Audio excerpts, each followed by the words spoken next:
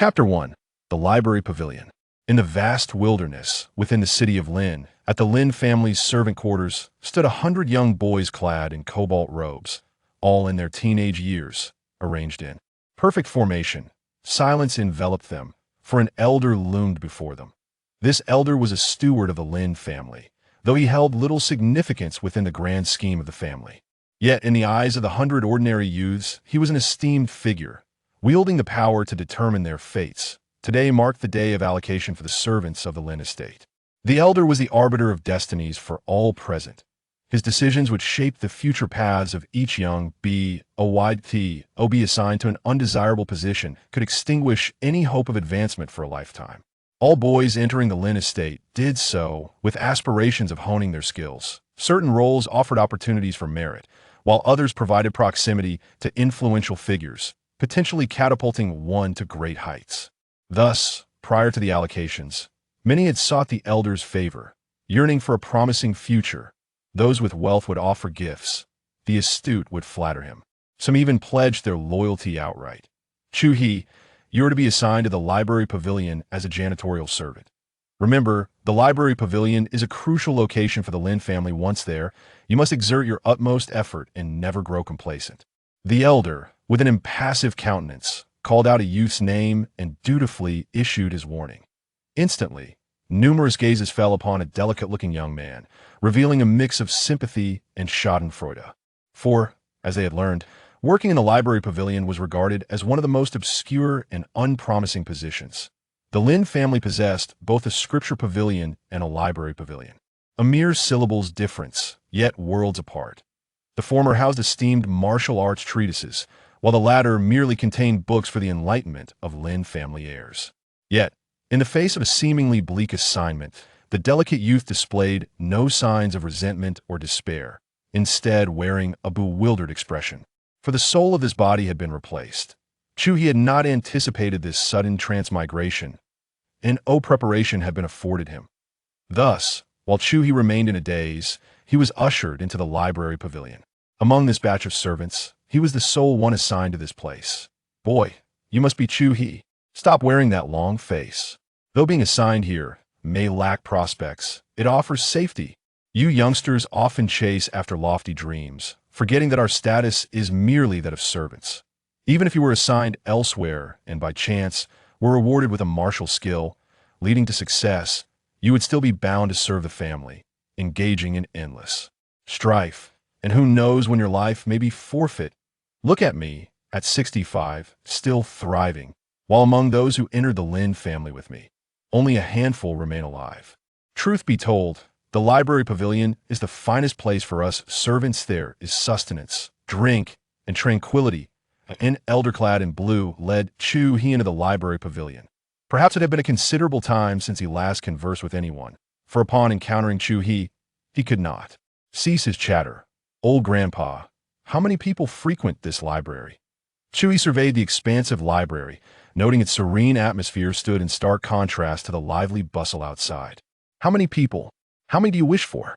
Here, counting you and me, there are merely two. The elder grinned and shook his head. 2 individuals. Chu He was taken aback. This library, you see, is not deemed significant within the Lin family, thus, it attracts few visitors. Most days, I merely dust the shelves. Were it not for my advancing age, one person would suffice. The elder chuckled. That is quite acceptable. Chu He nodded in agreement. Having arrived, he resolved to make himself comfortable. Serving others was not his forte, nor did he wish to learn. Being in this library seemed quite agreeable for the time being. From today onward, the task of cleaning this place is entrusted to you. I, in turn, can finally relax and take a breather. By the way, you are free to browse the books within. Consider it an added perk of maintaining the library, but do remember to handle them with care, the elder instructed. Chu He nodded in acknowledgement.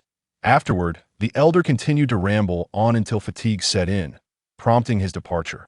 Chu He grasped a broom and cloth, lifting his gaze at the library, reminiscent of a grand repository of knowledge, and could not help but sigh. With so many shelves, even the simplest cleaning task would prove to be no small endeavor. At that moment, a chime resonated.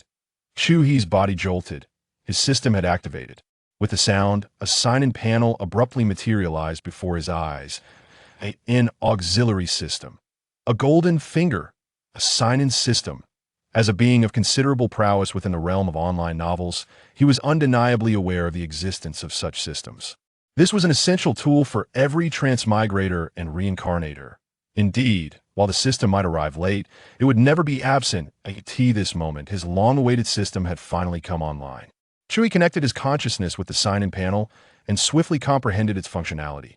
This was a random sign-in system, allowing him to check in at any location, with a higher probability of receiving rewards at particularly special sites. Furthermore, he could designate a long-term sign-in location. The longer he signed in consecutively, the more bountiful the rewards.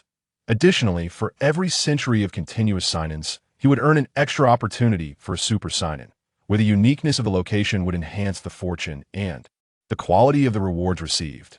Chu He stroked his chin in contemplation. Having now pledged himself to the Lin family and entered this library, it would likely be difficult for him to depart under ordinary circumstances. Thus, he decisively chose to designate the library as his long-term sign-in point. After setting it up, Chu He promptly engaged the sign-in panel for his inaugural sign-in. Ding! Congratulations, host, for successful sign-in. As a first-time reward, you have received the 9 transformation golden body technique. That a tome of purplish golden hue appeared on the sign-in panel. Chu He's expression shifted, revealing a glimmer of joy. Chapter 2. The 9 turns golden body technique holding the violet golden tome extracted from the system's ethereal realm. Chu He found himself utterly captivated. The 9 turns golden body technique. His spirit soared at the very thought. This was a legendary method, one capable of granting eternal life to both body and soul. As recounted in Tales of Yore. Unable to restrain his enthusiasm, Chu He commenced his studies. The advantage of the system's reward for signing in lay in its simplicity. There was no need for meticulous analysis or comprehension of each word. He merely needed to press the golden tome against his forehead to absorb its knowledge. Thus, he touched the tome to his brow, and in the next instant, it transformed into a radiant stream of violet gold light, penetrating his mind. A flood of information surged into his consciousness. With his eyes closed, Chu He savored the influx. After a considerable duration, he finally opened his eyes. Having digested the fundamental tenets of the 9 turns golden body technique, he was no longer a novice in the art of cultivation. Though he had yet to experience any tangible transformation, he understood that this was merely a precursor to his practice. Once he acquired the necessary resources and conditions, he would embark on his training and soon take flight. Chu He harbored no urgency. He was merely a janitor, devoid of peril, and enjoyed a leisurely existence. With ample time to progress at his own pace, he had resolved to remain within the library to enhance his abilities, venturing out only sparingly, biding his time to carve out his own destiny. Subsequently, Chu He set about his duties, as this was his appointed task. After completing his cleaning, he began to search the shelves for books to peruse, although he had lost most of the original owner's memories upon his arrival. Mastering the 9 turns golden body technique rendered the written language of this world no longer a barrier. The script of the 9 turns golden body technique bore a striking resemblance to that of his new environment. Suddenly, a particular book captured Chu He's attention, The Chronicles of the Great Wilderness. He picked it up and began to leaf through its pages. To his astonishment, he discovered the Great Wilderness to be fraught with peril. His initial assumption that individuals in this world were formidable practitioners of martial arts was swiftly shattered. In the vast expanse of the Great Wilderness, humanity occupied merely the lower rungs of the food chain, at least in the Summer Kingdom. Countless races existed throughout the Great Wilderness, classified from 1 to 9, delineating the hierarchy among various tribes. The first rank was the lowest, while the 9th rank stood at the pinnacle. The Summer tribe, however, was relegated to the 3rd rank, positioned precariously near the bottom. Numerous other races could easily dominate the Summer tribe. What was most astonishing was that the rank of a tribe was entirely determined by its highest combatant's prowess. This was a realm where a single expert could elevate the standing of an otherwise lowly tribe to great heights. The might of an expert was unparalleled. A mere swipe could annihilate a tribe, and a single step could quell the cosmos. Such feats were commonplace in the Great Wilderness. At lower levels of cultivation, the outcome of battles was often subject to numerous variables, and victories could be claimed through sheer numbers. However, as one ascended to higher realms, The disparity in combat abilities grew increasingly pronounced, and the variables diminished. Numbers ceased to hold significance unless in coordinated efforts among equals. With this realization, Chu He muttered to himself, "I must remain steadfast. I cannot afford to be reckless." The revelations within the books solidified his resolve to endure and stabilize his position. This is a realm where martial prowess can transcend the divine, where a mere wave of the hand can shatter the heavens. He resolved not to venture out until he had perfected the golden body technique. Unlike the protagonists in novels who, upon acquiring a modicum of power, recklessly roamed the world, he understood the peril of attracting the ire of formidable figures who could easily extinguish his life. Armed with a unique advantage, a signing-in system, he knew he must bide his time. The following day, Chu He arose early and made his way to the library, where he promptly signed in. A notification chimed. Host sign-in successful. Reward: 1 bottle of body refinement pills. The system's message appeared on the panel, and simultaneously, a vial of pills manifested within the system's space. He retrieved it and poured out 1 pill. It was the size of a soybean, entirely white, exuding a fragrant aroma. With a mere thought, Chu He examined the description of the body refinement pill. This aid to body cultivation was perfectly suited to his needs. His face lit up with joy. The system had truly anticipated his requirements, providing him with the much-needed resources for his cultivation. As a mere janitor of the Lin family, subsisting on meager meals, he had been unable to support his training. However, with the body refinement pills at his disposal, everything changed. This vial contained 20 pills, sufficient to sustain him for a considerable period. Chu He found a secluded corner within the library, shed his outer garments, and swallowed a pill whole. Assuming the posture for the 9-turn golden body technique, he commenced his training. The pill dissolved upon entering his body, initiating the circulation of the technique throughout his limbs and bones. In an instant, his entire being radiated heat, akin to being placed in a steamer, with wisps of vapor swirling around him. The efficacy of the body refinement pill was undeniable, proving to be an impeccable match for the 9-turn golden body technique. His muscles and bones resonated with a deep, thunderous sound, akin to distant thunder, as his physique gradually became more robust. Soon, the medicinal essence was fully refined. Chu He resumed a normal standing posture, exhaling a cloud of white, turbid air. Feeling the surge of strength coursing through his muscles, a smile graced his lips. The first turn of the 9-turn golden body technique had been achieved. The potency of the pill was remarkable. Without it, embarking on his training journey through sheer persistence would have been exceedingly arduous. Once he completed his practice, Chu He diligently resumed his cleaning duties. Just as he was halfway through, several young men entered to peruse books. They appeared to be the young masters of the Lin family. Engrossed in their readings of the chronicles of the Jianghu heroes from the Xia kingdom, occasionally engaging in animated discussions, with no one troubling Chu He, the humble janitor. After 2 hours, the young masters reluctantly set their books aside and departed, having other martial studies to attend to. Chu He, who had already tidied the other areas, approached their previous spots to restore order before closing the door and retreating to a secluded position to once again consume a body refinement pill and continue his training. Chapter 3. The silent sign-in. In the following days, Chu He diligently signed in, acquiring elixirs, martial arts skills, techniques, and even a precious sword. With the aid of the elixirs, his 9-transformation golden body advanced at an astonishing pace, now reaching the first transformation, 3rd layer, corresponding to the 3rd layer of the postnatal body refinement in the outside world. Such a rate of cultivation, if made public, could undoubtedly undermine the confidence of countless prodigies. During this time, Chu He also gleaned a wealth of useful information from the eclectic records in the library. This world is rich in martial traditions, and the populace is notably fierce. The city remains relatively peaceful, yet without the strength to protect oneself, life remains precarious and subject to the whims of fate. Outside the city, in the villages and towns, dangers abound, with various monsters and foreign tribes rampant, and lawless individuals roving freely. For this reason, Chu He refrained from venturing outside, preferring the safety of the library. 2 years swiftly elapsed.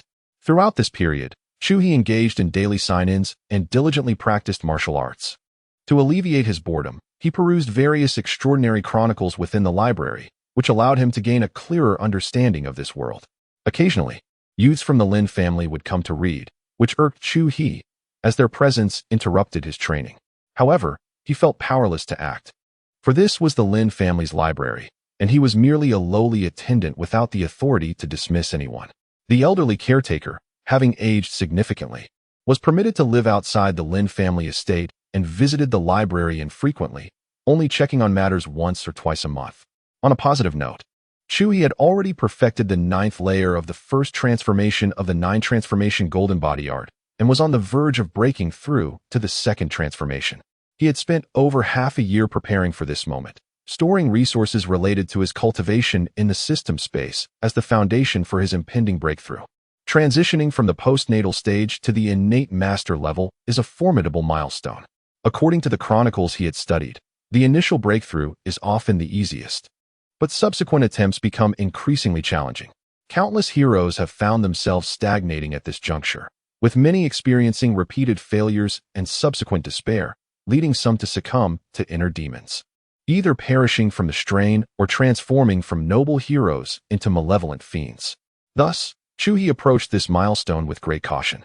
He fortified his foundation, remaining patient and composed, meticulously honing his body in preparation for a singular breakthrough, avoiding unnecessary complications. Until today, he could no longer contain himself and resolved to make the breakthrough. He arranged the elixirs and treasures he had prepared over the past 6 months before him, taking a deep breath to calm his mind and body. He activated his cultivation method, directing his energy toward the 2nd transformation, fully prepared to confront the barrier of breakthrough. Yet, with a sudden whoosh, the barrier crumbled effortlessly. The transition occurred seamlessly, almost organically. What was this elusive barrier? Chu He felt no sense of resistance whatsoever, gazing at the scattered elixirs around him. He tilted his head in bewilderment. Where was the formidable barrier he had been warned about? Why did he not perceive anything at all? This experience is not dissimilar to breaking through to a new realm. It was fleeting, like a sudden rush. All the preparations he made seem wasted. Chu He casually grabbed a handful of elixirs and popped them into his mouth, chewing them like candy, feeling the surging strength within his body. He was convinced he had indeed made a breakthrough. At this moment, he felt capable of defeating 100 versions of his former self. The disparity between the 1st and 2nd transitions was as vast as the chasm between heaven and earth, beyond mere words to convey. 2 months slipped by in the blink of an eye. Chu He consolidated his cultivation at the 1st level of the 2nd transition and was on the verge of breaking through to the next tier. Curiously, during these 2 months, the young scions of the Lin family, who frequently visited the library, had almost entirely ceased their visits. The library had become increasingly desolate, with only the elder making 3 appearances over the span. However, this suited Chu He just fine. He was not one to revel in commotion. With no distractions, he was able to focus on his martial practice. As for maintaining the library, with his current prowess, it posed no challenge. Employing the 8 direction step acquired from a previous check-in, he moved like a specter, transforming into countless afterimages that flickered before the shelves. As the echoes faded, every particle of dust had been meticulously cleared away. With enhanced strength, his cleaning was swift, requiring little time. Each morning, he habitually glided through, honing his skills while completing his tasks. The remainder of his time was entirely at his disposal for cultivation and reading, a true state of contentment. Another 2 years passed. During this interval, the number of Lin family descendants visiting the library dwindled drastically, and even the elder's visits became increasingly rare. Until half a year ago, the elder confided in Chu He that his health had deteriorated beyond repair, rendering him unable to return to the library for conversation. He had arranged with the steward to hand over complete responsibility of the library to Chu He. After imparting his final words, he departed, filled with regret, from the place that had been his home for most of his life. He shared with Chu He that throughout the years since leaving the Lin residence, he had come to question the meaning of life as he approached its end. Entering the Lin family at the tender age of 14, he had spent his life in the library, and now at 70, he faced the inevitability of a natural death. Among his contemporaries who had also entered the Lin family, he could be considered one of the longest-lived and most fortunate. Yet, despite this long life, he felt he had not truly lived or savored its essence. With a heavy heart, he confided to Chu He, reflecting that had he been more astute in his youth and ventured into other departments of the Lin family to study martial arts, even if he had ultimately perished for other reasons, he could have claimed to have genuinely lived. Aware of the passage of time, he poured forth many thoughts that had long been pent up within him. In his final moments, he urged Chu He to seek opportunities to cultivate martial arts, so as to leave no regrets in his old age. With the elder's departure, the library was left in the sole company of Chu He. He continued to practice in serene solitude. By now, his cultivation has reached the 8th layer of the second transformation. Chu He has discerned that as his prowess ascends, the pace of his advancement and training has become increasingly sluggish. Currently, each elevation he achieves requires several months of dedicated effort. Nevertheless, even with such a tempo, his progress remains formidable in the eyes of the outside world. Chapter 4. The Man in Black. On this day, Chu He was immersed in his cultivation when a profound sorrow suddenly surged from the Lin residence. The Patriarch had fallen victim to an ambush by the Canine-Tooth clan in Annam, leading to the grievous injury of the ancestor who had gone to his aid. While the blood of 100,000 soldiers of the southern garrison stained the battlefield, the wails echoed throughout the Lin household, signaling that a significant upheaval was imminent. Chu He's expression flickered, yet he chose not to investigate further. After all, his status was merely that of a lowly servant, and the affairs of the Lin family bore little consequence for him. This was Lin City, the very heart of the great Xia. And even in the event of the Lin family's defeat, he was assured that no one would disturb his cultivation unless someone sought to obliterate the Lin clan directly. Resuming his practice, Chu He assumed the appropriate posture and swallowed a medicinal pill, continuing his training. Half a month later, in the library pavilion, after a 6-month hiatus, someone other than Chu He returned. An elderly man, with hair as white as snow, appeared, stooped and trembling, exuding an aura of impending demise. He glanced at Chu He, who feigned cleaning, and asked, "Young brother, are you the guardian of the library?" Indeed.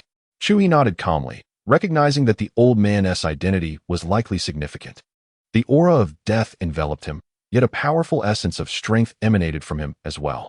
This was a formidable figure, albeit one gravely wounded. His former cultivation level had been slightly superior to that of the current Chu He, having previously utilized his sign-in technique to sense the auras of the Lin family's experts. Chu He noted that few possessed a similar presence, most being weaker than himself, and those stronger were scarce. Now, before him stood one such individual, though injured, still a former master of considerable repute. However, Chu He felt no compulsion to exhibit deference. The elder standing within the Lin family had no bearing on him, presenting no pressure. The elder nodded in acknowledgement, seemingly disinterested in further conversation. He settled into a lounge chair, perusing a stack of books he had gathered from the library, shaking his head as he read, appearing quite engrossed. Chu He frowned. The elder's presence hindered his training, and he found it quite uncomfortable. Moreover, it seemed the elder had no intention of leaving anytime soon. As Chu He had anticipated, the elder remained engrossed in his reading until sunset, showing no signs of departure. As darkness descended, the elder finally rose unsteadily, nodded at Chu He, and exited the library pavilion. In the following days, the elder arrived punctually each morning, burdened with a stack of books, remaining for the entire day and occasionally exchanging a few words with Chu He before departing at nightfall, which became increasingly irksome for Chu He. His cultivation routine had been thoroughly disrupted.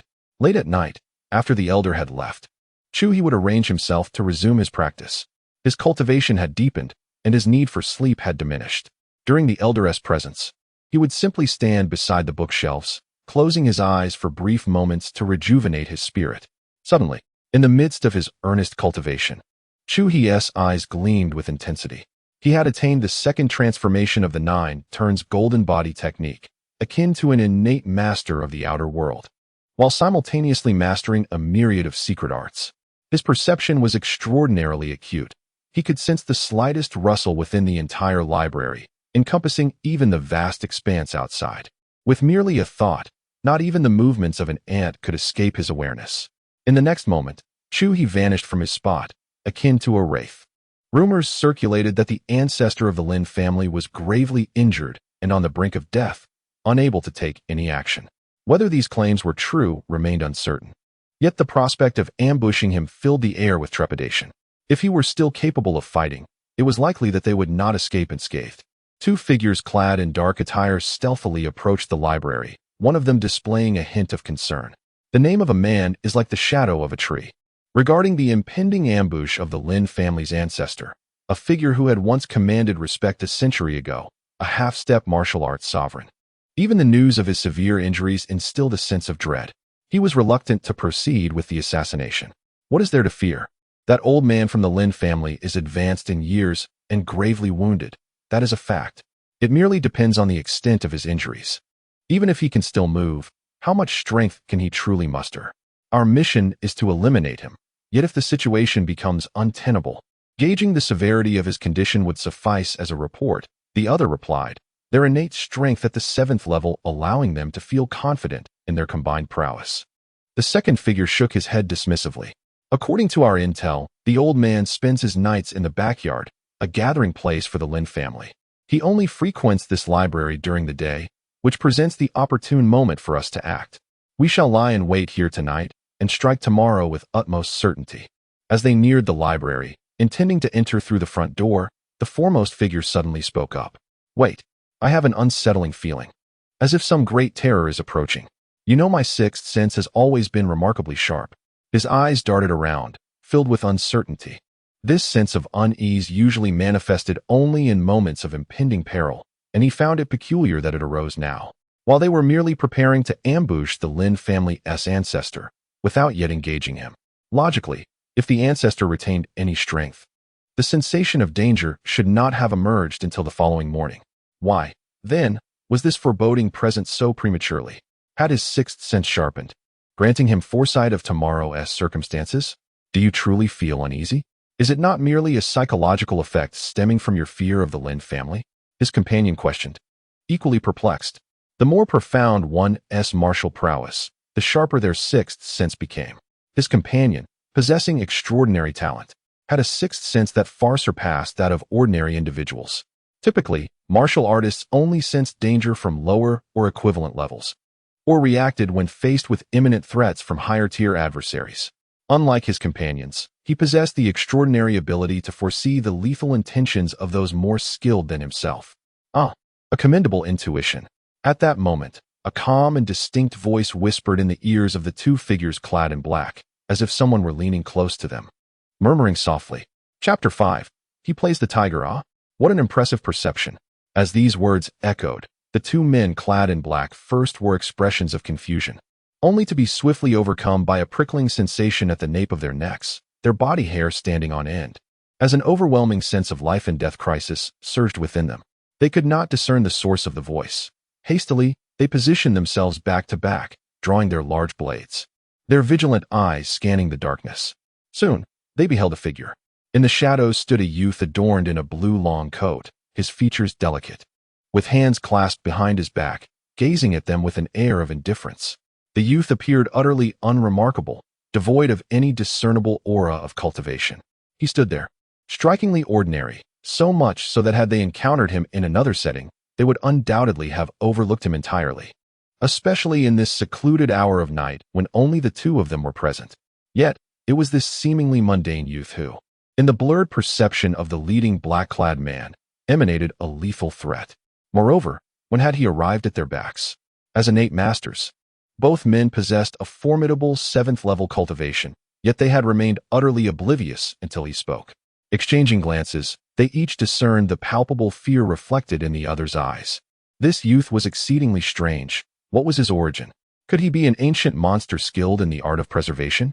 How could he have so stealthily appeared by their side, instilling within them such a sense of imminent peril? Was he perhaps a hidden guardian of the Lin family? An 8th-level or even 9th-level master? The two men heightened their vigilance, their muscles taut, the true energy within them surging, ready to erupt at a moment's notice. Who are you? One of the black-clad men inquired in a grave tone. Me? I am merely an ordinary guardian of the Lin family's library, Chu He replied slowly, his demeanor unchanged, his voice calm and unassuming, as if these two men were not nefarious intruders, but merely strangers seeking directions. An ordinary guardian of the library? The leader of the black-clad men's lips twitched, his expression darkening with disbelief, feeling as though Chu He was mocking his intelligence. Who could possibly believe that a mere guardian could appear behind them without a sound? Upon witnessing their obviously unscrupulous attire, he remained composed, hands behind his back, exuding an unmistakable air of mastery. Such a person, he was convinced, could not simply be an ordinary guardian. Who are you really? Are you a hidden ancestral protector of the Lin family? At your level of cultivation, there should be no need for deceit. The leader of the black-clad men retorted. irritation evident in his voice. He suspected Chu He was merely toying with them out of boredom. Alas, Chu He shook his head with a sigh. In this day and age, speaking the truth seems to garner no belief. It is indeed a challenge. There exists no fundamental trust between people. The library is my domain. You cannot intrude.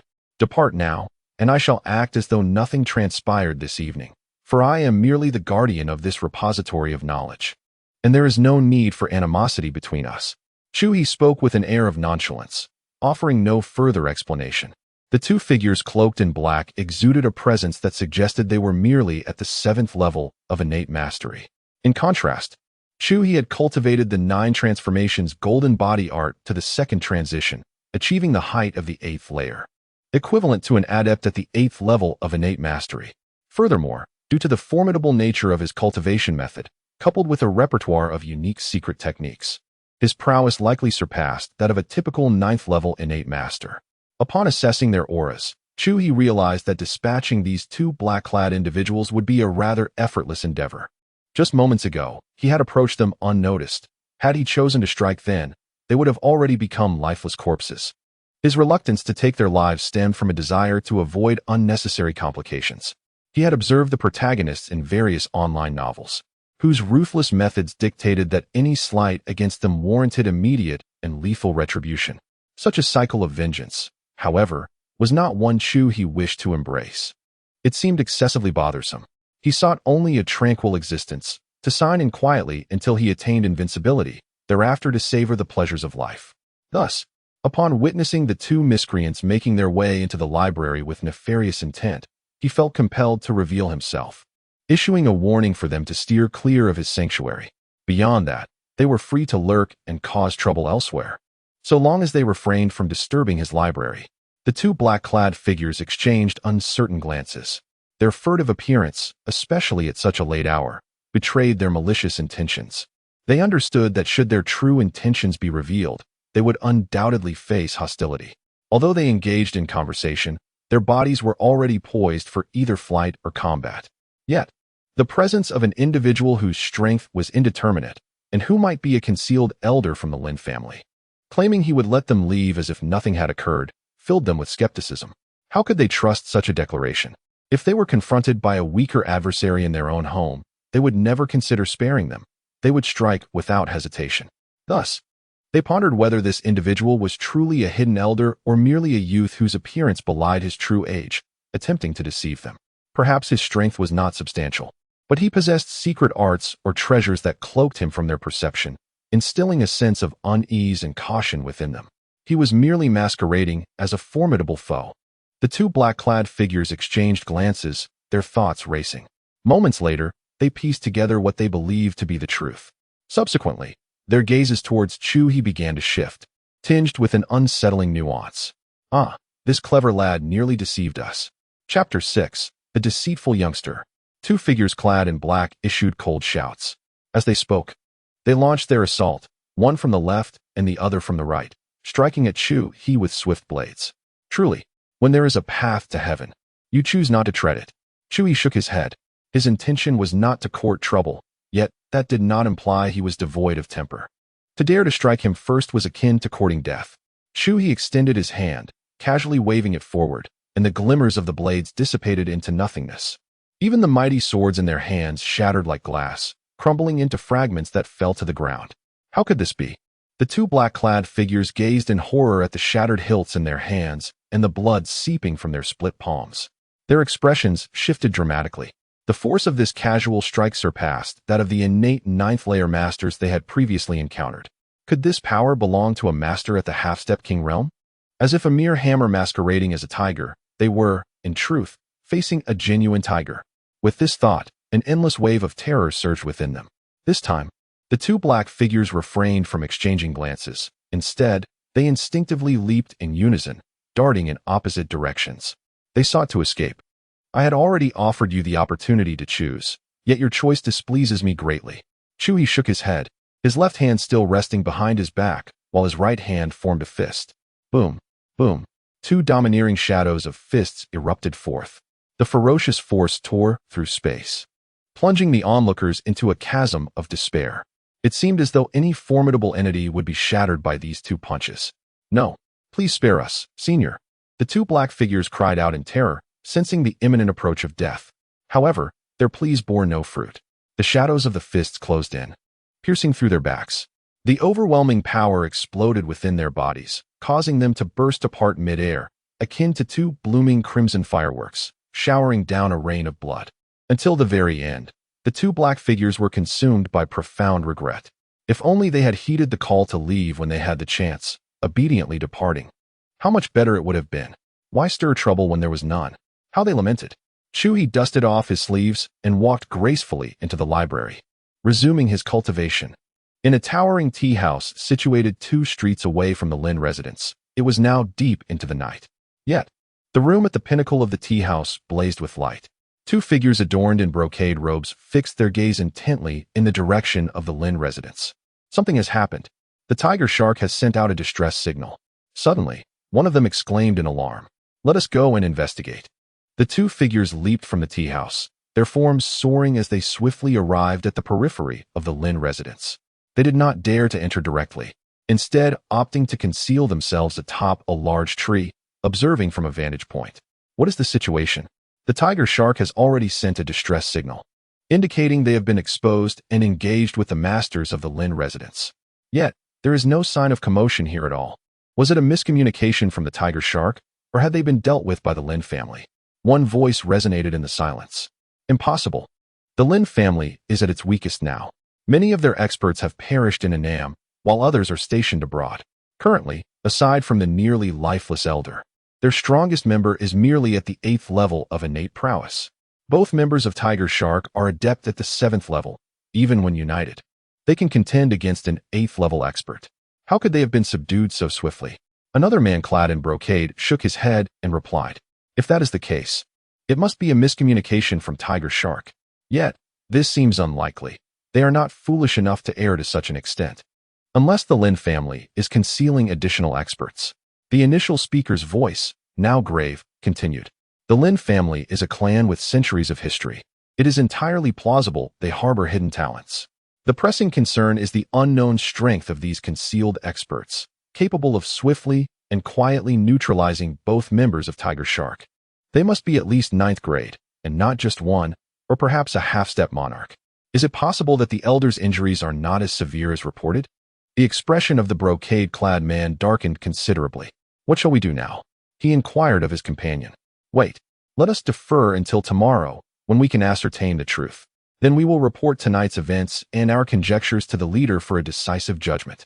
In the Lin residence, within the library, Chu He sensed that experts from the Lin family were approaching, preparing to clear away the mangled remains and blood, while others began to patrol the shadows. Under such circumstances, it was not conducive for cultivation. Interruptions were a constant threat. He retreated to his chamber and laid down upon the bed. At his level, the distinction between sleeping and waking had become negligible. However, indulging in a night's rest from time to time was still a pleasurable experience. Not to mention that he would not squander time during sleep. Just before closing his eyes, Chu He retrieved a handful of medicinal pills, popped them into his mouth, and chewed them like candy, swallowing them with a satisfying crunch. As his eyelids descended, a wave of warmth enveloped him, as if he were nestled in a furnace. Within his hazy consciousness, the 9-turn golden body technique began to operate autonomously, channeling forces that melted away, enhancing every organ, muscle, and bone in his body. His strength was growing, albeit slowly, yet steadily. "Ah, delightful," he murmured in his sleep, savoring the moment as he drifted into slumber. Chapter 7. Xiao Chu. Do you wish to cultivate with me? In the blink of an eye, another month had passed, with the esteemed ancestor of the Lin family present.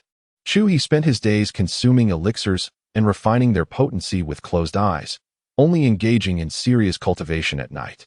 His physique grew increasingly perfect. If he were to fully execute the 9-transformation golden body technique, his form would become as delicate and smooth as white jade, emanating a golden radiance and pulsating with formidable strength. His mastery of the 9-transformation golden body technique had successfully advanced to the 2nd transformation at the 9th level. "Xiao Chu, do you desire to cultivate martial arts? I offer you an opportunity." The Lin family ancestor, seated in a reclining chair, observed Chu He, and suddenly perceived an extraordinary aura emanating from this servant who had accompanied him for some time, a demeanor uncharacteristic of an ordinary lackey. He had been preoccupied with his thoughts and had failed to notice this earlier. Upon closer inspection, he realized that this young servant possessed an exceptionally perfect physique, one that seemed even superior to his own youth. A spontaneous inclination surged within him, prompting the desire to nurture a talent for the Lin family. After all, he had little to occupy his time. Though you may be favored by a noble, I fear you lack the fortune to accept it. I do not wish to venture out to cultivate. I simply desire to quietly read in this library, Chu He replied, clasping his fists and shaking his head. Refused? The Lin family ancestor was taken aback. For over 180 years, Lin Zhen had traversed the vast lands of the great Xia. His name as the King of the South known far and wide. Although currently injured, if word spread that he wished to personally teach martial arts, the finest talents from across the realm would surely converge upon Lin City, eager to become his disciples, encircling the city thrice over. Yet now, he found himself rebuffed by a mere servant. Did this young man remain oblivious to his identity? Xiao Chu, are you perhaps afraid that my teachings may not meet your expectations? Let me assure you, within the Lin family, my methods of instruction are unparalleled. Ranking among the top in all of Great Xia, Lin Zhen chuckled, a teasing note in his voice. Now, do you still wish to decline? As he stroked his beard, a proud smile adorned his face. The young man had no intention of pursuing martial arts, and this sentiment remained unchanged by the ancestor's status. Chu He maintained a calm demeanor, unperturbed by the scene Lin Zhen had envisioned, one of astonishment and eager submission. The smile on Lin Zhen's face faltered, his hand pausing mid-stroke of his beard as disbelief washed over him. It was inconceivable that a mere servant would reject the guidance of the most esteemed instructor of the Xia Clan. Should this news circulate, it would surely reverberate throughout the entire realm, a once-in-a-lifetime opportunity that countless individuals could only dream of. Yet, at this moment, a servant had outright declined it. I am Lin Zhen, the King of the South, a half-step sovereign expert, capable of determining life and death with a word, and shaping the universe with a single palm. Will you still refuse? The nearly 200-year-old King of the South suddenly displayed a childlike demeanor as he spoke. However, Chu He, this time, uttered not a word, merely shaking his head with an air of indifference, his meaning unmistakable. Again, he had declined. This time, he was rejected after revealing his identity. It was a genuine rejection. Astonishingly, there are indeed individuals in this world who do not yearn for the power of martial cultivation. Today, Lin Zhenan has witnessed this firsthand. One must understand that, not to mention the Lin family, but even the entire Xia clan, who among them does not aspire to cultivate? Without cultivation, how can one rise above others? Who willingly resigns themselves to a life of mediocrity at the bottom? Some may utter such sentiments, but that is merely a reflection of their lack of opportunity. Their dissatisfaction cannot alter their circumstances. Once given the chance, those individuals would seize it with unparalleled swiftness. Yet, the young man before him, upon learning of his identity and facing an opportunity that could alter his destiny, not only declined the invitation to become a disciple, but remained utterly unchanged in demeanor, revealing no flicker of emotion. He remained composed and indifferent, steadfast in his resolve. Perhaps, as he stated, he prefers a tranquil and unremarkable life. Such a formidable disposition, if directed towards the righteous path of cultivation and sustained, could yield a promising future. At least, the path to innate mastery would be unobstructed, a road unimpeded. Relying on this pure-hearted nature in the future, innate invincibility is within reach. And even attaining the status of a demi-king is not beyond the realm of possibility. Yet, he mused too much. With that thought, Lin Zhenan let out a silent sigh. Presently, he is gravely injured, with little time remaining, and is troubled by the fate of the Lin family. These days, he perceives everyone as possessing the bearing of a king, and he feels a touch of madness. Though a demi-king is not yet a king, they are already the pinnacle of the Xia clan, an achievement not easily attained, transcending mere temperament or talent. He genuinely holds high hopes for the youth before him. However, to claim that he could reach the level of a demi-king would be sheer folly on Lin Zhenan's part. Nevertheless, even if he does not achieve that status, this young man is still a talent not to be squandered. Young Chu, how old are you, and how long have you been with the Lin family? Lin Zhenan inquired. I have been with the Lin family for 5 years, and I am currently 19, Chu He replied. He felt a pang of nostalgia, realizing that he had been signing in at the library for nearly 5 years. I see.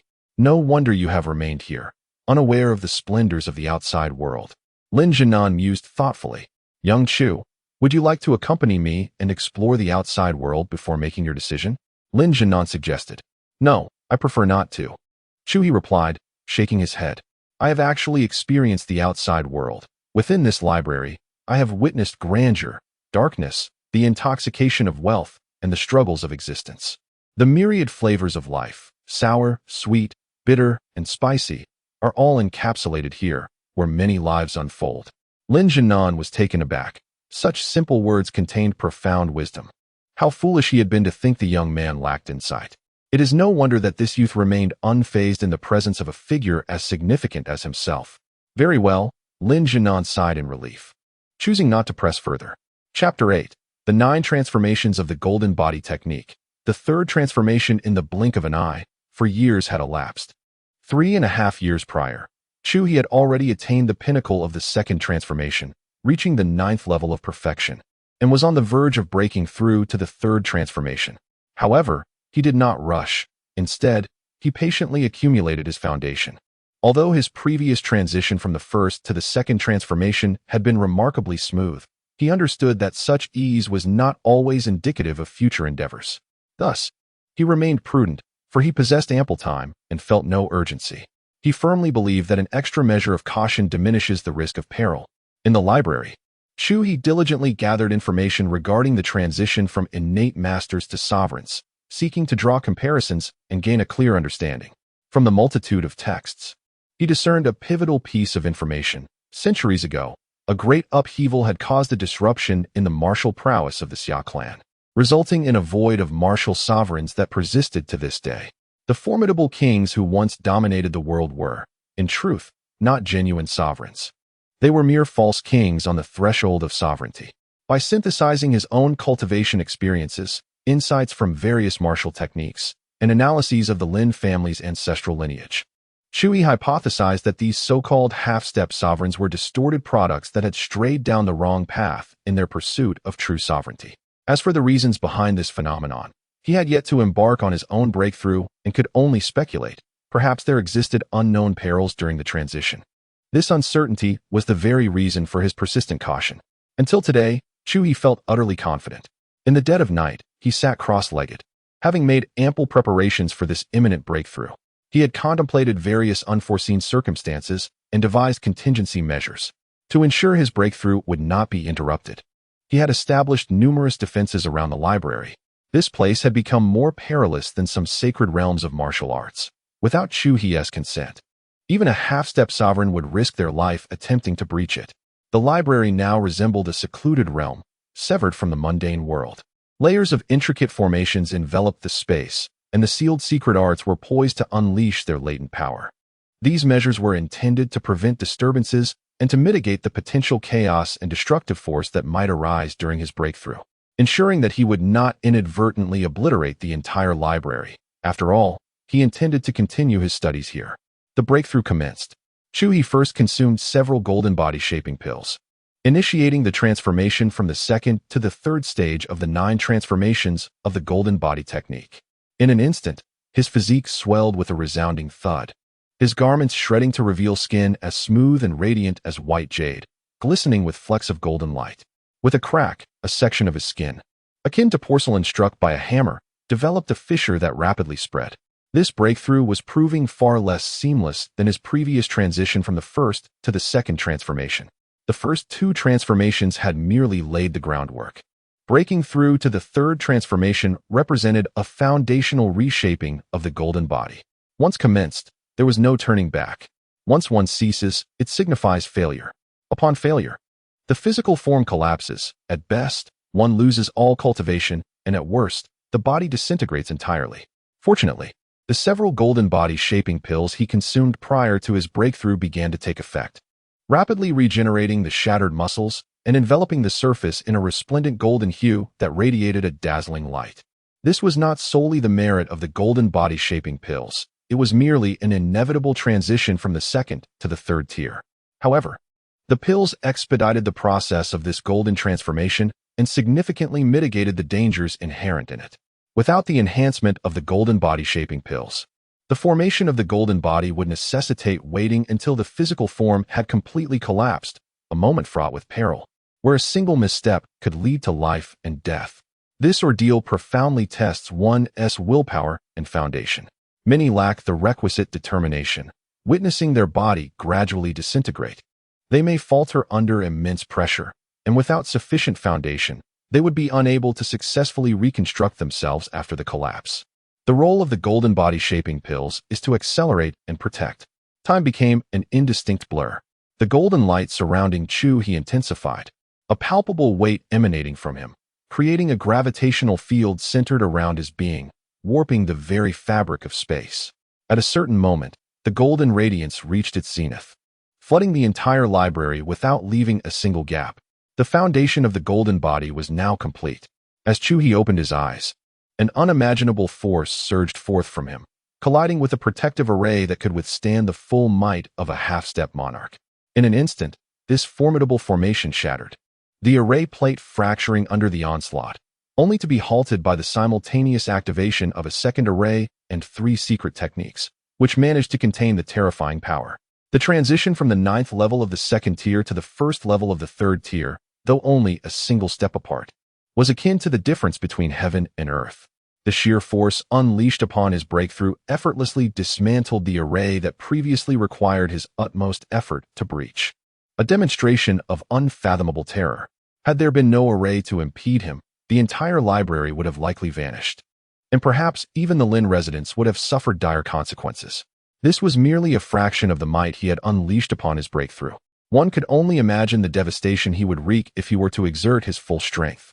Rising to his feet, Chu He stood suspended in the void. This exemplified the distinction between the 2nd and 3rd tiers. The golden foundation of the 3rd tier allowed for traversal through the void. With a mere thought, the golden hue of his skin faded, returning to its normal coloration as the golden light in the library gradually dissipated. The disparity between the 2nd and 3rd tiers was indeed monumental. Feeling the overwhelming power surging within him, Chu He could not help but exclaim in awe.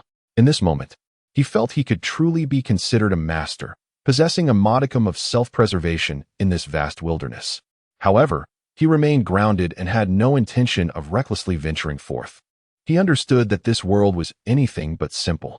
Even the most illustrious of the Xia Clan might not stand out amidst the formidable alien races. Therefore, he resolved to continue his discreet development. Chapter 9. Lin Shuling. The following day, as dawn broke, a spirited young girl, with her hair styled in 2 horn-like braids, rosy lips, pearly teeth, and bright, expressive eyes, burst into the library, clad in a flowing crimson dress. "Little brother Chu, I have arrived," she announced. This girl had known Chu He for 2 years. Initially, she had sought solace in the library out of sheer boredom. As the atmosphere in the Lin household had grown increasingly heavy, with no one to care for or accompany her, she came to peruse some books and stories. But her impatient nature meant that she could not savor the tales for long. After flipping through a few pages, she would toss them aside. It was then that she noticed Chu He, who stood like a wooden statue nearby.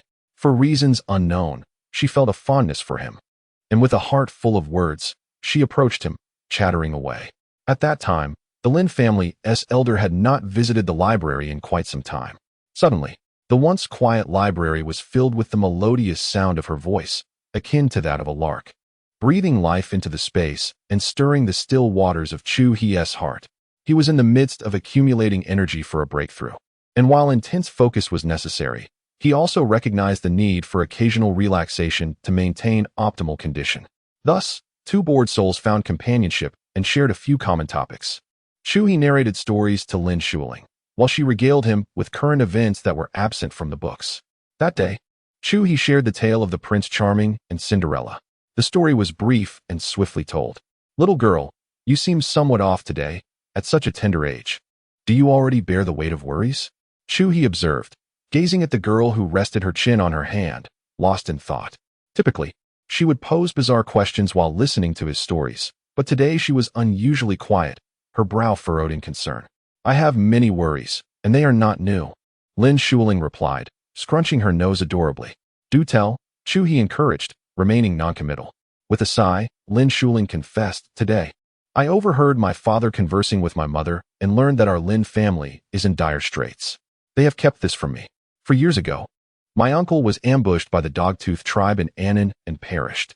After our elder was gravely injured, some unscrupulous individuals began to covet our family's fortune." Chu He remained silent. "Those people are truly vile. Several of my uncles have been stealthily attacked and assassinated. My father said that our family is now surrounded by wolves and tigers. With a single misstep, we risk annihilation. It has been a long time since my father has smiled, and the atmosphere at home is quite frightening," Lin Shuling said, her eyes glistening with tears. The innocent girl was growing up. Chu He felt a pang of melancholy in his heart. He sensed that today's Lin Shuling was profoundly different from the girl he had known before. It was not merely a piece of news that had caused this change. She was maturing, and it was this maturation that allowed her to be affected so deeply by the unfolding events. "Little brother Chu, what do you think I can do to help my parents? I do not wish to see them frowning day in and day out." Lin Shuling turned to Chu He, seeking his insight. Her question was not meant to elicit a solution from him. Rather, it was a reflection of her inner turmoil that she wished to share. "Become stronger." However, Chu He provided the answer. "What?" Lin Shuling was taken aback.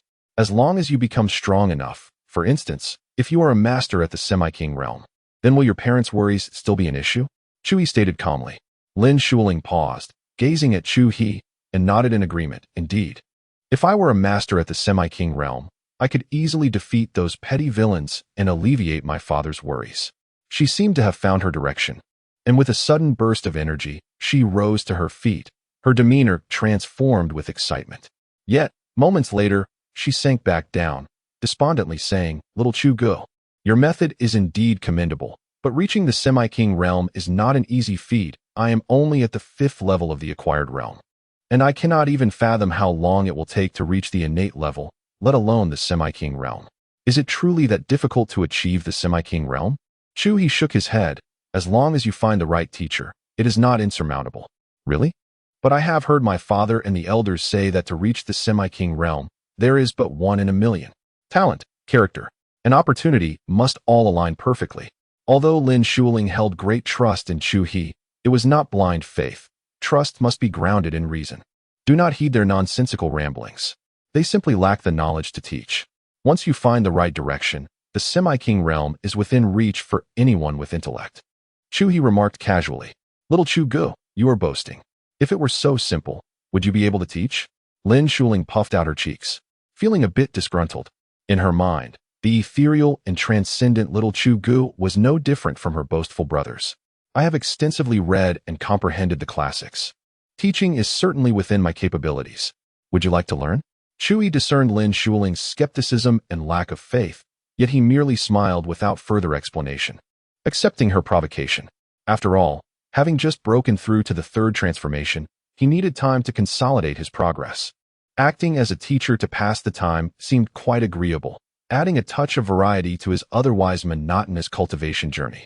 "Very well, I shall see how you teach. Little Chu Gu, you must understand that truly mastering the art of cultivation is not something that can be achieved merely through reading." Lin Shuling, with a hint of petulance, agreed to learn from Chu He, hoping to catch him in a mistake, proving him wrong, so he would refrain from boasting in the future. A boastful little Chu Gu is not a good brother. Chapter 10. 5 years' time flies swiftly, and in the blink of an eye, 5 years have passed. Chu He has spent a total of 14 years in the library. He is now 28 years old. His physique is robust and well-proportioned. His features remain delicate and untainted by the mundane world, resembling an otherworldly being descended to the mortal realm. Over the past 5 years, his cultivation has ascended to the 5th layer of the 3rd transition. He has come to realize that, as he progresses, even with ample resources, the pace of his advancement has begun to slow. However, he is unperturbed. He possesses an abundance of time. Engaging in cultivation and reading, he finds great contentment. The presence of Lin Shuling has rendered the library less solitary. In recent years, the Lin family's situation has deteriorated, to the extent that she has nearly resided in the library for 5 years, with no one to inquire after her well-being. Lin Shuling is genuinely anxious to alleviate her family's burdens. Upon discovering the efficacy of Chu He's teachings, She was filled with astonishment and joy, leading her to cultivate with even greater diligence. In the span of just 5 years, she has elevated herself to the 7th level of the innate realm, a remarkable leap from the 5th level of the acquired realm, spanning 12 minor realms and 1 major realm. Such a pace, if known to the world, would surely incite envy and countless prodigies. Of course, Lin Shuiling's rapid progress can be attributed not only to her own hard work and innate talent, but also to the numerous resources that Chu He has generously provided her. Within his systematic space, the treasures he assigned for are countless, many of which have become useless to him at his current level. Rather than waste them, he has casually transformed them into energy, infusing them into Lin Shuiling's being. Having spent over 7 years together, it is impossible to claim that there are no feelings between them. Furthermore, as he continues to check in at the library, should the Lin family face disaster, he would inevitably be affected. Though he is not afraid, it would undoubtedly be a hassle, and he detests trouble above all else. Thus, nurturing a powerful ally within the Lin family serves to mitigate potential complications, a simple act that is mutually beneficial. Little brother Chu, our ancestor, is nearing his limit. He ages so rapidly, changing day by day. Lin Shuiling entered the library, her eyes rimmed with red, clearly having just wept. The cycles of life and death are a natural part of existence. Even if one's ancestor is a king of the Xia Clan, destined to live for 3 centuries, unforeseen events can still occur, and the whims of fate are unpredictable. Chu He sighed in reflection. Once a martial artist reaches the innate realm, they are granted a lifespan of 200 years, which extends an additional century upon reaching the semi-king realm. As for the Lin family's ancestor, to his knowledge, he is merely in his 200s, and based on his cultivation, he could reasonably expect to live another century, barring any unforeseen circumstances. Yet, once calamity strikes, even the longest of lifespans becomes meaningless. Little brother Chu, you have a solution, don't you? Lin Shuiling gazed at Chu He with tear-filled eyes, her voice imbued with hope. In the brief span of 5 years spent in the library, her cultivation has soared from the 5th level of the acquired realm to the 7th level of the innate realm, a speed that is nothing short of astonishing. She was acutely aware of her own qualifications.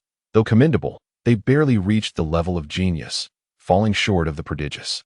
The Lin family found itself in a precarious situation, with dwindling resources for cultivation among its younger members. In this context, her remarkable pace of advancement could not be simply attributed to the diligence that Chu He claimed. Her elder sister, 2 years her senior and equally talented, was far more industrious, yet had only achieved the 9th layer of postnatal cultivation, with her innate potential still uncertain. The disparity was glaring. She recognized that the root cause of her progress must lie with her little brother Chu. She even entertained the notion that he could be an extraordinary master. Despite Chu He's insistence that his ability to guide her stemmed solely from his vast knowledge and erudition, and that his own martial prowess was nothing extraordinary, Lin Shuiling dismissed such childlike reassurances. If it were truly that simple, the Xia Clan would be overflowing with innate talents, and half-step kings would be as common as dust, with genuine masters of the king realm possibly existing as well. Faced with Lin Shuiling's hopeful gaze, Chu He felt a softening in his heart. Though he could remain indifferent to anyone in this world, he found it difficult to harden his heart against this little girl who had lived alongside him for several years. Little girl, he murmured, I am merely a humble attendant in the library. Your ancestor's injuries are severe, his martial foundation shattered, and his fate has run its course. How could I possibly possess the power to defy destiny? With a sigh, he shook his head. The injuries of the Lin family patriarch could be mitigated through conventional means employed by a typical king, albeit at the cost of one's own martial essence. However, Chu He specialized in physical cultivation. His every action was one of aggression, and healing was not his forte. Even if salvation were within his grasp, he would not squander his own martial essence for such a cause. If it were incidental, he would not mind, but if it required earnest effort, the relationship with the Lin family patriarch had not yet reached that level. Otherwise, he possessed treasures that could extend the patriarch's life, albeit not cure him, allowing him a few more years of existence. Lin Shuiling's expression turned deeply despondent, yet she refrained from further comment. She had also considered that even if her little brother Chu were indeed an exceptional master, he might still be powerless against her ancestor's grievous wounds. Her plea for help was born of desperation, a quest for a glimmer of hope. In the following days, Lin Shuling devoted herself to relentless cultivation in the library. Her efforts more fervent than ever, bordering on madness. She even neglected her rest, and her once frequent smiles in Chu He's presence became a rarity. It was not Chu He's refusal that disheartened her. Rather, it was the deteriorating condition of her ancestor, whose time was running short, creating an increasingly oppressive atmosphere within the Lin family, a heavy pressure that enveloped her. Chu He observed this with a heavy heart, unable to suppress a sigh. Chapter 11. The outset in the blink of an eye, several months had passed. Dear Brother Chu, I am about to leave Lin City. Will you accompany me? On this day, Lin Shuling arrived at the library with a heavy heart. What troubles you? Chu He inquired, his brow furrowing with concern. The time of our ancestors' demise approaches, she lamented. My father has warned that once that moment arrives, those who covet our Lin family will no longer hold back and will strike with reckless abandon. At that point, I fear our family will be unable to withstand the onslaught. Thus, my father intends to arrange for us younger ones to depart in secret while they remain behind. Dear Brother Chu, I promised you that I would not reveal my cultivation until I reached the threshold of the King realm. I vowed to refrain from showing off my strength, but this time, my father and the others will stay behind. I understand their reasons. This is our ancestral legacy, and they are unwilling to relinquish it lightly. I too wish to remain. I am on the verge of reaching the 8th level of innate strength. You once mentioned that I could contend with those at the 9th level under your guidance. So surely, with the 8th level, I could challenge those at the half-step king realm, correct? Lin Shuling's words became increasingly disjointed, tears streaming down her cheeks as her emotions spiraled. The Lin family had long been preparing an escape route for the younger generation, and she should have left already. Yet she had persistently resisted. This was the final batch, and whether she wished it or not, she was being forced to depart. This departure could very well be a permanent farewell. She had seen the resignation in her father's eyes, and it filled her with dread. There was also her mother and sister. They would not leave, choosing instead to share in the family's fate. She pleaded with her father to leave with her, not wanting to be separated from them. But he replied, the Lin family is too vast, and too many eyes are upon us. When the avalanche strikes, not everyone can escape unscathed. Some must remain. Chu He remained silent, listening intently. Dear Brother Chu, I have just come to a realization. This time, I will not leave. I wish to stay and fight alongside my father and the others. My goal in becoming a formidable warrior is to protect my father, mother, sister, and family. This is my purpose. Forgive me, dear brother, for I may not be able to uphold my promise of refraining from action until I reach the half-step king realm. As Lin Shuling spoke, her tears ceased, and the apologetic light in her eyes transformed into unwavering resolve. The energy within her surged, igniting the fervor of a warrior's spirit. Chu He observed with astonishment. It appeared that at this moment, Lin Shuling had touched upon a fragment of the true essence of martial arts. Although her cultivation had not significantly changed, her combat prowess had undeniably increased, and this would greatly aid her in breaking through to the king realm in the future. Her potential was boundless. In the deep of night, within the secluded chamber of the Lin family's rear courtyard, the family elder lay upon his bed, resembling a mere husk. His long hair was as withered as dry grass, sparse and unkempt, and his face was a tapestry of wrinkles. Though he was nearing 2 centuries of age, his formidable strength had previously allowed him to maintain the appearance of middle age. However, after sustaining grave injuries, he had aged overnight, his figure rapidly deteriorating to a state of utter exhaustion. Surrounding the bed were prominent figures from 7 generations of the Lin family, gathered in solemn assembly. Even the weakest among them possesses the innate strength of the 3rd realm, individuals capable of commanding respect and authority in any realm. In the eyes of the world, they should be devoid of worries, wielding power to attain whatever their hearts desire. Yet now, an overwhelming atmosphere of despair permeates the entire secret hall. Panic, sorrow, resignation, bitterness, and confusion about the future abound, far exceeding the troubles of ordinary mortals. This is unfathomable, yet it manifests palpably in all present, regardless of whether they are of the 3rd or 9th innate realm. Tonight, the heavens are destined to collapse upon them. The patriarch of the Lin family approaches the twilight of his existence. As they hold their breath, mouths slightly agape, emotions brewing, their eyes fixed upon the patriarch, waiting for his last breath to be released, suddenly, the heavy doors of the secret hall creak open. A figure, hands clasped behind their back, strides in with deliberate steps. All Lin family members shift their gaze, astonishment etched upon their faces. The space around the newcomer appears to twist, blinding them with dazzling golden light. These are masters of the innate realm, the pinnacle of the Xia Clan, yet before this singular figure, they find themselves unable to even meet his gaze. It is unimaginable. What terrifies them further is their inability to act, to inquire, or defend themselves. In that moment, it seems their bodies no longer belong to them. Who is this person? What business do they have with the Lin family? Are they foe or friend? They are lost, utterly helpless. The Lin Patriarch seems to regain a flicker of awareness, his eyes opening as he struggles to turn his head towards the blinding figure. Surely, this elder cannot be from the sect of incense, he muses, unaware of the purpose of their visit.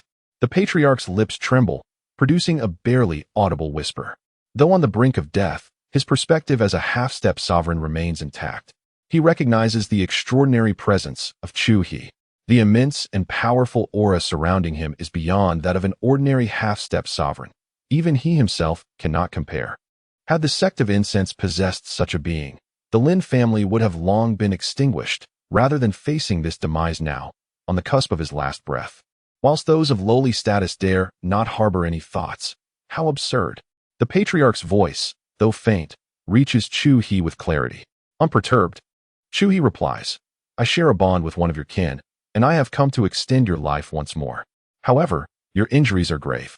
Even with my intervention, you may only survive for 5 more years. Still, I conceal a secret technique within you, allowing you to unleash your full potential without consequence during this time. Thank you, esteemed elder, thank you. The Lin Patriarch exclaims with fervor, though his frailty renders him weak. And in his excitement, he nearly faints. Were it not for Chu He's intervention, he might have already perished. At your age, your temperament remains so lacking. Chu He remarks with a shake of his head. With a swift motion of his hand, a drop of milky white elixir soars forth, landing upon the Patriarch's wrinkled forehead.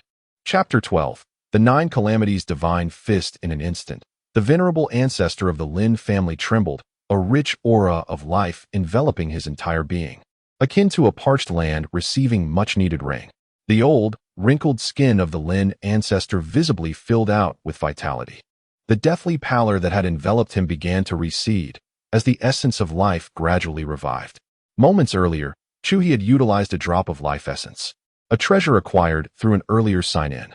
Its primary function was to extend one's lifespan, while its secondary effects could heal the injuries inflicted upon a martial artist's foundation and restore waning vitality. Had the Lin ancestor used this drop of life essence immediately after his injuries, he could have healed completely, regaining his vigor. Alas, too much time had elapsed.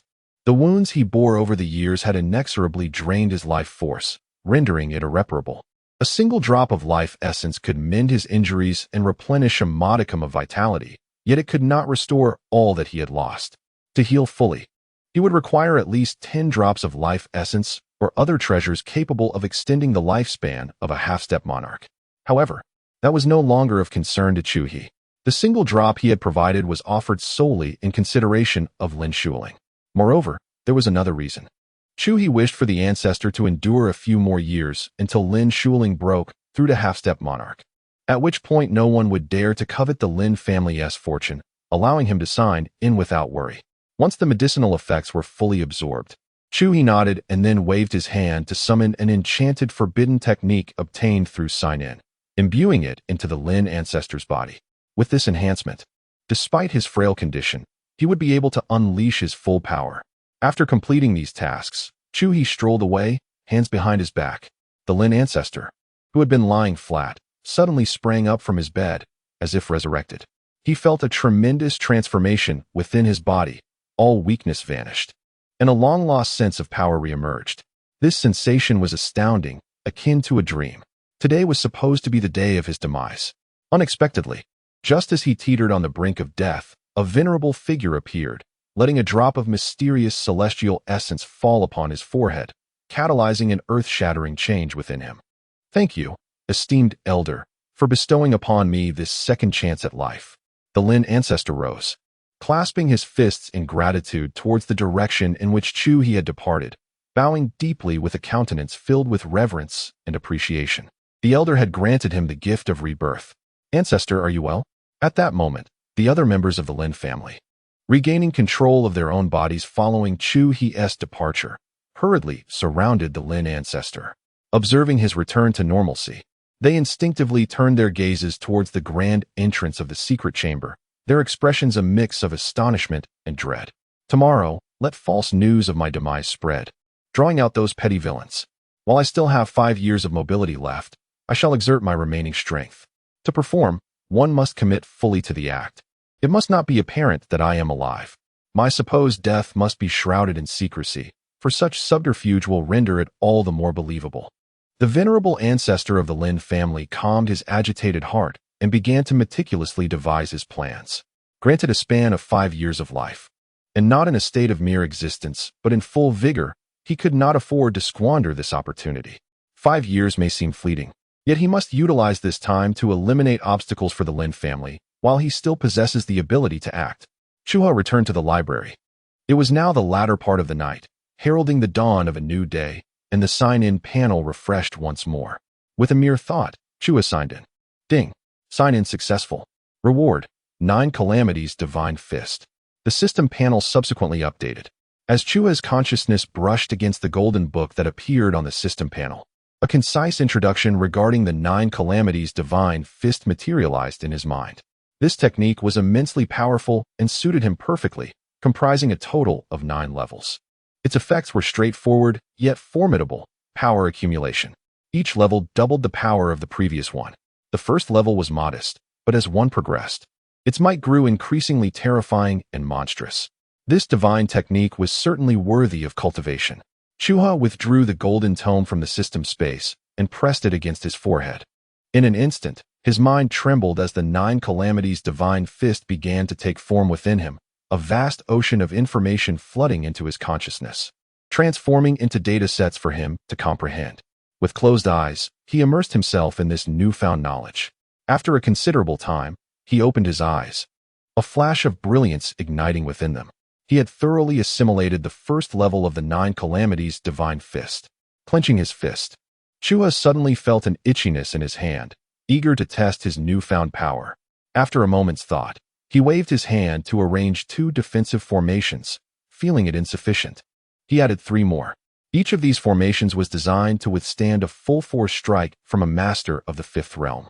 Once the formations activated, Chu He raised his arm and unleashed a punch into the void. A vibrant fist shadow erupted from his hand, expanding rapidly in the wind, transforming into the semblance of a golden mountain. With a resounding crash, it struck the first formation. In less than a heartbeat, there was no sense of resistance. The first formation, along with its array, shattered. The second, third, and until the 4th formation met the same fate. Only then did the fist shadow momentarily falter, straining against the 5th. Even after breaking through that, he still retained ample power. Had Chu He not dispersed the force, the entire Lin residence, or even a significant portion of Lin City, would have been obliterated. Such is the power of the first level, truly impressive. Chu He nodded in satisfaction at the might of this divine technique, feeling it could rank among the top 10 of his many abilities. Chapter 13. The Fallen Forest Alliance. On the following day, a weighty announcement emerged from the clandestine agents planted within the Lin family, swiftly disseminating among those with vested interests. The critically injured patriarch of the Lin family had ultimately passed away. A venerable monarch of the Xia Clan had reached the twilight of his existence. While many anticipated this outcome, it nonetheless evoked a sense of melancholy. The Lin family hastily issued denials, incessantly asserting that these were mere rumors, proclaiming that their ancestor still had 100 days until his 211th birthday, which they intended to celebrate with great pomp. They declared that the patriarch would personally dispel the rumors. Yet, concurrently, the Lin family intensified their efforts to consolidate their power, with their members either hiding or returning to Lin City. This behavior undoubtedly betrayed their insecurities, further solidifying the belief that the Lin patriarch had indeed departed. In an instant, the atmosphere in Lin City grew heavy, shrouded in ominous clouds, as if foretelling an impending storm. Even the oblivious populace sensed a palpable shift in the ambience. Some astute individuals had already begun to gather their families, intending to temporarily vacate Lin City, a place soon to become a vortex of peril. 10 days later, 300 miles from Lin City, a vast encampment, recently established, saw a steady influx of cavalry. The majority of the forces were deployed in various locations. While all the leaders were warmly received and ushered to the central command tent, the air buzzed with conversation as old friends exchanged pleasantries, while others, upon encountering old foes, brandished their weapons in fury. They hailed from diverse regions of Lin County, yet converged for a singular purpose: the downfall of the Lin Alliance. All families with grievances against the Lin clan had united under the auspices of the incense sect, intent on toppling the weakened Lin family, seizing a piece of the once mighty clan, and indulging in revenge and retribution. Who would have thought that the once mighty Lin family would find themselves in such dire straits? "How exhilarating!" exclaimed a burly man wielding a hefty sword, his laughter echoing with enthusiasm. "Humph! The Lin family. My third brother once encountered a beloved in the outside world. Falling head over heels, he intended to bring her home to wed, only to be enviously struck down by an ancient wretch from the Lin family, who could not bear to see my brother as charm and grace. I have harbored this grudge for 20 long years, and now, at last, I can exact my revenge. My brother's spirit can finally find peace." An elder, polishing his long spear, spoke of vendettas, his face alight with excitement and avarice. For him, vengeance was secondary. Indulging in the spoils was paramount. Had it not been for the invitation from the incense sect, he might have almost forgotten his brother's grudge, even if he had remembered. Without the sect's leadership, he would not have dared to entertain thoughts of vengeance against the weakened Lin family. But now, the circumstances had shifted. With someone at the helm, he merely needed to follow, chanting resounding slogans, and he too would feast heartily. "Now, my friends, let us postpone our reminiscing for another day. Set aside old grievances. Once we have vanquished the Lin family, we shall continue our discussions," commanded a man adorned with a silver mask, his voice firm and authoritative. As the assembly gathered, it was time to deliberate the strategy for the assault on Lin City. Once silence enveloped the crowd, he continued, "In my view, there is little to debate, messenger. Few among us possess military training. We are merely brothers of the rivers and lakes, unaccustomed to intricate formations. Simply issue the command, and we shall charge into Lin City with our blades," boomed a burly man wielding a large sword. Indeed, quite astute, many nodded in agreement, finding merit in his words. The messenger of the incense sect, adorned with a silver mask, surveyed the assembly, noting that nearly all concurred with the robust figure, while those who dissented remained silent. The corners of his mouth twitched beneath the mask. A motley crew indeed. In truth, the Lin family is not formidable without that old relic. We could obliterate them in an instant. We stand now at the outskirts of Lin City, and soon the Lin family shall face annihilation. Yet, it seems we have yet to discuss how to handle the ill-gotten wealth amassed by the Lin family over the years. Just then, a voice emerged from the crowd. Upon hearing this, everyone in the tent perked up, their eyes gleaming with fervor as they fixated on the messenger. This topic ignited their enthusiasm. They had responded to the call of the incense sect, traversing great distances from various locales for what purpose? Revenge? While that was indeed a significant motive, everyone understood it was not the primary one. Perhaps a few regarded this as their main objective, but they were few. The majority sought merely to capitalize on the Lin family's vulnerability, eager to partake in the spoils. Rest assured, this matter has been thoroughly contemplated by our sect. Upon the Lin family's demise, all gains shall be distributed according to merit. Those who seize them shall claim them. However, let it be clear, until the Lin family is entirely eradicated, no one shall attack one another over treasures. Should anyone breach this decree, they will face the collective wrath of the assembly, the silver-masked messenger declared with a cold snort. Agreed, came the chorus of affirmation from below, as all nodded in unison, eager and restless. Then let us commence. Chapter 14. I shall fight to the death for my family. While the tempest raged outside, the Lin family's library remained remarkably tranquil. Chu He sat comfortably in a recliner, engrossed in a volume of martial legends. Suddenly, he closed the book and turned his gaze towards the entrance. Moments later, Lin Shuling entered, wielding a long sword, clad in fiery red armor. Her lustrous black hair was elegantly styled, with a few rebellious strands dancing in the air. She strode into the library with fervor. "Child, what is this attire?" Chu He inquired, astonished. "Little Chu Gu, our ancestor has passed away. Now, Many nefarious individuals are gathering outside Lin City, intent on annihilating our family. Today, I shall fight for the Lin clan's survival, Lin Shuling declared, her expression resolute, her words clear and powerful, exuding an aura of iron-willed bravery. Your ancestor has died. Who told you this? Chu He raised an eyebrow, perplexed. Just 10 days prior, he had used a drop of life essence to prolong Lin Zhenan's existence. When he departed, he distinctly sensed that the decline of his life force had been curtailed, even slightly rejuvenated. How could he have suddenly perished again? In recent days, he had not sensed any formidable presence disturbing the Lin estate. Could it be that Lin Zhenan, feeling rejuvenated, had rashly ventured out to confront danger? Chu He's expression shifted as he closed his eyes to attune to his surroundings. After a moment, he opened his eyes, revealing a glint of intrigue. He could still perceive Lin Zhenan's aura, robust and untroubled. Though no one conveyed this to me, the news of our ancestors' demise has spread far and wide. Even though my father and the others vehemently deny it and have forbidden such rumors within the family, my sisters and I have not seen our ancestor since the announcement. We are also prohibited from visiting him.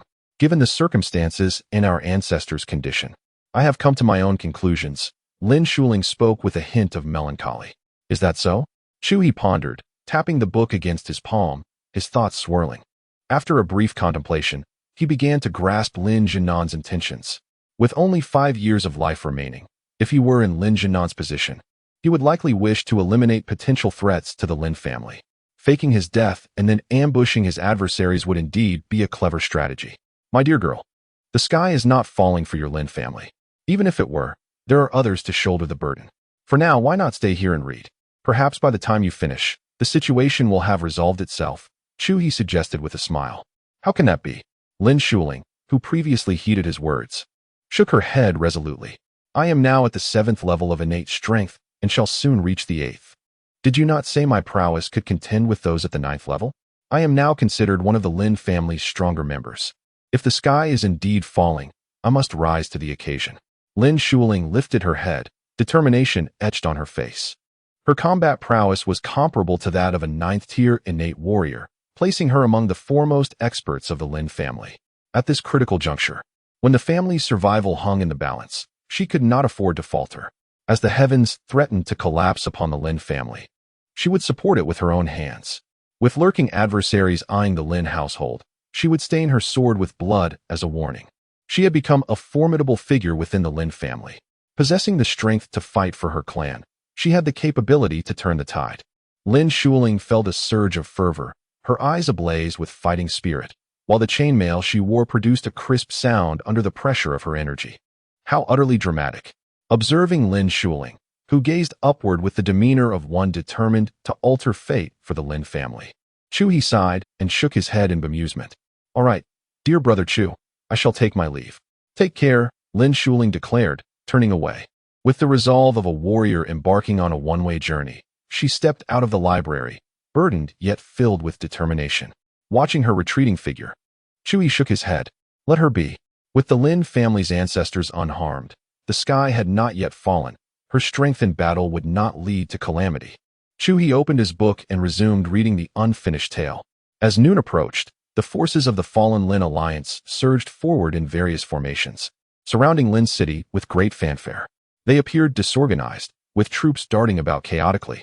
Flags of myriad designs flapped wildly in the wind, accompanied by the cacophony of shouting, resembling the wails of lost souls. To the untrained eye, they seemed an unruly mob, easily manageable. Yet, this was merely an illusion. In truth, these individuals were more formidable than a well-trained elite army. They were warriors of considerable strength, though numbering only in the tens of thousands. They bore an aura of bloodlust that could rival that of a million-strong army, forming a palpable darkness that overshadowed the entire Lin city. Upon their arrival, the coalition refrained from immediately assaulting the city. They were waiting. Lin City was the heart of the Lin family's domain. Although its population was modest, barely exceeding 2 million, the city itself was fortified like a military stronghold, towering several dozen meters high, bristling with crossbows. While such defenses posed little challenge to the coalition's elite, a forced breach would inevitably result in heavy losses. Thus, according to plan, the hidden experts of the sect of Incense and Fire, already embedded within Lin City, would first sow chaos to distract the Lin family's masters, allowing the coalition outside to launch a coordinated assault with minimal cost. The plan was sound and quite ideal. However, unforeseen complications arose. An hour later, atop the moving Central Command vehicle, a group of influential leaders fixed their gaze intently upon the silver-masked envoy. They sought an explanation. Why, after such a lengthy wait, had their subordinates exhausted their voices in vain, while no commotion emanated from within the city? It had been promised that upon the arrival of their main forces, chaos would erupt within the city, followed by a signal from a cloud-piercing arrow, prompting everyone to join forces and flatten Lin City.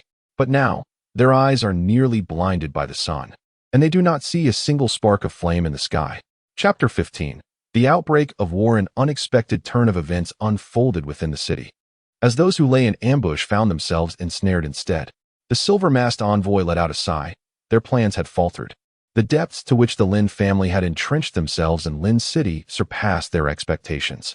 Skilled warriors had infiltrated the city long ago, living among the populace as ordinary citizens, awaiting the pivotal moment to strike. Alas, the current circumstances revealed their assumptions to be misguided. The coordinated effort they had envisioned had collapsed, and the prospect of breaching Lin City at minimal cost was now extinguished. They had no choice but to resort to a direct assault. Everyone, execute the second plan. Assemble the innate masters and forcefully scale the city walls, commanded the silver-masked envoy. Nods of agreement rippled through the crowd. There were no objections. This had always been their strategy, and had it not been for the suggestion of a coordinated effort from the incense sect, they would have launched their assault much earlier. Is it about to begin? In the library, Chu He raised an eyebrow and lifted his gaze. The spectacle of tens of thousands engaged in fierce combat was a rare sight.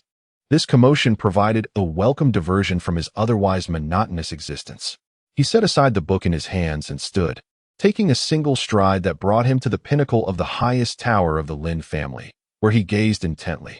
From such a distance, an ordinary person might perceive nothing, and even innate masters would struggle to discern the details. Yet, Chu He saw everything with clarity. Resting his chin on his palm, he surveyed the two opposing factions, weighing their strengths and weaknesses. The forces of the anti-Lin coalition boasted sheer numbers and an abundance of skilled fighters. However, their disarray was apparent. Had it not been for their individual prowess, they would merely resemble a rabble. On the other hand, the Lin family enjoyed the advantage of fortified walls and a well-trained militia, having cultivated their warriors for a military context. Regrettably, the Lin family's southern garrison had been utterly annihilated in Annam, had they still been intact. Even the news of the Lin family's ancestors' demise would not have sufficed for the incense sect to rally such a multitude against them. Currently, the defenders consisted solely of reservists, numbering only 20 to 30,000, and they lacked the mastery exhibited by the anti-Lin coalition. Observing the situation, Chu He shook his head. The Lin family appeared to be playing with fire. While the intent behind disseminating false information to lure in nefarious elements was commendable, attracting such a multitude posed a perilous risk. Even if they managed to resolve the conflict, the Lin family would emerge severely weakened, rendering the endeavor counterproductive. He pondered the Lin family's strategy, considering the urgency of their plight. Lin Nan was acutely aware of his limited time, with only 5 years to live. He could not afford to engage in a game of hide-and-seek with these lurking adversaries. Ultimately, a direct confrontation was unavoidable. The longer the delay, the more disadvantageous the situation could become. It was perhaps wiser to adopt a more aggressive stance, fighting for survival amidst the chaos. Soon, amidst the clamor of battle cries, the anti-Lin coalition launched an assault on the city walls. A dark mass surged forth, resembling an ominous storm cloud. Within that throng, a particular group stood out distinctly.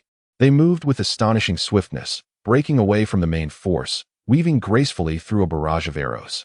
Upon nearing the city walls, they employed various tactics to evade the lethal assaults from above, showcasing their agility as they effortlessly scaled the ramparts.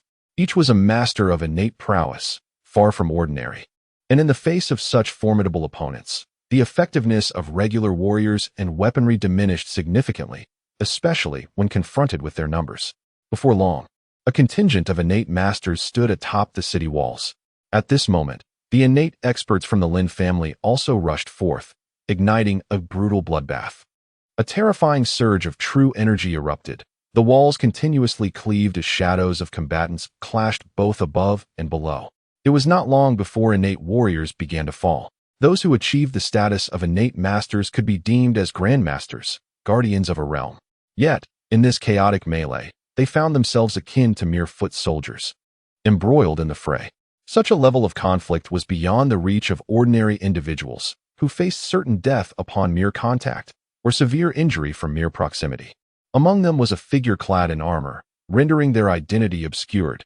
Yet, Chu He immediately recognized it as the ancestral figure of the Lin family. Hidden among his kin, he stealthily engaged in the battle, darting across the battlefield and employing underhanded tactics, effectively compensating for the deficiencies of the Lin family's innate masters, which led to a rapid demise of the opposing innate experts. This cannot continue, one of the observers lamented, realizing that the Lin family was resisting with unexpected tenacity. They had anticipated an easy victory, capitalizing on the Lin family's perceived weakness, especially with the once mighty Annam Legion now absent. However, witnessing their own innate fighters fall in battle, their spirits dampened. Indeed, how can this be allowed to persist? Did your sect not promise that a half-step king would oversee this operation? Came the incredulous cries. Where's that support? Surely, your sect cannot merely observe while claiming to coordinate from within. The ferocity of the conflict escalated on the battlements, where innate warriors fell like autumn leaves, their fates uncertain. Most of the casualties were from the coalition against the Lin family. The various factions could no longer remain passive, with some already urging their comrades to retreat. Chapter 16. Malevolence. The silver-masked envoy furrowed his brow, poised to offer words of comfort, when suddenly he sensed a shift, as if receiving some vital information. Fear not, everyone, our esteemed leader has arrived. With his intervention, this Lin city shall fall with a mere wave of his hand. He proclaimed with a confident smile, pressing his palms downwards. If your leader could personally engage, it would be most splendid. Though I trust we shan't endure another hour of waiting as we did previously, replied the leaders of various factions, their expressions slightly more at ease. The master of the fire incense sect was a formidable expert on the cusp of the king realm, a pinnacle of power within the Xia Clan, capable of traversing the void with an ethereal grace akin to that of an immortal. Such masters were few and far between throughout the entire Xia Clan. Their willingness to follow the fire incense sect into Lin City and to heed its commands stemmed from the prestige and confidence that this half-step king inspired. However, after the previous excruciating wait, they harbored concerns that the fire incense sect's promptness was merely a prelude to mutual destruction between their innate masters and the Lin family. Rest assured, behold, my leader has already made his move, declared the silver-masked envoy with a sense of pride, gesturing dramatically. High above, an elder clad in a golden python robe, adorned with a divine crown and wielding a golden whip, strode through the air, his white hair billowing in the wind. He commanded an unparalleled presence. The sheer force he exuded sent waves of astonishment rippling through the crowd. Each step he took resonated with an immense pressure, akin to the resounding beat of a war drum striking at the very core of one's spirit. May our leader's longevity rival that of the heavens. May he enjoy boundless years, chanted the silver-masked envoy along with the multitude of fire incense sect followers, their hands raised high in fervor. The Lin Alliance and the Lin family, in tacit understanding, ceased their hostilities, their gazes fixated upon the master of the fire incense sect. At this moment, he stood at the center of attention. The Lin family shall be extinguished, he declared from atop the city walls, his voice cold and resolute. The overwhelming aura he exuded elicited fervent cheers from the Lin Alliance. Their king had arrived, and victory was within reach. Conversely, the members of the Lin family, save for the informed elite, displayed expressions of despair. The arrival of a half-step king would serve as the final straw, tipping the scales against them. The Lin family faced grave peril this day. Lin Shuling clutched her bloodied sword, her gaze a tumult of despair intertwined with steadfast resolve. With great effort, she raised her sword, pointing it defiantly at the master of the fire incense sect suspended in the air. Today, she vowed to fight valiantly against the half-step king for the sake of the Lin family. Even if it meant death, she would never retreat. She expelled despair from her heart, igniting a fervor that swelled her fighting spirit. Yet, just as she prepared to soar into battle, an aged hand grasped her and pulled her back. Little girl, you are remarkable. Who would have thought the Lin family would produce a talent such as yourself? Excellent, excellent. The future of the Lin family is indeed promising. The voice belonged to Lin Zhannan, who laughed heartily. He then lifted his gaze, his eyes glinting with icy determination. I have awaited this moment. You wretched spawn, have finally emerged. A formidable presence emanated from him, locking onto the Flame Sect Master. As his voice rang out, a formation was activated, ensnaring the Flame Sect Master, while he soared into the air, landing directly opposite his adversary. With a mighty shudder, he cast off the heavy armor, revealing his true self. Lin Zhannan, you are alive? How can this be? The Flame Sect Master, unable to maintain his composure, exclaimed in disbelief. The tide of battle shifted dramatically. The appearance of the Lin family patriarch left everyone astounded, particularly the coalition forces, who were thrown into disarray. The Lin family patriarch, a seasoned semi-king, possessed a strength far surpassing that of the Flame Sect Master. In a contest between semi-kings, the disparity was as stark as that between a grandfather and his grandson. It was no wonder that despite his grievous injuries, the Flame Sect Master hesitated to act. Now, with the patriarch, who should have been deceased, standing before them, fear gripped their hearts. Meanwhile, the Lin family, witnessing their patriarch's return, felt their despair evaporate. Replaced by exuberant cheers, their morale soaring like a phoenix reborn. Lin Xueling, overwhelmed with emotion, wept tears of joy. Heaven knows the weight of pressure she had been under. Now, with the patriarch's emergence, she felt as if a heavy burden had been lifted from her shoulders. What if you are alive? Your martial essence is injured. How much power can you truly wield? The Flame Sect Master attempted to maintain his composure. Then behold, retorted the Lin family patriarch, launching into action with fists that transformed into mere shadows, relentlessly pummeling the Flame Sect Master. Impossible. Your strength. The Flame Sect Master gasped in disbelief as he found himself utterly defenseless against the Lin family patriarch's full might. He sought to flee, but the formation's barriers trapped him, leaving him no escape as he was relentlessly pursued and struck. Cries of agony echoed through the air. His golden python robe was torn, his white hair disheveled, his crown long lost, and blood spilled forth in torrents. This sent the coalition into a frenzy. The Lin family patriarch was not only alive, but ferociously potent. The once dominant Flame Sect Master, who had entered the fray with such authority, was reduced to a mere punching bag. This was an unforeseen outcome for all present. The Lin family patriarch, who had been grievously wounded, this was a universally accepted fact. Yet what transpired now was beyond comprehension. Not only was he alive, but his strength appeared unaffected. Didn't he, your Flame Sect, assure us he was dead? What is the meaning of this? A member of the coalition roared at the silver-masked envoy, while others questioned their very existence, grappling with disbelief. Lin Zhannan, release me, and let us bury the hatchet. Let the grievances between the Flame Sect and your Lin family be forgotten, and let us coexist in peace. The Flame Sect Master groaned, seeking reconciliation. Lin Zhannan scoffed derisively. The implication was unmistakable. To seek peace at this juncture was nothing short of a dream. No, a dream that was utterly unattainable. He is certainly not a fool. In such a favorable situation, how could he engage in the folly of letting the tiger return to the mountain? This is outrageous. You have forced my hand. Today, we shall either perish together or break the net. The leader of the Incense Sect, his blood staining the heavens, bore a countenance shrouded in darkness. Within his eyes flickered the struggle of unwillingness. Fish may die, but the net shall not break. It is far too sturdy. Lin Zhannan scoffed.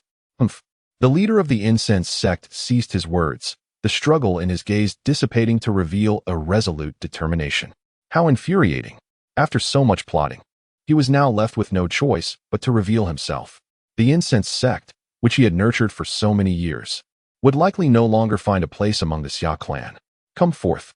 Suddenly halted and pursued to the brink, the leader of the Incense Sect raised his hands high. The once pure aura surrounding him became enshrouded in dark mist, tendrils of black energy writhing from his form, moving with a serpentine grace, most terrifying. What a malevolent presence! It is quite unsettling. In the distance, Chu He frowned, an ominous feeling settling within him.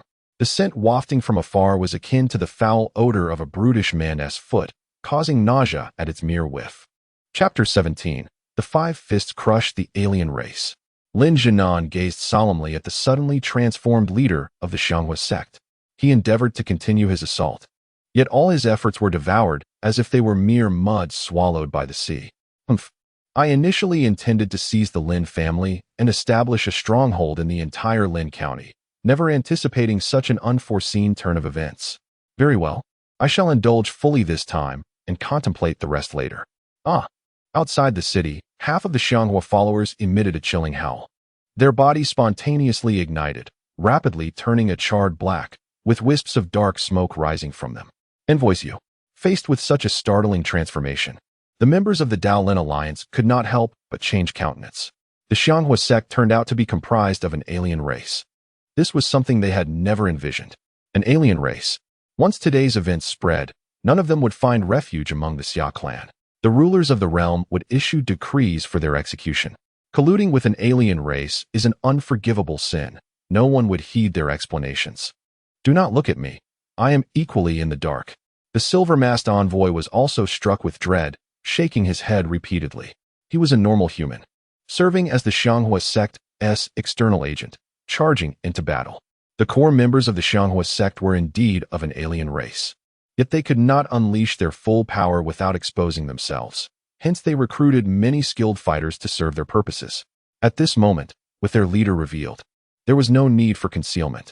The Dao Lin coalition began to descend into chaos. The aliens had launched an assault against them. It appeared that these aliens feasted upon human hearts, employing some unknown means. The martial artists of the Dao Lin coalition discovered that they could not resist these aliens, who were slaughtering them in droves. Their hearts, once extracted, revealed a dark hue, devoured by the aliens to enhance their own strength. Meanwhile, from the direction of the city walls, several figures wreathed in demonic flames simultaneously sprang into action, breaking through the formation set by the Lin family and surrounding Lin Jinan. Lin Jinan, though unaware of the means by which he had survived, it mattered not. For today, you shall surely perish. The leader of the Xianghua sect declared darkly. With their identities exposed today, they could no longer remain among the Xia Clan. This was a prime location. He had once believed it to be the resurgence ground for their race. To this end, he had always exercised caution, meticulously planning before acting, never engaging in reckless endeavors. Alas, he had not anticipated stumbling at the hands of a dying man. Truly detestable. Simultaneously, in the core imperial city of the Xia Clan, within the monitoring office, an elderly man reclining languidly in a chair suddenly raised his head, his eyes flashing with brilliance as he gazed at a map of the realm before him. Bold indeed. 5 aliens at the brink of kingship. He stood and stepped out of the monitoring office. Today, blood shall flood this city. The leader of the Xianghua sect proclaimed with fierce determination. Far away, the already irritable Chu He, tainted by the oppressive aura of malevolence, felt his anger intensify upon hearing those words. How outrageous. It was bad enough to be burdened by such a foul presence. Now they dared to contemplate a massacre? They even thought to disturb my moment of tranquility? Such utterances stirred a tempest within even the usually composed Chu He. Given the tumult in his heart, he knew he must release it. To suppress it would only lead to disquiet. Clenching his fist, he unleashed a flurry of 5 strikes, the 9 calamities' divine fist. This time, he did not exert his full might. He merely summoned the strength befitting a half-step monarch. The force of his punch surged, propelled by the wind, cleaving through the very fabric of space. In an instant, the malevolent miasma enveloping Lin's city dissipated, replaced by an aura that instilled even greater fear. A profound sense of dread enveloped all present, particularly the 5 half-step monarchs of foreign descent and Lin Jinnan. As the most formidable among them, they perceived the threat with acute clarity. This sudden aura heralded an almost lethal sense of danger. They turned in unison towards the source of the force. And there they beheld 5 increasingly colossal golden fist shadows tearing through the air. Although their speed appeared languid, the 5 foreign half-step monarchs, the intended targets of this assault, were horrified to realize that as the fists approached, they found themselves paralyzed, unable to evade. An overwhelming pressure rendered them helpless, forcing them to watch in terror as the fists descended upon them. A horror beyond comprehension. This was a terror that penetrated the very depths of their souls. How could such an appalling presence exist here? This aura, a half-step invincible monarch, a being capable of contending with true monarchs. representing the pinnacle of strength for their respective clans in this savage domain. They had begun to comprehend the will of martial arts, which distinguished them from ordinary half-step monarchs. Empowered by this martial will, their combat prowess soared, while ordinary half-step monarchs would find their strength drastically diminished in confrontation with them, leading to an overwhelming advantage. In their presence, common half-step monarchs were utterly insignificant. Yet now, the five fists approaching, radiating such an aura, were so terrifying that the five half-step monarchs could not even muster the ability to evade. They were the apex of half-step invincible monarchs, truly unmatched in their might. With a series of resounding impacts, the five ethereal fists passed through, obliterating the five foreign entities consumed by the infernal flames, reducing them to mere ashes, leaving not a trace behind. Even at the moment of his demise, the leader of the incense cult could not fathom how such a terrifying half-step invincible monarch could manifest in this place. Was it not said that the Xia Clan possessed only 3 half-step invincible monarchs? Were they not stationed at the most critical borders? How could one suddenly emerge here? Chapter 18. The Lin family, guarded by an unassailable ancestor silence. The once bustling and chaotic battlefield fell into an eerie stillness. The 5 colossal fists, resembling grinding wheels, obliterated several half-step monarchs of the alien races, leaving not a trace behind. This spectacle astonished all present. The members of the Lin Alliance stood frozen, their hearts turned to ice, utterly unprepared for the terrifying presence that protected the Lin family. They were paralyzed by fear. What folly it was to provoke such a formidable lineage. They regretted their intentions, realizing they should have offered their servitude instead. The terror was palpable. They vowed that if they survived this encounter, they would avoid anyone bearing the Lin surname in the future. Suspended in midair, Lin Jinan felt his body stiffen, gradually descending. The overwhelming power of those 5 fists, though not aimed at him and seemingly avoiding him, still instilled a suffocating dread within his soul. He struggled to catch his breath. The sheer ferocity of those blows rendered his mind blank. Had even one of those fists been directed at him? No.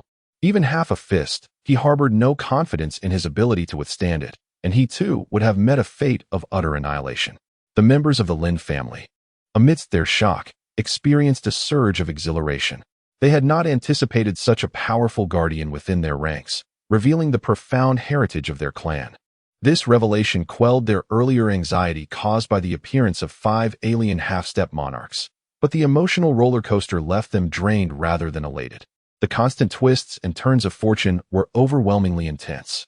Lin Shuling gripped her sword tightly, gazing skyward, her eyes filled with longing.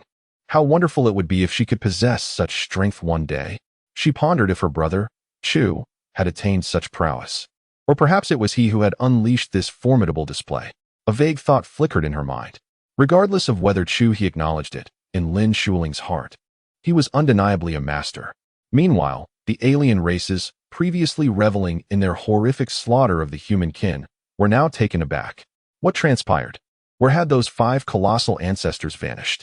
How could they simply disappear without a trace? It must be an illusion. They resisted accepting this terrifying reality. Yet, despite their unwillingness to confront it, the bloody truth remained before their eyes. The 5 powerful ancestors had indeed perished. Not even a remnant remained. Flee! Quick, flee!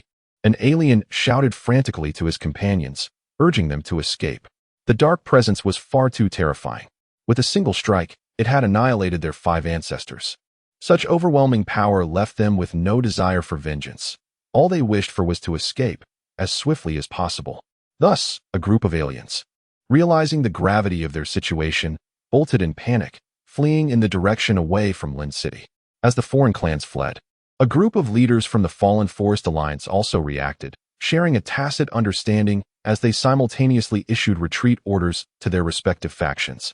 The rear guard hastily became the vanguard, with everyone scrambling to escape, creating a scene of utter chaos. You wretches shall meet your demise. Lin Jun then emerged from his state of shock, regaining his composure and unleashing a hearty laugh. Yet, he did not allow his joy to consume him. A seasoned warrior, he instinctively recognized that this was the opportune moment to strike down the fallen adversaries. Thus, Lin Jun then decisively commanded a pursuit. His figure soared like an eagle as he took the lead in the chase. At this moment, the Fallen Forest Coalition and the foreign clans were devoid of fighting spirit. Wherever the Lin family pursued, slaughter ensued. No one dared to linger in the rear, all vying to flee faster than the others. Some even resorted to underhanded tactics to impede the retreat of those ahead of them. This exemplified another stark contrast between organized elite forces and a rabble. The elite, when pursued, maintained a semblance of order in their retreat, with some assigned to cover the rear. In contrast, the haphazardly assembled mob, while capable of capitalizing on favorable circumstances, would collapse like a dam breaking when faced with adversity, flooding uncontrollably. Thus unfolded a one-sided massacre. The relentless pursuit continued until nightfall. Blood stained the land for miles, with corpses strewn everywhere. The main forces of the fallen Forest Coalition and the foreign clans were annihilated, leaving only a small fraction that managed to scatter and escape. In this manner, the Lin family's catastrophe, an event unforeseen by all, came to a hasty conclusion. Simultaneously, news of a foreign monarch's presence deep within the territory of the Xia Clan, prompting the Divine Strategy Army to converge and eradicate the threat, spread rapidly. The world trembled at the revelation. Who could have anticipated that, following the annihilation of the Annam Legion and Lin Junnan's grievous injuries, the Lin family, already on the decline, still possessed such formidable reserves? Within their clan resided a half-step invincible monarch. Most astonishingly, Lin Junnan's injuries were not as severe as rumored. He was still agile and capable of fighting. In an instant, the foremost powers of the Xia clan once again regarded the Lin family with heightened respect. The Lin family remained a premier clan within the Xia, not diminished by the fall of the Annam Legion, but rather augmented in fear due to the presence of a half-step invincible monarch.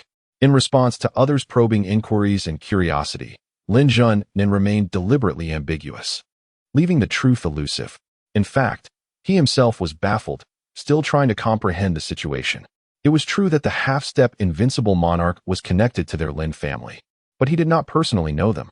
Although he had seen the figure, it felt akin to having never encountered them at all. This may sound peculiar, yet it was indeed the reality.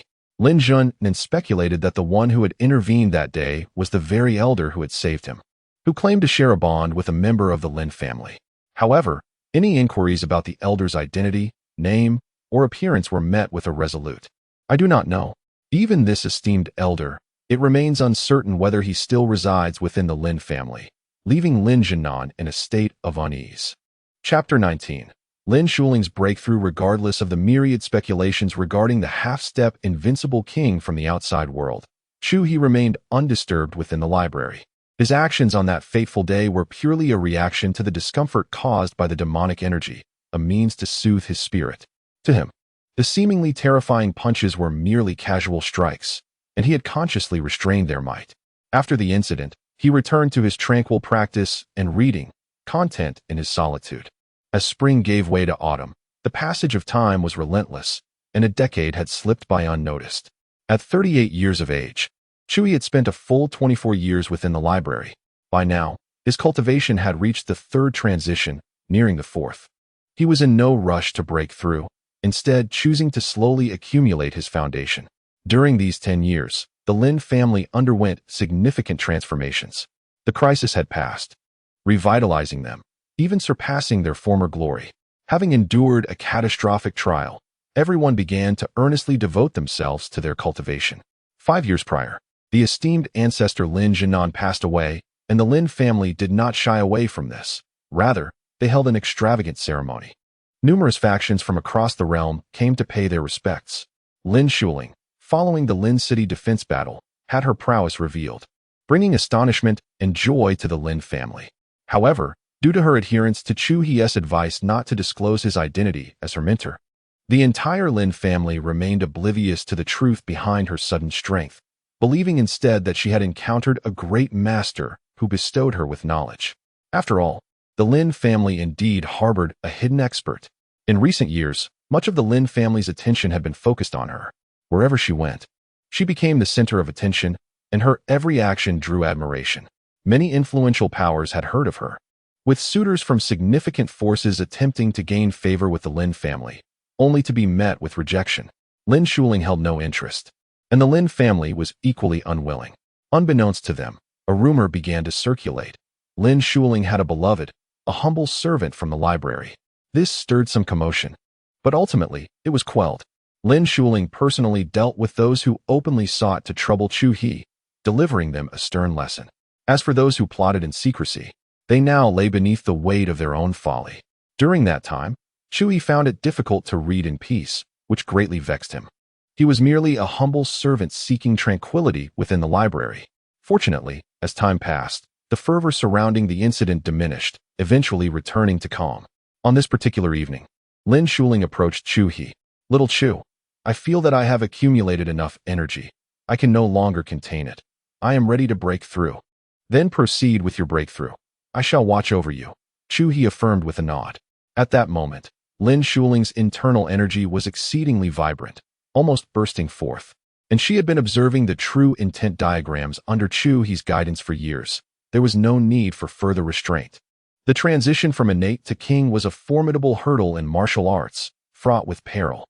Many individuals have faltered along this path, while others, despite their success, have veered into disarray, transforming what could have been a regal domain into a mere half-step of greatness.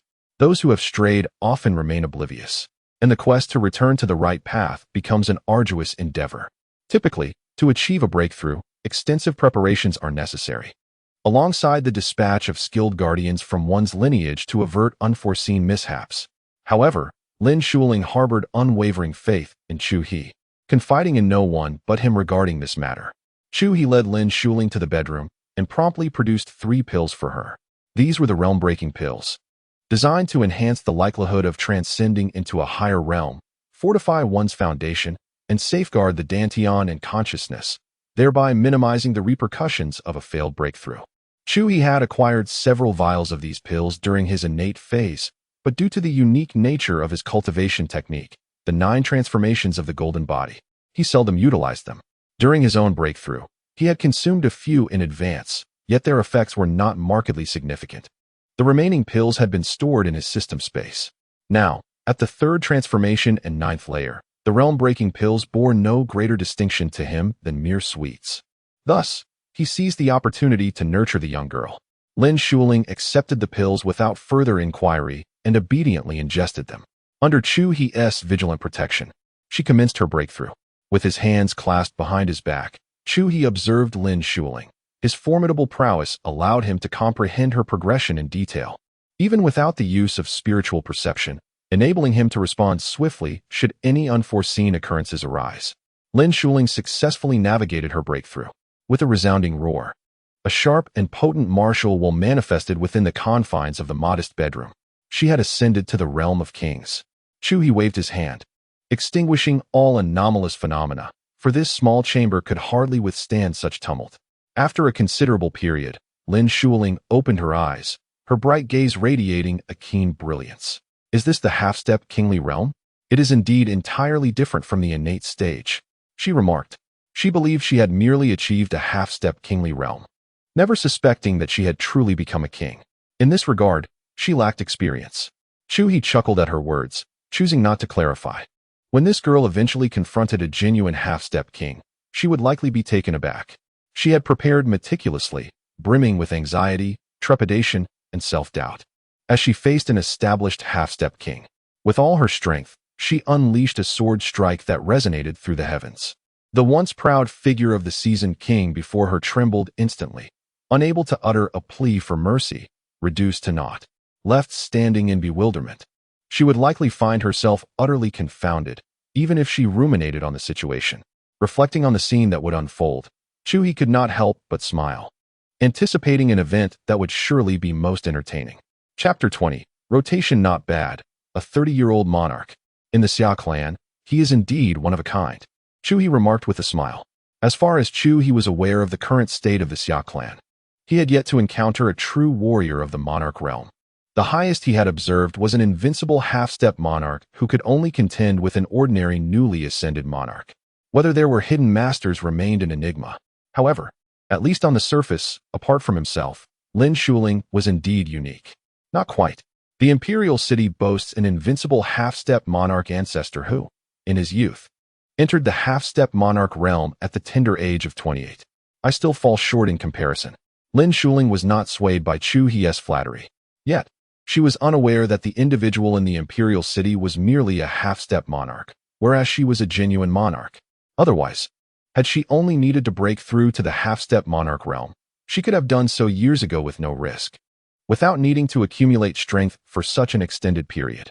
By the way, little Chu brother, when did you break through to the half-step monarch realm? Lin Shuling blinked. Her curiosity piqued. She had long since ascertained that Chu He was indeed a master. Moreover, she had repeatedly suspected that 10 years ago, the one who effortlessly dispatched 5 half-step monarchs from foreign tribes with 5 punches and extended her ancestoress' life by 5 years was none other than her little Chu brother before her.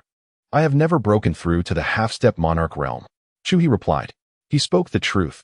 His breakthrough had been to the 3rd transition, thus placing him firmly within the ranks of true monarchs. As for the distorted path of the half-step monarch, he saw no need to traverse it. Lin Shuling wore an expression of disbelief. Given that Chu He could provide her with the elixirs necessary for her breakthrough and offer her guidance, it seemed implausible that he could achieve such a swift ascension to the half-step monarch realm without possessing considerable strength himself. Nonetheless, as Chu He chose not to elaborate, she dutifully refrained from pressing further. Time flew by, and in the blink of an eye, another decade had passed. On the winter solstice, snow fell abundantly, heralding a prosperous year. As Chu He opened the door to the library pavilion, he was greeted by a flurry of silver flakes swirling outside, blanketing the ground in a thick layer. Dressed in a thin blue garment, Chu He stepped out with his hands clasped behind his back, allowing the cool snowflakes to kiss his face. Today's weather is delightful. Chu He exhaled a breath of warm air. He was in high spirits today, thus, regardless of the weather, everything felt pleasant to him. Over the span of more than a decade, after years of accumulation, he had spent a month in seclusion, and just moments ago, he had successfully broken through to the 4th transition.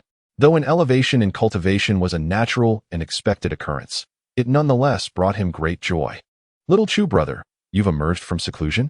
Lin Shuling, who had been waiting in the adjacent courtyard for a month, leaped over with a joyful expression. Chu He did not require anyone to oversee his seclusion, as it served no purpose. He had not informed Lin Shuling of his retreat. He merely asked her to relay to the Lin family that the library pavilion would be closed for a time. Subsequently, he had directly set up layers of formations within and commenced his retreat. Lin Shuling had deduced that Chu He was in seclusion purely through her astuteness. Indeed, Chu He nodded with a smile. Though he had never voluntarily revealed his cultivation level and often spoke in veiled terms, he felt no need for subterfuge any longer. With his current strength, he had no fear of others discovering a portion of his prowess within the Xia Clan, as long as they remained oblivious to the entirety of his abilities. Much like a game of wit, it sufficed to leave matters ambiguous, prompting others to ponder without clarity. Presently, he had attained the 4th transformation of his cultivation, corresponding to the realm of the great desolate emperor, and if he were to take action in public, he could easily showcase his unparalleled strength, akin to that of a half-step monarch. This was of little consequence to him. Naturally, he would refrain from seeking the limelight, only revealing such a level of power should others provoke him. If no one sought trouble, all the better. A life free of complications, spent in leisure, was truly a blessing. Brother Chu, I shall be heading to Annan for a while, Lin Shuling declared. Be cautious if you encounter any issues. Open the pouch I have given you. Chu He nodded, not saying much further, merely offering a customary word of caution.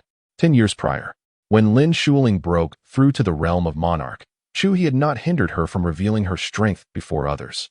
It wasn't long before the Lin family became aware of her advancement to the half-step monarch level. They all assumed Lin Shuling was merely a half-step monarch, never daring to consider that she was, in fact, a true monarch. Despite her extraordinary combat prowess, everyone believed she was merely a prodigy surpassing even the celestial talents. Her formidable strength was thus taken for granted. Subsequently, as the pinnacle of the Lin family's combat power, she bore an added responsibility to uphold the family's honor. The Annan region lay at the border of the Xia Clan, serving as a defensive zone for the Lin, Ji, and Tianshan sword sect families. Previously, with the Lin family's ancestors severely injured and the Southern Guardian Legion decimated, the defense zone was left in the hands of the Ji family and the Tianshan sword sect, a burden they found quite arduous. After Lin Jinan's demise, the Lin family possessed only one half-step invincible monarch hidden away. making it impossible for them to seek assistance without feeling the weight of their diminished status. Thus, they had endured in silence. However, once Lin Shuling's strength was revealed, the situation became untenable. The Annan region had always held a stake for the Lin family, and with their substantial territory of Lin County, they were obliged to contribute. The three families shared the responsibility of safeguarding the land, a duty they could not neglect. The Lin family, having lost the Southern Guardian Legion, had experienced considerable upheaval. With the mid-tier combat power depleted and in need of replenishment, which they could understand to some extent. Yet, if the Lin family possessed two top-tier half-step monarchs and chose not to take action, it would be indefensible. Historically, the Annan region had been overseen by a rotation of three half-step monarchs, with two stationed while one returned. Since the incident involving Lin Jinan, the two half-step monarchs of the Ji family and the Tianshan sword sect had been stranded in Annan for nearly 20 years, which naturally caused considerable dissatisfaction. Following discussions, Lin Shuling was appointed to take her turn overseeing the Annan region. Chapter 21, The Meizu. Linjun, Shaoyan Mountain. This is the territory of the Zhang family. 2 decades ago, the decline of the Lin family precipitated chaos throughout Linjun, as various first-rate forces, driven by their own ambitions, became embroiled in the battle against the Lin family. At that time, the Zhang family was merely an inconspicuous second-rate faction within Linjun. However, following that monumental upheaval, the Lin family emerged victorious, leading to the annihilation of several first-rate powerhouses who subsequently fled Linjun, leaving behind vast tracts of territory and resources.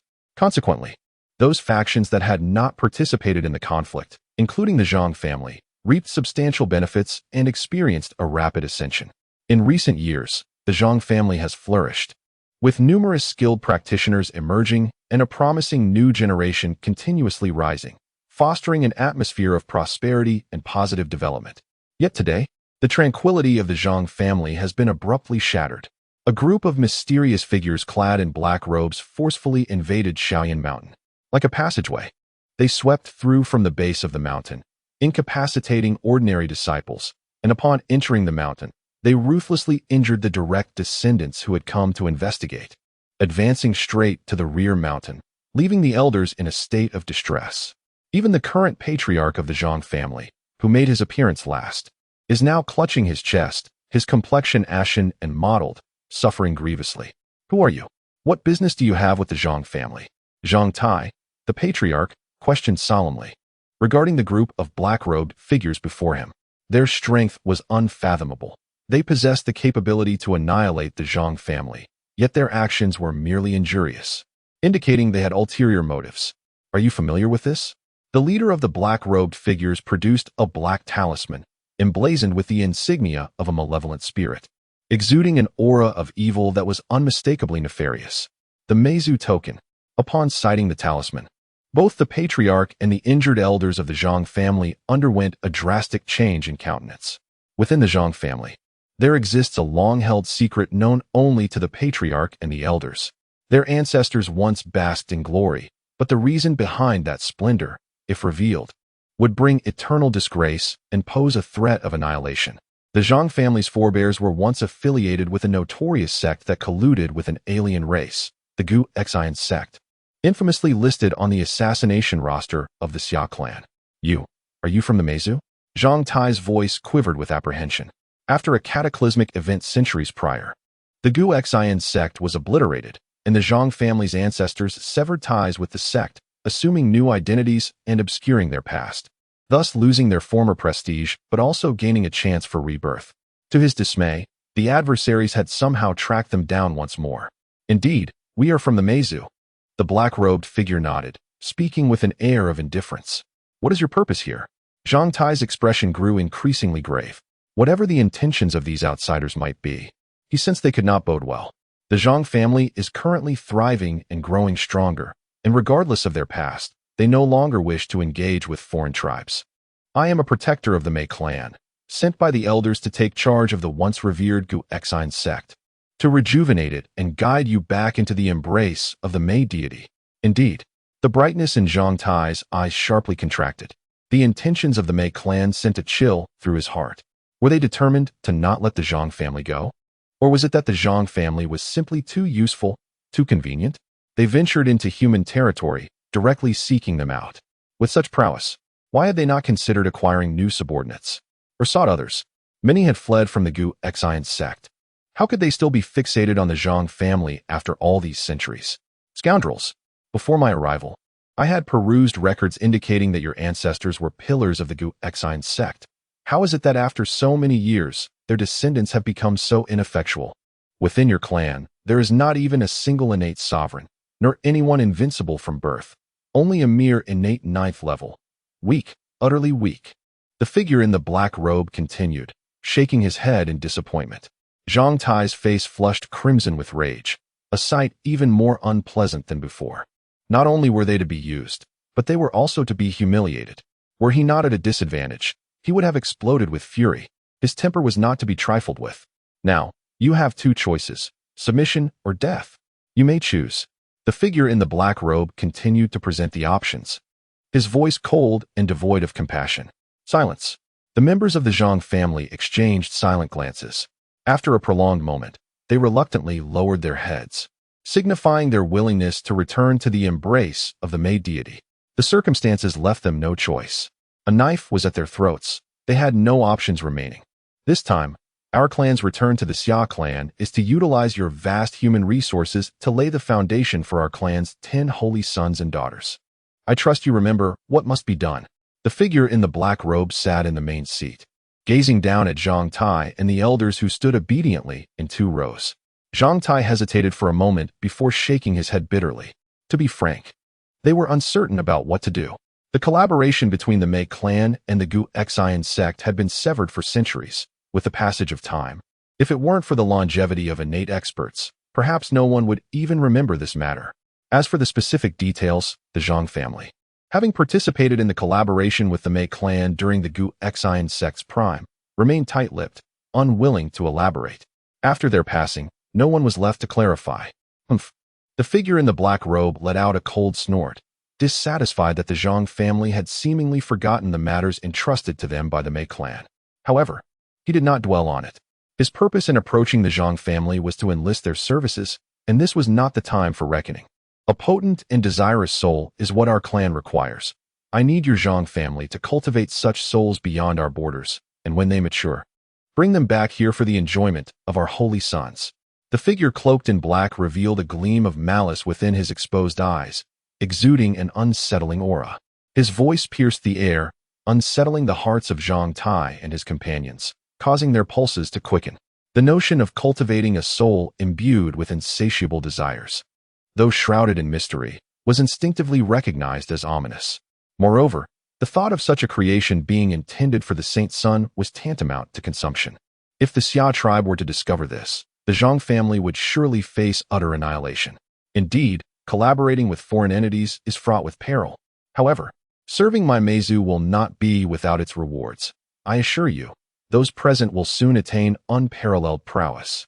And even the threshold of kingship may not remain out of reach. To ensure the horse runs swiftly, one must also provide it with fodder. The figure in black offered this assurance, bringing a modicum of relief to Zhang Tai and the others. Though the compulsion to act against their will was infuriating, the prospect of a sweet reward at the end offered a semblance of comfort. Chapter 22. Zhao Yuling in the Lin family's library. The atmosphere felt markedly desolate since Lin Shuling had departed for Annan. However, for Chu He, who had spent decades in this place, it was of little consequence. Before him lay a collection of books crafted from sheepskin scrolls, which appeared incongruous amidst the other volumes in the library.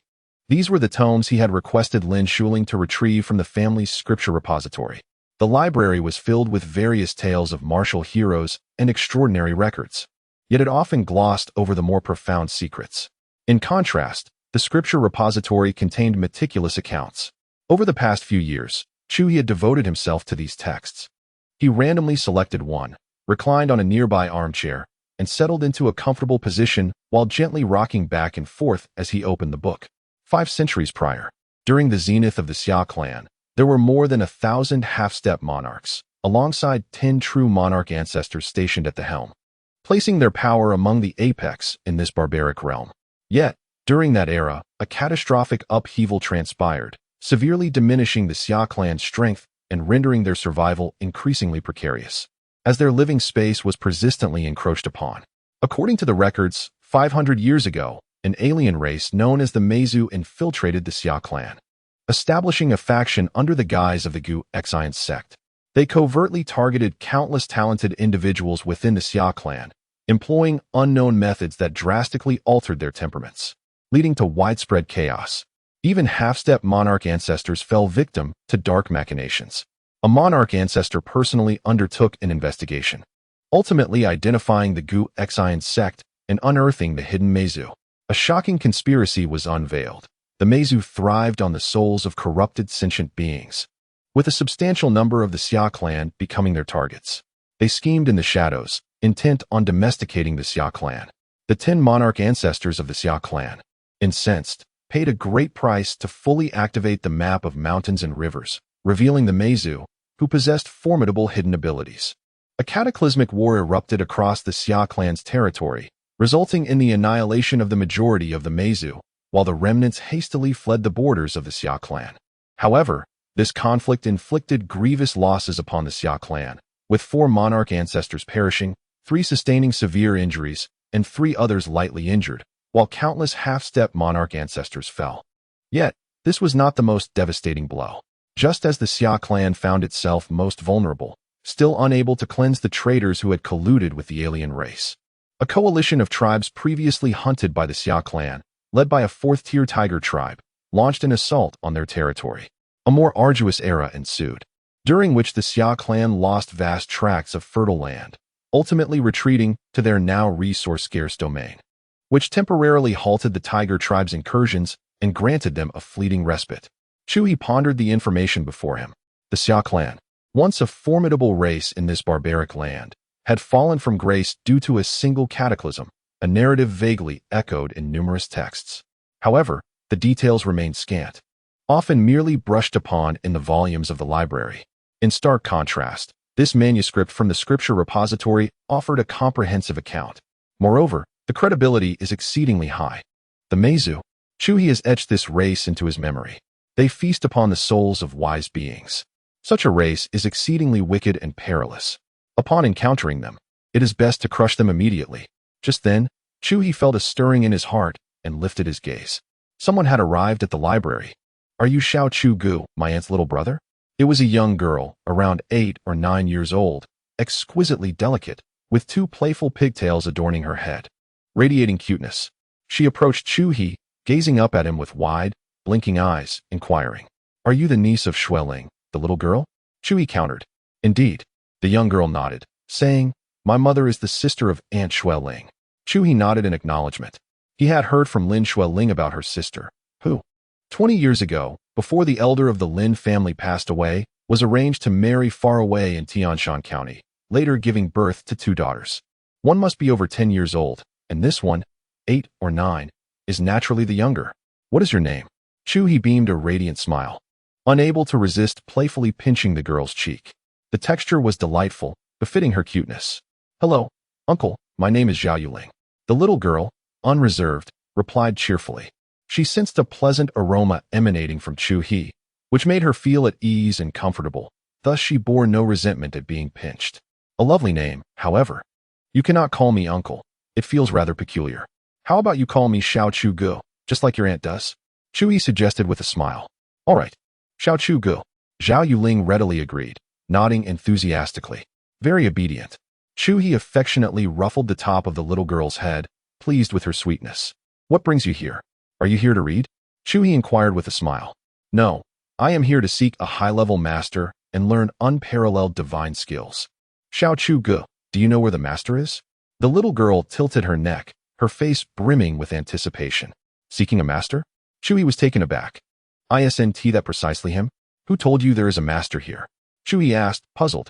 Lin Xueling knew he preferred solitude. Over the years, she had kept his identity a well-guarded secret. Aside from Lin Xueling, no one else was aware that he was a hidden master within the Lin family. "I heard my mother mention it. Aunt used to be merely talented, akin to my mother. Yet since she began frequenting the library, her cultivation has soared, leaving both geniuses and prodigies in her wake. My mother speculated that there is a concealed, highly skilled predecessor within the Lin family, possibly residing in the library. Ant is his disciple, and Xiao Chu Ge, you must be his disciple as well, perhaps even the foremost disciple. Am I correct? Zhao Yuling's eyes sparkled with wisdom. Although all this was merely hearsay, her ability to recall and articulate clearly indicates her remarkable intellect, substantiated by reason and persuasion. Chu He nodded in agreement, finding this analysis quite commendable. This sentiment likely echoes the thoughts and speculations of the majority outside. However, it is improbable that they could envision, let alone imagine, that the true sage resides in the humble role of a mere assistant at the library.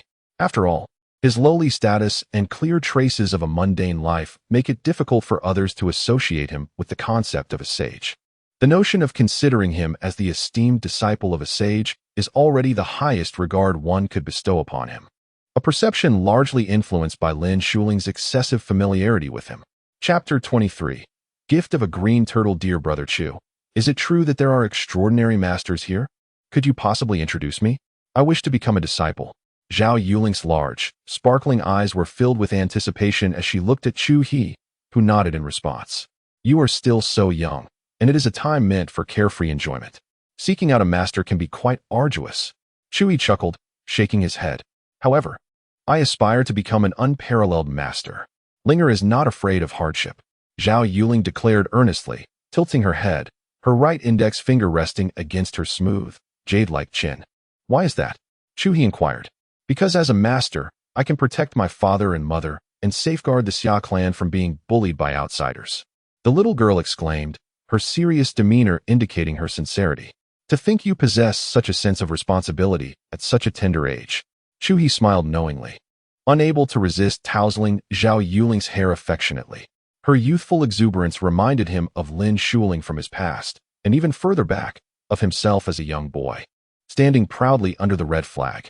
To be young is to be somewhat naive.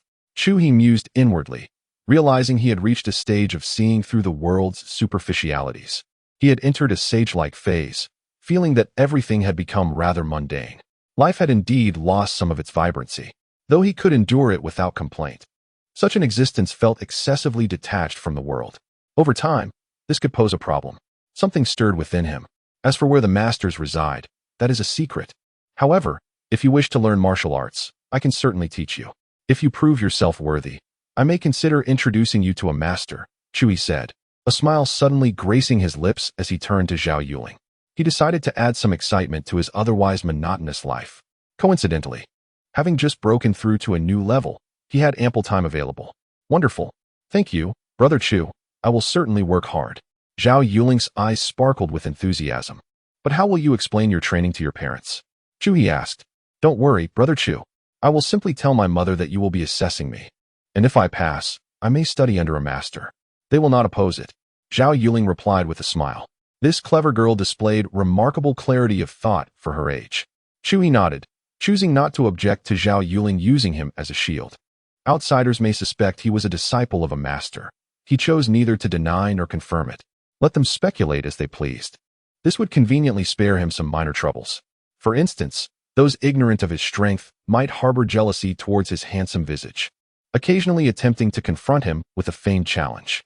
While they posed no real threat, their periodic intrusions were certainly irksome. From that day forth, the once cold library took on a refreshing aura of youthful vitality. The cheerful, melodious chatter of a child, reminiscent of larks, filled the air. Initially, it unsettled the tranquility-loving Chu He, but as time passed, he grew accustomed to it, and even found joy in the companionship of the young girl. Her presence alleviated the loneliness that followed Lin Shuling's departure. Moreover, the little girl proved unexpectedly resilient, demonstrating a genuine commitment to her aspirations. Those who strive earnestly for their dreams are invariably endearing. Chu He's guidance for her evolved from playful beginnings to a more serious approach over time. Time flowed swiftly. Winter faded and spring blossomed. In the blink of an eye, 2 years had elapsed. Throughout this period, Chu He thoroughly solidified his cultivation after the fourth transformation, establishing a robust foundation. He began to advance toward even higher realms. In comparison to the third transformation, the pace of cultivation in the fourth was decidedly more gradual. However, he felt no urgency. He was adept at steady practice and quiet growth, finding no difficulty in the process. He possessed an admirable capacity for solitude. Most importantly, the greater one's cultivation, the longer one's lifespan. Time had become a trivial concern for Chu He. He felt as if living for a millennium was well within his grasp. Decades, to him, seemed like mere droplets in an ocean. Perhaps even a tortoise might not outlive him. Chu He couldn't help but reflect on this. The passage of time was dwarfed by the speed at which his abilities were advancing. The longer he lived, the more vibrant his vitality became. This was the true essence of growing younger with age. As for the 9 transformations golden body technique, it had reached a stage where it exhibited an indelible trend toward immortality. A tortoise? Little Chu Gu, do you like tortoises? Zhao Yuling, who was practicing her sword technique nearby, perked up at his musings, her eyes sparkling with curiosity. Focus on your sword practice, Chu He replied, a smirk forming at the corner of his mouth. However, the following day, Zhao Yuling burst into the library with great enthusiasm. Little Chu Gu, look what I've brought you. She energetically presented a large water jar, her excitement palpable as she offered it to Chu He. Peering into the jar, Chu He found a creature with 4 claws and a green shell, leaving him momentarily speechless. He pondered the implications of receiving a tortoise as a gift. Was it an insult, or did it bear some hidden meaning? Do you like it? Zhao Yuling asked, her face beaming with anticipation, clearly eager for praise. She had often gifted Chu He small tokens before, but none had piqued his interest. Upon hearing him casually mention tortoises the previous day, she had taken it to heart and sought one out after her training. Chu He scrutinized Zhao Yuling for a moment, confirming that her intentions were purely to offer a gift, devoid of any ulterior motives. Very well, a tortoise it is, he conceded, although the gift was peculiar. It was undoubtedly heartfelt. Yesterday, he casually mentioned something, and the little girl promptly brought the item the very next day. It seems she is quite adept at handling matters. Chu He reached out, and in a fleeting moment when the turtle in the water was caught off guard, he pinched its exposed neck between 2 fingers and lifted it out. Out of sheer boredom, a thought had crossed his mind. He had often heard the saying that a turtle could live for 1,000 years, but it was merely hearsay.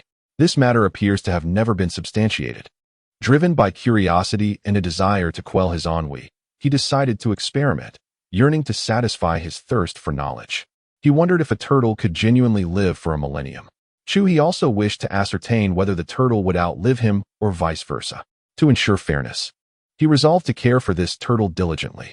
In the future, while others might pet their cats, he would be the one to caress his turtle. Chapter 24. The irritable little tortoise in front of the library. The sun shone brightly. Chu He sat in a chair, one hand engrossed in a book while the other playfully pinched the head of a small tortoise, which wriggled restlessly. The little tortoise, with its pea-sized eyes, cast sideways glances at Chu He, its white scara rolling upward in irritation. It was quite vexed.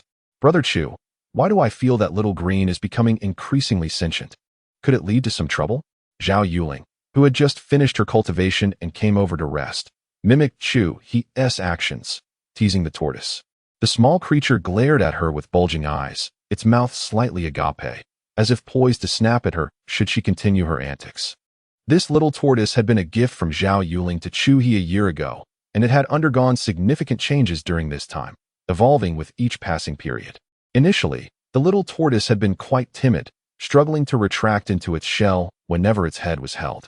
Gradually, it began to express emotions. Now, when its head was pinched, it would glare and even grin, displaying behavior akin to that of a playful puppy.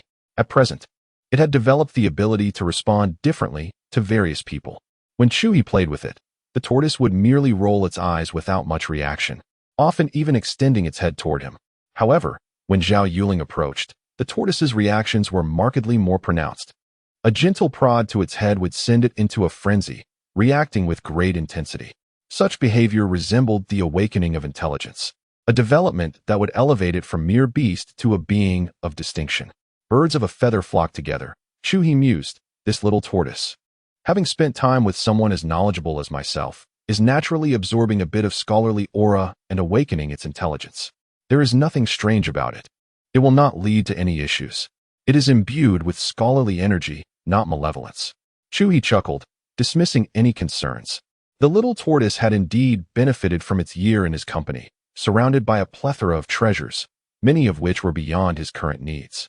Occasionally feeding it a morsel helped to clear his inventory and proved immensely beneficial for the tortoise. After a year, it had evolved beyond an ordinary little tortoise. Its intelligence had begun to awaken, and its shell had hardened significantly, making it challenging for even practitioners at the 4th or 5th level to break through. More importantly, it had developed the ability to withstand dehydration, now unaffected by the sun's relentless rays. Is that so? Yet it has become increasingly less endearing. Zhao Yuling pouted.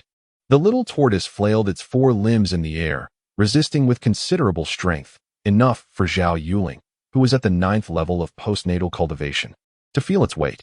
The timid little green of your had transformed.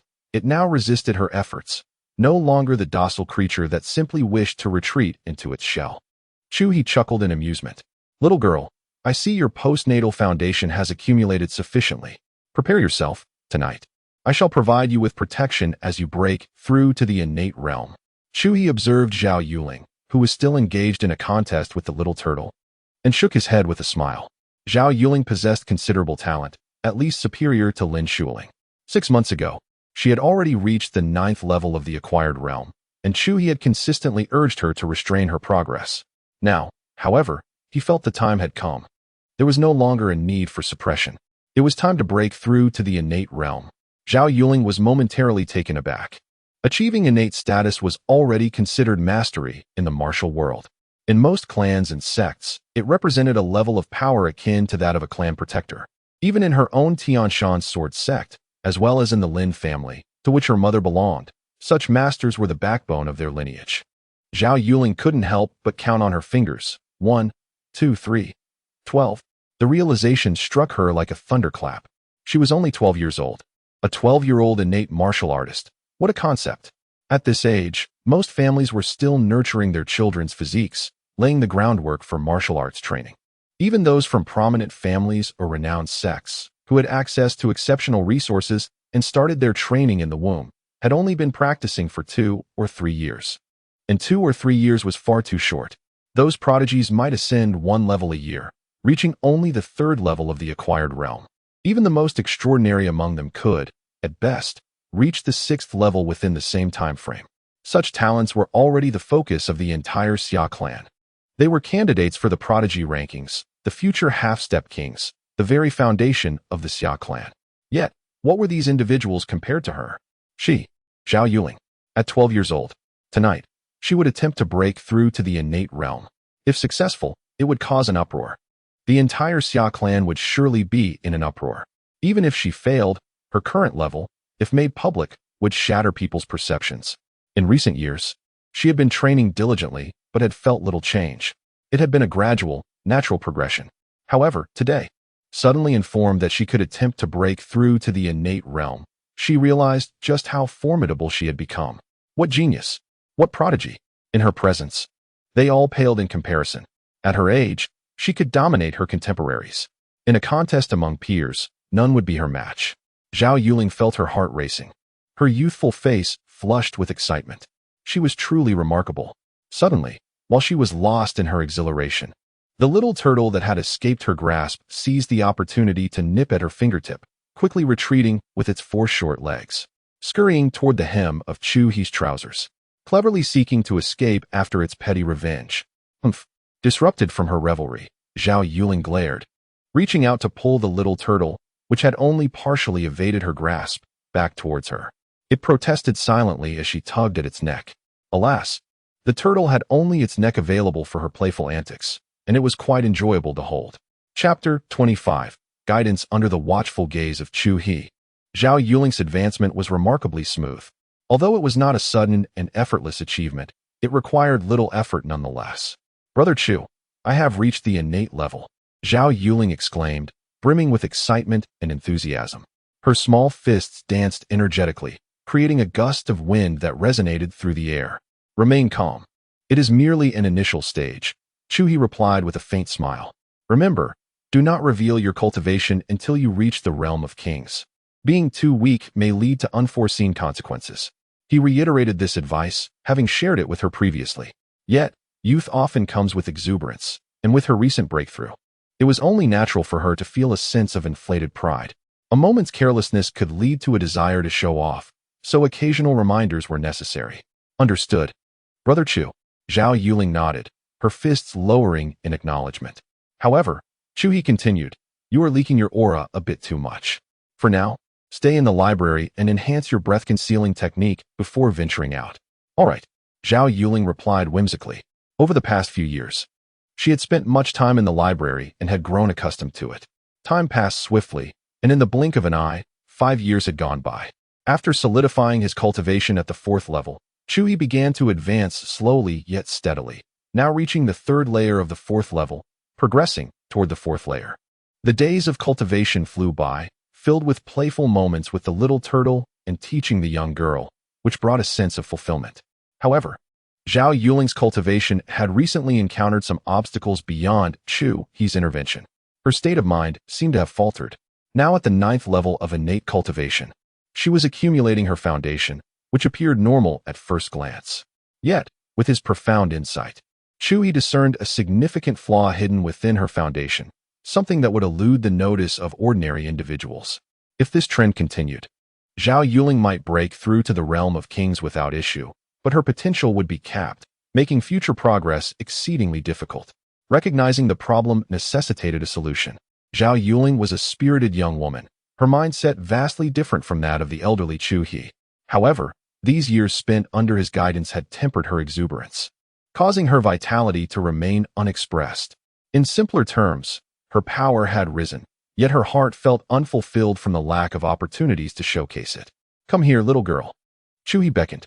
Zhao Yuling, who had been struggling to coax the little turtle's head back into its shell, hurried over. You are now at the 9th level of innate cultivation, possessing sufficient strength for self-protection. It is time for you to venture outside, experience the world, and broaden your horizons, Chu He said with a smile. Zhao Yuling's eyes brightened at his words. She had entered the library at the age of 9, aspiring to become a great master, and had now spent 8 years in pursuit of that dream. Though her temperament surpassed that of her peers, she was still in the bloom of youth. Loneliness had lingered long enough that a fervent yearning burned within her heart. At her age, managing to suppress the urge to suggest an outing was no small feat. Now that Chu He had proposed it, she was naturally eager to comply. However, she hesitated, saying, But, dear brother Chu, if I leave, who will keep you company? Zhao Yuling's inner conflict reflected her impatience to explore the world while still holding onto a sense of responsibility for the solitary Chu He. Over the years, Chu He had guided Zhao Yuling, and the outside world perceived this as a test of meeting a great master. To avoid disturbance, it was likely the Lin family's arrangement that the entire library, along with the surrounding buildings, was devoid of other inhabitants. In this quiet space, it was usually just Chu He and Zhao Yuling, along with a small turtle. If she were to depart, Chu He would indeed be quite alone. Come now, little one, it's not a matter of life and death. Just go out for a while. Do you truly believe that if you leave, you won't want to return? Chu He chuckled, gently ruffling her hair. Loneliness, solitude, such notions held no sway over him. Chu He was never one to fear such things. If he truly wished to, he could always leave the library. It was not a prison. Take this with you. If you encounter any peril, open it. He instructed as Zhao Yuling accepted the pouch he offered and set off to venture into the world. The library fell into a hushed stillness. Chu He settled into a recliner with a book, swaying gently as he read. The now larger turtle basked in the sun outside, gazing skyward, contemplating the philosophies of life. The absence of the most vivacious presence rendered the atmosphere notably tranquil. Come here, little turtle, Chu He suddenly called out, setting his book aside. The turtle, its beady eyes shifting from the sun, cast a glance at Chu He before leisurely making its way toward him. Chu He was in no rush, watching it crawl with a sense of amusement. Moments later, the turtle positioned itself before him, squatting on its hind legs, adopting a posture of attentive listening. Do you wish to cultivate? Chu He inquired, realizing that he had begun to enjoy the role of a mentor. With no one else around, boredom had sparked a whimsical desire to guide this little creature. After all, it was a matter of nurturing the turtle that would compete with him in longevity. The turtle paused, not fully understanding what cultivation entailed, but instinctively sensing it was a beneficial endeavor. Thus, it nodded in agreement, responding to its intuition. Chu He nodded approvingly, extending a finger to gently tap the turtle's head, transmitting a profound message into its consciousness. What he imparted was a method of physical cultivation. While this technique was not of the highest caliber, Chu He, with his profound martial arts expertise, had discerned it to be the most suitable approach for the turtle's development. After all, it was not human, and most of the cultivation manuals he possessed did not apply. Having a compatible method was indeed a fortunate circumstance. Chapter 26. Ominous signs. 5 months have elapsed. The little turtle, under the tutelage of Chu He, has begun to show promising results in its training. Although it is merely an ordinary beast, its innate potential is far from trivial. After all, having been in close proximity to Chu He for several years, it has partaken of numerous fine resources. While much of this was squandered due to its ignorance of cultivation, what remained has subtly transformed it. The progress is akin to the accumulation of strength before a sudden outburst. Despite Chu He's somewhat lackadaisical approach to its instruction, essentially imparting only a single method of cultivation and then largely neglecting it, the occasional doses of precious elixirs have proven far more effective than any teaching. In just half a year, the little turtle has gained the ability to engage with martial artists of the 5th or 6th level of the postnatal realm. Coupled with its sturdy shell, it can withstand encounters with those at the 7th or 8th level long enough to preserve its life. More importantly, the speed at which its intelligence has awakened has significantly accelerated with its training. Today, it is no longer an ordinary turtle. For instance, as it walks, it has begun to mimic Chu He, placing its 2 forelimbs on the ground while the other 2 are held behind its back. However, its short tail trailing on the ground causes it to waddle awkwardly, rendering it a rather amusing sight. The library quietly flows through the river of time, unnoticed in its corner, until one day, the tranquility was disrupted. "Little brother Chu, I'm back." Zhao Yuling's voice resounded from afar. Chu He set aside his book, a smile gracing his lips. This girl, having ventured out, sounded significantly more lively. Her experience in the outside world has evidently borne fruit. Chu He nodded thoughtfully. It seems that occasionally wandering through the mundane world is indeed beneficial. Before long, a fragrant breeze announced the arrival of Zhao Yuling, clad in white martial attire and wielding a long sword. Although it had only been a few months, the transformation in Zhao Yuling was remarkable. Her figure had become much more proportionate. The rigors of her travels had certainly proven more advantageous than remaining confined at home, both for her mindset and physique. Previously, Zhao Yuling had indulged too much, giving her a somewhat rounded appearance. Now, she had shed the excess, blossoming into a true beauty. "Impressive," Chu He remarked with approval. After several months, Zhao Yuling's foundation had become even more solid. "Little brother Chu, you have no idea how thrilling the outside world is. This time, I participated in a martial arts convention, encountered numerous masters, and even garnered a reputation.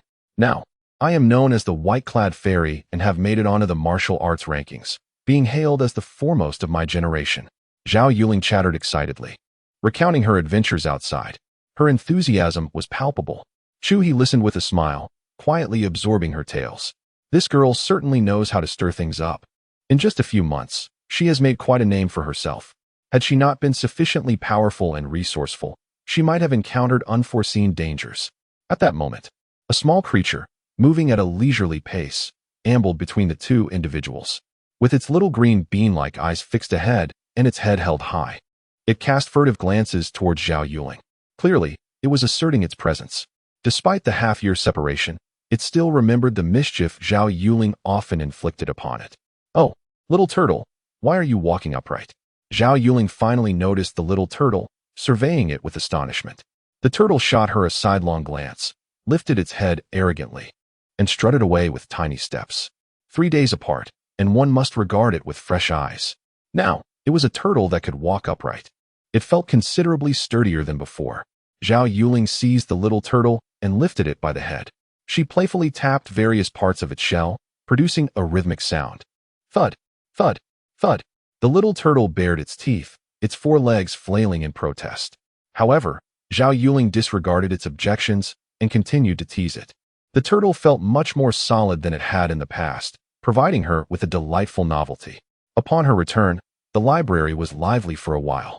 However, after her departure, she became somewhat restless, a change that did not escape Chu He's notice. To refine her temperament further, he encouraged her to continue her adventures in the world. Time flew by, and in the blink of an eye, 5 years had passed. Chu He was now 67 years old, having spent 53 years in the library.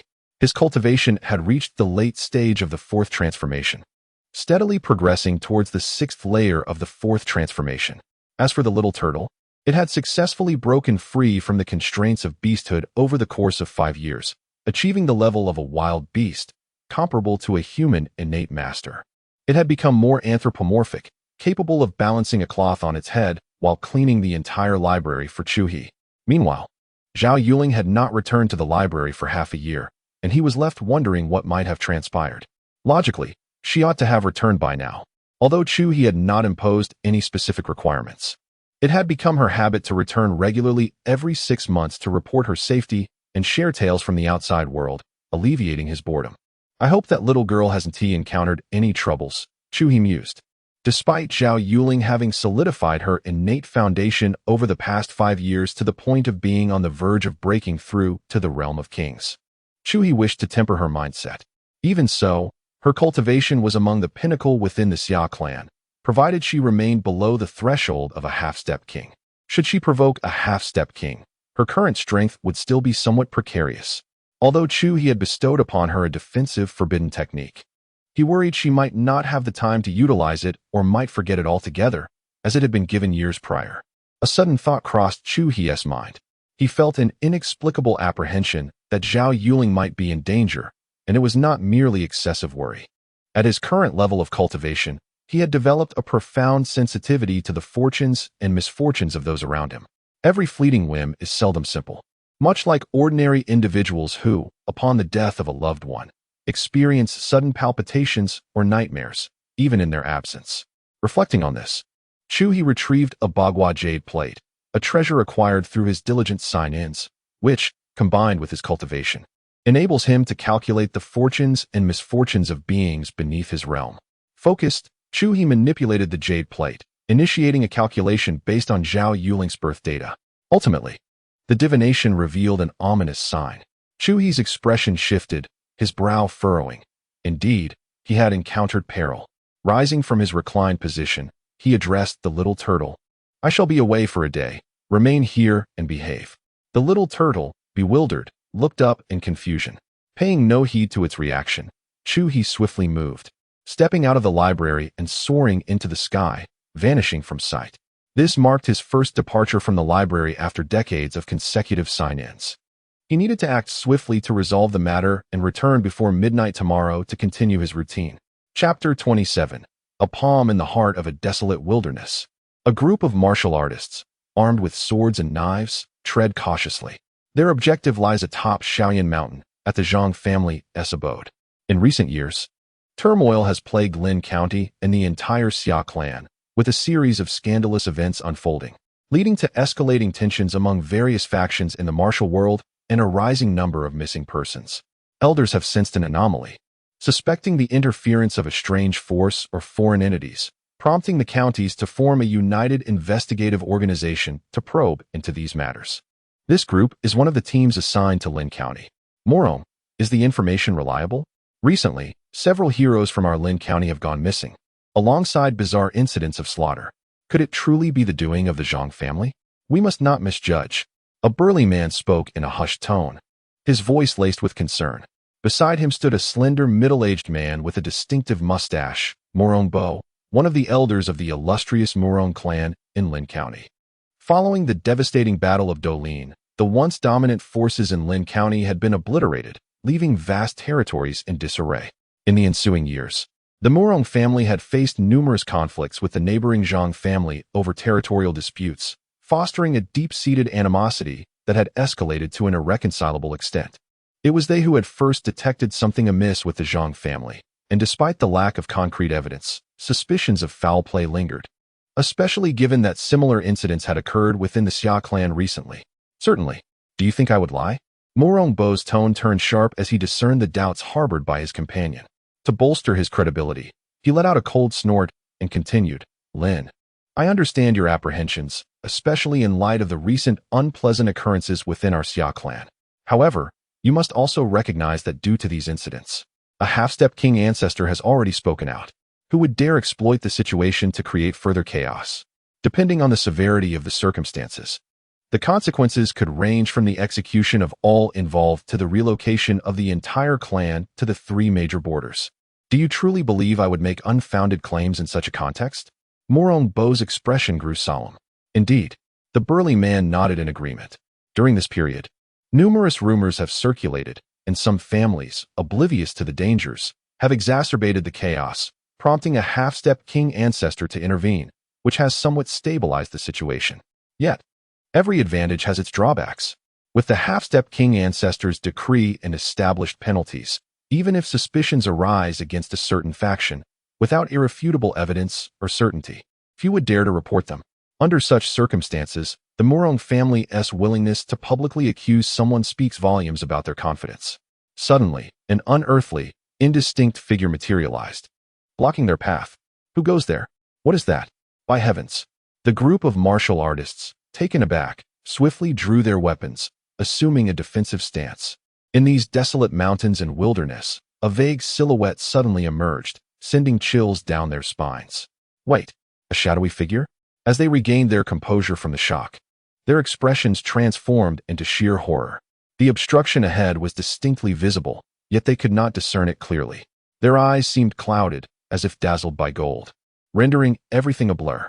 As martial artists, each of them a master of innate prowess, they possessed keen senses and sharp gazes akin to that of an eagle. The notion of failing eyesight was utterly unfathomable. Even if sand were to be cast into their eyes, it would not hinder the intensity of their vision. A mere glare from them could instill fear in an ordinary person. Yet, here they stood, confronted by a living being, unable to see clearly. They attempted to shift their gaze elsewhere, finding it normal and unobstructed, but the moment they gazed directly at the figure ahead, it became indistinct. It was as if they were witnessing a ghost. Faced with such an eerie situation, the group of master martial artists dared not make a move. Typically quick-tempered, they unusually refrained from leading a charge of anger when confronted with this barrier. The indistinct silhouette belonged to Chu He. Having journeyed across several cities, guided by the direction of a hidden treasure, he finally arrived here. Upon halting, he noticed something intriguing in the sky and promptly descended. You know what lies ahead, don't you? Although no one could ascertain who Chu He was addressing, an inexplicable pull drew their gazes to Morong Bo. They instinctively understood that the inquiry was directed at him. What do you mean? How would I know what lies ahead? Who are you? Morong Bo's expression darkened as he fired off 3 questions in quick succession. Chu He's blurred figure appeared formidable, exuding an air of danger. Being scrutinized by such a presence left Morong Bo visibly unsettled. Stubborn, Chu He shook his head, showing no interest in engaging in a verbal spar. Suddenly, he extended a hand and struck forward. A colossal golden palm materialized, swiftly vanishing. A small hillside ahead was crushed flat under its force. Boom! The resounding noise reverberated. But there were no scattered dust or flying boulders, only the echo of the thunderous impact. Everything returned to tranquility, if it weren't witnessed firsthand. Who would believe that a hillside spanning an acre had been effortlessly flattened by a single, casual strike?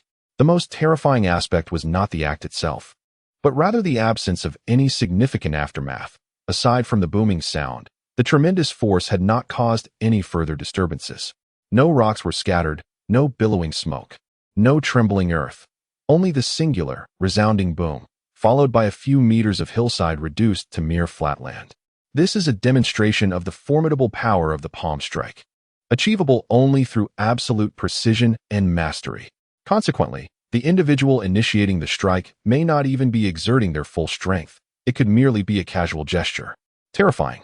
The expressions of those around him transformed dramatically. Yet, Morong Bo was on the verge of losing his composure. While others may not comprehend what secrets lay hidden within that small hillside, they were simply astonished by the force of the palm strike. However, Morong Bo, who was privy to the true circumstances, felt as though his very heart might shatter from fear. Why that particular hillside? Why, of all places, that one? Was it mere coincidence?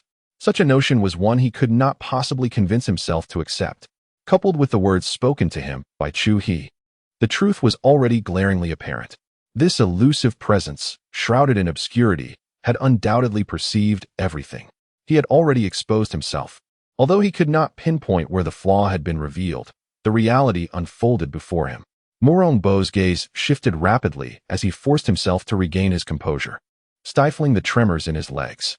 With determination, he turned and deftly utilized his lightness skills to swiftly dart away. He pushed his internal energy to its utmost limit, exerting every ounce of strength he possessed. Chapter 28. The Zhang family flee. One must escape swiftly, the sooner the better. A profound sense of crisis and dread enveloped Murongbo's heart. On that hillside lay ambushed a group of innate masters from the Meizu, including several invincible ones. Yet, with a single strike, those individuals had no chance to react. They were all enveloped and reduced to mere fragments. Such a light blow had annihilated so many innate experts without so much as a moment's notice. What did this signify? Murongbo understood all too well. It was precisely this understanding that amplified his terror. This indistinct figure was not merely inscrutable in appearance, it was genuinely terrifying. He was indeed a formidable force, at least half a step to becoming a king, if not stronger. Faced with such an existence, Murongbo felt no inclination to engage in combat. He even dared not ponder the question of whether he could truly escape. Merely contemplating it brought forth an abyss of despair, leaving him bereft of even the courage to attempt flight. As long as he refrained from deep contemplation, he could muster the bravery to flee, perhaps even summon forth a miracle.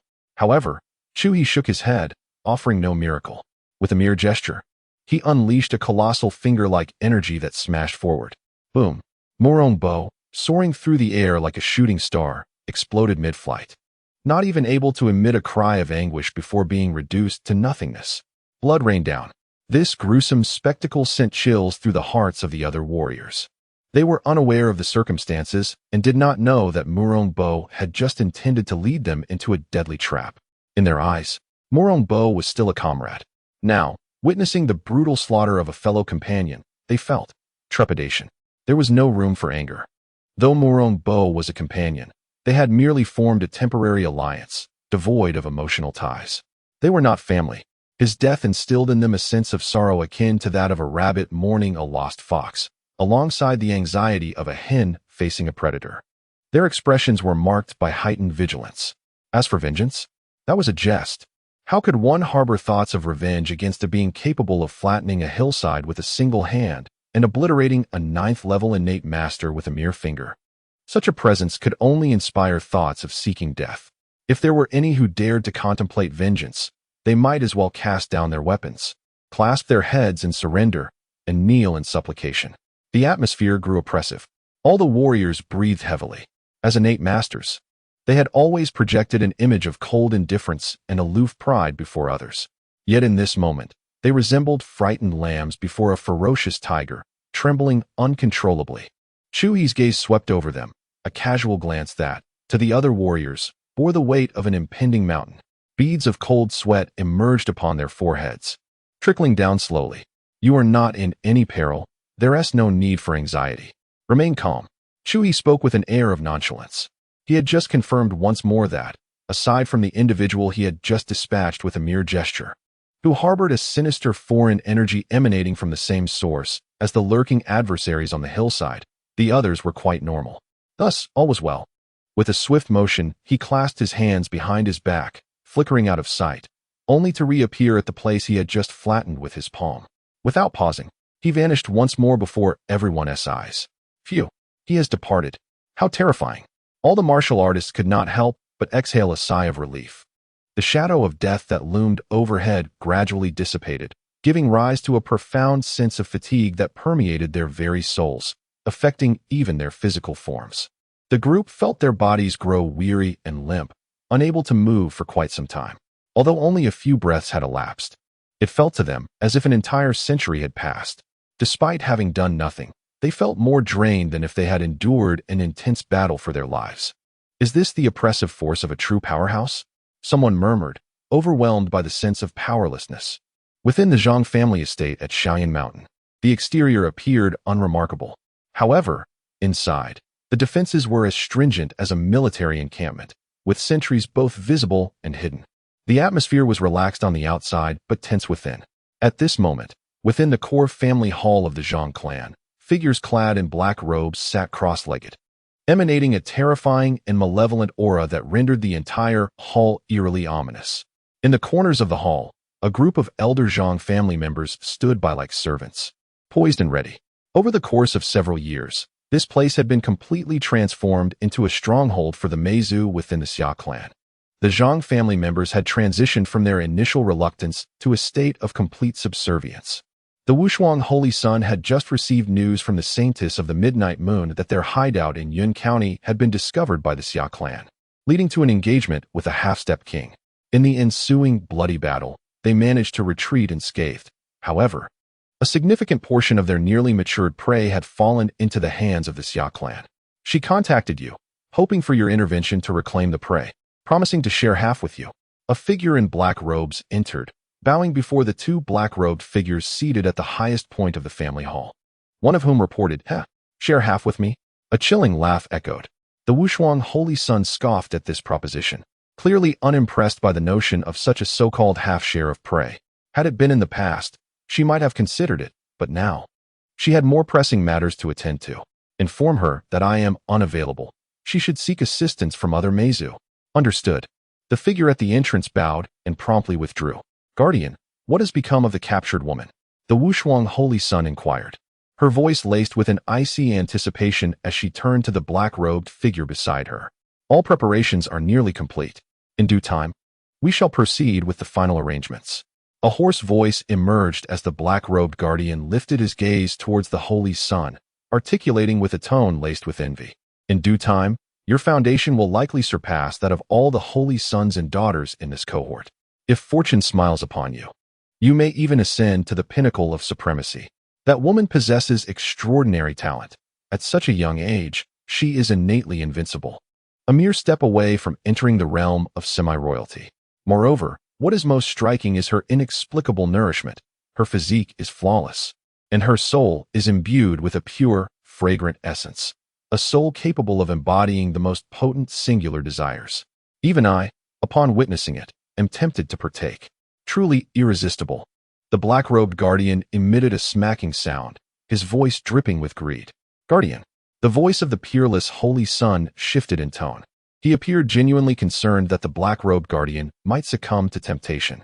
After all, the guardian's rank within the clan was commensurate with his own, and his power surpassed that of the Holy Sun. Should he truly give in, the Holy Sun would find himself powerless to intervene. Rest assured, my foundation is established while yours remains uncertain. That woman holds greater significance for you. It has been ages since our lineage produced a first Holy Sun. This time, you have hope. The black-robed guardian spoke, allowing the Holy Sun to exhale in relief. Fear not. This time, the title of First Holy Sun shall undoubtedly belong to me. He declared, brimming with confidence. Is that so? Just as his words fell, a voice of unassuming resonance erupted from the void, its origin unknown, reverberating throughout the clan's hall. Chapter 29. Instant Kill Who Dares? Boldness. A group of black-robed members of the Meizu clan raised their heads and turned to face the entrance, their auras fully unleashed. Emitting a furious roar, the entire hall was engulfed in a rolling tide of ominous energy, materializing into a tangible form, producing howls akin to wailing ghosts and ravenous wolves, instantly transforming the place into a realm of malevolence. The black-robed guardians and the Holy Sun similarly directed their gaze towards the entrance, yet they remained unperturbed, displaying an air of calmness as they sat cross-legged, their auras unwavering. They possessed great confidence in their own prowess.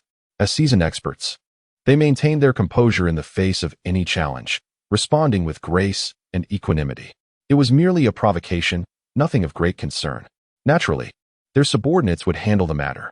All they needed to do was cast a condescending glance. Before the grand entrance of the Zhang family, the air shimmered, and a figure flickered into view. Chu He halted, his heart stirred, his gaze rippled like a flowing current. All the scenes within the Zhang family flashed before his eyes like a rapid montage, accompanied by sounds.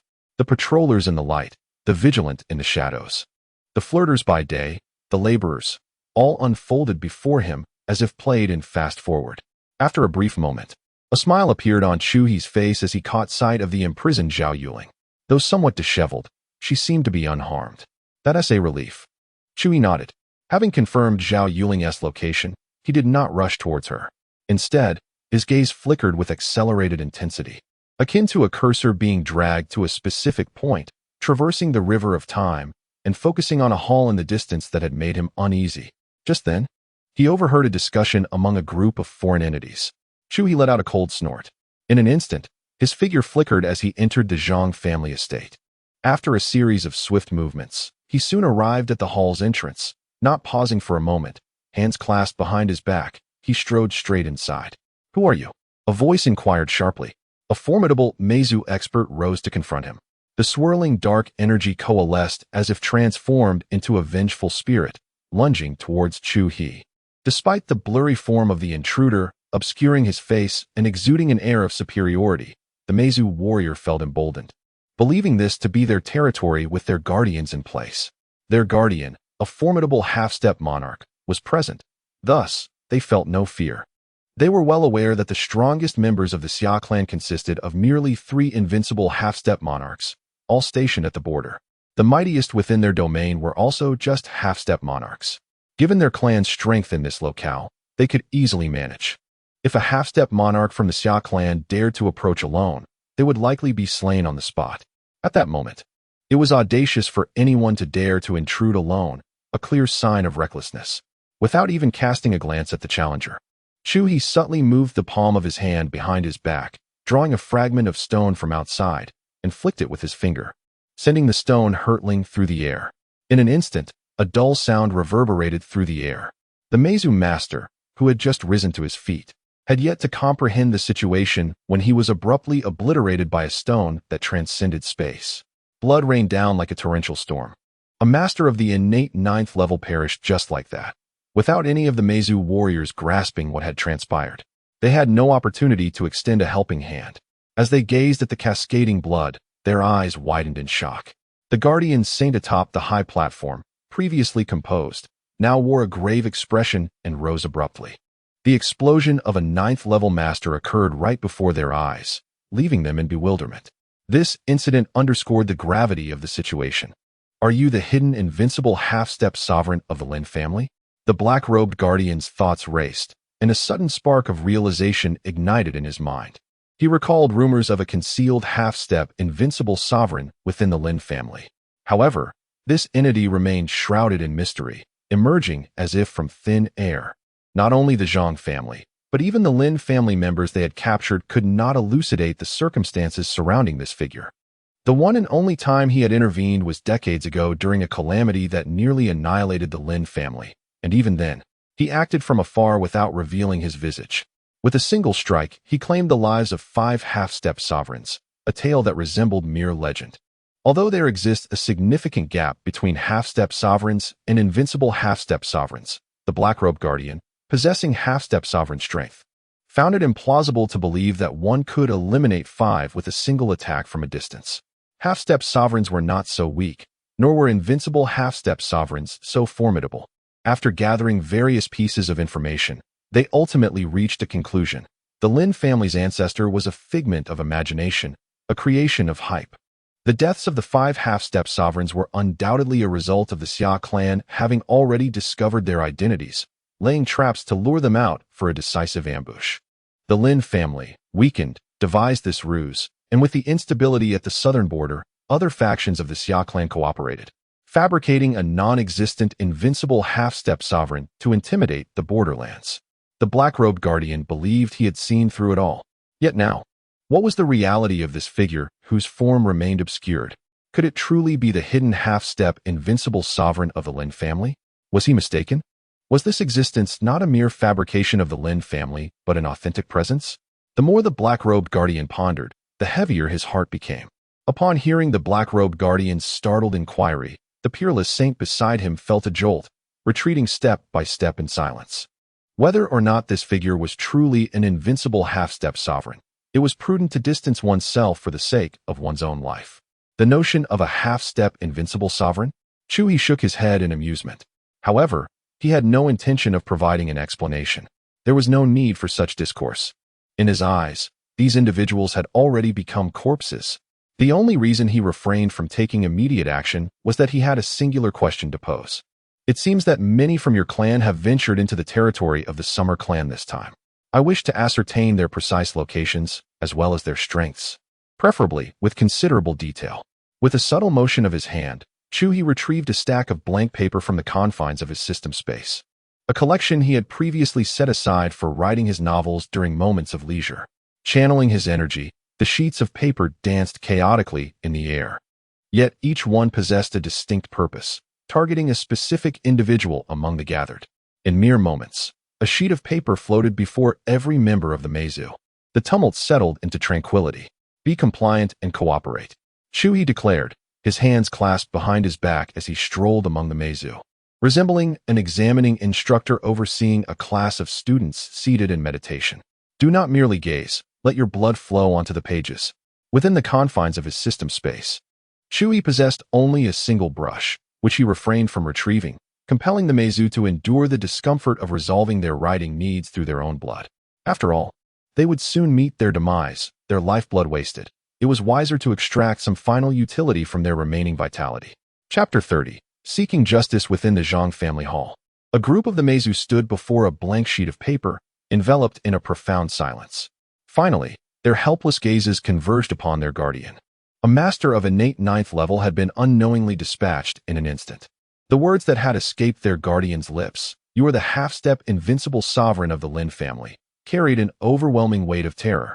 Faced with such an entity, they dared not show their faces, opting instead to let the tallest among them take the lead. Clearly, the black-robed guardian was the one at the forefront. Black-robed guardian. He too was at a loss for what to do. Why were all eyes upon him? The pressure was immense. Esteemed elder, our Meizu boasts a plethora of formidable experts. Individuals like myself are insignificant within the clan. Half-step invincible sovereigns are as numerous as the stars.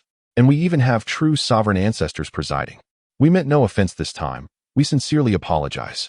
If we depart now, we vow never to set foot in the Xia Clan again. The black-robed guardian's thoughts raced.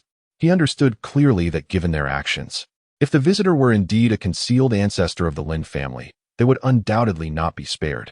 Thus, their only chance for survival lay in displaying strength. Although showcasing their power did not guarantee survival, failing to do so would certainly lead to death. Sovereign, your prowess is commendable, he murmured, though his heart sank. Chu He's expression remained stoic. However, I did not ask you to speak. I merely instructed you to write. His voice suddenly turned frigid as he struck out. With a resounding slap, the black-robed guardian spun in place multiple times, blood spewing from his mouth as he revolved. Yet, more than the pain etched on his face, he was struck by sheer terror within. He had not the slightest ability to resist. He had been utterly subdued. Not only could he not muster a defensive movement, but even the instinctual urge to protect himself eluded him. Even now, he found himself unable to halt his spinning form. After that resounding slap, a numbing sensation coursed through his entire body, rendering him a mere puppet to the whims of fate. He continued to spin until inertia finally ceased, and then he staggered, falling unceremoniously onto the ground. It was confirmed. This was indeed the concealed ancestor of the Lin family, far more fearsome than the tales had suggested. A half-step sovereign was no more than a mere chick in his presence. To him, life and death were but a thought away. This was unequivocally not a half-step invincible sovereign. The black-robed guardian's heart roared in protest. The rumors were indeed erroneous, not merely exaggerated, but rather an understatement. The clan elders at the half-step invincible sovereign level had never instilled such a sense of dread and pressure within him. It was the chasm between an ant and the heavens. You are a sovereign. Blood dripped from the black-robed guardian's lips as he shook his head, his speech slurred and filled with a suffocating despair. If a sovereign had truly descended, then this time, it was likely the end. Not a glimmer of hope remained. How could the Xia clan still have a sovereign presiding? Even if there is, it is unreasonable to remain idle in the seemingly insignificant Lin County without suppressing the border. The other members of the Meizu and the Zhang family were utterly astonished. Such a formidable protector was unexpectedly rendered dazed by a mere slap. It was inconceivable. This cannot be a dream, can it? Moreover, what did the protector just say? A king? This individual is a king? In an instant, the figures of the Meizu, cloaked in black robes, revealed no apparent changes. In stark contrast, the Zhang family members, standing in the corner, turned ashen. They realized the gravity of the situation. The king of the Xia clan has personally arrived. They had colluded with an alien race. How could they expect to be pardoned? They were doomed. They trembled in fear. Suddenly, with a thud, Someone collapsed to the ground, prostrating themselves, pounding the earth with their palms, weeping uncontrollably, and choking out, "Elder, please advocate for our Zhang family." Those clad in black robes are not human, they are disguised aliens. They have suddenly appeared in our Zhang family's territory, coercing us into servitude. Our strength is insufficient, and our kin had intended to resist valiantly, but were thwarted by scoundrels. It is not that the scoundrels fear death, rather, they understand that there are far more pressing matters at hand. These aliens are not benevolent. Their presence in the Xia territory surely harbors ulterior motives. Yet the outside world remains oblivious to this matter. Thus, the scoundrels feel that dying in vain, while it may uphold their integrity, serves no purpose. Surviving and conveying this message is paramount. However, these aliens are immensely powerful and highly vigilant. We have yet to find an opportunity. Some of our kin who attempted to venture out were discovered and tortured to death. My heart bleeds for them, yet I endure, forcing a smile. I continuously urge my restless kin for the greater good of our Xia clan. What is the humiliation of our mere Zhang family in comparison? We must endure. Fortunately, our patience has not been in vain. We have awaited the dawn, awaited our elder. The patriarch of the Zhang family, Zhang Tai, wept with fervor, his voice hoarse. The more he spoke, the more agitated he became, his expression sorrowful, his tone filled with sincerity. In the grand hall, only the sound of Zhang Tai's choked voice resonated. Not only the Meizu, but even the Zhang family members were left speechless. Good heavens! In their hearts, only two words echoed loudly. What is the meaning of inverting right and wrong? What does it mean to speak nonsense with open eyes? Today, they have witnessed it. The Zhang family did not speak. But as for the Meizu, if they were not convinced that they had manipulated the Zhang family members after their imprisonment, they would have never believed them. This fervent speech made them doubt whether the Zhang family was truly enduring humiliation for the greater good. The sincerity was palpable, the earnestness undeniable. Suddenly, a clever Zhang family member snapped back to reality. Imitating Zhang Tai, they prostrated themselves and cried out, "Please, elder, advocate for us." He too was in tears, but his were born of fear. The emotions were misplaced, lacking the fervor of Zhang Tai's expression. Thud, thud, thud. The members of the Zhang clan were not fools. Once one took the initiative, the others instinctively knew what to do. One by one, their knees buckled, and they knelt upon the ground, hands raised high, collectively imploring, "Please, esteemed elder, take charge of our plight." The atmosphere within the ancestral hall shifted dramatically. Chapter 31, Ruthless and Noisy. Chu He cast a detached gaze towards a group of Zhang family members kneeling on the ground. Their silence did not pique his interest. Yet the moment they spoke, they captured his attention. Did they truly consider him a fool? They cried out in protest, their audacity almost laughable. The leader among them performed with such apparent sincerity that one could scarcely discern any flaws in his expression or tone. However, Chu He was a being of extraordinary caliber, possessing countless secret arts. Such trivial deceptions could not escape his keen perception. Moreover, the performances of the others were far from convincing. Some even rested their heads on the ground, their lips twitching, clearly stifling laughter at their leader's antics. With a shake of his head, Chu He raised his hand. A golden radiance erupted from his palm, transforming into streams of golden energy that swirled around him like dragons and serpents. With a mere motion of his hand, golden beams shot forth, reminiscent of divine dragons taking flight. "Senior." Zhang Tai happened to glance up, and the sorrow etched on his face was swiftly replaced by a look of sheer terror. Something was clearly amiss. The senior did not appear to be fooled. Nor did he seek confirmation. He was prepared to act immediately. Such decisiveness was alarming. Faced with the oncoming golden energy, Zhang Tai realized he lacked even the courage to flee. My fate is sealed. The Zhang family is finished.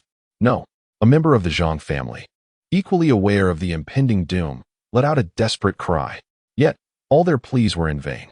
In an instant, every Zhang family member present was obliterated by the golden energy. The entire hall was engulfed in a bloody stench, dissipating the overwhelming aura of malevolence. Right quickly, Chu He swept a casual glance over the group of Meizu, uttering the words with an air of indifference. How ruthless! How terrifying! Such a simple prompt sent a wave of dread through the Meizu, who found themselves in awe of Chu He's formidable power and direct, merciless approach. Finally, one Meizu, unable to withstand the oppressive aura, extended a claw from beneath their voluminous black robe. Trembling, they lifted their hood, biting down hard on their claw, allowing dark blood to flow freely. Then, using their claw as a quill, they began to write on a sheet of white paper. "You are quite remarkable," Chu He remarked, directing his praise towards the Meizu who had commenced writing. To be complimented, the Meizu, invigorated by the acknowledgement, felt a surge of energy, hastening their writing. Observing this, the other Meizu began to follow suit, unleashing their claws to inscribe as well. Chu He then turned his gaze towards the black-robed guardian and the unparalleled holy sun atop the platform. These two Meizu had yet to make their move. "If you continue to be uncooperative, I shall not be pleased," he spoke, his tone indifferent. Yet, to the ears of the black-robed guardian and the unparalleled holy sun, it resonated like a death knell, laden with an oppressive force that instilled terror in their hearts. Ultimately, they yielded. Under that formidable aura, they found themselves devoid of the courage and strength to resist. Their bodies felt heavy, rendering them immobile. There was no need to endure. "I am on the verge of demise myself, so why concern ourselves with allies? Let us all perish together." Moments later, all the entities had completed their writings. With a wave of his hand, Chu He summoned all the blood-soaked papers back to him. With a swift motion, he activated the energy in his palm, causing the thick stack of blood-stained papers to flip through like a tome, each page turning rapidly. The ripples in Chu He's eyes reflected his ability to absorb the contents without missing a single detail, a trivial task for him. His usual slow pace while reading was merely a reflection of his contemplative engagement with the solitude of life. In the library, he was not merely reading books. He was pondering the essence of existence. Within a few breaths, he had perused the entire stack of papers. The contents were largely redundant, as anticipated. After all, this was not a jigsaw puzzle of a treasure map. The reason Chu He had requested each entity to write a version was merely for comparison. Chu He extended his hand, extracting 2 pages from the multitude of blood papers, then activated the energy in his palm, incinerating the remaining papers into ash. Apart from the 2 copies he retained, the other papers contained scant information, lacking in detail. He could comprehend this. Evidently, the 2 figures on the platform were the masterminds, while the other entities were mere minions. Hence the disparity in knowledge was to be expected. Quite satisfactory, indeed, Chu He nodded. Suddenly, he raised his hand. A familiar scene unfolded. The black-robed guardian and the unparalleled holy sun were taken aback. This master was utterly uncouth, lacking in decorum. If he intended to strike, could he not utter a few words first to prepare them? Why such a direct approach? With a roar, at the precipice of life and death, the black-robed guardian finally broke free from the fear that had gripped his heart. He spread his arms wide, unleashing a thunderous shout, his black robe tearing apart to reveal his true form, shrouded in ominous energy. It was a magnified version of a bat, devoid of wings, covered in fur, standing upright. With a sharp beak and tusks, his entire being enveloped in swirling darkness, it manifested as a tangible mass, akin to black ichor, exuding a foul stench that was utterly disquieting.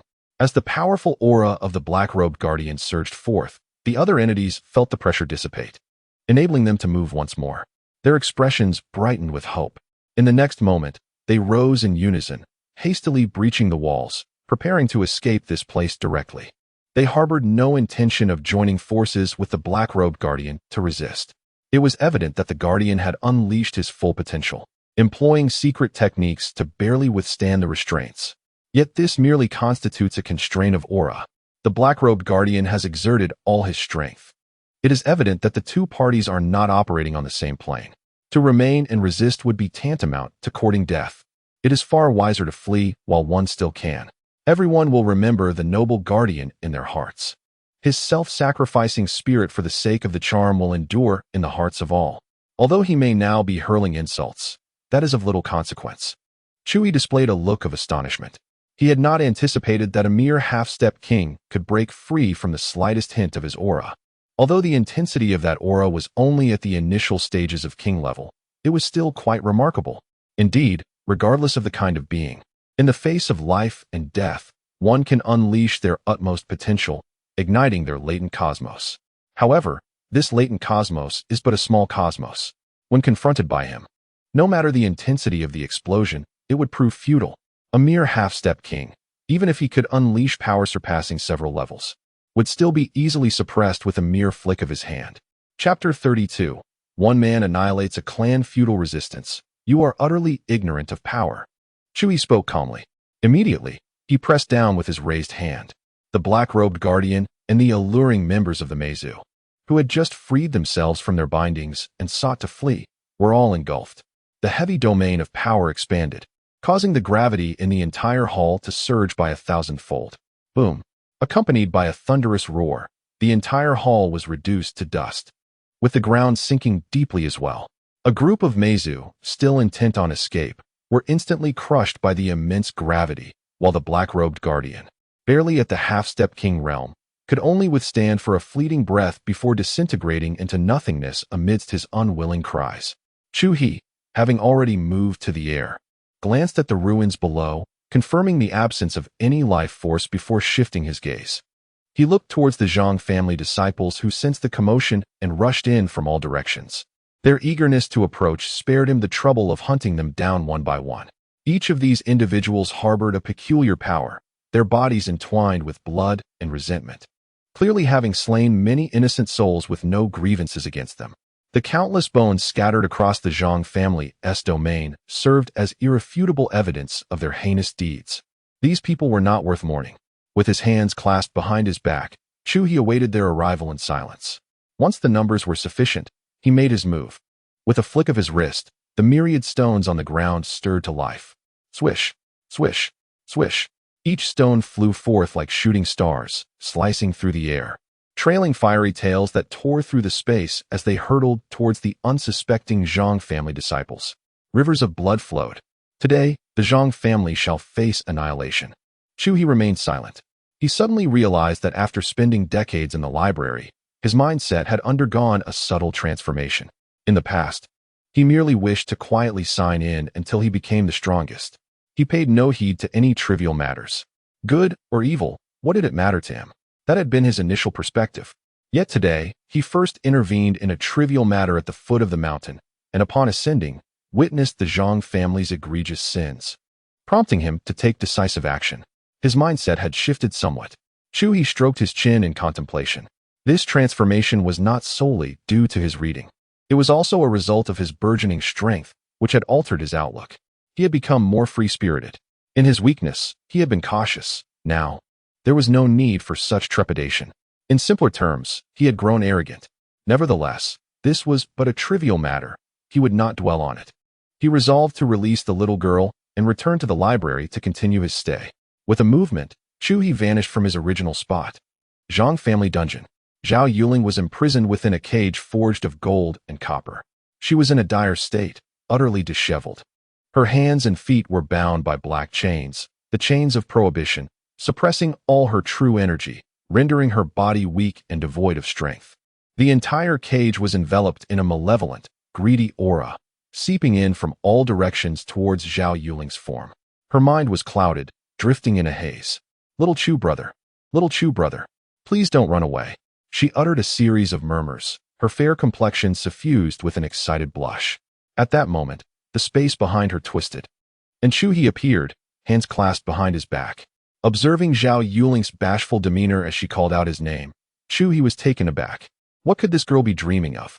He could sense the pervasive yin energy within the dungeon, imbued with a greedy force that amplified desires beyond measure. Zhao Yuling, under the influence of this power, should have been driven to madness, roaring with a distorted visage. Yet, her expression was far from that. Curious, Chu He could not resist the urge to probe deeper. His brows furrowed in intrigue. Astonishingly, it was lust that had been aroused within her. What a surprise! Why was this little girl calling out his name, stirred by such desires? A sin indeed. After a moment of contemplation, he chose not to interrupt. It wasn't that he derived any twisted pleasure from discovering Zhao Yuling's infatuation. He possessed no such malicious interests. His silence stemmed from the realization that this was an opportune moment for her breakthrough. Over the years, her cultivation had accumulated sufficiently, yet her progress had been stifled by her mindset. Time had passed, and her mental state had steadied. Now, having been captured and tempered by the greedy yin energy of the enchantress, she was on the brink of ruin. However, the timing was just right. Her mindset teetered on the edge of collapse, yet it was also being honed to its limits, an intersection of fortune and misfortune. with a wave of his hand. The chains binding Zhao Yuling shattered. Simultaneously, a pearl appeared in his grasp, the Pearl of Tao. In conjunction with Zhao Yuling's current state, it could elevate her mental cultivation to new heights. Chu He pressed the pearl against her smooth forehead, allowing it to merge into her sea of consciousness. Following that, he produced 3 King-S breaking pills. The medicinal essence melted in his palm before being infused into Zhao Yuling's body. I have done all that I can. Now, it is up to you. Chu He settled into a cross-legged position, arms wrapped around himself, observing her intently. As Zhao Yuling, in her fervor, chased after Chu He, a sudden chill washed over her, and her consciousness gradually returned. She recalled her precarious situation. Alas, with a sigh, she felt a lingering sense of desire. Yet, this was not the time for reminiscence. She was in imminent danger and needed to devise an escape plan swiftly. She understood the gravity of her predicament. Just as she closed her eyes to contemplate her escape strategy, an enigmatic thought surged in her mind, urging her onward. Breakthrough. Breakthrough. Simultaneously, the once suppressed true energy within her began to circulate autonomously, surging towards the barriers of her realm. There was no room for contemplation about whether this was the right moment for a breakthrough. It had commenced, leaving no possibility of retreat. Transitioning from innate to kingly was the initial manifestation of martial will, a process of compressing and refining true energy into essence. Once commenced, it becomes impossible to halt. To cease signifies failure, and with failure comes retribution, which may result in grievous wounds or, at worst, demise. This notion was well understood by Zhao Yuling. Thus, upon recognizing the predicament, she began to actively regulate the true energy within her, invoking her cultivation techniques in an attempt to transcend her current limitations. Although the moment for breakthrough arrived rather abruptly, Zhao Yuling remained composed. She had already been instructed by Chu He on the proper course of action during such a pivotal moment, a gradual and cyclical progression, with sufficient accumulation. Supplemented by several layers of protection bestowed by Chu He, the realm of kings posed no challenge for her. The transition was remarkably smooth, accompanied by a resounding roar.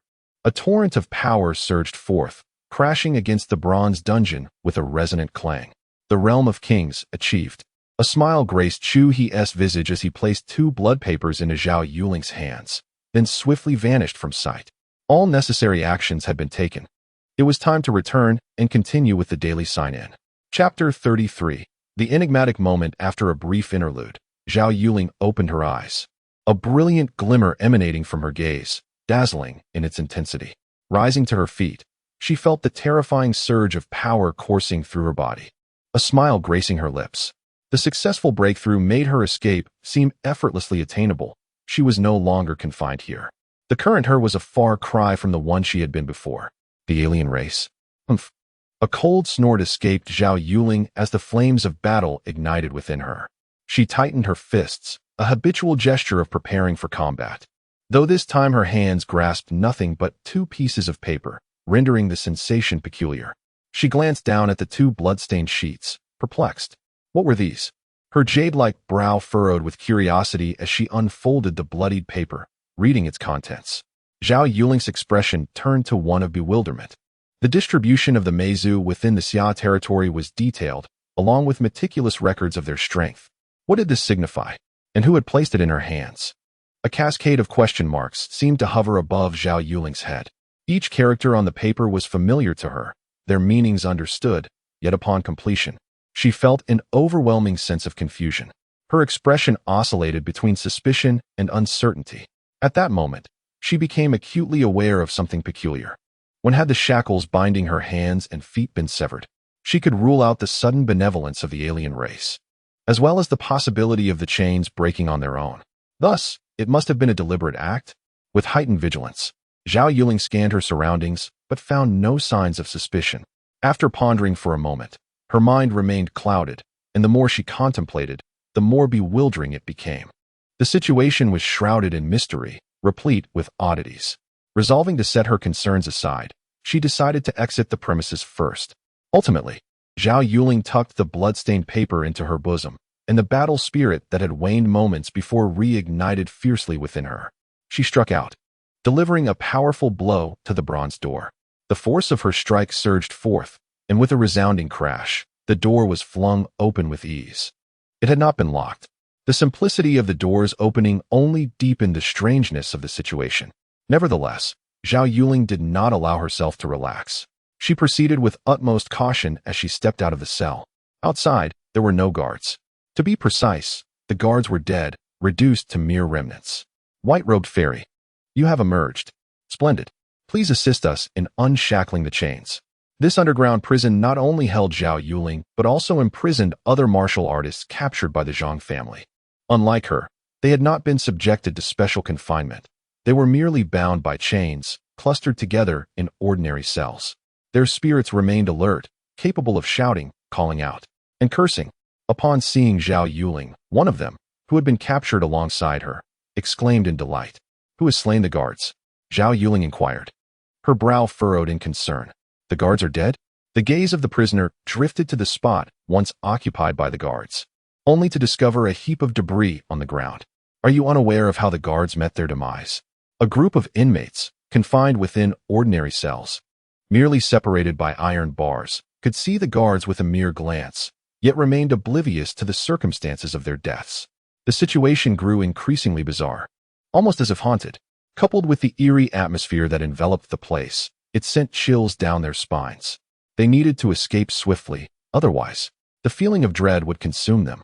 When I release you, do not act recklessly. Follow me as we fight our way out. Zhao Yuling spoke in a grave tone. Having already attained the realm of a king, she was undoubtedly the strongest in this place. The aura she exuded sent a shiver through all imprisoned warriors. This was no mere presence of an innate master. They realized that the white-clad fairy had transcended to a half-step king. This revelation filled them with both envy and elation. With such a formidable expert among them, their hopes of escaping grew significantly.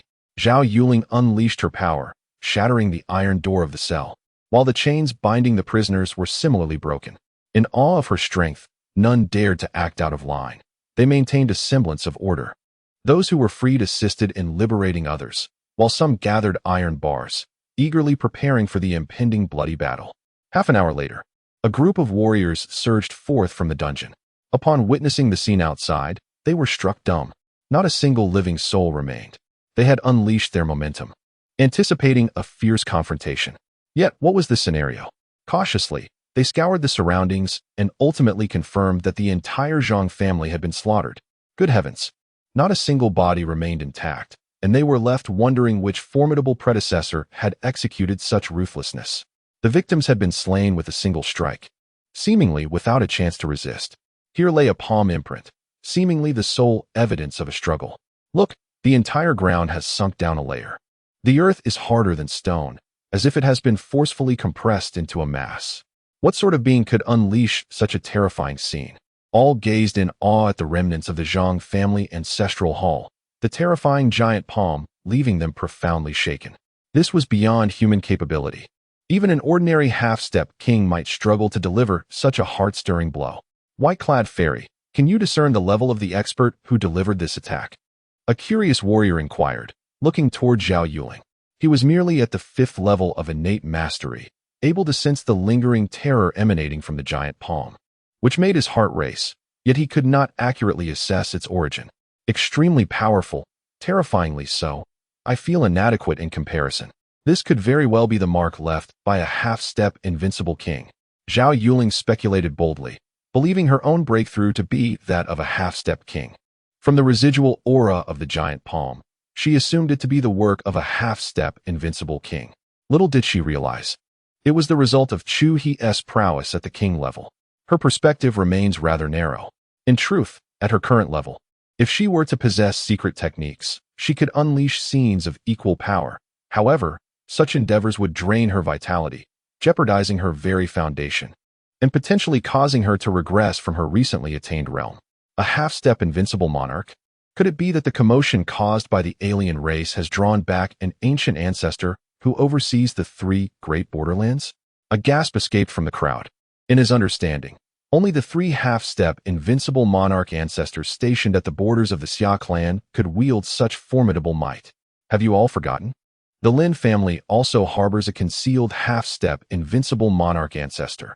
This is Lin County, and perhaps the alien race has stirred him from his slumber. prompting him to take action. Someone, as if recalling a forgotten memory, spoke up. Upon hearing these words, Zhao Yuling experienced a flash of insight, conjuring the image of Chu He in her mind. Subsequently, a myriad of shameful scenes surged forth, causing her cheeks to flush and her thoughts to spiral into disarray. White-clad fairy, a team from the investigation bureau has arrived. We must all go. At that moment, a congenital martial artist stepped forward, speaking with utmost respect. Chapter 34. The golden body of the Dharma all followed Zhao Yuling to the entrance of the Zhang family estate. Here, a group of martial artists, previously frightened away by Chu He, had returned with reinforcements. Upon gathering information from both sides, they concluded that the Zhang family had allied with foreign tribes. And there were issues with the Morong family as well. A mysterious elder, having discovered the problem, arrived at this location and decisively eliminated the Zhang family along with the foreign entities. I recently visited the site, and the slope that the elder had devastated bore remnants of flesh and blood, indicating an ambush by foreign beings. The elder uncovered the issue and saved us. Upon descending the mountain and returning, one individual excitedly shared his findings. What? Is that true? At that moment, I found it peculiar. How could such a formidable expert indiscriminately slay innocents? Morong Bo, with his sharp features, was clearly no good, confirming the suspicions. Fortunately, we encountered the elder, otherwise, we might have perished here today. The reinforcements, upon realizing the situation, expressed their trepidation. From the information shared by Zhao Yuling and others, they understood that the foreign entities here possessed immense strength, with numerous innate invincibles among them, and even a half-step king overseeing them. In a confrontation, it was likely that none would emerge unscathed. At that moment, they were filled with boundless gratitude towards that mysterious elder. The mysterious elder, indeed, Zhao Yuling murmured to herself, tightening her grip on the blood-stained paper in her arms. She pondered deeply, recalling the peculiarities within the prison and combining this with the current information. She finally discerned a pattern.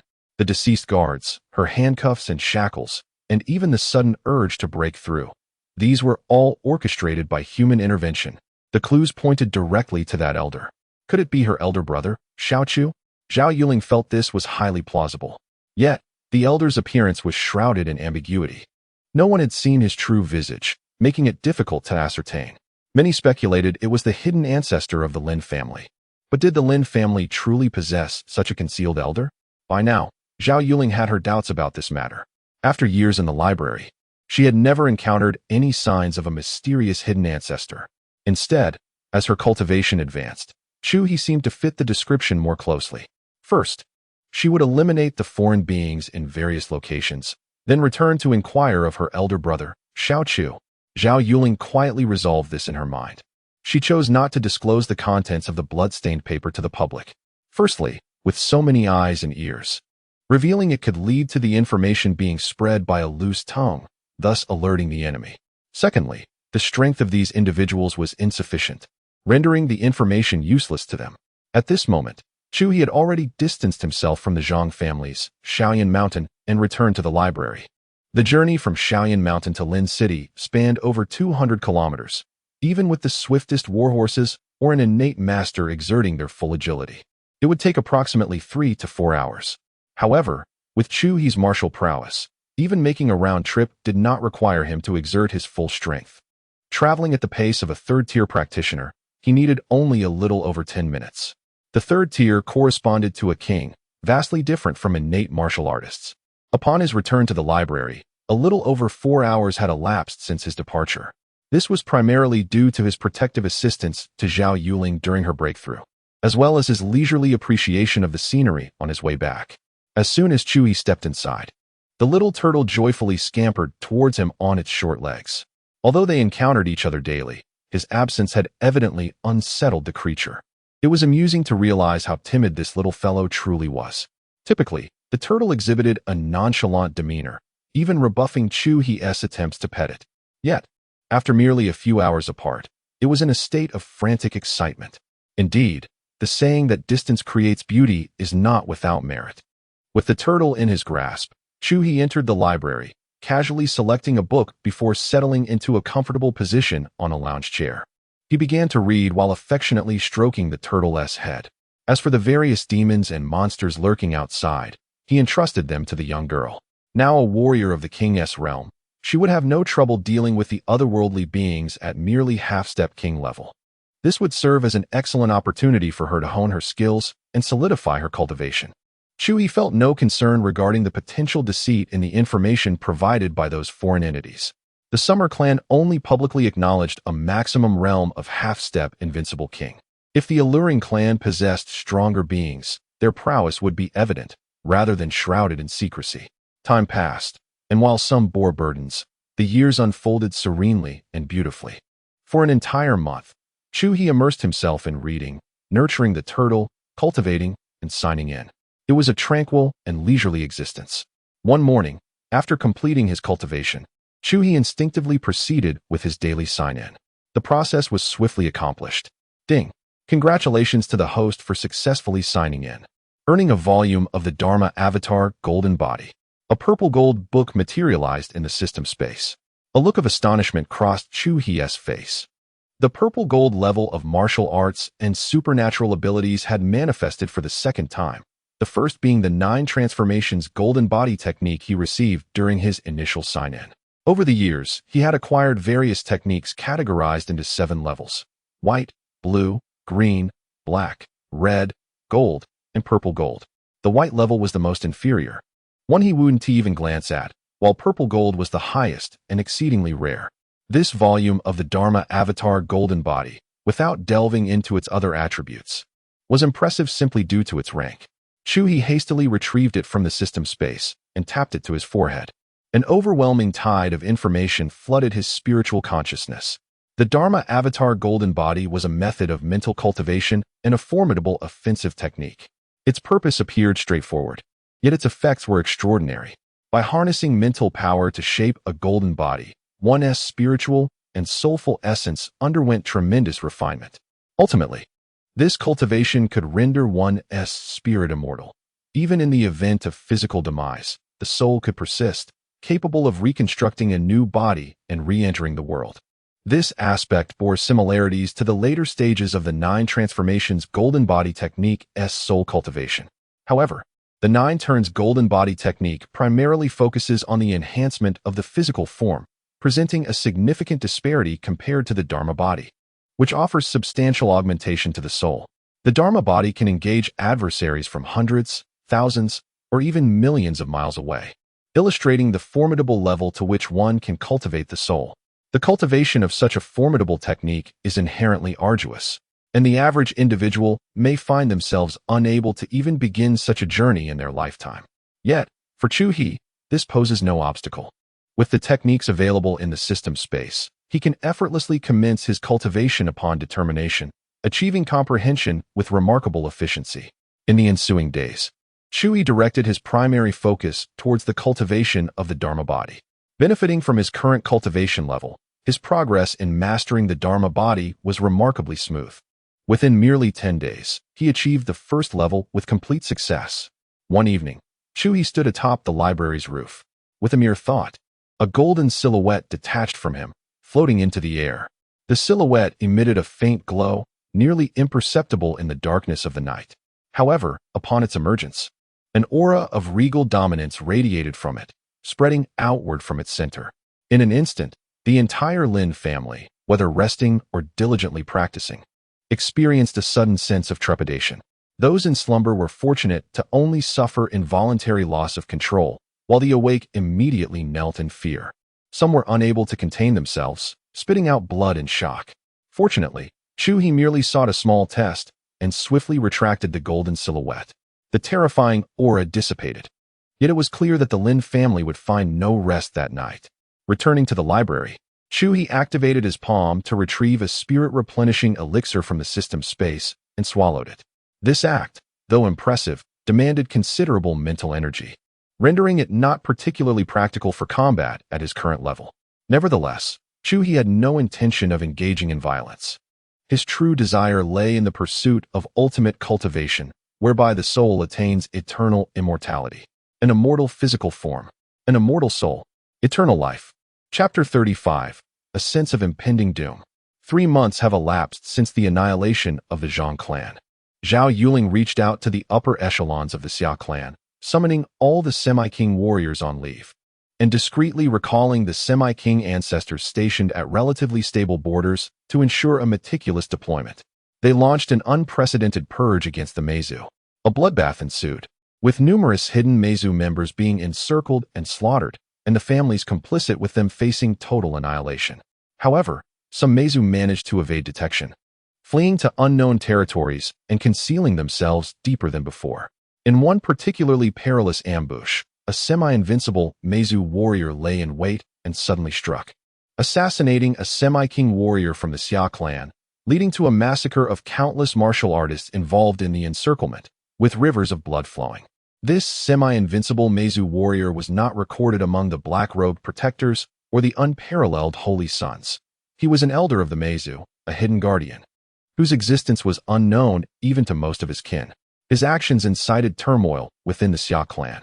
The map of mountains and rivers emitted an urgent warning, igniting the fury of 3 semi-invincible ancestors of the Xia Clan stationed far at the borders. At that very moment, upon learning of the large-scale slaughter of the Meizu, the semi-invincible Meizu warrior became frenzied. He proclaimed that blood would be repaid with blood and an eye for an eye. He vowed to ravage the Xia Clan's territory for 3,000 miles, accompanying the departed souls of the fallen Meizu. He began to sow chaos wherever he went. Soon, he encountered Zhao Yuling, who was leading a group to besiege a Meizu stronghold.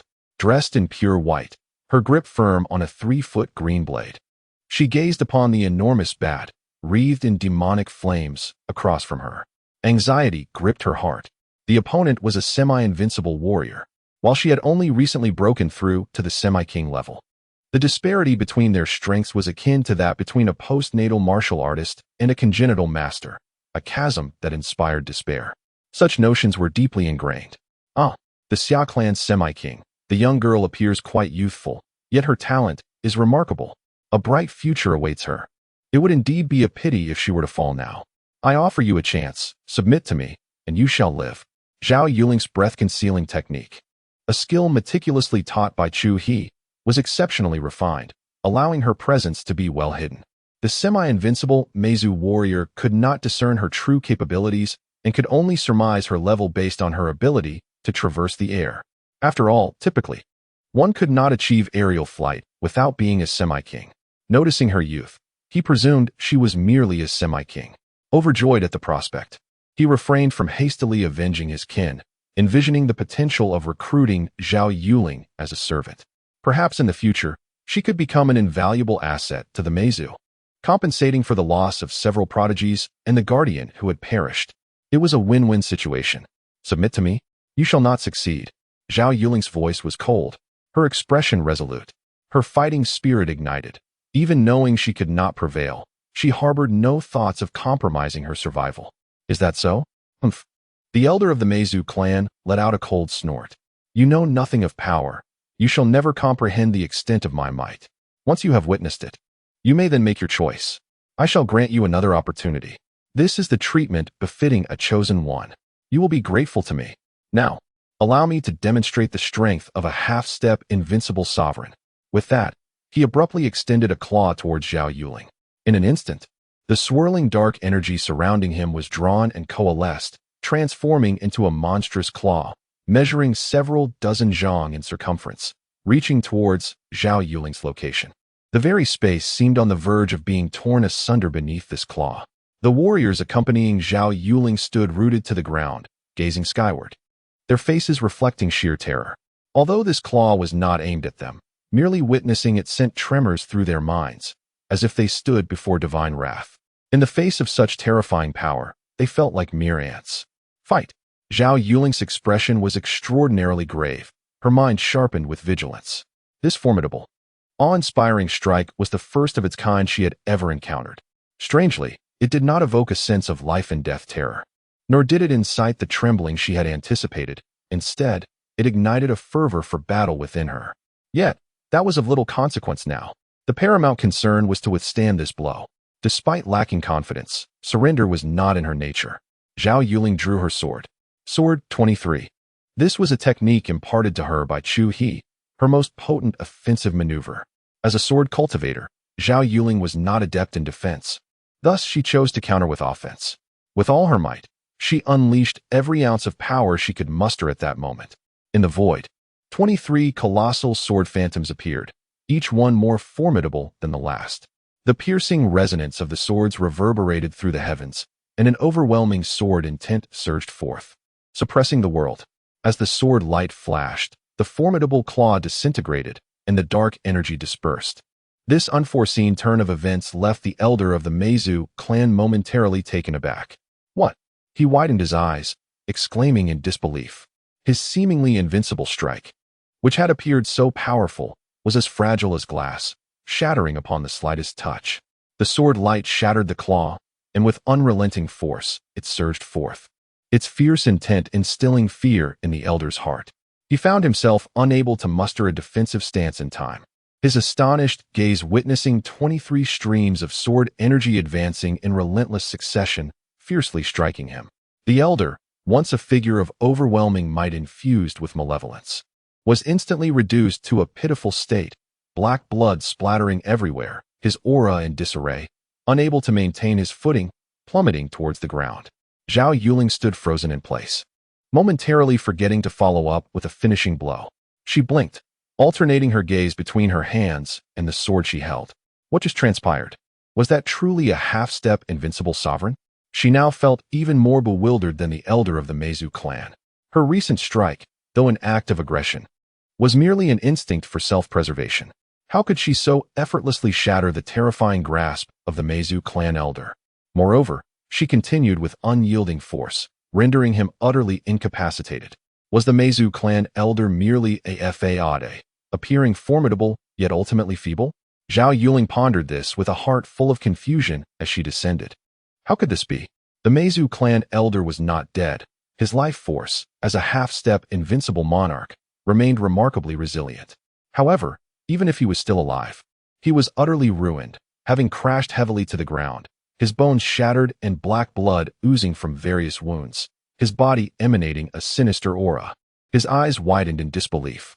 He had been effortlessly vanquished in a single blow, recalling the overwhelming sword intent that enveloped him, rendering him momentarily unresponsive.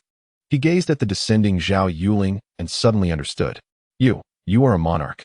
The Xia clan elder questioned, his voice nearly suffocating with astonishment.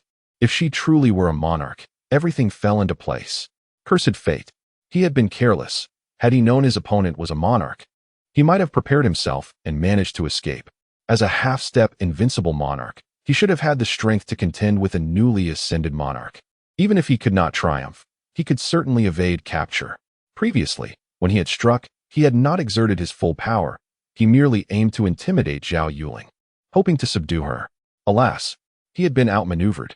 The adversary had feigned weakness, seizing the moment of his negligence to unleash their full strength, leaving him no time to evade, resulting in his swift defeat. Chapter 36. Bewilderment and shock. The term king? Which king? As Zhao Yuling descended from the sky, she was momentarily taken aback by the astonished inquiry from the elder of the Xia clan. Was the title referring to her? Yet she was merely at the threshold of becoming a true king, having just broken through from the innate master realm to a half-step king. It was common knowledge that beyond the innate stage lay the half-step king, a universally acknowledged hierarchy of martial prowess within the barbaric lands. But that did not seem to align either. If she were not a king, how could she have effortlessly vanquished a half-step invincible king? Zhao Yuling felt a whirlwind of confusion. Her mind was a tumultuous storm of thoughts. Common sense dictated that she should indeed be at the half-step king level. Yet, in reality, she had just dispatched a half-step invincible king with ease. It was highly probable that she had genuinely ascended directly from the innate master realm to the true realm of kings. Zhao Yuling's worldview had been utterly shattered. The classifications of martial artists she had known since childhood were now in disarray. Was it others who were mistaken, or was it she who was in error? Zhao Yuling truly felt bewildered. It seemed that only one person could provide the answer she sought. A figure emerged in her mind, not far away. Observing the fallen elder of the Xia clan and the proud Zhao Yuling standing in the void, a group of warriors from the Xia clan was equally astonished. What was this? A newly ascended half-step king had just dispatched a veteran half-step invincible king? The identities of the two had seemingly swapped. Were their eyes deceiving them? Or had they slipped into an illusion? This was blatantly contrary to reason. It was akin to someone claiming that a later-stage martial artist could slay an intact, innate master with a single strike. Such tales would be met with disbelief. The chasm between their realms was not something that mere talent could bridge. The difference between the later and innate stages was as vast as that between heaven and earth. The same applied to the disparity between a half-step king and a half-step invincible king. Should such a story be shared, it would only serve as a source of ridicule. Even serious martial legends would shy away from such narratives. If one dared to pen such a tale, they would risk inciting the wrath of an irate, innate master. For it would be a grave insult to their dignity. Yet, no matter how implausible it seemed, this extraordinary event was unfolding right before their eyes. This alone was enough to leave them in shock. However, what followed, the elder of the Meizu's incredulous question, only deepened their astonishment. A king? The white-clad fairy is a king? Did the Xia Clan possess a king among them? This revelation was even more explosive. Was it not rumored that the white-clad fairy had broken through to a half-step king while imprisoned by an alien faction in the Xia Clan? How had she now attained the status of a king? Unbelievable, leaving them in disbelief. Nonsense. The white-clad fairy must have long been at the king level. She was the hidden ancestral king of our Xia Clan, merely indulging in mortal affairs for amusement. Unbeknownst to her, she was captured by the oblivious Meizu, and in a fit of rage, she annihilated them all in retaliation for their transgression. Yet, the white-clad fairy appeared quite youthful. Foolishness, the realm of kings. A return to simplicity. How could we possibly discern the truth from illusion? Indeed, a group of martial artists could not suppress their murmurs of analysis, ultimately arriving at a consensus. They felt this was the only reasonable explanation. Otherwise, the notion of a mere half-step king effortlessly vanquishing a half-step invincible king was utterly unacceptable. Zhao Yuling offered them no answers. With a swift stroke of her sword, she ended the life of the elder from the Meizu clan amidst his anguished cries. After exchanging brief farewells with the other warriors, she soared into the sky, eager to return to Lin City. Following Zhao Yuling's departure, a sensational piece of news erupted from this locale, spreading rapidly throughout the Xia clan. The half-step invincible king of the Meizu, who had wreaked havoc within the Xia territory, had been slain. The assailant was none other than the renowned white-clad fairy from Lin County. However, she was not as youthful as the rumors suggested. In truth, she had lived for 5 or 6 centuries. She was a surviving ancestral king from the last great upheaval within the Xia clan, having endured severe injuries and spent years in clandestine recovery. Now, her ability to dispatch a half-step invincible king with a single strike indicated that her injuries had healed, heralding her imminent return to kingship and the revival of the Xia clan's former glory. A throng of admirers, who had never even laid eyes on Zhao Yuling, united to raise a banner in support of the white-clad empress, calling for her to preside over the imperial city. The momentum was formidable, unmatched in its fervor. In the southern land of Annam, at Blackstone Rock City, a stronghold against foreign threats, Lin Shuling stood atop the battlements. Clutching a translated report from the Xia clan, she gazed thoughtfully at the news it contained. Having governed the Annam region for 6 years as part of a rotating leadership, she had returned only once in the past decade. Naturally, she was aware of her niece Zhao Yuling's training alongside Chu He, and the two had maintained frequent communication through carrier pigeons. She was already acquainted with the moniker of the white-clad fairy. Yet now, the report claimed that this white-clad fairy was an ancient figure, having lived for 5 or 6 centuries. Absurd. That could be disregarded.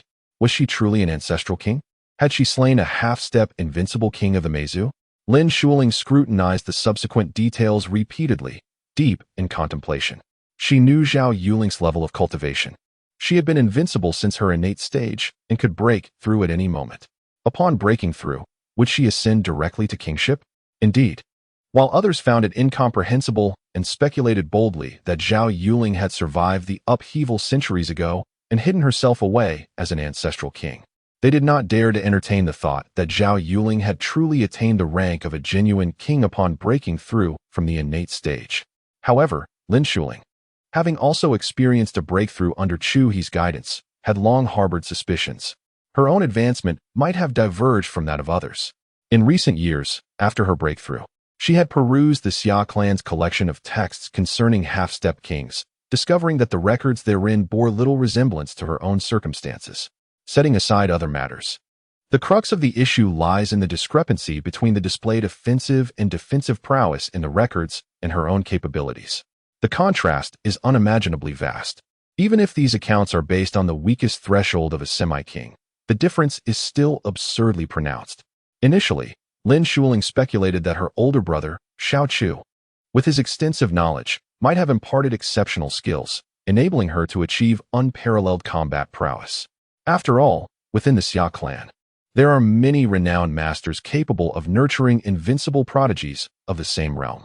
Although those individuals shine brightly in both the acquired and innate stages, it is plausible that Xiao Chu could surpass them, rendering her invincible even at the semi-king level. However, upon reviewing the combat power descriptions of the semi-invincible kings, she was once again astounded to discover that if the accounts were accurate, her strength had already reached that echelon upon her recent breakthrough, and in certain aspects, she might even surpass it. With the passage of time, her power had been thoroughly solidified and further advanced.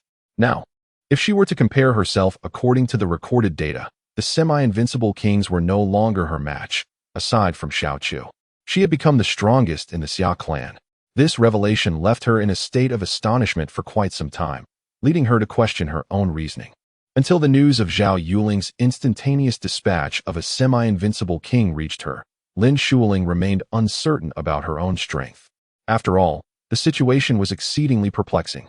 Over the years, the situation in Annam had been stable, with no large-scale invasions by alien races, which deprived Lin Shuling of the opportunity to test her abilities. She had devoted herself to diligent cultivation and had never considered seeking out trouble with semi-king adversaries.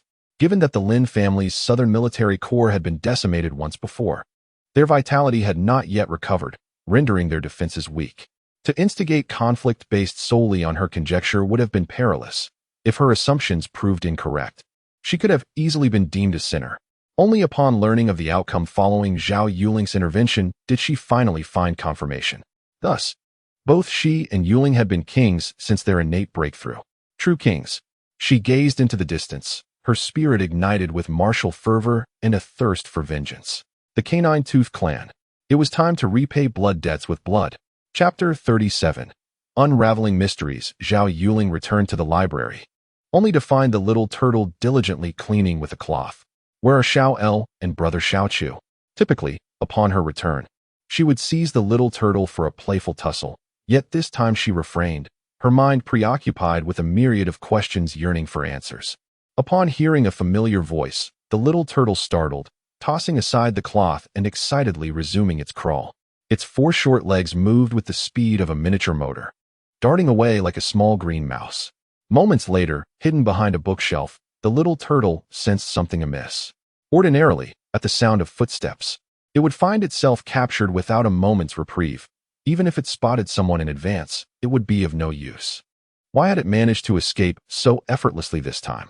Feeling perplexed, the little turtle cautiously poked its head out, its beady eyes widening in surprise. Zhao Yuling was looking directly at it, and it was evident that its hiding spot was far from secure. Yet, to its astonishment, the human did not approach with any ill intent. It seemed she merely wished to pose a question. The situation felt amiss. Their encounters had never unfolded in such a manner before. The little turtle suddenly felt out of its depth, a sense of emptiness washing over it. Although it had resisted being petted, it had grown accustomed to the affection, and now, deprived of it, it felt a pang of abandonment. It gazed blankly into Zhao Yuling's eyes. Zhao Yuling raised her flawless brow in confusion. What sort of look was that from Xiao El? She was merely asking a question, not attempting to capture it. What did that expression of sorrowful longing signify? The girl had returned, indeed, with an invigorated spirit. Just as Zhao Yuling pondered the turtle's gaze, the bedroom door within the library swung open, revealing Chu He, who emerged with his hands behind his back. Brother Xiao Chu, I have made a breakthrough, Zhao Yuling exclaimed, redirecting her attention eagerly. Indeed, well done, Chu He replied, nodding in acknowledgement. A flicker of surprise crossed Zhao Yuling's face. Brother Xiao Chu's reaction was no different from usual, leaving her unable to gauge her suspicions accurately. Her mind raced, attempting to dissect every small detail for clues. How foolish. Ultimately, she decided against overthinking it. It would be far simpler to ask directly, since he was right before her. Brother Xiao Chu, I was previously imprisoned by an alien race. And then a mysterious master appeared, vanquishing them all. I have this nagging feeling that my breakthrough was rather hasty and connected to that master. Could that master be you? She inquired, voicing her doubts aloud. Does it truly matter whether it is yes or no? Chu He replied, shaking his head with a bemused smile, his demeanor enigmatic. He pulled a chair closer and began to peruse a book leisurely. Zhao Yuling blinked in confusion. What did that mean? Why did Brother Xiao Chu always speak in such an enigmatic manner? While it certainly exuded an air of profundity, it left her more puzzled than enlightened. However, it is indeed quite difficult to comprehend. Zhao Yuling pondered for a moment and chose not to pursue the question further, sensing that this response leaned more towards an implicit acceptance. Perhaps Xiao Chu had his own inevitable reasons for shrouding his words in ambiguity. Much like the tales of martial arts legends, some great masters retreat from the world due to unavoidable circumstances, and their exposure could unleash unforeseen chaos. Yes, it must be so. As Zhao Yuling's thoughts swirled, the more she contemplated, the more logical it seemed. She felt she had nearly grazed the edge of the truth. No, she must alert her aunt about this matter. Zhao Yuling resolved silently. She then shifted to another question, continuing, Xiao Chu, it seems something is amiss with my cultivation. I have barely just broken through when I encountered a formidable half-step invincible ruler from another race. In a single clash, I completely overwhelmed him. Why is that? Upon hearing this, Chu He raised his eyebrows in surprise. He did not expect the young girl to have subdued a half-step invincible ruler. From the Meizu, you say? It is nothing extraordinary that you could conquer a mere half-step invincible ruler. After your breakthrough, you have attained the status of a ruler. It is entirely natural for a true ruler to vanquish a false one. Chu He replied nonchalantly. There is nothing to be concerned about. The reason he had refrained from discussing it before was simply due to a lack of interest. On the path of cultivation, as long as one proceeds correctly, the names of realms hold little significance. The realm of rulers could also be referred to as the heaven-reaching realm, the emperor realm, or any name one chooses. Names are merely conventions established by people. Once they are widely accepted, they become customary. Additionally, there is a hint of mischievous delight in this, much like the current situation. Initially, the young girl would have been quite anxious when facing the enemy who was a half-step invincible ruler, perhaps even steeped in a sense of despair. Yet, she emerged victorious. That moment must have been exceedingly bewildering for her. Moreover, he chose not to divulge this to prevent her from becoming overly inflated with pride. Especially little Lin Shuling, whose enthusiasm was quite intense. Once she recognizes her own strength, Chu He anticipated that she would readily take on the responsibility of expanding the human territories, which would inevitably lead to another significant dilemma. A spirited girl of her kind is not to be trifled with. Isn't it true that after reaching the innate stage, one becomes a half-step ruler? How could I? Zhao Yuling's eyes widened. Despite her speculations, it still felt incredibly implausible to her. Even if Chu He claimed that under his guidance, her combat prowess was unparalleled and capable of surpassing norms to defeat a half-step invincible ruler, she could accept that notion a bit more. Who told you that after the innate stage one becomes a half-step ruler? Chu He countered. The ancient texts record this, and everyone seems to agree, Zhao Yuling replied. But does the ancient text necessarily hold the truth? Chu He laughed. In truth, the ancient records may have taken a misguided path, but they cannot be entirely dismissed. It is indeed possible to directly break through to the ruler stage after reaching the innate stage. The Xia Clan and even the various races in the barbaric domains are not unaware of this.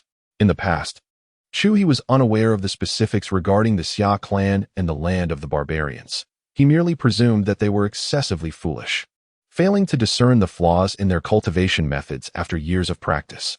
However, since he gained access to the Lin family's various treasured texts, his analysis suggested that the truth might not align with his initial thoughts.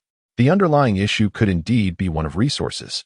The perilous path from the innate realm to that of a king is fraught with danger. Even he, along with two young girls, had expended considerable treasures to accumulate their foundational strength before breaking through. Additionally, they had the rare opportunity to observe the true essence of their art, an invaluable chance that other beings could scarcely encounter. During their breakthrough, they had relied on crucial King S breakthrough pills, body sculpting pills, and various auxiliary elixirs. It stands to reason that others striving for a breakthrough would similarly require comparable aids. Yet, the land of the barbarians is unduly barren. The mere endeavor of refining pills suited for the kingly realm presents a daunting challenge due to the scarcity of necessary materials. Furthermore, even if one were to gather sufficient resources, the issue of finding a proficient alchemist arises. Each alchemist is a product of countless resources and experiences, and mastery in concocting pills for the kingly stage necessitates ample corresponding materials for experimentation. Thus, the matter returns to its origin, resources. Consequently, it is likely that, out of necessity, the various factions in the land of the barbarians have altered their correct cultivation paths. They introduced an intermediate stage, half-step kings, thereby accumulating foundational strength through alternative means. Although this approach may take many detours, it also mitigates considerable danger. Perhaps, within the land of the barbarians, some prominent clans and their powerful descendants possess sufficient resources to pursue the authentic cultivation methods. However, Chu He felt no need to elaborate on this further. Zhao Yuling was taken aback. Indeed, were the ancient texts necessarily accurate? Were the ancients inherently wiser? Little girl, do not ponder too deeply, whether half-step king or true king. It is merely a title. Why become entangled in such distinctions? The crux lies in your combat prowess. Presently, your ability to subdue a half-step invincible king is already sufficient. Chu He remarked with a smile. Zhao Yuling nodded, seemingly grasping the profundity of his words. It seemed both intricate and reasonable. In summary, she should indeed be recognized as a true king. By the way, little Chu Gu, what realm are you in now? Zhao Yuling suddenly inquired with curiosity. Previously, she had always believed that Chu He was a half-step king, but it was now evident that he was not. Chu He cast a glance at Zhao Yuling and replied with a smile, just a tad stronger than you, merely a smidgen. Now that we have addressed all the questions, sit with me and peruse some texts. Since you have already broken through and gained sufficient experience in the outside world, it is time to consolidate your cultivation here in the library for a while. Chapter 38. The Meizu Resolution. A year has elapsed since Zhao Yuling annihilated the Meizu, the unrivaled sovereign of half a step. The land of swine and monkeys, a realm of wretched desolation and tumult, harbors countless tribes of inferior rank. These tribes, regardless of their past glories, are doomed to decline in this forsaken land. Their resurgence hinges on miracles. Yet, absolutes seldom exist.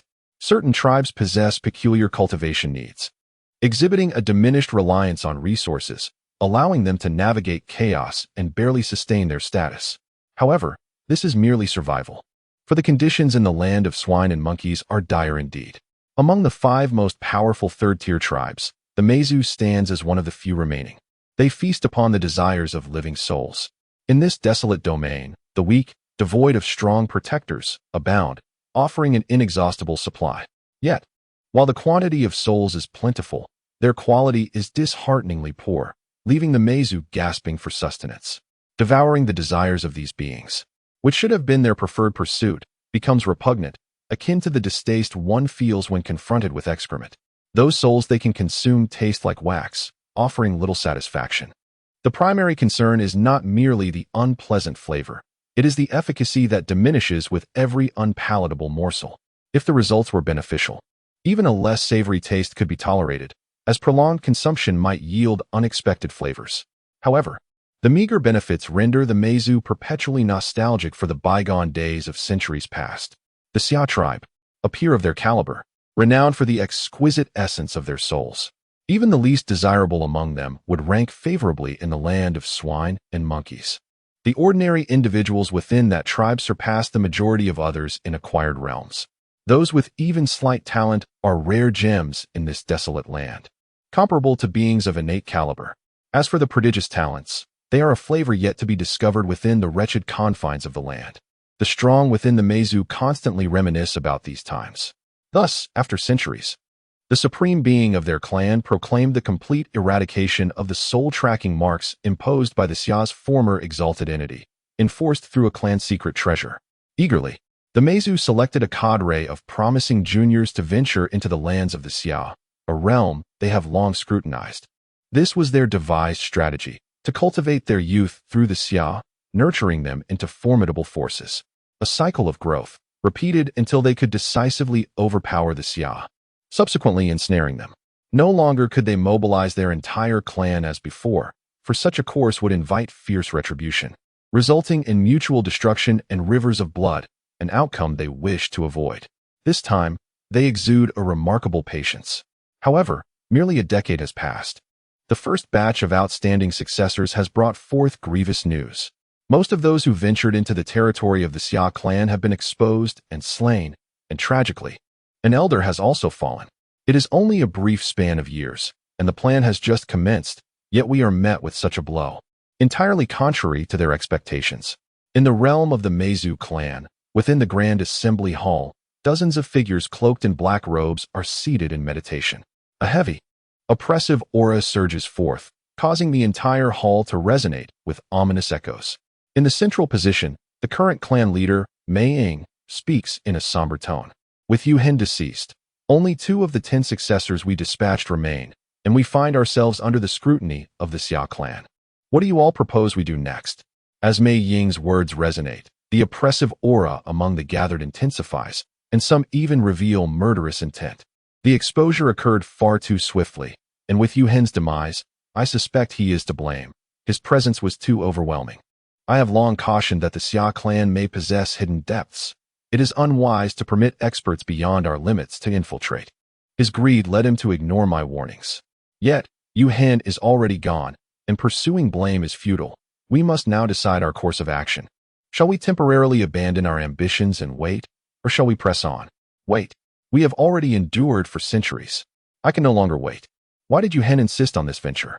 His lifespan was nearing its end, and he could not advance further. He was destined for oblivion, just as I am. However, if we choose not to wait, the Xia clan is already on high alert. Though we have not heard of any formidable experts among them in recent years, they seem to have fallen to the brink of extinction. Still, we must remain vigilant. This clan excels at concealing their strengths. 5 centuries ago, had we not misjudged them, failing to anticipate their number of adept individuals, we would not have found ourselves in such dire straits. The Xia clan is now acutely aware of us. If we act too hastily, we risk repeating the mistakes of centuries past. A group of elders begins to debate. Among them, some have long awaited this day. Their thirst for action insatiable, unwilling to relinquish their ambitions easily. At their level, the souls of ordinary beings no longer serve any purpose. They have reached the pinnacle of their current realm, and to advance further, they must consume beings of equal caliber. Yet, such beings are not easily hunted at their level. Moreover, each individual seeking to transcend requires more than a single consumption. Thus, the Xia clan's prodigies have become coveted targets in their eyes. They are formidable, capture-worthy, and their numbers are significant. If they could capture all of the Xia clan's elite, the strength of the Meizu clan could ascend by more than a mere tier. However, there are also some among the Meizu who are newcomers. Their wait has not been excessively long, and they still have time to bide. In the face of the ongoing debate, Mei Ying refrains from providing an immediate resolution, instead turning his gaze towards a figure who has remained with eyes closed throughout the discourse. Surely, the esteemed elder is already aware of this matter. What are your thoughts? The figure with closed eyes, a loyal servant to the esteemed leader of the Meizu, is named Yushio. His cultivation is not particularly remarkable when compared to the rest. Yet his unique status commands a level of respect that none dare to undermine. As Yushio opened his eyes and surveyed the assembly, he spoke. The esteemed leader had already visited the borders of the Xia tribe and reported that their still living member had now been revealed. Therefore, the plans may be temporarily postponed. However, the leader has confirmed that even though this member has managed to delay their demise by feigning death, they can only sustain this state for a maximum of 30 more years. At that time, the leader intends to personally orchestrate the enslavement of the Xia tribe and revitalize the Meizu. Upon hearing these words, the eyes of the gathered Meizu gleamed with newfound fervor, and the oppressive aura that surrounded them abruptly ceased its tumultuous flow. For many years, the Xia tribe, relegated to barren lands, had weakened progressively with the passage of time. In contrast, the Meizu, residing in their own impoverished territory, had managed to maintain their clan's strength.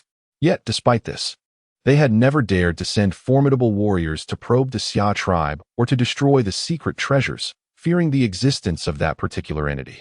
Now, with a definitive timeline for that entity's demise set at 30 years, they could grit their teeth, bolster their resources, and endure until then.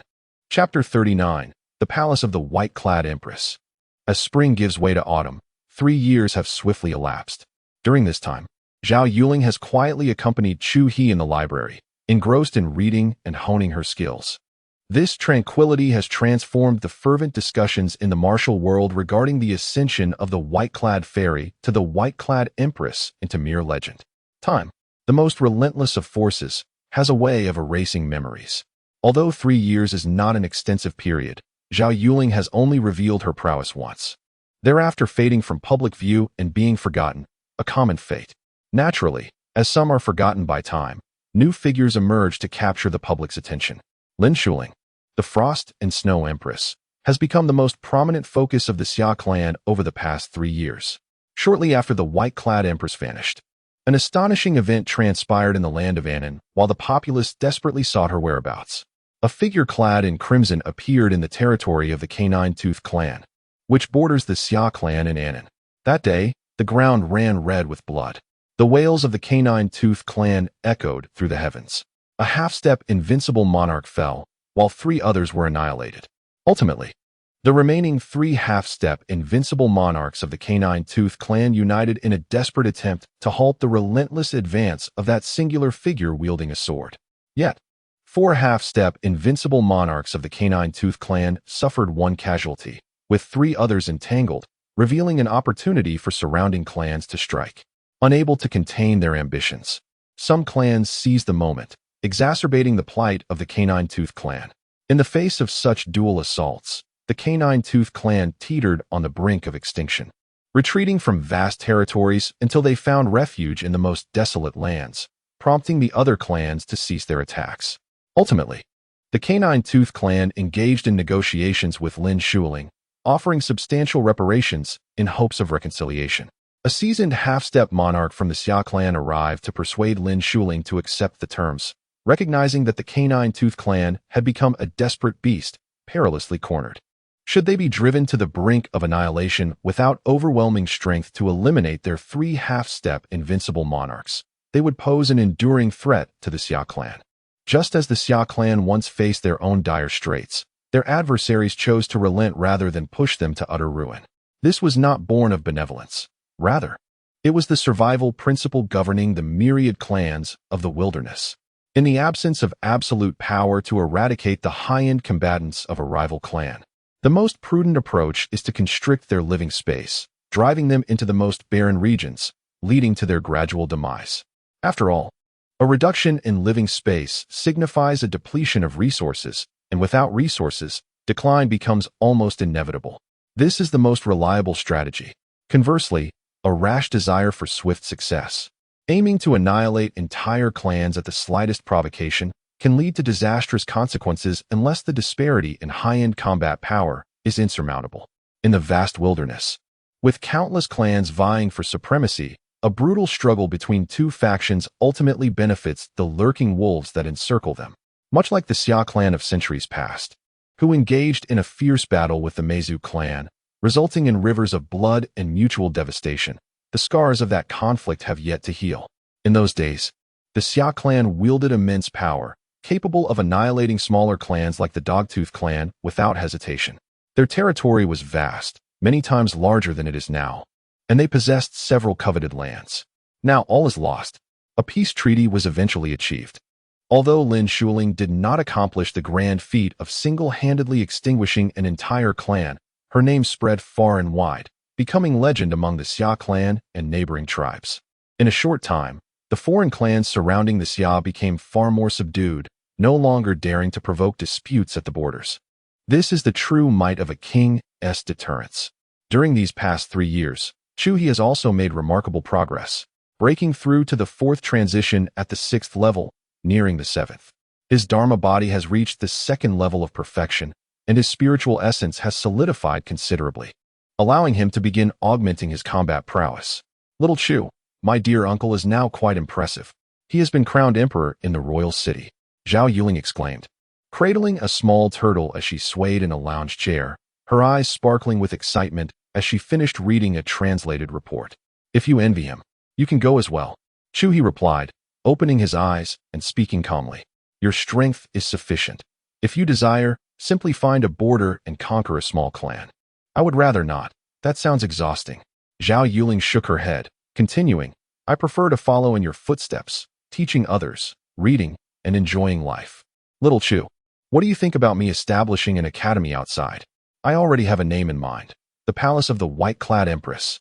With each word, her eyes gleamed brighter as she leaned on her chin, lost in reverie, envisioning a legion of disciples under her tutelage, becoming the backbone of the Xia Clan, expanding its territories and instilling awe across the realms. This would not only spare her from toil, but also fulfill her desire to protect the Xia Clan. Go ahead if you wish. However, being a teacher is no simple task. Chu He chuckled softly, shaking his head at the cheerful girl. He did not dissuade her. After all, she was still young and could not be expected to remain by his side in the library forever. Youth must venture into the world to truly comprehend the richness of life's experiences. Suddenly, Chu He felt a pang of envy. How wonderful it is to be young, filled with ideals, dreams, and the vigor to act upon them. Unlike him, though he appeared youthful, his heart felt aged. Unbeknownst to him, he was already 71 years old. He had spent 57 years in the library. Time indeed flies swiftly. Fortunately, with the depth of his cultivation, his lifespan has extended. Otherwise, like the previous librarian, he might have perished at this age. But if I leave, little Chu, who will keep you company and alleviate your boredom? Zhao Yuling hesitated. The little girl showed a hint of concern. Chu He smiled gently. You need not worry about me. In solitude, I find a certain solace that enhances my cultivation. The essence of practice lies in tranquility. As for you, go forth and embrace your destiny as the Empress teacher. Returning to visit me twice a year suffices. This is not mere platitude from Chu He. It is the unvarnished truth. He genuinely seeks a period of quiet seclusion to elevate his state to that of the Dharma-Body, aspiring to reach the same echelon as the 9 transformations of the Golden Body technique, while simultaneously reflecting upon and consolidating his insights into cultivation. Chapter 40. The Great Tortoise. In the year 563 of the New Era, during the winter month of December, the white-clad Empress, who had vanished for 3 years, re-emerged. She established a temple on Baifeng Mountain, naming it the White-Clad Imperial Palace, and opened its gates wide to embrace the talented individuals of the realm. This event sent ripples throughout the land, prompting numerous powerful factions to extend their congratulations. Although the White-Clad Imperial Palace was initially modest, comprising but a single individual, a mountain, and a thatched cottage, this did little to deter the aspirants flocking to it. For that one individual was enough. That person could rival countless prodigies and renowned masters. That person was a king, a true king. This singular fact sufficed. As for other material possessions, they could procure those themselves. In the blink of an eye, a decade passed. The Xia Clan, with the formidable Ice Snow Empress asserting her dominance externally, and the white-clad Empress imparting wisdom and nurturing talents internally, flourished with vitality. After 10 years, the Chu River had perfected the 9th layer of the Golden Body technique and was poised to advance to the 5th transformation. His golden manifestation had also reached the 3rd layer's perfection. When it appeared, it resembled a deity or Buddha, capable of vanquishing foes from 100 miles away. Clumsy and cumbersome, the great tortoise diligently cleaned the library with a rag. Over the years, it had attained the completion of the 9th layer of innate cultivation and was now beginning to accumulate its foundation.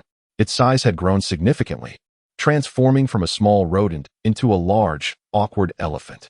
Tasks that were once effortless had become cumbersome. Reminiscent of a portly individual trying to clean a cramped classroom, an uncomfortable sight indeed. Yet this was its method of accumulating strength. Once it broke through in cultivation, it would transcend its limits and could freely alter its size. Otherwise, given its current growth, the library would soon prove insufficient to accommodate it. The little king tortoise had become quite large. Had it not been for Chu River's numerous precautions laid within the library, a careless exertion of strength could have resulted in its collapse. Growing increasingly clumsy, even simple cleaning tasks produced a cacophony of noise. Chu River regarded the great tortoise with a look of disdain. With such a massive frame, it was difficult to manage, and its increasing bulk only rendered it more unsightly. The great tortoise wore a face of melancholy. Could this be blamed on it? It was not its desire. It found itself in discomfort, in such a confined space. Even turning around was a challenge, and wielding a small rag to clean was akin to torment. One might wonder why, despite the library's cleanliness, it felt compelled to clean daily. Its master had not issued any commands. Why was the first task upon waking each day to scrub with the rag? What was the reason behind this? Suddenly, the tortoise fell into contemplation. Why did it feel as if the tortoise was on the verge of a depressive episode? Observing the tortoise lost in thought once more, Chu River felt it necessary to allow it some time outside. Since gaining sentience, this creature had remained in the library, never witnessing the outside world. Much like a canary confined in a cage, it was only a matter of time before issues arose. This was a tortoise destined to accompany him in the game of longevity. One cannot simply succumb to unforeseen issues midway. Moreover, its size has indeed become rather unwieldy. And most importantly, this is not its ultimate form. Presently, the consideration lies in determining the appropriate destination for this creature. It is certainly not feasible within the confines of the Xia Clan. Given its considerable dimensions, even without causing any disturbances, it would inevitably attract the attention of foreign pursuers, leading to considerable complications. Other clans would also regard it as an outsider, making integration difficult. Furthermore, there have been no reports of the Wangba clan in the vicinity of the Xia. Wait a moment, Wangba? Chu He slapped his forehead.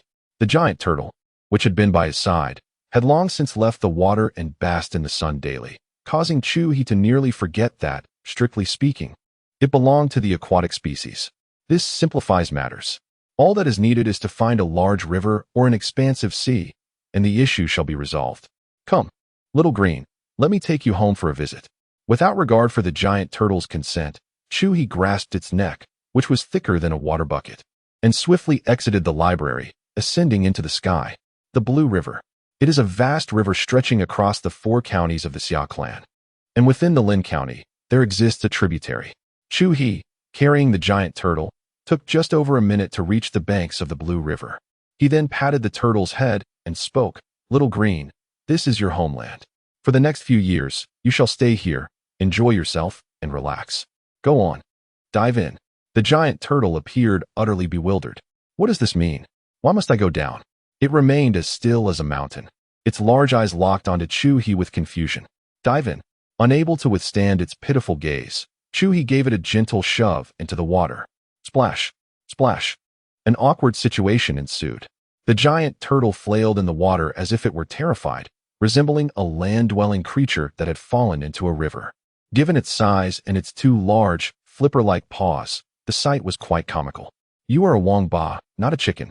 Why fear the water? This river is your home. Stop flailing about, relax, take a deep breath, and paddle with all 4 limbs. Standing on the shore, Chu He attempted to instruct the giant turtle on swimming while mimicking the motions himself. He had never taught anyone to swim, let alone a turtle, and lacking any experience, he could only rely on his own memories of swimming the frog style. The giant turtle opened its mouth, bubbling incessantly, resembling an ordinary person struggling in the water. Chu He watched, his eyelids twitching in concern. Could this creature truly survive in the water? Fortunately, being a turtle, it possessed an innate familiarity with aquatic environments.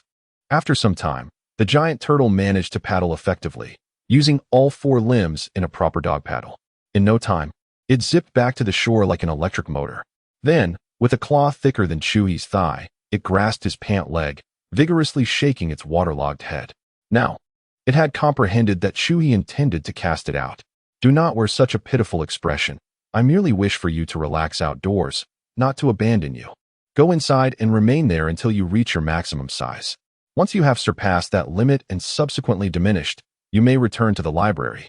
Rest assured, I shall visit you frequently. This short distance is merely an opportunity to breathe by the riverbank.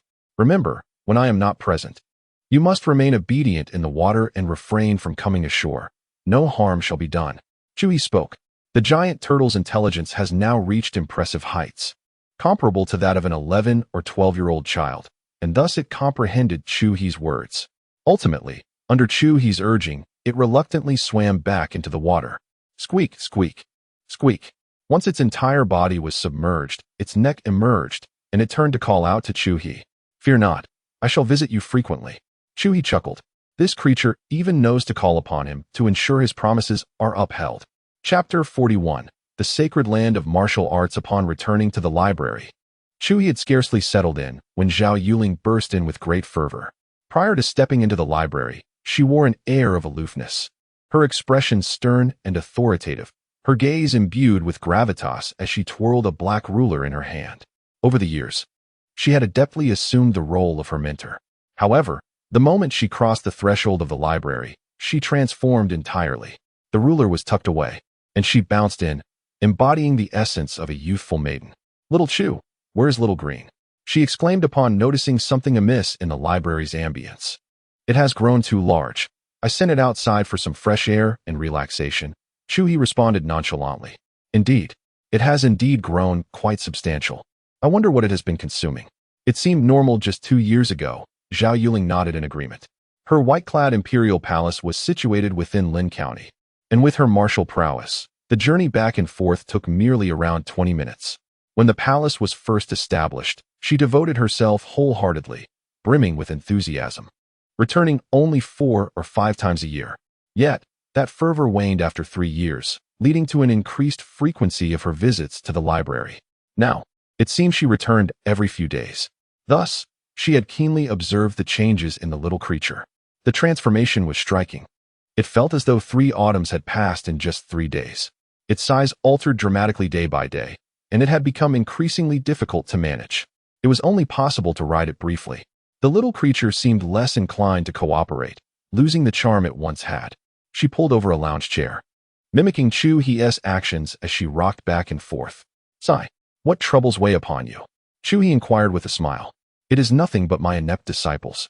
They are utterly dull-witted," Zhao Yuling lamented, her demeanor reflecting her discontent. Over the past decade, she had taken on dozens of disciples, all exceptional talents from various counties. Yet, after 10 years, despite her earnest efforts, none had met her expectations. Each one's progress was painfully slow, with the highest achievement barely reaching the innate stage. This left her thoroughly disheartened. "Perhaps your expectations are too lofty," Chu He remarked lightly. Zhao Yuling's standards were indeed high, often comparing her disciples to herself and Lin Shuling. Even if she lowered her criteria, there remained no basis for comparison. One had a mentor well-versed in a multitude of knowledge, while the other was merely a fledgling. How could they ever be measured against one another? "Little Chu, do you think it's that I lack teaching ability?" Zhao Yuling pouted, beginning to doubt herself. After all, failing to guide 1 or 2 students could be attributed to their shortcomings. But when dozens faltered, it raised questions about the mentor's capabilities. "Perhaps you could offer me some guidance?" Zhao Yuling suddenly suggested. Chu He has taught her and her aunt, and now they both have attained greatness. The methods of teaching reveal much. Mentoring a disciple is a process that requires time to mature. Each individual possesses a unique style of imparting knowledge, one that I doubt you could emulate, Chu He remarked with a gentle shake of his head. Zhao Yuling sighed and nodded in agreement. Indeed, individuals like Brother Chu, who have extensively perused countless texts and are well-versed in both ancient and modern wisdom, embody profound truths in every gesture and utterance. Such a level of attainment is not easily reached. Perhaps there exists only one in the world who can achieve this, and that is Brother Chu. Your aunt has sent word that an elder from the Xia Clan wishes to take her to the sacred land. Why did you not accompany her? Chu He inquired, casting a glance at Zhao Yuling. The Xia Clan possesses a martial arts sacred ground, and it was Lin Shuling who single-handedly subdued an entire clan.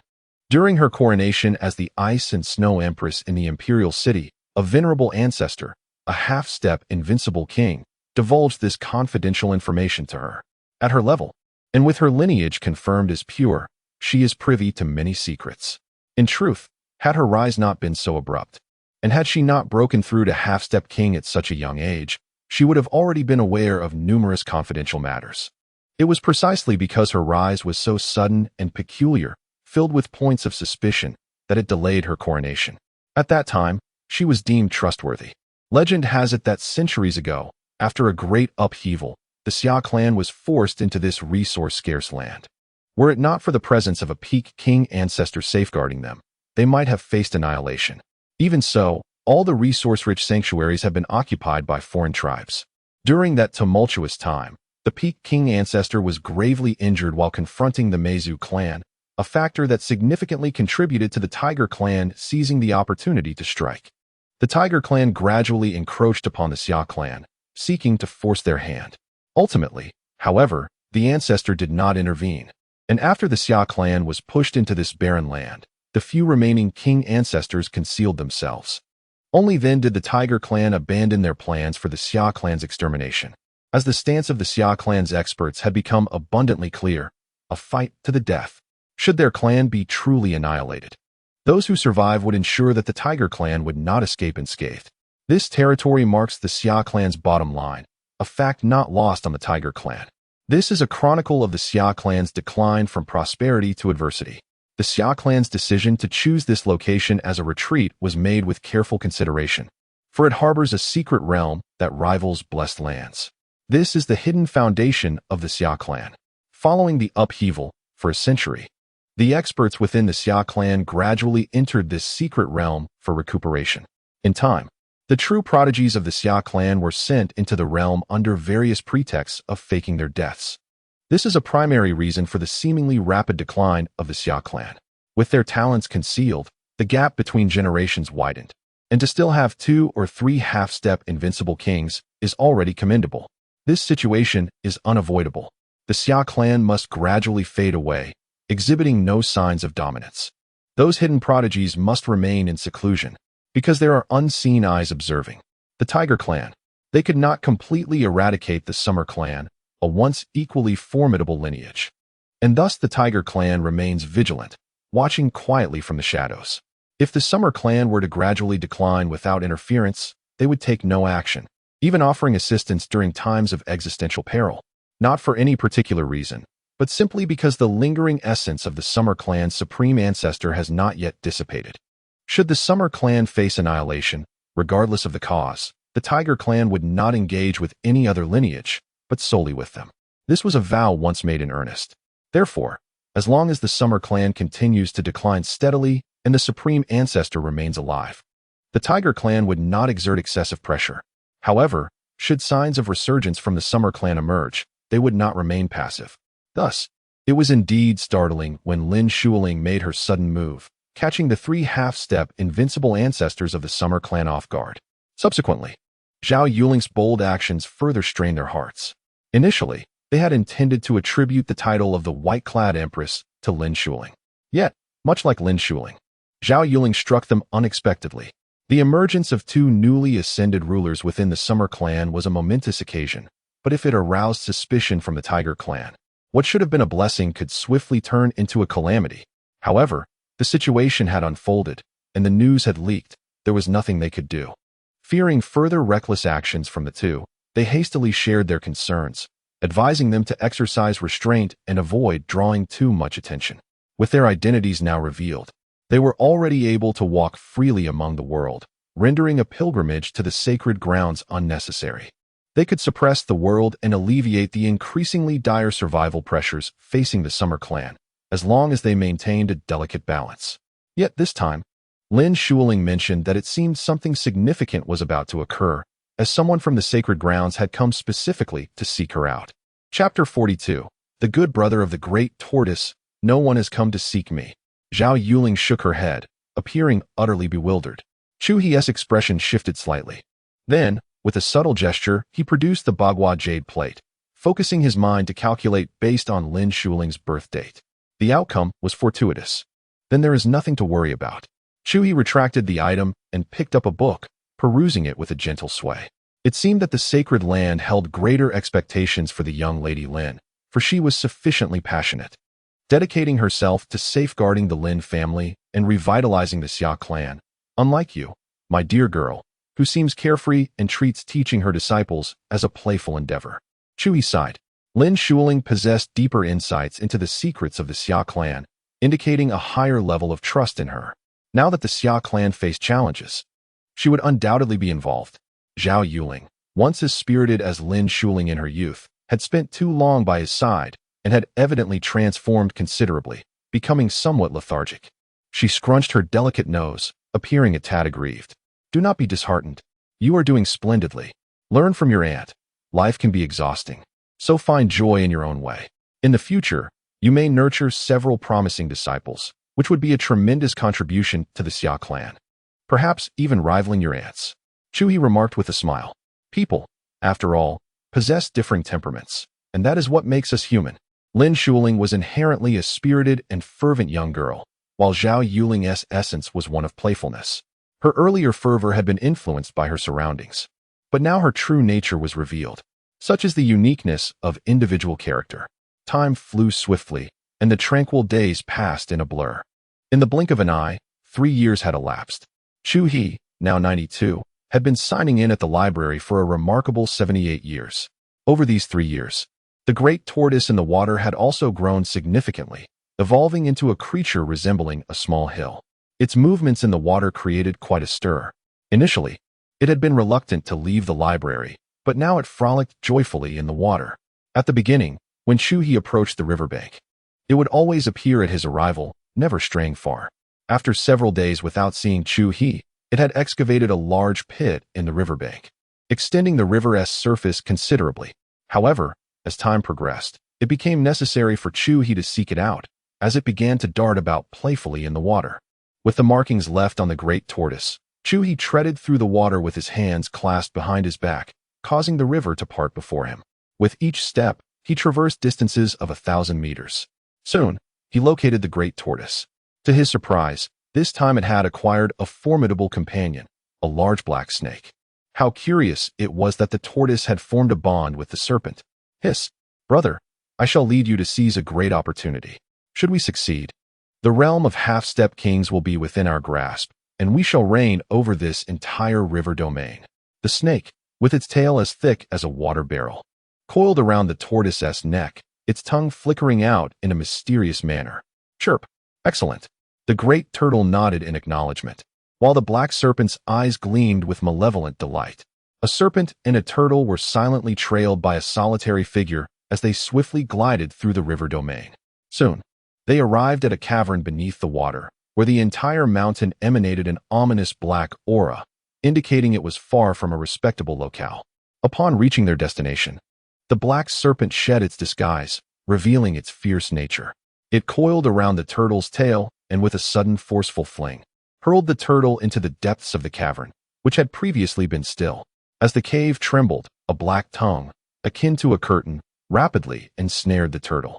Hissing, it proclaimed, I have returned. This time, I bring a blood meal of the 9th innate perfection, brimming with vitality. The black serpent landed, bowing its head in reverence as it flicked its tongue. The turtle, realizing the gravity of the situation, struggled desperately, sensing that this newly recognized companion might harbor ill intentions. Just then, the malevolent energy from the small mountain surged more violently, causing the waters to tremble. The mouth of the cavern opened wide, revealing the head of a colossal beast, with the turtle now ensnared within its maw. Excellent. The vitality is indeed abundant and pure. Such a caliber is unprecedented for me, praised the beast, nodding in approval at the black serpent. A wave of dark energy erupted from its mouth, accompanied by a bubbling green liquid, akin to sulfuric acid, which began to envelop the turtle. The turtle fought fiercely, yet the tongue constricting it possessed an extraordinary strength, making escape impossible. Panicking, it emitted frantic cries. Within this river, most of the inhabitants were merely ordinary aquatic creatures, while a few were evolved beings beginning their cultivation. Innate-level beings were rare. The turtle's aura radiated such that none dared to confront it. This was its first encounter with peril.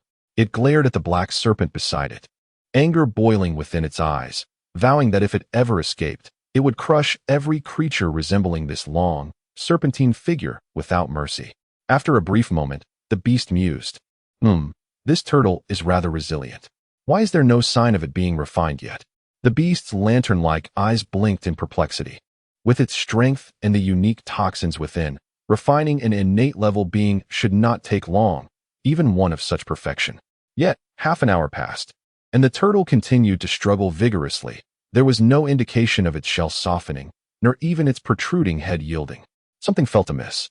Suddenly, with another violent disturbance, the beast extended its massive claws, seizing the turtle by the neck, intending to remove it and slay it for refining, despite the diminished efficacy. A living turtle proved far too challenging to refine. Such a lengthy duration has passed, yet it feels as though no progress has been made. Who knows how long this will take? Squeak. The great turtle bared its teeth, vociferously confronting the colossal beast, for it harbored a profound aversion to having its head pulled. Yet, there was no alternative. Those who delighted in stroking its head were foes it could hardly contend with. After a spell of tugging, the giant beast's frustration deepened. This particular turtle was unlike any other. Its shell was tough, and even its seemingly soft head was astonishingly hard, beyond its capacity to pull. It focused intently, and indeed, this was a turtle at the pinnacle of the innate 9th level. What on earth have you brought back? The giant beast glared at the black serpent, visibly displeased. Hiss. Great one, my apologies, I was mistaken. The black serpent quivered, prostrating itself upon the ground, lowering its head. The giant beast blinked, wrestling with its thoughts, ultimately deciding to give it another attempt. Blood food of the innate 9th level is a rare find. I refuse to believe that I cannot refine a blood food of the innate level. Chapter 43. The tortoise is too large. Cannot be stewed in one pot beside the colossal beast. In a corner unnoticed, Chu He quietly observed its antics. The great tortoise practiced a defensive cultivation technique and had consumed numerous rare herbs to enhance its physique. Its entire body had been tempered multiple times with a precious substance known as golden essence stone. While it may not excel in combat, its defensive capabilities were formidable. Even a half-step invincible ruler would find it exhausting to contend with, let alone this half-step ruler-level behemoth. Bored, Chu He decided to rest his chin on his hand and enjoy the spectacle, as the great tortoise was temporarily safe. Over time, he even produced a plate of elixirs, suspending them before him with his mental energy while constructing a golden chair beneath him. Seated comfortably, he swayed gently while consuming the elixirs, watching the giant beast amuse itself with the tortoise. Eventually, the tortoise ceased to resist, finding an opportunity to retract its head into its shell. Remaining utterly still, perhaps it had drifted into slumber. Roar! At last, the colossal beast could no longer endure. It expelled all the venom from its body and began to regurgitate acid, yet the tortoise's shell remained intact.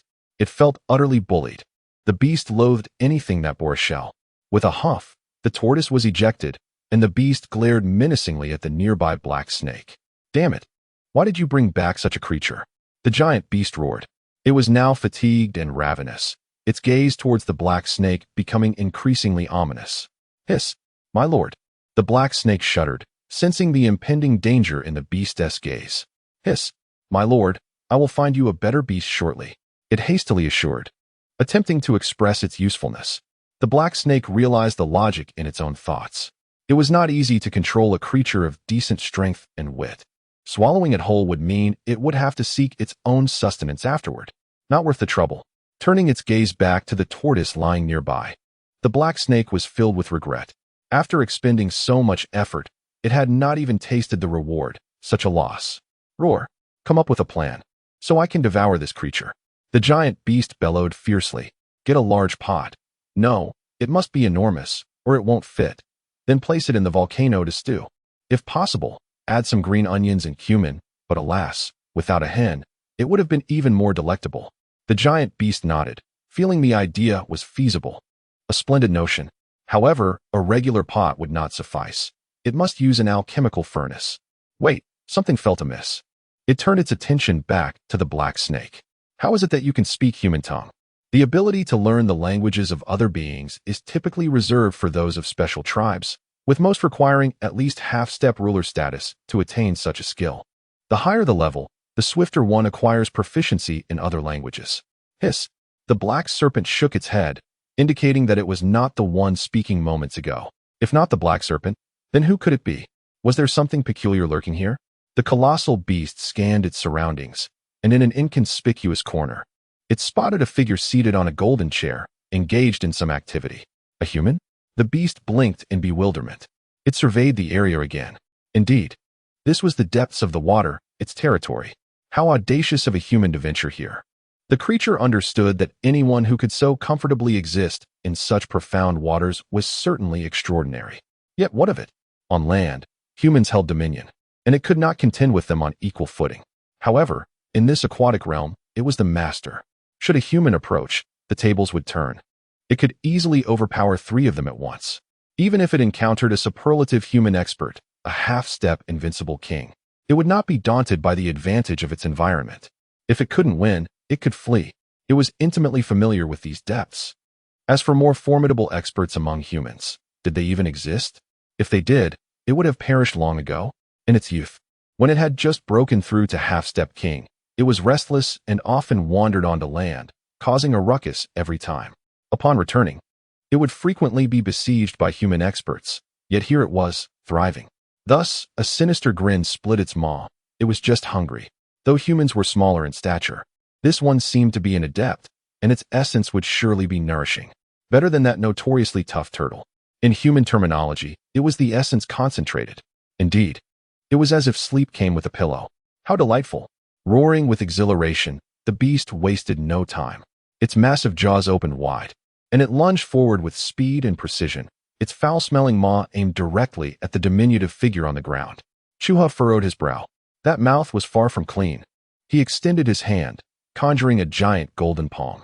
This was a manifestation of his technique. Without exerting full force, he formed a single hand. The beast's grotesque jaws were seized, distorting its terrifying visage. At that moment, time seemed to freeze for the creature.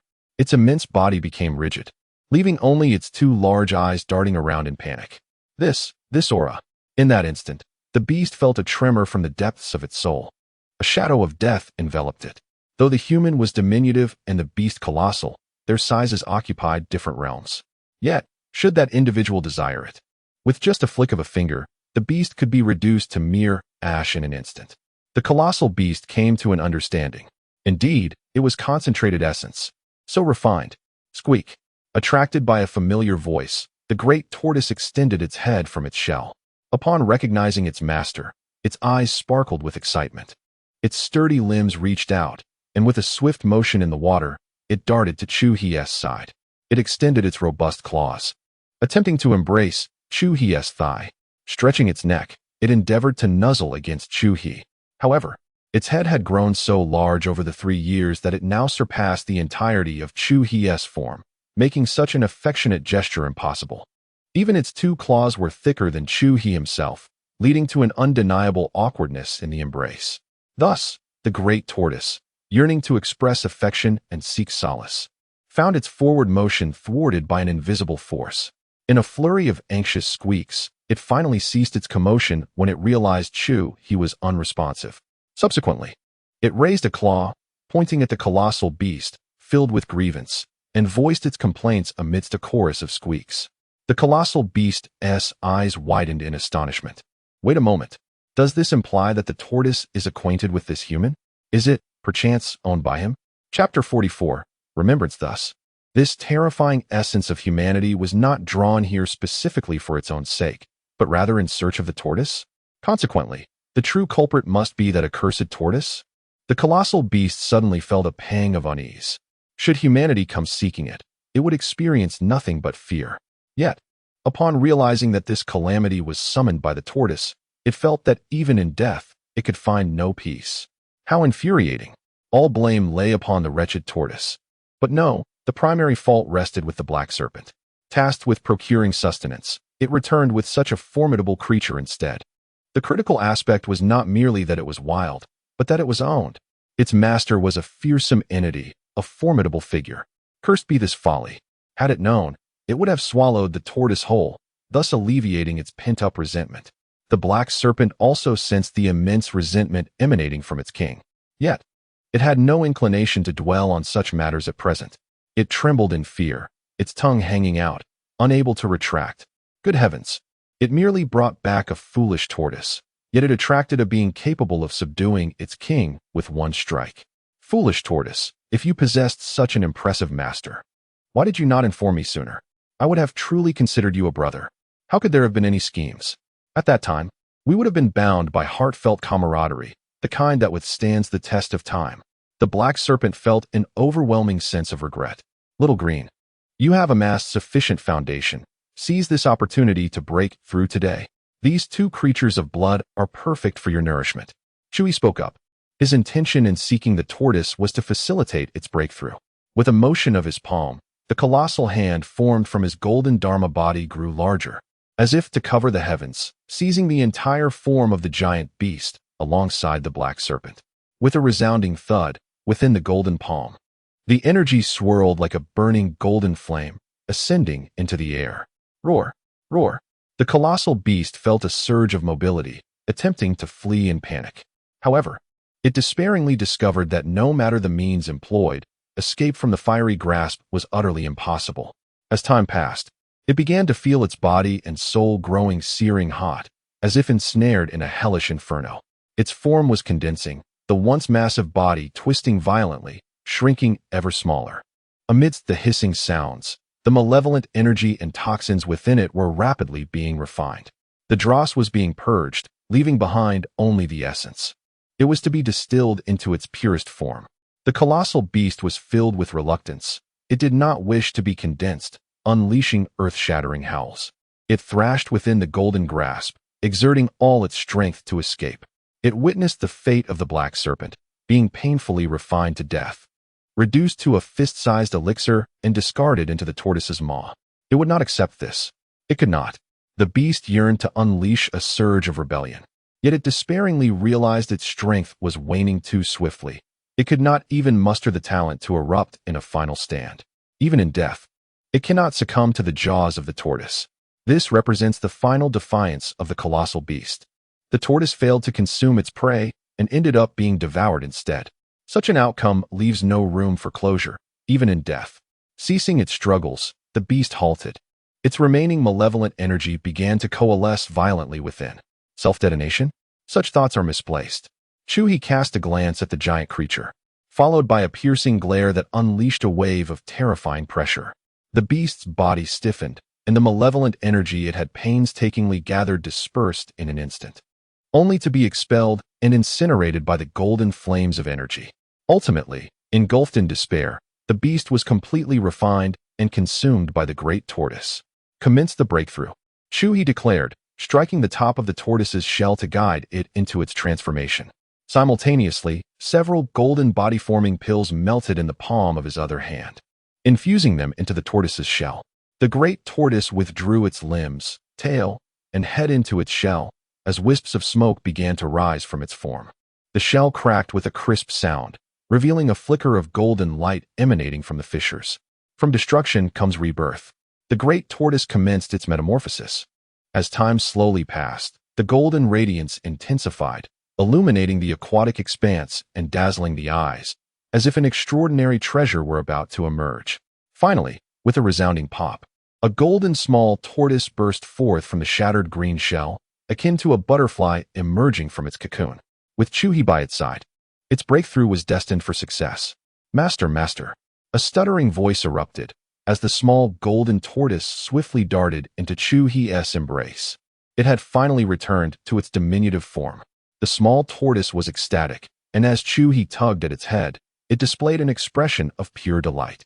How nostalgic! Its youth had returned. The familiar sensation, the well-remembered flavor.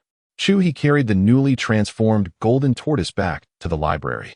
Upon landing, it eagerly scoured for a cleaning cloth. In a forgotten corner of the library, it discovered a long dormant green cloth, gently sniffing it with its tiny nose, revealing an expression of sheer ecstasy. The familiar scent, rich with the essence of time. With a swift motion of its paws, it donned the cloth atop its head and began to clean with fervor, working diligently. Again and again, the already pristine library was scrubbed to such an extent that it seemed to shed a layer of skin. Fortunately, the cloth it wore was a treasure signed by Chu He, an item once belonging to a great emperor. Resistant to blades, impervious to water and fire, it remained flawlessly smooth, untouched by the tortoise's enthusiastic endeavors. Zoom, zoom, zoom. The small tortoise darted about the library like a golden mouse, even cleaning the books on the shelves. Chu He could only watch in speechless amusement. This tortoise, after wandering through the vast expanse of the world, one might feel as though they have returned with a sense of suffocation. Upon Zhao Yuling's return from the white-clad emperor's palace, the little turtle took the initiative to approach her, its head stretching out to rest in the bewildered palm of Zhao Yuling. With great enthusiasm, she began to pet it, allowing it to relish in this moment. The little turtle blinked its tiny eyes, offering Zhao Yuling an encouraging gaze. This marked its first act of initiative. Little brother Chu, you have acquired another turtle? This one seems rather different, Zhao Yuling remarked, dismissively pushing the turtle's head aside. The The somewhat flamboyant turtle, lacking in charm, paled in comparison to the delightful little green. The little turtle was taken aback. "Isn't my head your favorite? Why, after such a long absence, have you turned your affections elsewhere?"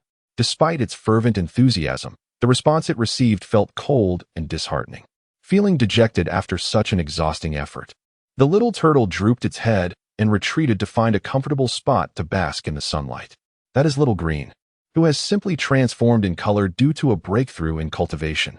From now on, let us call it little gold," Chu He remarked, lifting his head with a smile playing at the corners of his lips. Chapter 45. The Map of Mountains and Rivers. A month later, the spring sun beamed warmly. 2 lounge chairs, 1 person, and a turtle that shone brighter than the sunlight lay comfortably, eyes half closed, relishing the warmth. Indeed, this epitomized the life of a true magnate. A genuine magnate does not engage in conflict. Rather, they savor a life filled with joy and comfort. However, at that moment, a figure approached the library from the distance. It was an elderly man, his hair and beard as white as snow, the lines of time etched deeply on his visage. He ambled forward with a slow, tremulous gait, resembling a soul nearing its end. Chu He squinted slightly, catching a glimpse of the elder. The man's cultivation was still commendable, yet he presented himself as an ordinary old man, not out of pretense, but due to his genuinely poor condition. His body resembled a decayed funnel. Thus, he had resorted to a unique method of self-sealing, preventing his vital energy from leaking out. The sealing was meticulously executed, to the extent that he refrained from utilizing his vital energy to mend his physical injuries, relying solely on medicinal care, which exacerbated his wounds and hastened the erosion of his lifespan, akin to a severely corroded piece of wood. In truth, had he not sealed his vital energy, dedicating it entirely to sustaining himself, he could have extended his life by several decades, albeit at the cost of a rapid decline in his strength due to the leakage of his vital energy. Therefore, the elder's choice was to forfeit decades of his lifespan to ensure that he could unleash his full power at a critical moment. Indeed, in his current state, he could only strike once. Once the seal was lifted, his vital energy would return, yet it would be too much for his frail body to endure. Faced with an adversary, he could act only once. Regardless of victory or defeat, he would soon meet his end, with no chance of survival. He was wagering his life to maintain his deterrent strength.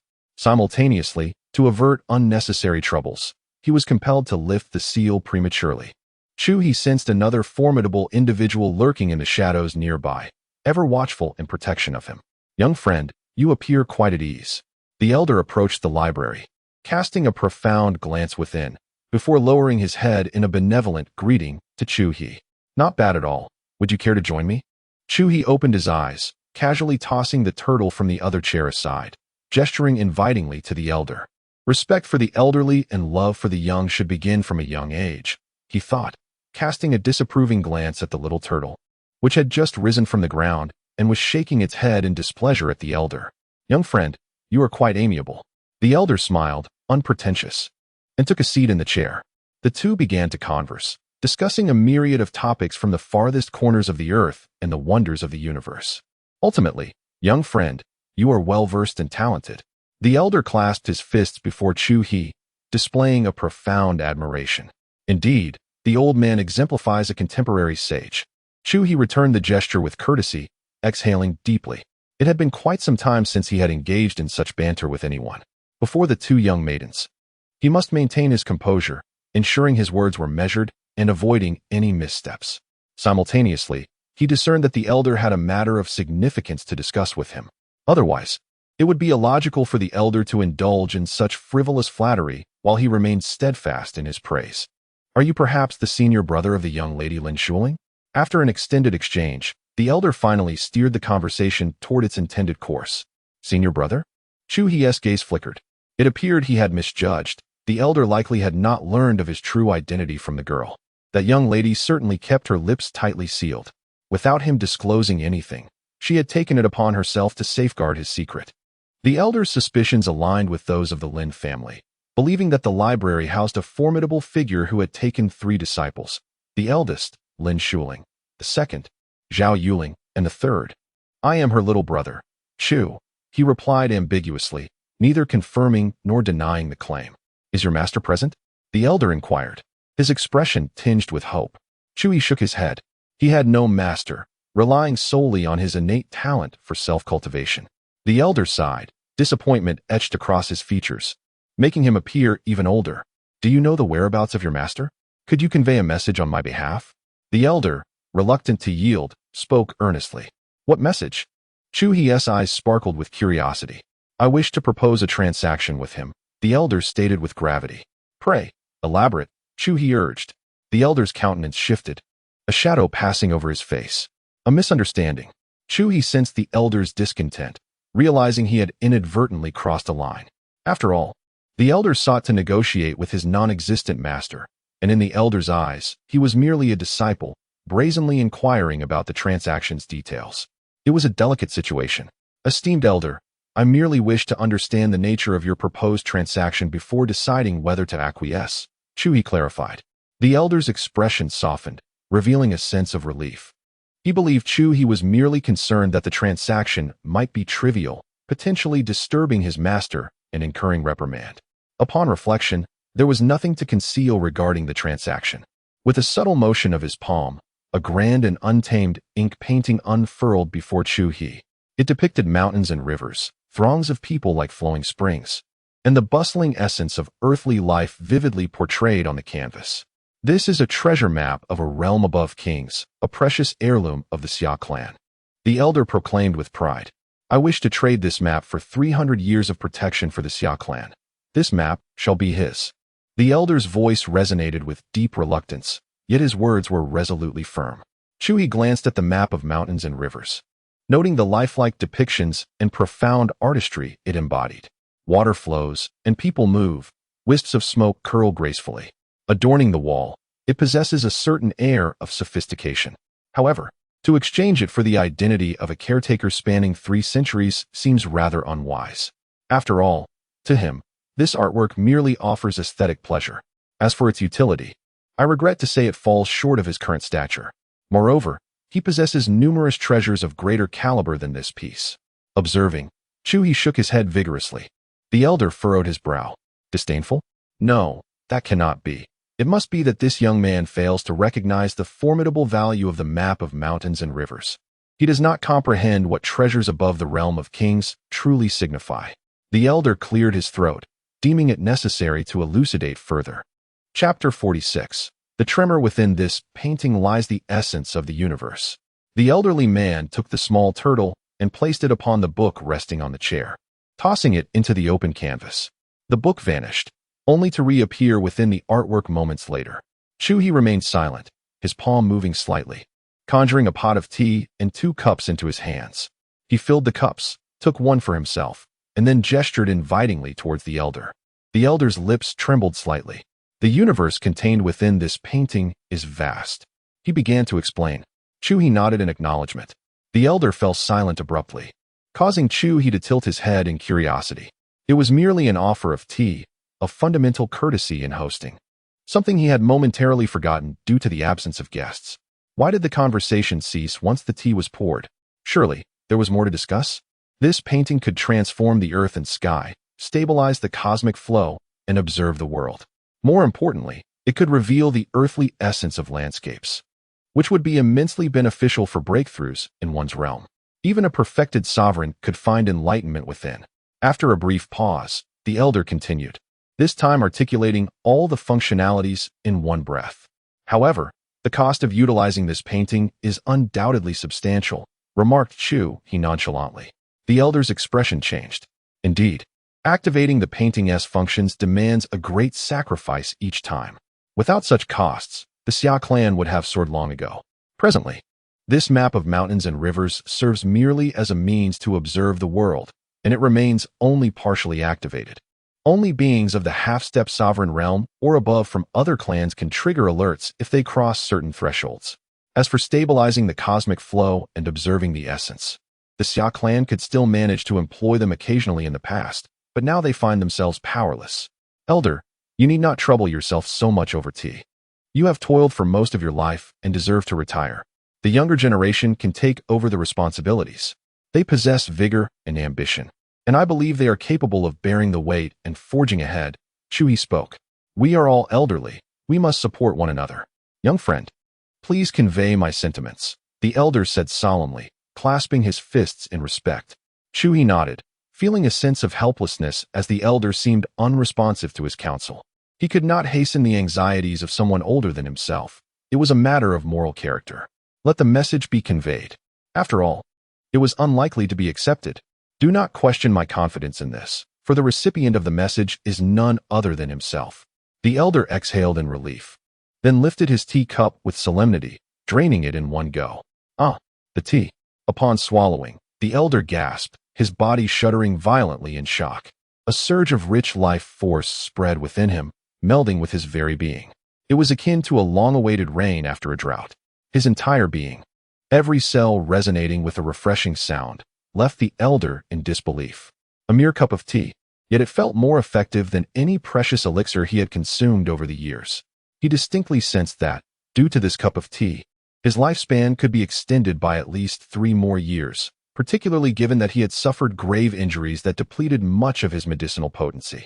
Indeed, it was evident that residing in this place was a formidable master, perhaps even more powerful than he had imagined.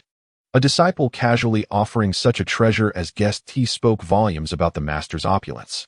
At this moment, while the elder felt exhilarated, he also harbored concerns about whether that treasure map would entice the master. This was an unparalleled being, possibly a revered ancestor from a distant realm. My dear elder, the tea is quite delightful. I assent it. Consider this pot a gift. Take it home and savor it slowly, Chu He said with a smile, handing the teapot over. He held the elder in high regard and thought it fitting to offer a modest gift to his old companion. This is far too precious, the elder protested, shaking his head. Although the tea proved immensely beneficial, accepting gifts without reciprocation was not in his character. If it had been someone he found disagreeable, he might have taken it without hesitation, but this young man was quite agreeable. Accepting the gift would create a sense of indebtedness, and he had nothing of equivalent value to offer in return. Not to worry, I have plenty of this tea. Today we've enjoyed a delightful conversation, dear elder. After all, tea is meant to entertain friends of discourse. The elder's expression flickered. Indeed, the conversation had been lively. He wrestled with his thoughts for a moment before ultimately taking the teapot into his hands. Whether the esteemed elder would agree remained uncertain. Yet he welcomed the prospect of a few extra years. If the elder consented, he requested that Xiao convey the message. With the teapot in hand, the elder departed, but not before turning back to offer a parting remark. Chu He nodded, bidding farewell. Observing the elder's departure, he tossed the small tortoise back onto the ground, which had been climbing up to him. The tortoise glared at the elder with a mournful expression, trailing behind him outside. The elder felt a twitch in his eyelid. What was wrong with this tortoise? Its owner was the one who had tossed it aside. Why was it directing its grievances at him? The tortoise's accusatory gaze was truly unbearable. After a moment of contemplation, he retrieved a vial of elixir from his pocket, poured out a pill, and offered it to the tortoise. Chu He, being generous enough to gift a pot of tea that sparked envy in others, was undoubtedly affluent. The elder felt he had nothing worthy to present in return, so he refrained from making a scene. Now, he could offer a small boon to the spirit beast he cared for, thereby strengthening their bond and fostering goodwill. Most importantly, he aimed to quell the tortoise's expressive gaze filled with emotion. Upon seeing the elixir, the tortoise's eyes brightened momentarily, but after sniffing it cautiously, it retracted its elongated neck. With head held high and claws tucked away, the little turtle cast its green bean-like eyes once more towards the elder. The elder noticed a change in the little turtle's gaze. Was it disdain? Could it be true? Such a precious elixir, and yet, after merely sniffing it, you turn up your nose? Where is your discernment? How exasperating. The elder swiftly consumed the elixir, his unsteady steps quickening as he hurried away, taking 2 steps for every one. He felt that if he endured another glance from the turtle, the precious years he had just gained would slip away once more. Chapter 47. Fortune. The elderly gentleman proved to be quite an intriguing individual. Chu He picked up the illustrious map of the mountains and rivers, which the elder had carelessly placed upon the chair, and could not help but shake his head. For the Xia Clan, such a precious artifact could not possibly be forgotten by someone as astute as the elder. Its presence here suggested an intention to bestow it directly upon him. Yet, in the elder's mind, this gift was meant for a predecessor of ambiguous merit. Was he not concerned that such a figure might take the object without fulfilling any obligations? Perhaps he harbored some trepidation. Nonetheless, this act revealed his desperation. He was indeed at his wit's end, hence his apparent generosity. The Xia clan was poised to confront a formidable threat, and Chu He surmised that the elder had come in search of assistance out of sheer necessity. His injuries were grievous, leaving him with little strength to endure for more than a decade, after which he would need to prepare for his final arrangements. The nature of his wounds was a fundamental injury, far more severe than that of the previous Lin family patriarch. Chu He discerned that this elder might have previously been in a state of confinement, his physical form suppressed by secret treasures, only recently breaking free from such restraints. With the Xia clan in turmoil, the prospect of signing in quietly seemed increasingly elusive, a thought that stirred his discontent. Just then, the little turtle returned, scuttling to Chu He's feet like an eager pup, gazing up at him with its bright eyes, its tiny tail wagging in delight. It was hungry. The elder's elixir had not suited its palate, yet it had sparked its appetite. All it ever seemed to think about was eating, utterly devoid of any usefulness. Chu He casted a disapproving glance and, with a hint of irritation, retrieved a handful of golden dog food, tossing it into the turtle's mouth. This was a reward he had acquired from previous sign-ins, now stored in abundance within the system's space. The description was straightforward: royal dog food, composed of golden sand, rich in nutrition and delightfully flavored, designed to enhance the physical prowess of the puppy king, promoting its healthy growth. A special note: suitable for other beings as well. Humans could partake too. Yet, the thought of humans consuming it was absurd. Regardless of the enticing aroma it emitted, Chu He could never bring himself to taste it. Thus it became the turtle's exclusive sustenance. The turtle relished it, akin to a cat's infatuation with catnip. Each time the scent wafted through the air, it would become restless, brimming with excitement. Were it not for the extraordinary nature of this dog food, a treasure befitting the kingly tier, which made digestion a challenge, the little turtle could easily devour it all in a single day. As for the matter of fortune, Chu He decided to send the little turtle away. He once again lifted the map of the mountains and rivers, examining it with a growing interest. Although the elder had not divulged its purpose, Chu He, a well-read scholar well-versed in antiquity, grasped its significance with a mere glance. While he remained unaware of how the Xia clan activated the function of stabilizing fortune, he possessed his own methods. With a subtle gesture of his palm, a golden dragon soared into the heavens, radiating a resplendent golden light, its form gliding majestically above the earth, growing ever larger in mere moments. It has grown to a size that obscures the sky above Lin City, circling the heavens, its dragon-like eyes opening and shimmering with life, resembling a true dragon. However, it is merely a manifestation of fortune, invisible to the ordinary gaze. The soaring golden dragon, with its head slightly bowed, gazes down from the heavens, meeting the eyes of Chu He on the ground. Chu He unveils the treasure map, the map of mountains and rivers, its essence flowing with a luminous sheen, reflects an unseen veil, as if someone were holding a brush. A library pavilion is sketched out, followed by the Lin family, Lin City, and the wilderness and rivers beyond, extending to the entire Lin County. As the images multiply, the veil swells with the wind until it envelopes Lin City, in correspondence with the golden dragon above. The dragon and the map lock eyes for a moment. Chu He presses down with his palm. The golden dragon in the sky flicks its tail, its massive form charging down, plunging into the luminous veil manifested by the map of mountains and rivers. This scene is profoundly shocking. It is as if a colossal dragon has collided with the heavens and the earth. However, the impact occurs silently, unnoticed by the common folk. Moments later, the golden dragon and the ethereal image of the map of mountains and rivers merge completely. Subsequently, the luminous veil shatters.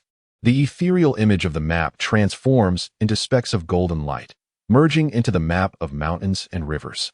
Once the fusion is complete, a formless power ripples through the void.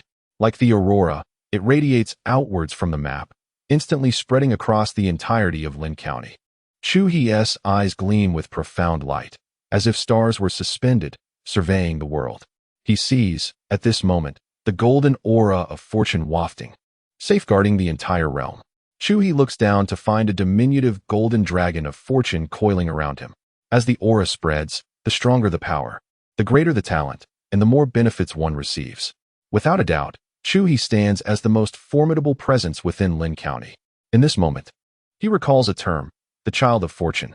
That is precisely who he is. Outside Lin City, amidst the wilderness, a chestnut-colored celestial dragon horse draws a carriage, proceeding steadily along the mountain path. Inside the carriage, 2 men are present, one elderly and one middle-aged. Master, we have yet to see the elder. Why leave behind the map of mountains and rivers? After a long while, the middle-aged man can no longer contain himself. It cannot be kept. The elderly man shakes his head, his emotions complex. The Xia Clan is at the brink of life and death. In such a case, the treasure map might fall into the hands of an alien race. Rather than that, it is better to directly offer it to the unaware elder. Perhaps it could foster a favorable impression. Even if he cannot protect the Xia Clan for 300 years, a single act of assistance would suffice. Even in the worst-case scenario, should the elder remain indifferent. The treasure map in the hands of humanity is far superior to that in the hands of a race intent on obliterating the Xia Clan. At that moment, the elderly man suddenly brightens, his entire being relaxing, a sense of refreshment washing over him. What is this? Just moments ago, he was filled with despair. Why does he suddenly feel joy and excitement? He tilted his head, observing his disciple who also bore a look of comfort. The previously relaxed brow furrowed once more. Something was amiss. An undeniable sense of unease permeated the air. His disciple, no ordinary individual, sensed the anomaly at that very moment. Turning his head, he caught sight of the astonishment reflected in his teacher's eyes. Without a moment's hesitation, he sprang into action, lifting the elder with a sudden force, bursting through the carriage with a resounding crash, and preparing to soar away. However, at that instant, a mysterious portal appeared in the sky, catching him off guard as he plunged headlong into it. Goodness! Only the bewildered Tian Lama remained behind, frozen in place, accompanied by a resounding curse echoing in the air. Chapter 48. Little Brother Chu, I have enlightened. Midnight. He retrieved his handcrafted statue of Guan Yu, washed his hands in a golden basin, lit incense, and bathed. Dressed in a complete ceremonial outfit, Chu He sat in tranquil anticipation for the clock to strike 12, ready to sign in and refresh. He was now the favored child of fortune. This solemnity was a prelude to the extraordinary rewards he was about to claim. At the stroke of 12, the sign-in system refreshed punctually. Chu He promptly clicked on the sign-in panel. Ding! Congratulations, host, you have successfully signed in and received a reward, the Demon Suppression Tower. A magnificent tower of purple and gold materialized on the sign-in panel. A smile graced Chu He's face. Regardless of its function, its hue hinted at its exceptional nature. With a subtle motion of his palm, the Demon Suppression Tower appeared in his grasp. Upon its emergence, a formidable aura radiated from it, distorting the surrounding space. With a sharp crack, a defensive spell he had set up in the library, capable of withstanding a king's strike, shattered. Nearby, a small turtle, sprawled out in slumber, instantly grew in size, retracting its limbs, head, and tail into its shell, leaving behind a large golden egg. Chu He quickly intervened, containing the surging aura of the tower. He then pointed a finger, halting the turtle's continued expansion. Master, I sense a tremendous killing intent. The turtle said slyly, peeking out its large head and glancing around. Its expression grave. Chu He mused, how did this arrogant aura become interpreted as killing intent by this turtle? Ignoring the creature, he began to examine the Demon Suppression Tower. This tower was a versatile treasure. It could attack, defend, and endure. As an offensive tool, the tower could, in conjunction with his strength, overpower enemies above the imperial realm, obliterating them completely. Its formidable presence could intimidate foes, leaving them with no escape. As a defensive asset, it could effortlessly withstand various magical attacks, including those targeting the soul, ensuring his invincibility. As a means of subjugation, it could imprison enemies within its 18 layers, absorbing their strength and storing it for future use. Moreover, the location where the tower was placed could gradually convert the defeated demons into a source of merit and fortune, ultimately creating a sanctuary for cultivation. This was the tower's pivotal ability. What a magnificent treasure! Chu He delightedly toyed with the tower in his hands. It would henceforth be his exclusive weapon. Indeed, he was the favored child of fortune today. His luck was unparalleled. If he could achieve a tenfold sign-in, he would not hesitate to invest, feeling that his luck was exceptionally favorable. Alas, there was no recharge button in the system, rendering his desire to invest futile. 3 days later, in the early morning, Chu He was still tinkering with the demon suppression tower. Suddenly, Zhao Yuling entered with a joyful expression. "Little brother Chu, I have enlightened. What have you enlightened upon?" Chu He retracted the demon suppression tower and turned around, his expression one of astonishment as he scrutinized her from head to toe. Indeed, the Triple King's realm. There was no apparent change in her aura. What had she comprehended? "I finally understand how to be a good master." Zhao Yuling held her head high, a smug look on her face, striking a pose that seemed to invite praise. This girl, not long ago she was troubled about how to teach her disciples, and now she has attained enlightenment? I have only heard of sudden realizations in martial arts, but never about teaching disciples leading to such epiphanies. Isn't this determined by experience and talent? Can enlightenment truly occur in this context? How did you arrive at this understanding? Chu He found it perplexing. That feeling was enigmatic, beyond words, yet I simply grasped it. Chu He nodded. Indeed, such realizations are typically profound and elusive, clear within oneself, but difficult to articulate. What specific changes have occurred? Chu He inquired.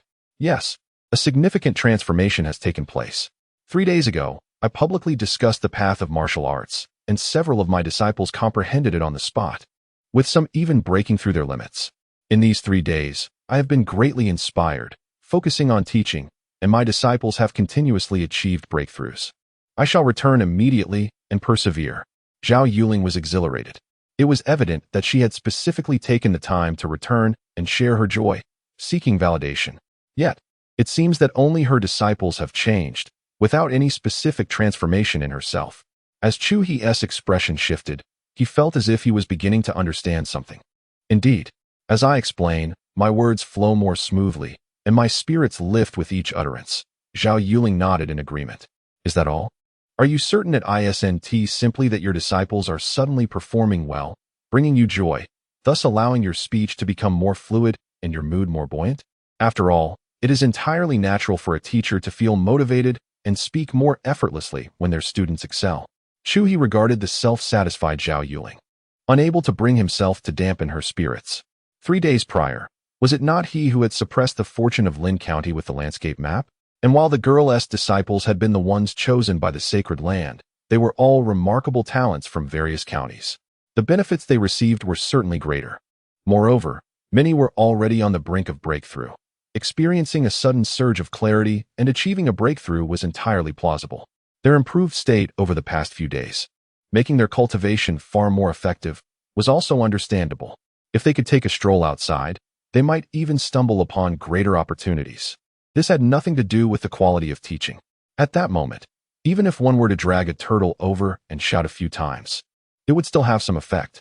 Nevertheless, it was reasonable for the little girl to misinterpret the sudden changes in her disciples as her own merit.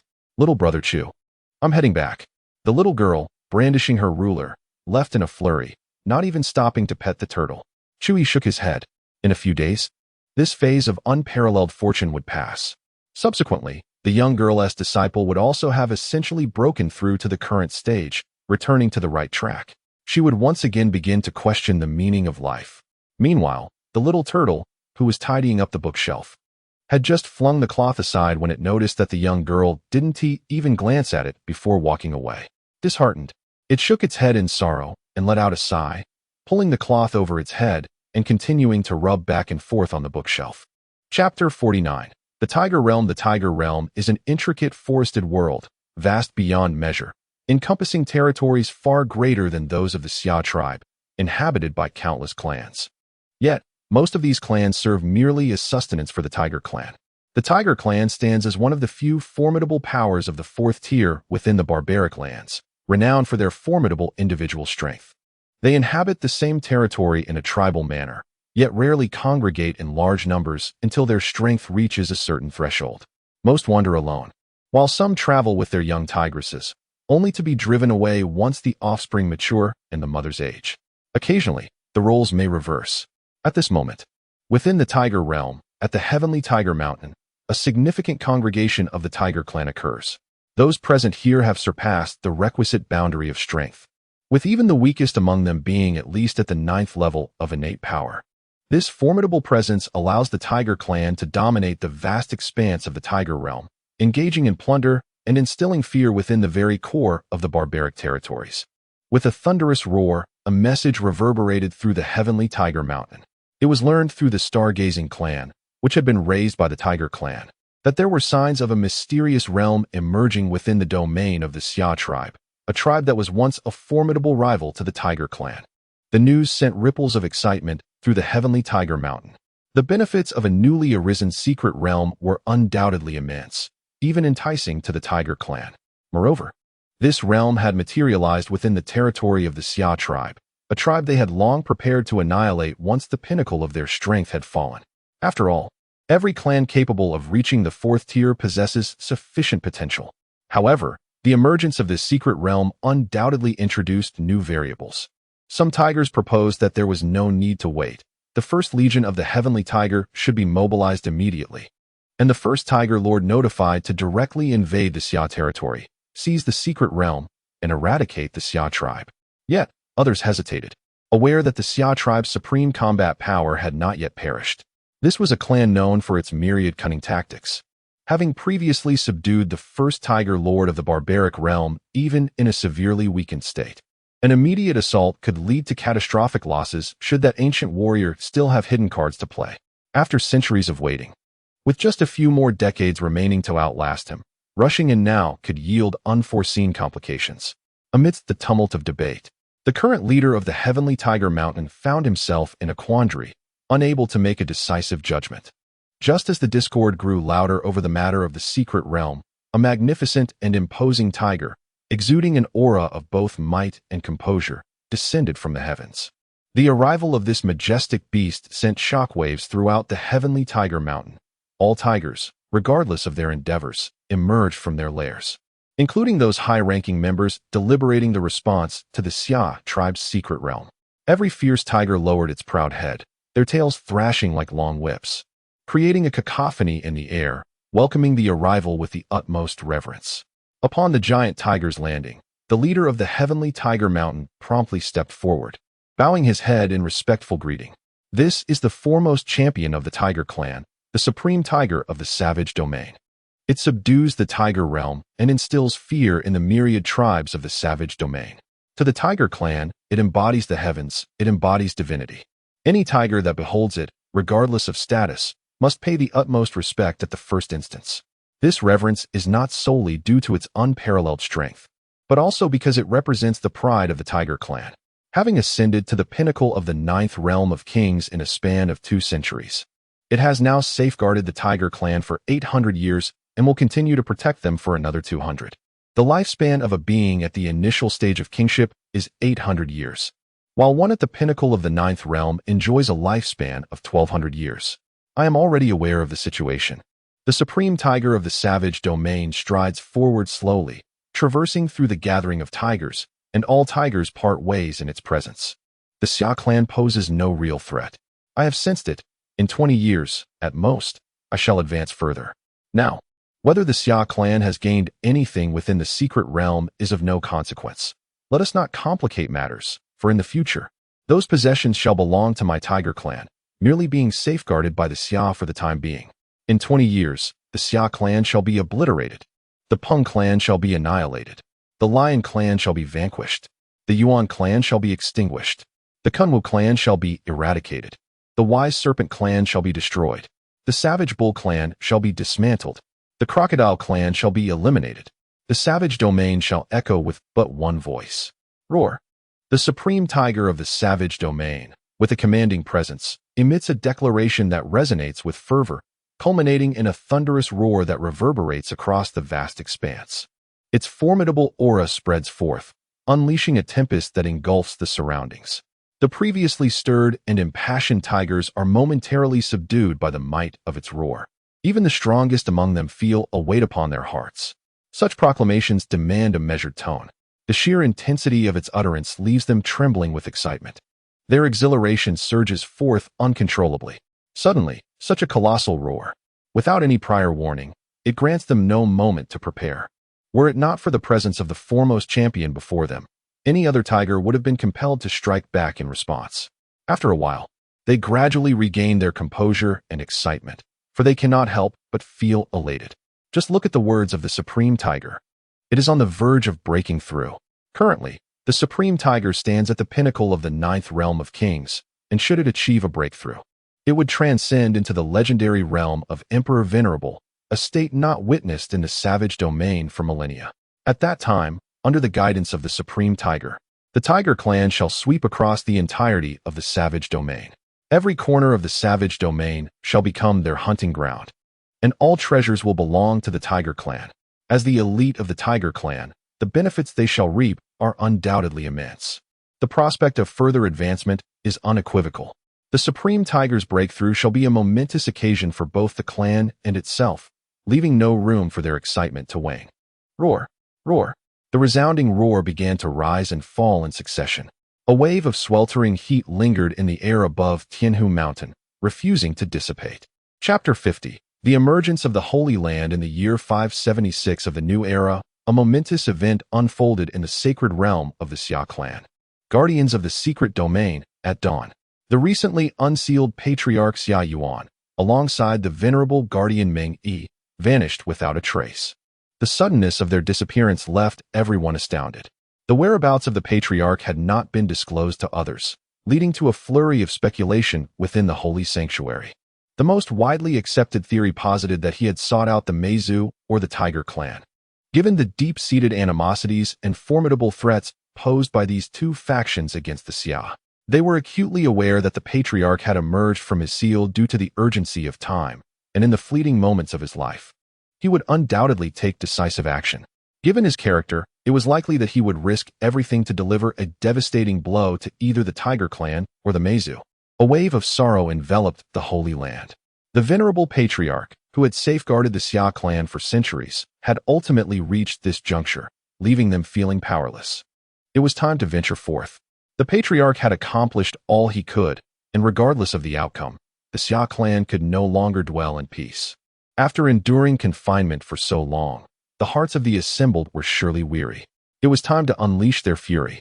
With a chilling voice that resonated throughout the sacred land, the call for vengeance echoed, laden with an oppressive madness. No one dared to voice dissent. Emerging from the holy sanctuary, the arrival of the Patriarch's fate had long been on the agenda. This was merely a matter of time, hastened by a decade or more. On this day, the gates of the Holy Realm swung open. Countless extraordinary prodigies, once thought to have perished in various ways, returned to their respective clans. Yet, many who returned were no longer the youths they once were. With their reappearance, a surging undercurrent swept across the entirety of the Xia Clan and the surrounding tribes. Those factions that had previously clashed with the Xia sensed an ominous aura of impending violence. The prodigies had been pent up in the Holy Land for far too long, and upon their return, many were greeted with tragic news. Beloved members of their families had perished on the battlefield. The returnees, now formidable warriors, were undoubtedly affected by this grim reality. Only through bloodshed could they assuage the rage that consumed them. These minor clans would have no inclination to unite. Rather, they would pounce upon the Xia Clan in the wake of their downfall, eager to seize their share of flesh. Thus, let the slaughter commence. Let it be a celebration of chaos before the great battle. With the Patriarch's decree, no restrictions were placed upon the return of the prodigious Xia warriors. What of provoking more enemies? The life and death of the Xia Clan held no significance for these lesser tribes. They were incapable of influencing the outcome, even lacking the stature to be the final straw that breaks the camel's back. The innate and even semi-royal beings among them could be overwhelmed by sheer numbers. Yet, when one ascends from the realm of the half-step invincible king to that of the true king, only peers of the same caliber are worthy opponents. The weak are bereft of the privilege to even approach the battleground between them. With the emergence of the Summer Clan's sacred grounds, formidable true kings stand as guardians. In their eyes, those clans devoid of true kings are mere trifles, easily extinguishable. It is foreseeable that in the wake of the Summer Clan's downfall, these clans will undoubtedly heed the call of the Tiger and Charm clans, their hands stained with the blood of the Summer Clan. To strike first is merely to exact early vengeance. Given the current plight of the Summer Clan, what harm is there in a frenzied assault? Let the heavens and earth be turned upside down. Let the blood flow like a raging tide. In the land of the swine, the Charm Clan, 13 years. Only 13 years remain. preparations can commence to establish a passage from the land of the swine to the Summer Clan. In a decade, I shall lead the elite of our clan forth. A deep and resonant voice echoed ominously above the grounds of the Charm Clan. One by one, the formidable members of the clan looked up, their lips curling into smiles. At long last, preparations for departure are underway. They had long awaited this day with insatiable anticipation. In the library, despite the tempestuous changes outside, tranquility reigned within. Zhao Yuling had not returned in quite some time. Evidently, the recent surge of vigor among her disciples had greatly bolstered her confidence, igniting her enthusiasm. One could only wonder how long this fervor would endure. Chu He sat in silent meditation. The little turtle, having feasted on dog food, was also in the midst of digestion nearby. At a certain moment, Chu He suddenly opened his eyes. With a creak, the grand doors of the library swung open. Lin Shuling, clad in military garb, entered with a measured pace. Her fiery red armor enveloped her entirely, glinting with a chilling radiance, and a long sword was sheathed at her waist. The crisp air heralded her arrival, illuminating her ironclad attire. After several years, the aura of valor surrounding her had intensified. Every movement exuded the essence of military discipline. "Little brother Chu," Lin Shuling exclaimed, her previously taut face melting like snow under the sun, blossoming into a radiant smile. Chu He beamed with paternal pride, nodding in approval. The young girl had grown splendidly, showing no signs of hardship. Excellent. However, this girl had returned home without shedding her armor, which was not ideal. Just moments before smiling, her expression bore a weight of seriousness, revealing an underlying concern. "What troubles you?" Chu He inquired, pulling out a chair to sit. "Little brother Chu, the Summer Clan is in grave trouble," Lin Shuling replied, her tone heavy. "The ancestor has gone missing, and the elders of our clan say he may have ventured to the Tiger Clan or the Charm Clan to exert his final efforts. Regardless of the outcome, the Summer Clan is poised to face dire troubles, with life and death hanging in the balance." "The ancestor? That elder?" Chu He's gaze flickered, and he asked with a smile, "Did he not inform you of his destination?" "The ancestor did not mention his plans to anyone this time, so I am naturally unaware." Lin Shuling shook her head. Chu He nodded, realizing that the elder had not forewarned Lin Shuling about the matters at hand. Typically, in the realm of human interactions, one seeking assistance would bring along someone connected to the person they approached. Yet, for reasons unknown, the elder chose not to do so. This decision inadvertently elevated Chu He's regard for him. Had he invited Lin Shuling along, Chu He would have found him rather displeasing, and their conversation would not have flowed as pleasantly. "Do not be alarmed. The elder is destined for fortune, and perhaps the situation is not as dire as you envision." Chu He spoke, his words not merely a comfort. Based on his intuition, he sensed that beyond Lin City, following the diffusion of fortune, a hidden realm had been unveiled, into which the elder and his disciple had fallen. They were enveloped in auspicious energy, ranking just below his own, suggesting that their entry into this realm was likely a blessing. This hidden realm was their opportunity. Chapter 51. Change of face. Lin Shuling conversed with Chu He before taking her leave. Upon exiting the sacred grounds, her immediate intention was to seek out Chu He. Subsequently, as she revealed, she would venture into the ravaged territory of the canine Fang tribe, intending to eradicate all formidable opponents. The report of the Anan Legion, 100,000 undead souls, loomed in the celestial realm. This time, her strength had advanced compared to over a decade ago. She had now attained the prowess of a second-tier monarch and had thoroughly comprehended a formidable killing technique that Chu He had imparted to her. She was confident that she could single-handedly vanquish the three formidable half-step invincible monarchs of the canine Fang tribe. It seemed that the world was poised for a stir.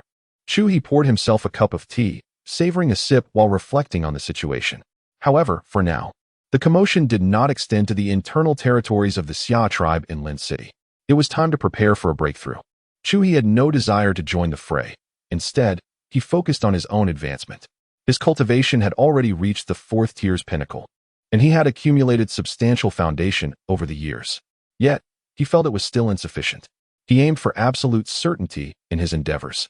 In 22 years, he would complete a century-long continuous sign-in, earning an additional reward and an opportunity for a super sign-in.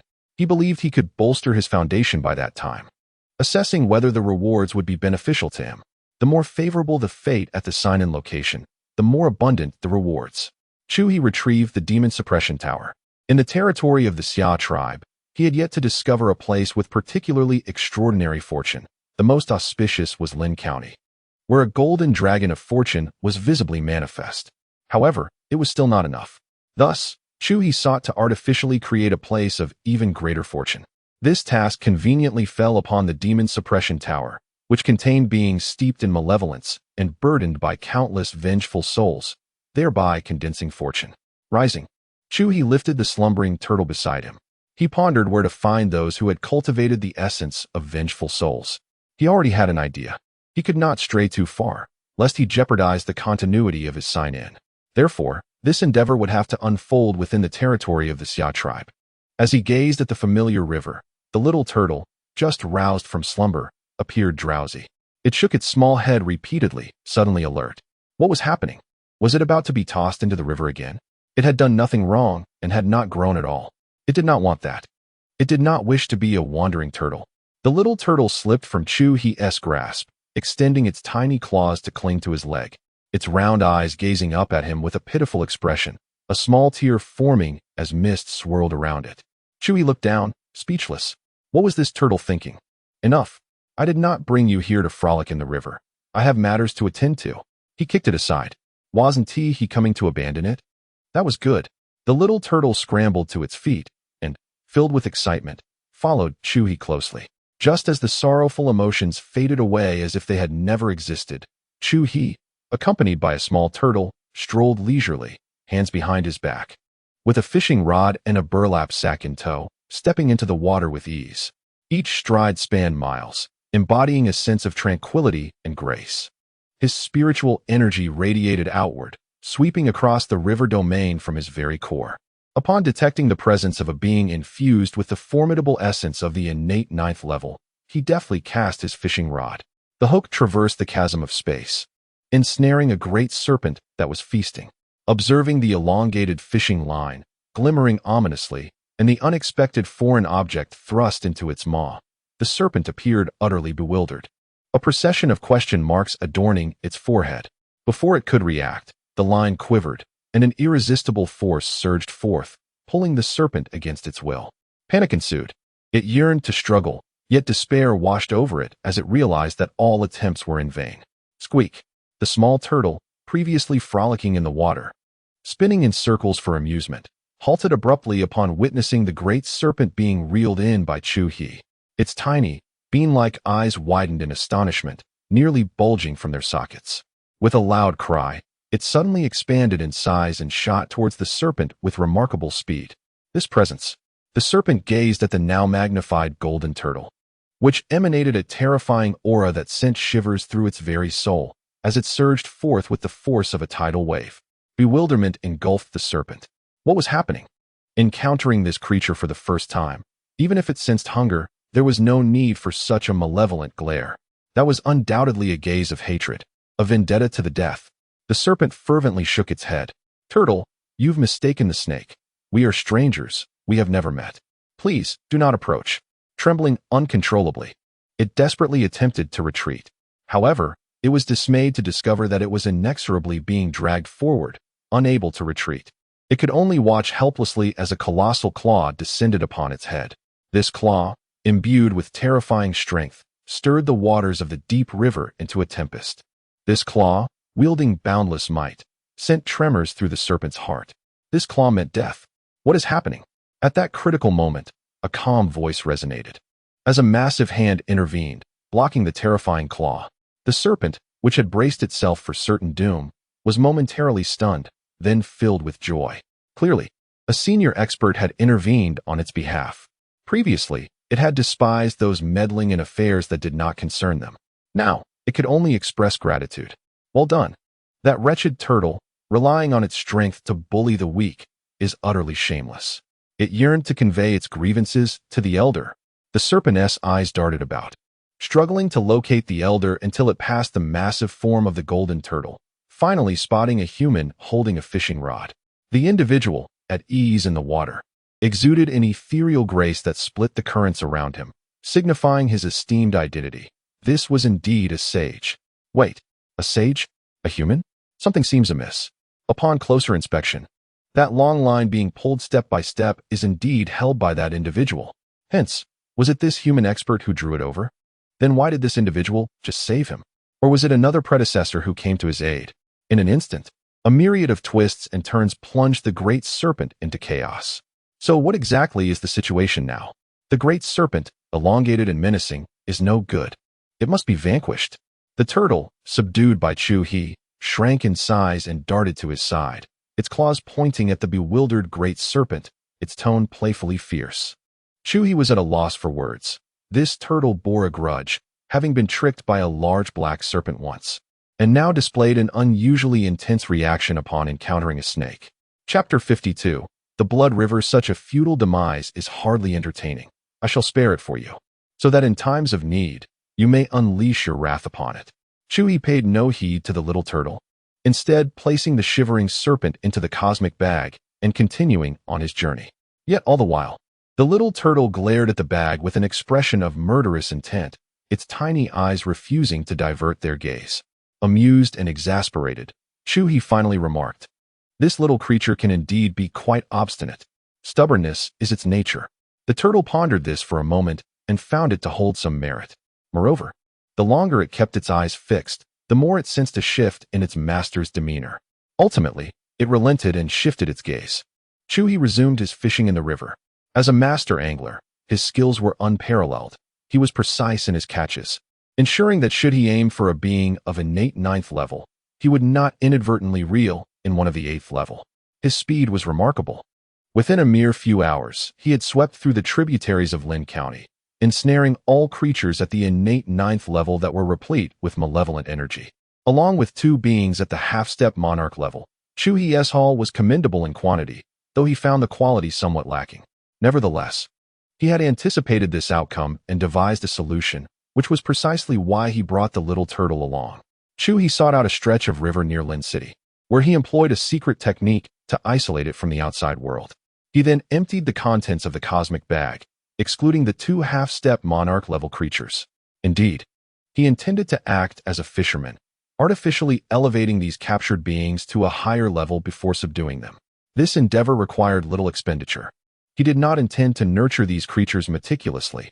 Rather, he would hasten their growth. Akin to the difference between raising livestock and administering hormones, their growth rates would not be on the same scale. Chu He produced a vial containing potent medicinal pills of the monarch level, allowing them to dissolve in his palm before dispersing the essence among the group of innate 9th level beings. With a final gesture, he imparted to them a method of rapid cultivation. "You shall observe their training closely. Ensure they do not engage in conflict," he instructed the little turtle. These creatures were no benign entities. Each exuded a formidable aura, suffused with malevolent energy, and none were amiable. Without vigilance, trouble could easily arise. Initially, he had expected the little turtle to cling to him with a pitiful demeanor, but to his surprise, it nodded readily in agreement. A thoughtful expression crossed Chu He's face as he issued a warning. "Do not entertain any thoughts of those snakes. Upon my return, should they encounter misfortune, you shan't taste golden dog food for a year." The little turtle lowered its head, nodding weakly, with a lingering glance of concern at it. Chu He turned and stepped into the void, departing. Upon returning to the library, it was approximately 2 in the morning, and the system's daily check-in had refreshed. As Chu He effortlessly completed his sign-in, a chime resonated, announcing his successful registration and awarding him a vial of the elusive Wuho Dan. This potion, suitable for those of the Emperor's realm, was commendable yet not particularly astonishing. Since his last sign-in at the Demon Suppression Tower, although luck still clung to him, the rewards from his sign-ins had returned to normalcy, unaltered by the influence of fortune. After marking his presence, Chu He contemplated the optimal placement for the Demon Suppression Tower.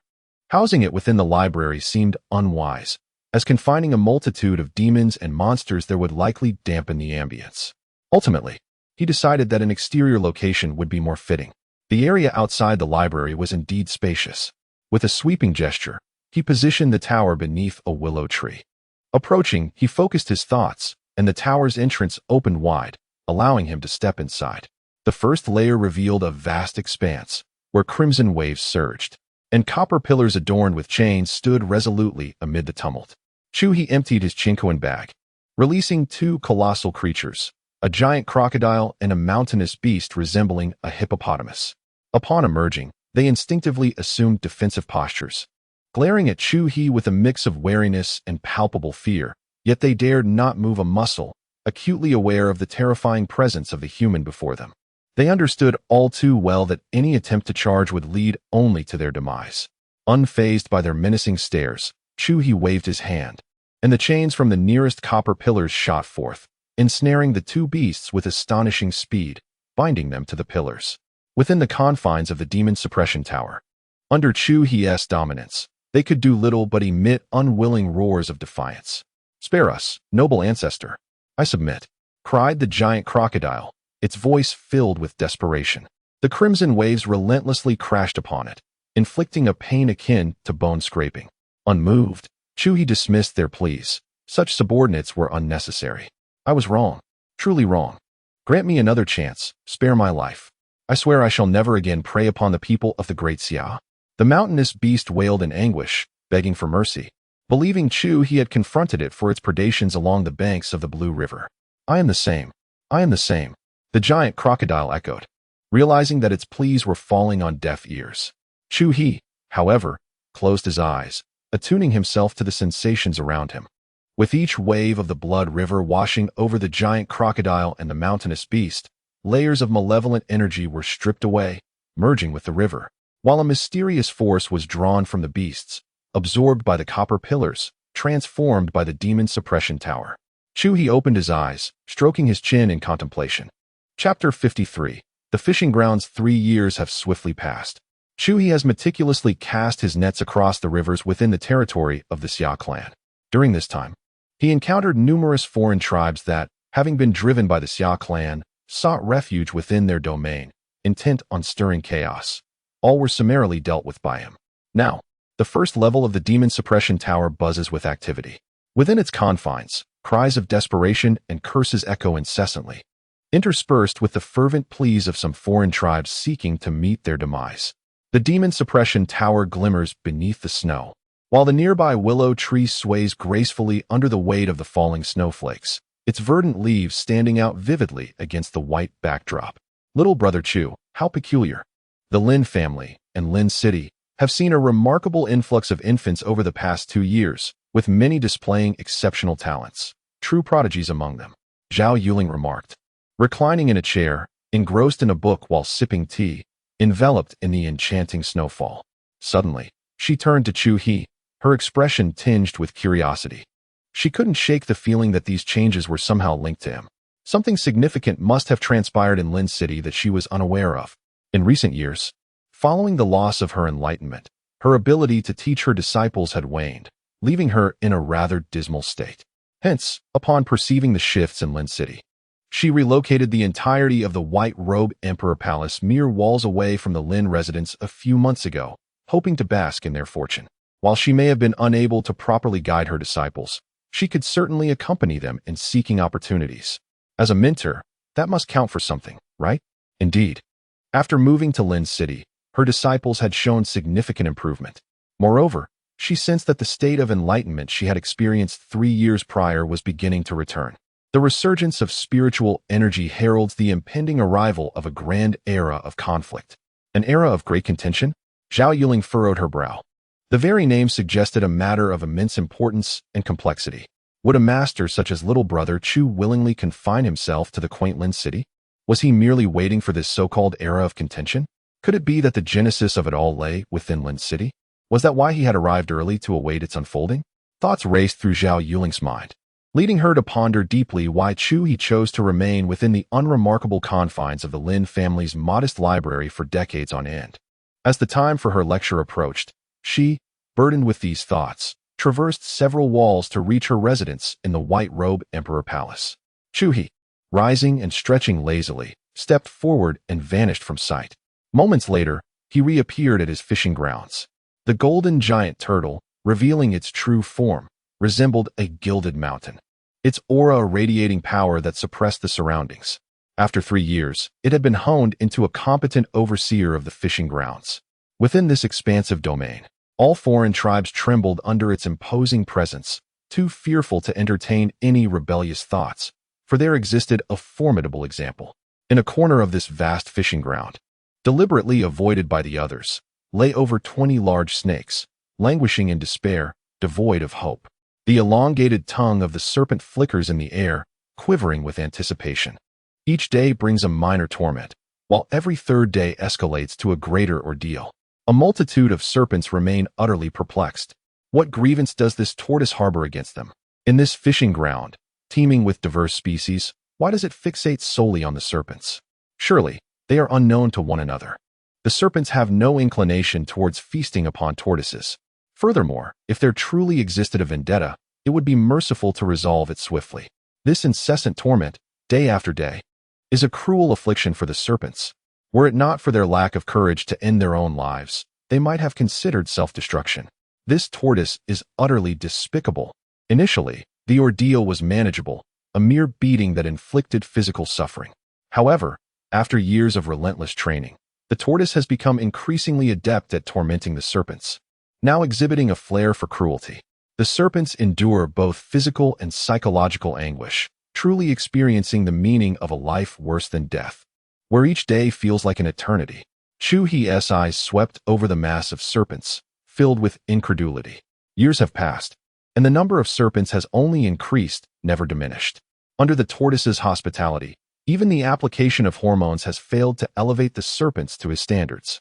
With a swish, the colossal tortoise visibly shrank at the sight of Chu He, swiftly darting towards him, tail flicking, head extended in eager anticipation. Chu He produced a handful of royal dog food. This tortoise, having indulged excessively in dog food, seems to be evolving more towards the traits of a husky. The little tortoise contentedly stowed the royal dog food within its shell, wearing a look of sheer bliss. Chu He then retrieved a mystical bag, prompting the diverse creatures to retreat in unison. Their cultivation efforts appear increasingly futile, deteriorating with time. Chu He shook his head, while the creatures bowed their heads in deference, mentally cursing. Those who cultivate effectively are fools in their eyes.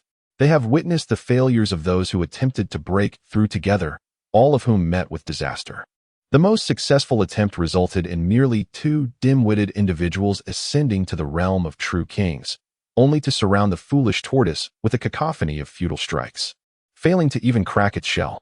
Ultimately, when they sought to escape, they found themselves ensnared within this prison-like world, easily subdued by the approaching humans, who captured them without resistance and stuffed them into the bag. It is highly probable that they have already been served. It is said that humans excel at culinary arts, employing various methods of steaming, frying, and roasting, with an abundance of creative dishes. Though their beastly existence is shrouded in darkness, obscuring their path forward, they prefer not to become mere ingredients for a dish. A miserable death is far worse than a wretched life. Unlike the larger serpents, who are perpetually tormented, they currently enjoy a relatively decent existence, while death could very well be excruciatingly tragic. As long as one is not a fool, it is clear which choice to make. The notion of cultivation is a mere illusion. They merely pretend to practice, closing their eyes and coiling their bodies under the tortoise's watchful gaze. Any semblance of progress would be nothing short of a miracle. If given the chance, they would gladly take a few steps back. When I was first apprehended, I felt my cultivation advancing rapidly, much like those foolish individuals already on the table, filled with aspirations. However, upon witnessing that human, capturing true kings as if they were mere chicks, all such thoughts vanished. What does it matter if one cultivates swiftly and grows powerful? In the end, it all amounts to the same fate, being captured and placed upon the dining table. Chapter 54. The Frog Clan. Chu He cast a sweeping glance around, absorbing the circumstances of the foreign beings before him. These creatures, even the remnants of the medicinal effects previously introduced into their bodies, were merely digesting them naturally. With most dissipating into nothingness, they had not even made an effort to cultivate. How audacious! To think they dared to slack off in his presence. With decisive action, Chu He seized a foreign being resembling a wolf. This was a member of the Canine Teeth clan, possessing innate strength at the 9th level. Energy surged from his palm, transforming into golden flames. In agonizing wails, the Canine Teeth warrior was directly obliterated, reduced to ashes. From now on, I shall return every half-month. The weakest among you will meet such a fate, Chu He stated calmly. The countenance of the foreign beings altered drastically as they exchanged glances, deliberating whom to sacrifice first. Watch closely. Whoever dares to bully the weak shall be met with severe retribution. Unleash your true abilities. He directed at the small turtle following closely behind him. The turtle nodded in understanding, its expression reflecting the gravity of the situation. The foreign beings' expressions darkened further. They had witnessed the turtle's prowess daily, which was anything but ordinary. From now on, the one among you with the highest cultivation will remain here, striving diligently. As long as you maintain your position at the top, there may come a day when you can break free from this confinement. Having dealt out punishment, it was now time to offer a glimmer of hope, as their growth and effort needed to be encouraged. A stick of punishment paired with a sweet date. A dual approach. Chu He produced a lump of gold, refining it in his palm into a delicate token. He wielded his fingers like a sword, inscribing 4 powerful characters upon it. Imperial Decree of Immunity. The words shone with vigor and sharpness. With a wave of his hand, the token soared into the possession of the most powerful foreign being, a grand golden fish measuring nearly 10 meters in length and 3 meters in height, towering like a building. As long as you can hold on to this token, one day, when your strength is sufficient, you shall shatter this prison and step into the world beyond, Chu He encouraged. We warriors must possess the spirit to defy the heavens. This small cage is merely a test of your resolve. Succeed, and you shall leap through the vast seas and soar through the skies, breathing the air of freedom. Moreover, the efforts you exert here will accompany you out into the world, where you shall become a formidable leader, commanding winds and rains, reigning supreme. Chu He poured forth motivational words. The golden fish, clutching the token, breathed heavily, its gaze resolute, with its long golden whiskers swaying in excitement. Indeed, as long as I possess this token of immunity, one day I shall break free from this cage, and those arrogant humans shall rue the day. Hope flickered in its eyes, illuminating what had once been a dark existence, now finally touched by a glimmer of light. You all have the opportunity. Strive forward. Chu He cast an encouraging glance towards all the diverse tribes. The harvest this time could be postponed. They could return next time, and it should yield a small bounty. Chu He stowed away his cosmic bag and stepped out of the fishing grounds. Since the domesticated fish had not yet matured, he decided to venture into the wild. He had time on his hands. In this frigid winter, it could serve as a form of exercise for the elderly. Engaging in physical activity is the secret to longevity. With his hands clasped behind his back, he strolled leisurely through the sky. One hand held a bag, while the other wielded a fishing rod. The stars in his gaze hung inverted, and his spiritual energy unfurled like an invisible net cast wide, wherever the aura of blood and slaughter thickened. He deftly cast his rod. When it came to fishing, he was a master. In the North Earth County, 2 counties separated it from the border. In the past, regardless of how intense the battles between the Xia tribe and the foreign tribes were, they never reached this place. Large-scale incursions from foreign tribes were impossible, and small-scale incursions were rare unless one was seeking death. Thus, apart from the obligatory military deployments from various martial arts families every decade to the border, peace had reigned for over a century within. However, the current situation was dire. The Xia tribe had declared war on all the smaller tribes along the borders, resulting in a bloody conflict. Many smaller tribes had been completely annihilated by the talented elites of the Xia tribe. Tribes devoid of skilled warriors were nearly equivalent to being exterminated. Those foreign tribes that had been vanquished were now fleeing in all directions, and many sought vengeance, banding together to infiltrate the territory of the Xia tribe. Unable to contend with the Xia tribe's formidable warriors, they aimed for the weaker ones. This was their intent. Previously, they had refrained from completely severing ties with the Xia tribe due to lingering concerns. Now, all such hesitations had vanished. They entered the Xia territory, disregarding life and death, intent on causing rivers of blood to flow. At that moment, in a small town within North Earth County, the once thriving prosperity had faded, leaving behind a landscape of devastation and a pungent odor lingering in the air. A group of young men and women clad in white robes, with long swords slung over their shoulders, arrived at the scene, their expressions darkening at the sight before them. "We have arrived too late," sighed the leading youth. "Indeed, a tad late, but there is no need for haste. We have been waiting for you," came a voice, dark and suffused with an unsettling tone. The group of young men and women exchanged glances, quickly forming a defensive stance. Swish, swish, swish. A swarm of large, dark-hued frogs leapt forth, brandishing long spears. Encircling the group, the demon frog clan had a commanding presence. The leading youth's expression grew grave. He shifted his gaze past the ordinary demon frogs, focusing instead on the top of a grand tree. There, perched upon a large branch, was an oversized dark green demon frog, exuding an ominous glow. It sat with its forepaws clasped over one another, trembling slightly, a smirk gracing its mouth as it gazed down with an air of intrigued superiority.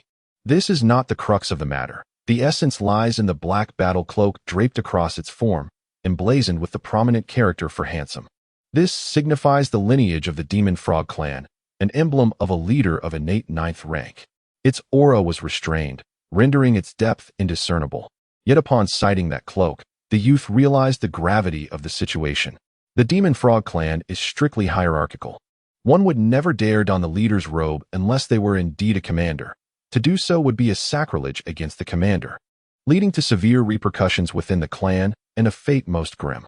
Remarkably young, such cultivation must surely indicate a prodigy from the Xia tribe. The demon frog commander leaped down from the tree, speaking in a harsh and unintelligible dialect of the Xia tribe, surveying the young man and woman with a haughty gaze. Nodding slightly, it expressed satisfaction with this acquisition. I shall capture you and relish in your slow demise to satiate my enmity. Its voice dripped with icy malice and seething hatred. I will hold it back. You must break through with all your might. Do not worry about me. The leading youth's countenance, marked by gravity, revealed a resolute determination. Huh. The demon frog scoffed derisively. Hold me back? You, a mere innate 5th rank, dare to presume? Insect. Today, you shall witness the might of the commander of the demon frog clan. You will come to understand what it means to be a true powerhouse. The demon frog commander unleashed its imposing aura, the air swirling around it, as the cloak billowed dramatically. Just as it prepared to emit a thunderous roar to intimidate all present, it suddenly felt something strange thrust into its mouth. The intended roar morphed into a muffled sound, akin to the release of a stifled flatulence. Chapter 55. The bewilderment of the magic frog commander. What transpired? As he became aware of his own body, he found himself inexplicably ascending towards the heavens. The magic frog commander was taken aback. He had merely intended to let out a roar, demonstrating his prowess to intimidate a group of young summer tribe members. Yet as he opened his mouth, some peculiar object was forcefully thrust inside, pulling him skyward with alarming speed. Something was amiss. It was profoundly unsettling. His body trembled violently as he attempted to descend, only to discover that no matter how hard he struggled, he was being drawn upwards with increasing velocity. A sense of panic enveloped him, his instincts warning him that this was an ominous development. He yearned to cry out for help, but his mouth was stuffed to the brim, rendering him voiceless. The minions of the magic frog? A cluster of young men and women from the summer tribe? What on earth was happening? How had the once imposing magic frog commander been hoisted into the air? Where had that slender white string come from? Numerous question marks floated above their heads. What was that contraption? A fishing line. It could catch frogs as well. Two young men exchanged bewildered inquiries. They were utterly confounded. A fishing line had unexpectedly appeared from the sky, directly ensnaring the innate 9-fold magic frog commander. Such an occurrence was beyond their comprehension. They had never encountered anything like it before. To witness such an event on land was rarer than being struck by lightning. In fact, it was virtually unheard of. It should be noted that the one being caught was not merely an ordinary fish or frog, but a 9-fold magic frog commander, a being of considerable intelligence, capable of learning the language of the summer tribe across species due to its exceptional talents.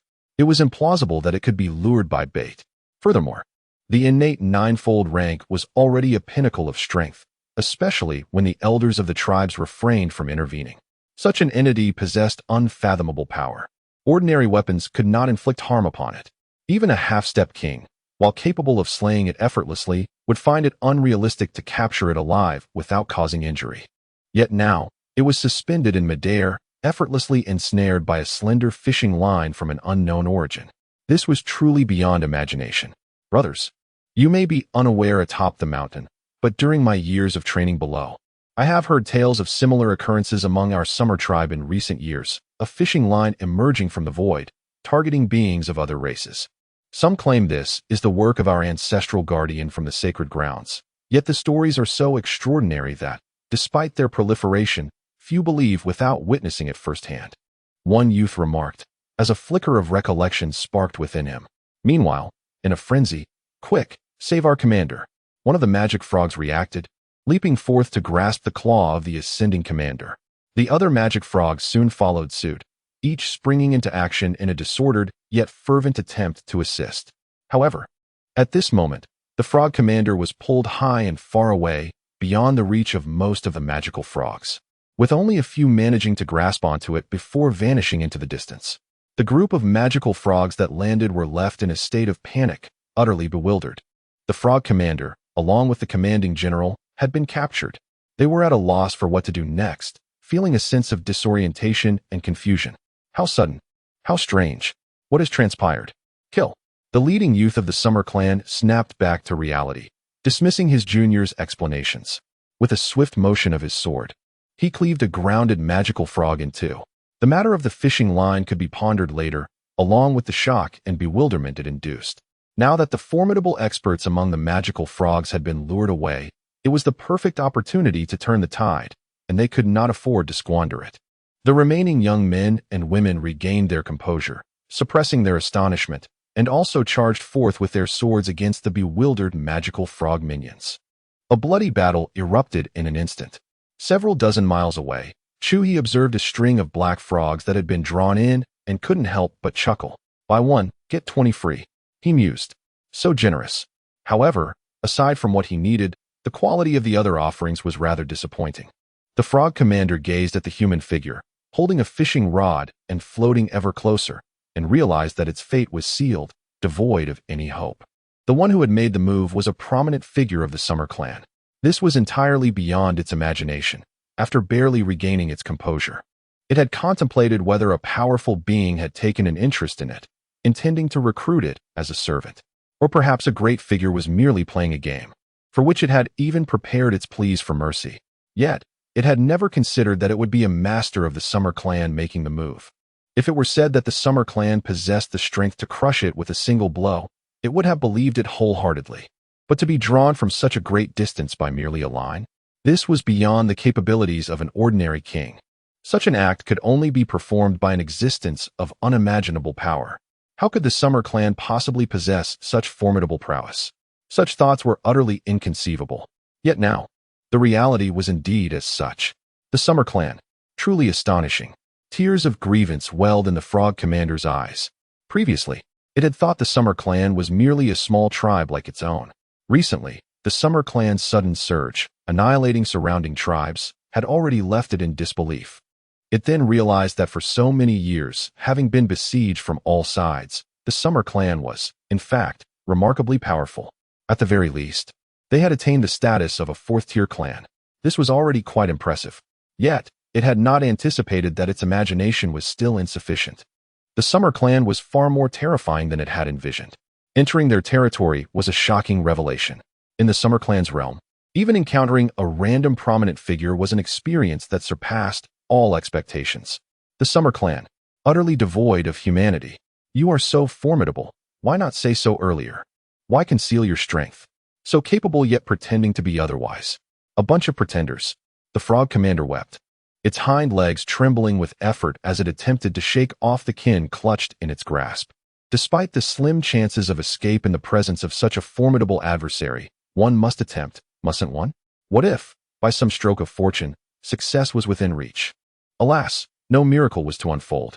Until seized by the human overlord, not a single one of its kin was able to break free from their predicament.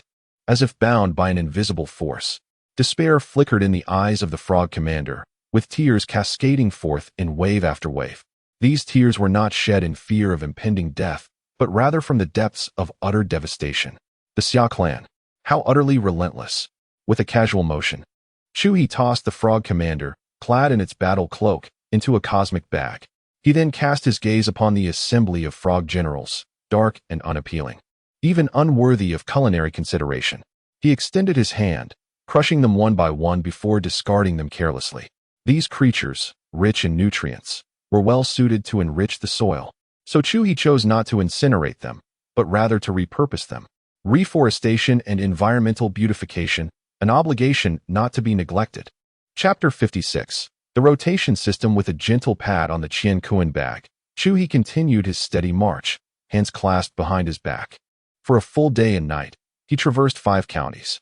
The following day, as the darkness deepened, he made his way back to Lin County.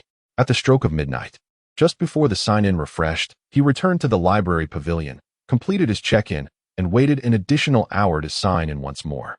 He was rewarded with 2 bottles of golden spirit milk, which were indeed beneficial for his current phase. Chu He felt quite pleased. He retrieved items from the Qian Kuan bag as he stepped outside. His harvest from the wild was equally commendable. Nowadays, the influx of foreign tribes within the territory of the Xia Clan was notably high. After circling through the 5 counties, he had captured over 30 innate 9th-grade beings, including a half-step king. Upon entering the first level of the demon suppression tower, he was met with a cacophony of mixed shouts and cries, jarring to the ears. Quiet down, save the noise for later. Chu He coldly huffed. His voice, though not loud, resonated clearly in the chaotic space, reaching the minds of every foreign creature present. Recognizing the familiar tone, a group of foreigners looked up, their bodies trembling as they obediently silenced themselves, enduring the torment both physically and mentally. From the Qian Kuan bag, Chu He extracted the captured half-step king. In the sea of blood, a vacant copper pillar emerged, and chains sprang forth, binding the creature securely. Have you rested well? It's time for a change. Chu He directed his gaze towards a corner of the demon suppression tower, untouched by the blood river. There, provisions and pai gao awaited. The group of foreigners lounging in relaxation shuddered violently at his words. No, please. Some knelt in desperation, shaking their heads fervently. Their eyes filled with pleading despair as they looked up at Chu He. No, damn it. We've been resting for 3 days. It's our turn now. My lord. It's my turn. Hurry. I can't take it anymore. A foreign creature bound to the copper pillar cursed vehemently, its massive form trembling with impatience as it turned eagerly towards Chu He. With a nod, Chu He waved his hand. And amidst the pitiful pleas of the 20 resting foreigners, chains shot forth from the blood river, dragging them away. With another wave, another 20 foreigners were pulled ashore by the chains. They collapsed to the ground, gasping for breath. At last, we can finally rest again. It's been so tough. They expressed their joy at being granted a new lease on life, tears of excitement streaming down their faces. The rotation, occurring once a month, was their sole hope for survival. Here, this is for you. Rest well. Chu He approached them, presenting a bountiful assortment of meat, vegetables, and fruits he had casually gathered, along with a few elixirs he had personally crafted. In the demon suppression tower, while the toil was indeed arduous for these foreigners, the treatment was still quite decent. Chu He was far from heartless. Thank you, my lord, for your generosity. A group of foreign beings lay prostrate on the ground in gratitude. Chu He nodded slightly, feeling that their appreciation justified his arduous efforts in providing sustenance for these creatures. The growing size of his entourage had resulted in substantial expenses, placing a considerable burden upon him. Consequently, he had begun concocting elixirs himself. However, despite their continued existence, the potency of the products they produced seemed to have diminished significantly, evoking a sensation akin to being drained of vitality. Rubbing his chin, Chu He focused on the 20 newly captured beings, discerning the mysterious powers that had been extracted. He found that their combined strength paled in comparison to that of the recently apprehended Near King. Strength was paramount, yet the aura of blood and slaughter was equally crucial. Contemplating this, Chu He pondered the implications of the demon suppression tower, a vessel for containing malevolent entities and transforming fortune.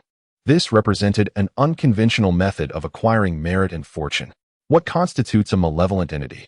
According to the standards of the demon suppression tower, it is one that has absorbed a substantial amount of resentment and malice from sentient beings. By refining, tormenting, and punishing these entities, one could extract the malevolent aura to generate fortune. Yet, each malevolent entity possesses a finite reservoir of this aura, which diminishes over time until it is entirely depleted. After a moment of reflection, Chu He conceived a strategy.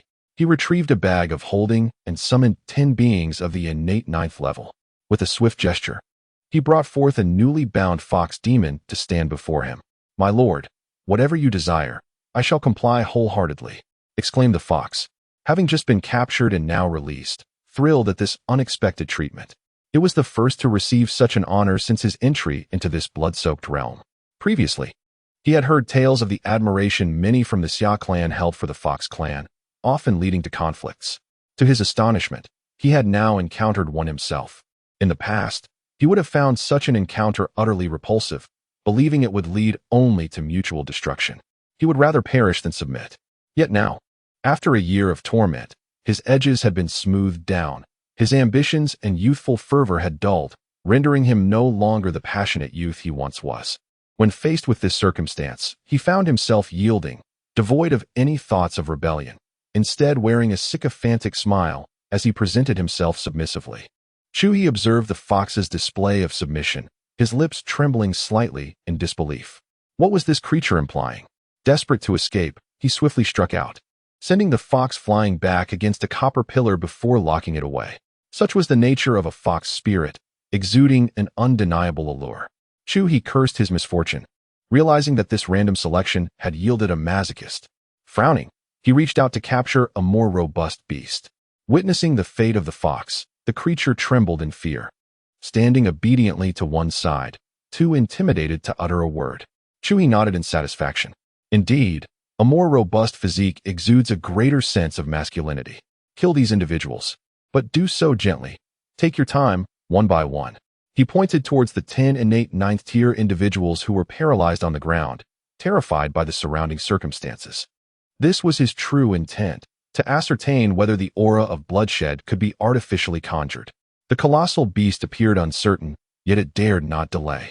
The peculiar temperament of this Summer Clan leader was well known, and hesitation could lead to unpredictable consequences. The beast took action, seizing one of the innate 9th-tier individuals from the ground, and, adhering to Chu He's instructions, slowly pressed him to death, one after another. A glimmer of intrigue sparkled in Chu He's eyes as he observed the once feeble aura of bloodshed emanating from the beast gradually intensifying. By the time the last innate 9th-tier individual was reduced to a mere pulp, Chu He waved his hand, and in the midst of the beast's bewilderment, he delivered a forceful slap that sent it crashing back onto the bronze pillar. The chains clanked as they securely bound it once more. Chu He focused his senses. After the beast endured a surge of blood river impact, he discovered that the mysterious power released was indeed augmented. It was feasible. A flicker of brilliance illuminated Chu He's gaze as a golden fishing net materialized in his hand. Chapter 57. The meeting as the inexorable gears of time turned. 3 years had swiftly elapsed. The Xia clan had systematically vanquished the surrounding clans, large and small. To be frank, this outcome left the esteemed elders of the Xia clan in a state of bewilderment. They convened several meetings, yet each time they found themselves at a loss for words. Over the span of 6 years, they had effortlessly eradicated the clans encircling them, and within their own territory, only the initial 3 years had seen any semblance of turmoil. The subsequent years grew increasingly tranquil. The situation was shrouded in mystery. In the imperial capital, within the Grand Council Hall, a middle-aged man clad in a purple robe spoke, his tone rife with suspicion. The other elders of the Xia clan, upon hearing his words, shared his perplexity. The enmity between the Xia and the Tiger clans had been deeply entrenched since their fierce conflict centuries ago. Under normal circumstances, if both parties were evenly matched, the Tiger clan might have acted with caution, which they could have understood. Yet, the current scenario revealed that the Xia clan had yet to fully recover, while the Tiger clan appeared even more formidable than before. In such a context, if the Xia clan were to quietly decline, the Tiger clan might begrudgingly tolerate it for the sake of the elders' legacy. However, the Xia clan had suddenly surged forth, expanding their territories by more than 20-fold, exhibiting signs of a robust resurgence. Such developments would undoubtedly incite the Tiger clan to intervene, as they would be the last to wish for the Xia clan's revival. Yet, the perplexing reality was that the Tiger clan remained utterly indifferent, showing no inclination to engage. If the reason for this passivity was the elders' prior confrontation with the foremost tiger of the barbaric domain, resulting in grievous injury at the cost of his life, it would seem even more implausible.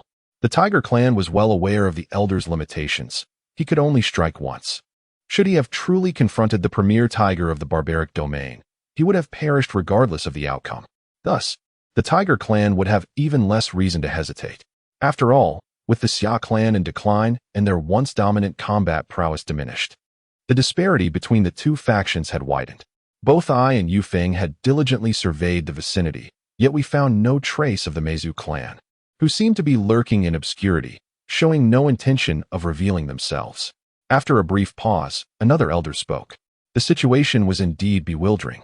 With the emergence of the sacred land, the elders had been filled with fervent anticipation, fully armed with various strategies, and when they emerged, they were enveloped in an aura of lethal intent. They had awaited this moment with bated breath, even having prepared their valiant last words to echo through eternity. Yet, they discovered that the two clans they had deemed their mortal adversaries had no intention of engaging with them. While this was ostensibly a fortuitous circumstance, an inexplicable emptiness lingered in their hearts. The Tiger clan may be dismissed. It can be attributed to their newfound strength and arrogance, which has led them to disregard the Xia clan. This reasoning continuously explained their behavior. However, the appearance of the mysterious clan, an enigmatic group that suddenly emerged in the barbarian domain, poses a significant threat that the ancestors of the Xia clan are acutely aware of. They feed on the souls of our kin and can rapidly enhance their power. In such circumstances, any prospect of harmony between this clan and the Xia clan is utterly impossible. It is a natural enmity. This is precisely why the Xia clan once paid such a heavy price to ensure their relentless opposition. Yet now, they have vanished without a trace since their appearance decades ago, leaving us in confusion. Cease hostilities, urged an elder, calling for the younger generation to halt their ongoing battles. Regardless of the intentions of the Tiger clan or the mysterious clan, they have not sought trouble with us thus far, and it is time to adapt our strategy. We must remain low-key, consolidate our newly expanded territory, gather resources, and cultivate our descendants. With the elders' words, others nodded in agreement. The smaller clans that harbored animosity towards the Xia clan have been largely eliminated, and our territory has expanded significantly, yet it remains largely unassimilated. Continuing the war now would yield more detriment than benefit. The matter of the Great Net remains shrouded in mystery. It is speculated to be linked to the incident involving the fishhook 3 years ago. With external matters settled, they turned their attention to the internal affairs of the Xia clan. Over these past 3 years, the Great Net has appeared with alarming frequency, capturing all foreign entities within the Xia territory. However, it is certain that it has never targeted our own kin. Many of the younger generation speculate about who might be behind these actions. Yet, at our level, we must comprehend the horror inherent in such tactics. They are beyond the capabilities of even the most formidable elders during their prime. This situation grows ever more peculiar. While it is, in essence, a positive development, the lack of clarity surrounding it prevents any sense of complete reassurance, akin to a sword hanging overhead.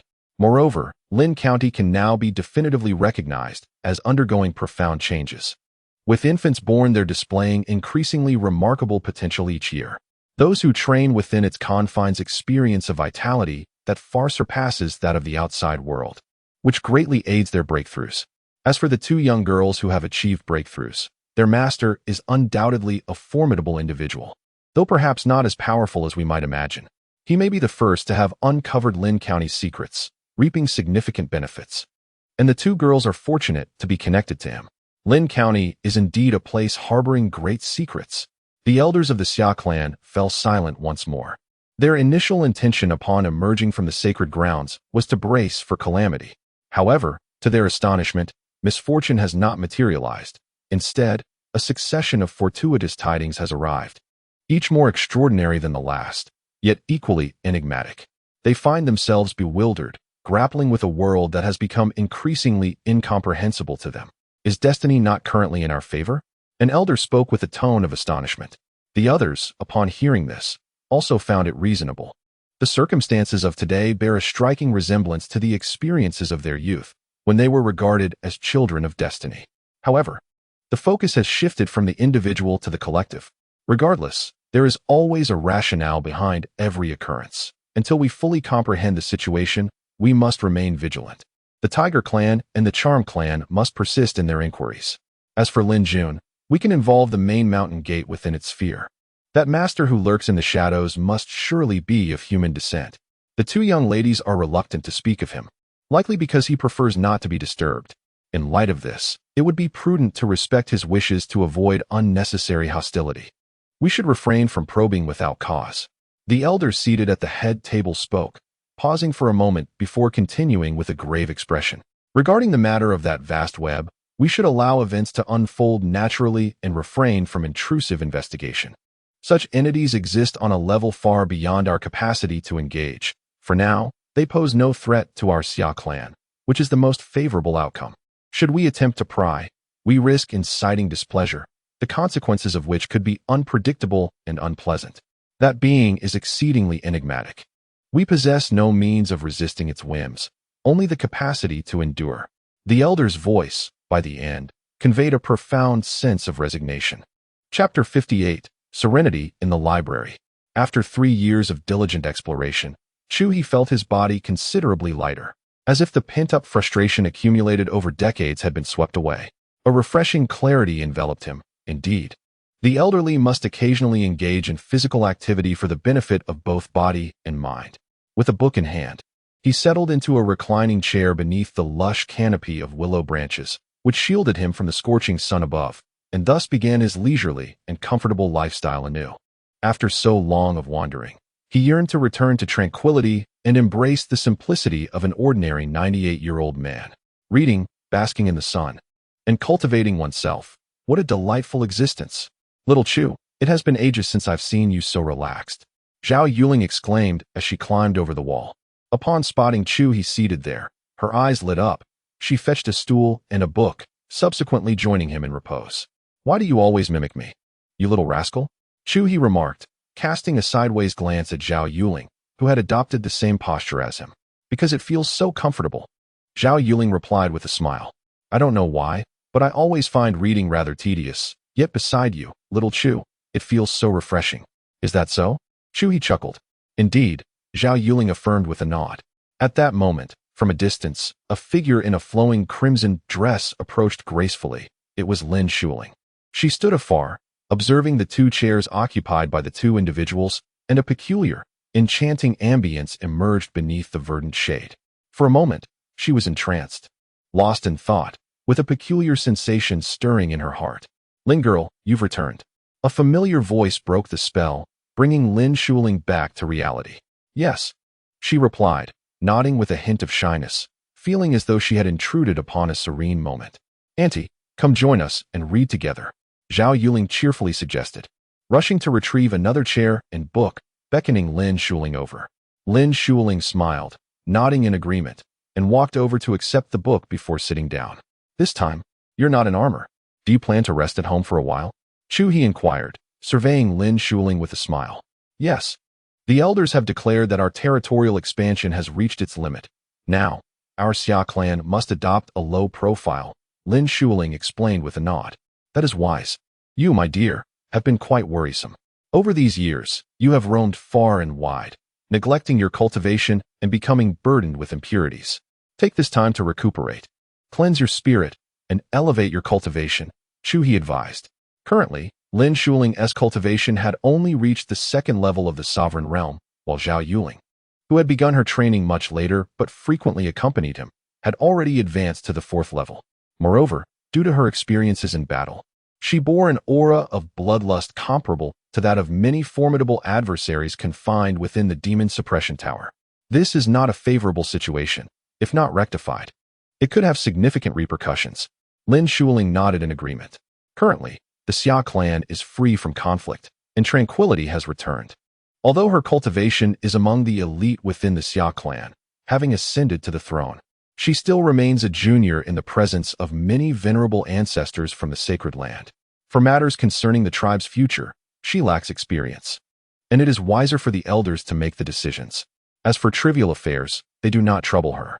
The emperor of the Xia Clan serves merely as a symbol of the true king, a mark of honor, without the necessity for the true king to directly manage the clan. Of course, should a true king feel compelled to take charge, no objections would arise. However, aside from those with an insatiable thirst for power, genuine true kings disdain such responsibilities. Even most half-step kings refrain from meddling in these mundane matters, as they can be a significant drain on time.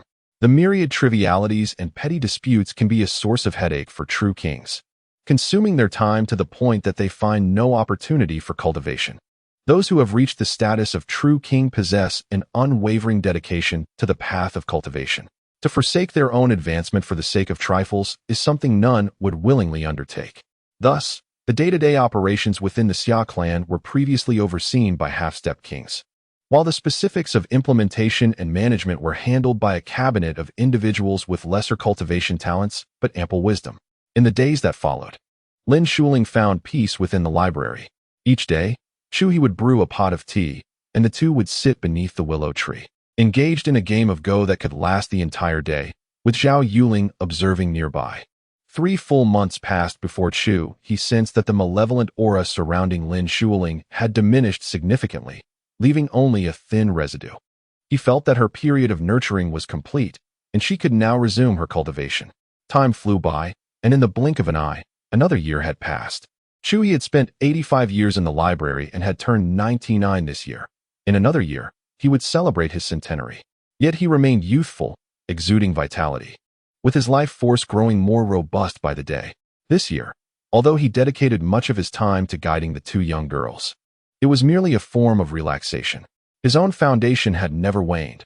After a year, it had deepened further. In fact, at this juncture, had he chosen to break through, the likelihood of success would have been considerable. However, with everything in harmony, Chu He preferred not to take risks. For him, such actions were unnecessary. He could continue to accumulate his foundation, thereby significantly lowering the chances of a failed breakthrough while enhancing the benefits to be gained thereafter. There was no need for haste. He was merely a century old. Cultivation requires patience. It cannot be rushed. One cannot consume hot tofu in haste. This year, Lin Shuling remained quietly in the library, refraining from venturing outside. After completing her period of nurturing, she smoothly reached the 3rd level of kingship in her cultivation. Her experiences in the external world had enriched her, serving as a form of foundation. With ample energy replenished, her breakthrough came as a natural progression. If Chu He were to treat her as an exotic creature in the fishing grounds, nurturing her with hormones, it would be possible for her to break through to the 5th or 6th level. However, such an approach would severely undermine her foundation, proving detrimental in the long run. It would be akin to self-sabotage. Chu He could never resort to such methods. Little Chu, what is your cultivation level? Zhao Yuling inquired, her eyes sparkling with curiosity as she reclined in her chair. This question had been weighing heavily on her mind. Currently, she was at the 4th level of the sovereign realm, on the brink of breaking into the 5th, ranking among the top 3 in the entire Xia clan. Yet, despite her prowess, she could not discern even a hint of Chu He's depth. Moreover, the most significant aspect was that her current strength was taught to her by Chu He himself. Lin Shuling also cast a curious glance, equally intrigued by the question. As her cultivation and understanding deepened, her curiosity only intensified. She had come to understand the implications of breaking through to the sovereign realm directly, especially at such a young age. Just a tad more powerful than you, merely a smidgen. Chu He replied with a smile. Keep striving. Aim to surpass my current self by the time you reach my age. He took the opportunity to offer encouragement. Boom. At that moment, a tremendous roar erupted from beyond Lin's city, a vast aura exploding like thunder, rapidly spreading and shaking the heavens and earth. Chu He looked up, his eyes seeming to flicker with starlight. What is this? Chapter 59. The Dragon, the Secret Realm, has been completely unveiled. Chu He withdrew his gaze, having just propped himself up, only to lie back down again. He had no intention of joining the commotion. Brother Xiao Chu, do you know what is happening? Zhao Yuling inquired, her eyes gleaming with curiosity. The curtain has risen on an era of great contention. Chu He replied cryptically. Once again, the mysterious era of great contention? Zhao Yuling's expression turned grave upon hearing this. What does the beginning of the era of great contention signify? Lin Shuling asked, her curiosity piqued. Zhao Yuling grasped Lin Shuling's arm and conveyed the words Chu He had shared with her, now articulated in a more obscure and enigmatic manner. In essence, this heralds the revival of a mysterious age, the commencement of an unprecedented grand epoch where prodigies dominate the world and monstrous talents are unrivaled. This is the best of times, where martial arts radiate resplendent brilliance. Yet it is also the worst of times, marked by countless bones, serving as stepping stones on the path of invincible prodigies. The reason Brother Xiao Chu remains here is to await the onset of this grand contention, to seize the initiative. Her expression was solemn at the end of her elaboration. Goodness! Whose eloquence and fanciful storytelling have you inherited? Chu He exclaimed, astonished. He had never uttered such words. As an elder, while he enjoyed speaking in an enigmatic manner and occasionally indulged in fanciful tales, he generally preferred simplicity. He was not one for excessive verbosity. Is that so? Lin Shuling, stirred with fervor, exhibited a spirited resolve in her eyes. Unlike Zhao Yuling, she was not one to remain idle. She relished challenges. Should we go now to seize the initiative? Lin Shuling asked, her gaze directed toward the majestic aura emanating from afar. You two may go. I shall abstain. This event is not yet worthy of my intervention. Chu He replied nonchalantly, having no desire to correct her misinterpretation. Lin Shuling nodded, understanding that in the eyes of the adept, the pinnacle of the action would be reserved for the grand reveal. Much like the tales of chivalrous heroes. In the face of a significant opportunity, many skilled individuals would lurk in the shadows, mutually restraining one another. Until the ultimate opportunity materialized, none would dare act prematurely, exposing themselves to potential assault. In such moments, it would be the chance for the younger generation. The seasoned experts would pursue the grandest targets, leaving the remnants for the likes of them to savor. With that, she bid farewell to Chu He, took Zhao Yuling by the hand, and soared into the sky. This secret realm appeared to possess something extraordinary. Chu He gazed into the starry void, traversing space to observe the unusual occurrences beyond Lin City. This secret realm had manifested for the second time. The first instance was but a fleeting glimpse, whisking away the elder who had visited him. At that moment, Chu He merely cast a glance, and as the realm closed, he did not force his way in to investigate. His hurried glance had only revealed a corner of the edge. Inside lay some intriguing trinkets. He had assumed it was merely a place of opportunity and inheritance. At this moment, the secret realm re-emerged, and this time it established a firm and steady presence. Chu He cast his gaze over the entire expanse, discerning its extraordinary nature. It was not merely a land of inheritance, it was intertwined with peculiar phenomena. Chu He traversed through space, disregarding the distance, and fixed his sight upon a colossal golden tower, penetrating through it to observe the enigmatic source beneath. There lay a ghostly spring, subdued by the entirety of the towering structure. The spring's water bubbled and churned as if it were boiling, with wisps of ethereal mist rising like steam, yet obstructed from dispersing by the golden tower. Even at a considerable distance, as he gazed, a foul odor assailed his senses, a stench more pungent than that of the 5 alien half-step kings he had previously vanquished above Lin City. If the scent of those 5 beings was akin to dozens of pairs of black stockings worn for a month by burly men, then this ghostly spring exuded the odor of thousands of such stockings worn for an entire year. The stench was so overwhelming that even as Chu He merely observed, he felt a suffocating sensation. However, he did not falter. He detected a familiar scent within. His gaze descended rapidly, akin to a person plummeting into a well. As darkness enveloped him, swiftly passing by. Should an ordinary person experience this, they would immediately retch, perhaps even faint. Yet for Chu He, it evoked no such reaction. He could clearly perceive everything along the way. Eventually, his gaze reached the bottom of the spring, where the light grew even more profound. Within the vast underground spring, a flash of golden light illuminated everything, revealing a fearsome dragon coiled within. The radiance emanating from the depths surpassed even that of the ghostly spring's waters. The dragon, with its obsidian body, coiled tightly, filling the expansive space at the bottom, leaving no gap whatsoever. Its immense form, if fully unfurled, could obscure the heavens and overshadow the earth. Chu He's gaze fixated on the dragon's massive head. Although its eyes were open, there was no sign of movement. The profound light remained frozen, undisturbed, like the unseeing eyes of a corpse, albeit darker in hue. Yet Chu He was certain this dragon was alive, not a mere lifeless entity. He sensed the pulse of life emanating from it. Thus, the dragon was merely ensnared in slumber, perhaps accustomed to sleeping with its eyes wide open. As their gazes met, the dragon remained oblivious, showing no signs of awareness. Chu He, amidst the library, intensified his focus, meticulously confirming his observations. This dragon had merely entered the realm of the imperial sovereign. There was no doubt. With a flick of his hand, a golden fishing net materialized. The familiar aura he had sensed emanated from this dragon. It was a manifestation of malevolence. From the depths of the profound spring, a suffocating aura emanates, reaching the surface with palpable intensity. The concentration of malevolence surrounding the dragon is unmistakably evident. Observing from a close distance, Chu He finds the sinister energy blinding, striking at the very core of his spirit. This dragon is undoubtedly a fiend, its aura surpassing that of all the otherworldly beings contained within the demon tower of Chu He.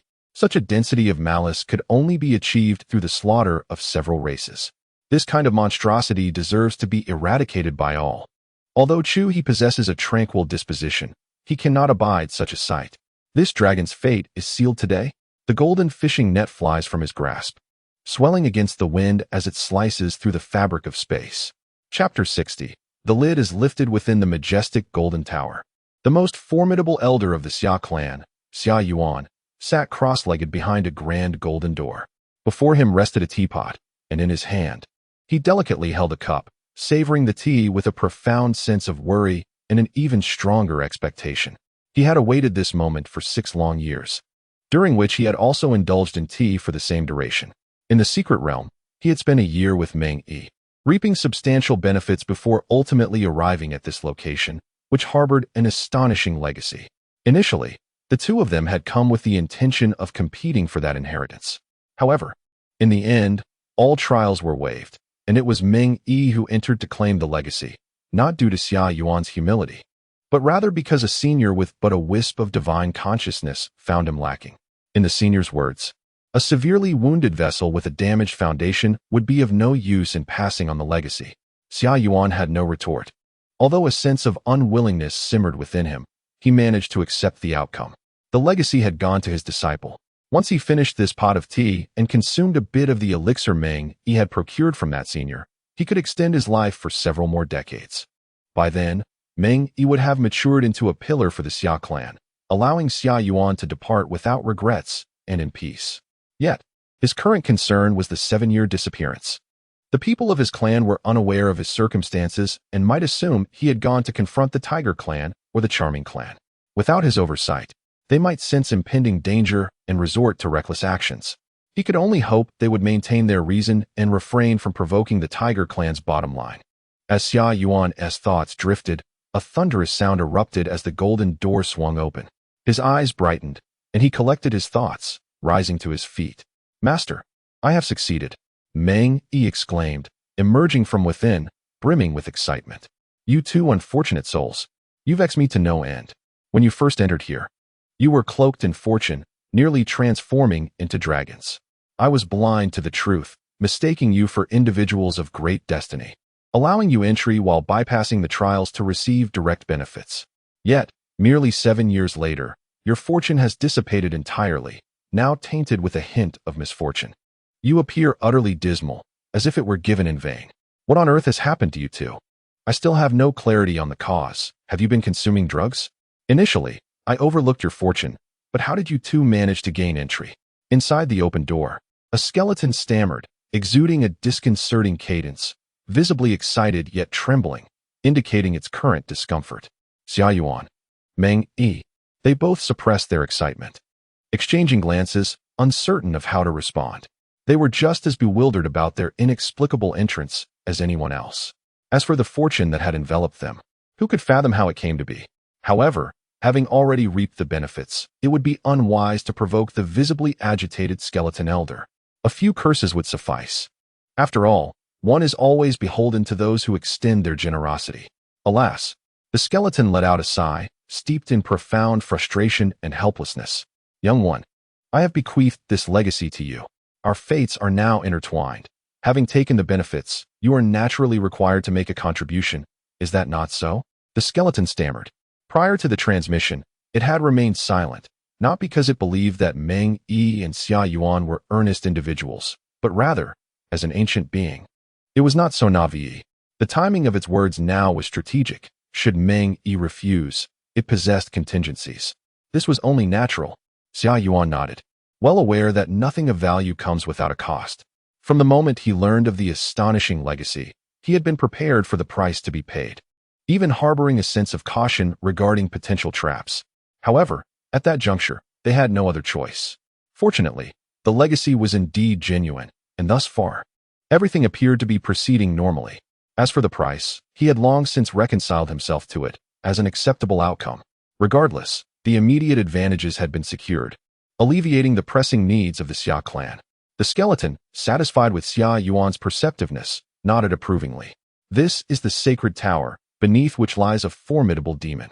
I hope that when you attain the Emperor's realm, you will return to assist me in reinforcing the seal. This should not pose much difficulty for you. The skeleton articulated. But be swift. You must achieve the title of Emperor within a century, lest the consequences be dire. Do not entertain any notions of trickery.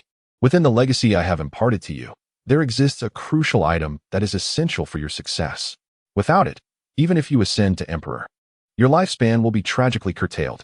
Where this item resides, you will know upon your ascension. The skeleton solemnly cautioned. Do not take offense. This is merely a precaution on my part. After all, following this matter, I shall return to my slumber. If I were to encounter those who do not honor their promises, it would be a lamentable fate indeed. The skeleton sighed again, its voice tinged with resignation. In the depths of Xia Yuan's gaze lay a flicker of doubt, yet he displayed no outward signs of it, instead nodding earnestly. His expression towards the skeleton imbued with respect. Very well, the secret realm has been opened. You may depart on your own. I too must return to my rest. It has been a challenging endeavor to endure for so many years. The skeleton remarked with a hint of nostalgia, then tilted its head, falling silent as the golden gates began to close slowly. Xia Yuan's inner astonishment deepened. The skeleton elder's spirit dissipated with such abruptness, too decisively, even before their eyes. It felt heavily laden with a sense of foreboding. However, this was the domain of the other party, even if he sensed something amiss.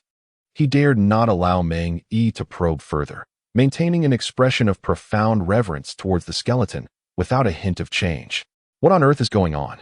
Just as the golden gate was on the verge of closing entirely, leaving only a slender crevice, with a resounding crash, it was abruptly flung open once more. The skeleton, which had been slumped over with its neck askew, suddenly sprang to life from its stone perch. Xia Yuan's body trembled, startled even by this unforeseen turn of events. It seemed something of great significance had transpired. The skeleton, disregarding the emotions of Xia Yuan and Meng Yi, who had earlier expressed its difficulty in moving due to being but a remnant of its soul, swiftly darted out from the golden hall with a whoosh. Which impertinent wretch dares to disturb me? As its form receded, only a curse lingered in the air. Master, this elder seems to. Meng Yi began, his voice laced with astonishment, but was abruptly silenced by Xia Yuan's hand over his mouth. Shoo!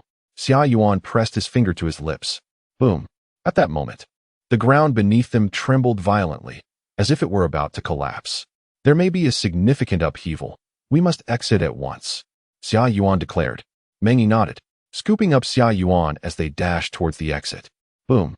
Upon stepping outside, a thunderous roar echoed, and they witnessed a breathtaking sight. The golden tower was lifted, and black torrents surged upwards as if a dam had burst, while the earth quaked violently, as though something within was on the verge of breaking free. Chapter 61.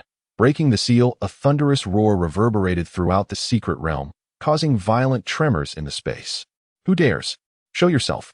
Who has breached my infinite great formation? The skeletal figure's stuttering voice echoed, revealing its utmost fury. Yet, no one responded. The earth quaked more violently, and amidst the cracking sounds, the mouth of a spring gushing forth black water expanded relentlessly, culminating in a resounding pop as a colossal dragon's head was ensnared by a golden net. Awakened, the dragon bellowed incessantly, its voice conjuring a storm that engulfed the entire secret realm. The golden net tugged at the dragon, gradually pulling its immense, rounded body from the depths of the cave, aided by the slick waters of the spring. Do not emerge. Do not emerge. The skeletal voice seemed to carry a note of weeping. It perched atop the dragon's head, exerting all its strength in a futile attempt to push it back. However, the dragon was drawn out steadily, albeit slowly, inch by inch. Who dares to oppose me, Saint Wuji? Have the courage to reveal yourself. The skeleton, witnessing the golden net, ground its teeth in frustration and attempted to tear it apart, but to no avail. Suddenly, the dragon ceased its roaring. Its enormous eyes rolled back. attempting to glance at St. Wuji above its head. Ah, so it is not you behind this mischief? It appears a formidable force has intervened and snatched you away. St. Wuji, today marks your downfall. The dragon spoke, its voice booming with a sonic explosion, steeped in mockery. Foolish dragon, what do you have to boast about? Who comes to your aid is merely lusting after your form. St. Wuji sneered coldly. The dragon paused, contemplating. Indeed, if someone sought to rescue it, there would be no need for such constraints. They could simply dismantle the formation and topple the tower. Moreover, a true dragon must possess self-awareness. Reflecting on its acquaintances, it realized that each one harbored a deep-seated resentment towards it. The notion of rescue was utterly absurd. If they refrained from taking advantage of its misfortune, that alone would be a kindness. Yet still better than being in the hands of a shameless wretch like you. The dragon roared once more, a mix of shame and fury evident in its voice. Suddenly, a fissure appeared atop its head, and with a splatter, a thick, viscous liquid erupted, splashing onto the skeleton perched on the dragon's head. With a clang, St. Wuji was propelled into the air by the force of the liquid, its skeletal frame producing a sound akin to iron striking stone as it spun and fell to the ground. Amidst the hissing, the dragon's expelled liquid corroded the skeleton's frame, sending dark smoke billowing forth like flickering lightning. The dragon paused, its eyes darting toward the fallen St. Wuji, an expression of surprise crossing its face. Is this it? It seemed the dragon had not anticipated that a mere glob of viscous phlegm would topple the ancient being lusting after its form. It appears you have reached the brink of exhaustion. What arrogance do you have left? The dragon scoffed, filled with disdain. In such a weakened state, devoid of the formation's support, St. Wuji was nothing but a pitiful wretch. Such arrogance is truly incomprehensible. You dare to invite that hidden entity to emerge openly. It seems you have forgotten the meaning of peril. It appears that your prolonged stay here has dulled your senses. The dragon, speaking with disdain, did not hesitate to unleash a torrent of viscous phlegm, directing it towards the prostrate St. Wuji in a cruel act of retribution. This noxious discharge served as an offensive maneuver, corroding the very air around it with a hissing sound. When it struck the ground, a single drop could pierce gold and split stone, creating a gaping chasm in the earth. A long column of this foul substance surged forth, causing the ground to collapse and the entire secret realm to tremble, as if it were on the verge of fracturing. Xia Yuan and Meng Yi, concealed at a distance, were profoundly shaken by the spectacle. Quick, we must leave at once, Xia Yuan urged. Witnessing a clash of such magnitude, they stood perilously close to being swept away by the residual force. Given the intensity of the disturbance, it was evident that the entire secret realm might soon be obliterated. Meng Yi nodded, swiftly lifting Xia Yuan and propelling himself towards the exit of the realm. Behind them, a cacophony of thunderous roars echoed, reminiscent of the earth splitting apart, with the realm undulating like turbulent waters. Meng Yi, overwhelmed with trepidation, pushed his speed to the limit, daring not to glance back. However, Xia Yuan, being carried, had the opportunity to glance behind them. What he beheld was astonishing. Dark spring waters surged skyward, cascading like a deluge, exuding an extraordinary aroma that nearly overwhelmed him, inducing a sensation of suffocating dizziness. Yet, this was not the most profound revelation. The most shocking sight was that of a colossal dragon, cloaked in shadow, being gradually drawn from the heavens by a shimmering golden net amidst the swirling dark rain. As the spring collapsed and the world crumbled, the dragon soared through the air, exuding a chilling aura of the netherworld. Within its eyes burned a fierce resolve, yet it did not struggle against its bindings. Instead, it conserved its strength, biding its time for the moment of its full liberation. A palpable sense of danger coalesced rapidly, suffocating in its intensity. Hurry! Xia Yuan sensed the looming threat and urged them on.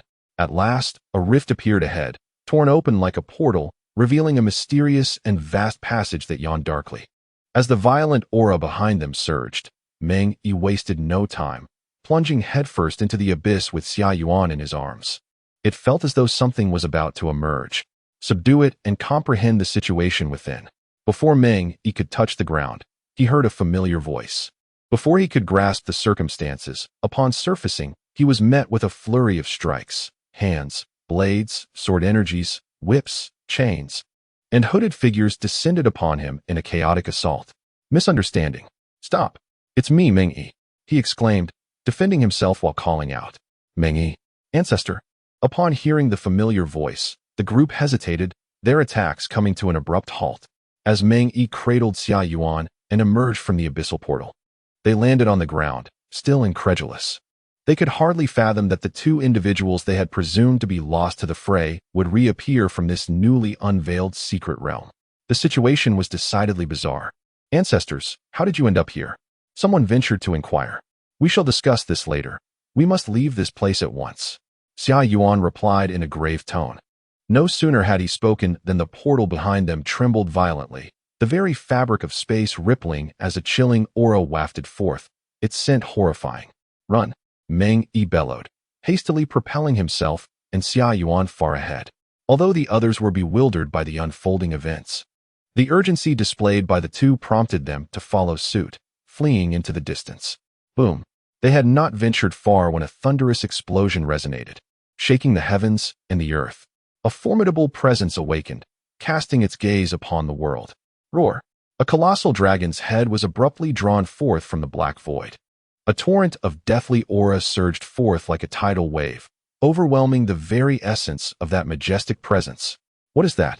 The crowd turned back, gazing in awe at the staggering spectacle, unable to suppress their exclamations. Chapter 62. What great curtain! As the space trembled and the earth quaked, countless beings felt the overwhelming majesty of the emperor, bowing in reverence. A colossal dragon, shrouding the heavens, was drawn forth, its ebony scales exuding a chilling aura, shimmering with an eerie light that cast a shadow over the entire realm. A powerful aura radiated from it, striking fear into the hearts of even the mightiest kings, while ordinary beings could be crushed beneath its overwhelming presence. Yet, at this moment, it was the target of a formidable entity. A shimmering net of golden light ensnared the dragon, binding it tightly. The creature thrashed and writhed in the sky, producing thunderous roars akin to the sound of crashing thunder, attempting to break free from the golden net, but to no avail. The net glowed with a brilliant golden hue, flickering like lightning, suppressing the dragon and gradually constricting it into a compact form. Chunks of dragon flesh bulged through the gaps of the net, with dark purple blood dripping from it. The spectacle was nothing short of astonishing. It was the mysterious power behind the net. An elder from the Xia Clan exclaimed in awe, "A master of the net?" Xia Yuan was taken aback. From the tone, it seemed that someone from his clan was familiar with this elder who had intervened against the dragon, disrupting the plans laid by that skeletal figure. At the very least, they had heard of him. But how could this be possible? The dragoness aura was so immense and fierce that it was clearly beyond the realm of kings, even at the height of his own power. He would have appeared as nothing more than an ant before it. How fortunate could their Xia clan be to have made the acquaintance of a being capable of hunting such an entity, even if it was merely hearsay. He had lived for centuries without hearing a whisper of such tales. Where could his descendants have gleaned this knowledge? As for recorded texts, Xia Yuan had perused countless tomes.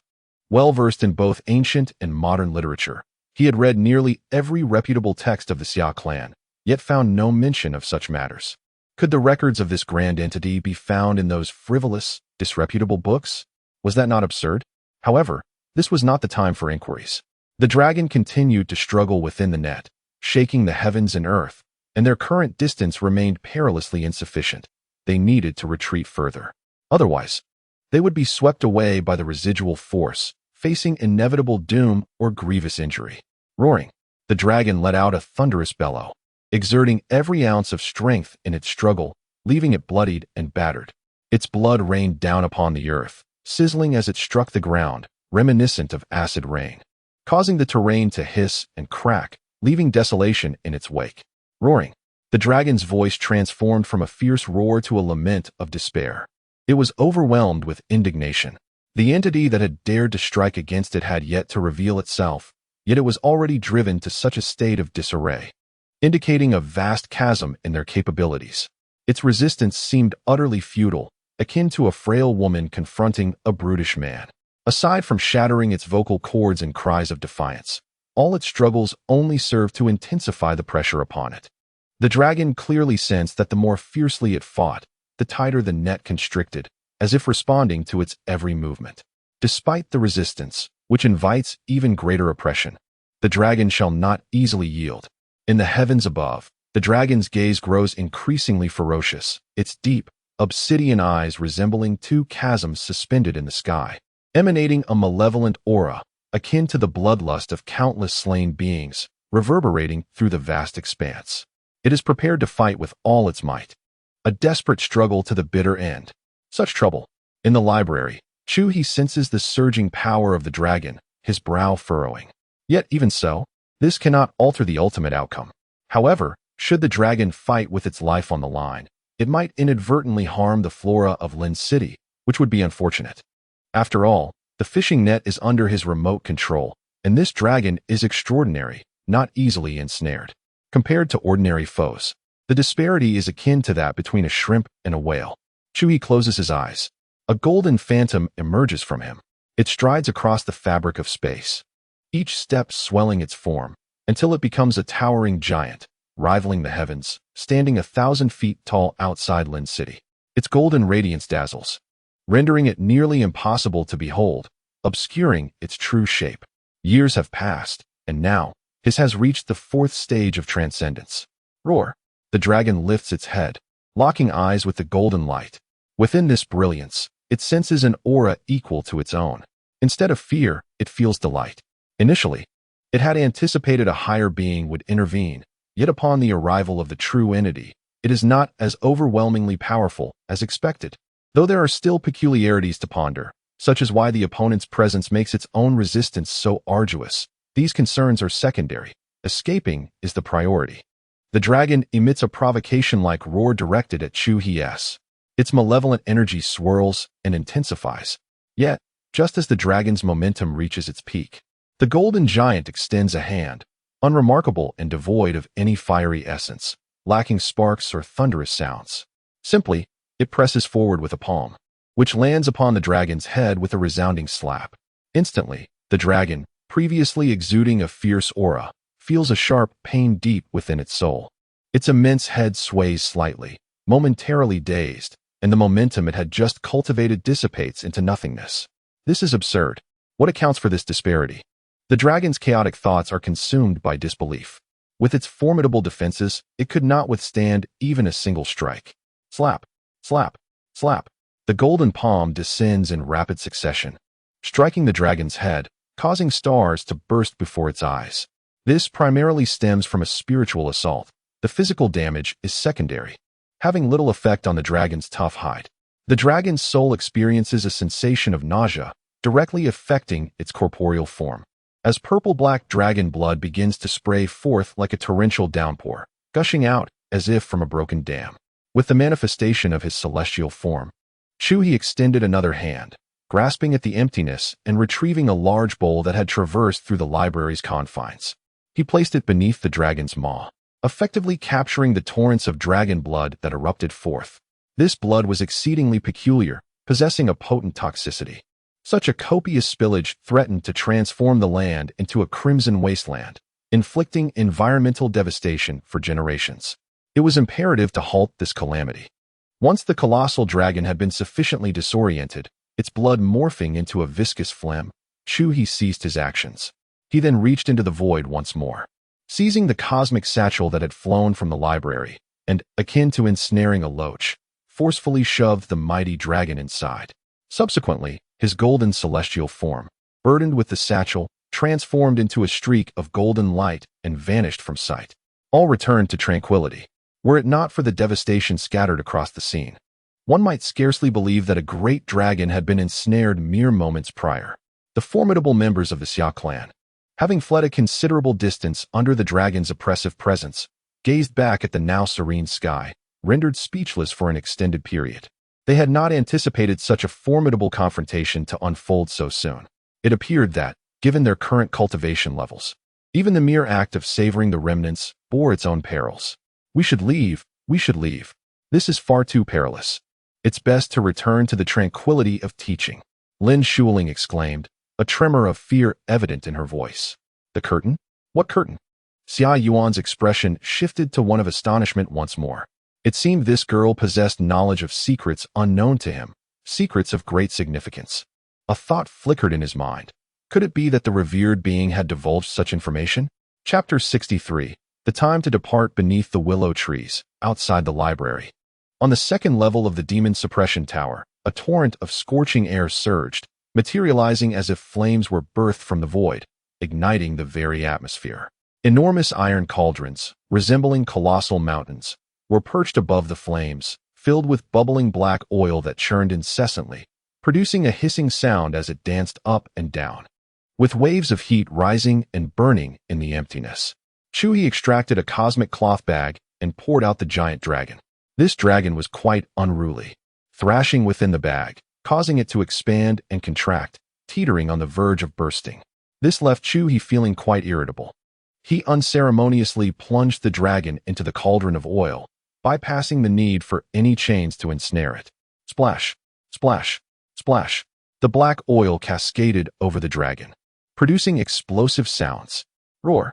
The dragon, in agony, emitted a series of roars, thrashing its body in an attempt to escape. Whoosh, whoosh, whoosh. Without Chu He lifting a finger, the ethereal chains encircling the cauldron sprang forth, ensnaring the dragon and dragging it back into the boiling oil. The flames beneath the cauldron flared up violently, subjecting the dragon to a ferocious onslaught. The dragon writhed within the cauldron, its body rolling side to side, while the chains rattled ominously. The oil splashed wildly, intensifying the inferno. It expelled thick phlegm in a futile attempt to extinguish the heat, but instead, the flames soared higher, and the black oil surged back, pouring into its mouth, impossible to block, rendering its efforts futile. Fire spewed from its mouth, smoke billowed from its ears, and its entire form was suffused with a fiery crimson hue. The black oil ignited within its very being, creating a vicious cycle. The dragon howled in despair, realizing that the harder it struggled, the more severe the punishment it would incur. After several attempts, it found itself utterly exhausted, its spirit waning, and its body trembling in defeat. Wearied and pained, it ceased its futile writhing and began to ponder. Confusion enveloped it regarding its predicament. Why would such a powerful being go to such lengths, creating a tremendous uproar, only to cast it into a cauldron of oil? It made no sense. After its capture, the dragon had envisioned many potential fates, yet it never anticipated ending up in a pot of oil. A being of such power, wishing to ensnare it, should surely seek to extract some benefit from its form, its secrets. Yet now, without a word, it was unceremoniously tossed into boiling oil. What was the intent? Were they aiming to feast upon fried dragon flesh? Impossible. The body of the spectral dragon was replete with toxins and a foul taste, even in death. It would render its resting place a forbidden zone for any form of life. Not even those equally toxic beings would dare approach the remains of the spectral dragon clan. Could it be that it had encountered a rare individual among billions, possessing an exquisite palate? What was the purpose? What was the intent? Just say it. Whether I agree or not is another matter, but please, enlighten me on your intentions. The dragon could no longer contain its roar, a symphony of resentment, fury, and a hint of grievance. Previously suppressed, it felt a sense of certainty, aware of its circumstances and the unfolding events.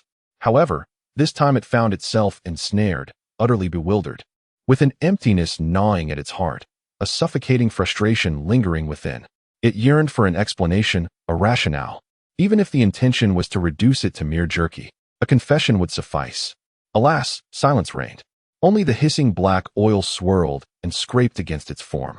Meanwhile, Chu He had long since departed. He stood beneath a willow tree, gazing at the mysterious wisps of green smoke that emerged from an unknown source, lost in thought. This place, once a grave for someone unknown, now seemed to herald an ascension for the entire family.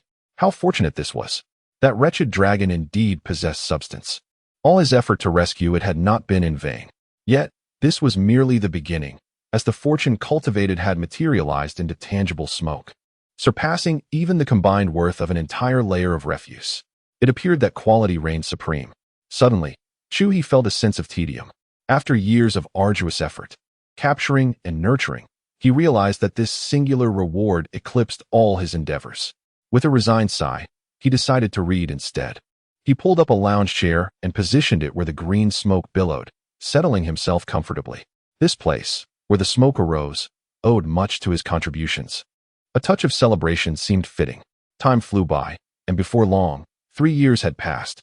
During this period, the foundation of Chu He's 9 transformations golden body technique had accumulated sufficiently, allowing him to concentrate his training on the manifestation of the Dharma body and various secret arts. Although his realm had not ascended, his combat prowess had consistently intensified.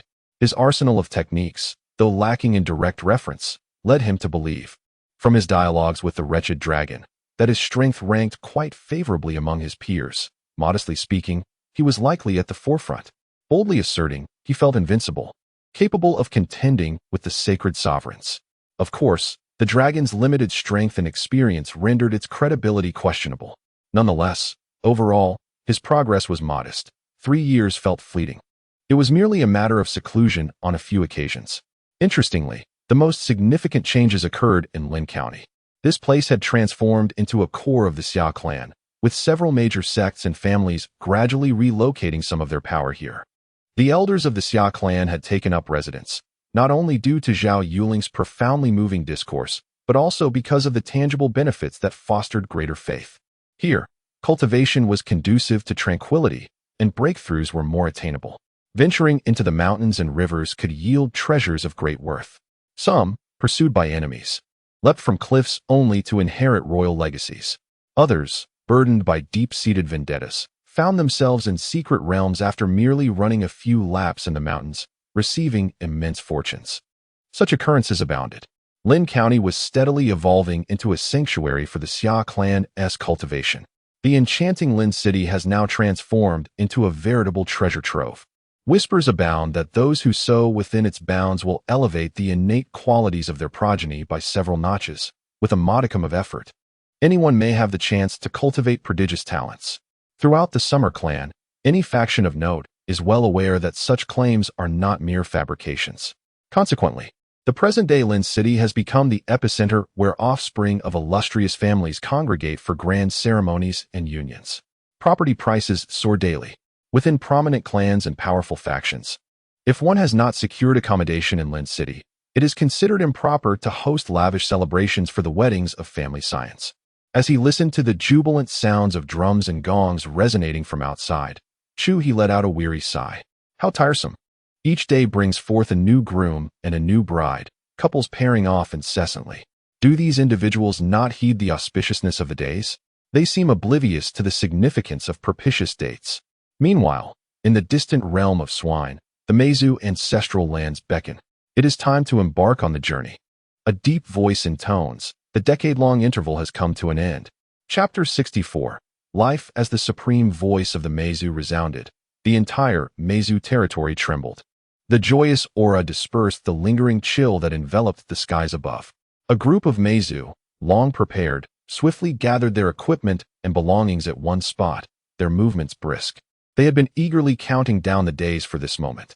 At the command, 1,000,000 elite Meizu assembled, with the path already cleared by the clan's adept warriors. They marched grandly toward the territory of the Xia Clan. After this moment, our Meizu shall dominate the barbaric lands for a millennium, in just 1,000 years. We will have the opportunity to reclaim the void and restore the former glory of our clan. High above, the supreme Meizu addressed those around. The Meizu shall endure, flourishing through the ages. A chorus of excited elder Meizu echoed his sentiments. They were filled with confidence and anticipation for the journey ahead. The Xia Clan remained weakened, their supreme about to fall, while the Meizu still thrived, their own supreme intact. Such circumstances, such a stark contrast. The Xia Clan was as good as conquered, and there would be no change in this fate. In due time, the Meizu would use this as a foundation for an immeasurable future. In the library pavilion, Chu He shielded himself from the external clamor. Sitting cross-legged, he began his meditation. Countless phantoms flickered before him, striking fists, slicing palms, piercing swords, swinging blades. The entire library was enveloped in a profound aura. He engaged in simultaneous training of various martial skills, while others focused on refining a few techniques. He embraced a multitude without burden. This posed no difficulty for him. The Dharma body, a pinnacle method for cultivating spiritual power, rendered his soul's strength beyond comprehension. After a considerable time, Chu He opened his eyes, concluding his practice, and stood up. He straightened his attire, and silently recited his daily sign-in. Ding. Congratulations, host. You have successfully signed in. Reward: 1 bottle of purple blood pill. A vial of elixir appeared on the sign-in panel. A splendid prize. A smile graced Chu He's face. He had received 2 such vials thus far, proving highly effective for his current stage, even promising assistance against the 4th and 5th transformations, marking them as treasures of a higher caliber among his current acquisitions. In high spirits, Chu He exited the library pavilion. Indeed, meditation was an excellent method to extinguish the mundane flavors of the world. Previously, the external clamor had stirred his restless heart, but now he had completely muted the sounds beyond the Lin residence. Ignoring them brought him great comfort. Little brother Chu, Zhao Yuling vaulted over the wall, radiating a cheerful spirit. What brings such joy? Chu He inquired with a smile. My sister has given birth again, a boy, endowed with the potential of a king. Zhao Yuling exclaimed joyfully. Your sister has given birth again? Chu He was taken aback. If memory served, it seemed that last year, the year before, and the year prior, the little girl had always been announcing her sister's new arrivals. The yield is rather impressive. Zhao Yuling nodded in acknowledgement. How many is this now? Chu He could not help but inquire curiously. This is merely the 5th. Zhao Yuling replied nonchalantly. What do you mean by merely? Is this not substantial? Chu He's cheeks twitched. If all goes as expected, my sister will have yet another next year. Zhao Yuling stated. Hiss. Chu He inhaled sharply. Is she becoming addicted to childbirth? How has your sister suddenly become so prolific? Chu He couldn't resist asking again. Actually, after she had the first, she had no intention of having more. However, in recent years, the children born in Lin City have generally exhibited exceptional qualities. When I returned home, I merely mentioned this to my sister. She decided to give it a try here, and to our surprise, my niece truly possesses remarkable talent, with the potential to reach the threshold of a king. Elated, she decided to have another, and this time it was a boy, endowed with extraordinary gifts, likely to become a half-step invincible king. My sister and brother-in-law were overjoyed. They wanted yet another child, who also turned out to be remarkably gifted. This one is the 4th born in Lin City, ranking 5th among them. I have seen it, and it possesses the qualities of a king. My sister is now brimming with a sense of accomplishment, full of confidence, eager to press on. My brother-in-law claims that their next child will possess the qualities of an emperor. How impressive! Chu He felt an unexplainable admiration. He found himself filled with anticipation for the unborn child that was still in the making. Suddenly, he pondered, if he were to have one. He wondered what the child's potential would be. Alas, he alone could not conceive. Chu He settled into a lounge chair beneath the willow tree. Is your brother-in-law named Wang? He suddenly recalled something and turned to Zhao Yuling to inquire. No, his surname is Lin. Zhao Yuling shook her head. Lin, you say? No wonder. Chu He glanced beneath the lounge chair. Indeed, the children born in Lin City over the past years have consistently exhibited remarkable qualities. Yet, children born from the likes of my little sister are either prodigies or anomalies, each one more extraordinary than the last, truly a rarity. It appears that beneath this ground lie the direct ancestors of my little sister's brother-in-law. The graves exuding green smoke are certainly impressive, and this smoke grows stronger with each passing year. As they continue to procreate, and the smoke continues to rise, the combination may indeed yield a child with the qualities of an emperor. At that time, my little sister's brother-in-law shall proudly proclaim to all, my son possesses the qualities of an emperor. The imagery is vivid. Little Chu, I have been feeling rather perplexed lately in my cultivation. I sense I have hit a bit of a bottleneck and have not made any progress in quite some time. Zhao Yuling continued. It has been quite a while since she broke through to the 4th realm of kings, and her current state is already firmly established. Yet she feels no sense of impending breakthrough. Although her speed is already quite rapid, having shattered the records of the Xia Clan that have stood for millennia.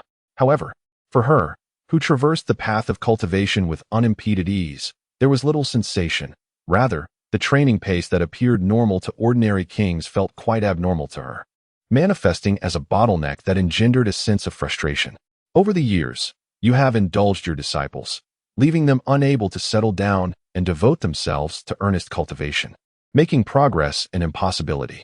Chu He shook his head, rising to his feet and gesturing toward the lounge chair. Lie down. Zhao Yuling's delicate face instantly flushed crimson. Yet, she did not refuse. With a mix of anxiety, tension, and anticipation, she timidly reclined as instructed. Chu He mused. This girl's thoughts have become increasingly peculiar of late. This is not the first instance. I wonder what has sparked such change. His intention in having her lie down was merely to allow her to attune to the ancestral essence, to calm her heart and cleanse her restless spirit. Beneath that chair, an unseen scene unfolded. A wisp of ethereal blue smoke rose, cool and refreshing, penetrating to the very core. Chapter 65.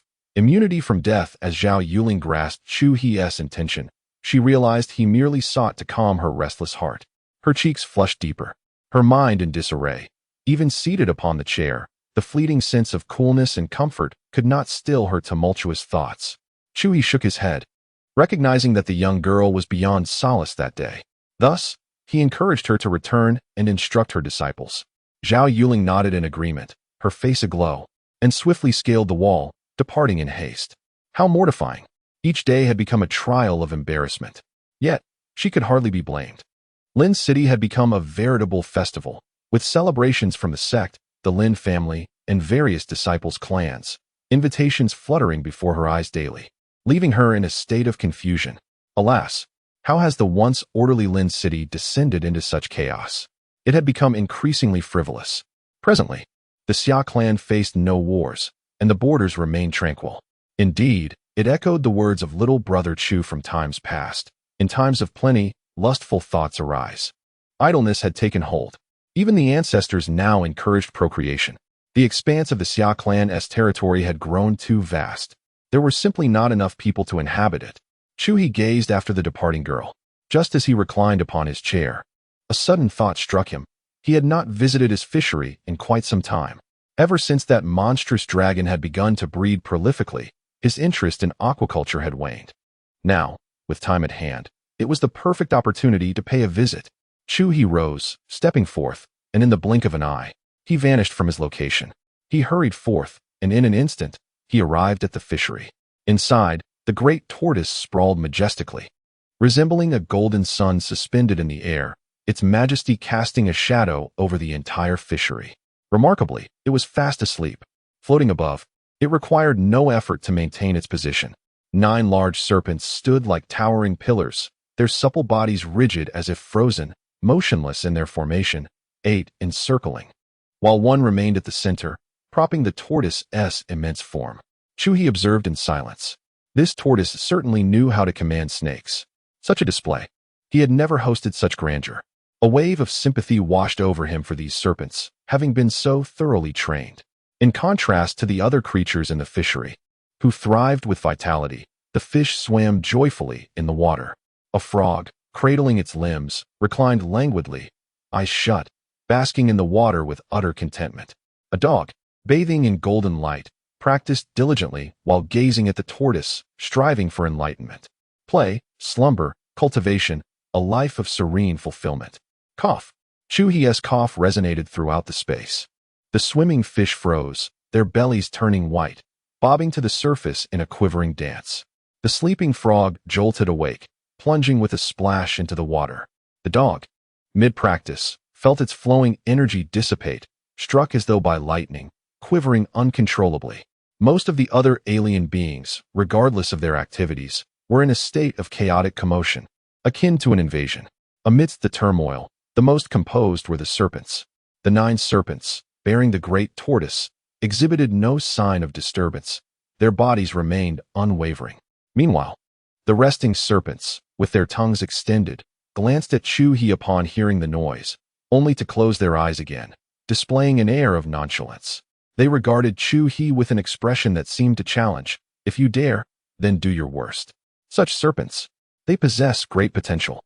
Yet, it is curious that these creatures, unafraid of death, remain so obedient to the tortoise. "Master, you finally arrived." The great tortoise shrank in size, transforming into a smaller version, and leaped onto Chu He, its tone tinged with grievance. It could scarcely recall the last time Chu He had visited. Certainly, a long time had passed, and its provisions had long been depleted. It had been enduring hunger, which was quite distressing. Chu He retrieved a handful of dog food to offer it, gently patting its head in a gesture of comfort. Then, he produced a bag of holding. After this visit, he intended to forsake this fishing ground, having come solely to retrieve the little tortoise and, incidentally, to gather all these alien beings. Years had passed, and aside from the serpents, the other beings had achieved a commendable level of cultivation. After all, those alien beings that Chu He had taken under his care were primarily at the pinnacle of the innate 9th level, and with a bit of enhancement. It was only natural for them to break through after 3 years of effort. One by one, regardless of size or weight, the alien beings were effortlessly collected and stuffed into the bag by Chu He. Spare my life. Grant me immunity. The golden carp brandished the amulet of immunity it wore around its neck, raising it high with its fins, its shimmering surface catching the light. Chu He paused, momentarily taken aback. He had almost forgotten about this token. Nevertheless, since it was indeed his issuance, he acknowledged it. Although he possessed numerous methods to eliminate the golden fish, such as employing the tortoise to do the deed, which would not count as his own killing, or subjecting it to slow torment within the demon suppression tower, he had no intention of resorting to such measures. If faced with a threatening enemy, he could swear an oath to the heavens and then unhesitatingly crush them without remorse. Yet the golden fish was merely his quarry. There was no need for subterfuge in such trivial matters. That would be beneath his dignity. Shrink a little. Chu He commanded the golden fish. With a pointed gesture, he imparted a secret technique into its consciousness. As the fish was currently of royal status, it could not be released indiscriminately. It would be perfect to return it home and house it in a glass tank as a feng shui fish.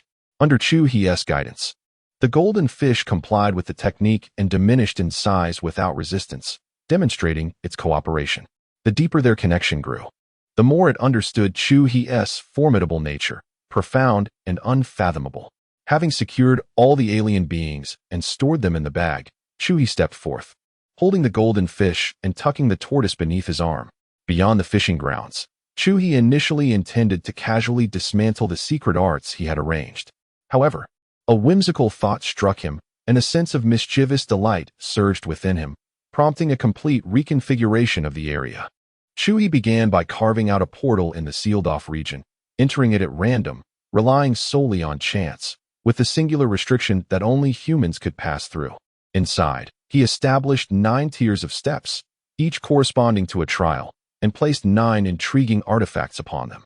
At the pinnacle, he extracted a piece of gold and, using his finger as a quill, inscribed, "I, in solitude, defy the heavens." At 10, I began my martial training. At 12, I achieved innate mastery. At 18, I ascended to kingship. At 30, I claimed the title of emperor. At 50, I attained the status of a saint. Throughout my life, I have waged battles across the heavens and the earth, never tasting defeat, standing atop the heights, gazing upon the world with profound solitude and desolation. Suddenly inspired by fervor, I yearn for a confrontation with the heavens. Yet, I do not know the outcome or how many years it will demand. In my life, I have no successor, which I deeply regret, fearing the severance of my legacy. Thus, I have established 81 locations of trials. Those who pass shall cultivate to the realm of the emperor and, guided by tokens, journey to the ultimate place of inheritance to receive my true teachings. With a flourish, he completed his writing and sealed it with a blade intent, elevating the ordinary golden token to a higher echelon. After finalizing the arrangements, Chu He nodded in satisfaction and vanished back to the library.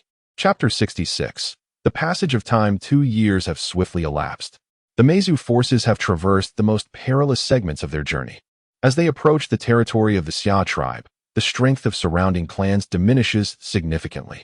I shall proceed ahead to ascertain whether the esteemed figure of the Xia tribe has succumbed to silence. The Meizu Supreme uttered this not as a suggestion, but as a decree. Upon completion of its statement, its form accelerated dramatically, soaring through the sky with a resounding sonic boom, distancing itself from the main body of troops.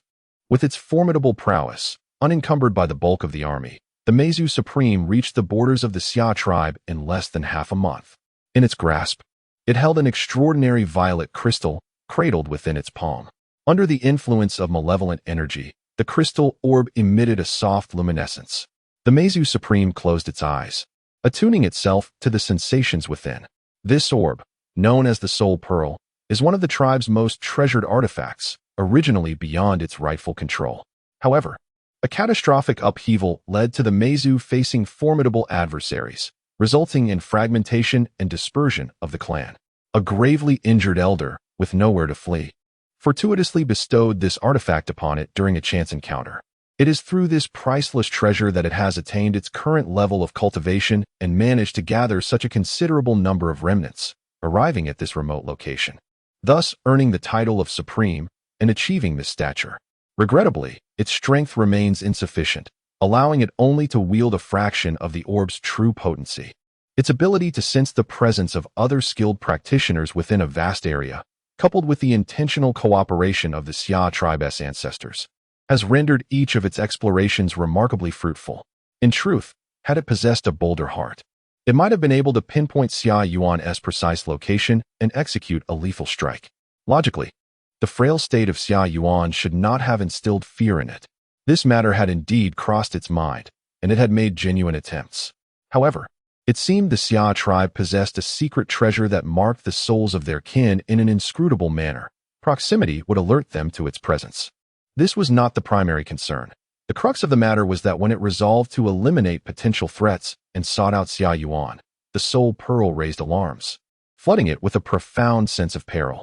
After several such instances, it became convinced that Xia Yuan had contingencies in place, capable of inflicting severe harm or even annihilation upon it. Such a scenario had occurred during the previous life-and-death struggle with the Xia tribe. Yet, in a surprising turn, the Tiger tribe intervened suddenly, seizing the opportunity amidst chaos, forcing Xia Yuan into a resentful retreat. It had not anticipated that such tactics could still be employed in its severely weakened state. This very apprehension had tempered its ambitions for several centuries. Soon, the Soul Pearl responded. The presence of any adversaries of equal caliber had indeed vanished. However, within the Xia tribe, a blank expanse emerged, shrouded in ambiguity upon investigation. Yet, the Soul Pearl did not sound an alarm. Instead, it conveyed a sensation of delight. It was the essence of opportunity. The Meizu Supreme's expression shifted. It resolved to investigate further. With the tracking mark embedded in their souls now dissipated, it could stealthily proceed without fear of detection. Moreover, the formidable Summer Clan has succumbed to silence, devoid of rivals within the same realm to instill fear. What remains for it to dread? Even if its presence were to be uncovered, so what? Here, it reigns supreme. Who among them could engage in battle? Who could bestow upon it a demise? The exalted entity of the Meizu brandished a dark cloak, enveloping itself entirely, as it stepped into the territory of the Summer Clan, progressing towards the indistinct region revealed by the Soul Pearl. Though invincible, it understood the value of stealth, for such discretion would facilitate the resolution of its endeavors.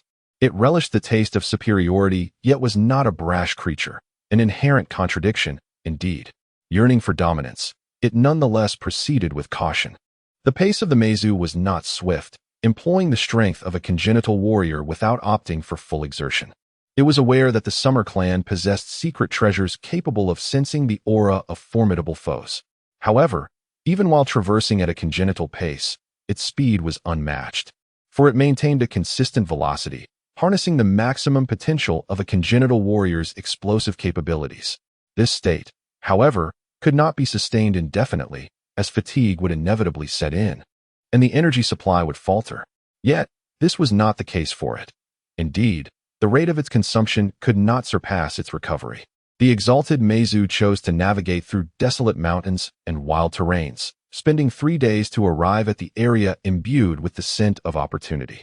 It circled the periphery, capturing a few isolated congenital warriors, whisking them away to a secluded locale, where it subjected them to intensive questioning, gleaning fundamental information. Indeed, opportunities were manifesting here. However, the congenital warriors possessed insufficient insight into the precise nature of the occurrences due to their low tier. Overall, it was a positive development. In the Lin County region, opportunities were frequent. The exact onset of these events varied according to the accounts of the warriors, yet all remained vague. They were not native warriors of Lin County, but had come attracted by its reputation.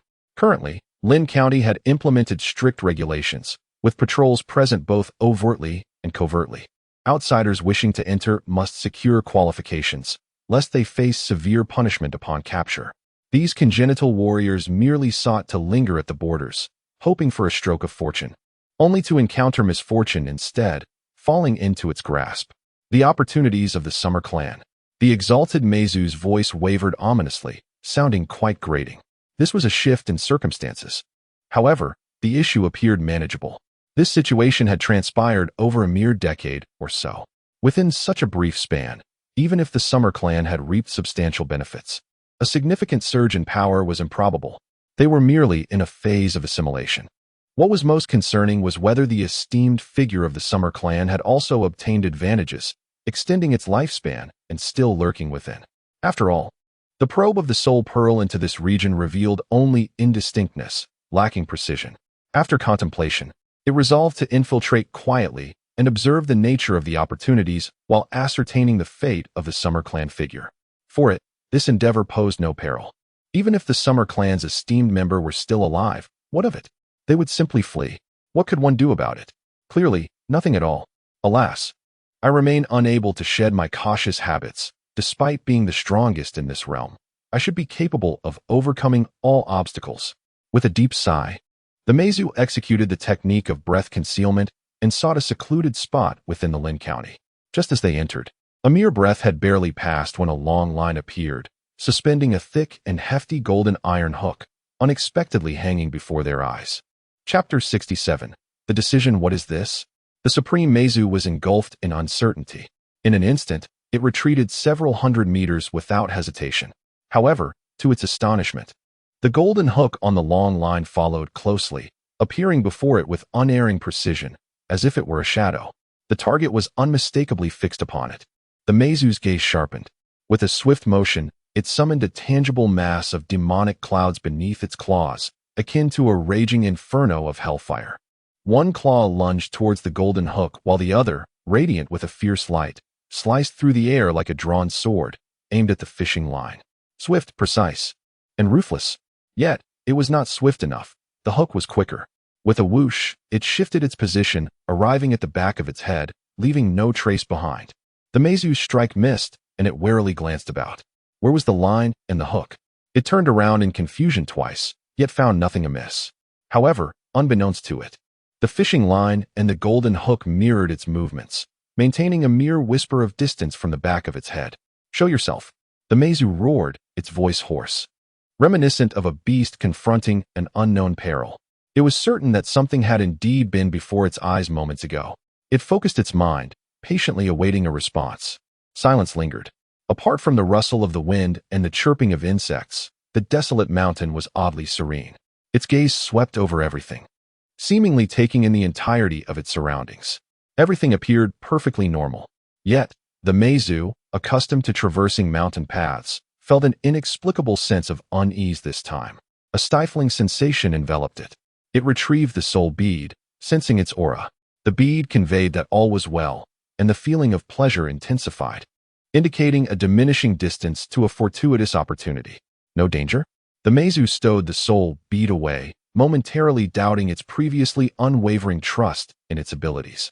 A nagging feeling persisted, suggesting that the soul bead's assessment might be erroneous.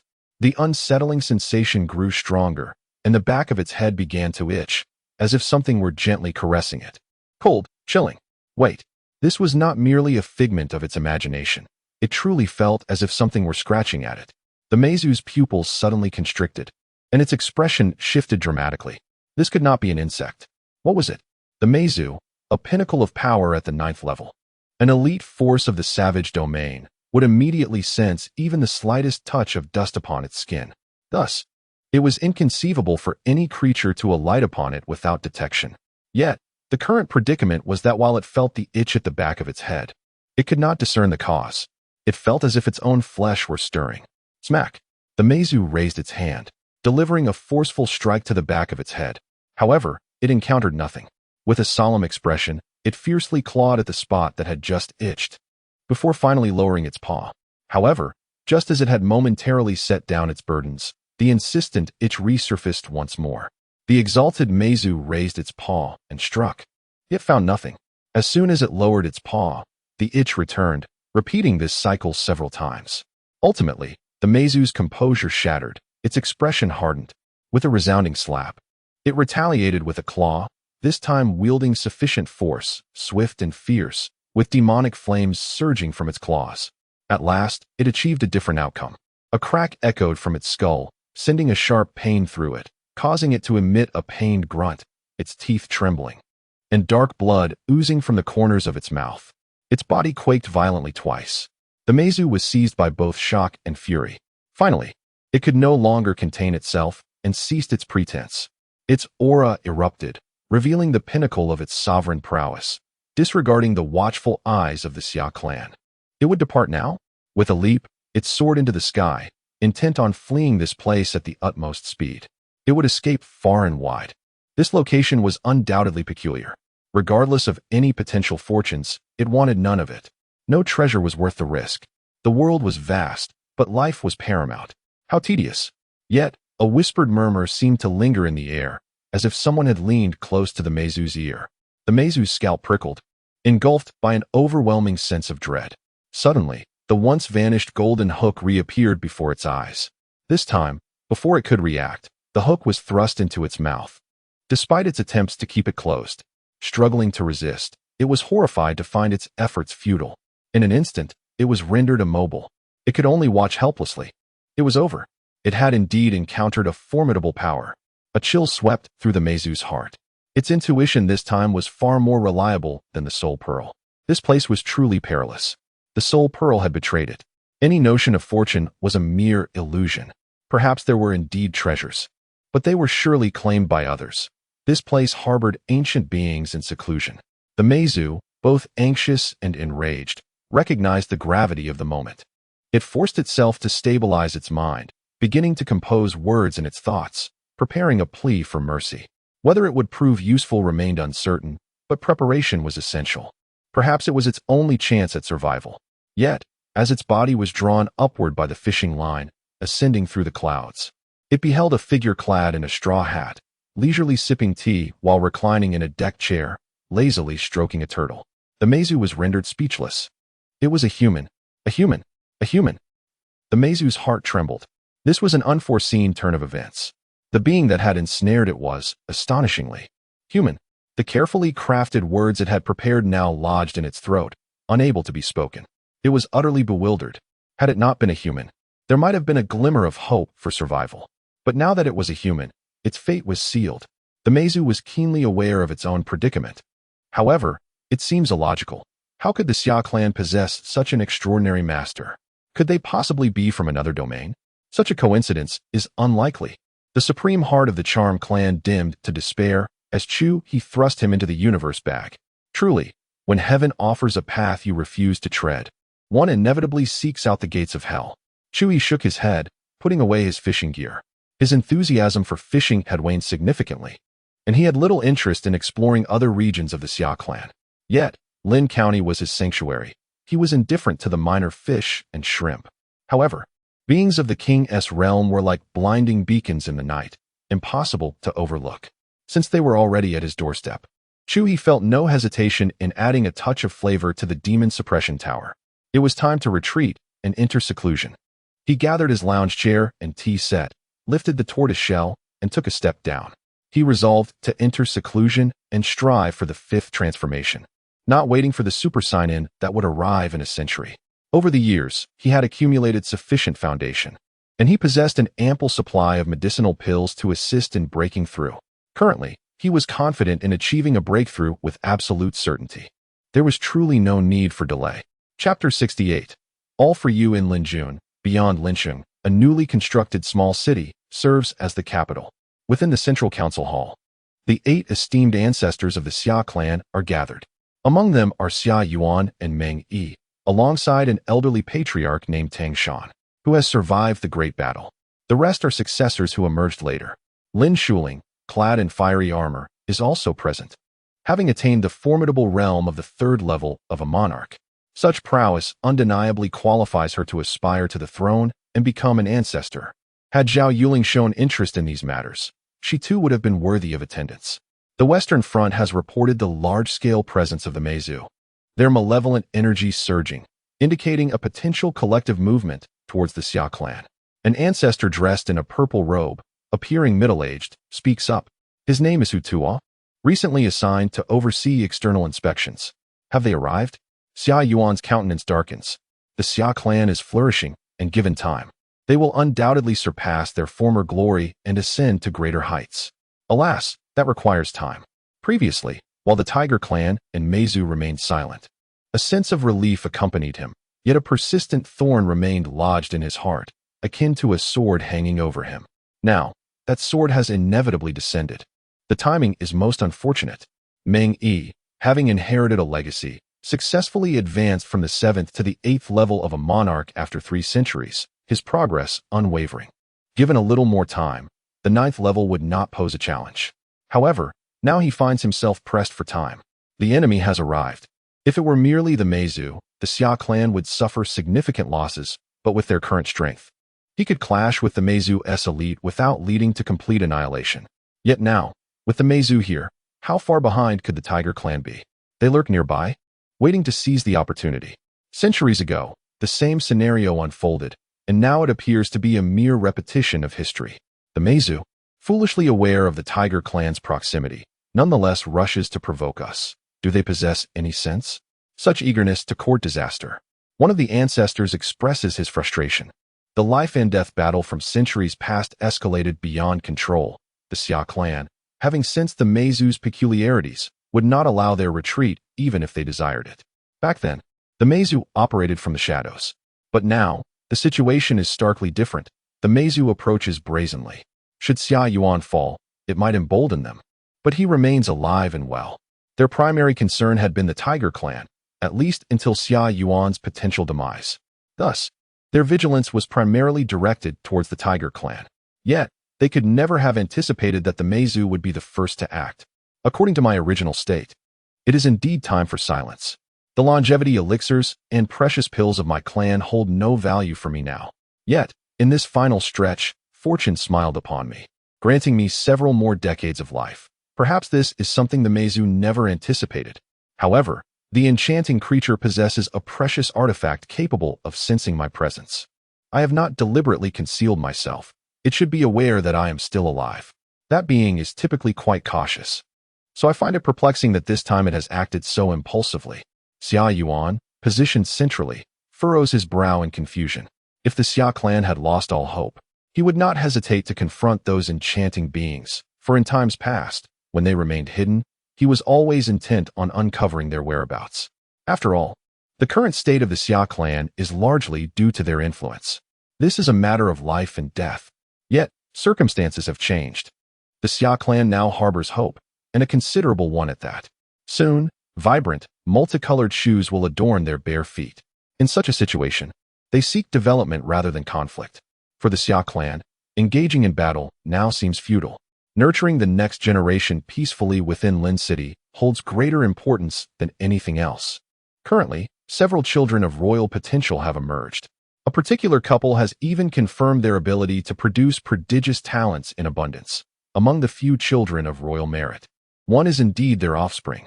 With confidence, they anticipate that next year their child will possess the potential of an emperor. At present, the Xia clan is flourishing. Initiating war is not our desire, yet we find ourselves with no alternative. Thus, let us prepare for battle. Summon everyone from the sacred grounds to ready themselves. This time, we shall take the initiative to intercept the enchanting tribe on their path, preventing the flames of war from igniting within our territory. Xia Yuan rose to speak, and the others nodded in agreement. When the specter of tribal war looms, regardless of one's willingness, confrontation becomes inevitable. Little Jean, what are Xiaochu and the others doing?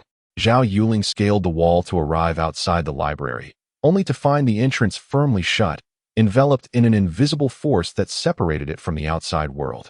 Approaching, she seized the small turtle waddling slowly and inquired, "Is the master in seclusion? And please, do not grasp my head. Just ask your questions properly." The small turtle shook its head, expressing its displeasure. "Is that so?" Zhao Yuling replied, somewhat disheartened. "Little Jean, I am heading to the battlefield. When Xiaochu emerges from his retreat, please convey my message to him." She gently placed the turtle down, cast a lingering glance at the library, and then turned to leave. "Going to fight? Who dares to challenge you? I will inform the master, and with a single strike, I shall obliterate him," the small turtle declared fiercely. Upon hearing this, Zhao Yuling suddenly turned back, as if recalling something. her eyes sparkling with intrigue. "What is that look in your eyes?" The small turtle retreated, displaying a wary expression, sensing that she harbored ulterior motives. "Little Jean, having been by Xiaochu's side for so long, you can now speak. It seems you have practiced and refined your skills, achieving remarkable prowess." Zhao Yuling inquired with eager anticipation. Having trained alongside Chu He, both she and her aunt excelled in the art of concealing their presence, their aura undetectable even to several venerable ancestors. Though the little turtle may appear unremarkable, it was, after all, nurtured by the esteemed brother Chu. Now it has even acquired the ability to speak, and for a time, it experienced a significant growth spurt. If one were to claim it is truly ordinary, she would beg to differ. What of being commonplace? What of being extraordinary? The little turtle blinked in confusion, ultimately voicing its bewilderment. "It seems you are indeed anything but ordinary." Zhao Yuling nodded in affirmation. Then, amidst the little turtle's bewilderment, she casually inquired, "Do you know what level you have attained in the realm of kings?" The little turtle began to count on its claws, responding uncertainly, "I don't know. But it seems I am at the second level." "Truly impressive." Zhao Yuling nodded, her face lighting up as she lifted the little turtle. "Come, let us venture to the battlefield together." The little turtle's eyes bulged, its small, round eyes nearly popping from their sockets. This woman is indeed not to be trifled with. She clearly has ulterior motives. "I refuse. I do not wish to fight," the little turtle protested, shaking its head in resistance. It abhorred the idea of being harmed. "Release me, and I shall find you a worthy ally to take my place in battle." "Have you seen that fish in the aquarium? It is at the third level of kingship and far superior in combat prowess than I. Furthermore, within this pouch on my chest, there are 32 snakes, all at the innate 9th level. With the right medicine and a little encouragement, they can easily break through at any moment, and they are yours." Chapter 69. The battle commences. A month has elapsed. Under the auspices of the venerable ancestor, a gathering was convened, uniting over several 100,000 martial artists of the Xia Clan, all of whom possess innate strength surpassing the 7th tier. After a brief assembly, they formed ranks and congregated at the western border, poised to embark on their journey, crossing the territories of 2 minor clans, with the intention of ambushing the Meizu. "Why have you only just arrived, Bai Yi? And what is the meaning of your appearance? With a turtle in your left hand and a fish tank in your right, adorned with a bulging pouch at your chest, we are heading to war, not on a leisurely excursion." Zhao Yuling was the last among the sovereigns to arrive. Clad in white, she descended gracefully from the skies, her expression radiating delight. Observing her peculiar attire and exuberant demeanor, the ancestor furrowed his brow and could not restrain himself from speaking. This girl, while often unreliable, should at least be mindful of the gravity of the moment. A life-and-death battle is imminent, and yet she appears so carefree, with a turtle in one hand and a goldfish in the other, her pouch brimming with who knows what. Is this truly the attire befitting a warrior? Zhao Yuling blinked and surveyed her surroundings. "What is wrong with my appearance? I am equipped with formidable weapons." Her cheerful disposition stemmed from the fact that, as little Jean had predicted, all the snakes were indeed capable of breaking through, with half of them directly attaining the rank of sovereign, while the others were on the cusp of that threshold. However, it seemed reasonable that the others were unaware of this misunderstanding. Just as Zhao Yuling was about to elucidate, Xia Yuan interjected, "Tang Shan, I believe you have misjudged the situation. Ling Girl has summoned external assistance." Having previously encountered the little turtle, Xia Yuan's eyes lit up as he spoke. "This little turtle is extraordinary, a spirit beast nurtured by a powerful elder.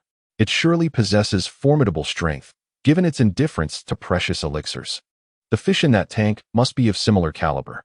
With at least 2 sovereign-level allies joining our ranks, this is splendid news for the Xia Clan. I am not here to engage in combat. I merely serve to maintain order," the little turtle declared, asserting its stance. It had no interest in the brutality of battle, unless it could dominate its opponents. Otherwise, it would merely become a target. Xia Yuan's eyelids twitched. "If you intend to maintain order, then you are the first to be targeted, are you not? Perhaps you are misunderstanding the concept of maintaining order. Little Jean, mind your words. When the battle ensues, you shall follow my lead. We shall charge forth together and not be idle." Zhao Yuling chastised, playfully tormenting the turtle before nodding at Xia Yuan. "The ancestor is correct. I have indeed summoned external aid, and quite a number at that." As she spoke, She placed the fish tank atop her head, then produced the Qiankuan pouch from around her neck and upended it. A horde of ferocious and colossal serpents was unleashed, filling the command platform to the brim. The air was thick with ominous winds and the stench of blood. By the heavens, several esteemed ancestors of the Xia clan were startled into the air, gazing down at the formidable mass of serpents coiling together below, their jaws nearly dropping in astonishment. These serpents, lacking any means of concealing their presence and having only recently attained their new powers, were readily discernible to the seasoned elders of the Xia clan. Their expressions bore a hint of vigilance. Although Zhao Yuling claimed that these were her summoned reinforcements, the uncertainty surrounding non-clan entities stirred apprehension. One or two might pose little concern, but a multitude inevitably raised suspicions. Even Xia Yuan found himself unsettled by the sight. Among this throng of serpents, more than half were of royal lineage. Their strength, if not for the fact that they were merely neophytes in the royal realm, suggested that in sheer numbers alone, they surpassed the Xia clan at that level. Is this truly the external aid procured from your predecessors? Xia Yuan regarded Zhao Yuling with a mixture of skepticism and intrigue. These serpents were distinctly different from the domesticated ones. Their aura bore a hint of wildness. Yet, there was an odd quality about them, as if they had been tamed to some extent. Taming and nurturing are not synonymous, leaving Xia Yuan uncertain. Indeed, these are friends of little Jean, who share a bond with him and play together daily. They have come to assist us this time, Zhao Yuling replied with a smile. The little turtle, taken aback, glanced at her incredulously. When had these serpents become his friends?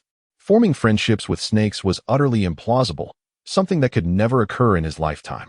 Had it not been for the necessity of sending these serpents to battle this month, he would not have entertained such notions. He felt compelled to show this woman how he interacted with snakes. A multitude of serpents flicked their tongues, eyeing the little turtle with a restless anticipation. However, when the turtle narrowed its beady eyes, the serpents' trepidation resurfaced, and they lowered their heads, refraining from any movement. Although they had all broken through to new realms, the little turtle's dominance had been etched into their very souls over the years. They might have the audacity to defy death, but they lacked the courage to oppose the little turtle. Whatever commands it issued, regardless of their inner thoughts, they instinctively obeyed. March 4th, commanded Zhao Yuling, standing atop the head of one serpent, with the little turtle in her left hand and a fish tank in her right, surrounded by a throng of other serpents. Under the astonished gaze of all the martial artists, she led the way. How on earth do I articulate this? Tang Shan pondered, tugging at his long beard in confusion. Good news, Xia Yuan nodded in agreement from atop Meng Yi's back. Half a month later, far beyond the borders of the Xia territory, the Adhering tribe, after a journey spanning over 2 years, finally came to a halt. It was time to rest. The Xia clan was stirring, amassing their forces and advancing towards our direction. It was likely that within 10 to 15 days, we would soon encounter them. This intelligence was relayed by a royal from the Adhering tribe who had ventured ahead for reconnaissance. Our movements had not been discreet, generating considerable noise. It was hardly surprising that the Xia clan had taken notice. Yet, why has the Supreme not returned? It is indeed perplexing. An elder from the Meizu clan voiced his confusion. The Supreme had departed to ascertain the fate of the existence within the Xia clan. However, now that the Xia clan has willingly come forth, the Supreme remains absent, with not a whisper of news to ease their unease. Could something have transpired? One of the Meizu spoke gravely. With a great battle looming, their cornerstone is absent. Should something unfortunate befall the Supreme, who could possibly detain it? Not just the Xia clan, but even the entirety of the barbarian domain? Perhaps the entity of the Xia clan still lives, and the elder has ensnared it within their territory. One Meizu conjectured uncertainly. What shall we do now, with circumstances unclear? Should we engage or retreat? Let us engage. With the current state of the Xia clan, why should we be afraid? Moreover, without the Supreme's command to withdraw, the wrath of the Supreme would be a burden none could bear. After deliberation, they ultimately chose to confront the enemy. Although the situation was ambiguous, they remained confident in facing the half-dead Xia clan. Even in the worst-case scenario, should the Supreme fall in battle, they would still have the potential to vanquish the Xia clan's most formidable warriors. Yet, this thought lingered in the minds of all Meizu, unspoken, for none dared to voice it. What if the Supreme returned and discovered they had deliberated on the aftermath of its demise? The one who initiated such discussions would surely face dire consequences. Chapter 70. The mysterious absence of the Meizu within a territory of a small clan. The Xia Clan and the Meizu stood poised for confrontation, separated by a grand river, gazing at each other from a distance. At this moment, the Meizu army, aside from a few skilled warriors, comprised only those clad in mere shorts, their robust and formidable figures exposed to the elements. Each warrior brandished a large knife, its blade etched with tooth marks, their eyes filled with trepidation as they peered across the river towards the Xia Clan's formation. Something felt amiss. What was the deal with those snakes? The Meizu possessed ancestral beings, with one pointing towards the Xia Clan's camp, standing at the forefront like towering pillars emanating a fierce and bloodthirsty aura, effectively restraining many innate Meizu and their serpentine foes. Fear not, merely a group of half-step monarchs, slightly larger in size, possibly some external aid the Xia Clan procured. Look at those snakes. Their presence is tenuous, their foundational strength lacking, their aura restrained. Unlike the intelligent serpents, there is no cause for concern. Do we not have external allies as well? Another Meizu ancestor gestured towards their own ranks, referring to the other half-step monarchs and some innate ninth-layer beings they had encountered along their journey. Best to remain cautious. I sense something is off, another Meizu elder remarked, furrowing his brow in unease. On the opposite bank of the river, several Xia Clan elders hovered in midair. Ling, I shall personally oversee the formation. Keep a watch on that old Meizu. When the moment is right, release the fish, the small turtle, and the snakes from the bag. We must ensure at least 2 of them are taken down in one strike. Everyone must coordinate seamlessly to carve out the battlefield and create an opportunity for Ling. All the elders nodded in agreement, their confidence in this battle already bolstered. With the addition of over a dozen high-end combatants as allies, hidden from the Meizu's awareness, they anticipated a successful ambush that could eliminate several Meizu monarchs. As the balance of power shifted, the disparity between the 2 factions widened once again. The sole concern looming over them was the Meizu's supreme being. In its semi-damaged state, Xia Yuan required the protection of Meng Yi, who would shield him during rapid movements, evading the initial assault that would ensue once the Meizu's supreme being revealed itself, as well as preventing being forced into a sealed state by other Meizu. Xia Yuan could only act once, thus on this chaotic battlefield. Prior to confronting the Meizu's supreme being, the moment the seal was lifted, he would not only be of no assistance, but would instead necessitate constant protection from Meng Yi, the Xia Clan's second strongest warrior. He was an indispensable deterrent. However, until the Meizu's supreme being engaged, he was a liability. In contrast to Xia Yuan's singular option, the Meizu's supreme being possessed a multitude of choices. It could opt not to charge directly at Xia Yuan upon revealing itself, but instead launch a lethal attack on the other Xia monarchs.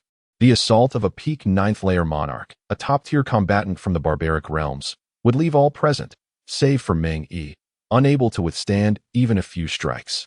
With most facing instant annihilation, the disparity between a peak 9th-layer monarch and an ordinary monarch was insurmountable.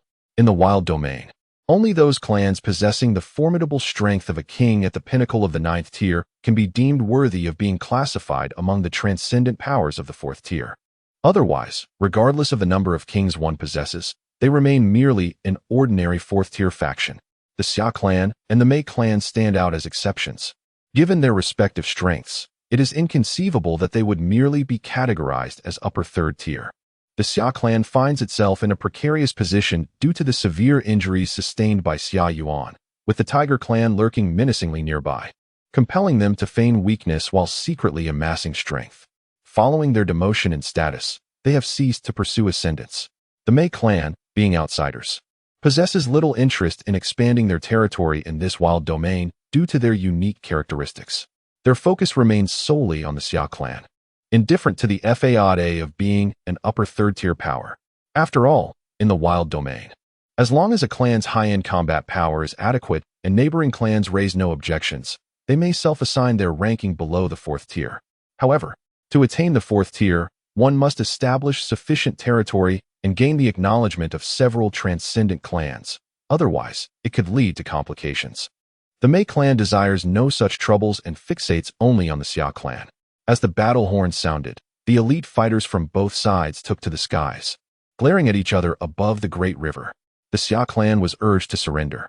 "Fear not, for we shall not annihilate your race. Rather, we will nurture you and guide you to witness greater vistas, transforming you into a mightier force." The leading elder of the Mei clan scanned the assembly of kings from the Xia clan.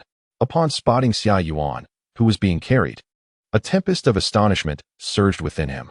The current strength of the Xia clan had already taken him by surprise, yet the presence of only 3 familiar faces seemed manageable. However, one of them was an elder of the Xia clan who was supposed to have perished. His continued existence was itself a remarkable surprise. Now, he was thrust onto the battlefield. Wasn't the highest authority supposed to ascertain his fate? Why had all the others arrived at the battlefield while the supreme figure remained absent? Where could he have gone?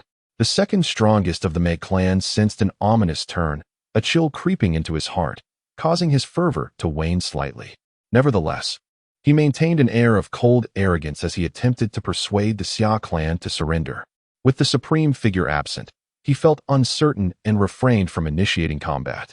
Behind him, the newly promoted descendants, who had not participated in the grand battle centuries ago, brimmed with confidence due to their numbers. Yet, several who had survived that great conflict recognized Xia Yuan and felt an unsettling chill creep into their hearts. Though their eyes remained fixed ahead, their peripheral vision began to dart around, searching for the familiar silhouette of their supreme leader to soothe their spirits. Alas, no matter how they scanned, that familiar figure remained elusive. Humph, the Xia clan shall stand tall. There is no notion of kneeling in defeat. Moreover, how dare you demand our surrender? Tang Shan stepped forward, representing the Xia clan's pre-battle rhetoric. The others glared fiercely at the Mei clan's elite, yet their eyes too roamed anxiously, ever vigilant. They chose not to strike immediately, instead seeking to ascertain the position of the Mei clan's supreme leader. In this manner, Meng Yi, carrying Xie Yuan, advanced directly, thereby minimizing the risk of an ambush. Both parties harbored their own thoughts, yet they awaited the emergence of a singular figure. A verbal skirmish erupted between the second strongest of Tangshan and Meizu. They did not intentionally lower their voices. Rather, it resembled a contest, growing louder and more thunderous with each exchange. The military formations on both banks, under the leadership of a half-step invincible monarch, prepared to cross the river, each individual grasping a beam as they floated upon the water. They awaited the onset of battle in the heavens to launch their charge. Their fervor and fighting spirit soared with the sound of the war drums. However, as time passed, they sensed a dissonance in the rhythm. What was amiss in the skies? The furious shouts of the ancestral figures drowned out the sound of the drums. Yet, why do you not engage in combat? Chapter 71 concerns the exchange of verbal jabs would eventually subside. As the battlefield below unfolded, under the leadership of a half-step invincible monarch, they gradually advanced, treading upon the wooden planks until they reached the heart of the great river. After glaring about for a brief moment, the Summer clan took the initiative. They began to retreat imperceptibly, luring the Meizu into the maximum lethal range of their shore-based crossbows, and then retreated decisively. The Summer clan's coastal military formation unleashed a thunderous volley, akin to the cataclysmic sound of the heavens collapsing. In an instant, a piercing wail filled the air as a dark, cold rain of arrows descended upon the Meizu, who had pursued them. This was the riverbed crossbow, a formidable weapon of mass destruction positioned by the Summer clan at their borders. In open terrain, a barrage of arrows could decimate innate 9th-level masters, leaving them with no escape. On this expansive battlefield, with such a large assembly, the power of the crossbow was magnified exponentially. With shafts of steel as thick as a man's arm, these arrows were expertly wielded by martial artists and launched from the crossbows, capable of reaching a range of 2,000 jong. At close range, they could pierce through gold and shatter stone. At a distance, they could obliterate a great tree with ease. For an ordinary innate practitioner, this power was lethal. Only those who had achieved the latter 3 levels of innate mastery could barely fend off such an assault. But even they would be at the mercy of a massive volley within a 300 jong radius. In an instant, the Meizu, standing on the wooden planks, fell as if cut down like wheat. The dark blood swiftly stained the river black. Those of weaker cultivation, below the 7th level of innate mastery, suffered countless casualties under the onslaught of the crossbows. Only those of the latter 3 levels of innate mastery could muster some resistance against the heavy crossbows. but even they could not withstand multiple arrows raining down simultaneously. However, faced with such a formidable barrage, the Meizu were not daunted. Under the guidance of the half-step invincible monarch, a group of Meizu, all at least innate 9th level, surged to the forefront like a sharpened blade, piercing directly into the Summer Clan's formation.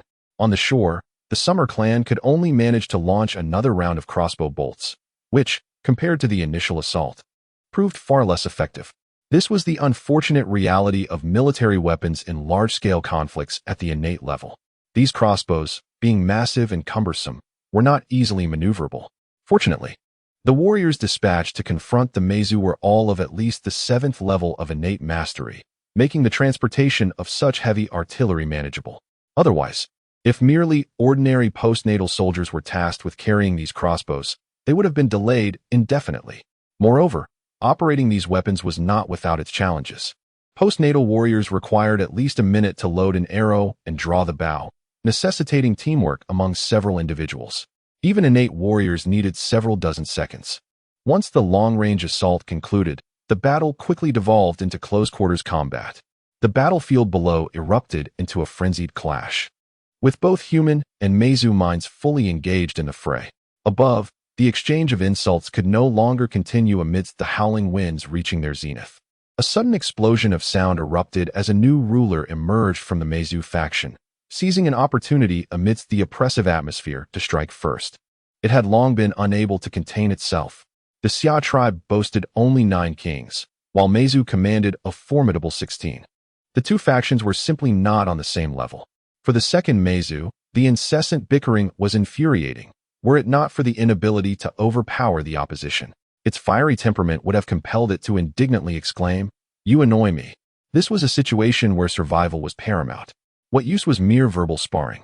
If words were sufficient, why bother with claws? Relying on reason was the strategy of the weak. True strength lay in overwhelming force. Should one refuse to yield, they would be met with a crushing blow. The battle in the skies ignited instantaneously. Technically, the Xia tribe could only field 7 combatants. Meng Yi, carrying Xia Yuan, darted beneath the battlefield, suspecting that the highest Meizu was concealed within the river. With a disadvantage of 7 against 16, each Xia king was forced to confront at least 2 foes, with some even facing 3.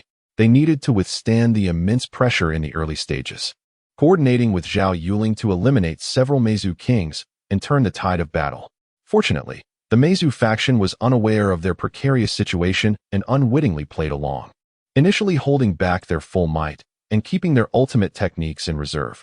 They were wary of the fearsome aura that radiated from Meng Yi, who was darting about below, lest he spring a deadly surprise when they unleashed their most powerful attacks. The presence of the Xia tribe was terrifying, with only the second Meizu able to contend. Yet even it had to remain vigilant, for a sudden assault could leave it severely weakened. What is going on with the Xia tribe? Pondered Ing Lao, perplexed by their strange behavior. Their strongest warriors were not joining the fray. Instead, one was being carried around like a burden. A junior Meizu, collaborating with the second Meizu, easily surrounded and dispatched Tang Shan, having enough strength left to pose questions. Ing Lao rolled his eyes, but remained silent. He could not divulge to these younger ones that the individual being carried, though a cripple, was a formidable presence. Were they anticipating the highest power? Such truths could not be spoken. The elders of the Meizu understood this well. To reveal it might expose vulnerabilities, alerting the Xia tribe to something amiss, which would be disastrous. Simultaneously, in this peculiar situation, Ing Lao confirmed that the Xia tribe had not had any prior encounters with the highest power. So where had the highest gone? Merely gathering information? It had simply vanished. This was an enigmatic occurrence. Could it be indulging in solitary feasting? Yet that seemed unlikely. To Ing Lao, the only valuable aspect of the Xia tribe lay in these few kings. The others were merely fodder, ineffective against his influence. The second Meizu felt a sense of unease. It had the opportunity, but refrained from delivering a fatal blow to Tang Shan. In the current circumstances, without the highest power to bolster their ranks, how would they face the disillusioned ancestral figure of the Xia tribe after a victory? It had not formulated a plan. However, one thing was certain. As the strongest among the Meizu, when confronting the most frenzied ancestor of the Xia tribe, it would be the first to perish. Ing Lao's thoughts were clear. At least, Until the Supreme Being makes its appearance, victory remains elusive. Otherwise, the first target will undoubtedly be the formidable ancestor of the Xia Clan, who possesses unparalleled strength. This notion is shared among the other ancient spirits as well. With the Supreme Being absent and the Xia Clan's ancestor still present, a profound sense of uncertainty engulfs them. They are all too aware of the terrifying might unleashed by a warrior at the pinnacle of the ninth realm. It is likely that these ancient spirits will be left behind. Even if the Meizu ultimately prevails, it would hold little significance for them. Consequently, the battlefield in the heavens has taken on an eerie atmosphere. The most powerful figures of the Meizu, in a fit of fervor, have recklessly lowered their guard, leading to an unexpected back and forth with the Xia Clan, who should have been subdued. A group of newly emerged Meizu, despite being wary of the formidable Xia Clan warriors below, finds themselves stifled, itching to unleash their frustration in expletives. A bunch of shameless old-timers. Yet, there are also some astute individuals among them who sense that something is amiss. Though they cannot fathom the situation, their instincts warn them that it is not a favorable development. The ancient spirits are concealing a significant secret from them. Chapter 72. The might of the great tortoise draped in a white garment, as pure as snow. Zhao Yuling bore a tortoise upon her left arm and a fishbowl upon her right, while a satchel hung across her chest, and she wielded a 3-foot blade with grace. Opposing her was an elder demon of the 5th rank, accompanied by 2 youthful demons at the 2nd and 3rd ranks.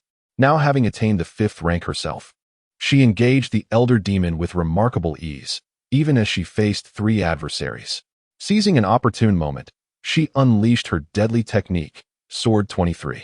A cascade of sword light danced through the air as she spun with remarkable speed, her form resembling a multitude of blooming lotus flowers, creating fleeting afterimages that concealed her motion to draw from the satchel at her chest. With a swift motion, she lifted the satchel and cast its contents towards the elder demon. The elder demon, preoccupied with deflecting the sword light, felt a sudden jolt of alarm, sensing impending danger, and instinctively prepared to retreat. "Go forth, little tortoise," Zhao Yuling commanded as she flicked the small tortoise towards the elder demon. With a resounding crack, it sped through the air, surpassing a throng of serpents that had momentarily paused, and crashed toward the elder demon. With a fierce glare, the little tortoise expanded in size, its limbs flailing wildly, transforming its intended strike into an overwhelming force. It descended upon the elder demon with the weight of a mountain, forcing it downward into the water. A thunderous splash erupted, sending waves surging into the air, while the surrounding serpents plunged into the water like ravenous wolves hunting their prey. "Kill!" Zhao Yuling commanded as she extracted a goldfish from the fishbowl. Its terrifying aura radiated outward, also swelling in size as it flicked its tail and dove toward the spot where the tortoise and elder demon had landed. Unperturbed by the 2 younger demons at the 2nd and 3rd ranks, Zhao Yuling charged downwards with her sword drawn. Meanwhile, Meng Yi, drifting below, followed closely behind with Xia Yuan, both plunging into the depths to provide support for the impending assault. Xia Yuan readied a black orb, poised to shatter it and release its seal at a moment's notice, sensing that the demon clan would inevitably retaliate in such dire circumstances. The sudden upheaval startled the demons, who had been in a state of stupor. Their expressions shifted dramatically, unprepared for such a lethal stratagem from the Xia clan. They sought to mount a rescue, but the turn of events unfolded too swiftly. Even the 2 younger demons, coordinating with the elder, failed to react in time, hastily plunging into the water behind Zhao Yuling. The waves surged tumultuously, rolling like a phoenix in flight, a rhythmic undulation that echoed through the depths. As the demons finally mustered their strength to descend and aid their comrade, the tumult began to wane, the waves lessening to a feeble sway. They halted their advance into the water, realizing that it was too late to intervene. A reckless descent would be an affront to their own lives. Ultimately, as the waters neared tranquility, a sudden roar erupted. A colossal form breached the surface, glimmering with golden radiance. Around its form, enormous heads of varied hues extended like tentacles, their forked tongues flickering as a terrifying aura of bloodlust spread forth, revealing dark flesh amidst their gaping jaws. The elder of the Meizu at the 5th level, along with 2 lesser Meizu at the 2nd and 3rd levels, were brutally encircled and dismembered by these creatures. This ambush unfolded with an ease that surpassed expectations. The elder Meizu was forced underwater by an enlarged tortoise, which excitedly wrapped its elongated claws around it in a bear hug, pinning it down with an unyielding grip. Though the tortoise lacked combat finesse, its strength was formidable. The weight bore down on the fifth-level Meizu, rendering it momentarily immobile. Sensing a surge of powerful, malevolent energy rapidly approaching, it recognized the imminent danger. Channeling all its demonic energy and power into its head, it unleashed a series of ferocious strikes against the tortoise's chest, creating towering waves. It aimed to crush the second-level tortoise with its overwhelming might. Although the tortoise's shell appeared impenetrable, the Meizu was confident that, given the disparity of 3 levels, it could deliver the decisive blow with concentrated force. However, the outcome was shocking. Despite delivering 5 lightning-fast strikes, the tortoise's shell remained unscathed, while the Meizu itself suffered a shattered skull, dark blood oozing from the fracture. In a moment of collision, the 5th-level Meizu found itself bloodied by a 2nd-level tortoise. The tortoise's shell proved to be far more resilient than anticipated. That aside, this tortoise seemed merely to possess greater strength and a harder shell, appearing lacking in offensive capability. With 4 claws pinning it down, the Meizu was left with only its mouth, which it used to sniff disdainfully at the tortoise, seemingly at a loss for how to proceed. In a one-on-one confrontation, the Meizu harbored little confidence in defeating the tortoise, for the heavier the strikes, the more it would suffer from recoil. However, escape remained a possibility, albeit one requiring time to struggle. Yet, time was a luxury it currently lacked. A horde of serpents, brimming with ferocity, approached with eyes aglow in red and green, their massive heads jostling eagerly to feast upon the Meizu's exposed body, vulnerable beyond the tortoise's grasp.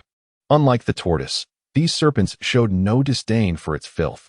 Under the tortoise's encouraging gaze, they savored their meal with gusto. A 5th-level Meizu, amidst muffled cries of desperation, was systematically dismembered by a writhing mass of serpents, each head taking turns at the gruesome task. Following closely were the golden fish and Zhao Yuling, who could only witness the aftermath, a corpse encircled by serpents, feasting with abandon, leaving no opportunity for them to even engage in battlefield cleanup. Suddenly, 4 figures descended. Meng Yi, carrying Xia Yuan, began to dart through the riverbed in search of the Meizu's stronghold, unnoticed by anyone. All attention was fixated on the 2 lesser Meizu at the 2nd and 3rd levels, their gazes fierce and menacing. A group of serpents, flicking their tongues and tainted with specks of dark blood and bits of flesh, merged grotesquely into the river, evoking a sense of dread. They quivered violently, akin to innocent students wandering unwittingly into a debauched nightclub. Without hesitation, they sought to flee. Yet, descending was effortless, as no one tended to their plight. Not far from them, Zhao Yuling, a goldfish, intervened. One was of the 5th rank of the monarch, another of the 3rd, and they faced a mere sprite of the 2nd or 3rd rank. There was no possibility of escape for the latter. As they turned, a powerful sense of danger surged from behind, compelling them to pivot once more to confront the threat, only to be momentarily ensnared by an approaching giant turtle, flanked by a multitude of serpents, echoing the fate of the elder sprite. Witnessing the downfall of the 3 monarchs from the sprite clan, Meng Yi, accompanied by the frantically darting Xia Yuan beneath the water, furrowed his brow deeper. The situation had escalated to such a dire extent. 3 formidable monarchs of the sprite clan had already perished. Where was that elder sprite? Where had it hidden itself? Chapter 73. Conclusion. Gazing at the immense turtle floating on the water's surface, with numerous serpent heads protruding from beneath it, the expressions of the Meizu monarchs, whether engaged in combat or merely spectating, darkened considerably. When Zhao Yuling, clad in white, emerged from the water with a fish tank in hand, standing proudly atop the turtle's back, a sense of trepidation began to stir among the Meizu elite. The tide of battle had shifted dramatically. The score, once a precarious 16-9, had transformed into a staggering 13-28. The disparity was insurmountable, particularly for the seasoned Meizu monarchs who recognized Xia Yuan and were acutely aware of the gap in strength. Without a supreme combatant to lead, the situation was dire. In the face of adversity, a comeback was implausible, no matter how fervently they fought. Thus, several veteran Meizu monarchs silently withdrew from the fray, relinquishing the burden to their juniors, and swiftly retreated into the air without a second thought or hesitation. The serpents beneath the turtle, alongside Zhao Yuling with her fish tank, ascended like a mobile fortress of war, advancing relentlessly. If they lingered any longer, entanglement would seal their fates. The newly ascended Meizu monarchs, witnessing their predecessors abandon them, could no longer afford to regard their elders with reverence. They erupted in furious curses. They too wished to flee, but with the absence of pressure from the seasoned Meizu. The elder members of the Xia clan had ensnared them firmly, leaving them no avenue of escape. Then, like an unstoppable bastion, the colossal turtle crushed its way through. As it passed, Zhao Yuling unleashed a sword technique, compelling the Meizu monarchs still engaged with the Xia elders into a state of frantic disarray. Simultaneously, the serpents beneath surged forth, launching a relentless assault upon the Meizu. Among the Meizu's ranks were 10 newly promoted monarchs, including 2 that had perished beneath the water. Most were merely at the first or second tier of monarch status, with the highest barely reaching the third. Lacking the presence of seasoned Meizu warriors, they stood no chance against the onslaught of serpents, especially with Zhao Yuling, a formidable 5th-tier monarch, providing support. Resistance was futile, and they were swiftly vanquished. The high-level battle unfolded far more effortlessly than anticipated, progressing with an almost absurd smoothness. The Xia monarchs, upon achieving victory, remained in a state of bewilderment. The developments had exceeded all expectations. Originally, even with a cadre of external reinforcements, the strongest among them, a golden fish, was merely a 3rd-tier monarch. While the majority of the serpents were 1st-tier, their presence weak and their combat power lacking. The assistance was indeed fortuitous, yet it could not entirely stave off the cold. The Xia elders had anticipated that as long as Xia Yuan successfully neutralized the Meizu's supreme force, victory was achievable. They held confidence in this outcome, albeit with the grim expectation of a Pyrrhic victory, where casualties were unavoidable. This understanding had already settled in their minds upon observing the number and strength of the Meizu monarchs. After all, prior to the initiation of the raid, each of them had to confront 2 to 3 adversaries. It is only natural that some might falter. Yet now, astonishingly, no one has perished. Even Xia Yuan, who had tacitly accepted that today was undoubtedly his final day, remains alive and well. The situation is rather peculiar. Those seasoned Meizu monarchs appear to be deliberately leading their younger counterparts to doom. What is the matter with that old Meizu? With Xia Yuan on his back, Meng Yi surveyed the surroundings, his countenance etched with profound bewilderment. At this juncture, its absence is conspicuous, with not even a trace of its presence. This is not a game of hide and seek. Is there truly a need to conceal oneself so thoroughly? Bearing his master's weight, he scurried about like a fool, guarding against naught. It felt as though he were engaged in a battle of wits with the very air. Perhaps something has gone awry with it? Xia Yuan toyed with a black orb, deep in thought. The behavior of those seasoned Meizu monarchs today has been decidedly odd. After a prolonged engagement, those individuals have yet to exert themselves fully.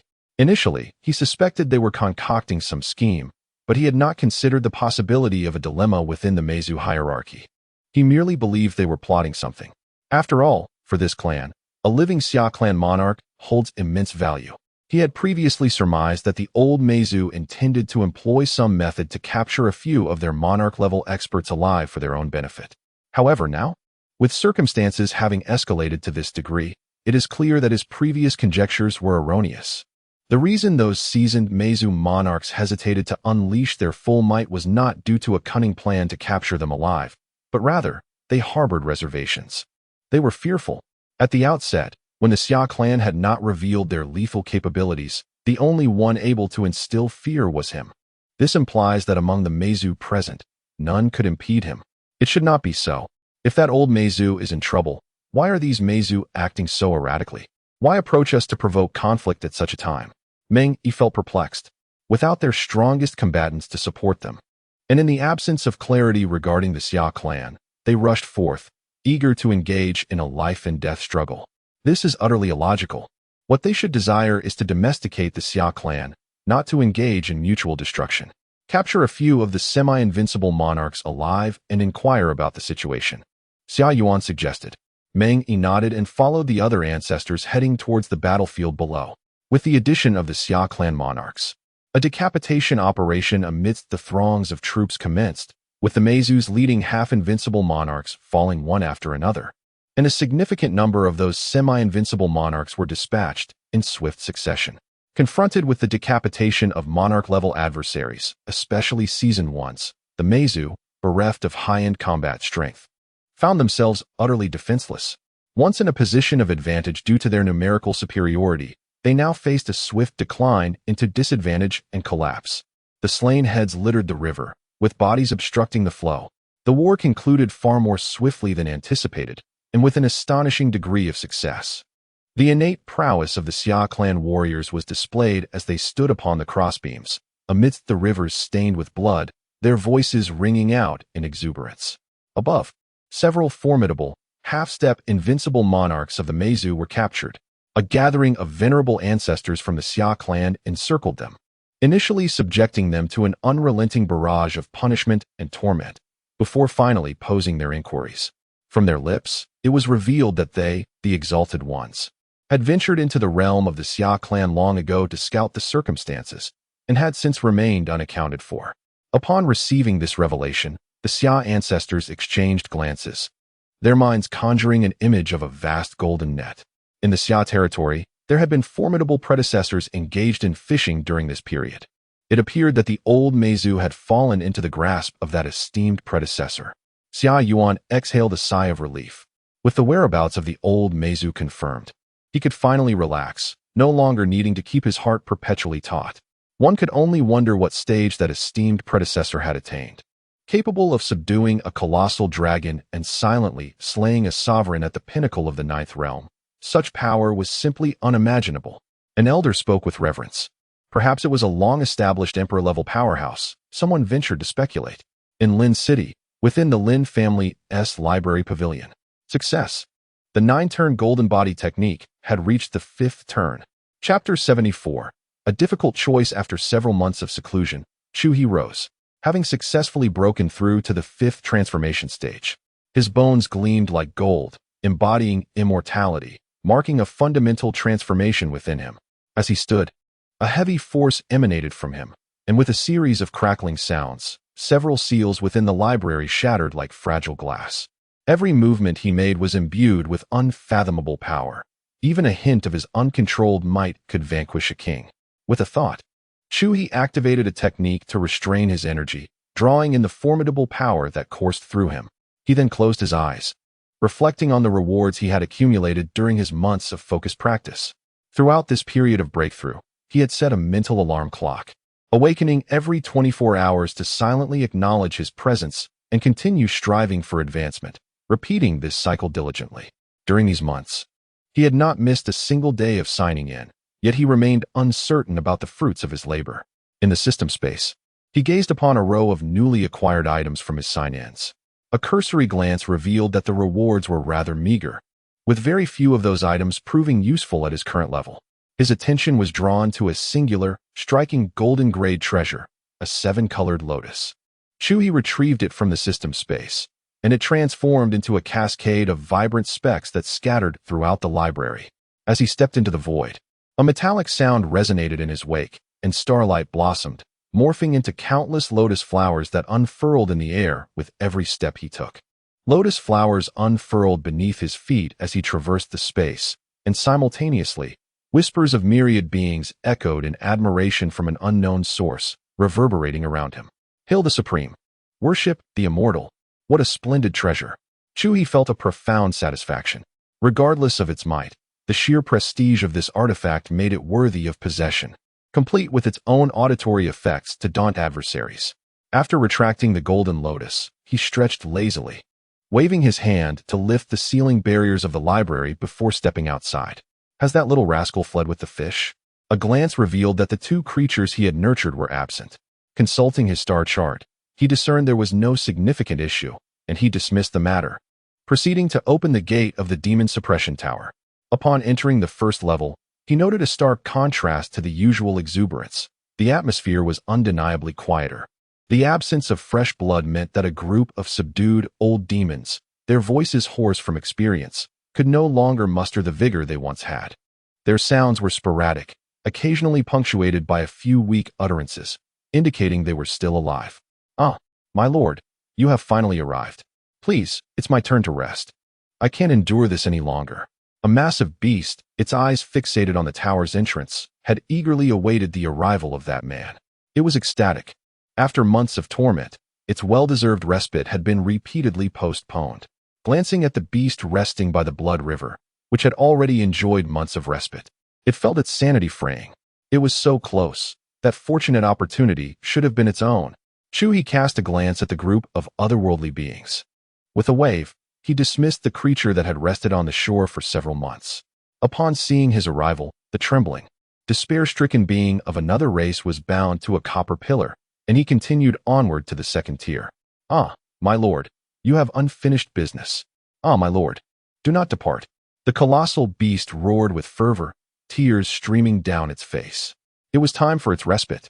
How could the Great One forget such a crucial procedure? One must have a good memory and adhere to the rules. It was only reasonable. Chu He paid it no mind. The malevolent aura surrounding these creatures had been nearly exhausted, thoroughly drained. What was there to rest for? Life or death made no difference. To die early was to be reborn sooner. Living this way was far too taxing. In the second tier, endless flames surged upward, with sizzling oil pots standing like volcanic islands amidst a sea of fire. The only large pot containing a living creature was the black dragon, its body being relentlessly squeezed. Within its weak roars lay an utter despair for life. The pain inflicted by this oil pot was excruciating, reaching from flesh to soul. Even its robust body could not endure it. Yet, what was more perplexing was that, despite being squeezed for years, it had not perished, living in discomfort. Yet unable to die, it found itself in a tormenting predicament. Of course, this might have something to do with it being occasionally brought out for fresh air. Whenever it felt close to being completely drained, that human would appear, coming over to pull it out, providing delicious food and replenishing elixirs, under the guise of high-temperature subsidies. The dragon truly wished to refuse.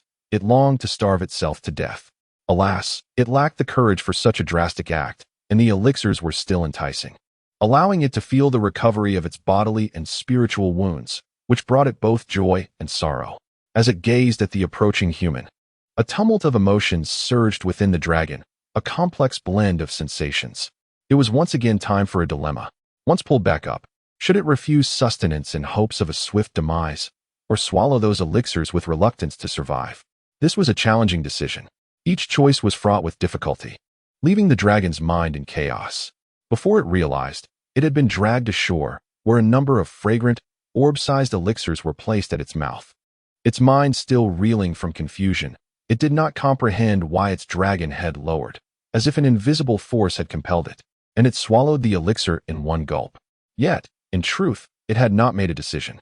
It was too difficult. It had not yet resolved its thoughts. How could the elixir already be digesting within its body? Its rigid form began to recover, and its soul felt a bliss akin to a long-awaited rain after drought. Eliciting a satisfied groan, the dragon's body stirred with excitement, a surge of exhilaration coursing through it. "Relax well." Chu He patted the dragon's head, offering a voice of comfort. This was indeed a treasure yet to be fully unearthed.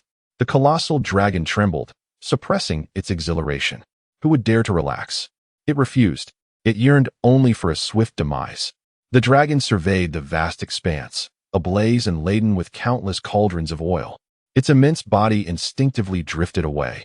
Despite its desire for death, it still recoiled at the thought of being drained of its essence. Starvation or death by force were acceptable fates. "Ancestor, would you like to learn a grand secret?" The dragon suddenly lifted its gaze to Chu He and spoke.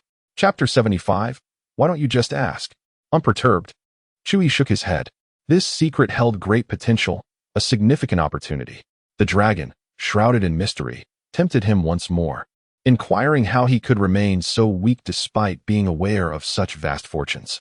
Chu He, with a hand extended, warmed a cup of tea amidst the flames and took a sip, remaining noncommittal.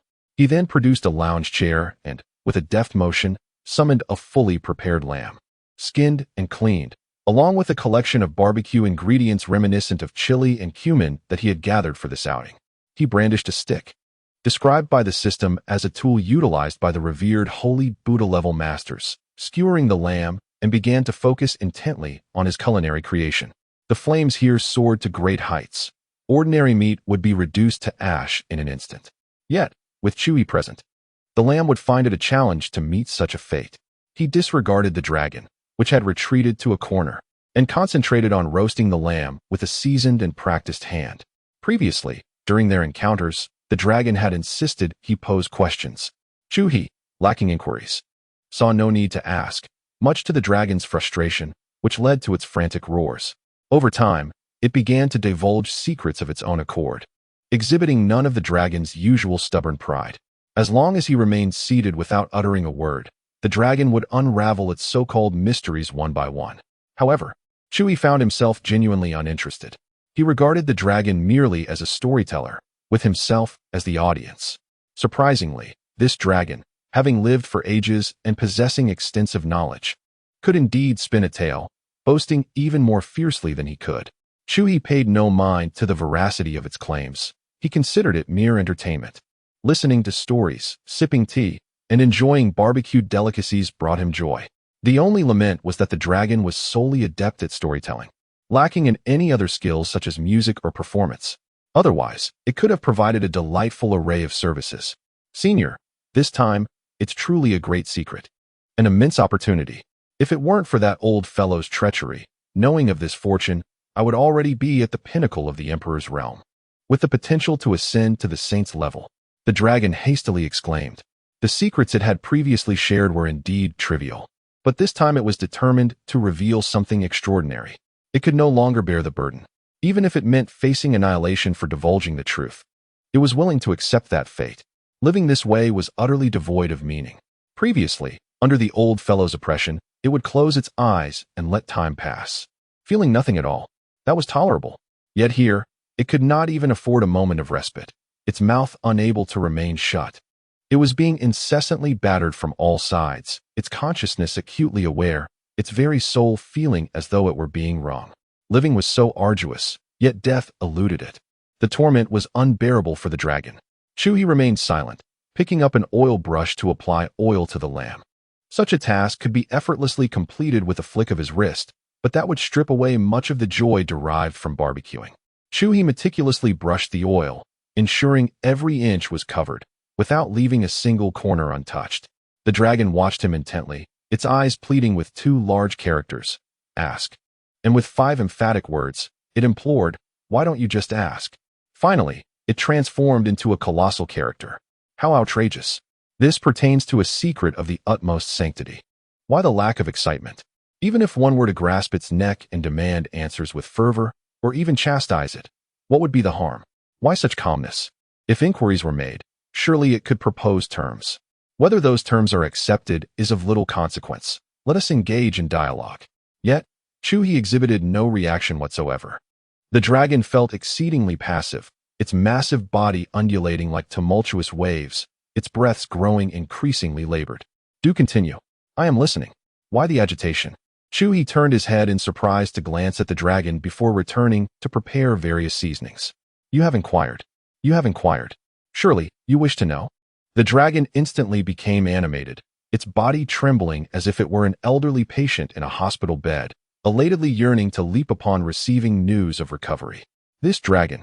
Chu He shook his head, sensing that this creature might have suffered some mental affliction. It seemed to be growing more foolish by the moment. Yet, one could understand the circumstances. It had been treacherously imprisoned for centuries, only to emerge and find itself ensnared once more. A nervous breakdown in such a situation is entirely reasonable. Senior, I declare that this secret comes with conditions. The dragon moderated its excitement and began to articulate its terms. You wish to impose conditions upon me? Chu He exclaimed in astonishment. The dragon recoiled, its massive form shrinking into a compact bundle. Senior, it is not a condition, but rather a plea for your benevolence. The dragon promptly shook its head and rephrased. Chu He nodded. Now, that sounded more appropriate. Continue. He turned back to continue oiling the lamb. The dragon blinked, perplexed by the human's intentions. Was this an acceptance or a refusal? It found itself somewhat bewildered. Senior, what am I boon? The dragon hesitated before speaking. Despite its fear, this question needed clarity. Chu He deftly tore off a piece of lamb bone and accurately tossed it into the dragon's mouth. This is lamb leg that I personally roasted. Mere mortals seldom get the opportunity to savor it. Do give it a taste. After beckoning to the dragon, Chu He tore off a leg of lamb and began to indulge heartily. The dragon, clutching the lamb bone, was left dumbfounded. Its vast jaw quivered. So, this is what constitutes a boon. Who desires to partake in your roasted lamb leg? Is a secret of such profound significance worth merely a bone? Who does it look down upon? In its heyday, it had savored countless delicacies. How absurd. The dragon felt its thoughts diverging from that insufferable human's line of reasoning. It swallowed the lamb leg whole, feeling increasingly unwell. Were it not for the disparity in strength, it would have been inclined to charge forth, hoist the human, and unleash a flurry of lashes with its tail. The dragon was mired in frustration, yet Chu He did not hasten it. Regarding the secret that the dragon held, he truly harbored no expectations. Do not merely speak of the secrets of transcending the sacred sovereign realm. Even matters of a higher order do not pique his interest. Is it not delightful to quietly sign in? Senior, in this very place, there exists a tomb of a sacred sovereign, which I discovered in an ancient treasure map. That esteemed predecessor is not only a formidable warrior, but also a magnificent alchemist. Within his sepulchre, there must be an abundance of treasures and elixirs, as well as profound insights into cultivation. If one were to acquire them, attaining the status of a sacred sovereign would be within reach. Ultimately, the mighty dragon could no longer restrain itself and spoke through gritted teeth. However, before Chu He granted any boon, it remained cautious and refrained from revealing the specific location of the tomb. The tomb of the sacred sovereign, is it not the very secret realm where you were suppressed? Chu He casually remarked. How do you know? The dragon was taken aback. It could not recall ever disclosing this secret. What event could possibly elude my perception in this place? Chu He replied nonchalantly. I can also share with you something you are unaware of. The one you loathe with every fiber of your being is still alive. Chu He said with a smile, as if engaging in a casual conversation with an old friend. The dragon nodded. That is not news. It was already aware. The person it despised so deeply was right before it, roasting lamb, sipping tea, and enjoying the delightful sensation of dragon fangs itching. Chapter 76. Just call me Bone, old man, rest well, and I shall return in a couple of days to check on you. After satisfying his hunger, Chu He collected the barbecue skewers, patted the dragon's head, and turned to leave. Best not to return, the dragon muttered to itself, watching Chu He depart.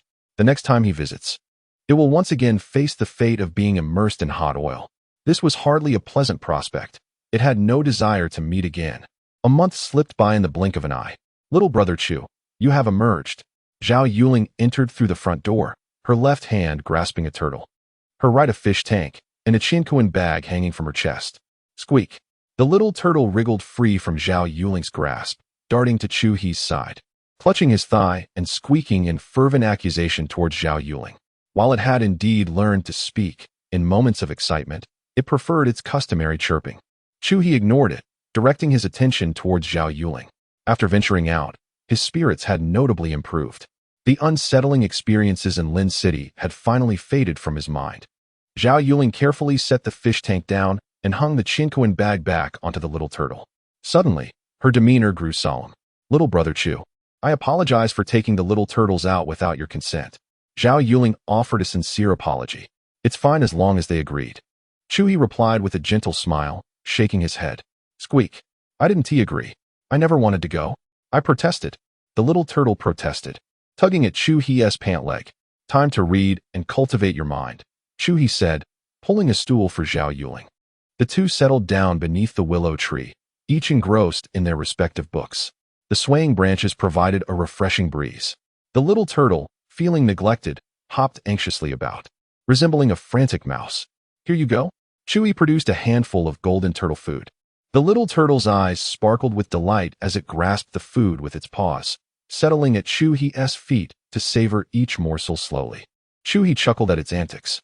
Outside Lin City, within the confines of the small capital. Teacher, I feel my situation is becoming increasingly dire. I must enter, Meng Yi said, sitting opposite Xia Yuan, his expression grave. Didn't you say one only needed to enter upon reaching the Emperor's realm? Why is it that you cannot control yourself even now? Xia Yuan inquired, perplexed. I cannot explain it. Since emerging from the secret realm, my cultivation speed has accelerated. Yet every conclusion brings an inexplicable sense of anxiety, accompanied by a voice urging me to return. This issue is escalating, and I have a foreboding that failure to resolve it may lead to grave consequences. Meng Yi's mind appeared quite unsettled. We must refrain from entering. Keep it suppressed as much as possible, Xia Yuan advised, his expression heavy. Such a bizarre occurrence feels ominous, especially concerning that senior. The more I ponder, the more troubling it seems. That individual was likely no ordinary person, despite having passed away. But who knows what he left behind? Meng Yi nodded, his demeanor reflecting his difficulty. After exchanging a few words with Xia Yuan, he took his leave. Yet, outside, a ring on his unnamed finger shimmered faintly, exuding an intangible aura, and suddenly, Meng Yi felt his mind becoming somewhat hazy. He soared into the air. Moments later, gazing at the enigmatic, dark portal, Meng Yi's consciousness cleared slightly, and his expression changed dramatically. How did he end up in this place? He turned to leave. Sensing his intention, the ring on his unnamed finger became more pronounced. With a shiver of his spirit, Meng Yi stepped into the secret realm. Outside the library, Chu He, engrossed in his reading, looked up with a smile. What are you smiling about, Brother Chu? Zhao Yuling inquired curiously, tilting her head. I just witnessed something intriguing. Chu He replied with a grin. He waved his hand, and a jade pendant of deep green sliced through the fabric of space. The secret realm, once pristine, was now a shadow of its former self, appearing dilapidated and forlorn. The waters of the netherworld surged chaotically, and a thick, strange aroma wafted through the air. Reluctantly, Meng Yi traversed the void and soon arrived at the Golden Giant Tower. At that moment, the previously toppled Golden Giant Tower stood tall once more. With Meng Yi's arrival, the tower's tightly shut doors swung open, and a skeleton emerged. It gazed at Meng Yi, its hollow eye sockets brimming with a profound sense of unwillingness. Ultimately transforming into a raspy sigh, it raised a hand and pulled Meng Yi inside, leading him into the innermost depths of the Golden Giant Tower. Here, mysterious patterns depicted a grand altar. The skeleton placed Meng Yi's body at the center of the altar and arranged several pitch-black, glimmering crystals at key junctions of the altar's design. Once everything was set, it sat cross-legged opposite Meng Yi, and with a flick of its hand, a wisp of ghostly light struck a certain spot on the altar, as if a switch had been activated. The scattered crystals emitted a brilliant light. With Meng Yi's consciousness already foggy, his eyelids grew heavy, and a profound sense of drowsiness enveloped him. Alarm bells rang in his mind, but despite his unwillingness to succumb, he found himself helpless, as if his body had lost control, rendering him incapable of any action. His eyes gradually closed, and he soon fell into unconsciousness. In the final moments of his awareness, he vaguely saw the skeleton's head suddenly explode, a wisp of soul fire shooting forth towards him. Meng Yi drifted into a deep slumber, the likes of which he had not experienced since becoming a master. He lost all perception of the external world. Time passed, though he could not tell how long, until he awoke languidly. The moment his consciousness returned, he sprang up, his energy coursing through him, instinctively adopting a defensive posture. He surveyed the ground, where the headless skeleton lay, alongside the intricately patterned altar, and Meng Yi was left in bewilderment. The skeleton has orchestrated such a grand scheme, seemingly harboring ulterior motives towards him. Yet, what is the current state of affairs? He appears unscathed while the skull has shattered? Youngster, cease your gaze. A voice, imbued with an air of mystery, resonated. Who goes there? Meng Yi exclaimed in astonishment, extending his hand towards the source of the voice. Retrieving a dark green jade pendant from his bosom. You are the esteemed elder of the skeleton. Meng Yi grasped the pendant, uncertainty clouding his expression. Yet his grip failed to harm the artifact. Indeed, it is I, young one. Do not harbor such distrust. Had I wished you harm, it would have been done long ago. A cold huff emanated from the pendant, expressing discontent. Then, esteemed elder, why have I been inexplicably summoned to this place? Meng Yi inquired, still perplexed. Alas, the skeleton sighed, continuing, my physical form has been compromised, and I now exist in this skeletal guise to suppress that wretched dragon. Previously, your arrival in the Imperial Realm was intended to assist me in reinforcing the seal. However, now that the accursed dragon has been captured by a powerful elder, my task is complete. This time, I have summoned you here to escort me out, allowing me to gaze upon the world once more in my remaining days, while also imparting my teachings to you. Is that so? Meng Yi felt an inexplicable sense of unease, though he could not articulate it. From now on, you may address me as Bone Elder, the skeleton declared. Chapter 77, thriving master.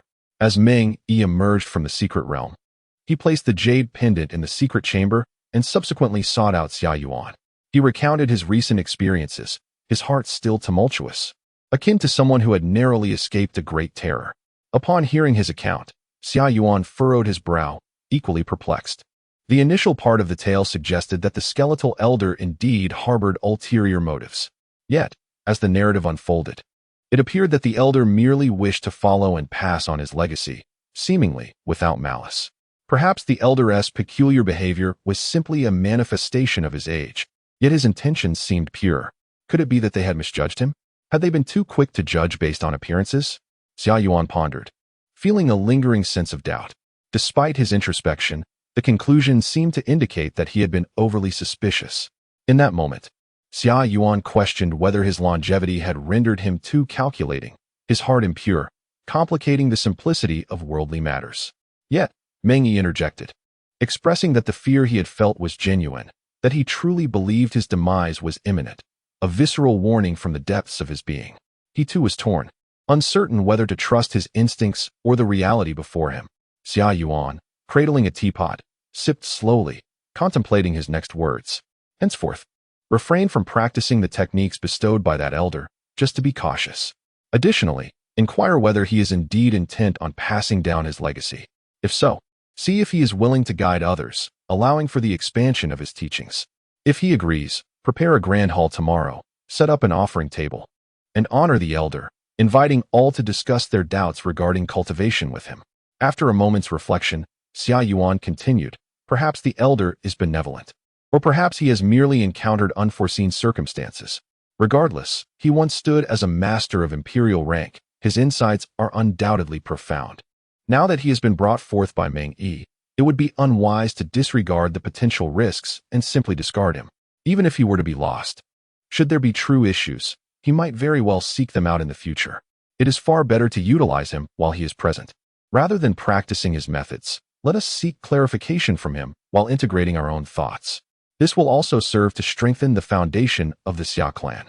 Indeed, Meng Yi nodded in agreement. As the seasons changed, time marched on.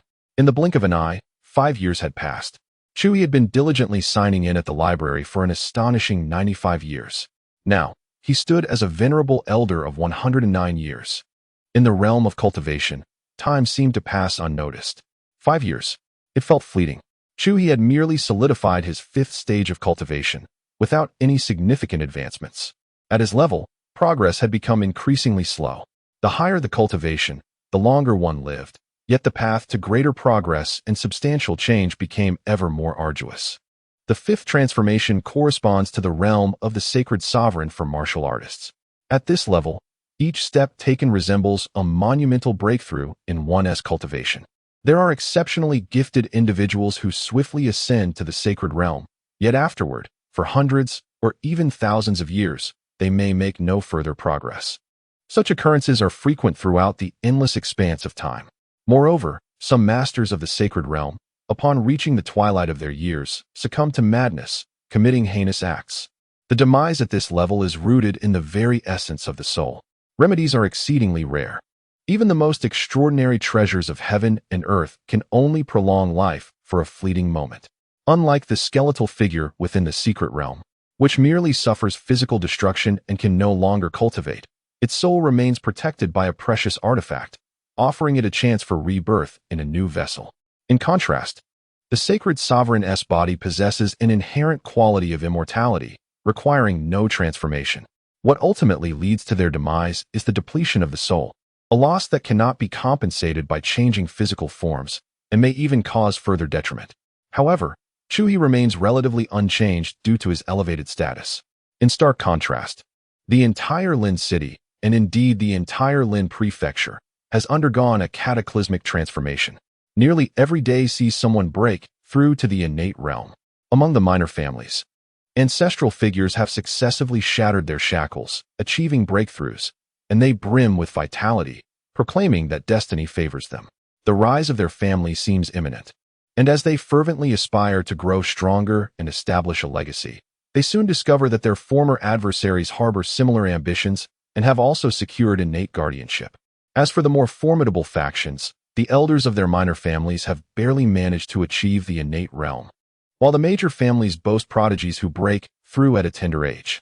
Unbeknownst to them, Lin Prefecture has become a place where innate talents are as common as dogs. Unable to contend, the minor families relinquish their ambitions and retreat to nurture their growth. Within Lin City, the first wave of fortunate infants has already commenced their cultivation. However, they are currently at the acquired stage, focusing on solidifying their foundations. Although they do not yet exhibit remarkable prowess, it is evident that their foundations are more robust than those of their peers from previous generations, as if they are imbued with an innate radiance. Zhao Yuling's sister has successfully given birth to a child of even greater potential, proclaiming him to possess the qualities of an emperor.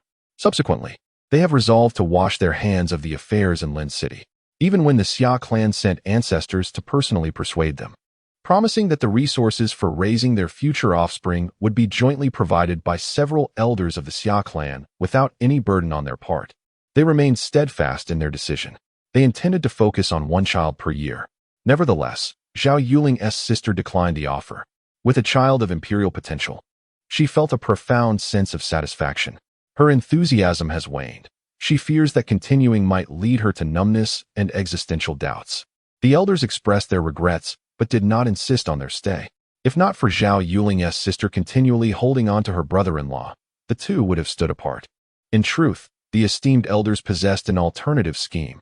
They personally sought to introduce more companions to her brother-in-law, who, to this day, has but one wife. Regrettably, with the principal spouse observing nearby, their advanced years rendered them too bashful to voice their proposal. As for the qualifications of a great emperor, they still fell short. Chu He gazed through walls and tiles, directing his attention towards the residence of the white-clad empress, where a small boy played in the mud alongside a little turtle. This child was none other than the youngest offspring of Zhao Yuling. His potential was indeed commendable, yet it did not ascend to the level of that of a great emperor. The ancestral graves of their family still lacked the requisite strength.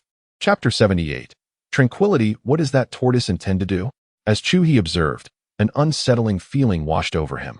Suddenly, the little tortoise, with an air of mystery, withdrew a shimmering golden morsel from its shell, resembling a grain of rice. With a beaming expression, it presented it to the little boy, akin to sharing treasures among friends.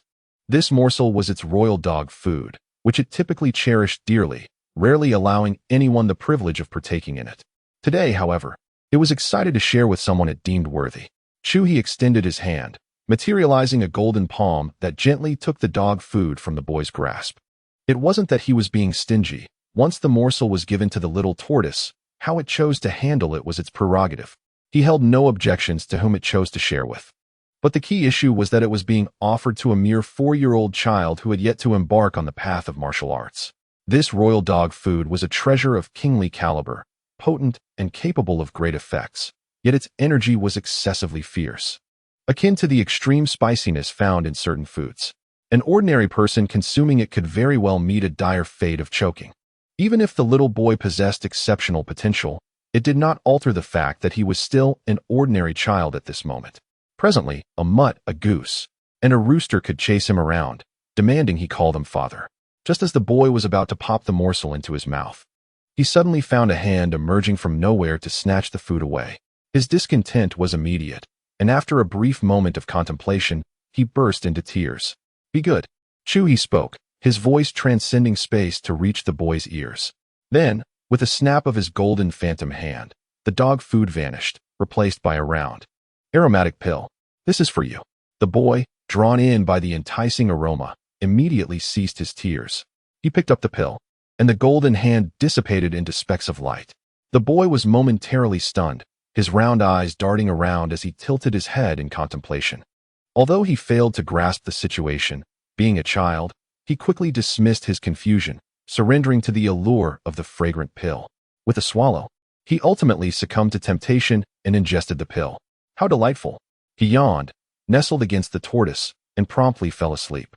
In the future, do not indiscriminately share food with others. If something goes awry, I shall hold you accountable.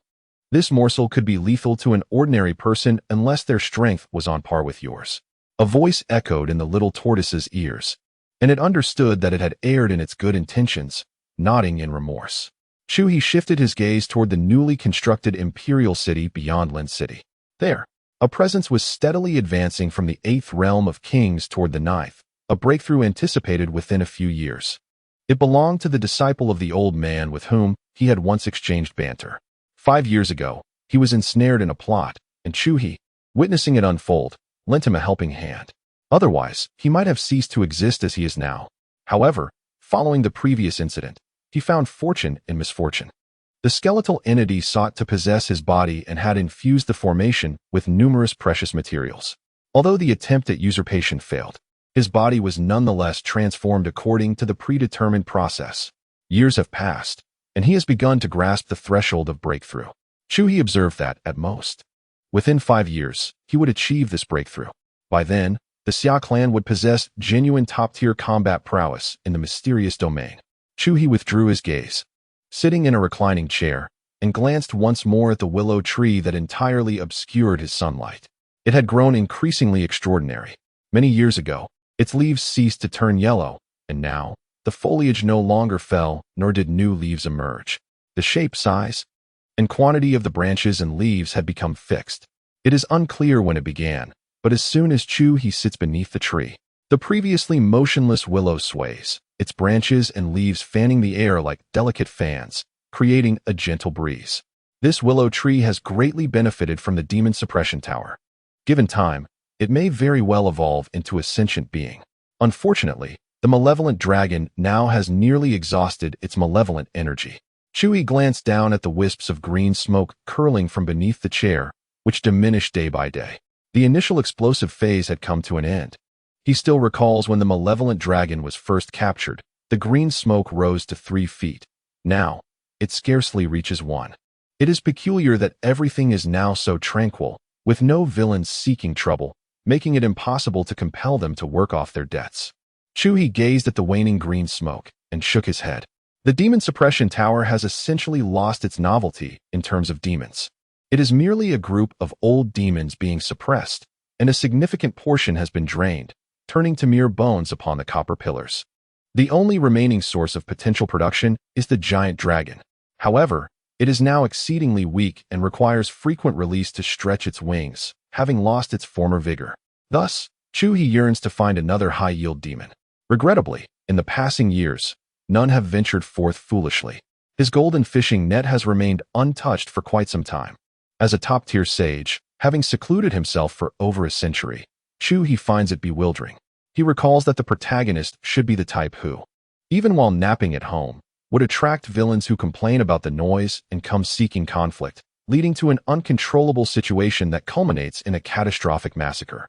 Yet, under his circumstances, no villains have approached him. Previously, he shunned trouble.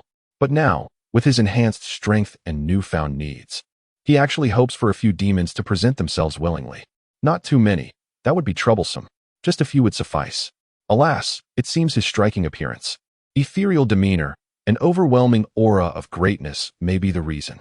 Chu He gently touched his cheek. It seems that this is the only possibility. The other protagonists possess an appearance that easily invites bullying. In contrast, he stands out with his striking charm and unparalleled elegance, exuding an air that clearly suggests he is not to be trifled with. Chapter 79. The first tiger breaks through. The Tiger Realm. Tianhu Mountain. Accompanied by a resounding thunderclap, a formidable force emanated from the summit of Tianhu Mountain, akin to a volcanic eruption, sweeping across the entire mountain. This divine and awe-inspiring presence materialized, igniting a cacophony that echoed throughout the heavens and the earth. The peak of Tianhu Mountain erupted, obliterating an entire layer. Countless tigers, whether idly resting, cultivating, or striving to procreate, were rendered incapacitated, with some succumbing to the sheer force of the shockwave. It is noteworthy that the tigers here possessed at least innate strength at the 9th level. If they could not withstand this might, one can only imagine its terrifying nature. A few royal tigers swiftly gathered, their eyes wide with astonishment as they gazed toward the summit of Tianhu Mountain. It was the aura of the first tiger, overwhelmingly fearsome. It had broken through. It had occurred several years sooner than anticipated. The chieftain of Tianhu Mountain, filled with reverence, exclaimed, "This is dire." Suddenly, a realization struck. With a mighty roar that reverberated throughout the mountain, he urged, "Quickly, find a way to seal the sound. We must act swiftly. The royal tigers, now grasping the gravity of the situation, were struck with dread. They hastily descended, sealing their senses, their claws pressed tightly against their ears. Mere moments later, a colossal roar erupted once more, flattening the peak of Tianhu Mountain yet again. The powerful sound waves surged for thousands of miles, unleashing a tempest of explosive energy. Rumbling debris surged forth, and the dust rose high, as the corpses of the great tigers who had perished from the breakthrough's might were swept up. Spinning violently in the whirlwind above, the chieftain of Tianhu Mountain gazed upward, his eyes ablaze with fury. Damn it! Does that fool know what he's done? Now that the first tiger was absent, he could reveal his true feelings. A torrent of resentment eclipsed his reverence. Why did the first tiger choose to break through at Tianhu Mountain, causing devastation instead of wreaking havoc on other peaks? Just look at the calamity wrought upon Tianhu Mountain. This time, the losses were catastrophic. At a moment when the Tiger Clan was on the verge of ascendance, they would suffer greatly.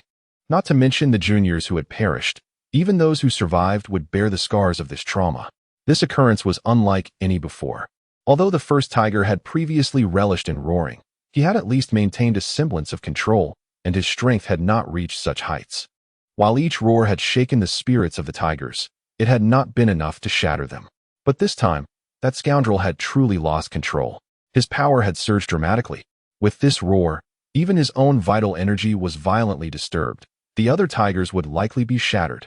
After this incident, Tianhu Mountain would be left in a state of disarray. Many gifted talents would be rendered useless, and their strength would diminish a tier, transforming from one of the top 3 peaks in the tiger realm to merely one of the top 5. Suddenly, it began to grasp the situation. Why was the first tiger not breaking through on Tiger God Mountain, but instead making its way to their Tianhu Mountain? It surmised that it was likely due to the misguided suggestions from those unreliable beings on Tiger God Mountain. Those scoundrels. Was it not preferable for the first tiger to achieve its breakthrough in the desolate wilderness? Why must it come to wreak havoc upon their Tianhu Mountain? How foolish of me. Indeed, I only recognized that the arrival of the first tiger for a breakthrough at Tianhu Mountain was a tremendous honor, forgetting entirely its tendency to roar uncontrollably. The chieftain of Tianhu Mountain was filled with regret and resentment.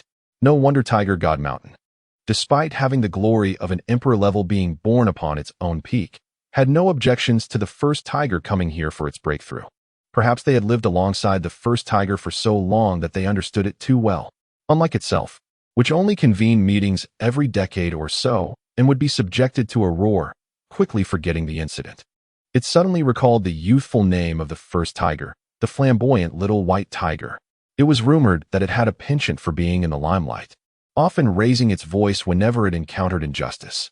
This flaw had persisted until now. This was likely the reason why Tiger God Mountain did not suggest it break through in the wilderness, as they knew that such a proposal would surely be met with disapproval from the first tiger. For the first tiger, a breakthrough without the gaze of the masses or a throng of admirers would be intolerable. It was likely that after its breakthrough, it would feel compelled to roar, not out of malice, but merely habit. Previously, its power had not been excessively overwhelming, and Tiger God Mountain had managed to withstand it, but this time, the breakthrough represented a legendary leap, a significant shift. The pressure felt unbearable for Tiger God Mountain, prompting them to coax it to Tianhu Mountain instead. How foolish of me. Truly, I did not react at all. The chieftain of Tianhu Mountain sighed once more. It adjusted its emotions and stood up. The sorrow had passed, and now it must confront reality. It needed to transform into a supportive figure, carefully crafting its words to welcome the first tiger upon its emergence from the breakthrough. Although the first tiger had left Tianhu Mountain in a rather dire state this time, it did not detract from its grandeur. Its power had once again surged. With its title as the first tiger of the Tiger Clan, the strongest in the barbarian domain, and the new emperor of the barbarian domain for millennia, it deserved all accolades. Deep within, the chieftain of Tianhu Mountain was brimming with grievances, yet it could suppress them. A group of battle-hardened tigers gathered, each with a minimum cultivation level of half a step to the king rank. The other innate tigers had yet to qualify for inclusion. Under the leadership of the chieftain of Tianhu Mountain, they groomed their fur and cultivated their spirits, moving forward with enthusiasm, step by step, towards the now transformed summit of Tianhu Mountain, ready to welcome the esteemed first tiger as it emerged from its breakthrough. All the mighty tigers roared in unison, a mix of excitement and release. The first tiger, having successfully broken through, awaited amidst the fractured peaks. Upon hearing their voices, it shook its fur and emerged with its head held high, surrounded by clouds of energy, its body appearing ethereal and elusive, exuding an aura of mystery and majesty. Our clan shall prosper. I shall proclaim to the world with the blood of the barbarian bull tribe that from this moment forth, there shall be but a singular voice in the barbaric domain. The first tiger boldly declared. Lord First Tiger, the chieftain of the Tianhu Mountain hastily exclaimed. This exchange was all too familiar. Sensing the rhythm of the ensuing discourse, he swiftly interrupted the first tiger to prevent another roar that might spell the utter ruin of Tianhu Mountain. What is it? The first tiger, displeased by the interruption, cast a disdainful glance at the chieftain, causing him to lower his tail in submission, instinctively tucking it away. The Summer tribe is undergoing a great upheaval. They have annihilated the peculiar foreign tribe known as the Charm tribe. Shall we take the initiative to eliminate them first? Proposed the chieftain of Tianhu Mountain. This reasoning was a spur-of-the-moment fabrication. Nevertheless, it could be deemed a matter of significance. Fear not. What of an upheaval? I have already ascended to the throne. With but a lift of my paw, I can command the heavens and the earth. Such trivial upheavals are of no concern. The Summer tribe is too feeble. Once I have leveled several major tribes and seized greater resources, I shall effortlessly extinguish them. Chapter 80. The annihilation of the bull tribe unbeknownst to all other forces. The first tiger has ascended to the realm of the emperor. In the southern expanse of the barbaric domain, the bull territory unfolds, a vast prairie adorned with an array of exotic flowers and herbs. Here resides the bull tribe, one of the paramount clans among the top-tier factions, presided over by a formidable sovereign at the pinnacle of the ninth layer. The bulls, majestic in stature, engage in combat, cultivate their prowess, bask in the sun, and feast on the peculiar flora, leading lives of comfort and tranquility. In the bull territory, they face no adversaries. All here belongs to the bull tribe. In this realm, they reign supreme atop the food chain. Suddenly, a panicked bellow pierced the sky, quickly silencing. The contented bulls, startled, lifted their heads, sensing a heavy oppressive force coalescing in the heavens. Damn the Tiger Clan! Are you inciting war? A robust bull, resplendent with vibrant red fur, leapt into the air, soaring through the void and igniting a trail of crimson in its wake as it raced toward the borders of the bull territory. Countless powerful bulls ascended, roaring defiantly, while the strongest among them spread their limbs and charged toward the border, rallying the rest of the clan to assemble at their frontiers. Soon, a multitude of bulls surged forth, traversing mountains and rivers.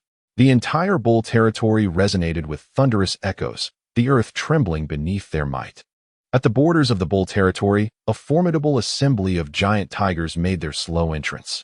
They were unhurried, refraining from launching a surprise attack, instead granting time for the powerful members of the bull tribe to gather. Their objective was to ensnare them all in one decisive strike, a plan they executed with unwavering confidence, bolstered by the presence of the first tiger. In this land of the barbaric domain, they were invincible, with all other clans reduced to mere prey. The era of the Tiger Clan's glory had commenced, the curtain lifted. Deception and intrigue were no longer necessary. Raw power was the most pragmatic approach. Scouring for individuals was far too cumbersome for the first tiger, a creature disinclined toward complications. Before long, a tumultuous crimson cloud rolled across the sky, ultimately halting before the ranks of the tiger army. As the cloud dissipated, a formidable red bull emerged, exuding a fierce aura that brought the tiger forces to a standstill. First tiger, what are your intentions? The crimson bull, the mightiest of the bull tribe, known as Bull Strong, stood at the zenith of the ninth layer. It strode through the void, its eyes glowing red with ferocity, surveying the tiger army, seeking the familiar silhouette of the tiger to engage in dialogue. In its eyes, the lesser tigers were unworthy of discourse. From this moment forth, the bull territory would become the hunting ground of the Tiger Clan. Surrender all resources, and all who dare to approach the realm of kings must commit to self-destruction. Otherwise, a bloodbath shall ensue in the bull territory for 3 months. The chieftain of the Tiger God Mountain, accompanied by the leaders of the 8 peaks of the Tiger realm, ascended from the ranks. With a gaze imbued with arrogance, it regarded Manxiang as though it were the supreme being of this world, looking down upon mere ants below. Manxiang, with a fierce glare, could scarcely believe that a mere 8th-level king tiger would dare to disregard its presence and speak so boldly. Such insolence was tantamount to courting death. Surely, they were not on the same level. Only the foremost among the tiger clan was worthy of discourse with it. When had it ever been acceptable for a subordinate to interject before the Great One had made an appearance? Such ignorance of protocol. With a disdainful snort, Manxiang stamped its hooves, charging toward the chieftain of Tiger God Mountain. It had no desire to waste words with an insignificant weakling. The expression of the chieftain shifted dramatically, its previously composed demeanor now in disarray. "First Tiger, save me," it cried out while attempting to fend off the attack with its claws. Although it could look down upon Manxiang due to the influence of the first tiger, it did not possess the strength to contend with it.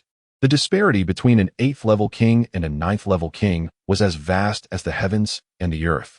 While this difference might seem trivial, in truth, it represented a significant divide in both the difficulty of breaking through and the combat prowess thereafter.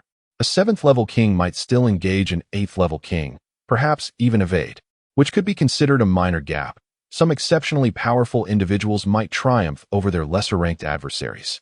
However, the 9th-level king represents the pinnacle of kingly power, a status that could be deemed quasi-imperial. At this zenith, within the barbaric domain, there had yet to be any recorded instances of a victory achieved by transcending this boundary. This is why only those clans possessing 9th-level kings may be referred to as the elite of the barbaric domain, capable of claiming the most fertile and prosperous territories. Even if their numbers of other king-level members were few, it mattered little. Conversely, it was only upon reaching this pinnacle that a clan could be considered a true stronghold within the barbaric domain, capable of ruthlessly annihilating kings of lower levels. Boom. With a single stomp, the chieftain of Tiger God Mountain was sent crashing to the ground, blood spilling from its mouth, rendering it a pitiful sight. In its desperate plight, the first tiger refrained from intervening.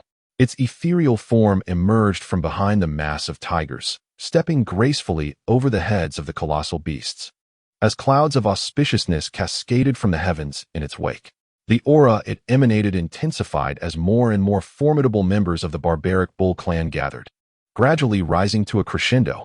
You have broken through." Manxiang fixed its gaze upon the approaching first tiger, its body trembling increasingly with each passing moment. The first tiger's formidable presence was primarily directed at it, enveloping Manxiang in a thickening shroud of impending doom. No, it cannot be. The barbaric domain could never produce an emperor again. How could you possibly have broken through? Manxiang exclaimed in disbelief. According to its knowledge, since a cataclysmic event millennia ago, the barbaric domain had been rendered incapable of any breakthroughs to the emperor level. At this moment, the foremost tiger has transcended its limits. It is reluctant to accept this reality. My innate abilities surpass both ancient and modern times. I am the mightiest beneath the heavens and above the earth. How could mere shackles possibly confine me? The first tiger proclaimed with pride. With a thunderous roar, a tiger's howl erupted, stirring violent winds that swirled throughout the cosmos. A contingent of prepared giant tigers, despite having covered their ears and sealed their senses in advance, still appeared tormented, their very essence shaken. Meanwhile, the formidable warriors of the barbaric bull clan, confronted by the sonic shockwave, stumbled unsteadily, some even plummeting to the ground. All tigers could revel in a bloodbath for 3 months, after which other mountain peaks would withdraw, leaving this place to become the hunting ground of the Tiger God Mountain. The first tiger boldly delineated its territory.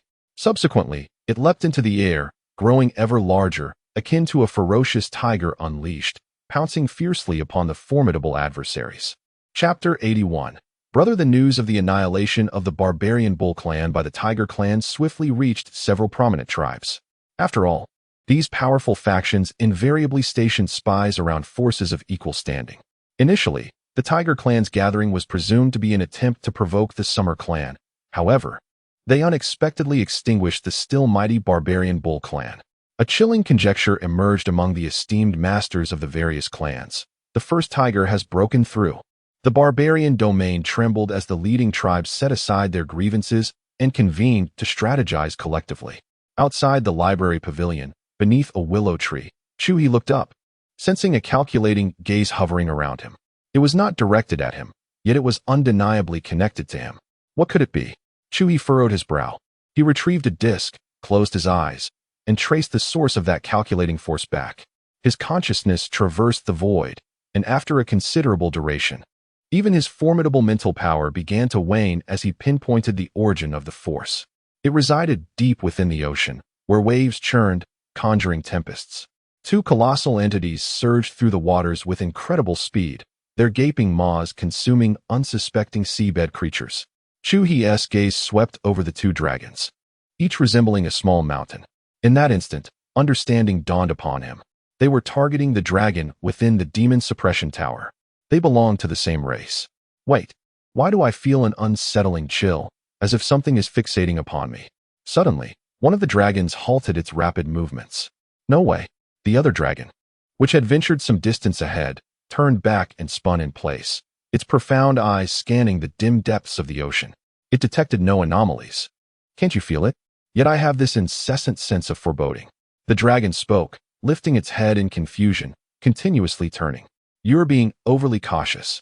This is a desolate area. What could possibly instill such fear in us? The other dragon reassured. Let us move.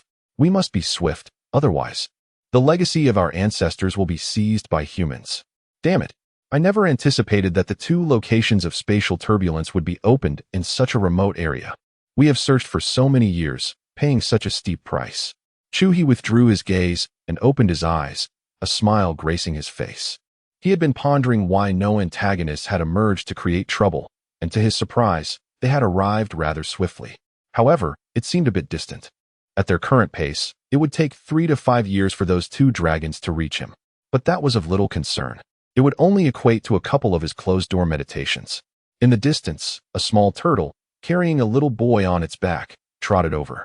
Though the small turtle had lived for quite some time and possessed a significant degree of intelligence, however, due to limited interaction with the outside world, his temperament is somewhat childlike. He can find joy in playing with a little child still wearing split-crotch pants, indulging in the simple pleasures of mud and laughter. Their experiences together are woven into a tapestry of shared delight. During this period, he and his little companion, a turtle, have become inseparable, spending their time together as if they were the best of friends. Hello, Uncle Chu. The little boy greeted cheerfully. Call me brother, Chu He corrected. This child, however, has the unfortunate habit of addressing him as uncle, which does not sit well with the eternally 18-year-old Chu He.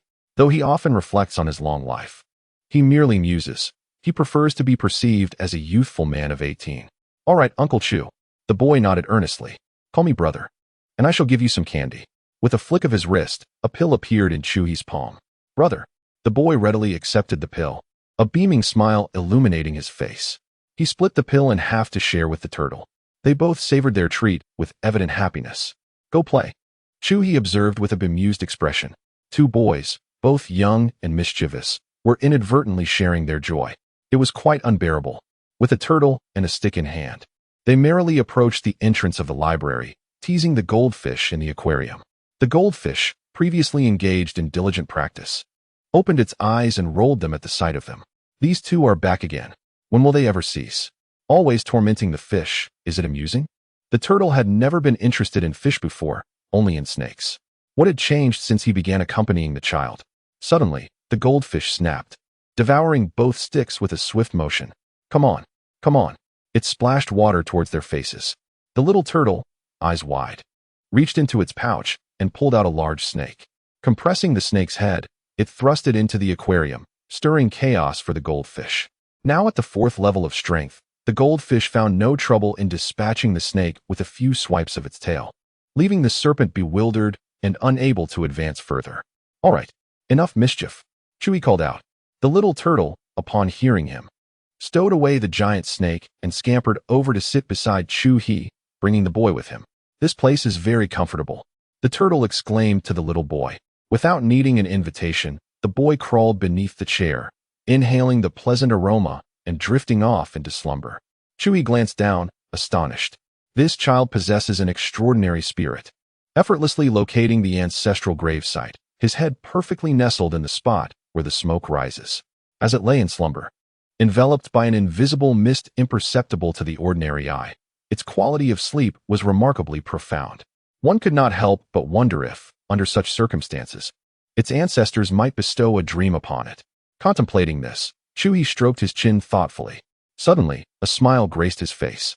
With a pointed gesture, he conjured an ethereal image of a venerable old man with a white beard, who articulated a passage of wisdom and imparted a legacy of martial arts, which Chu He subsequently imprinted upon the boy's forehead. Chapter 82.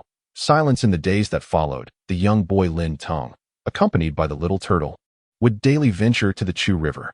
After engaging in playful antics for a while, he would lie down atop a grave, his face at ease, and drift into a slumber where he met his venerable ancestor with the white beard.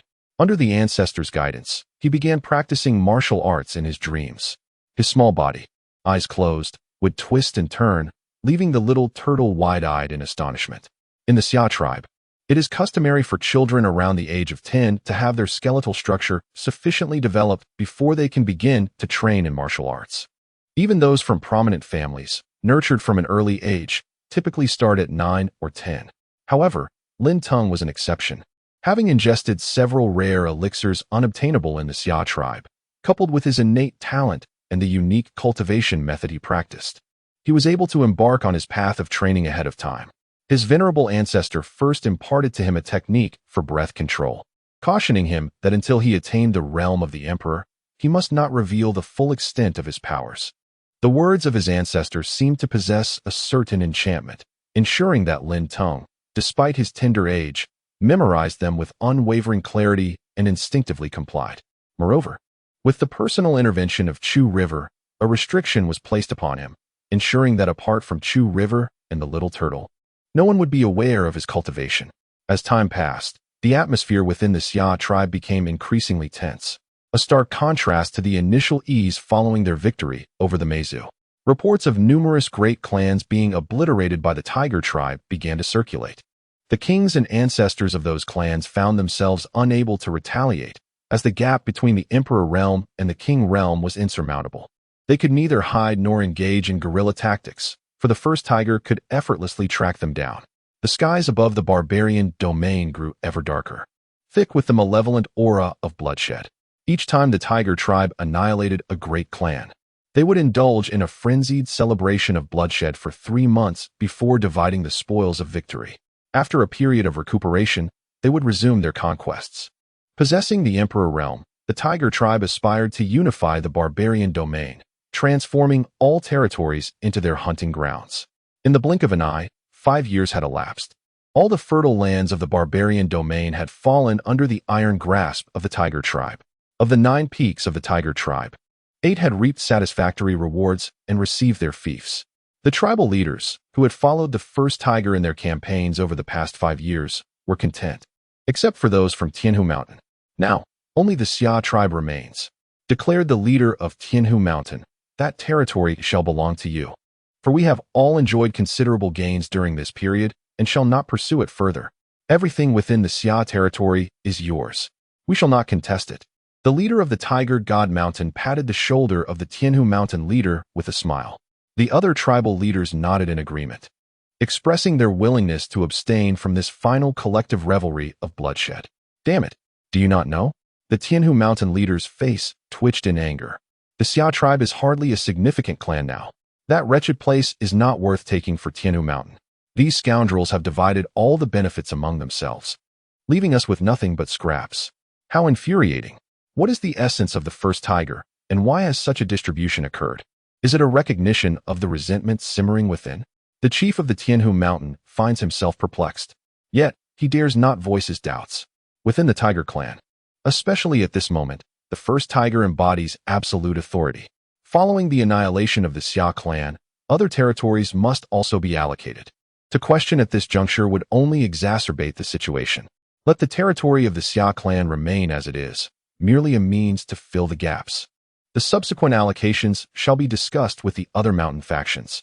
Soon, under the leadership of their respective chieftains, the other mountain factions of the Tiger clan began to withdraw, leaving Tianhu Mountain to advance towards the territory of the Xia clan, led by the first tiger. 5 years have passed.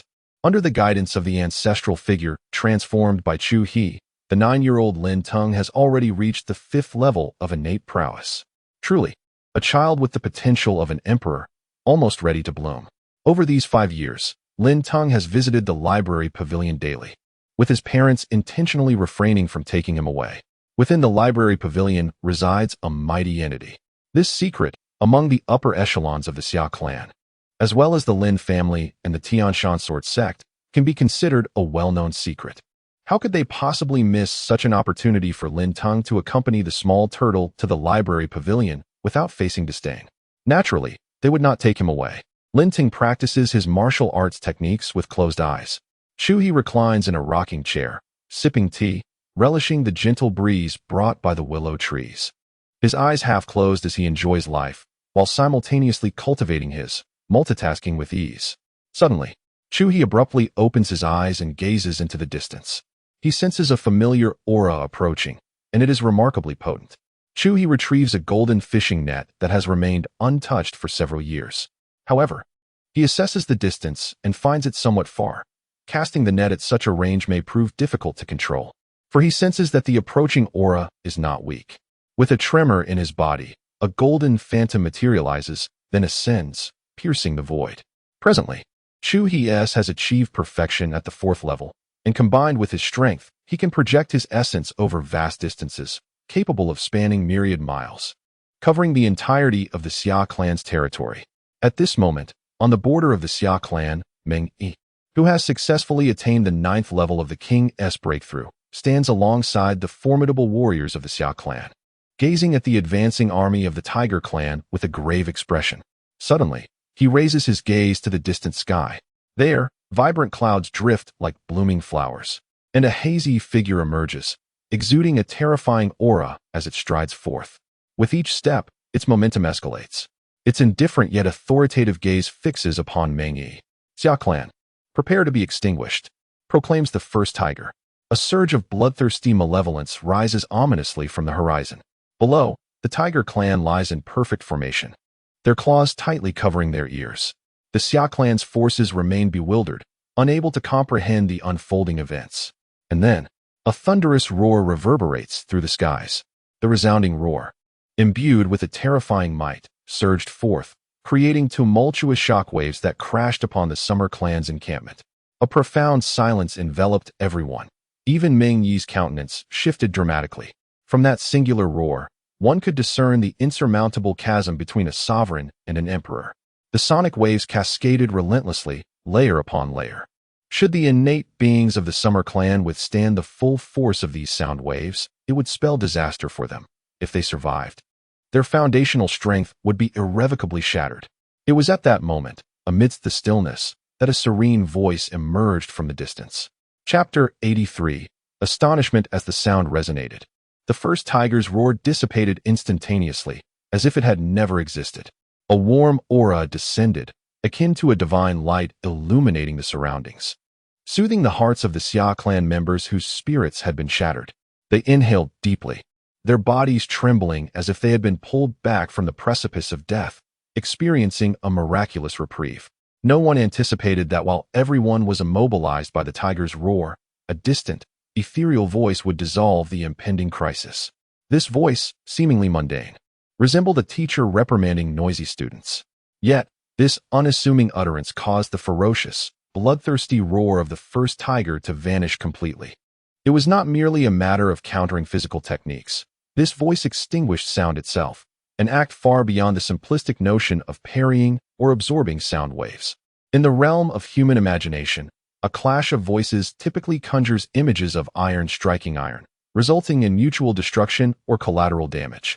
However, in this instance, one voice dispersed another, as effortlessly as the wind snuffs out a flame. Who could have fathomed such an extraordinary power? The magnitude of this phenomenon was profoundly unsettling, especially for the first tiger, who understood the true force of its own roar. For years, it had roamed the barbaric lands, rarely needing to unsheath its claws. A single roar would suffice to subdue the mightiest adversaries, allowing it to dispatch them with a few swift strikes. An execution, indeed. Its roar could instill trepidation even in those at the pinnacle of power. In the barbaric lands, it had never encountered a situation it could not control. The first tiger pondered. Had it faced such an overwhelming roar before achieving its current strength, it would have been left bewildered. Yet now, An unknown presence had rendered its roar ineffective. The terror of this realization struck the first tiger profoundly. The entity responsible wielded a power far more terrifying than merely countering its lethal techniques. It was a being of the same exalted realm as itself, perhaps even a seasoned emperor of greater strength. But how could this be? In a land as desolate and devoid of fortune as the barbaric realm, how could there exist another emperor apart from itself? It had attained its ascendance through extraordinary fortune. What right did any other beings have to do the same? Furthermore, if another being had indeed acquired such fortune, they should be of equal stature. Clearly, this was not the case. The being in question was evidently superior. With a grave expression, the first tiger raised its head, directing its gaze towards the source of the voice. It sensed a threat, a sensation it had not experienced in countless years since earning its title as the first tiger. This feeling was profoundly disconcerting. Who dares to reveal themselves? The first tiger emerged from the mists, revealing its massive form. Its body trembled, and the white fur bristled upright like steel needles. Surrounding it were clouds that cascaded downwards, dissipating into ripples. Its limbs curved in a predatory stance, and its head swayed to reveal a fearsome visage. An invisible aura of authority expanded, solidifying into the formidable silhouette of a great tiger poised to strike.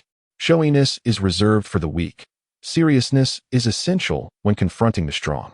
Below it, the legions of the Tianhu mountain lay prostrate on the ground, trembling in terror. The oppressive imperial might stifled their very breaths. The first tiger, now serious, ceased to restrain itself and no longer regarded the tiger clan below. This marked its first display of genuine power since breaking through to the emperor's realm, unleashing its true strength. However, under such overwhelming might, the myriad tigers quaked in submission. In stark contrast, the army of the Xia Clan, faced with this confrontation, exhibited no signs of submission. They remained standing, their expressions unchanged. Some even pointed and mocked the trembling titans, bewildered by their sudden cowardice, which rendered them less formidable than cats. Clearly, they felt no hint of the imperial pressure emanating from the first tiger, oblivious to its ferocity. It was as if an invisible, transparent barrier separated them, allowing them to gaze at one another while remaining unaware of each other's essence. Even as the oppressive presence intensified, transforming from the stench of 100 brutish men to that of 1,000, the outcome remained unchanged. The first tiger felt an increasing weight upon it, compounded by confusion. The unknown presence was not summoned by its initial roar, but rather seemed to be a guardian of the Xia clan. This revelation was even more astonishing. The Xia, a clan nearly extinguished by the Tiger clan, could hardly be expected to harbor such a formidable entity. Though it remained unseen, the displayed capabilities hinted at an ancient emperor-level being, not like the first tiger, which had only recently stepped into power due to fortuitous circumstances. If the Xia clan possessed such strength, why had it not emerged centuries ago when they were on the brink of annihilation? The first tiger felt an unsettling agitation. An unseen adversary, whose mere voice instilled such pressure, was profoundly disconcerting. It should have felt invincible in this realm, with no equal beneath the heavens. With a fierce snarl, it unleashed a thunderous roar, reverberating like distant thunder. "I command silence. Have you not heard?" The calm voice resonated again, now closer than before, causing the first tiger's roar to dissipate as if forcibly stifled. Its eyes, filled with fierce intent, widened suddenly at the sight of a brilliant golden light emerging in the distance, heralding the arrival of something extraordinary. At first, it appeared merely as a speck. Yet in the fleeting moment of a breath, golden light flooded its eyes, enveloping the heavens and the earth. Like a resplendent golden curtain, it surged forth in overwhelming abundance. The figure shrouded in gold was blindingly radiant. A mere gaze upon it could induce a sense of dizziness and distortion in the mind. The feeble could scarcely bear to look directly. No one knew the true form of this existence or the race to which it belonged. However, ignorance did not imply that all were oblivious. The first tiger, a formidable being of imperial stature endowed with extraordinary treasures, pierced through the golden haze and glimpsed the indistinct essence within. A jolt of realization surged through its heart. The Xia tribe, humanity. It spoke with a weighty tone. Chapter 84. A hand the Xia clan? Humanity? Upon hearing this, a group of venerable ancestors from the Xia clan felt an undeniable surge of excitement. despite having long suspected the truth. After all, this formidable figure, the master of the fishing net, had always acted to safeguard the Xia clan, yet had never revealed himself in public, leaving them with a sense of uncertainty. This time, however, they had received confirmation from the first tiger that he truly shared their humanity. How could they not be thrilled? It must be that esteemed elder from the library pavilion. Meng Yi mused. He was privy to information that many other ancestors were unaware of, having discussed this matter with his mentor long ago. The incidents involving fishing in the Xia territory, the casting of nets by the powerful, and the subjugation of the colossal dragon all occurred after their visit to that elder. Thus, they had surmised that this elder had acquired the map of mountains and rivers and was, at their behest, protecting the Xia clan. Although that map had diminished in its efficacy against such an existence, he was still willing to intervene. Perhaps it was due to their shared humanity, or perhaps it was merely an act of convenience. Nonetheless, despite their suspicions, they refrained from disturbing the elder during times of crisis, not even allowing Lin Shuling or Zhao Yuling to intervene. Xia Yuan had once mentioned that given the elder's demonstrated power, nothing occurring within the Xia territory would escape his notice. If he chose to act, he certainly would. To intrude on him repeatedly could breed annoyance and counterproductive outcomes. Given his status, he had already more than earned the right to exchange for the map of mountains and rivers through his interventions. To impose upon him repeatedly would only be seen as overreaching and ungrateful. While having a thick skin may not be of utmost importance, knowing one's limits certainly is. This was Xia Yuan's reflection and guidance to him. Thus, amidst the crisis, Meng Yi held a glimmer of hope, though it was tinged with uncertainty. This was indeed a paradox, yet it was an authentic representation of their situation. If the elder was inclined to intervene, the crisis could be averted. However, if he remained indifferent, merely awaiting the grand unfolding in Meng Yi's eyes, then calamity would surely follow. Fortunately, the elder had arrived this time. They were now graced with an imperial presence on par with that of the Tiger clan, if not stronger. In Meng Yi's heart, the elder was a renowned imperial master, capable of effortlessly capturing a terrifying dragon within a mere bag. Such a being was far beyond the capabilities of the first tiger. This newcomer from the Jin dynasty. As Meng Yi reveled in his excitement, Chu He had already approached the first tiger. His formidable aura became the focal point of the gathering. Even if the radiance dazzled the eyes, it could not diminish the reverence that held the spectators in thrall. The first tiger's gaze was firmly fixed upon the golden form of Chu He's Dharma-Body. There has never been an everlasting enmity in this world, especially not between races. Survival is of paramount importance. Now that the Xia clan possesses an emperor, let us clasp claws in peace. A battle between emperors would be detrimental to both clans. Henceforth, in the realm of the barbaric lands, the Xia and Tiger clans shall share dominion over the world. Eternal brotherhood forged. The first tiger spoke, choosing not to strike. With the emergence of another being at the level of the emperor, questions of origin and victory became secondary concerns. The immediate priority was to cease hostilities and engage in dialogue. At the pinnacle of martial prowess, reaching the 9th tier of kingship, both sides naturally regard each other with trepidation, especially at the exalted emperor level. A single emperor can command a significant faction, one that stands among the elite. Beyond the 4th rank, the 5th rank signifies an extraordinary force. Whether the clan behind him is formidable enough to match his status has become inconsequential. Even if there are no kings among his kin, that clan remains a formidable 5th rank power that inspires dread and fear among countless beings. The emperor represents a true foundation of clan strength. The first tiger, now at this level, comprehends the terrifying implications of such power. The swelling force emanating from it is beyond the reach of any 9th tier king. The realm of the emperor transcends the mundane, allowing one to gaze down upon the heavens and earth. Ah, what nonsense you ponder. Chu He shook his head, raising his golden hand, which swelled like 5 inverted mountains, reaching towards the colossal tiger. This beast, brimming with fresh malevolence and considerable strength, had presented itself uninvited. How could one turn away such an opportunity? Why hesitate? Witnessing Chu He act without negotiation perplexed the giant tiger.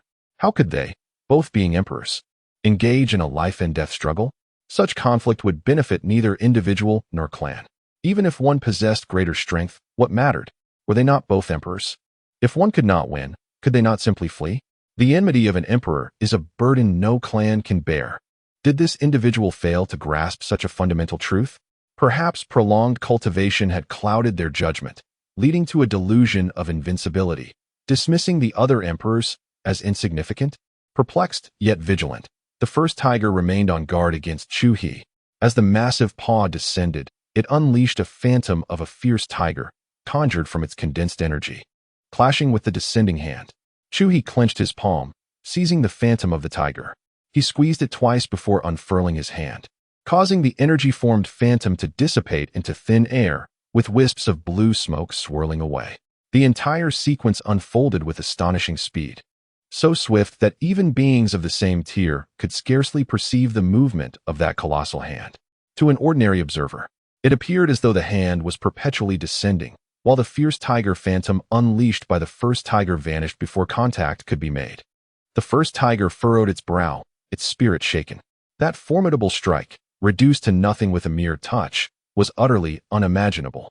At this moment, if it had any choice, the first tiger would wish to turn and flee. Alas, such an escape was impossible. The massive hand was upon it, and it had no choice but to confront the impending threat. Roar! The first tiger's form surged dramatically, its claws resembling celestial hammers, striking against the 5 great mountains. With its force aimed squarely at the central peak, the celestial hammer fell upon the colossal mountain, yet no sound resonated, akin to a cow plunging into water, stirring not a ripple. Subsequently, the 5 finger-like mountains enveloped the first tiger, beginning to close in ferociously. A palpable sense of life and death crisis loomed. The eyes of the first tiger blazed crimson. Despite being of the same imperial level, it found itself utterly outmatched. Even its attempts at resistance appeared woefully inadequate. The venerable imperial figure proved to be terrifying beyond imagination. The first tiger's gaze turned fierce as it roared with urgency. "Ancestor, come forth. I face a formidable foe. I am doomed." Chapter 85. From the starlight, stop calling out. I've already seen it. You little rascal. How brazen you are, causing trouble everywhere just days after breaking through.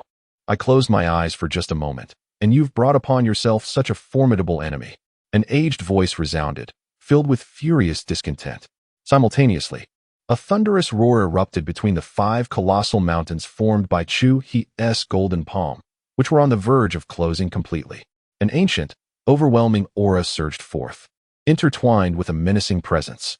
Swish, swish, swish. Strands of pure white light pierced through the golden radiance, flashing between the gaps of Chu He's fingers, causing the once steadfast giant mountains to tremble as if something were about to break free from within. The golden light oscillated violently, akin to the imminent collapse of Mount Tai. Outside the library pavilion, beneath the willow tree, Chu He abruptly opened his eyes. At the border of the Summer Clan's territory, a colossal cauldron emerged from the forehead of the first tiger, shielding it as it sought to escape Chu He's grasp. The cauldron was peculiar. Its power was not particularly formidable, yet it possessed a strong defense against spiritual attacks. Chu He's Dharma body was strongest in the realm of soul attacks, yet it was only at the 4th level of completion, with a significant gap from the progress of the 9-turn golden body technique. The power was not overwhelming, and the distance from his true self was a bit far now. At this moment, he felt a hint of exertion. It had been a while since he had moved. Chu He leisurely stretched, rising from his reclined position. He retrieved a cup of tea, warming it in his palm before placing it on the table beside his chair. A gentle steam rose in the air. Chu He extended his hand and pointed. At that moment, Lin Tong, who had been wielding a great sword and moving with agility, came to a halt.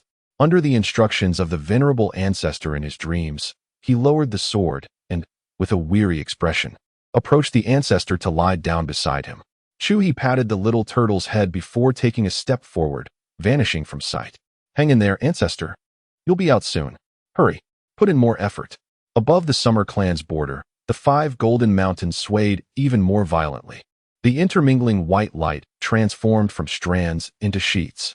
Finally, at a certain moment, with a resounding boom, a massive crack appeared in the colossal mountains, as if clenched legs had been forcibly pried apart. Whoosh! A bronze cauldron enveloped the first tiger and flickered into view. Wisps of white mist rose from the cauldron, and the phantom visage of a gigantic tiger materialized. It raised its gaze, casting a glance at Chu He's golden figure. A fierce intensity swirled within the tiger's eyes. This was a confrontation between titans, necessitating the preservation of their imposing presence. Golden light erupted in Chu He's eyes. Instead of gazing at the illusion, he earnestly scrutinized the colossal cauldron before him.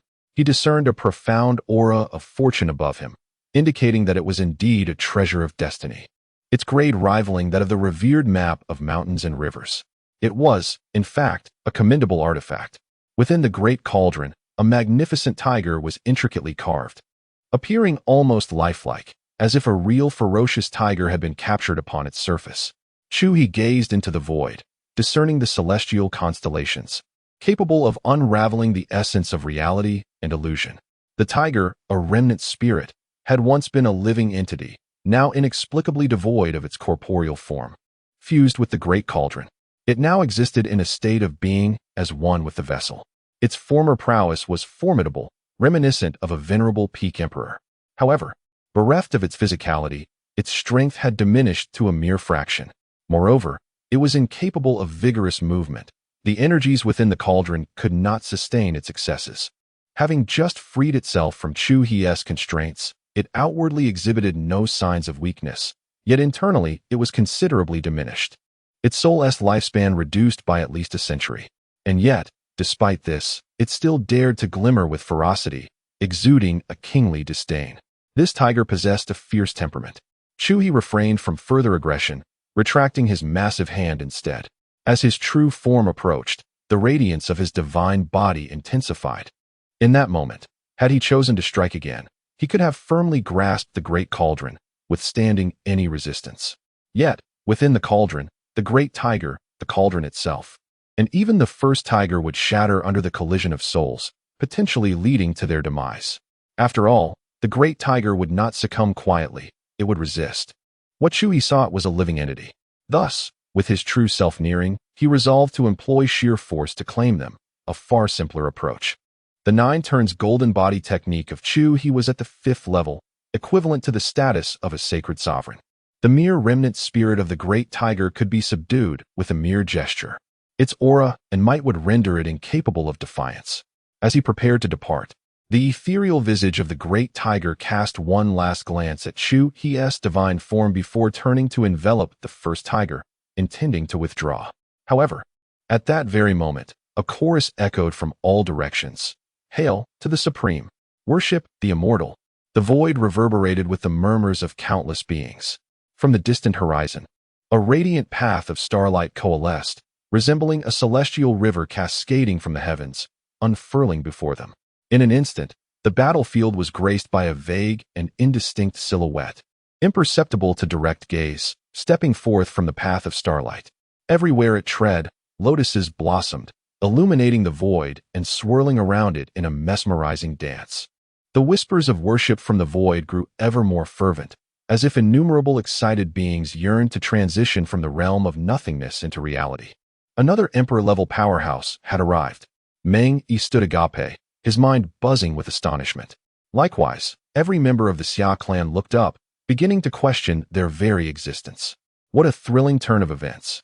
Today, the Tiger tribe's incursion into the Xia Clan was fraught with unexpected twists. First, the might of the first Tiger Emperor had been revealed, instilling a profound sense of helplessness and an unmistakable awareness of their disparity, an awareness that could only be comprehended in the absence of direct confrontation with imperial might. In a moment of despair, a powerful expert from the Xia Clan's domain descended, intervening just in time to nearly subdue the first tiger. It was thought that this would be the end. However, unbeknownst to them, another seasoned imperial expert from the Tiger Clan lay concealed within a colossal cauldron behind the first tiger. The situation instantaneously transformed into a 1-against-2 confrontation. Their limited perspective prevented them from comprehending the full scope of the circumstances. They could not discern the unfolding scenario. All they understood was that the elder from the Xia Clan's domain seemed to be facing 2 adversaries of equal caliber, which appeared dire. Just as their worries mounted, yet another elder of imperial stature from the Xia Clan arrived. The manner of their entrance suggested they were no ordinary presence, perhaps even another seasoned imperial expert. Thus, the battlefield now witnessed a clash among 4 imperial experts. What on earth was happening? Wasn't it said that the most formidable force in the barbaric realm was the 9 transformations of kings? Hadn't the imperial realm remained dormant for thousands of years? Why did it now feel as if imperial experts were abundant? Someone murmured, feeling their worldview shatter. Is this truly the era on the brink of unfolding? Lin Shuling raised her gaze, filled with yearning. When would she ever be qualified to partake in this grand contest of supremacy? Moreover, why did that vague figure in the sky seem somewhat familiar? Was it merely an illusion? Chapter 86. Each holding one. What a troublesome affair you've created. The colossal cauldron came crashing down upon the first tiger's head. Have you dared to stir a hornet's nest? With such a prestigious lineage, you audaciously challenge us. How brazen. The ethereal voice of the giant tiger trembled with trepidation. The figure, radiating golden light, instilled a sense of inadequacy within it. Now, another presence, seemingly even more formidable, had emerged. Today appears bleak. After enduring several millennia within the cauldron, it had finally awakened.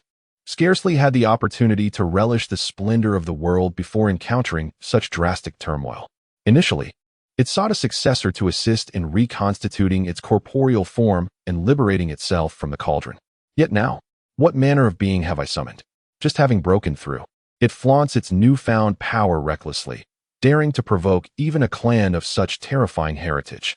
No, it is not so. Esteemed elder, this is merely an insignificant clan. I cannot fathom why it suddenly appears so fearsome. The first tiger felt wronged. It was utterly perplexed by the situation of the Xia Clan. How absurd. The barbaric domain had been traversed effortlessly, devoid of any trouble. How is it that upon encountering the Xia Clan, which was thought to be easily subdued, such a predicament arose? It was at a loss. It was bewildered. It was despairing. Initially, it intended only to make a cursory visit. Who could have predicted the appearance of 2 such terrifying entities, each more formidable than the last? The manner of their entrance filled it with envy. That was the stature befitting true strength. Should it ever escape, it too aspires to create a spectacle of that grandeur. This calamity was of your own making. You shall resolve it. The cauldron resolved to disregard the first tiger's mischief. A hazy aura emanated from its body. In a moment of decisive clarity, it opted to employ forbidden techniques to flee. Even if it meant sacrificing half its life, it would accept the trade. Losing half was certainly better than losing all. However, swoosh, swoosh, swoosh. A flurry of lotus blossoms sliced through the void, swirling and dancing around the colossal cauldron. Rippling waves radiated outward, as if, at that moment, a formidable wall had been erected in space. The giant cauldron, attempting to breach this spatial barrier, collided with a resounding thud, spinning in place twice. The cauldron reverberated with a mighty roar, its hazy essence swirling chaotically. Such a method.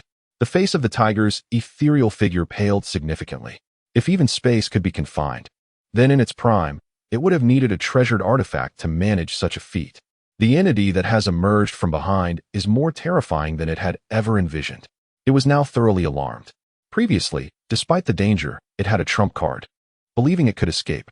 But now, it seemed, escape was not an option. It lowered its gaze once more at the first tiger, its eyes filled with ferocity. If heaven were to grant it another chance, it would have acted differently upon first encountering this audacious tiger. He would no longer be blinded by the opponent's qualifications, ensuring a direct leap, crushing with a great cauldron. What a misfortune for the ancestor. At that moment, Chu He, stepping upon blooming lotus flowers from the starlight, approached with an effortless grace. He casually extended his hand, akin to a student on a spring outing, bending down to pluck wildflowers by the roadside. With one hand, he grasped the colossal tiger and the great cauldron. After a brief examination, he turned away. The tiger's shadow within the cauldron felt increasingly terrifying. What was happening? Why did it not resist fiercely? It was not a tiger known for its docility. No matter how formidable the enemy, it would typically roar and fiercely resist, vowing never to submit. Yet now, this human had lifted it effortlessly, and it remained utterly still, even failing to emit a growl. It seemed, at this moment, that the great cauldron had severed its connection with it. It truly felt like merely a common mural on the surface. The first tiger, its eyes darting, was equally perplexed. It had been lifted, gripped by the neck by a human. It felt akin to a captured creature. An overwhelming pressure emanating from the very essence of its soul, coupled with the terrifying force upon its body, left it trembling and immobile. What awaited it next would undoubtedly be a cruel fate. Its once illustrious tiger life had suddenly turned bleak, yet it was an emperor, the mightiest emperor in the realm for thousands of years, both above and below. 5 years. A mere 5 years since breaking through, 5 years of reigning supreme, 5 years of invincibility. Now it had become prey, ensnared in a cruel dream. Chu He, bearing the great cauldron, departed with the first tiger in tow.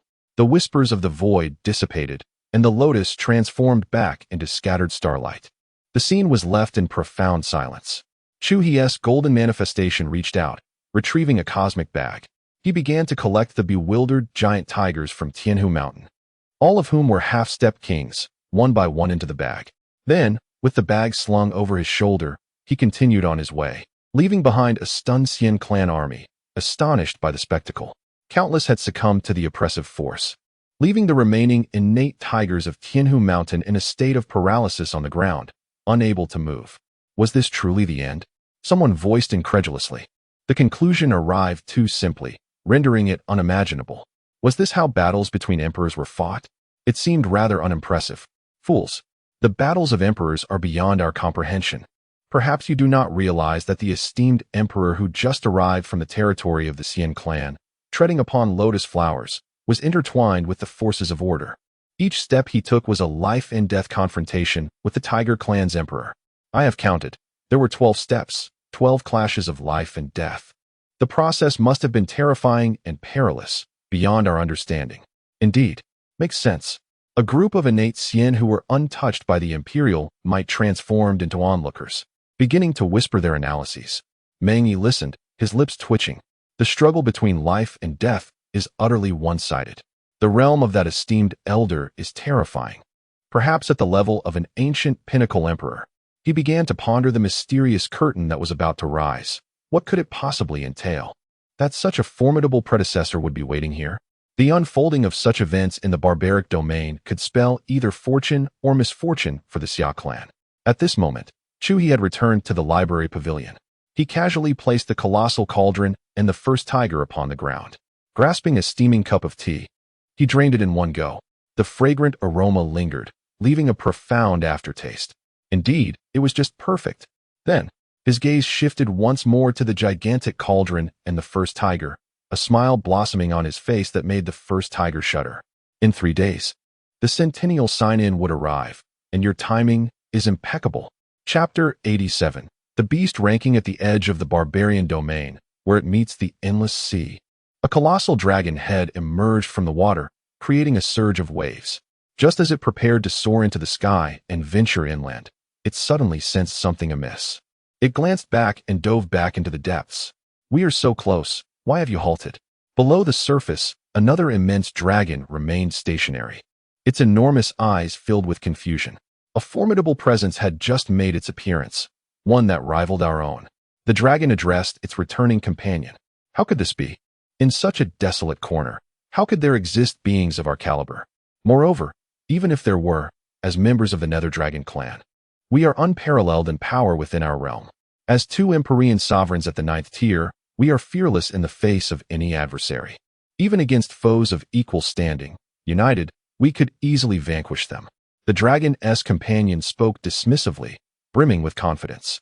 Even in the flourishing domains, they are synonymous with strength. They are the mighty forces that traverse the heavens and earth. In this barren and remote area, what could there be? Invincibility. We can do as we please, without concern. Let us hasten forth to inherit the legacy of our forebears and unravel the secrets of the sacred sovereign. I can hardly contain my eagerness. The dragon's companion urged, filled with fervent impatience. It seemed as if it could not bear to wait another moment. We have already arrived here. There is no need to rush.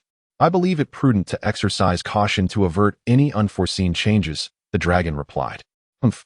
Are you attempting to cast me aside and seek the secret realm alone? I assure you, that is out of the question. I am steadfastly by your side. You cannot shake me off.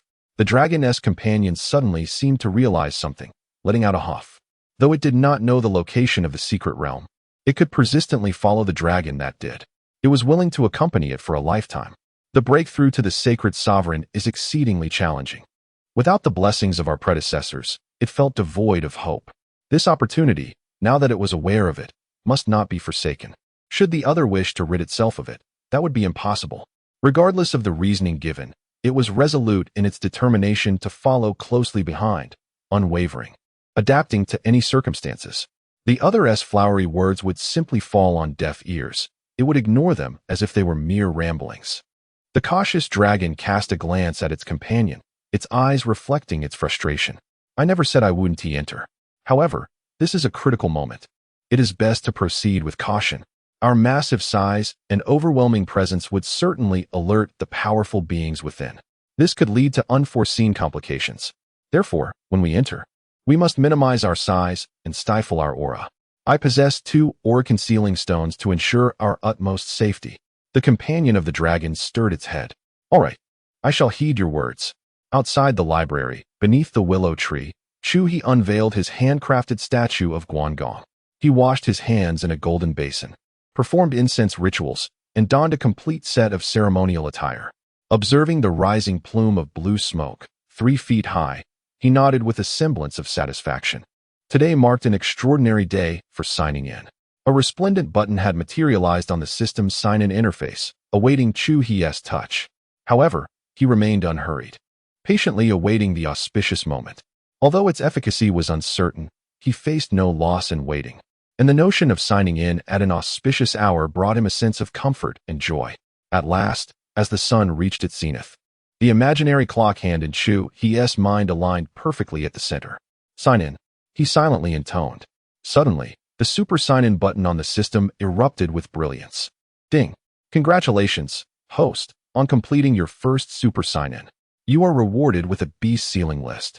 A violet golden list appeared on the sign-in panel, eliciting a smile from Chu He.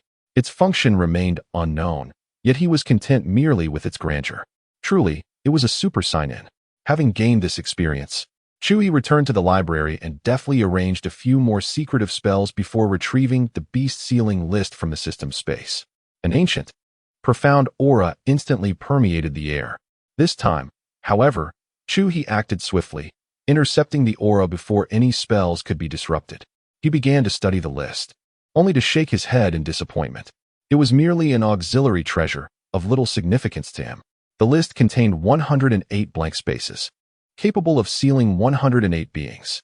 The stronger the fortune in the location of the list, the more powerful the sealed beings would become. If the fortune was sufficient, even an ordinary individual could be directly elevated to the realm of a saint. Moreover, this was not the end. Once a solid foundation was established, further seals could be applied, with the ultimate limit being the 9th realm. However, while the beings reaped benefits, they were also bound by constraints. Those renowned on the beast sealing list would have intricate patterns formed beneath their names. The number of patterns formed was determined by the holder of the list. The more patterns present, the greater the power. Yet, should the holder grow dissatisfied with a being, they could impose punishment by erasing its patterns. The more patterns removed, the more its power would plummet, if all were erased. It would be akin to rendering the being utterly powerless, cast from heights into the mundane. But what use do I have for this? To cultivate a faction? Nonsense. Chu He shook his head. He had no desire for world domination. Furthermore, at his current level of strength, in the event of a true conquest, his subordinates would be of little use, unless they were of equal or greater strength. The other subordinates of lesser caliber, apart from shouting 666 and cheering during conflicts, only wave flags to reap benefits in moments of victory and flee at the hint of defeat. What else can they possibly accomplish? As for diligently gathering fortune and nurturing peers of equal standing, that notion is even more ludicrous. With that time, wouldn't it be far more gratifying for him to seclude himself and ascend several levels? Nevertheless, with the rewards now in hand, even the most inept must find a way to utilize them effectively, otherwise it would feel like a loss. After all, this is a reward of the purple gold tier, a once-in-a-century super sign-in prize. Chu He sipped his tea, holding the list and beginning to ponder. He lifted his gaze, his sight piercing through the library, directed towards the demon suppression tower beneath the willow tree. Suddenly, a spark of inspiration illuminated his mind. A smile graced Chu He's face as he conceived an ingenious idea to perfectly integrate the demon suppression tower with the beast sealing list. Chapter 88. The azure dragon Chu He stepped into the second layer of the demon suppression tower, where the symphony of dragon roars and tiger growls resonated in harmonious echoes. They took turns, a cadence of 3 short sounds followed by 1 long, demonstrating a remarkable rhythm. In just 3 days, they had already learned to coordinate. The dragon and tiger were positioned in close proximity to one another. Chu He had taken their well-being into account. In such an expansive space, distance could feel isolating. Together, they provided each other with comfort, soothing their spirits. When they called out, they could express different meanings, resembling a form of conversation. They resonated with mutual understanding. Engaging in animated chatter, and the once fatigued dragon had regained its vigor over these few days, its voice growing louder. Chu He nodded in satisfaction. Although they were ostensibly at work, he did not mind their conversations, nor would he reduce their heat allowances for it. He was a man of integrity. Little Black, you have been here for many years. I have seen your efforts, and now, I have a reward for you. Chu He waved his hand, beckoning the dragon to the shore, where he patted its head with a smile. The dragon shook its head vigorously, fearful of Chu He's smile. It dared not hope for any benefits, expecting at most a slight increase in its heat allowance. In truth, it longed for liberation. Were it not for the uncontrollable urge to speak each time, it would not even care to glance at the heat allowance. Now, tell me your name, Chu He inquired. Azure Shadow, the dragon replied honestly. Chu He nodded, using his finger as a pen to inscribe the name on the beast sealing list. Under the dragon's anxious gaze, he drew a small incision on its claw, allowing fresh blood to flow and imprint the name. Do not resist, this is a good thing. Azure Shadow closed its eyes, displaying a look of reluctance. Chu He shook his head and slapped its head lightly. The dragon's head spun thrice, and when it opened its eyes, the world appeared hazy, its mind not entirely clear. Then, the name Azure Shadow on the beast sealing list erupted in golden light, forming a mysterious character that flew up and affixed itself to the center of its forehead. Simultaneously, golden lotuses began to coalesce behind the name on the list, quickly forming 4 blossoms. Azure Shadow shook its head, regaining clarity. A profound understanding dawned upon it, revealing what had transpired. Its expression was a complex blend of reluctance and subtle joy. It had been enslaved, a fate that should be intolerable for its proud nature. What it ought to do now was to roar defiantly, vowing never to submit. The Nether Dragon clan shall never be enslaved.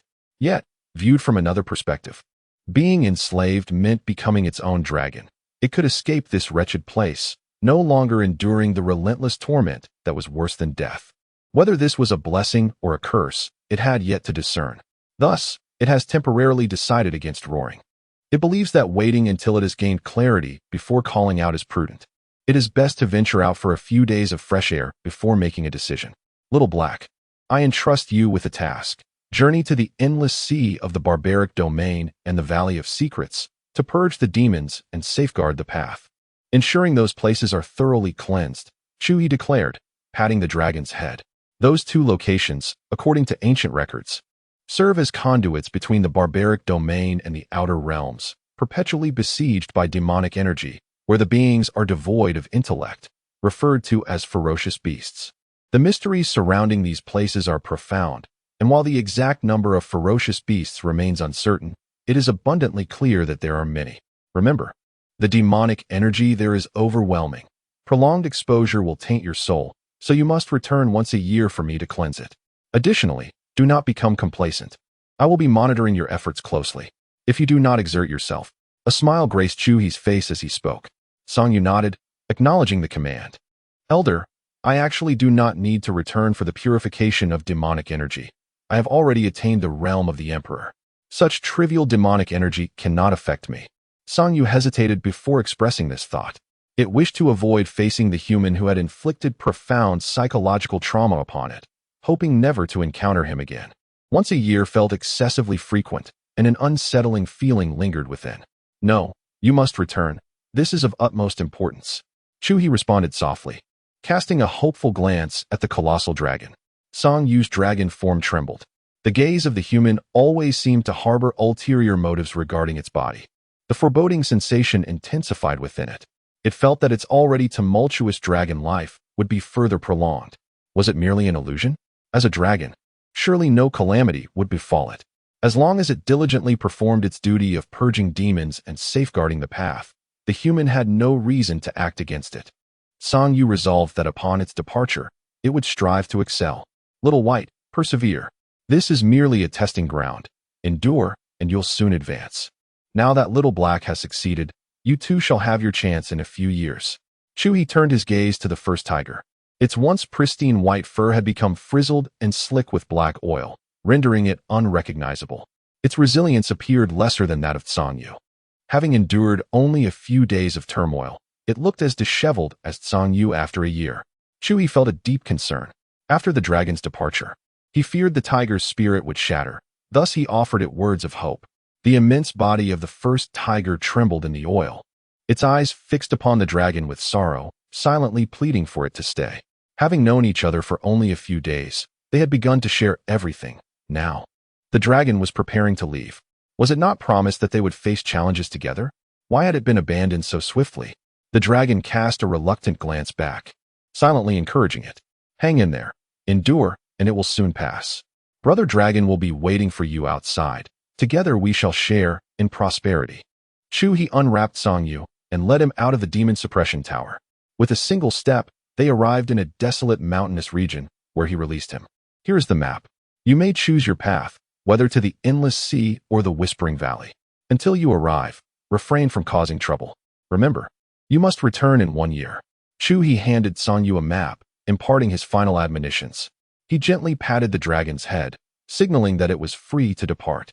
Song Yu's massive form trembled with excitement. Cautiously, he ascended into the sky, initially gliding slowly before picking up speed. In an instant, with a resounding whoosh, he soared into the heavens, vanishing from sight. Far away, high above the 9 skies, he released a thunderous roar, akin to the sound of rolling thunder. 2 streams of dragon tears cascaded down, blurring his vision. Song Yu flicked his tail before his face, desperately wiping away his tears. He had finally been liberated. What a journey it had been. One could only hope that, after a year of tumult and upheaval, this dragon's spirit would remain unbroken. Chu He gazed across the expanse, observing the elated dragon. With a shake of his head and a sigh of reflection, he finally diverted his gaze. Chapter 89 Halt. The world outside is truly magnificent. Today is a splendid day. Having performed commendably, the grand entity known as Song Yu has been released from its confinement today. Its colossal form soars and dances amidst the sea of clouds, navigating towards the endless sea as indicated on its map. An overwhelming sense of exhilaration, reminiscent of a dragon soaring high into the heavens, envelopes it. At a certain moment, as it traverses a mountain peak, 2 serpentine dragons, each approximately 3 meters in length and resembling enormous pythons, lift their heads to gaze at the jubilant Song Yu above. They exchange glances, as if recognizing a younger kin of their lineage making an appearance in this locale, brimming with delight. Surely, they surmise, this warrants action. Let us intercept it, they declare, taking flight in pursuit of the swiftly disappearing figure of Song Yu. In no time, they catch up, flanking it and effectively blocking its path. Song Yu blinks its dragon eyes, surveying the 2 diminutive kin. Their expressions unmistakably convey a sense of malevolence. Given their posturing, it seems they harbor intentions of either robbery or something far worse. While Song Yu cannot ascertain their true capabilities, their audacity to confront it amidst its imperial aura is not lost on it. What is the meaning of this, my brothers? Song Yu inquires, coiling its form in a defensive stance. Your exuberance suggests you must have encountered great fortune. One of the obstructing dragons remarks, its eyes gleaming with a predatory glint. Song Yu's brow furrows in confusion. So, it is its joy that has attracted their attention? But what of its happiness? Must one always encounter misfortune when elated? It has heard tales of treasures being seized. But this is the first instance it faces the absurdity of being targeted for its cheerfulness, especially as the intended victim is none other than itself. Clearly, it has misjudged.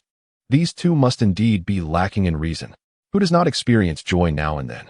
To rob someone simply for their happiness is an absurdity that would have them plundering every creature across the vast wilderness.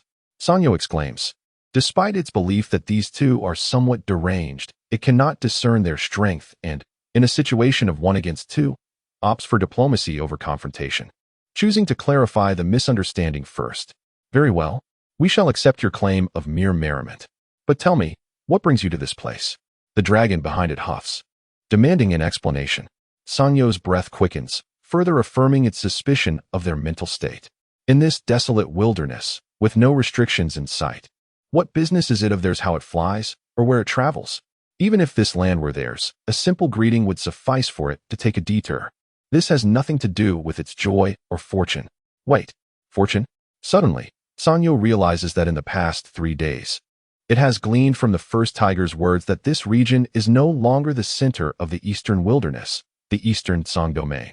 Instead, it is a small place called the Wild Domain. It appears to be a secret realm ensnared in the river of space, now unveiled. According to the first tiger, it has become an invincible entity within the Wild Domain. Had it not encountered the enigmatic Summer Clan, it would have already unified the Wild Domain, achieving the illustrious title of Tiger Emperor, forging its throne in the heavens, and surveying the world beneath. In this realm, the Dragon Clan is utterly absent. Thus, the two kin blocking its path are evidently not local dragons. Their purpose for coming here, and their immediate assumption of its fortune upon sight, sparked a realization in Sangyo. These two must be pursuing the inheritance hidden within the secret realm left by their predecessor. Seize it. Sangyo hesitated for a moment, but the colossal dragon in front of it acted decisively, unleashing a powerful dragon might. With a whip-like tail, it surged forward, aiming a strike at Sangyo. A peak Emperor Lord. The moment it made its move, its aura was revealed, and Sangyu gasped in astonishment. Even at the pinnacle of its strength, it had only reached the 5th level of Emperor Lord. After enduring years of imprisonment and torment, its power had long since waned. Faced with such a formidable being, Sangyu doubted its ability to prevail. Thus, it resolved to turn and flee. Yet, with a resounding crash, a terrifying presence erupted behind it. Sangyu's dragon form trembled. Another peak Emperor Lord's aura assailed it, sending a chill through its heart. What the hell? Who have I offended?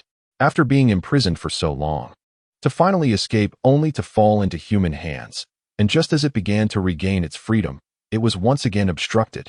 Sangyu's sense of injustice shattered its composure, and it felt an overwhelming rage. The powerful aura exploded forth, its dragon eyes filled with fury. It no longer wished to live. If death was inevitable, let it be together.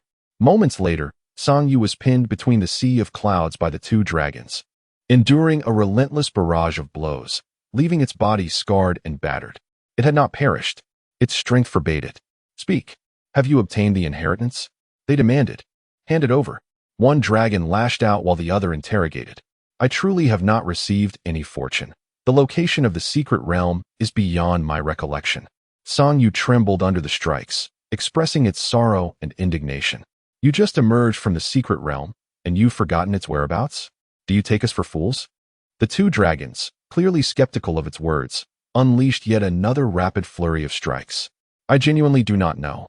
Sangyu cried out in agony, tears streaming from its proud visage. This pain was not solely physical. After enduring daily torment, its resilience had reached its limit. The most profound suffering now stemmed from its heart. Today was far from favorable. The world outside was not entirely beautiful. Survival was an arduous challenge. Ultimately, after much toil, the two dragons, having failed to extract any useful information from Sangyo, ensnared him, compelling him to suppress his breath and diminish his form as they continued on their journey. Should the inheritance of the secret realm be lost, there would be consequences to reckon with. Half a day later, they meandered into Lin County, arriving at the entrance of the secret realm. Given their formidable strength, despite their somewhat larger size, they could easily conceal themselves from the ordinary warriors of the Xia Clan. Yet, I cannot shake the unsettling feeling of being watched, as though a pair of eyes were affixed to my forehead. Suddenly, the leading dragon halted and spoke. Humph. We've arrived. You should hurry inside. The trailing dragon scoffed dismissively, unimpressed. Even upon reaching their destination, did it still wish to play tricks? Did it take me for a fool? The leading dragon turned its head, detecting nothing amiss, and upon the urging of the rear dragon, cautiously stepped into the secret realm. Observing the chaotic state of the realm, the leading dragon cast a cold glance at Sangyo before proceeding onward. Given the disarray of the secret realm, the benefits have surely been claimed by this fellow. We must continue our interrogation. The trailing dragon growled menacingly. Patience, This is a dual-birth secret realm. What lies outside is not the ancestral inheritance, but what awaits within. They pressed on. Soon, they arrived at the end of the secret realm. The leading dragon paused, retrieving a collection of special materials from a ring upon its claw, and arranged them into a formation with meticulous care. Finally, with a resounding thud, the space emitted a sound akin to that of a shattered mirror, revealing a vast, dark portal. The two dragons hoisted Sangyo and entered. Chapter 90. The addition of a great general in the endless sea of flames. Mountains of oil cauldrons simmered amidst the cacophony of scorching gusts, interspersed with the anguished roars of tigers. This was a scene all too familiar to the despondent Sangyo, who gazed in astonishment. Was not that portal meant to lead to the ancestral inheritance's secret realm? How had it arrived here? With a sweeping glance, it soon spotted a reclined chair at the edge of the fiery abyss, where a figure sat leisurely, grilling fish and sipping tea, while dangling a fishing rod into the flames. The figure exuded an air of nonchalance and swagger, a sight that filled Sangyo with both resentment and trepidation, for it was all too familiar. Its gaze flickered over to Chu He and two other kin. This was splendid. Sangyo had long contemplated revealing Chu He's identity, allowing its three adversaries to battle to the death. Regardless of the outcome, it would have its vengeance. Yet, bound by the beast-sealing list, it found itself unable to divulge any pertinent information. The moment it contemplated speaking, a pair of terrifying, vast eyes bore down on it, instilling a foreboding sense that uttering a word would lead to its demise. Thus, it remained silent. Unexpectedly, this human had approached of his own accord. Though the means by which he had arrived early eluded it, this was of little consequence. The two factions of enemies would inevitably clash, and one side would surely avenge it. It could simply observe from the sidelines. How delightful! This was not a place of inheritance. The dragon behind Sangyo elevated its form, surveying the fiery realm from above. Its gaze lingered on the fried white tiger and the angling Chu He. Brother dragon, how wonderful you are! Have you come to rescue me? Magnificent, indeed. I vow to follow you faithfully from this day forth. At that moment, the first tiger ceased its roar, noticing the three dragons that had entered. Though Sangyo's form had diminished, the first tiger immediately recognized it, exclaiming in excitement. It was genuinely moved. It had not anticipated that the dragon it had known for merely 3 days would exhibit such brotherly loyalty, surpassing its imagination. Merely a day outside, and help had already arrived to rescue this little brother. It had not been in vain to refer to itself as the younger brother, willingly remaining beneath the dragon's shadow. The dragons turned their heads, their eyes narrowing as they focused intently on Sangyo. What place is this? Have you been here before? They inquired. Sangyo glared at the first tiger in anger, still grappling with how to explain itself. In the distance, Chu He spoke calmly. This is a land of opportunity. The two dragons excitedly shifted their gaze towards him. They had come in search of inheritance and were keenly attuned to the notion of opportunity. By passing the trials, you shall obtain a grand opportunity. Chu He took a sip of his tea and continued. The two dragons nodded in agreement. They had long been prepared for the assessments associated with the ancestral inheritance's secret realm. Although there is an undeniable sense of disquiet in this place, it matters not. The trivialities are inconsequential. Let us first discern the nature of this trial. What is the trial? Inquired the dragon at the forefront. Find an oil cauldron and lie down within. Whoever endures the longest shall claim the fortune. Chu He gazed upon them, amusement evident in his eyes. The two dragons turned their attention to the first tiger, quivering and roaring within the cauldron of oil. Predecessor, is this not amiss? Why is that tiger allowed to enter the cauldron? This legacy belongs to my nether dragon clan. What right does a mere tiger have to challenge it? Questioned the dragon in front. Fortune is bestowed upon all living beings, including, but not limited to, the dragon kin, replied Chu He. The two dragons exchanged uncertain glances. Could there truly be such a foolish ancestor in their nether dragon clan? Would they allow their own legacy to be usurped by an outsider? For countless years, they had never heard of such a Navi occurrence in their lineage. If it had happened, the perpetrator would have been punished long ago. Chu He sipped his tea, unhurried, patiently awaiting their decision. With the dragons having entered, the outcome was already determined. It was merely a matter of being passive or active. Predecessor, let us deliberate further. The two dragons engaged in silent communication for a moment. They resolved to exit and confront Sangyo, demanding more information before making a decision. It seemed that Sanyo had indeed been here and possessed some knowledge of the situation. However, once they entered, there was no turning back. Observing the two dragons attempting to carry Sanyo out, Chu He shook his head in disappointment. After all that discourse, he still had to take matters into his own hands. They were completely oblivious. He had initially hoped to instill some anticipation in them regarding the cauldron. After all, while their bodies would endure torment, their spirits might find solace in the promise of what lay ahead. Chu He had considered their well-being thoroughly. He had even intended for them to venture to a more distant location, away from the tiger's presence, so that their minds would remain untroubled. Alas, they failed to appreciate his intentions. With a swift motion, Chu He flicked his fishing rod. From the inferno, chains shot forth from around the cauldron, winding directly towards the two dragons.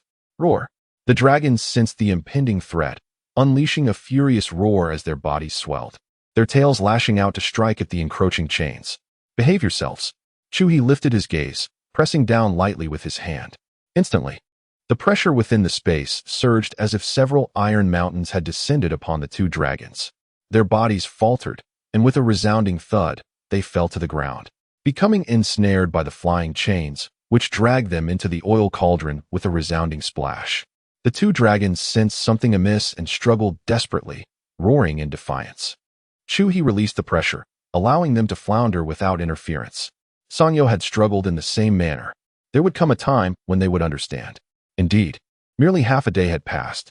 The flames in the cauldron had begun to rise, and the two dragons gradually realized the gravity of their predicament, slowly calming down. As the flames in the pot subsided, the rhythm of frying returned to normal. The two dragons raised their heads, their eyes nearly bulging as they beheld the figure of Chu He, who was roasting a sheep. "Human, we forfeit the opportunity, release us," one dragon exclaimed, a gnawing sense of foreboding swelling within. This place did not resemble a trial of inheritance. The human was terrifying, surely a being of the saintly level. Such a formidable entity must be of the same caliber as the ancestral figure they sought, one who had left behind a legacy. How could such a presence merely be a gatekeeper? Doubts crept in, leading it to suspect that it had been captured. With the arrival of opportunity, only an end could lead to freedom. Persevere. Chu He cast an encouraging glance. "Human, with such capabilities, you must be an ancestor of one of the prominent branches of humanity. Consider this carefully. Your people are marginalized, with only a few seats remaining in the council of myriad clans. Do you truly wish to deepen enmity with our Yum-ing Dragon Clan at this juncture? I and Yush are core members of the Yum-ing Dragon Clan. Should any misfortune befall us, an ancestor will inevitably intervene, and you must ponder the repercussions of such an event. If you release us now, even if we harbor resentment, it will only reflect our individual feelings and not sway the stance of the ancestors towards your kind.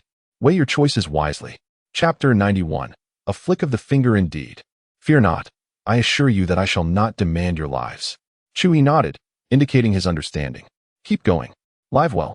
He stowed away the items before him, deftly repacking Sangyu, and made a gesture of encouragement to the two dragons before stepping out of the demon suppression tower. Behind him, the faint echoes of discontented dragon roars and curses resounded. Full of vitality, Chu He nodded in satisfaction, hoping that these two dragons would maintain their spirit, unlike that useless tiger, which seemed ready to kneel after only a few days. Outside, Chu He collected the demon suppression tower that sat atop the dark portal and glanced back at the immense legacy secret realm, feeling a stir in his heart. Now that he was here, it would be remiss not to assist in cleaning up this secret realm that had remained unattended for millennia. The deceased dragon deserved compassion. After thousands of years, no descendants had come to tend to its grave. Consider it a good deed.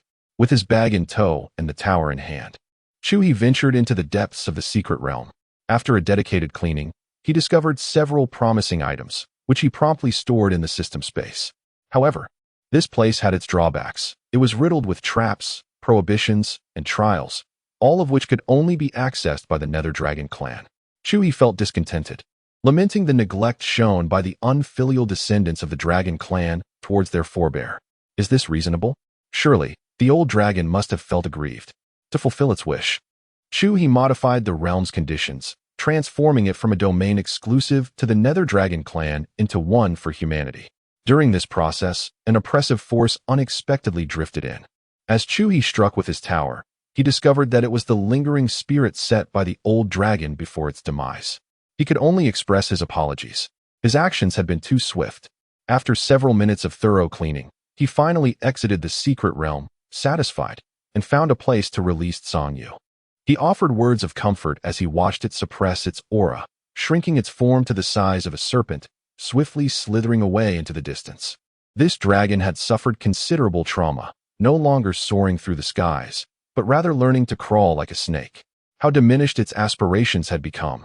Chu He shook his head, feeling that this dragon had lost its edge.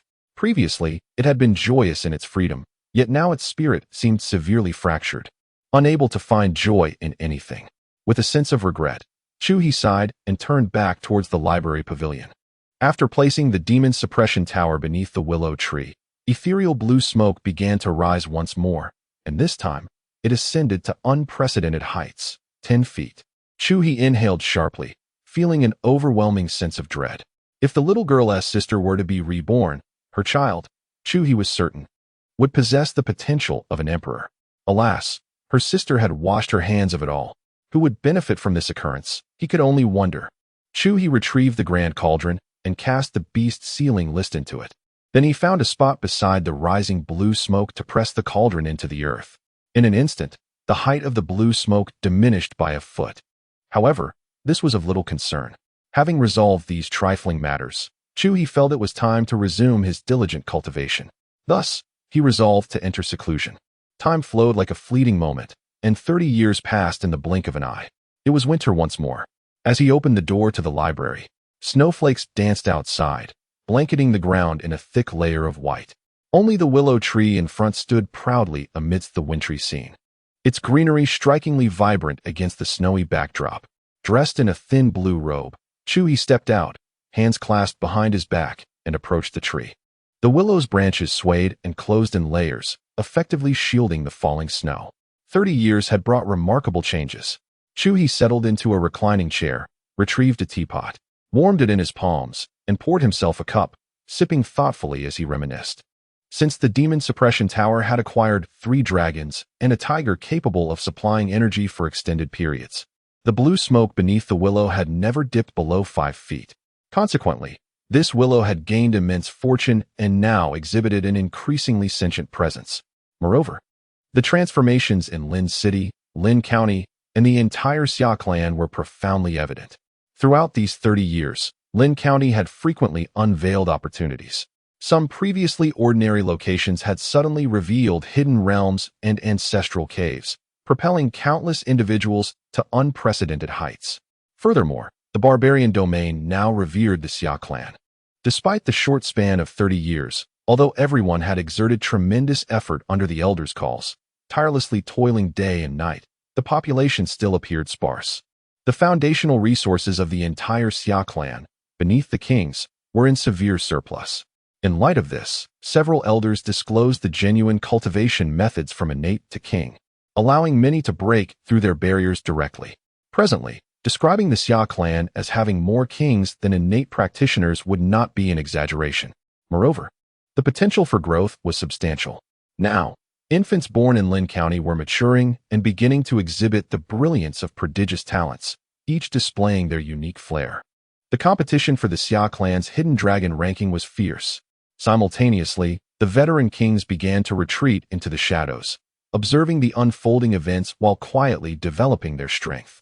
Lin Shuling and Zhao Yuling also started to fade from public view, dedicating themselves to their cultivation. Both had now reached the 9th level of king and were accumulating the foundation necessary for a breakthrough to the Emperor Venerable realm. Though they spoke little of it, pride swelled within their hearts. The Xia Clan currently boasted numerous kings, but most had only just broken through, and even the few veteran kings, apart from Meng Yi and Xia Yuan, still had a way to go before achieving the 9th level of king. The 2 women had become the strongest combatants within the Xia Clan's foundation. However, there was one matter of which they were unaware. Their little nephew, the grandnephew with imperial potential, Lin Tong, had truly ascended to the status of an emperor. This information was known only to Chu He and Lin Tong himself. For the past 30 years, Lin Tong has diligently practiced martial arts in his dreams, often resting atop his ancestors' graves.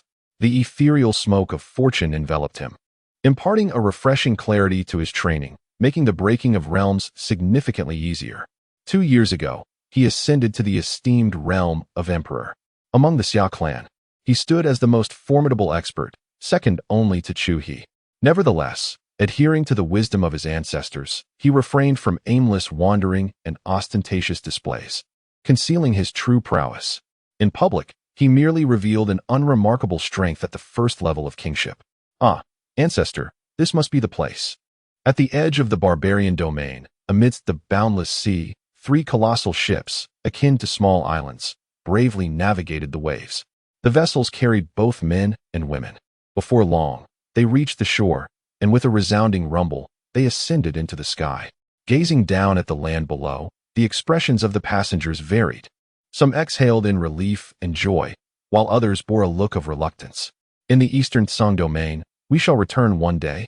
A group of youthful individuals at the stern of the ship gazed longingly towards the depths of the endless sea, their eyes reflecting profound thoughts. Suddenly, an unsettling sensation washed over them. Behind, as the ship departed, the once tranquil sea began to stir once more.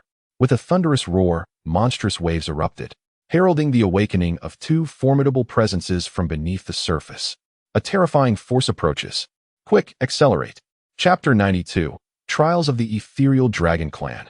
The pinnacle of the Emperor's supremacy. Observing the 2 colossal dragon heads emerging from the water's surface, accompanied by an overwhelming aura. The 5 young men and women who had departed from their vessel stood suspended in the void, their expressions turning grim. In such a remote locale, encountering 2 dragons at the apex of imperial authority was not a matter to be taken lightly. They were not here for mere sightseeing. It was far more likely they had come to seize the opportunity and plunder. A heavy atmosphere descended upon the scene. The 5 youths began to gather their strength, poised for confrontation, despite their lack of confidence. However, as esteemed members of their clan, they had no alternative at this juncture. The lives of countless kin depended on their actions. The 5 stood in silent confrontation with the 2 dragons.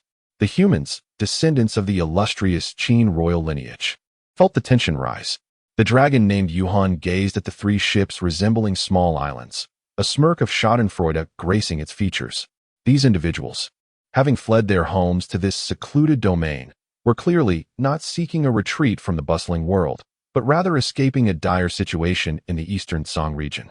When it had emerged, the human realm had faced upheaval, losing its seats in the council of myriad races and being oppressed by other clans of similar standing vying for their celestial abodes. The appearance of these humans signified a worsening plight for their kind, reduced to the point of arranging for their descendants to flee. As a dragon tormented for decades, witnessing the misfortunes of humanity brought Yuhan a sense of delight. Yet, as the smile lingered on its face, it suddenly faltered, a few tears trickling down, a pang of sorrow welling up within.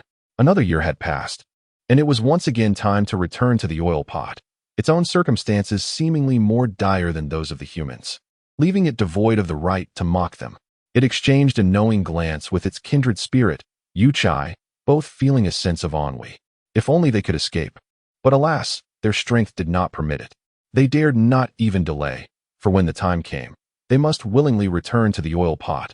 Otherwise, if that fearsome human were to seek them out, the repercussions would be dire. The 6-yearly brief respite would be revoked, and the frying time would double. Alas, survival was a hard-fought battle. These humans were pitiable, uprooted from their homes. Yet, were not the 2 dragons themselves also wretched beings? They sighed, the lament of dragons echoing in the air. Then, dismissing the humans above, they flicked their tails and soared into the sky, heading towards the wildlands. Time was of the essence. They needed to hasten their pace to avoid tardiness. Otherwise, the impending short holiday would be forfeited. Stop them. The elders of the Qin clan, who had been gathering their strength in the sky, watched in astonishment as the 2 massive dragons made their way towards the 3 ships, their expressions shifting dramatically as they took flight in pursuit. Moments later, they observed the dragons circumventing the vessels, disregarding them entirely, and vanishing into the depths of the wildlands. The 5 Qin elders exchanged bewildered glances, unable to comprehend the unfolding situation. The circumstances were decidedly peculiar. The 2 dragons do not seem to be approaching us. They feel perplexed. There may be an issue with this place. Find a suitable position to anchor the ship, dispatch personnel to investigate discreetly, and advise them not to act ostentatiously. An elder spoke in a low voice while flying back. The others nodded in agreement. Chu He finished a pot of tea. He calculated the time. It was indeed the season for the annual rest. Thus, he entered the demon suppression tower, packaged Song Yu and the first tiger, and carried them out into the desolate wilderness. Upon arrival, the two diminished dragons had already retracted their presence and awaited him. Sensing the rich, fresh aura of malevolence emanating from them, a satisfied smile graced Chu He's face. These two dragons were becoming increasingly obedient. Previously, they either attempted to escape or shirked their duties, working without exertion. After administering a few stern admonishments, followed by sweet treats for Song Yu and the first tiger as a model of behavior, they gradually began to comprehend. Their performance increasingly satisfied Chu He. He released Song Yu and the first tiger, offering them words of encouragement and announcing the commencement of their 6-year, half-year vacation. The dragon and tiger, under the envious gaze of Yu Si and Yu Meng, departed joyfully.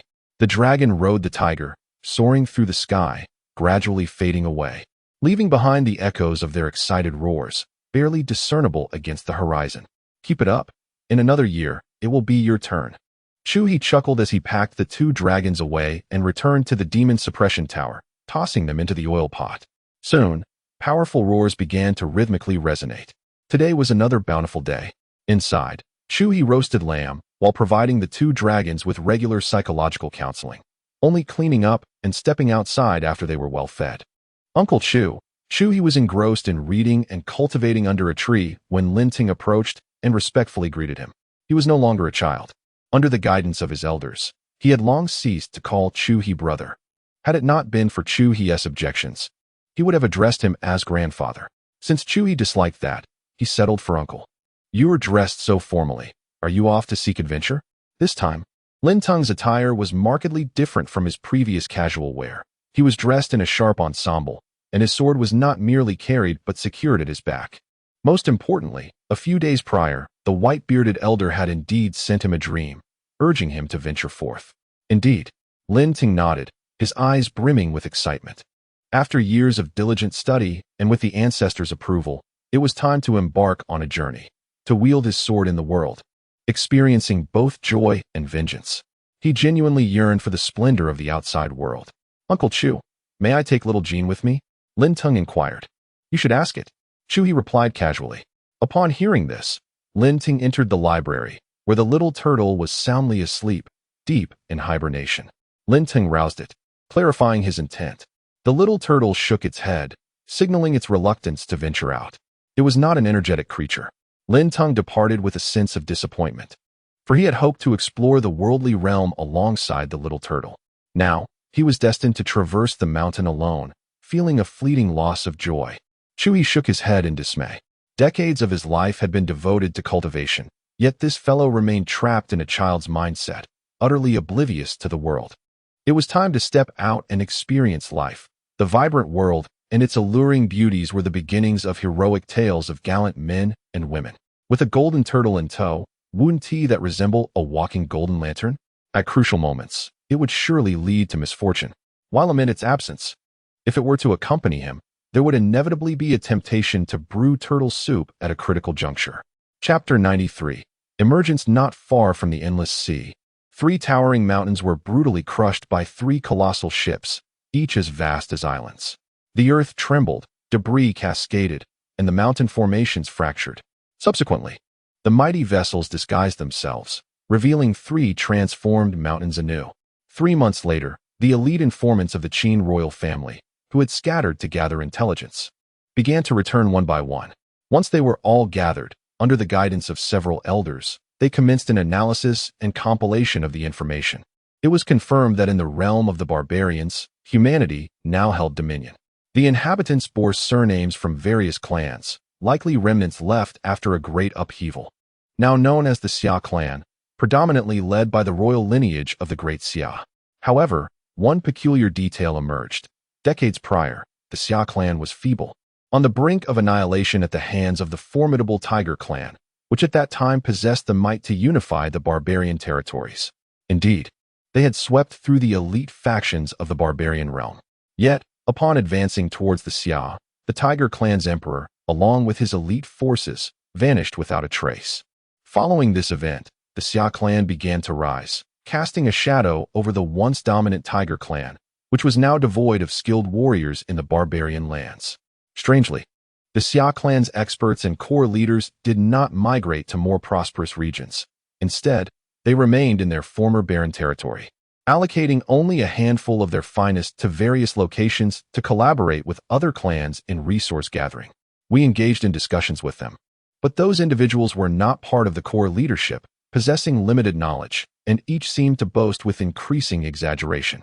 Their narratives were filled with incredibility, and there was a dissonance in their accounts, rendering them unreliable. The truth remains elusive. Qin Wu, your investigative focus should be on the Xia Clan. Have you attempted to engage with their experts to uncover the truth? Furthermore, what of the two dragons? Does anyone have information? The elder of the Qin clan, maintaining a youthful visage, succinctly summarized the gathered intelligence from the returning clan members, then turned his gaze towards a few who had returned later. Their information remained uncompiled. As for the dragons, I did catch sight of one, yet its aura was subdued, making it difficult to ascertain whether it belonged to the pair that roamed the seas. Moreover, regarding the tiger you mentioned, I believe I have also encountered it. Its presence indeed resonated with the initial tier of imperial might. Curiously, the dragon and the tiger seemed to be intertwined, their relationship appearing quite intricate. Even more perplexing was their persistent presence around the borders of the Xia territory. Fearing potential complications, I refrained from delving deeper, thus lacking specific knowledge of the situation within the Xia clan. Qin Wu, a robust man maintaining a middle-aged appearance, rose to speak. The Xia clan, the dragon, the tiger. Could it be that the Xia clan has forged an alliance with the dragon clan? No. Given the prowess of those two dragons, even we would not warrant their attention. In this realm, the most formidable beings are at the pinnacle of the ninth layer. Even with concealed prowess, their strength cannot be exceedingly high. At most, they are merely at the threshold of the Emperor's realm. The Infernal Dragon clan likely has no pressing need for their involvement. The elders engaged in discourse, yet the more they deliberated, the more they sensed an underlying strangeness. Perhaps, I shall venture in myself to ascertain the truth. One elder proposed. That is inadvisable. Your might is too overwhelming. Should there be any peculiarities within, your presence would be easily detected, came the rebuttal, and the suggestion was swiftly dismissed. Were it not for the two formidable dragons, in such a remote location, they would not exercise such caution. Yet, those two dragons, with their horrifying might, have undeniably instilled fear in them, a fear they are ill-equipped to confront. We should dispatch a few discreet and astute disciples of the ninth layer, disguised as members of the Xia clan, to investigate. We must instruct them to exercise utmost caution. The elder presiding over the assembly finally decreed. A group of adept individuals from the Qin clan, excluding the elders, received their orders and departed. The once bustling conference hall fell silent, leaving only a few elders in quiet contemplation. Shall we proceed as initially planned? After a brief pause, someone broke the stillness with an inquiry. Let us postpone, another suggested. Qinin, you shall proceed to the designated location and convey our circumstances to the esteemed elders of the Feathered Ascension dynasty, as well as to other royal families. If possible, we hope that an elder from the dynasty can come here to oversee matters, the elder at the head side. The appearance of the Infernal Dragon clan at this juncture is either a coincidence or 3 months in the Jianghu. Lin Teng has come to experience a certain essence, an essence of solitude. It is a flavor unique to those of great prowess. In this Jianghu, in this world, he stands invincible among his generation, reigning supreme. No one has compelled him to unleash his full power, nor has anyone been capable of drawing his blade. Lin Teng stands proudly atop the mountain, releasing a solitary sigh. Behind him, a group of youths of similar age pair off, roasting meat and exchanging sweet nothings. Brother Lin, would you care for a jar? Someone calls out to him. Lin Teng turns and drains the jar in a single gulp. For reasons unknown, he feels an inexplicable discomfort, an ever-present sense of transcendent solitude. Each night, he suddenly feels out of place among his peers he encounters in the Jianghu. After finishing his drink, he takes up his blade and begins to polish it earnestly, while the other youths gradually retreat into their tents in pairs. Soon, Only Lin Teng remains. He rises with a sigh. It is time to depart in search of greater challenges. Among his contemporaries, he feels profoundly out of sync. 7 days later, beyond the borders of the Xia Clan, Lin Teng, with his blade slung over his shoulder, hovers 3 inches above the ground, appearing leisurely. Yet each step carries him hundreds of meters away. Before long, Lin Teng suddenly sensed something, lifting his gaze towards a particular direction. From there, the faint roar of a ferocious beast echoed, accompanied by a palpable aura of immense power, one that matched his own. An alien entity. Lin Teng tightened his grip on the great sword strapped to his back and leaped towards the source of the sound. It was time to unveil his true strength. His heart began to race, his blood ignited with fervor, and his great sword trembled with anticipation. Chapter 94. Escape. Escape. Not far from the border of the Xia tribe, a cart pulled by a team of young men and women sped forth. Suddenly, a tremendous roar of a dragon echoed, causing the horse to emit a mournful cry, its legs faltering as it collapsed to the ground. Whoosh! A gust of wind swept by, and in the next instant, a figure appeared, grasping the horse's head and lifting it back up with steadiness. It was an elder, accompanied by a dragon and a tiger. Qin Wu, holding the horse's head, glanced upward at the dragon and tiger soaring overhead, his expression grave. He then addressed those in the cart, urging them to continue onward but to slow their pace, advising them not to provoke the beasts. We shall escort them only to this point. A youthful figure emerged from a large tree beside the mountain path, also gazing skyward with trepidation. The third one, he murmured, his brow furrowed in concern. Qin Wu's cultivation was still low, merely at the 9th level of the king realm, and as the aura of the dragon receded, he could sense nothing further. However, as a master at the 3rd level of the emperor realm, he could still faintly perceive the presence. The dragon's strength was not far removed from his own, certainly not akin to the 2 peak emperor dragons encountered at sea. Yet, this realization only deepened his worries, for it implied greater complexities. A nest of nether dragons. The implications were dire. He wondered what these creatures sought in this place. Regardless, they posed a threat to the human race, a troubling omen. The forthcoming plans would likely face unforeseen obstacles. This matter must be clarified swiftly, and he must inform the elder presiding over the empire, allowing him to make a decisive judgment. He hoped the situation would not prove overly troublesome. Indeed. As the youth pondered, a sudden intuition struck him, and he abruptly looked toward a certain direction. A figure wielding a blade reflected in his vision, the age unmistakably under 100. For a martial artist post-born, this was still the stage of youth. Yet, he sensed a terrifying aura emanating from this young man, gradually awakening. It was powerful and fearsome.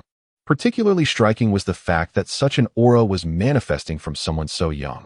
At this age, with such prowess, even the legendary sons of the empire, who emerged once in a millennium, could hardly compare.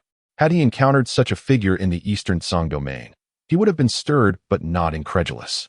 Yet, to encounter such a youth of this caliber in such a remote location, he questioned his own existence. What was this young man intending? As the youth stepped lightly through the air, the great blade on his back slowly began to unsheath with each movement, his aura steadily and surely rising. Qin Ming was astonished. The direction the youth faced, was he about to bring about his own demise? He conceded, based on the aura and apparent age. At this stage, the youth possesses remarkable strength, indeed extraordinary. However, he is still young, and Qin Ming holds absolute confidence in this encounter. The lad is no match for him. If he cannot even defeat Qin Ming, how could he dare to challenge the formidable dragon, accompanied by an additional fierce tiger? Is this not a reckless act? Perhaps he fails to recognize the dragon's true power. Qin Ming mused, his expression a mixture of concern and conflict.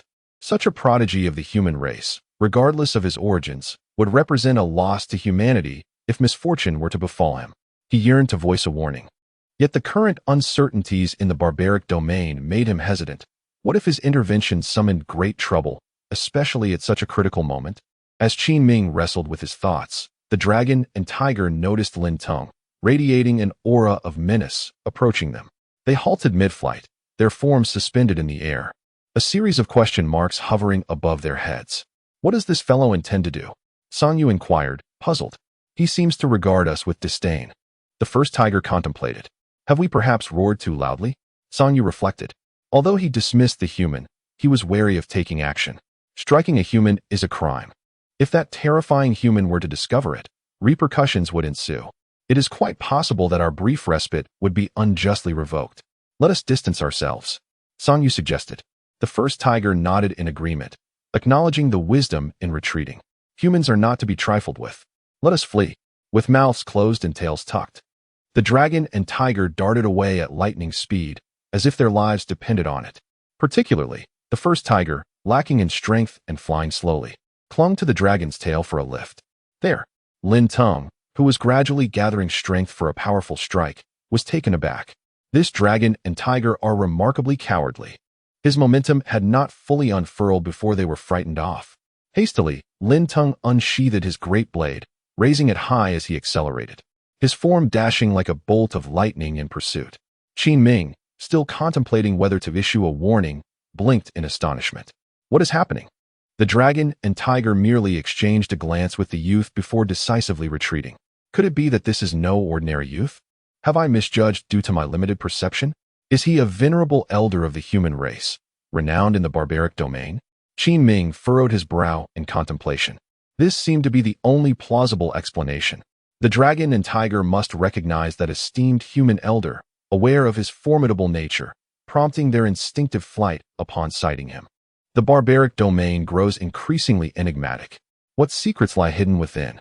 Qin Ming's gaze deepened as he peered into the territory of the Xia Clan, sensing that it concealed a significant mystery. Elder, that esteemed predecessor. Qin Wu approached, raising his gaze to the retreating figures of the dragon and tiger. His eyes filled with reverence. His realm is insufficient. He cannot discern Lin Tong's bone age nor perceive his true strength. All he knows is that the formidable dragon and tiger, at least of the emperor's realm, fled in terror after merely casting a glance at that esteemed elder, a testament to the latter's fearsome presence. He felt compelled to caution the younger generation once more, until they have witnessed the authentic circumstances within the territory of the Xia Clan. They must refrain from provoking trouble and remain exceedingly low-key, utterly discreet. They ought to temper their pride, which they brought from the eastern Tsang domain, and not treat this place as a mere primitive wasteland. Qin Ming gazed into the distance, his thoughts swirling, and he commanded, indeed. Qin Wu nodded solemnly. He increasingly sensed that something was amiss in this locale. Upon their arrival, they had already encountered 2 peak Emperor Realm dragons. Now, while seeking information, they stumbled upon both a dragon and a tiger. Furthermore, there existed human elders capable of pursuing and confronting dragons and tigers of the Emperor Realm.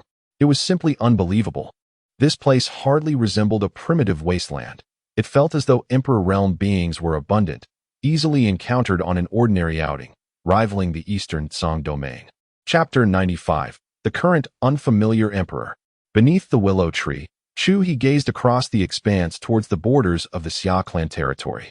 Now, 30 years have elapsed.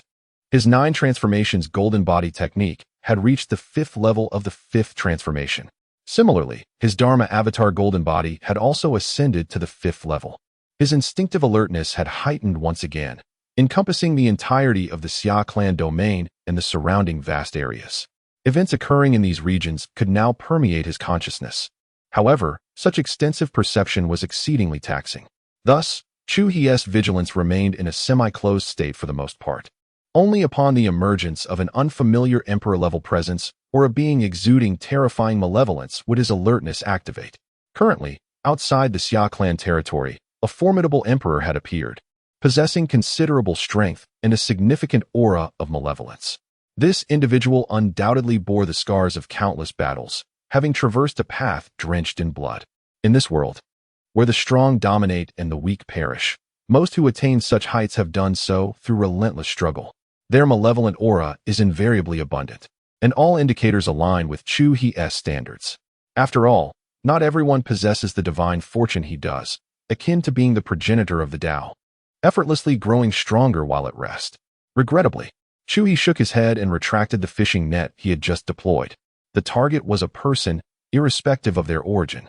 As long as they posed no threat, he could not be bothered. He had anticipated a bountiful catch today, only to be left disheartened. Chu He felt a sense of ennui. His fishing net had not been utilized for many years. The once resplendent golden glow now seemed considerably dimmed. Suddenly, atop the great tree, Qin Ming shuddered. A flicker of fear gleamed in his eyes. It felt as though some presence had covertly taken notice of him. Indeed, this place was amiss. He needed to depart swiftly. Until the situation was clarified, he and several others must refrain from approaching. At his level of power, barring the prolonged stagnation of his realm that occasionally induced confusion, any spontaneous surge of emotion would never be trivial. You stay here to assist those juniors. I shall return first. Qin Ming instructed Qin Wu, his gaze cast downward. The carriage had already entered the Xia Clan territory. It was too late to summon the juniors back. He could only hope that their realms were low enough to evade the attention of whatever resided within. Remember to keep your distance from the Xia Clan territory. Regardless of what transpires, do not venture inside. If you sense something amiss, you may return. He imparted this final admonition to Qin Wu before hastily departing. He ran, daring not to reveal his aura, not even daring to employ his true energy, his legs propelling him swiftly across the desolate mountains and wilderness. Watching the elder depart, Qin Wu felt perplexed. The elder appeared to be in a great hurry, lacking any semblance of composure. His legs moved, arms flailed, as if something were pursuing him. Yet, it seemed contradictory. If he were truly in a rush, why not take flight for greater speed? Qin Wu shook his head. The scene feels rather contradictory. Two young girls, along with the turtle, are on the verge of breaking through to the realm of the emperor. Chu He gazed at the increasingly drowsy turtle, which had recently feasted well, and at Lin Shuling and Zhao Yuling, who were enveloped by an array, as if they were in a secluded world, engaged in closed-door cultivation. Ever since the century-long super sign-in, the likelihood of Chu He obtaining valuable treasures through sign-ins has dramatically increased over the years, with the quality of items becoming increasingly superior. On the surface, the library appeared to be merely a building, yet within its confines, Chu He had ingeniously transformed it into several spaces akin to secret realms. Each distinct miniature world possessed unique functionalities. The space occupied by Zhao Yuling and Lin Shuling provided a significant boost to their cultivation. Coupled with the auxiliary treasures buried by Chu He within, their training pace has accelerated considerably. If one were to consider the rhythm of 30 years ago, they would likely not have reached the 9th level of the king by this time. However, with an improved cultivation environment, an abundance of resources, and the flourishing fortune of Lin City, coupled with the peaceful times of the Xia Clan, they have had more time for cultivation, leading to their rapid progress in cultivation, an outcome that was almost inevitable. This explains why Lin Tong, at such a tender age, could break through to the emperor realm. His innate talent was indeed commendable, albeit lacking just a touch to reach the threshold of emperor-level aptitude, which would not classify him as a figure capable of dominating an era. His swift breakthroughs were attributed to the profound wisdom imparted by his venerable ancestor, who had absorbed a wealth of knowledge. Furthermore, being constantly enveloped by the auspicious vapors of fortune, he faced minimal barriers in his mental state, facilitating quick breakthroughs. Yet, upon reaching the emperor realm, he could no longer break through as effortlessly as before, unless his esteemed ancestor ascends to a higher level, enhancing his support. The auspicious vapors from his ancestor would be unlikely to rise further. Regrettably, at the level Chu He currently occupies, accelerating his cultivation speed has become a formidable challenge. 30 years have passed, and he has only achieved the 5th layer of the 9 transformations golden body technique. The process seems increasingly sluggish. The remaining 4 layers might require another 30 years. Considering the accumulation of his foundation, Chu He estimates that the next breakthrough could take at least 50 years. Moreover, the auspicious vapors from the ancestral grave hold little hope. Over the years, not a single emperor realm being has come to challenge him. Sustaining his progress relies heavily on the diligent efforts of the 3 dragons and 1 tiger. Today, being an auspicious day, presents an opportunity for a breakthrough. Chu He calculated and then stretched lazily, rising from his recliner. With a single stride, he entered the library, lifted the slumbering turtle, and brought it into the secret realm. Meanwhile, Qin Ming returned to the giant ship and summoned the other elders. He began to express the peculiarities he had observed and sensed. While hurrying back, he encountered that young man again. He had not caught up with the dragon and tiger, as his speed was incomparable to that of the dragon.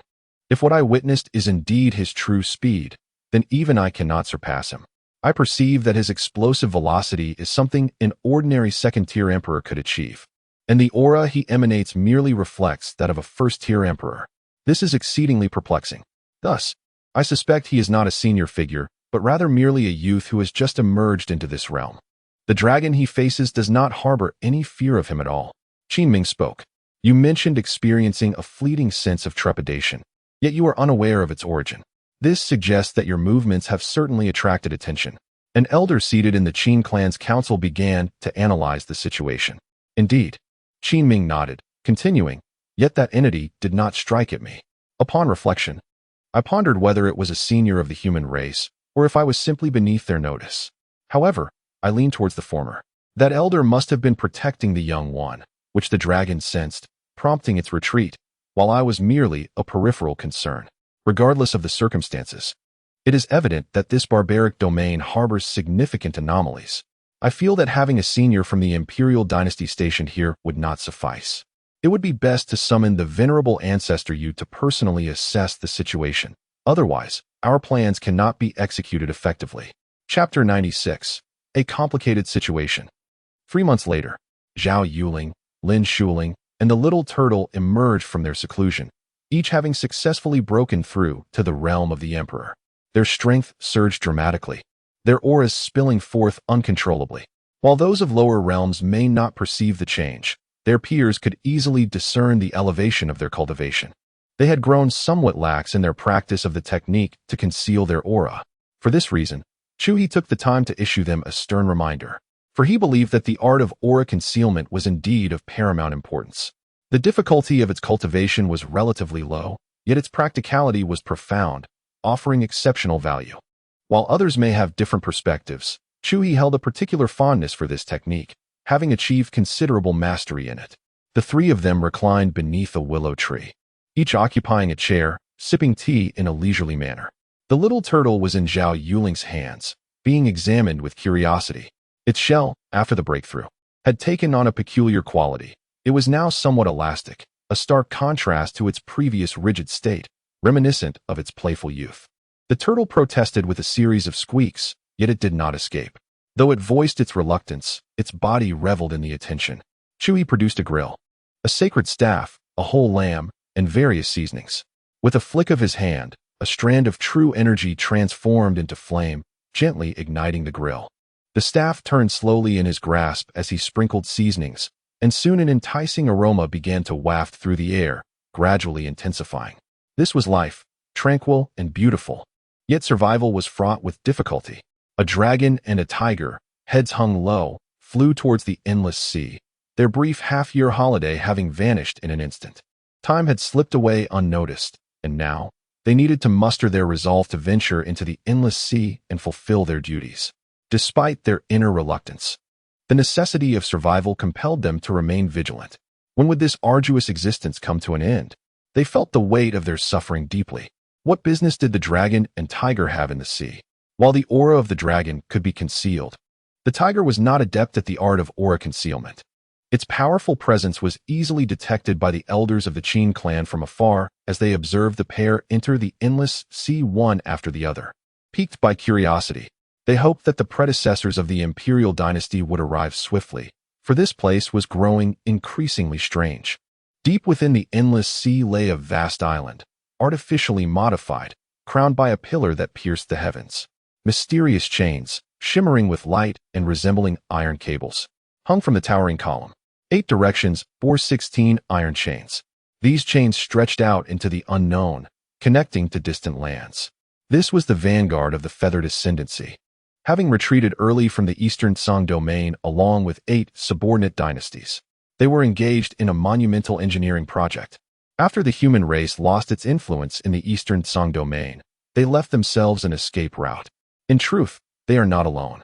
All the divine empires are already taking similar measures, albeit through different means and in various locales. Lord Yu, we have received news from the Qin clan in the barbaric domain. There has been a significant upheaval there.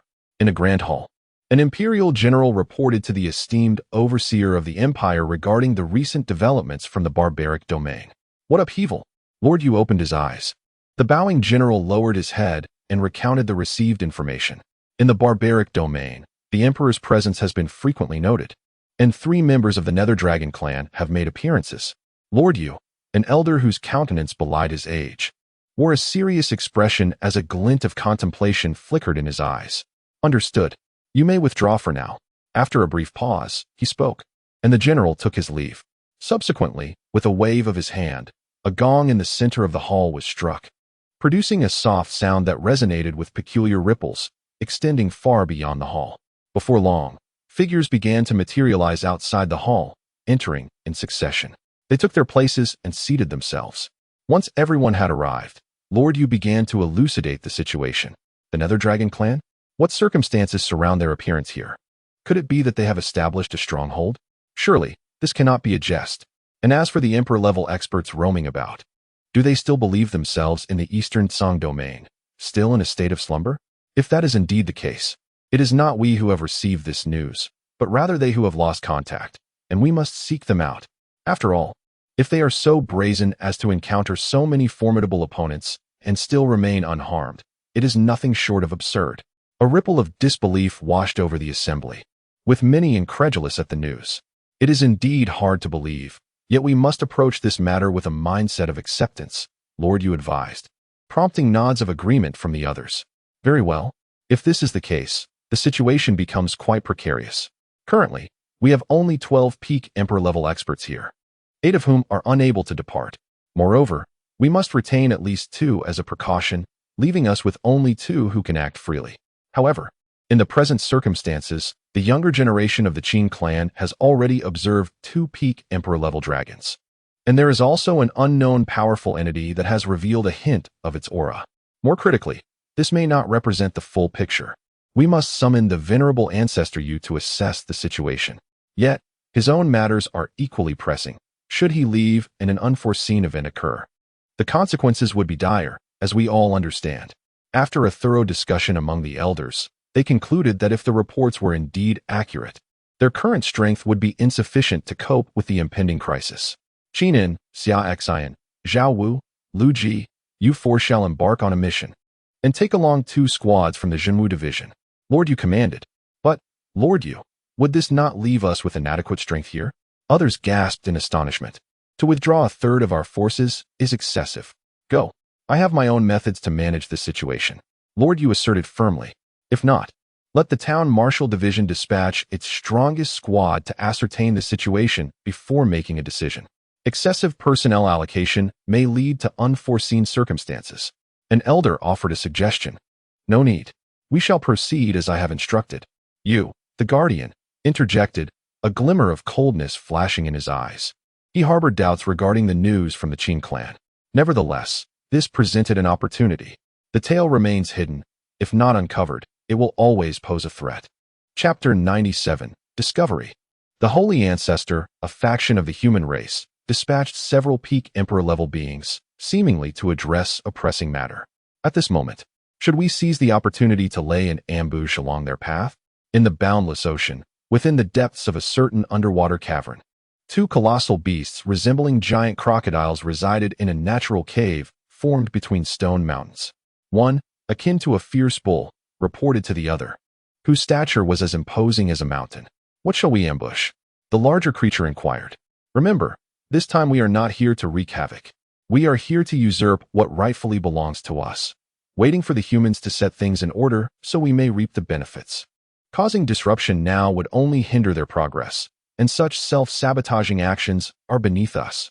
The giant crocodile shook its head, stirring the water into a turbulent frenzy. However, during such a critical time, why have the humans dispersed their peak emperors? There seems to be something amiss.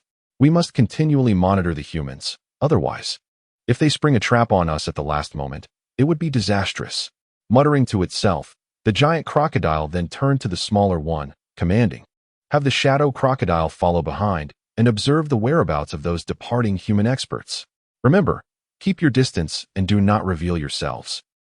In the territory of the Xia Clan, on this day, Lin Teng, who had been journeying and honing his skills for nearly half a year, rushed back. He hurriedly made his way to the palace of the white-clad empress, where he met Zhao Yuling. Not good, Aunt. I have uncovered a significant secret. On the edge of the boundless ocean lies a formidable power.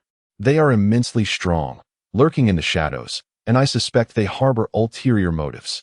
Lin Ting shared his crucial discovery. How strong? Zhao Yuling furrowed her brows. Very strong. I sensed several presences that are not weaker than my own. What is more alarming is their sheer numbers. Lin Teng's expression turned grave. Only as strong as you. Then it's nothing to worry about. Zhao Yuling's face broke into a smile, her tension easing. A mere small faction, only as formidable as her little nephew, could easily be subdued by her hand. The true might of an emperor was beyond her nephew's comprehension. You are still young and do not understand what it means to be powerful. Zhao Yuling patted Lin Teng's head, marveling at her own invincibility. Lin Teng wore a peculiar expression, sighing deeply. In order to gain his aunt's trust and convey the gravity of the situation, he resolved to drop the pretense. After all, the ancestral figure had merely advised against revealing one's cultivation before reaching the emperor level. But now, having attained that status, he was free from such constraints. Thus, he decided to lay everything bare. Boom! A surge of powerful energy erupted forth. Even though it was but a fraction, it caused the entire palace of the white-clad empress to tremor. All disciples felt a profound shock, as if the heavens were about to collapse upon them. In that fleeting moment, their hearts plummeted as if plunged into a black hole, suffocating them with a sense of disarray and dread. Fortunately, the entire ordeal lasted but a breath, after which everything dissipated without a trace. It was as if a pair of invisible hands emerged, dispelling the terrifying atmosphere and gently pulling them back from the desolation, offering a soothing comfort akin to a gentle pat on the back for their troubled souls. Yet, even so, the members of the Xia Clan, who were already formidable in their own right, found themselves drenched in cold sweat. What had just transpired? That aura was utterly terrifying. In that instant, I felt as though I had been devoured by a primordial beast. A group of disciples, huddled together, raised their gazes towards the source of the horror, their expressions frozen in a state of unease. Simultaneously, sensing something amiss, Zhao Yuling's demeanor shifted as she instinctively retreated, unleashing her energy in a defensive stance. Why, you too are an emperor? Lin Teng stared at Zhao Yuling in astonishment. Just moments ago, as his aura had leaked, Zhao Yuling's true essence flared in defense, revealing her own cultivation level. Lin Teng was merely surprised, still unable to grasp the full extent of disbelief. Zhao Yuling, however, was overwhelmed by a torrent of emotions. This little nephew, whom she had watched grow up, had silently ascended to the rank of an emperor.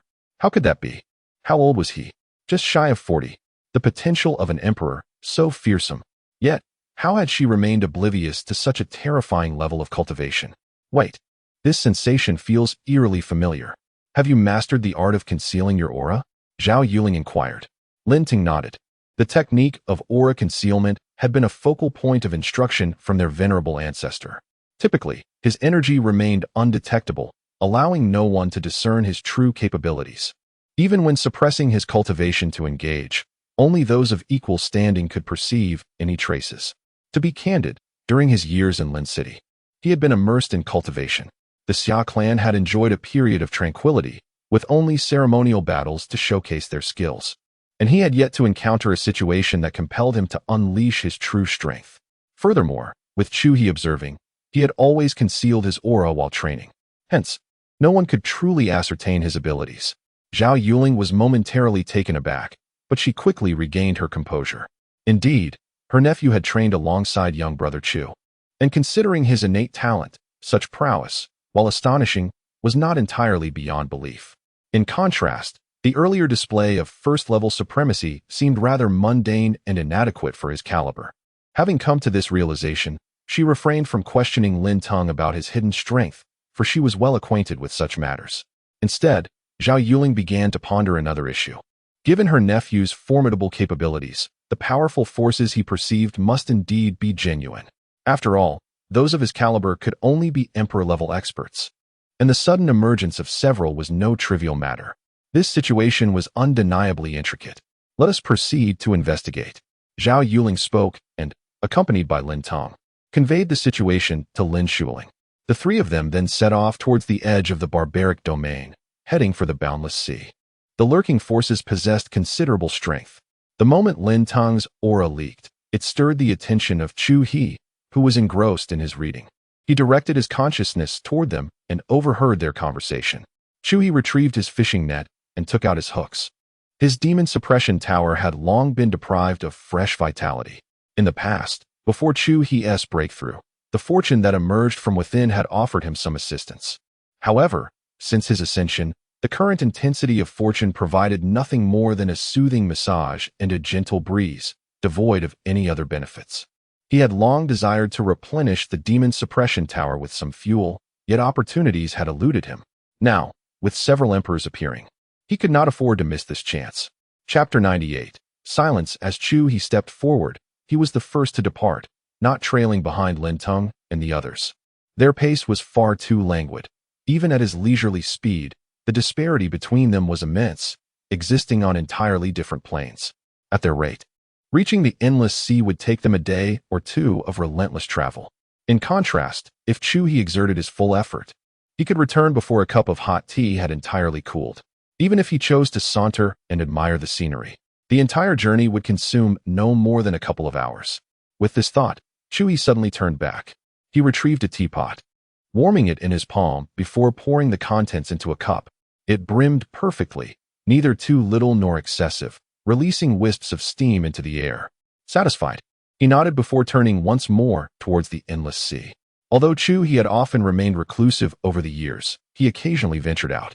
Each time he made progress in his cultivation, he would take the opportunity to explore, balancing work and leisure to ease his tightly wound spirit. He had traversed the Summer Clan and its surrounding territories extensively, and had visited the endless sea a couple of times, not for aimless wandering, but rather due to the two peak emperor-level dragons. Initially, when they were released, they were somewhat unruly. During their first attempt at escape, having signed a beast contract, their misbehavior did not go unnoticed by Chu He.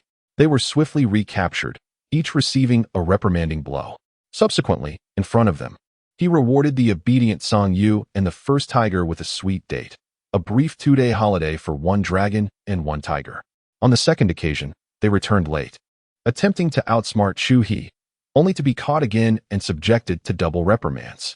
Song Yu and the first tiger were granted a doubled reward of sweet dates, a 7-day holiday for both. From then on, the two dragons understood that evasion was futile. Witnessing their counterparts enjoying vacations while they faced punishment only deepened their sense of injustice, leading to their subsequent compliance. Endless Sea, at the Xia Clan stronghold. After months of a tense and apprehensive atmosphere influenced by the higher-ups, a turning point finally arrived. Above, a magnificent black eagle soared across the sky, carrying a carriage-sized structure on its back. The words Jinwu Division were inscribed on the door in a robust and powerful script, emanating a heavy aura of bloodlust. The divine eagle descended directly onto one of the giant vessels concealed by the Xia Clan, heralding the arrival of formidable forces from the Jinwu Division, along with several esteemed elders from the Divine Dynasty. The high-ranking martial artists of the Xia Clan gathered, their hearts racing with excitement as they beheld the group disembarking from the small dwelling atop the eagle. Their emotions surged at the sight of so many powerful beings arriving simultaneously. Finally, they could set down the burdens that had weighed heavily on their hearts. The assembly included 4 peak emperor-level warriors and 8 others of the 6th and 7th layers, instilling them with newfound confidence in the face of impending dangers. I firmly believe that the presence of the esteemed Yu Sheng would be the ultimate assurance. In the distance, Qin Ming mused to himself. He was the only one from the Xia Clan who had not yet put his heart at ease. The sensation that had arisen from deep within him that day was profoundly terrifying. He harbored doubts that the entity in question was far more than simply an emperor.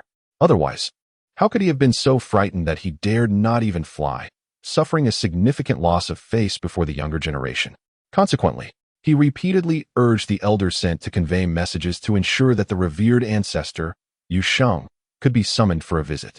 However, it was evident that his insistence had proved ineffective. Yet, it was understandable. To directly summon 4 elders without personally experiencing the situation was already quite a serious consideration.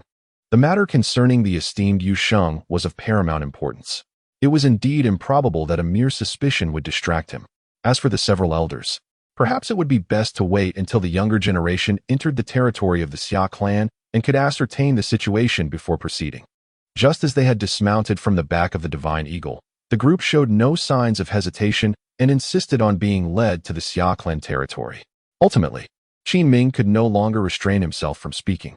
Although this might appear rather abrupt and reckless, they were in the presence of more than 10 powerful emperors, including 4 who were peak ancestors of their royal clan. If anything were to happen to them, especially at a time when the human race was precariously poised, the repercussions would be immense. Elders, I fear there may be forces within the Xia Clan territory that can only be confronted with the presence of Yusheng.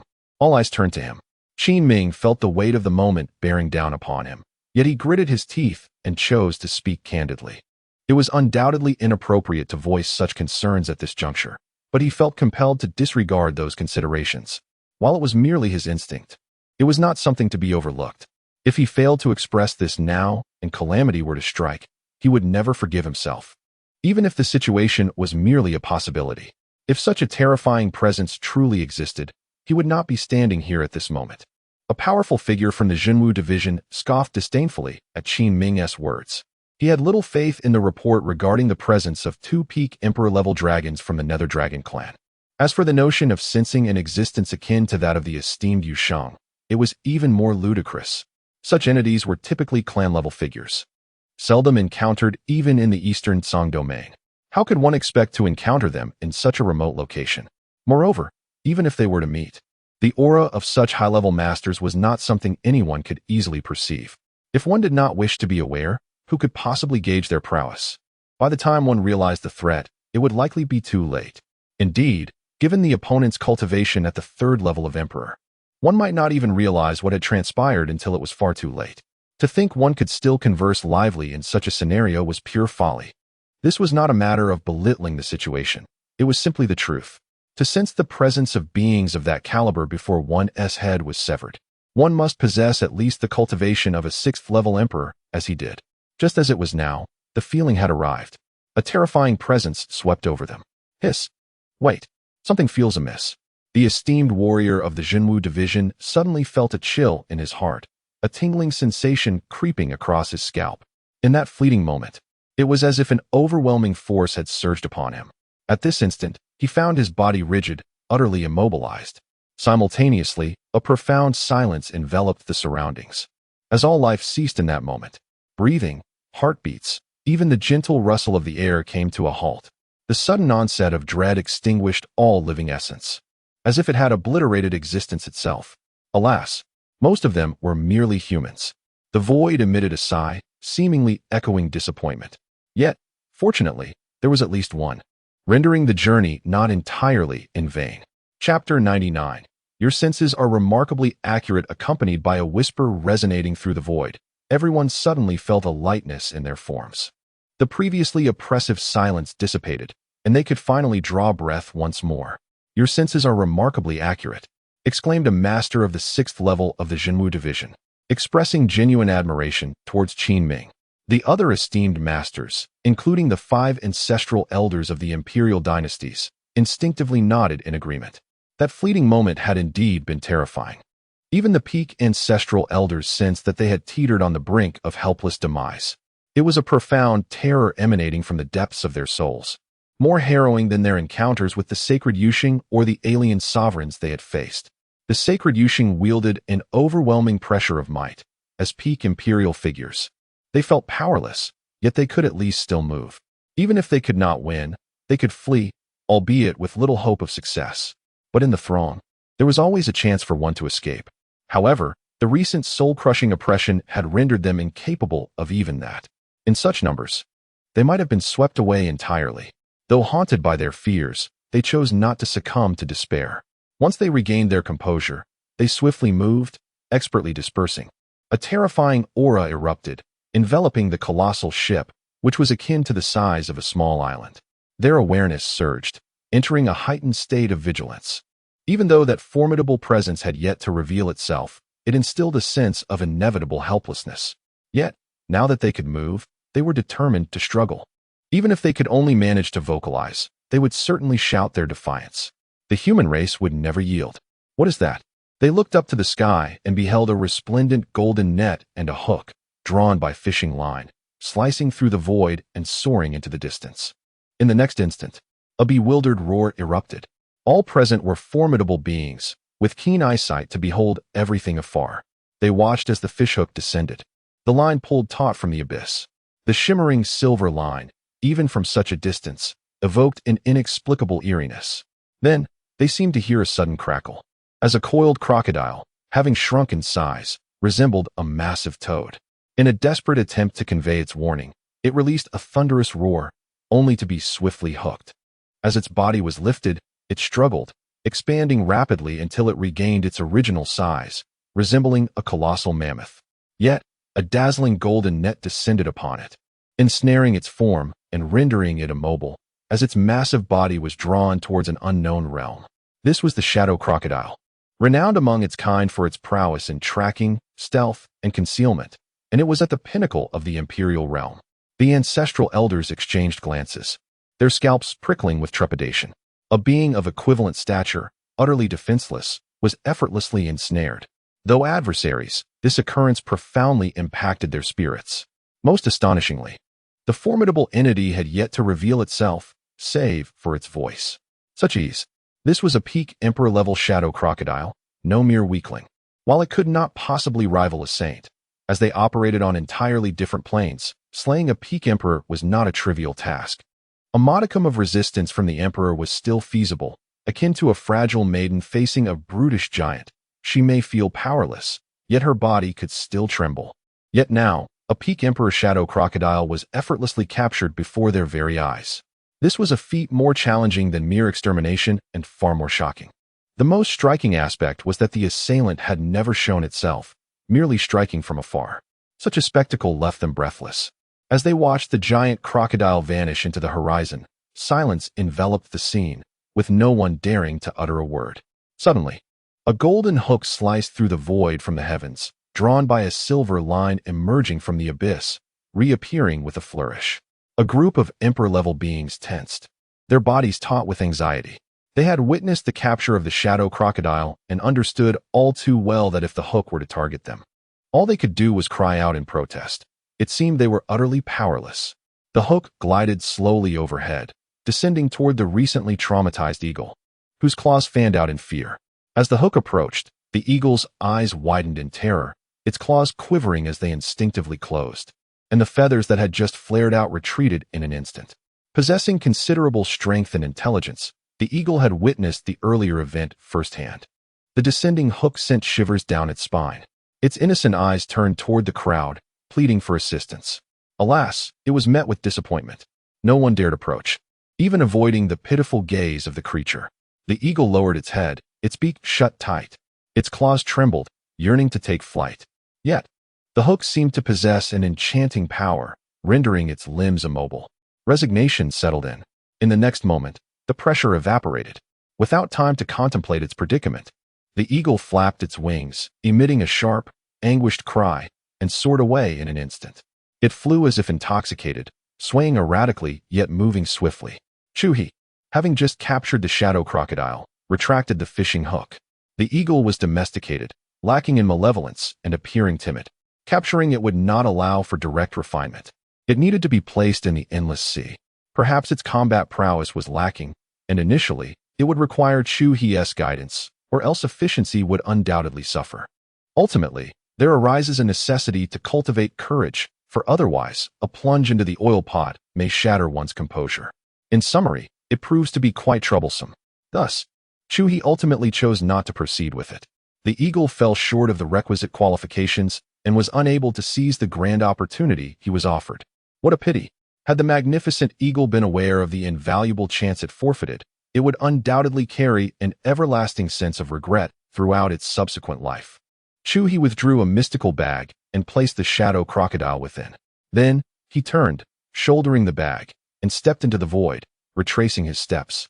The emptiness rippled, and in the blink of an eye, Chu He's figure vanished without a trace.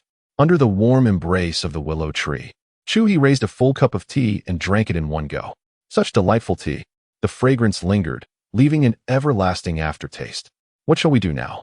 Shall we retreat altogether, or should we first send someone back to report to the venerable Yu Sheng, allowing him to make the decision? On the colossal ship, after a brief silence, a voice rose in inquiry.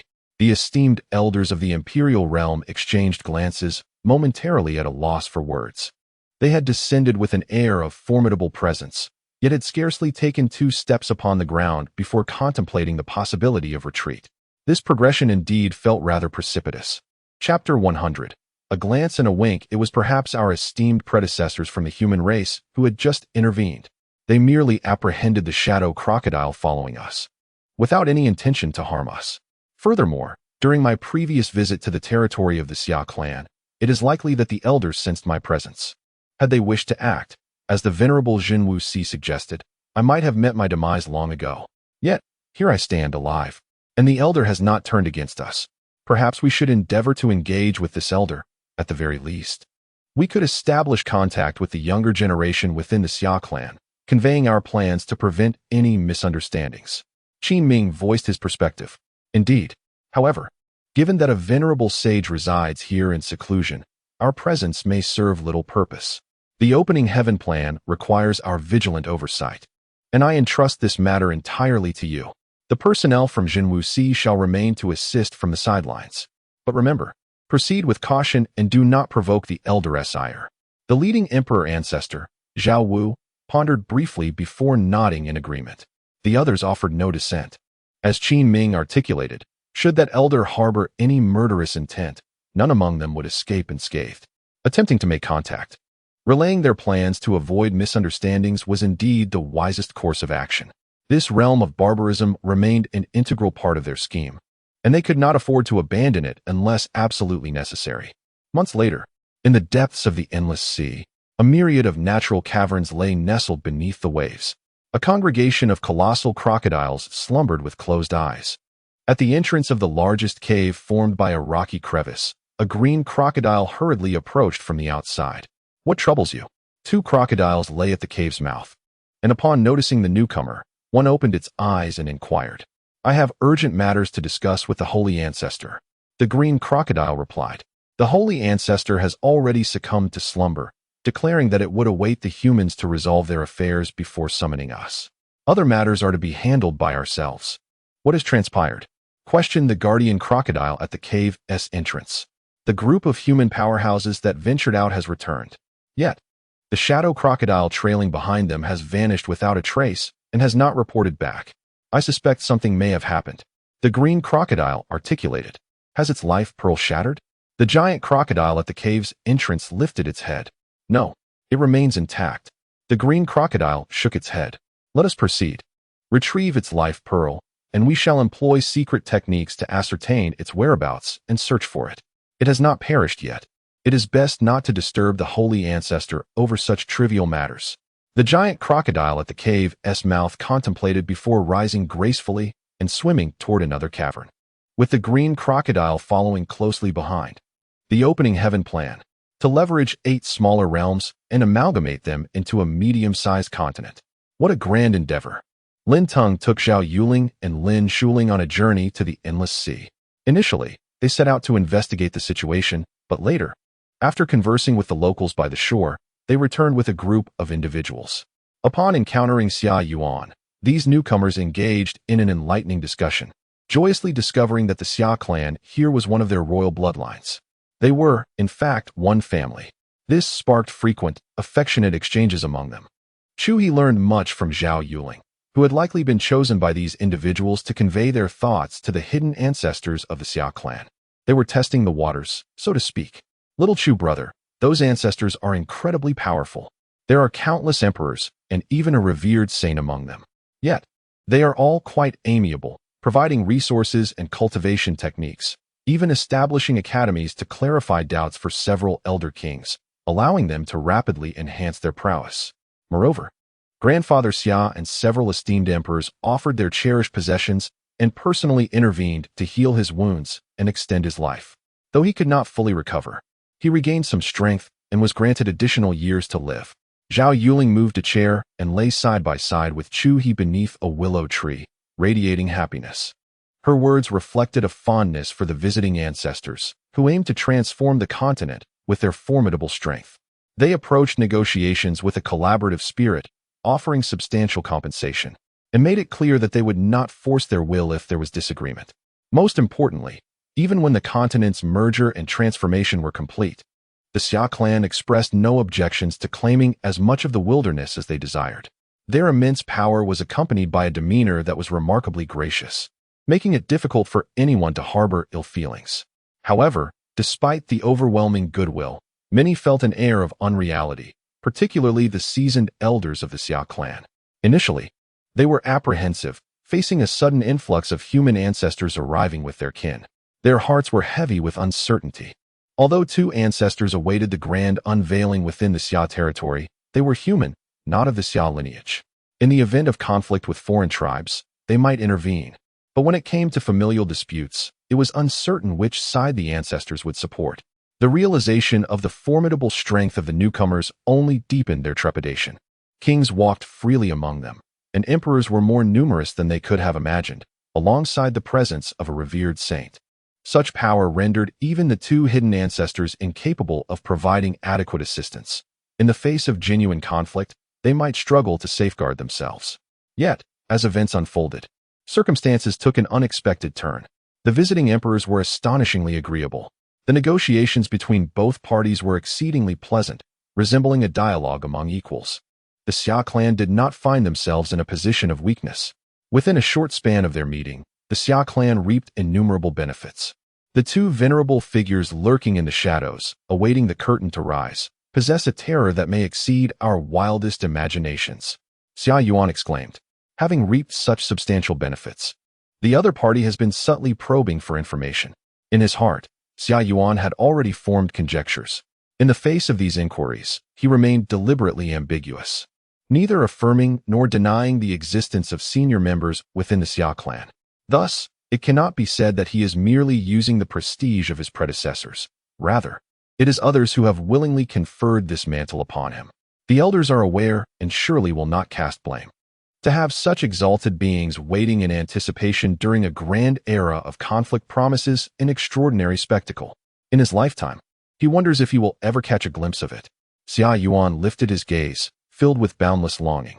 The deeper his understanding of the elders, the greater his anticipation for the impending grand epic. The mightier the predecessors, the more unfathomable the grand world they await. Indeed, dear master, your fortune is flourishing evermore. Each time you face a life-and-death crisis, a turning point emerges. Perhaps you are the fated child of destiny spoken of by the young girl, born for the great era.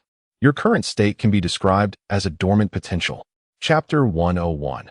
Opportunity, a mysterious force, imbued with the essence of pursuit, swirled into existence.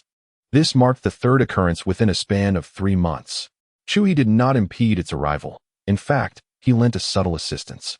Otherwise, with his prowess and means, that force would have never been able to locate him, let alone enter. However, one must consider that the entity sought reunion with its companions, and he could hardly bring himself to refuse. Typically, those blessed with striking looks possess softer hearts. As Chu He gazed at the azure smoke rising to 12 zhang, he shook his head, expressing his dissatisfaction. The current level of fortune was still of no use to him. He estimated that at least one more batch, specifically of the malevolent kind from the Nether Dragon clan, was required to yield any effect on his present state. Casually, he tossed a medicinal pill into his mouth. While chewing, he dispatched a wisp of mental energy to trace the mysterious force back to its source.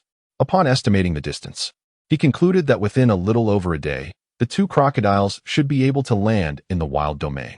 Rising to his feet, Chu He decided to take a leisurely stroll outside to welcome his companion, the shadow crocodile. At this moment, the sun hung high in the sky, marking an auspicious hour for his customary sign-in. Entering the library, he clicked on the sign-in option.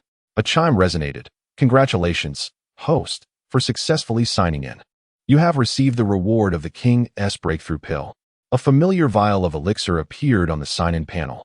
Chu He looked skyward, finding this auspicious hour to be rather unreliable. For someone who had been signing in for over 100 years, a king-level item had become a mere rarity, akin to refuse. This particular item held no value for him now. He would not even find it appealing as a confection. Previously, he had discarded several vials left from his sign-ins, casting them into cliffs, mysterious caves, and even hiding them in the crevices of others' walls. Who benefited from them relied entirely on fortune. A new batch of fortunate souls was about to emerge. With a flick of his fingers, Chu He observed the sunlight, tinged with crimson and violet, heralding the arrival of auspicious energy. It signified that another child of fate was destined to receive an enviable opportunity. This would be a blessing from the heavenly Tao's venerable Patriarch. Bearing the scorching sun, he stepped out of the Lin family estate. Ignoring the constraints of space and distance, he found himself on a bustling street just outside the Lin family residence. The thoroughfare teemed with youthful faces, primarily boys and girls. The shops lining the street catered mostly to leisure and entertainment, with a surplus of baby clothing stores. The roads were devoid of vendors, save for the occasional horse-drawn carriage and pedestrians. Presently, Lin City was populated predominantly by martial artists of considerable prowess and affluent backgrounds. The ordinary fare no longer sufficed for them. Even if they sought to indulge their appetites, it was done within the confines of inns, rendering the existence of street vendors untenable. Chu He shook his head. With another step, he departed from Lin City. Over the years, whenever he sought to unwind and experience the vibrancy of life, he had to venture to neighboring towns. Lin City has undergone a profound transformation, now exhibiting signs of a trend toward scale. The once vibrant atmosphere has dissipated, replaced by an increasingly pervasive air of restlessness. As Chu He stepped outside Lin City, he found the pace of life returning to normal, each stride covering several hundred meters. He strolled leisurely, taking in the scenery, with an entire day at his disposal to reach his destination, feeling no urgency.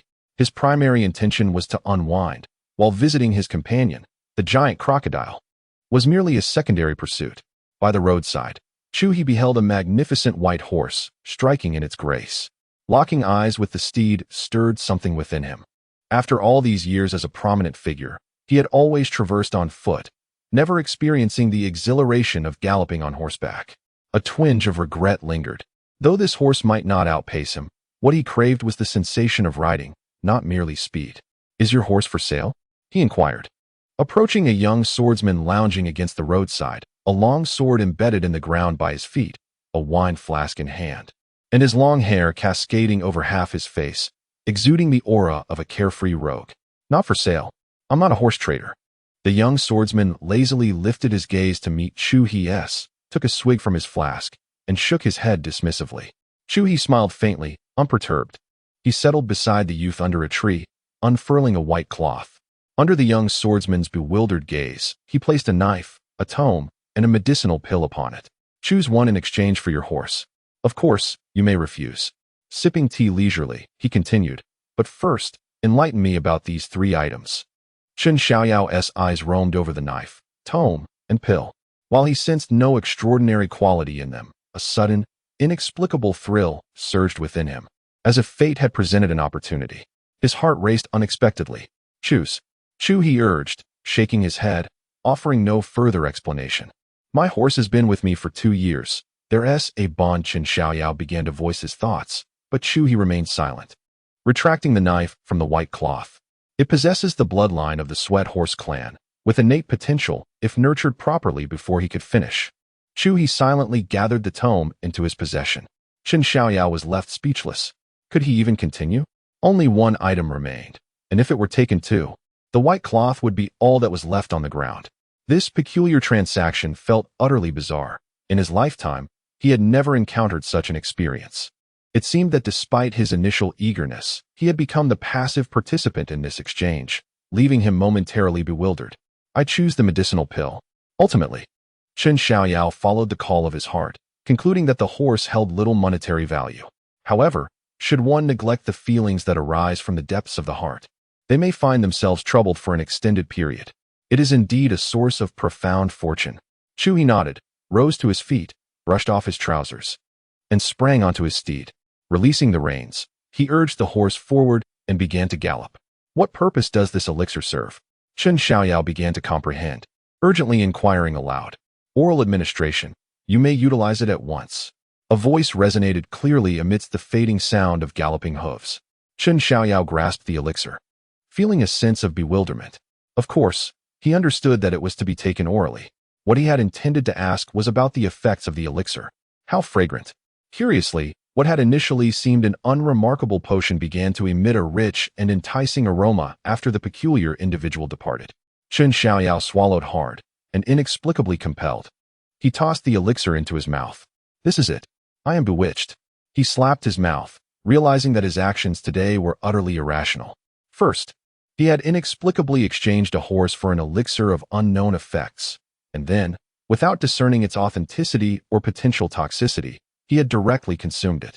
As Chen Xiaoyao came to his senses, he initially intended to expel the elixir, only to discover that it dissolved instantly upon contact. Moreover, it happened swiftly. Before he could ponder further, his expression suddenly changed dramatically, and he sat cross-legged upon the ground. Chapter 102. The Vacationing Dragon. Have I transcended? A glance around revealed utter chaos. Chen Xiaoyao gazed skyward, feeling as if he were in a dream. Just moments ago, he was at the 9th level of innate power, having sold a horse and obtained a pill, which led to his breakthrough. The situation was abrupt and peculiar. It was even more absurd than tales of inheritances gained from falling off cliffs. Should I procure a few more horses? Chen Xiaoyao began to ponder the feasibility of this notion. If selling one horse could yield such significant benefits, his friends would likely consider a career change, all becoming horse traders. They say Linjun abounds with opportunities, but this was utterly outrageous. After a moment's contemplation, Chen Xiaoyao concluded that the act of selling horses was, theoretically, impractical. This was a serendipitous encounter, likely irreplicable, unless that earlier figure rode a horse to death each day and required a replacement. Nevertheless, Chen Xiaoyao felt compelled to return and seek out several more horses. Spending time here posed no detriment. One could never tell what fortune might await. And this piece of cloth. Chen Xiaoyao picked up the white fabric from the ground. Though it appeared unremarkable, it was prudent to examine it further. As he unfolded the cloth, a sense of familiarity washed over him. Holding it to his chest, his expression abruptly shifted to one of peculiarity. Upon scrutinizing the intricate Mandarin duck pattern, his astonishment deepened. Chu He galloped forth, racing from afternoon until midnight, engaged in high-intensity, extreme running. His steed, the white horse, could no longer endure. Its speed diminished, breath quickened, and legs began to tremble. Chewing on a tuft of grass, Chu He reclined upon the horse's back, gazing up at the starry heavens. With a flick of his fingers, a pill landed precisely in the horse's mouth. Nay! The white horse emitted a resounding cry of vigor. With a powerful leap, it surged forward as if invigorated, accelerating once more with an exhilarating speed. Alas! How tedious! Chu He stood upon the horse's back. His formidable strength rendered him incapable of experiencing the thrill of galloping. No matter how spirited the horse was, it could not elicit even the slightest motion from his body. Come, let me teach you to soar. Chu He seated himself, pulling the reins. With a gentle squeeze, the horse's hooves gradually lifted from the ground as it began to gallop through the air. The magnificent steed felt an exhilarating lightness, lifting its head higher, running with increasing joy and vigor. This is the essence of freedom. Yet, after a while, the horse suddenly sensed something amiss. Lowering its gaze, it neighed in terror. Its head felt dizzy. Its hooves trembled. This time, it was genuinely fatigued. As a remarkable steed, it bore the lineage of the sweating horse tribe, with blood-red eyes capable of night vision.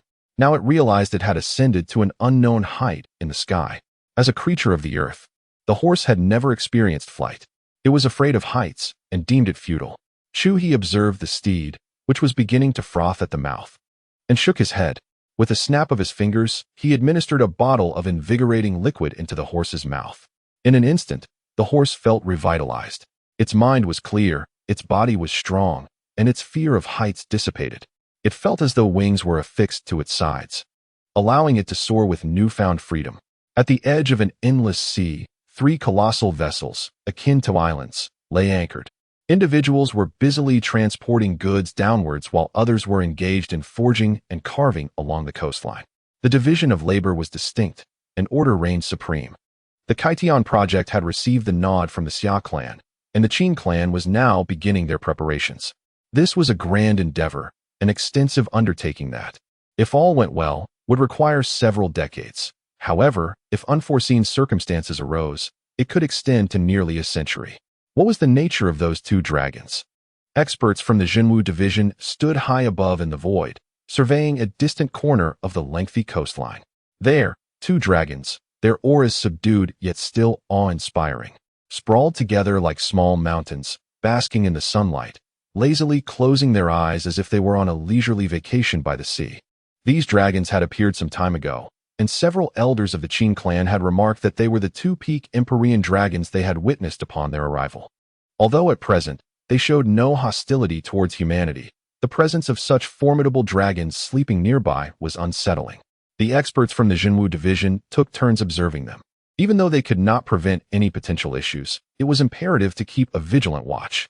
Their eyes remained fixed on the dragons, each shift in the dragon's posture sending ripples of tension through them. Had they contacted the higher-ups of the Xia clan?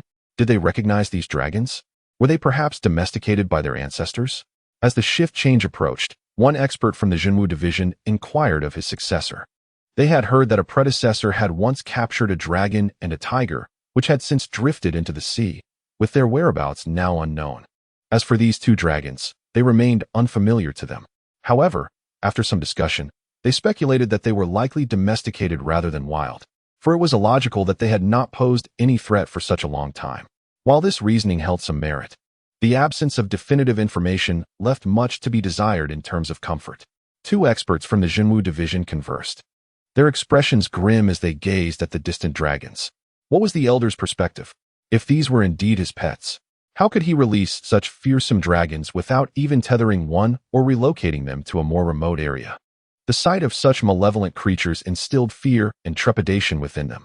Even if one harbors doubts regarding the nurturing of these creatures, no one can truly set their mind at ease. Perhaps the elders suspect our intentions are not pure and have dispatched two dragons to keep a watchful eye on us. Suddenly, one of them ventures a guess. Perhaps, at that moment, in the distance, two dragons bask comfortably in the sunlight, occasionally allowing their eyes to part slightly. Emitting a dragon's sigh, time flows by, akin to the ebbing of their blood. Tick-tock, tick-tock. Although it is a holiday now, they find it increasingly difficult to feel joy. With each passing second, an additional weight, an added oppression, settles upon them. I sense that two individuals are approaching. Suddenly, one dragon opens its eyes and speaks. Is that so? What is their strength? The other dragon, with its eyes partially open, inquires nonchalantly.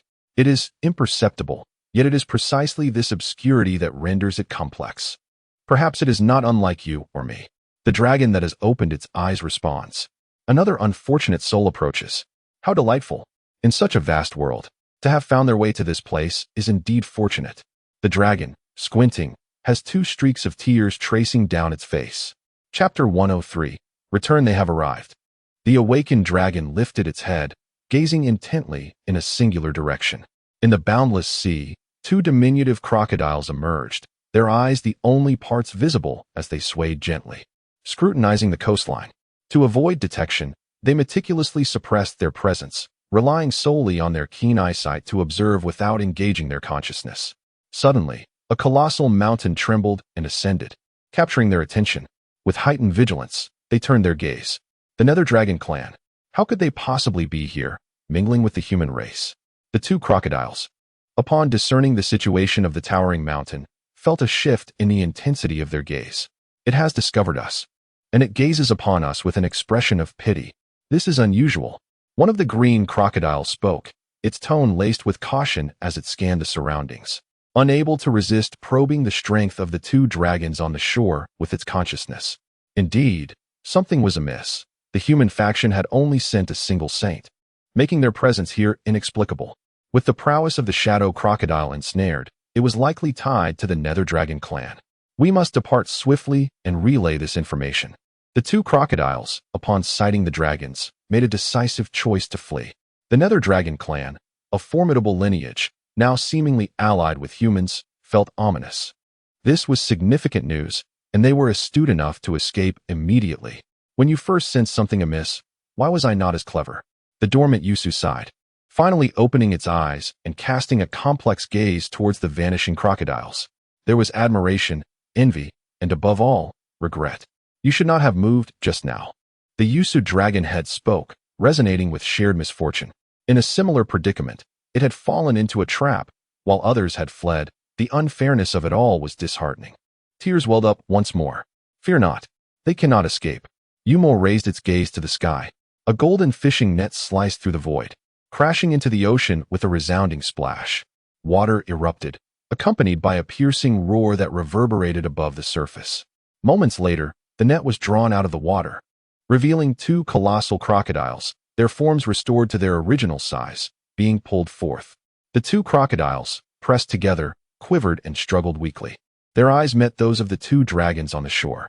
Yusu's massive jaws parted, an inexplicable excitement overtaking its features as it beheld the retreating net, transforming its sorrow into a smile. Yuma turned to its companion, bewildered. Even in Schadenfreude, one should not exhibit such demeanor. Has this creature lost its mind? Swish, swish, swish. The vigilant human experts sensed the commotion, swiftly ascending into the air to witness the two captured crocodiles being drawn away into the distance. Their spirits stirred. Two crocodiles have appeared again. It seems that this time, their tails are quite long. Quickly relay the message back. The leader of the Jinwu division spoke with a somber expression. It is now unmistakably clear that those two dragons are indeed domesticated. He turned his gaze, a complex look in his eyes, towards the direction of the two dragons. Those two dragons basking in the sun with unabashed ease. While the two sneaky crocodiles have been captured, the facts are glaringly evident. He let out a sigh, murmuring to himself, why must the elder raise dragons? If the underworld dragon clan discovers this, the consequences could be dire. 3 dragons. If this were to spread, the entire underworld dragon clan would surely erupt in fury. It is not merely about slaying a dragon, it is about enslavement. Such an act would be intolerable in the eyes of the not-so-numerous underworld dragon clan. Unfortunately, he was but a minor figure, unable to approach the elder for counsel. This matter could only wait until Seiju could extricate himself to offer personal persuasion. Chu He, carrying a bag, turned his horse around and hurried back.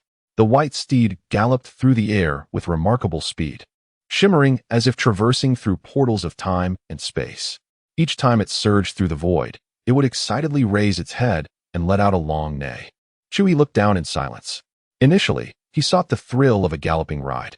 In the end, he found no excitement for himself, yet the horse was palpably stimulated. Its calls grew more impassioned with each passing moment, embodying a sense of turning passivity into initiative.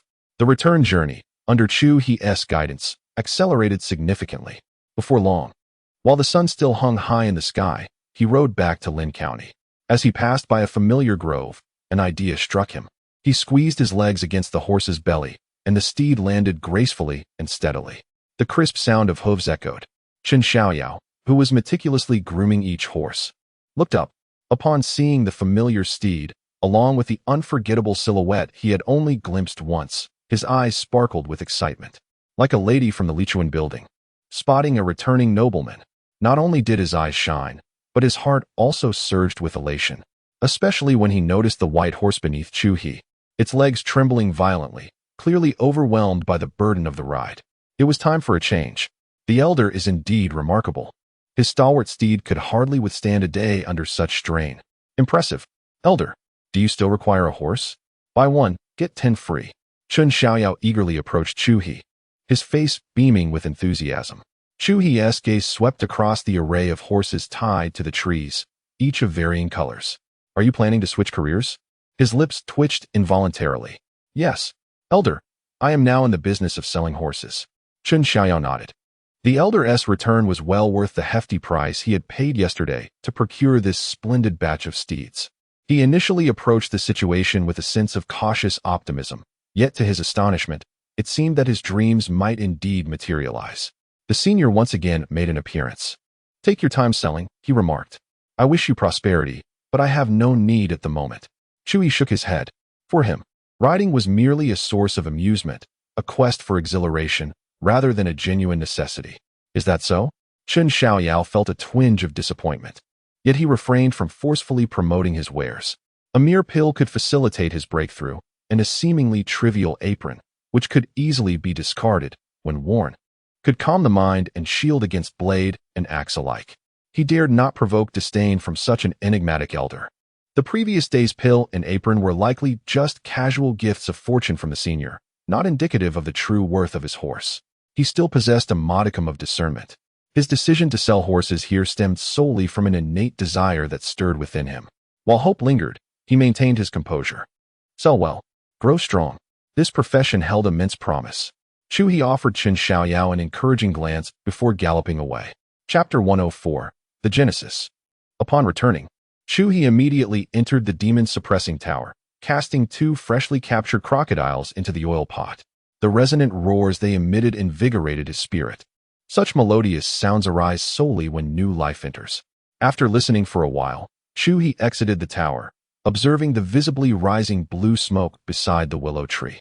He glanced up at the sky. Today, fortune was abundant, and it was midday. After a quick calculation, he discerned it was an auspicious omen. Straightening his attire, Chu He entered the library pavilion and silently recited the sign-in. Ding! Congratulations to the host for a successful sign-in. You have received a purple blood gold stone. A purple golden stone appeared on the sign-in panel, and a smile graced Chu He's face. Indeed, it was a stroke of good fortune. This purple blood gold stone, of which he had previously acquired 2, now marked the 3rd.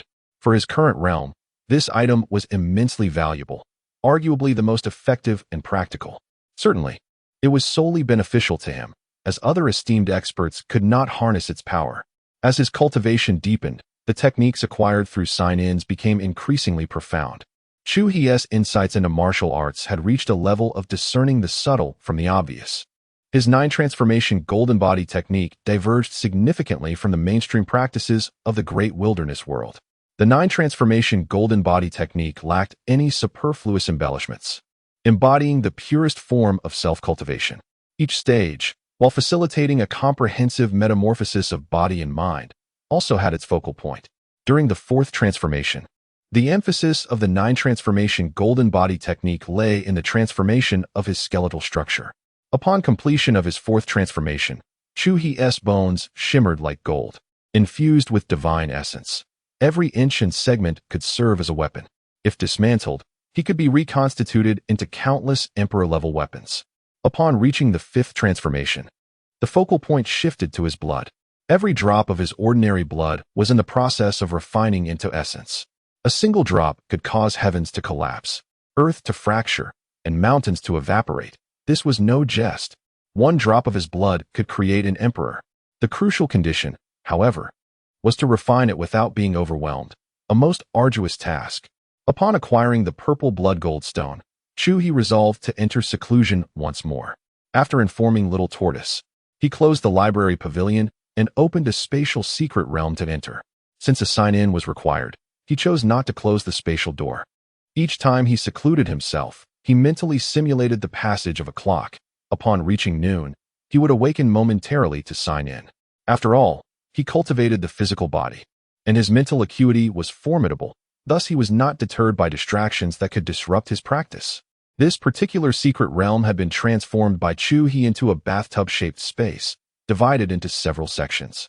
One section contained purple blood infused with the essence of lightning.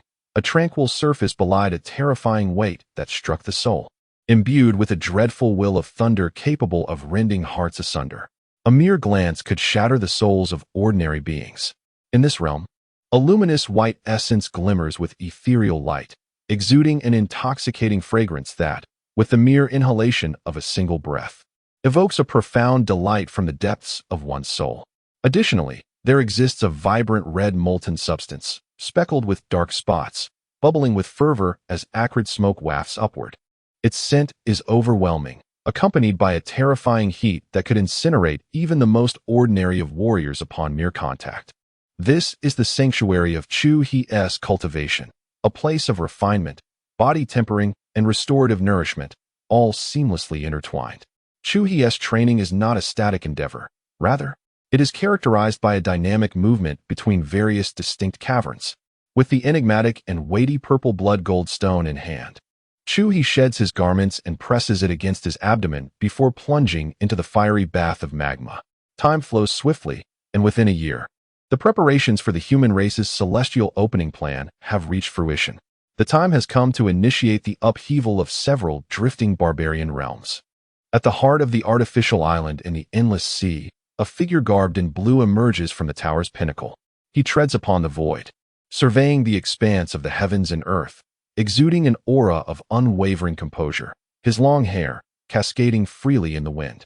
With a decisive gesture, he reaches into the tower, summoning 9 colossal cauldrons that soar from the tower's apex, effortlessly cradled in his grasp. With a flick of his palm, the cauldrons disperse in various directions, arcing through the air to settle in distant reaches of the endless sea. He conjures forth a river of shimmering clarity, as transparent as a veil of water, reminiscent of a world suspended in the cosmos, elevated by the blue-clad youth. The expanse in his palm burgeons, expanding until it obscures the sun, resembling an entire realm inverted in the sky, emanating a resplendent celestial might, with the mountain deities and river kings roaring in unison. Commenced the celestial opening. The youth bellows. With the sound of his voice, a terrifying aura envelopes the island, and all the human powerhouses stationed there become poised for action. A celestial formation is activated, each warrior positioned upon its respective nodes. In an instant, the profound depths of the sea erupt in a blaze of golden radiance that fills the heavens and the earth. Boom, boom, boom. Following the 16 resounding thuds, 16 taut chains, drawn straight, rise from the ocean floor, suspended upon the towering gears that have emerged. The celestial realm, elevated by the blue-clad youth, descends, as if the fabric of reality intertwines with the ethereal. With a thunderous roar, the towering gears begin their slow rotation. Have the Crocodile Clan yet to stir? Beyond this maritime domain, numerous human experts remain vigilant, dispersed in a watchful formation. Among them, Lord Yu observes the now turning gears with unwavering resolve. Indeed, we have revealed numerous vulnerabilities to them, yet aside from the roaming scouts, their main forces remain elusive. A master from the town's martial division beside him responded. It seems that the target of the Crocodile Clan, as I previously surmised, is indeed to reap the benefits effortlessly, allowing us to perfect our creation while they merely seize it at their convenience. These foolish crocs have rather grandiose aspirations. However, it works to our advantage. We can proceed with our plans undisturbed. In the end, it will be a matter of whose strategy prevails. Alas, I wonder how the situation is faring in the Eastern Tsang domain at this moment. Lord Yu gazed deeply into the abyss of the boundless sea.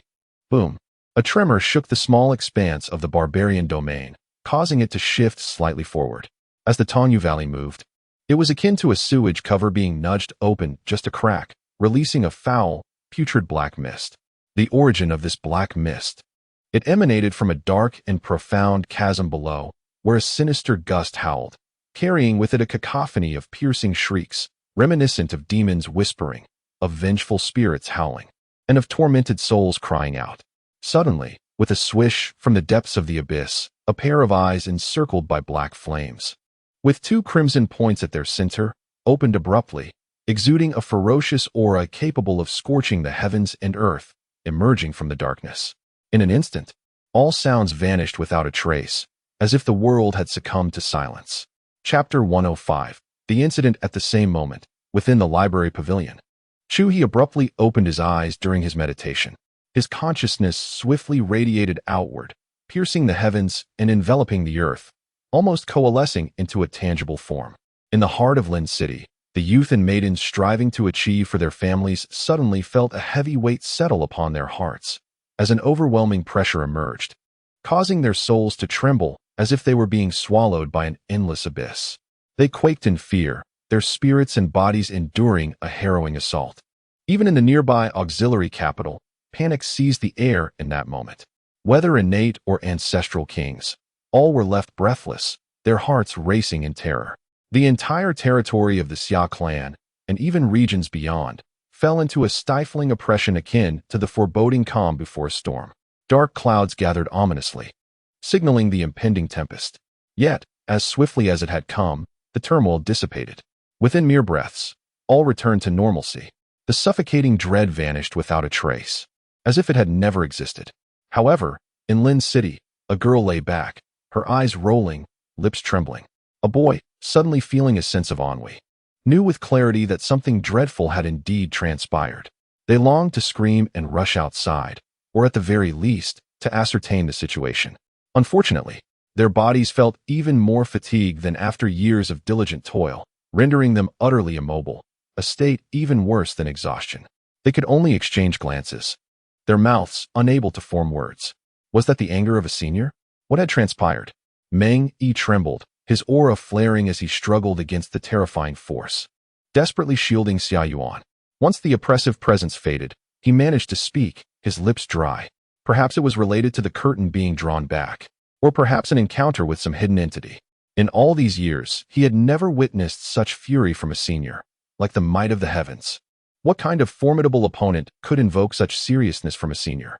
Xia Yuan took a deep breath, gazing skyward, lost in thought. The mere release of that energy had stirred the very winds and clouds of the world. If such a powerful being were to engage in combat, what fate would befall Lin County, or even the entire Xia territory? In the presence of such grandeur, the weak Xia Clan could easily meet a cataclysmic end. Within the library pavilion, Chu He emerged from the cavern that embodied a fiery essence. He removed the dim, cracked purple bloodstone from his abdomen and donned his garments. Frowning, he stepped out of the secret realm and, with a wave of his hand, summoned the star chart to begin divination. Just moments ago, while immersed in his cultivation, he had felt a sudden jolt in his heart, a sensation he had never encountered before. This unexpected disturbance ignited his temper, his consciousness erupting in an instant.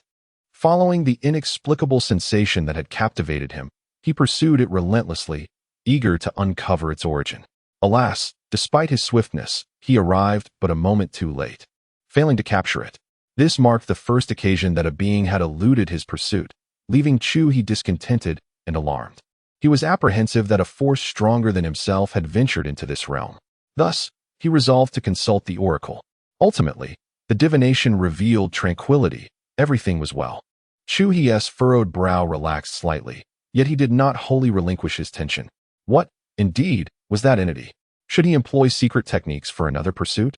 He rested his chin on his hand, lost in contemplation, wavering in indecision. In the end, he shook his head, deciding against it. He feared that the aura he sensed truly belonged to a being of greater strength. Should he recklessly pursue it, unforeseen calamities might ensue. The oracle had indicated peace. Yet tempting fate could lead to dire consequences. Prudence was paramount, although he possessed various means that could potentially match a being above the saint level. As a father of the heavenly way who could steadily ascend, there was no necessity for reckless gambles. Until he attained the pinnacle of strength, caution was imperative. It was time to prepare for contingencies. Previously, his power had been an invincible force throughout the barbarian domain, yet he had grown somewhat complacent over the years. Chu He believed it was time to take action once more, to transform the entire library of tomes. No, the library was far too small. He needed to renovate the entire forest city. Fortunately, he had several designs and materials for unparalleled grand formations at his disposal. Once complete, even beings above the saint level would think twice before troubling him, learning why the flowers bloom so vividly. He would send them straight into the demon suppression tower. In the depths of Tongyu Valley, the rapidly ascending eye of the abyss came to an abrupt halt, its gaze expanding as a layer of murky substance erupted from its eye socket, sealing the minuscule crevices that marred the abyss. It then plummeted swiftly back to the abyss's floor. It stared intently upward, the two crimson points in its eyes spinning rapidly, seemingly in deep contemplation. The entire abyssal space fell into a profound silence, where even the sound of a falling needle could be heard. After a long pause, a guttural roar akin to a ferocious beast reverberated through the depths. Waves of black flames appeared within the abyss, drifting outward, accompanied by a sound reminiscent of flowing water. The black flames extinguished, morphing into clumps of blackened orbs, glistening and quivering as they writhed in the void. With a swift motion, as all the black flames transformed into these orbs, they surged upward, akin to large black rodents, prying open the sealed fissures of the abyss. Their smooth forms slipped through the narrow gaps, as if they had become liquid.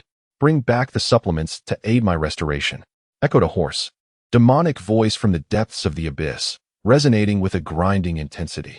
As the last remnants of mud dissipated, a mass of sludge erupted from the depths of the abyss, sealing the entrance with an impenetrable barrier.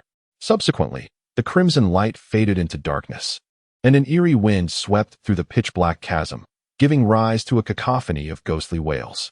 The Valley of Communication, akin to the endless sea, serves as a nexus connecting various neighboring realms. The journey here is considerably shorter.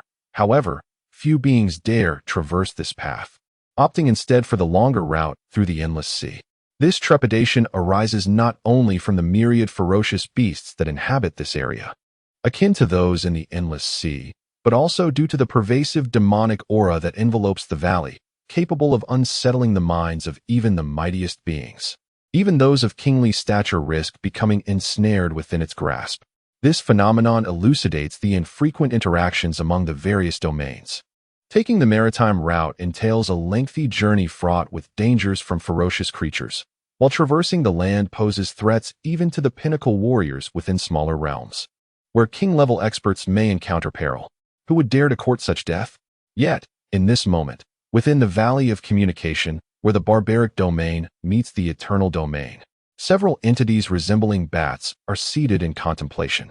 Their discourse reveals them to be sentient beings, distinctly not feral creatures. Curiously, despite the ceaseless influx of demonic energy surrounding them, it appears to have no effect whatsoever on their being. Chapter 106. A sudden departure. What on earth is happening? Why are there so many members of the Xia Clan everywhere? And their power is astonishingly formidable. 5 figures, the very same who had once engaged in a fierce battle with the Xia Clan, are now filled with utter frustration. After the humans triumphed, their clan was obliterated. Yet they managed to survive due to their formidable strength, hiding among smaller tribes and gradually regaining their power. However, with the rise of the Tiger Clan and the emergence of a powerful figure among them who has ascended to the emperor level, sweeping across the land with ambitions of unifying the barbaric regions, they ultimately found themselves ensnared within the territory of the Xia Clan. Their emperor-level expert vanished without a trace, leaving no news behind.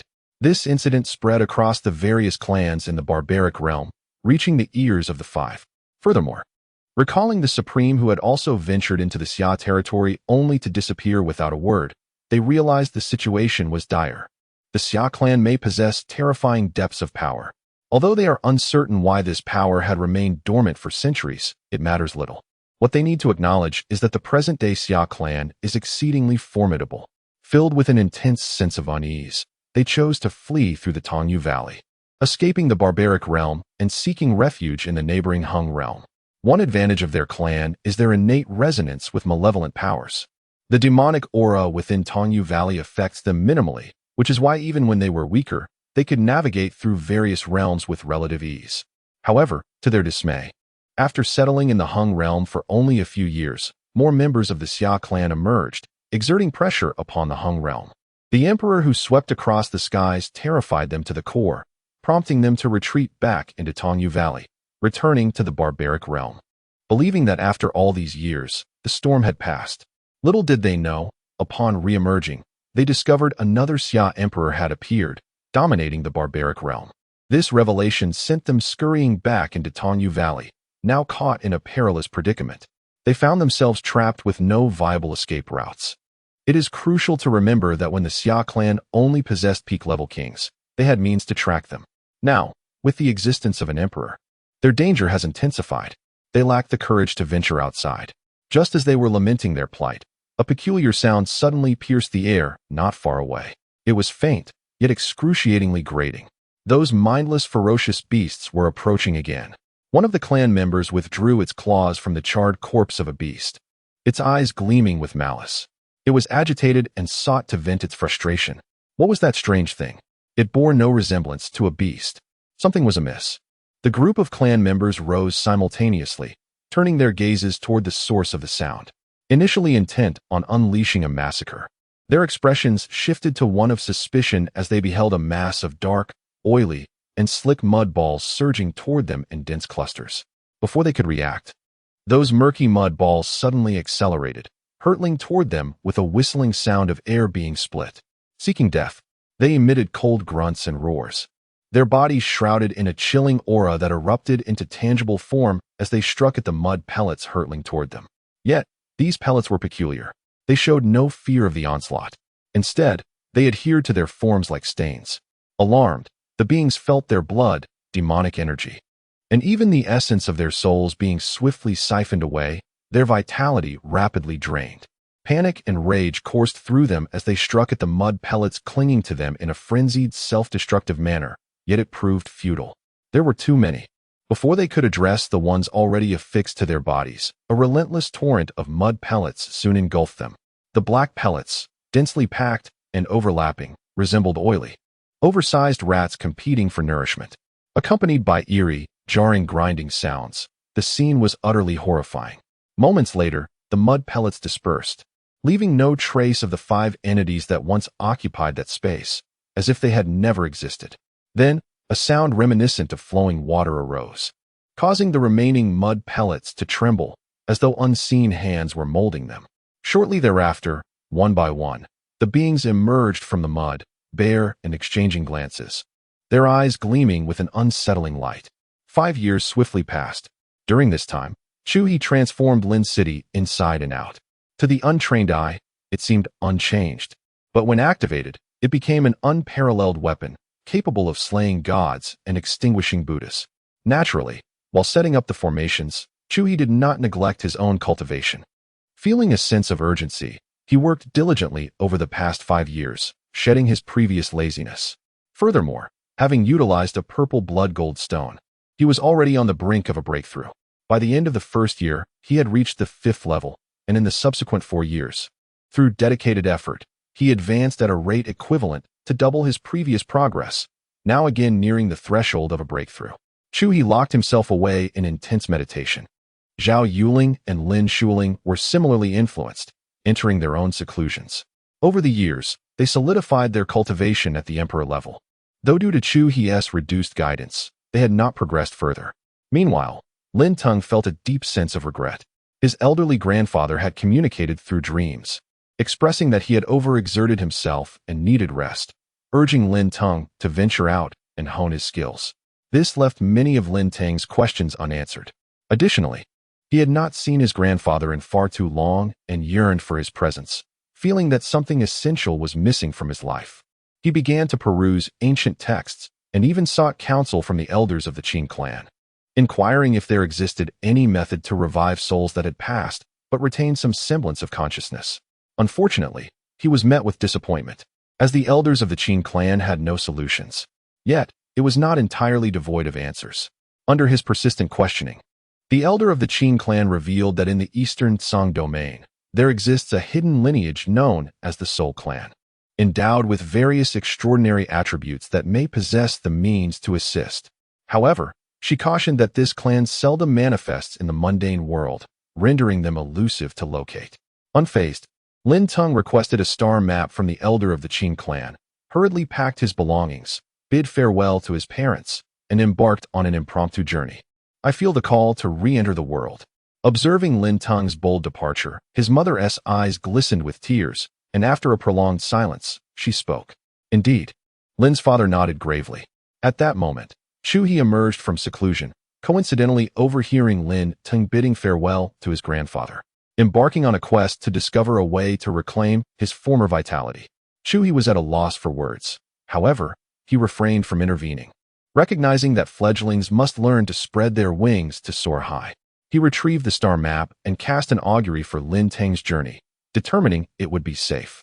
Fortunately, subsequently, Chu He snapped his fingers, enveloping Lin Teng in a blade of intent and 3 protective secret techniques.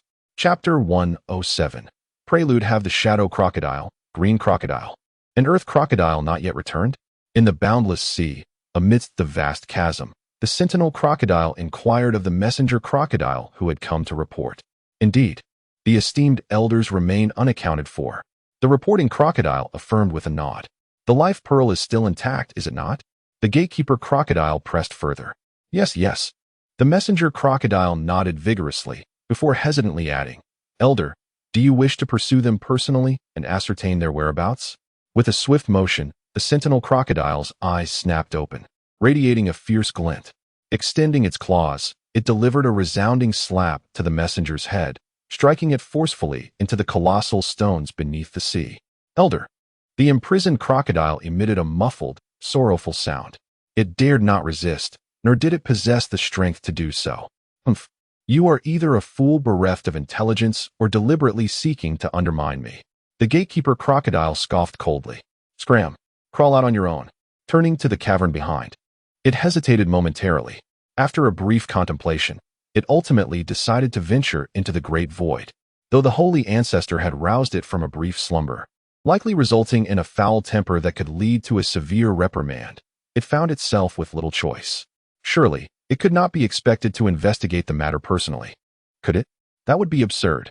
It was not foolish enough to engage in such a perilous endeavor. Better to leave it to the holy ancestor, whose formidable stature and strength would render any situation trivial should it choose to intervene.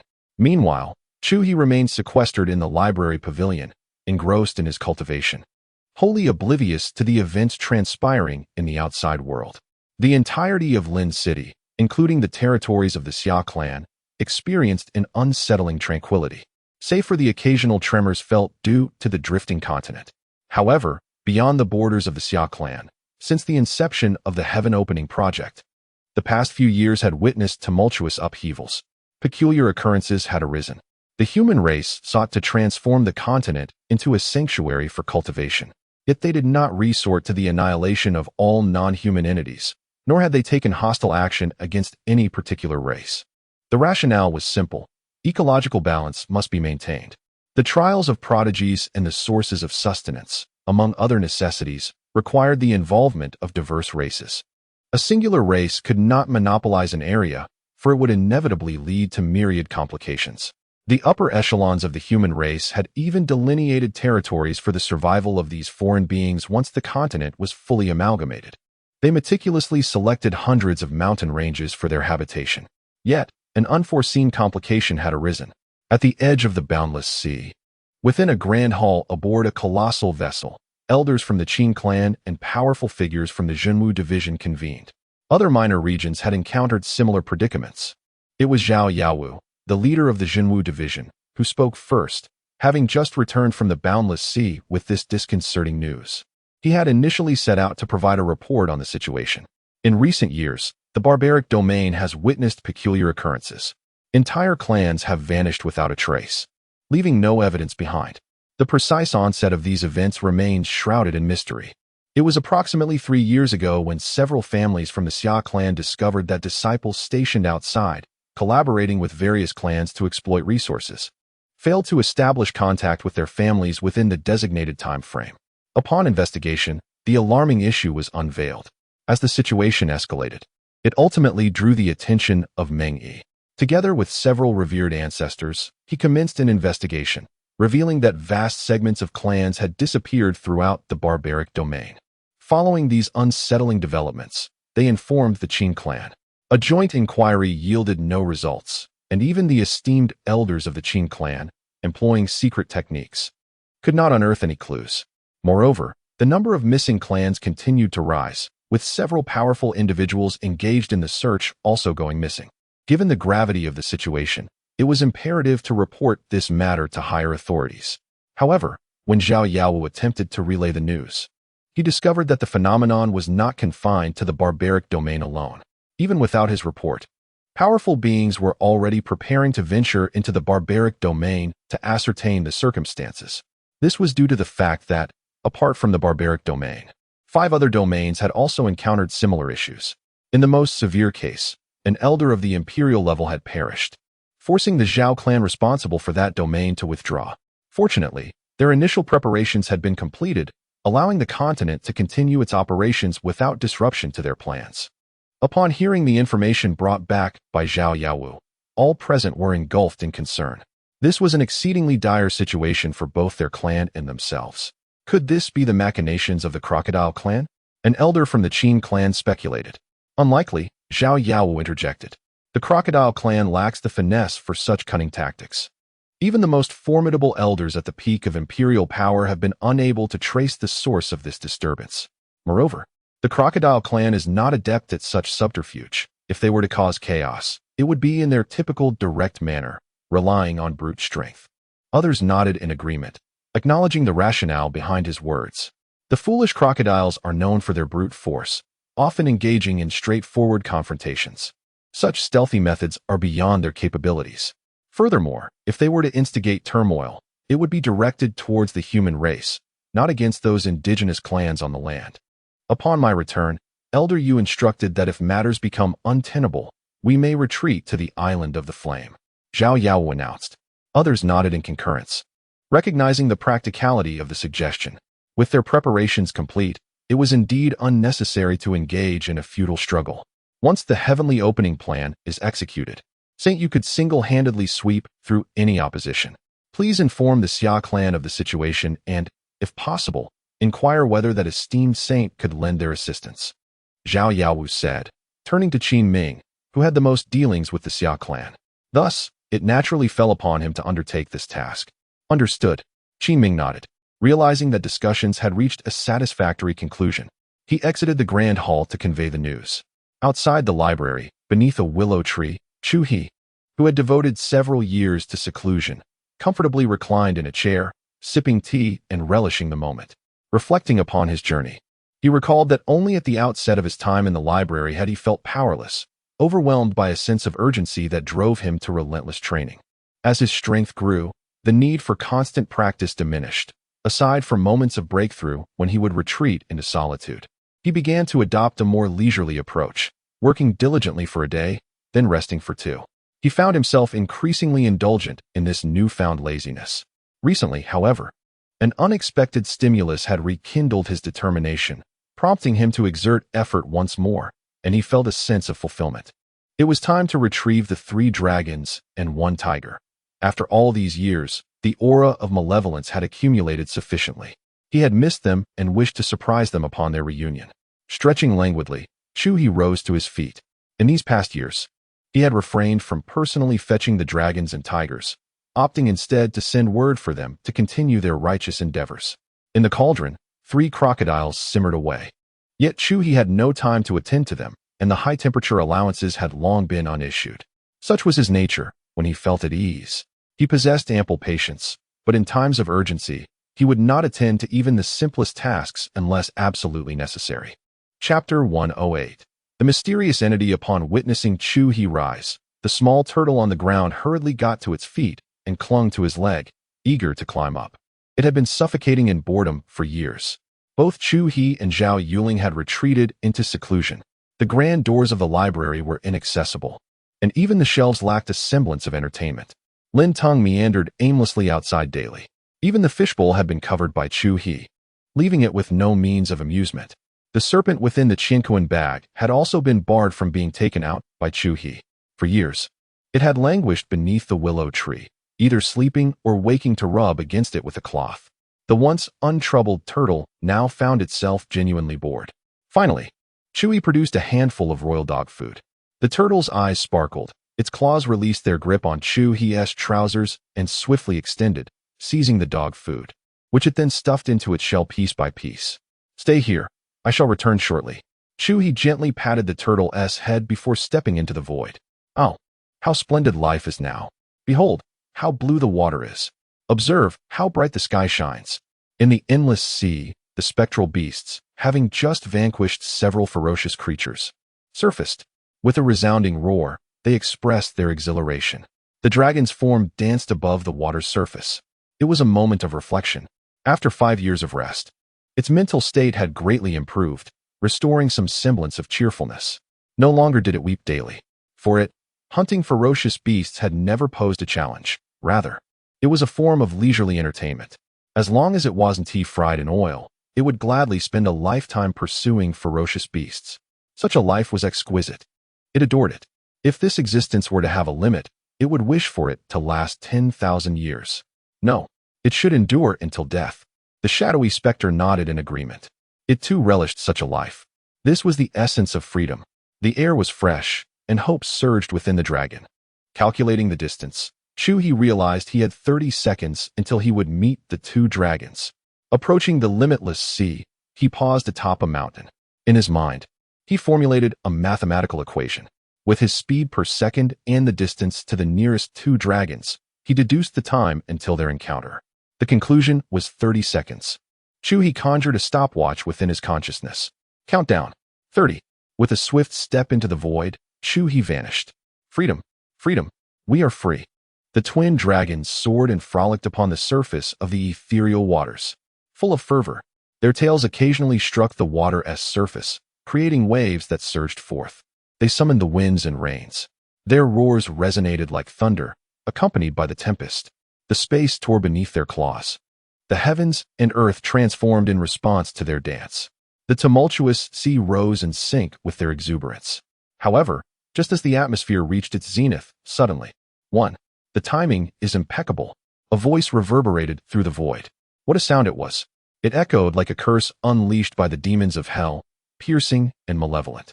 For the dragons, it was the most discordant sound in existence. Upon hearing it, they would be rendered weak and trembling, on the brink of shock. In an instant, the two dragons, who had been reveling in ecstasy, halted all movement at the sound. The thunderous atmosphere dissipated, the rift in space began to mend. The tempestuous winds and rains ceased, and the furious waves gradually calmed. With a resounding splash, their enormous forms plummeted into the sea, sending towering waves soaring. This sound had terrified them to the core. Their bodies stiffened, their minds buzzing. Just moments ago, they had relished the splendor of life. And now they grappled with the harshness of survival. Chu He extended his hand, retrieving the two dragons that had just fallen. Excellent, excellent. He observed the dragons, not only brimming with malevolence, but also revitalized in spirit. Splendid. Their extended respite had not been in vain. Their fractured psyches were nearly whole again. This time, they could endure a little longer. There was no issue there. The dragons trembled with fear as Chu He produced a cosmic bag, one by one placing them inside. He then cast his gaze further afield, continuing his journey laden with the bag. Moments later, the equally exuberant Song Yu also found himself ensconced within the bag. As for the first tiger, it was not confined but rather served as Chu He's steed, swiftly carrying him back. This time, Chu He relinquished control, allowing the first tiger to navigate freely. Unlike the horse, the first tiger possessed formidable strength, ample stamina, and considerable speed, coupled with a sense of direction. Requiring no oversight from Chu He, all he needed to do was close his eyes and recline. The clouds swirled around him as the damp winds tousled his hair. At an altitude of over 10,000 meters, the cool air invigorated Chu He immensely. Suddenly, he called out, "Stop!" The first tiger shuddered and came to an immediate halt. "Wait here." Chu He cast a sealing breath technique upon the first tiger, then leaped down. He found himself on a plain inhabited by creatures resembling water buffaloes. At this moment, they appeared to engage in a peculiar ritual, their herd moving like a surging black tide. Chu He descended and observed the last row of buffalo with astonishment. He noticed that as they ran, they continually pressed against the hindquarters of the buffalo ahead. Seizing the opportunity, they transformed into a thick, black sludge and surged forward, penetrating through. The buffalo being penetrated emitted frantic roars, however, with so many others bellowing. It was merely perceived as excitement during mating season, thus failing to draw any attention. After a brief moment of silence, they resumed their approach towards the rear of the cow ahead, repeating the action incessantly, reminiscent of nesting dolls, causing the herd to dwindle. Such malevolent creatures deserve to be eradicated. Chu He retrieved another bag of holding from the spatial system and silently approached one of the cows from behind. These peculiar bovines concealed their aura remarkably well. Chu He discerned that even a typical emperor-level expert, if relying solely on their emanating consciousness without visual confirmation, would likely fail to detect their uniqueness. They emanated an exceptionally pure, demonic energy, appearing nothing like those nefarious beings characterized by overwhelming force and raging flames, which could easily command attention. This was attributed to the extreme subtlety of their concentrated demonic essence. It was akin to a burly man cloaked in a thick layer of grime. When stripped bare, he would attract attention and evoke disgust. Yet if he were to compact this filth and conceal it within his armpit, it would no longer draw any gaze. However, this does not imply a reduction in the amount of grime. One must understand that when the man raises his arm, the revelation would be all the more shocking. In a similar vein, when these enigmatic entities unleash their concentrated demonic energy, the terror they invoke will be magnified. Ahead, as one cow attempted to nuzzle its way to the rear of the cow in front, a large hand unexpectedly emerged, separating it from the cow ahead and grasping its head, pulling it backward. Chapter 109. Strange occurrences. The gaping maw was obstructed, and the figure was being pulled backward. The water buffalo's eyes widened, its crimson irises sparkling with flickers of darkness. Suddenly, its massive body erupted, disintegrating into splatters of mud. However, unbeknownst to it, a colossal hand had coalesced around its form, enveloping it entirely without a seam, preventing even a single droplet of the black mud from escaping. As the enormous hand constricted and diminished, it meticulously gathered the remnants of black mud into a cohesive mass. A series of sharp, grinding sounds emanated from the black substance, reminiscent of teeth being ground together. The viscous body swayed like liquid, pressing against Chu He's palm. Within the palm, a surge of genuine energy ignited into golden flames, rising upward and sizzling as it scorched the encroaching black mud, releasing wisps of smoky tendrils that curled upwards, along with a thick, black liquid that was extracted. The black mud emitted a piercing, shrill cry akin to teeth grinding. Chu He's palm closed completely, kneading the black mud into a compact ball before sealing it, akin to a dumpling, which he then cast into his chincoin bag. The entire sequence transpired with remarkable swiftness. The accompanying commotion and noise were entirely contained within Chu He's palm, escaping not a whisper.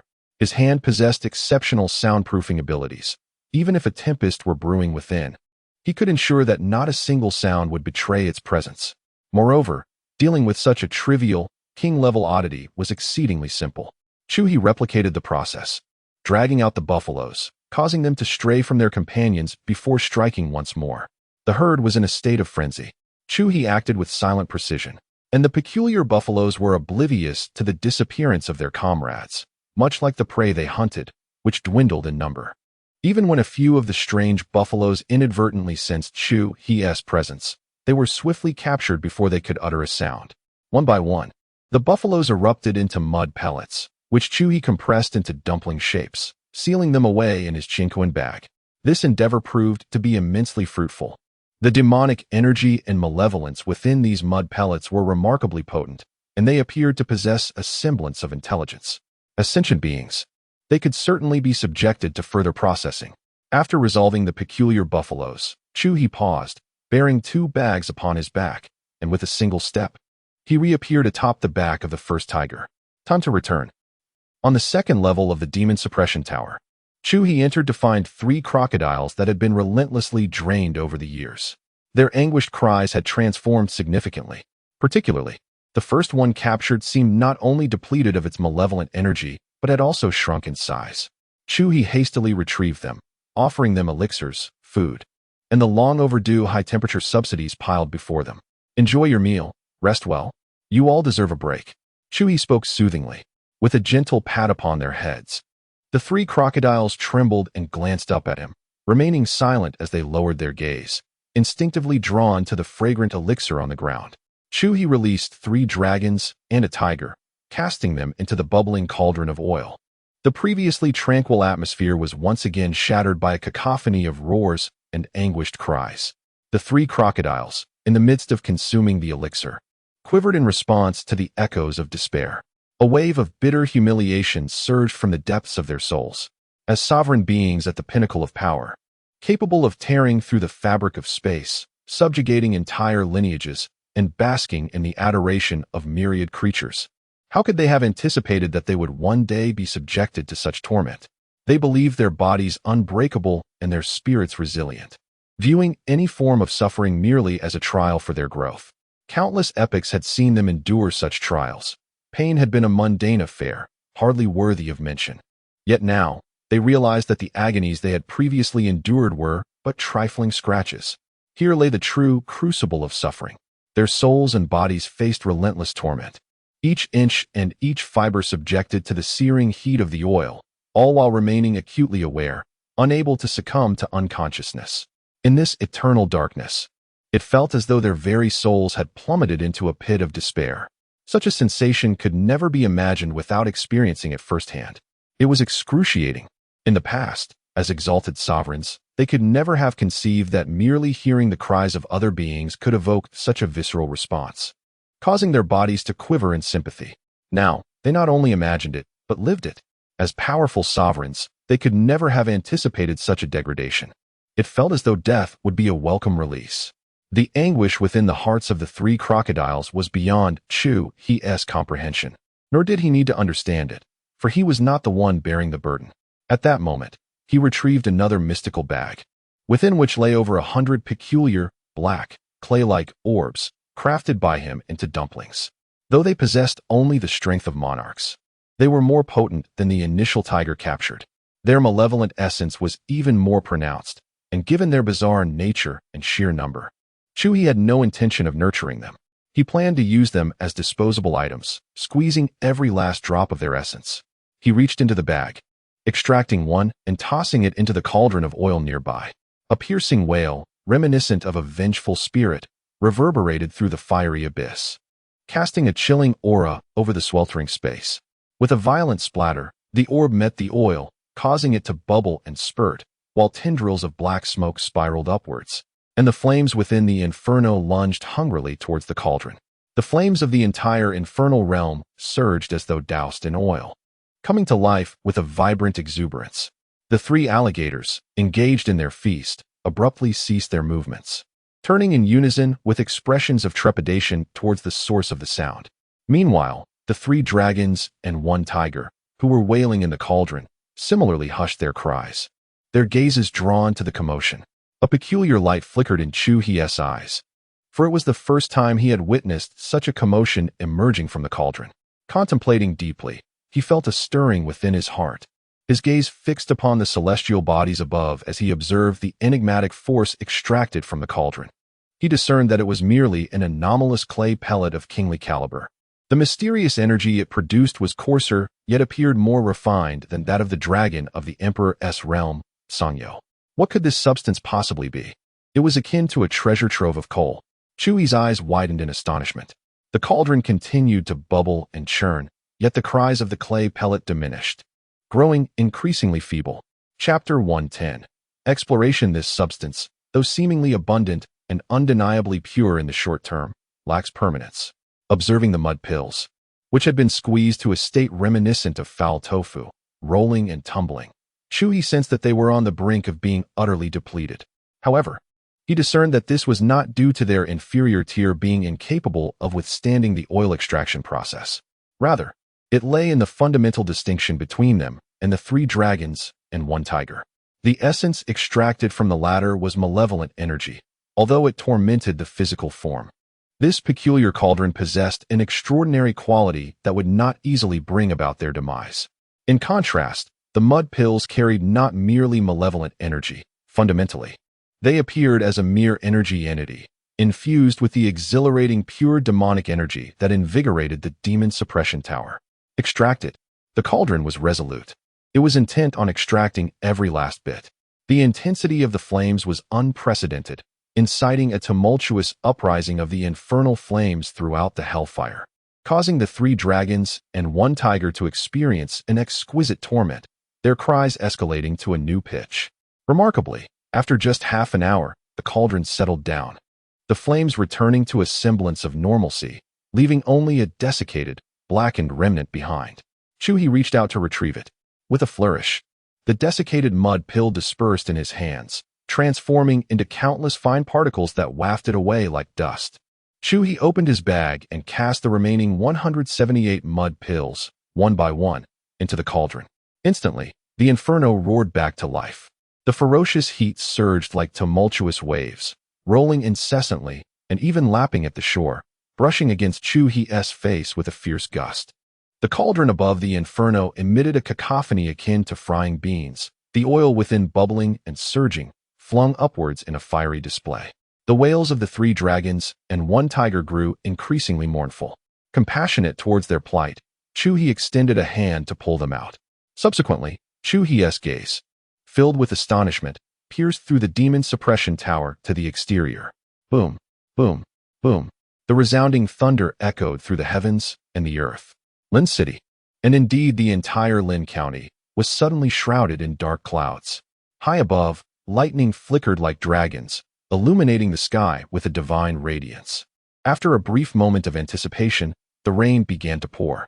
As Chu He's consciousness mingled with the falling droplets, he sensed something extraordinary. This rain bore a spirit essence, its nourishing properties surpassing imagination. His gaze shifted towards the location beside the demon suppression tower, where wisps of green smoke began to rise. Remarkably, although still approximately 10 zhong, it had coalesced into a tangible form, the kind that could be perceived by ordinary individuals, emitting waves of substantial green smoke. This materialized green smoke bore an aura that resonated with the heavens, heralding a spiritual rain as it descended.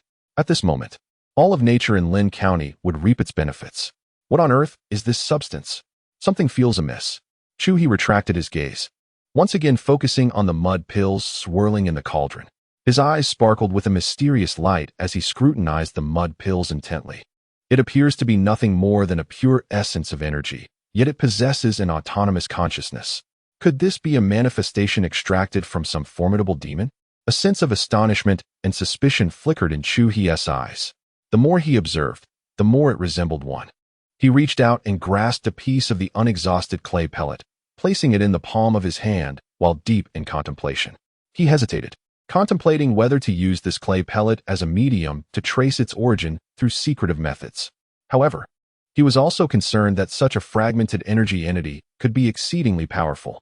If that demon were too formidable, pursuing it might lead to his own downfall. How reckless! After extracting so many fragments from the demon, he wondered if it would sense his actions. A flicker of worry crossed Chu He's mind. Though it was merely a flicker, he was not overly fearful. Over the years, he had transformed Lin City into a formidable weapon. Coupled with his skills and strength, he would not flinch even in the presence of beings surpassing the Saint Realm.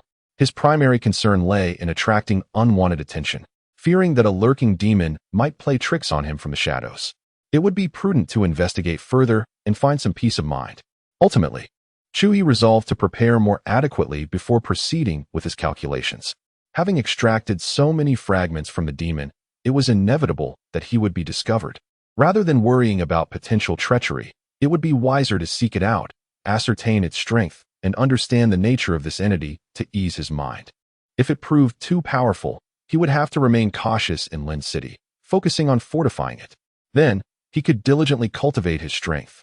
If the demon dared to come, he would harness Lin City's might to vanquish it decisively. Conversely, if the demon fell short of his prowess, the task would be even simpler. Acting as a champion of justice, vanquishing evil and upholding righteousness was a duty for all. His demon suppression tower was now ravenous for action. In the Valley of Communication, a suppressed abyss, the chilling winds morphed into the roars of vengeful spirits, the wails of wronged souls, and the whispers of malevolent entities, echoing relentlessly in a haunting chorus. Suddenly, with a swish, an eye encircled by demonic flames, featuring 2 points of crimson fury, opened. All sounds ceased abruptly, vanishing in an instant. The demonic eye trembled momentarily, causing the surrounding flames to flicker in response. Yet, this was merely the beginning. The eye quivered more violently, the frequency of its tremors escalating, and the surrounding flames crackled ominously. Ultimately, when the tremors subsided, the crimson glow of the eye dimmed slightly, and the encircling flames drooped. A roar, suppressed to an extreme degree, erupted in fury, reverberating throughout the abyss. The sound materialized with a force akin to thunder, even causing the void to give birth to explosive clouds, which detonated and created shockwaves that surged through the abyss, one of which, with a resounding crash, struck the lid at the abyss's zenith. 5 years had elapsed, and as the land drifted further into the endless sea, the fissure of the abyss grew ever wider. At this moment, as a formidable shockwave struck, a previously fractured and patched gap shattered anew. The furious eye of the demon paused, falling into silence. Its crimson radiance flickered twice before a burst of infernal flames surged forth, sealing the fissure that had crumbled and plunged into the abyss. In tandem, a clump of sludge emerged, coating the crevice. Just as these actions were completed, the eye seemed to sense something amiss. Its red glow extinguished in an instant, plunging the entire chasm back into darkness. This time, however, there was no chilling wind, just an oppressive stillness. Just moments ago, there had been a faint sensation. How could it vanish so suddenly? Within the library, Chu He carefully stored the array disc and other accoutrements, contemplating the struggling clay orb in his hand. It was so close. The old demon must have sensed the probing method was obstructed. If that were the case, he couldn't be that powerful. Chu He reasoned. A true powerhouse should not fear being scrutinized, just like now. He lifted his gaze as a familiar probing force began to spiral towards him. Eagerly, Chu He activated the isolation power of the demon suppressing tower, enabling it to successfully pinpoint the source. This is the mark of a true stronghold. Chapter 111. The Passage of the Saint Sovereign. The shadow crocodile, the green crocodile, and the earth crocodile are imprisoned. It appears that the human race intends to use them as bait. Very well, I shall oblige their wishes and personally experience their methods. Within the cavern formed by the vast rift of the endless sea, the Saint Crocodile awakens from its slumber. Its mood is far from pleasant. Beside it, the guard crocodile, once stationed at the gate, clings to the stone wall, hesitant to descend. The Saint Crocodile stirs its massive form. Instantly, the seabed roils as a tempestuous wave rises, causing the cavern to tremble and fragments of stone to tumble down. All the slumbering crocodiles are roused and gather to welcome the Saint Crocodile from its confinement. You need not accompany me. The Saint Crocodile swims forth from the cavern, casting a casual glance at the assembled crocodiles. Their speed is woefully inadequate. To bring them along would be a burden, hindering its prowess. Humans experience true power. With a roar, the waters part as the Saint Crocodile ascends from the depths to the surface in an instant, breaking through the waves. The sea swells in its wake, and the sound of thunder begins to brew. Its gaze fixates on a particular direction, where storms and lightning converge, and with a swift motion, it traverses the space. The assembled crocodiles beneath the water gaze in awe as the Saint Sovereign departs, offering a silent farewell with their eyes. Quickly, prepare the cauldrons, and ready the feast to celebrate the triumph of our sovereign. At that moment, the crocodile that had been pinned against the wall emerged. Surfacing from a rocky cave with a colossal cauldron, its size comparable to a small mountain and its thickness akin to that of an alchemical furnace. With a flick of its tail, it parted a substantial volume of water. The enormous cauldron was placed in the void, and a stone marked with fiery patterns was retrieved and cast beneath it, igniting flames that leapt into the air. The other crocodiles, realizing the situation, scattered to prepare. Before long, massive cauldrons were set up, and an array of food ingredients was drawn forth. The return of the Saint Sovereign must not be taken lightly. What has transpired in the territory of the Xia tribe? Why has the flow of the heavenly pathways suddenly been stirred? A group of elders from the Qin tribe, alongside formidable figures from the martial guard, hover in the air, gazing in confusion towards a particular direction. This place appears so barren, its fortunes seemingly severed. Yet now the heavenly pathways have been connected. It seems that something extraordinary is unfolding there. This barbaric domain surely harbors great anomalies. I sense something unusual. This time, the heavenly opening plan may encounter unforeseen changes. The elders of the Qin tribe converse amongst themselves. However, none wish to investigate the situation. It is well known that within the territory of the Xia tribe resides a venerable Saint Sovereign. Regardless of whether treasures emerge, their presence would only incite disdain. To attempt to seize the benefits under the watchful eyes of such a predecessor is impossible. Even to investigate might lead to misunderstandings. After a considerable time, tranquility is restored. The experts from the Qin tribe and the martial guard descend from the void. Should we report this matter? A master from the town martial division glanced at Zhao Yawu. Given the current tumultuous times, with the situation on Ember Island already in disarray, if what transpired was not detrimental, it sufficed to document the event. There was no need for a journey. Zhao Yawu shook his head. Reporting such occurrences now would only lead the elders to engage in futile conjectures and analyses, serving no practical purpose. Presently, Ember Island was short-staffed. Even the forces originally meant to guard against the lurking threats of the Crocodile clan had been deployed elsewhere. At this juncture, there was no chance to attend to this matter. The barbarian domain, confirmed to harbor a sacred sovereign, being of the same human lineage, was currently the least prioritized region by the human elite. Without necessity, no human powerhouse would venture here. Thus, it would be wiser to reserve the analysis for a later time when they might be free to ponder it. After all, the matter had concluded. Whether it was analyzed early or late mattered little. Other regions were faring significantly worse than ours, while some peculiar events had transpired here. At least they had not yet impacted us, and with the presence of a venerable sacred sovereign, we felt a semblance of security. As for the other domains, Zhao Yawu shook his head, filled with contemplation. Regardless, as long as we remain here, compared to other areas, we are still relatively safe. What could be the cause of this? However, scarcely had he uttered these words when the experts from the Qin clan and the town martial division again ascended into the air. Zhao Yawu felt a chilling dread, and he too rose into the sky, gazing towards the distant, endless sea. There, a tsunami suddenly surged forth, rising in towering waves that reached the heavens. As they looked on, a terrifying and chilling aura began to emanate gradually. Within the tempest of waves, a great horror was brewing, and as it drew nearer, the sense of dread intensified, as if drums were beating against their very souls, and colossal mountains bore down upon their bodies. The rhythm of the tsunami's advance was measured, neither too fast nor too slow, as if the tsunami possessed consciousness, leisurely traversing the ocean. This was no ordinary tsunami. It was stirred by some sentient entity, and everything lay within its dominion. Hiss! Zhao Yaowu and the others gasped in shock, realizing that a fearsome presence was approaching.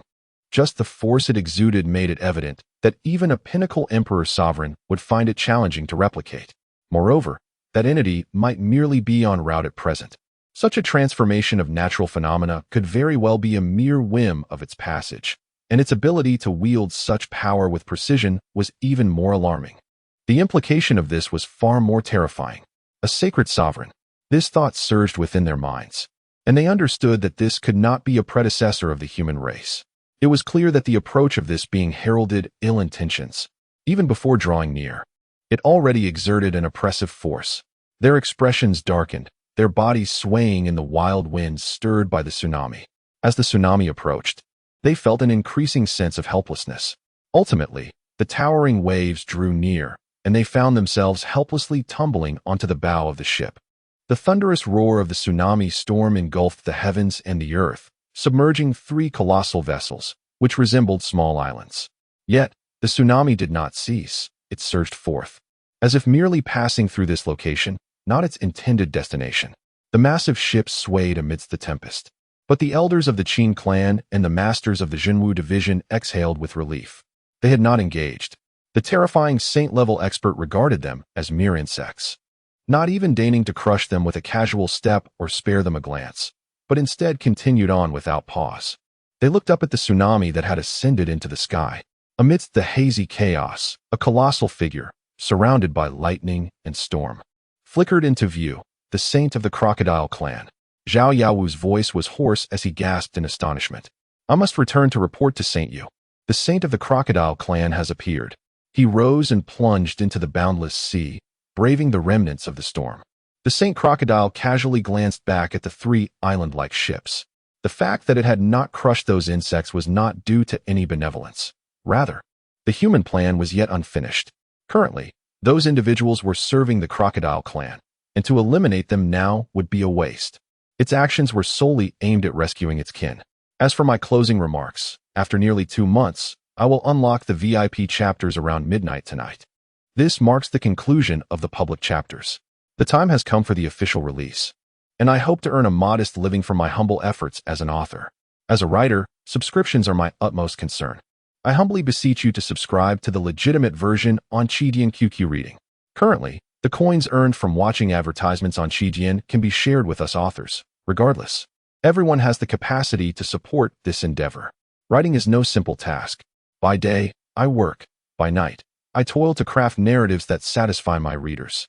In light of my diligent efforts, I ask you to consider bestowing upon me your support. I plead for subscriptions. This journey has not been easy, and there are many to whom I owe gratitude. The generous patrons, the supportive voters, and the silent readers. There are far too many to name, and to do so would require thousands of words. I am truly thankful. Without your support, this book would not have reached such heights. I am exhilarated. This is the first achievement in 2 years of struggle. I hope you will continue to allow me this sense of excitement.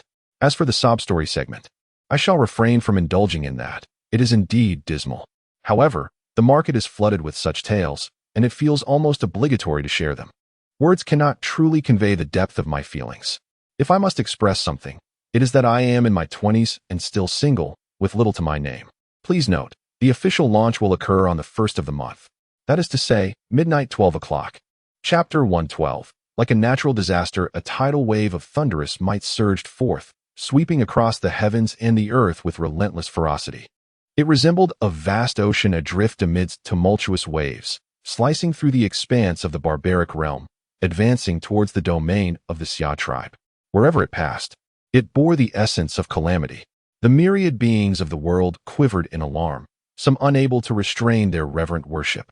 The scene above, a spectacle unencountered and beyond the limits of their imagination, unfolded. The sea roiled in the sky, lightning flickered within, and storms howled with a fierce intensity.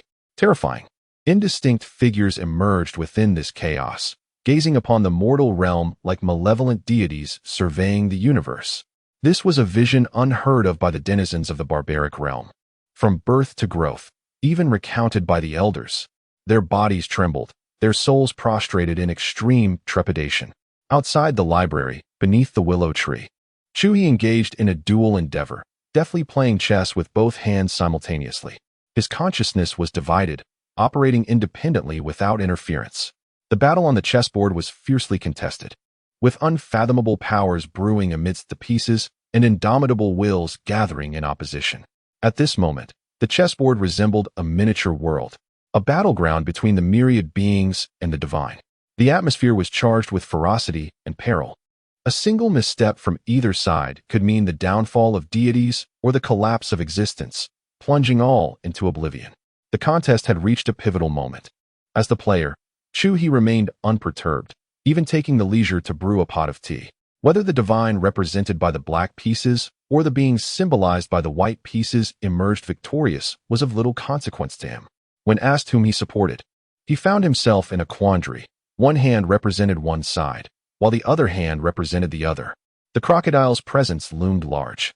Chu He lifted his gaze, sensing an ominous aura drawing near. A man who typically prided himself on keeping foes at bay and maintaining tranquility at his doorstep. This time, he had no intention of taking the initiative. It was not fear of the crocodile that held him back. Rather, it was the concern for the elusive old demon he had yet to pinpoint. Although he sensed that the demon would likely avoid confrontation, its power was uncertain. Until he could ascertain the truth, Chu He needed to remain steady. Should he venture out and fall into a trap, regret would be an elusive consolation. Although the omens indicated safety, Chu He preferred to err on the side of caution. When prudence was warranted, he always maintained his composure. His greatest strength and preference lay in subtlety. Chu He turned his hand, revealing the seven-colored lotus, placing it upon the table. The imminent battle loomed, and he prepared his treasured artifacts ahead of time. He drained the freshly brewed tea in one gulp, then retrieved another pot, cradling it in his palm as he began to warm it slowly. He was in no hurry. Only with a gentle flame could one brew a fine cup of tea. The sacred crocodile, accompanied by the tsunami, traversed the vast distance amidst the reverent fear of myriad beings, arriving at the borders of the Xia tribe. Here, its speed began to wane, and the surging tsunami in the sky began to subside. Amidst the thunderous cacophony, it advanced step by step towards the place it sensed. The tsunami ravaged the territory of the Summer Clan. Storms roared, and thunder brewed ominously. The cataclysmic aura obscured the heavens. In this moment, it felt as if a demon had descended from the abyss into the mortal realm. All who beheld this spectacle could only muster the strength to lift their heads with great difficulty. Beyond that, they were rendered speechless. Even if they wished to exclaim in astonishment, they found themselves utterly incapacitated. The weak knelt in submission. Even those slightly stronger could only manage to sit upon the ground, clinging to a shred of dignity. This was merely the tsunami stirred by the colossal crocodile. Even if its force had diminished, it still loomed at a height exceeding 1,000 meters, and its momentum had yet to fully unfurl, remaining in a state of brewing anticipation for the impending clash. It was not foolish. The human race had captured 3 crocodiles and spared their lives. Surely, the revered masters of humanity aimed to summon it for a duel of titans. Yet it still approached. It came to fulfill the desires of the human revered masters. One reason was that the 3 pinnacle heirs of the imperial respect were indispensable core forces within the crocodile clan. And most importantly, it brimmed with confidence. With its strength, the number of humans capable of defeating it was exceedingly limited, all occupied in the eastern Song domain, rendering them incapable of appearing here. Apart from those few, who could bestow upon it a defeat? Who could deliver its demise? As for traps, it harbored no concerns. Should it sense danger, it would swiftly retreat. The human race could only retain it if a force capable of overwhelming it emerged. In this realm, could such a formidable entity possibly manifest? Unthinkable. Here, it was invincible. Such was the confidence befitting a powerhouse. If one lacked even this modicum of self-assurance, how could they be deemed a revered master capable of surveying all creation? The sacred crocodile, accompanied by the tsunami, traversed 10 steps, leaping 100 paces, and entered the Lin County. Upon arrival, its massive form descended once more. Thunderous roars erupted, shaking the very heavens. Bolts of lightning danced within the surging tsunami, twisting and flashing like serpents. The terrifying aura bore down upon the world as if the firmament itself were collapsing, threatening to engulf the mortal realm. From the edge of Lin County to its heart, the colossal crocodile took 9 steps. With each stride, it descended 100 meters. By the time it reached Lin City, its body was but a mere 100 meters from the ground. The tsunami pressed upon the city. Thunder compelled the divine. Lightning shattered the heart. Not far from Lin City, within the capital, several ancient ancestors of the Summer Clan, grappling with the oppressive force akin to heavenly might, struggled to ascend to the pinnacle of a towering edifice. Together, they grasped the spire, bracing against the overwhelming storm, and strained to gaze towards the direction of Lin City. Witnessing the apocalyptic scene, their expressions turned grim. Any words to describe this moment seemed inadequate. Alas, one elder of the Summer Clan, after a moment of contemplation, could only utter a single phrase. It is over. Lin City is the gathering place of our Summer Clan's elite generation. The countenance of the elder turned a pallid shade of gray. As sovereigns, even from such a considerable distance, we find ourselves unable to maintain composure. We cannot even soar through the skies, nor can we stand firm at great heights without support. The younger generation within the capital cannot even rise to their feet. Some have already succumbed to unconsciousness. This is due to the absence of weaklings in the capital. Otherwise, ordinary postnatal martial artists might have been instantly crushed by the overwhelming pressure. If we, situated on the fringes, experience such distress, how much more so for those in Lin City, who are directly confronting this immense burden? The elder's voice grew increasingly hoarse, to the point where he could no longer articulate his thoughts. Yet, the other elders comprehended his intentions. Faced with a pressure akin to divine wrath, Lin City has likely become a forsaken place at this very moment. There is no escape. Is there not a recluse within Lin City? Perhaps. An elder ventured forth with a glimmer of hope. But can that being truly withstand such formidable power? This force transcends the realm of humanity. Moreover, it is too late to voice any thoughts now. Lin City is doomed. The other elders remained silent. Indeed, given the current circumstances, Lin City is undoubtedly a city of the dead. No matter how events unfold henceforth, this grim reality cannot be altered. However, in truth, at this moment, within Lin City. Chapter 113. The unveiling. However, at this moment, the city of Lin was not, as the esteemed elders of the Xia Clan had presumed, a mere ghost town. Instead, all the inhabitants of Lin City had become acutely aware of the sudden and terrifying spectacle above. They emerged from their homes, gazing skyward in bewilderment. What was happening? It was awe-inspiring and terrifying all at once. They moved freely and engaged in hushed discussions, even daring to leap in a mix of fear and excitement. The ominous phenomenon in the sky was visible to all, yet its chilling power failed to permeate the city. No soul could truly grasp it. They were merely overwhelmed by a sense of oppressive awe akin to the weight of staring into an abyss. This was not a panic induced by mental pressure, but rather a visceral reaction to the shocking sight above. Yet that was all it was. Roar. A colossal crocodile emerged from the tumultuous waves, accompanied by a tempest of thunderclouds. Its eyes glowed with a malevolent green light as it coldly surveyed the humans below, who were pointing and murmuring at the approaching tsunami. What was that dreadful creature? Its gaze alone instilled a profound fear. Startled, the crowd instinctively lowered their heads, unwilling to meet the gaze of the giant beast. The spectacle above was too fearsome. It was evident that the crocodile was a formidable entity beyond their reckoning. Though they were not crushed by its might, they were not foolish enough to believe that the phenomenon above was benign. In truth, they felt utterly helpless. This city of Lin was not as splendid as it had been portrayed. Having been here for less than 2 years, he recalled the last inexplicable fright that had gripped the city. They had barely recovered from it, and now this. A young scholar, adorned with a jade-like visage, trembled as he clutched his fan. The sight above was chilling enough to induce terror without the need for direct confrontation. It was a scene more dreadful than any natural disaster. He pondered that if he survived this ordeal, Perhaps it was time to consider packing up and returning home. This place was too frightful. His frail frame was ill-suited to endure such terror. Returning home seemed far more appealing. As for the talents of his future offspring, he believed that even with his lineage, they could not be too inferior. A mere enhancement was hardly worth the risk. Staying any longer, he feared he might lose the chance to have children altogether. No, it seemed he was already losing that opportunity. It was too difficult. The young scholar fanned himself vigorously in agitation. My dear husband, do not be overly excited. Your last ailment has yet to fully heal.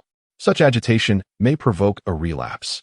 His delicate wife, equally frightened by the celestial display, sensing her husband's distress, produced a handkerchief to wipe the sweat from his brow, offering her concern. Come forth, revered sage of humanity. As you have wished, I have arrived. The giant crocodile proclaimed, its voice resonating throughout the city. It remained poised in the air, refusing to descend. This city was peculiar. Ordinary warriors managed to remain unharmed under its terrifying presence. Thus, it chose to remain aloft. The battlefield of the sacred ones lies in the heavens. After a brief moment, silence envelopes the city, with no response to its call. Humph! The colossal crocodile emitted a cold snort, soaring into the sky, standing above the surging tsunami. With a fierce motion, its claw extended, enlarging as if it could envelop the very firmament, descending heavily upon the tumultuous waves. The roar resounded. The violent tsunami cascaded down as if the celestial river had collapsed, pouring forth onto the mortal realm. Amidst the thunderous roars, flashes of lightning flickered, carrying the power to annihilate the world. Instantly, the city of Lin erupted with panicked cries. This scene, reminiscent of an impending apocalypse, sent the citizens into a frenzy, scattering in all directions, engulfed in chaos. Unfortunately, Lin City lacked any bunkers. They were unable to burrow underground. Suddenly, a calm voice resonated throughout the city. This voice bore an inexplicable, soothing power, capable of calming troubled hearts. With this utterance, the tumultuous city miraculously fell silent, restoring order. In the library, Chu He observed the teapot, which had gradually settled from its boiling state. He nodded in satisfaction, extending his hand. He poured the tea into a cup, neither too much nor too little. The fragrant steam spiraled upwards. Chu He inhaled deeply, savoring the moment. Off it goes. He cast the seven-colored lotus into the sky. A constellation of stars blossomed, coalescing into a brilliant expanse. The emanating light resembled a mirror covering the heavens, counteracting the oppressive celestial river and halting the descending waters. The colossal crocodile's gaze sharpened. It sensed a presence akin to its own brewing nearby. The sacred one of the human race was about to emerge. Bow down to the supreme. Welcome the immortal. From all directions, whispers of countless beings echoed through the void. Hiss! The sacred crocodile glanced at the tsunami below. Comparing the commotion it had created, it felt as if its efforts had been overshadowed in an instant. Its grandeur diminished a notch. Had it known, it would have summoned that group of juniors to bolster its presence. Now, it felt inexplicably vexed without any crocodiles to amplify its might. Just as it contemplated unleashing its claws to extinguish the starlight, a hazy, indistinct figure, impossible to gaze upon directly, appeared in the void, stepping into the starry path. As it walked, lotus flowers blossomed from the starlight, blooming in the void, swirling around it in a graceful dance. Simultaneously, the whispers of worship in the void grew more urgent, as if countless excited beings longed to transition from the ethereal to the tangible. Was it the elder of the Xia Clan making a move? Are you foolish? How could an elder capable of confronting such a terrifying existence belong to our Xia Clan? Which of our ancestors possesses such strength? Yet, it appeared to be human. Perhaps it merely looked that way. If it is merely an appearance, what reason is there to shield us? He must be an individual. Indeed, quite reasonable. Within the city of Lin, beneath the utterance of Chu He, those whose hearts had settled raised their heads. They gazed at the entity materializing in the void. Standing defiantly against the colossal crocodile, their eyes wide with astonishment, engaging in hushed discussions. The giant crocodile turned its gaze, locking eyes with that figure. It mused aloud. The human race does not seem to possess one of your caliber. The crocodile spoke, tinged with curiosity. While it was indeed a human that had appeared, it was unfamiliar to it. One must understand that the esteemed masters of the human race were quite limited, It had encountered most of them before. Though not intimately familiar, there was always a semblance of recognition. Yet, the human sovereign that now emerged elicited no recollection from the depths of its memory. Your experience is simply too limited. Chu He replied, shaking his head. He refrained from further superfluous dialogue. The crocodile had not seen him before, but it would certainly become acquainted in due time. There would be ample opportunity for self-introduction later. Thus, as he spoke, he extended his palm forward, grasping with intent. A golden radiance flickered, a colossal hand materialized, enveloping the heavens, entwined with lotus flowers. With a single strike, it summoned a tsunami, akin to the Milky Way flowing in reverse, surging towards the giant crocodile in the skies above. Chapter 114. In the palm of a hand, damn it. That was my water. Witnessing the tsunami, which was ensnared by a colossal palm, swiftly spiraling into a brewing tempest, the giant crocodile let out a furious roar, accompanied by a rising sense of foreboding within its heart. It was too facile. In the mere act of a palm's turn, the tsunami it manipulated was overturned. The storm and thunder spiraled into chaos. Clean and decisive, like flowing clouds and flowing water. It seemed as though the tsunami was never under its command, but rather under the control of its adversary. A sense of crisis surged instantly within its mind. In confrontations between the formidable, little is required. Just a single move, even if merely a probing strike, can unveil countless insights, perhaps even determine the victor. Just like now, the giant crocodile discerned that this unfamiliar human was terrifying, nearly on par with the great figures of the human race. Yet, with their initial encounter, a desire to retreat began to surface. There is no shame in fleeing when one cannot prevail. It is a perfectly reasonable course of action. However, at this moment, its intention to escape was somewhat belated. Chu He's colossal palm, as vast as the firmament, grasped the tidal galaxy, fingers like pillars supporting the heavens, enveloping the giant crocodile and beginning to converge. The speed was overwhelming. Even the giant crocodile, with its formidable strength, had no time to react before it found itself ensnared in peril. This signified a stark disparity. It had been too careless, insufficiently cautious, and had fallen into a massive trap. This trap was not one of deceit or cunning, but rather the terrifying oppression of overwhelming power, requiring only its presence.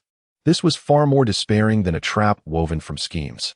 The frigid seawater surged and roiled, submerging the giant crocodile, while the storm and thunder crashed violently against its form.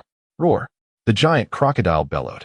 Despite the evident chasm between them, it would not resign itself to inaction. While it may not prevail in battle, escape was not necessarily devoid of hope. The crocodile's body expanded, its tail thrashing, summoning towering waves that crashed with a thunderous sound against Chu He's immense finger. Bam! Bam! Bam! A series of impacts followed in less than a breath. A frenzy of dozens, if not hundreds, of violent collisions. The speed was astonishing, the afterimages merging into substance. To the untrained eye, it may have seemed like a singular strike. This scene resembled a captive demon god striving to shatter the confines of its earthly prison, profoundly shocking. Yet, even as the void shattered like a mirror in the collision, the raging seawater surged inward. The five fingers, now converging like colossal mountains, remained steadfast, tightening ever more. All the cacophony of violence, all the terrifying ripples, were contained within that immense golden palm, revealing not a trace. It seemed as though a miniature world had formed. Isolated from the outside, the heavens and earth collapsed, the mountains and rivers obliterated, all within the grasp of a single hand. Who are you? Possessing such formidable strength, yet remaining obscure? Have your kind lost their minds, allowing such a powerful being to lurk in the shadows? What purpose does that serve? A group of despicable fools. The colossal crocodile roared in resentment, overwhelmed by the might of a fifth-tier saint. The power of the human race before it was overwhelmingly superior, akin to the pinnacle of saintly prowess. The disparity between them was far from trivial. Such strength ought to be displayed openly, instilling fear in adversaries, rather than concealed in schemes. That is an affront, a misuse of great talent. For any race, visible strength is infinitely more beneficial than hidden prowess, ensuring greater influence at the council of all races. What reason exists to remain concealed? Furthermore, the giant crocodile pondered. Those who attain such heights have invariably emerged from mountains of corpses and seas of blood. They have grown step by step. How could the opponent possess no information whatsoever? This defied all logic. In this instance, it felt unjustly wronged, having been deceived too thoroughly. Chu He disregarded its outcry, enduring the onslaught of its tail with a firm grip. His fingers converged as tidal waves surged through the gaps, ultimately leaving the giant crocodile firmly ensnared. Compressed by the sheer force of his palm, while bolts of true energy lashed out like lightning.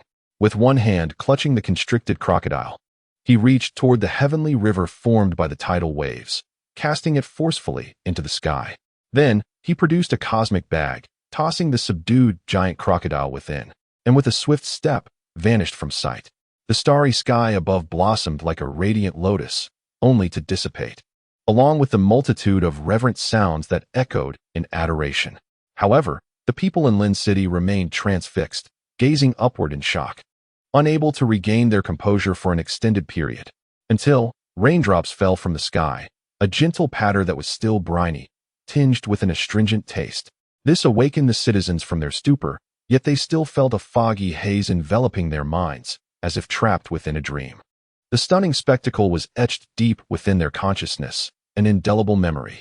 The overwhelming tsunami that blanketed the heavens, the immense figure emerging from the tempest of thunder, the golden silhouette appearing from the galactic river, stepping upon lotus blossoms as it subdued the colossal form, casting the celestial river.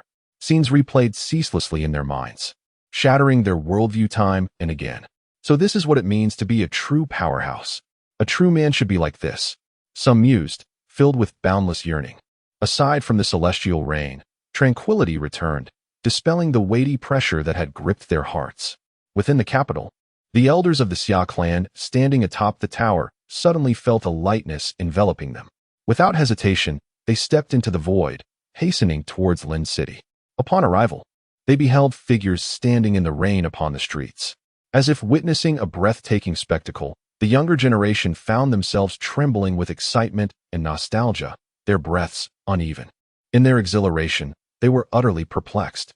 How could Lin City evade the fate of becoming a desolate wasteland?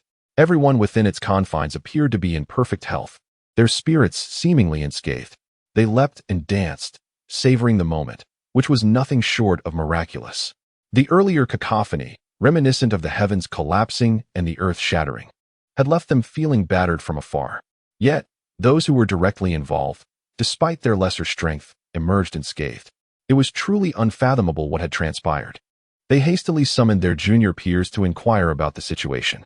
Through their excited and stammering explanations, the elders pieced together the truth. It was that reclusive elder who had shielded them from all the pressure. Once again, they were left in awe, as the elder had exceeded their expectations yet again. Their previous imaginings had been a gross underestimation of the elder's capabilities. Chu He returned to the willow tree, lifting the still steaming teacup to his lips and consuming its contents in one swift motion. The fragrance of tea wafted around him, leaving a lingering aftertaste. Taking a deep breath, he hoisted his bag and ventured into the demon suppression tower. Within the second level, 3 dragons and a tiger roared in rhythm, a harmonious blend of 3 long notes and 1 short. By the shore, 3 crocodiles lounged, occasionally gnawing on morsels of meat from a pile of food, savoring each bite. With their eyes half closed, they watched the 3 dragons and the tiger emit their anguished cries. After a period of recuperation, they finally managed to suppress the trembling that arose from the resonance of those cries, allowing them to revel in the spectacle. Upon seeing Chu He enter, the 3 crocodiles quickly coiled their bodies and shut their eyes. Chapter 115. True brothers forego profit. Chu He paid no heed to them, instead choosing to rescue the 3 dragons and 1 tiger from the inferno. Now, I bear good tidings. A task awaits you. It is exceedingly simple. Chu He produced the unspent clay pill. Behold this. I shall impart to you a secret technique, one that will guide you in locating them by scent. Your sole responsibility is to retrieve these items alive. Rewards await you, a piece for each day of leave granted. However, there is a stipulation. You must procure at least 1 piece daily, for should you fail to yield results for 10 consecutive days, there will be repercussions. As for the nature of the punishment, that is a matter for another time. Chu He explained this to the 3 dragons and 1 tiger.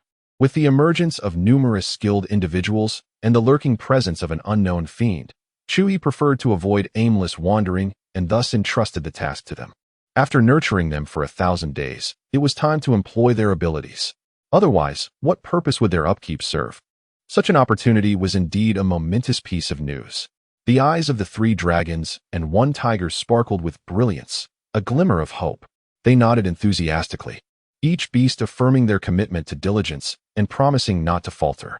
They eagerly expressed their readiness to demonstrate their capabilities, determined to please Chu He. Their dragon bodies quivered, and the tiger's form trembled with excitement. They gazed at the clay pill in Chu He's hand, their eyes filled with avarice. It was no mere pill. It represented their future sustenance. Seeing their eager expressions, Chu He nodded in satisfaction. He extended his hand, producing 4 pieces of gold, which he melted in his palm. He inscribed the characters for sealing upon each piece. Next, he took a lump of bronze and iron, kneading and crafting it in his palm until he fashioned 4 bronze chains, which he then affixed around the necks of the 3 dragons and 1 tiger. Instantly, their auras were further concealed. This was a treasure crafted by Chu He's secret technique to suppress their presence. Although the first tiger and the 3 dragons possessed decent skills in this regard, Chu He knew it was insufficient. The clay pill was unique. Having studied it, he understood its sensitivity to energy fluctuations. Without the treasures bestowed by Chu He, it would be exceedingly challenging for the 3 dragons and 1 tiger to capture these clay pills. Chu He then produced 4 Qianquan bags and placed them upon their backs. "Go forth," he encouraged, making a fist and signaling with a gesture of encouragement. The 3 dragons and 1 tiger nodded earnestly. They were determined to strive. This was a promising endeavor, one that could reignite their hopes for a brighter future. Chu He patiently taught them the secret technique, guiding them with care. Their abilities were commendable, and the technique was relatively straightforward.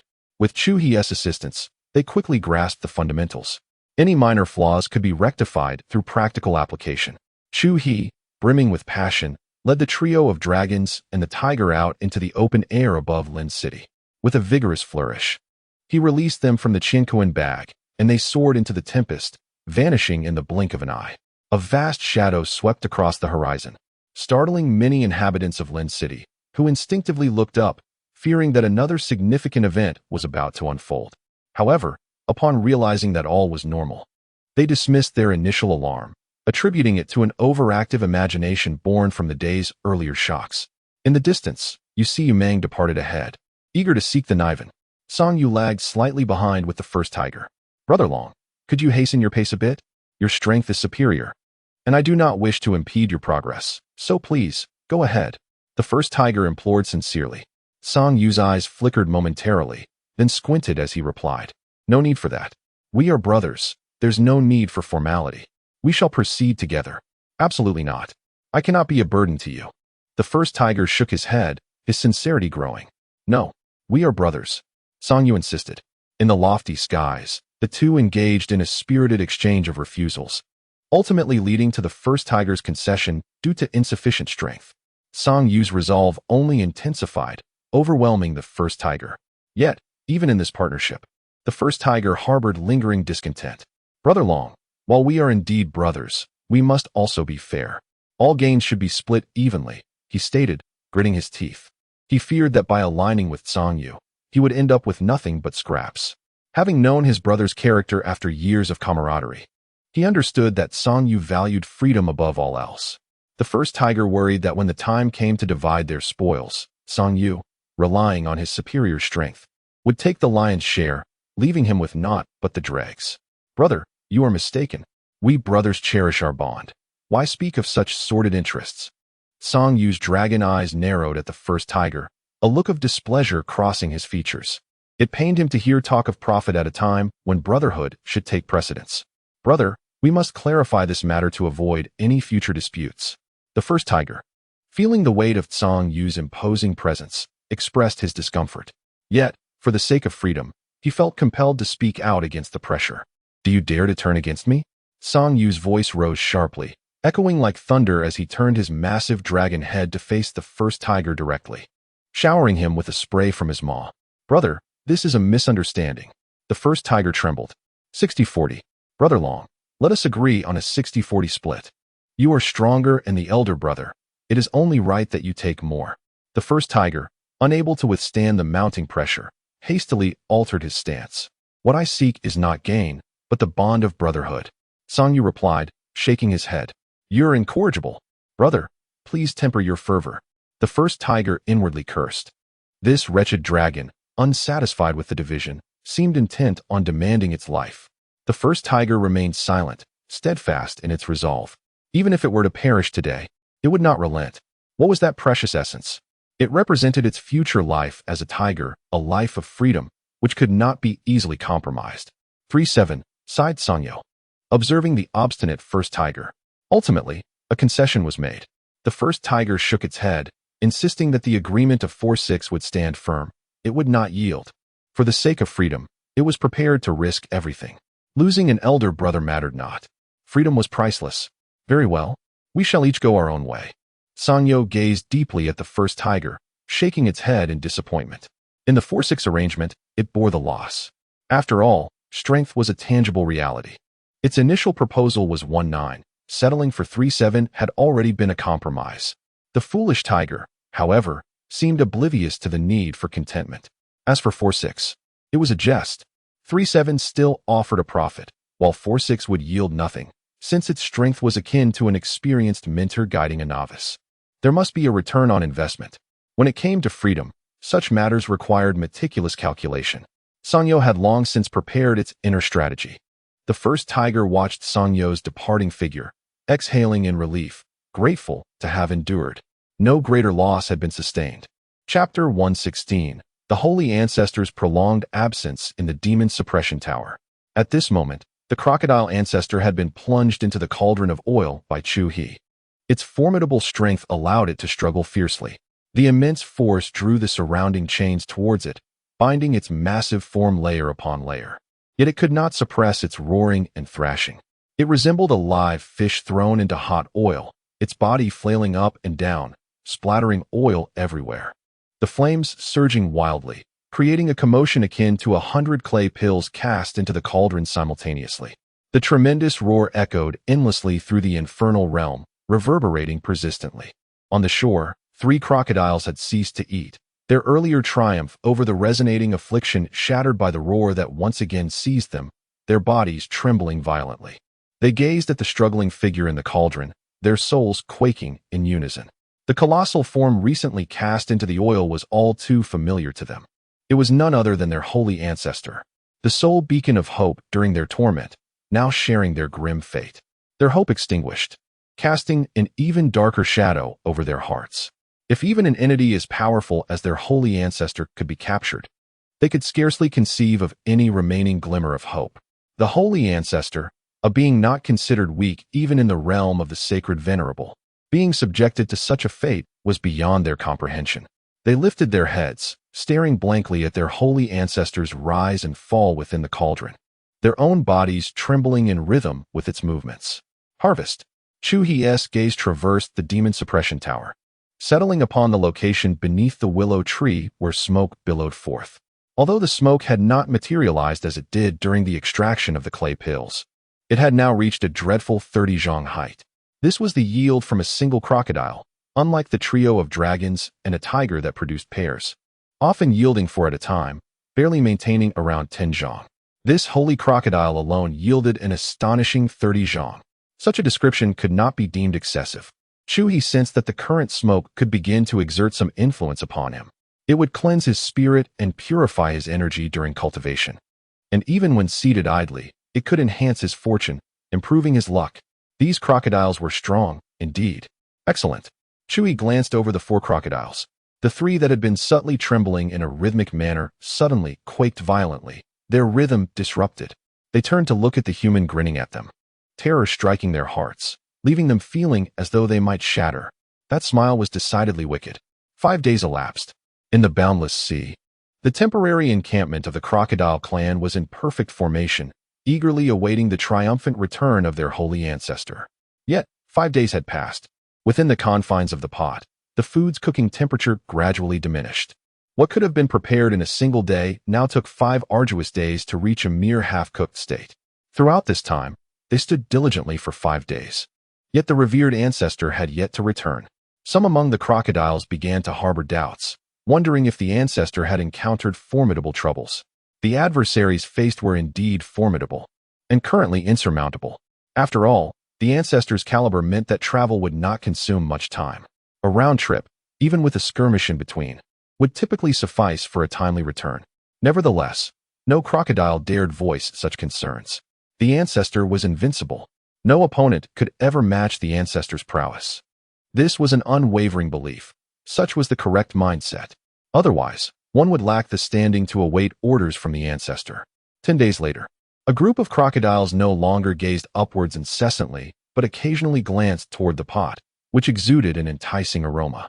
At this juncture, no matter how they attempted to control the cooking process, the food was inevitably becoming cooked. The fragrance wafted through the air. While they were not in danger of starvation, the overwhelming aroma rendered them bored and quite hungry. After all, this feast was meant to celebrate the triumphant return of the ancestor, featuring a bounty of exquisite delicacies. Not only were they fragrant, but they also held great nutritional value. A boon for them all. Ordinary crocodiles would surely be drawn to the aroma. However, the three supreme emperors overseeing the situation were devoid of any emotion, their anxiety palpable as they paced restlessly. Over the past few days, they had repeatedly rushed to the cave where the life pearl was kept, checking multiple times a day. As time passed, their unease only intensified, and their visits grew more frequent. They were certain that the ancestor must have encountered insurmountable troubles. After another 10 days, the three supreme emperors convened. "Gu Crocodile, why don't you take the life pearl and go greet the ancestor upon his return? Surely, a favorable mood would lead to great rewards." One green crocodile cast its gaze upon the sentinel crocodile. "Why don't you go? I willingly cede this opportunity to you." Gu Crocodile shot a cold glance at its companion. "Am I foolish enough to greet him at such a time? Your sweet words are merely a guise to send me to scout the situation." This endeavor appeared exceedingly perilous at present. Whoever ventured forth would be a fool. The three crocodiles engaged in futile analysis, yielding no results.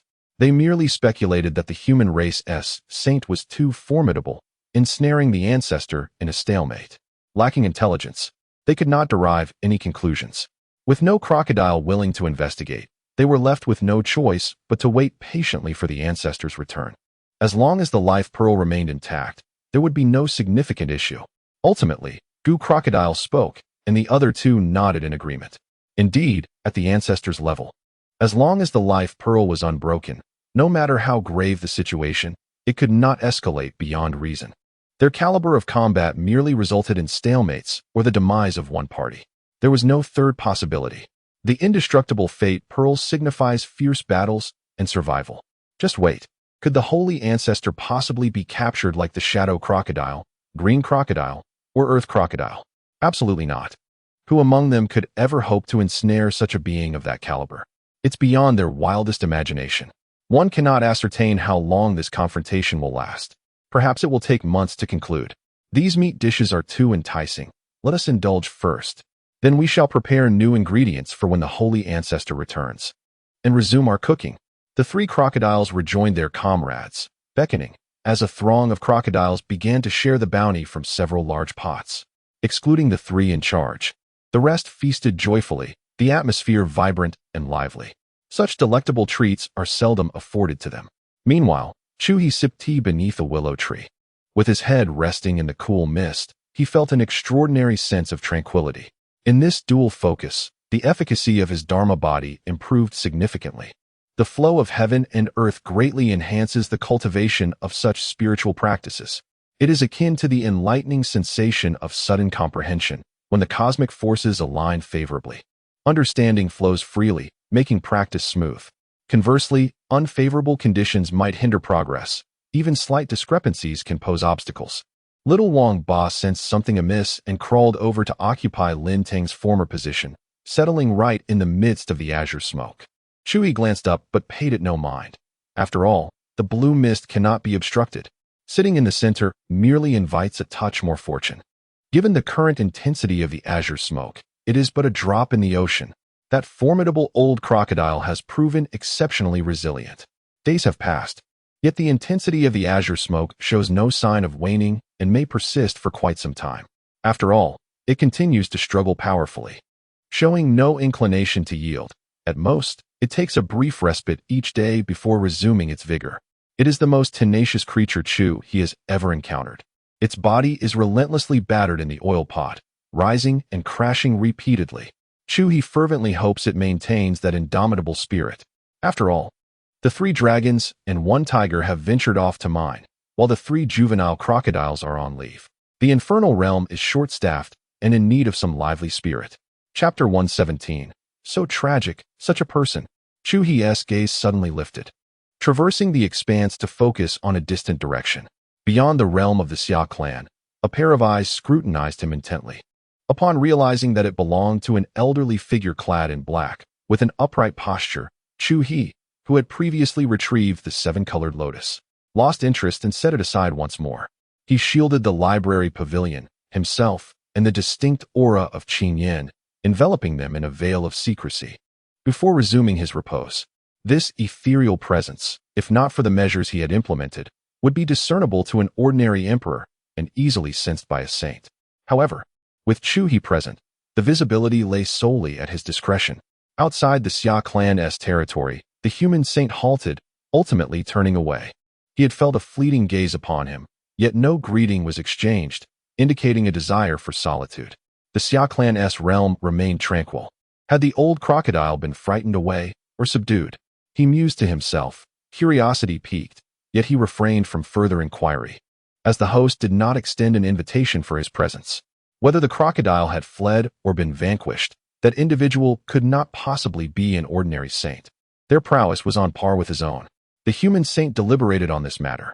Moreover, that individual possessed remarkable skills in concealing their presence, making it challenging for him to detect them in a short span, a choice influenced by his intention to avoid misunderstandings during extensive investigations. He did not pursue the sensation of being observed, confident that his abilities could unearth the individual if he so wished. Time passed swiftly, and in the blink of an eye, 2 decades had elapsed. Chu He had been diligently signing in at the library pavilion for a remarkable 157 years. He was now 171 years old. In the realm of cultivation, time slipped away unnoticed. 20 years. A fleeting moment. During these 20 years, Chu He had not stepped outside Lin City even once, dedicating himself to intense seclusion and cultivation. Furthermore, due to the enhancement of his fortunes, he had acquired several remarkable treasures through his sign-in. In this 2-decade retreat, his cultivation soared to new heights, now reaching the 9th layer of the 5th transformation, preparing to break through to the 6th transformation. Simultaneously, during his 20 years of seclusion, the entire barbaric domain was in a state of tumult. The land quaked incessantly, with landslides and overflowing rivers occurring daily, painting a scene reminiscent of an apocalypse. Such upheaval was an inevitable consequence of the domain's displacement, akin to the jolts experienced during the travel of a vehicle. Moreover, the transformation within the Xia Clan was particularly pronounced. In these 20 years, the Xia Clan experienced rapid advancement. The prodigious talents born in Lin City had matured, flourishing after several spiritual rains fell from the sky a decade ago, propelling them to greater heights. Even the older generation of martial artists reaped significant benefits, as the arrival of the spiritual rains simplified their breakthroughs, enabling countless individuals to ascend to higher realms. Moreover, the upheaval that transpired 2 decades prior has enlightened the human alliance to the fact that the hidden holy sovereign within the Summer Clan is no ordinary entity, but rather a formidable great sage, a figure of significant stature even among the 6th-rank clans. The title of Great Sage is reserved for those esteemed beings who are of the 7th stage or beyond in the realm of holy sovereigns. Consequently, the human alliance has heightened their interest in the Summer Clan. The venerable ancestor of the Summer Clan, Xia Yuan, has been personally bestowed with a treasured artifact by the human ancestor, thereby extending his lifespan once more, and he has begun to gradually recuperate. The human alliance has even taken the initiative to transport a plethora of treasures from the sacred Fire Island, unveiling some of their more precious secret techniques. Additionally, esteemed masters of the Emperor level have been assigned to provide ongoing guidance. Despite the formidable holy sovereign of the Summer Clan, their overall strength remains rather feeble, revealing numerous vulnerabilities that do not withstand scrutiny. However, such considerations are of little consequence. The human alliance's primary objective is to convey their stance. After all, the Summer Clan is composed of humans, and ultimately, flesh and blood are bound to decay. In light of these myriad advantages, the Summer Clan has now embarked upon a path of innate progress, with aspirations of reaching the emperor level, a common goal among them. Although Lin Shuling, Zhao Yuling, and Lin Teng have not publicly proclaimed their achievements, the absence of a widely recognized emperor within the Summer Clan does not deter them from gazing further into the horizon. Harboring grander ambitions, it is worth noting that they cannot be entirely blamed. The rapid pace of their advancement has rendered them somewhat overconfident. Zhao Yuling and Lin Shuling have both successfully broken through their barriers, reaching the third stage of emperor cultivation, and have solidified their progress. With Chu He in seclusion, the Summer Clan flourishes in a time of peace, leaving them with little to occupy their time. Thus, Zhao Yuling has taken it upon herself to mentor disciples alongside Lin Shuling. On this particular day, Chu He emerged from his seclusion, unnoticed by anyone.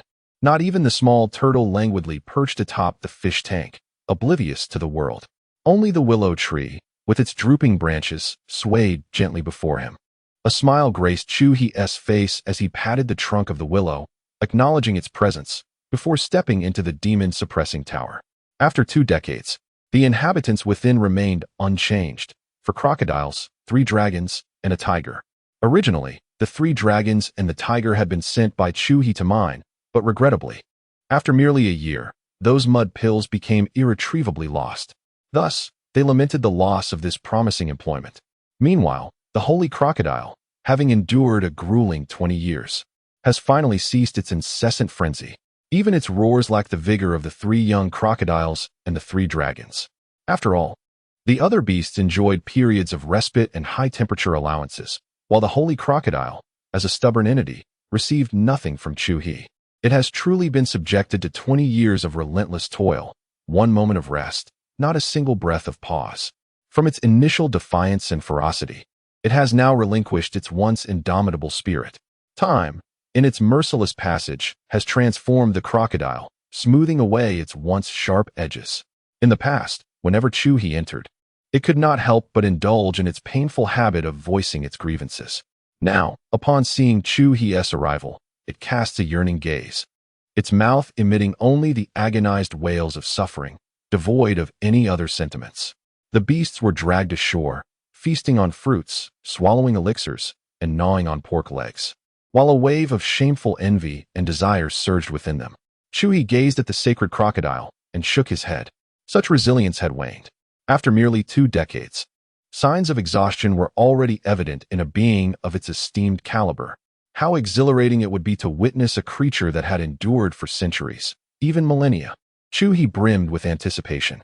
Observing the pitiful eyes of the sacred crocodile softened his heart, his greatest flaw. Perhaps it was his striking handsomeness that led the heavens to intend for him to indulge in gentler fare, resulting in this predicament. With a wave of his hand, he summoned the sacred crocodile closer and bestowed upon it a generous offering. The sacred crocodile hung its head, staring at the ground, where lay remnants it once deemed unworthy of a glance. In that moment, inexplicably, it found them tantalizing. Eat. Consume more. If it's not enough, I shall provide you with more. Chu He consoled, patting the sacred crocodile's head. The creature quivered, a shiver coursing through its form. The 3 crocodiles that had finished their meal beheld the trembling sacred ancestor, their hearts heavy with sorrow. Even such a magnificent being as the sacred ancestor had succumbed to the same affliction as they. How tragic. Chapter 118, Trouble Arises. At the edge of the endless sea in the barbarian domain, the elders of the Qin clan gathered with the elite of the Zhenwu division. A formidable warrior from the Zhenwu division brought forth alarming news. In the Cloud domain and the Kuan domain, a demon had emerged, mercilessly slaughtering all living beings, resulting in significant losses for our forces in those realms as well. The celestial opening plan, orchestrated by the Empire utilizing the art of deception, has rendered the hidden Grand Sage unable to subdue this malevolent entity. Moreover, signs of demonic resurgence are manifesting in other domains as well. These realms are in disarray. Everyone must leave with me to seek refuge in a safe place. The messenger from the Zhenwu division wore a grave expression, indicating the severity of the situation. The strength of the human race here was insufficient to resolve the crisis, necessitating that all seek sanctuary. Qin Ming, you must journey to the Xia Clan and inform them of the circumstances. If they are willing to evacuate, We can accommodate up to 100,000 of their kin. Zhao Yaowu directed Qinming. Since the elders of Xinhui Island had already made a decision, there was no need for further discussion. They promptly commenced their withdrawal. Do we need to dismantle anything before we leave? Zhao Yaowu inquired of the imperial envoy who had delivered the message. No, we merely need to retreat. The celestial opening plan remains unchanged. The elders of Xinhui Island will continue to guide the continent to a safe location before departing. When our clan faces setbacks in the eastern Tsang domain and our elders return, we will cleanse the land of the demons and restore the continent for future use. The voice of the Jinwu division warrior was laced with bitterness. The celestial opening plan had already begun. Halting it would lead to unbearable losses from the substantial initial investments. Evacuating the people while allowing the continent to merge as planned was the best course of action under the current circumstances. In the Tongyu Valley, which connects the barbarian domain and the Hung domain, a black mud sphere darted swiftly, followed closely by a black rat. They soon arrived at a dilapidated ancient altar. With a leap, the black mud sphere caused a minuscule crack to appear on the altar, flowing inside like water, while the rat, with a swift swipe of its paw, shattered the altar's cover and descended within. A roar echoed from the abyss, and black flames erupted, forcing the crushed cover back into place, followed by a surge of black mud sealing it tightly. Third brother, what on earth are you doing? Your seal has broken. It's time to emerge. The black rat paused, perplexed, glancing at the sealed cover above. Its third brother had been confined for so long that it seemed reluctant to leave its lair. Descending to the bottom of the abyss, it exclaimed, "Goodness, third brother, how unfortunate you are. Given the circumstances, you should have been the first to emerge. Your seal has dissipated, and the formation that imprisoned you has been shattered. How did it come to this? Why haven't you shattered the formation? Is it not a nuisance?" The great black rat exclaimed in disbelief, as if he had stumbled upon something truly astonishing. "How did you manage to find me?" The demon eye opened wide, its crimson pupils dimming as it cast a glance at the great black rat, its voice grating and devoid of warmth. "Is it not your kind that has scurried to my domain for sustenance, leaving me with nothing to eat? Third brother, you are most ungrateful." The great black rat retorted with discontent. Sighing, the demon eye regarded the great black rat for a long moment, ultimately exhaling a breath of resignation. At a loss for words, what could it do? After spending a brief period in the savage realm, its seeds had gradually lost contact, and it dared not venture forth to assess the situation, instead sending the seeds to distant locales. It had no other options. "Please assist me," the demon eye implored, its unpleasant voice tinged with bitterness. "Ah, third brother, you are indeed in quite a predicament." The great black rat gasped in astonishment. The demon eye had been compelled to show it courtesy. The implications were unfathomable. "I have attracted the attention of an unknown entity who has been relentlessly seeking me," the demon eye confessed. In truth, it had only leaked its presence twice. Yet, even those two instances had instilled a palpable sense of impending doom, rendering it immobile. "Truly impressive, third brother. You ventured out just now and managed to provoke a formidable adversary. A testament to our kind," the great black rat exclaimed with genuine admiration. As a great demon, such audacity was expected. Alas, it was merely a lesser demon, lacking the prowess of its third brother, somewhat timid, relegated to the fourth position. Perhaps one day, if it could attain the same level of mastery as third brother, it would ascend the ranks. "Are you mocking me?" the demon eye snapped, its gaze sharp. It had merely unwittingly released its aura upon awakening from a long slumber, akin to stretching after an extended rest. Who could have anticipated it would rouse such a powerful being? And yet, this entity continued to pursue it relentlessly. In truth, it remained bewildered about the entire situation. However, as a demon, encountering a stronger foe instinctively made it cower. After all, beings of their kind were often hunted by those who could overpower them. "No, third brother. How could I dare to mock you? This is sincere." The great black rat shook its head. "Go fetch the boss, and let it intervene." The demon eye cast a glance at the great black rat, choosing not to dwell on whether its words were earnest or sardonic, and spoke. Given the current circumstances, it sought only to escape. It felt perpetually on edge in this place. "Do not jest, third brother. The boss is likely waiting for you to lend a hand. Among us, the boss and the second are in the direst straits. Truth be told, you are the most fortunate one." The great black rat lamented, shaking its head. "One should not squander their luck. It added silently in its heart. The Eye of Magic pondered, "That seems reasonable. How is your true form recovering? Would you be able to give it a try? I shall exert all my strength to shatter the formation, and you can assist me in repelling that unknown entity." The Eye of Magic settled for a compromise. "Absolutely not. You wish for me to approach an existence that even you fear? Are you serious?" The great black rat shook its head without hesitation. "It's not that I am afraid. Rather, I have yet to fully recover, and encountering it now would be unwise. Given a little time, it would pose no threat. With your strength, handling it would be more than manageable." The Eye of Magic replied, "I, too, have not fully recuperated. Not long ago, I faced some troubles shortly after emerging, compounded by your seeds competing with me for sustenance. I am still not in prime condition." The great black rat shook its head again in refusal. "This is absurd. I have no intention of confronting an unknown existence without any benefit to myself. Third brother, I shall take my leave. Once the boss emerges, I'll summon it here." The great black rat leapt into the abyss, sending the recently affixed cover into disarray once more. With a heavy exhale, 2 deep breaths resonated from below the abyss, and the cover was once again forced into place by the swirling black flames. The dark sludge floating out and expertly mending the seams. The great black rat surveyed the newly stitched cover, a mocking glint flickering in its eyes.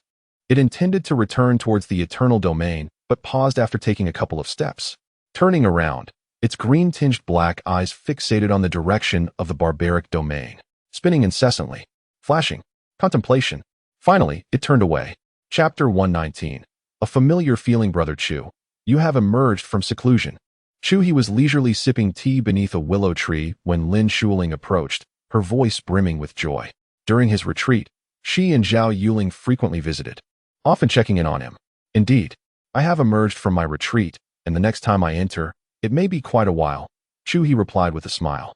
Nodding, having reached the 9th level of the 5th transformation, he was once again at a juncture where he needed to consolidate his foundation before making a breakthrough. There was no rush. Time was on his side. Over the past 20 years, each time he awakened from his meditative state, he would often calculate using the treasured clay talisman he had safeguarded. Yet, all these years, he had been unable to trace the whereabouts of the enigmatic old demon. Moreover, those peculiar clay talismans had vanished from the barbarian domain. Chu He was now convinced that the old demon was not as formidable as rumored, perhaps even cowardly, hiding from him. 2 decades prior, his strength was not as formidable as it was now, sufficient to instill fear in the demon, which indicated that it could not possibly be a being of higher than saint level. With Chu He's current prowess at the 9th level of the 5th transformation, to still harbor fear would be akin to scaring oneself. He was merely cautious by nature, not timid, a distinction worth noting. His 9 transformations golden body technique had reached the 9th level, rendering his physical form robust and immortal. His Dharma form had also reached the late stage of the 5th level, and his soul was powerful enough to rival beings beyond the saint level. He possessed a multitude of forbidden techniques and treasures. With such strength, he should be invincible among the ranks of saints. Although he had never engaged in battle with a saint at the 9th level, he held a quiet confidence. After all, who could deny his handsome visage? Thus, with the sense of crisis dissipated, Chu He found himself relaxing once more. Continuous training could be exhausting. A balance of work and rest was the true path to mastery. "Do you have any uncertainties regarding your cultivation?" Chu He inquired, addressing Zhao Yuling, who had taken a seat beside him. In his idle moments, he relished imparting knowledge, possessing a natural inclination to teach. Indeed, Zhao Yuling began to articulate her questions regarding cultivation, as Chu He listened attentively, offering insights. The atmosphere beneath the willow tree was delightful. Half a month swiftly passed. During this time, Chu He had been instructing Zhao Yuling and Lin Shuling, enjoying tea, indulging in barbecues, and occasionally taking strolls around Lin City. The city had not changed much. It retained the same essence as it had 20 years prior, causing Chu He to shake his head in dismay. The path has deviated. This locale was meant to be a sanctuary for cultivation, yet it had been reduced to a breeding ground. Stepping beyond the confines of Lin City, Chu He found himself outside its borders once more after several decades. On a whim, he retrieved the clay talisman and began his calculations. His consciousness tore through the fabric of space, arriving at a place thick with ominous demonic energy, where it came to a halt, as it always did. There should be clues regarding the old demon nearby. Chu He resolved to investigate. That fiend had frightened him into seclusion for decades, preventing him from stepping out of Lin City. There was a deep-seated enmity between them. Now, his power had surged dramatically. This score needed to be settled. Following his instincts, Chu He strolled at a leisurely pace. He did not walk upon the air, but rather ambled on solid ground with his hands clasped behind his back. Each step was accompanied by a flicker. No residual shadow, no sound. The howling wind and the trembling space were non-existent. He admired the scenery along the way while making his journey. The light in his eyes resembled an extensive film reel, capturing the landscapes he passed. Just moments ago, it seemed someone had smiled at him. They greeted him, saying, "Hello, young man." Along the path, several young men and women, each bearing long swords, traveled in companionship. Suddenly, one among them shivered and voiced his surprise. "Li Ziwen, did you drink too much yesterday? Who else could be here besides us?" How perplexing. His companions glanced around and shook their heads. Yet, the youth named Li Ziwen wished to express his feelings once more. After all, that smiling face was vividly etched in his memory, as if inscribed in his mind, and the voice echoed in his ears, unforgettably real. He could not have been mistaken. However, the group of companions dismissed him, continuing on their way, leaving him bewildered as he glanced around, ultimately trailing behind the others in anxious resignation. "Someone truly smiled at me," he murmured softly, with conviction. That sensation was no mere illusion. It felt too authentic. It seemed that individual had even patted his shoulder. Chu He traversed beyond the boundaries of the Xia Clan, quickening his pace once more. Before long, he arrived at the location he sensed, Tongyu Valley. Gazing at the swirling demonic energy emanating from the depths of the valley, which extended for an unknown distance. Chu He recognized it at first glance, despite never having been there, thanks to his extensive study of the maps of the barbaric lands. However, just as he was about to enter and investigate, a sudden commotion arose. A horde of glossy-furred rats surged forth like a torrential flood from a passageway, streaming out of Tongyu Valley and into the barbaric domain. Their numbers were staggering, at least 10,000, creating a scene so densely packed that it could send shivers down one's spine. Nevertheless, Chu He felt no discomfort. In fact, a smile emerged on his face. These rats seemed to share a common origin with those clay pills. Their strength might be inferior, but the sheer volume was significant. Chu He approached, trailing behind the swarm of rodents, and retrieved his chinkoan bag. He began to scoop handfuls into the bag. Unlike the earlier clay pills that had transformed into bulls, these rats were far too numerous and tightly packed. As Chu He grasped a few handfuls, many rats suddenly took notice. Amidst a cacophony of piercing squeaks, all the rats fixed their gaze upon him, their eyes gleaming with bloodlust, malice, and ferocity. Yet, Chu He remained unfazed. He continued to gather the rats. "Continue running. Do not mind me.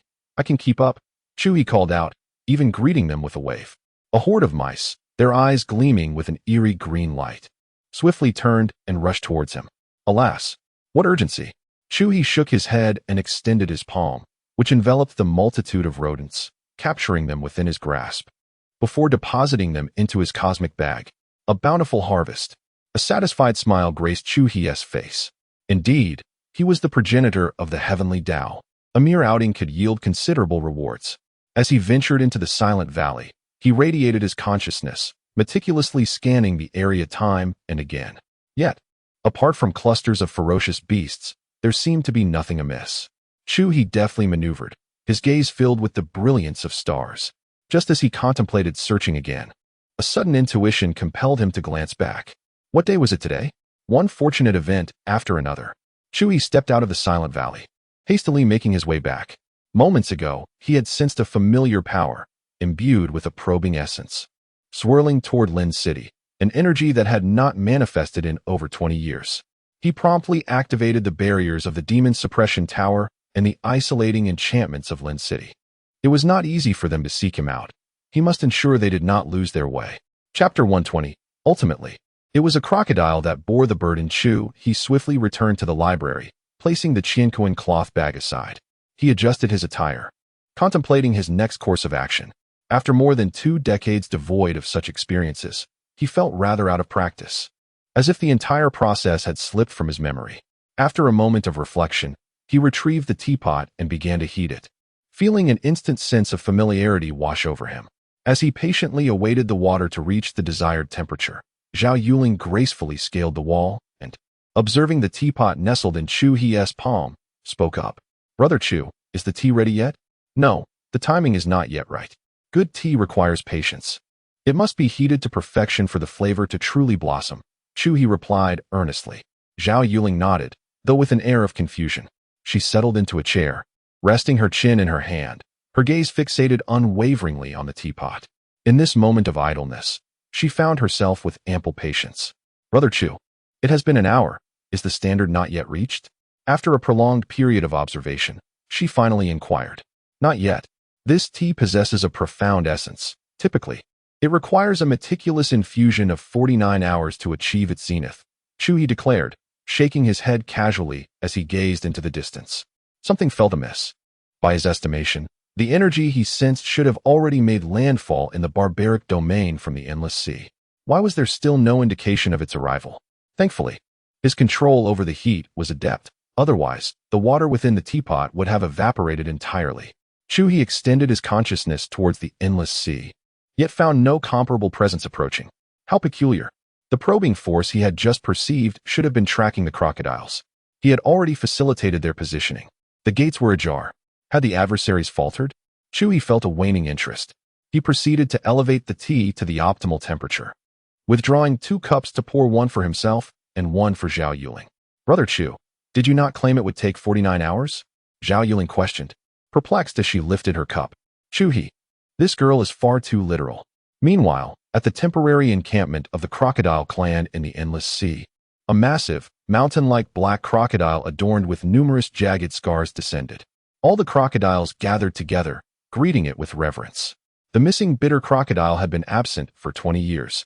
Its continued vitality and robust aura implied it had not been captured half-dead by humans, but rather ensnared within some intricate trap or formation. Unable to escape for the time being, the black crocodile's gaze turned towards a specific direction as it began to deliberate. "I require fundamental information regarding this formation to ensure we encounter no unforeseen circumstances." It produced a black orb and a bronze mirror. "Who among you is willing to undertake this journey and relay the findings? Rest assured, there is no danger. The trapped, suffering crocodile and its 3 little companions are all quite well, full of spirit. Even if you fall into the trap, I shall arrive shortly." It extended the bead forward, gazing at the 3 pinnacle crocodiles. The 3 remained utterly still, like statues, their eyes fixed ahead, mouths sealed shut, silent. Although the great sage had given assurances and they believed in his prowess, they were not fond of the sensation of leaping into the fire pit. "You there?" The black crocodile surveyed them, ultimately resting its gaze on the valley crocodile. The valley crocodile's massive frame trembled, rendered speechless.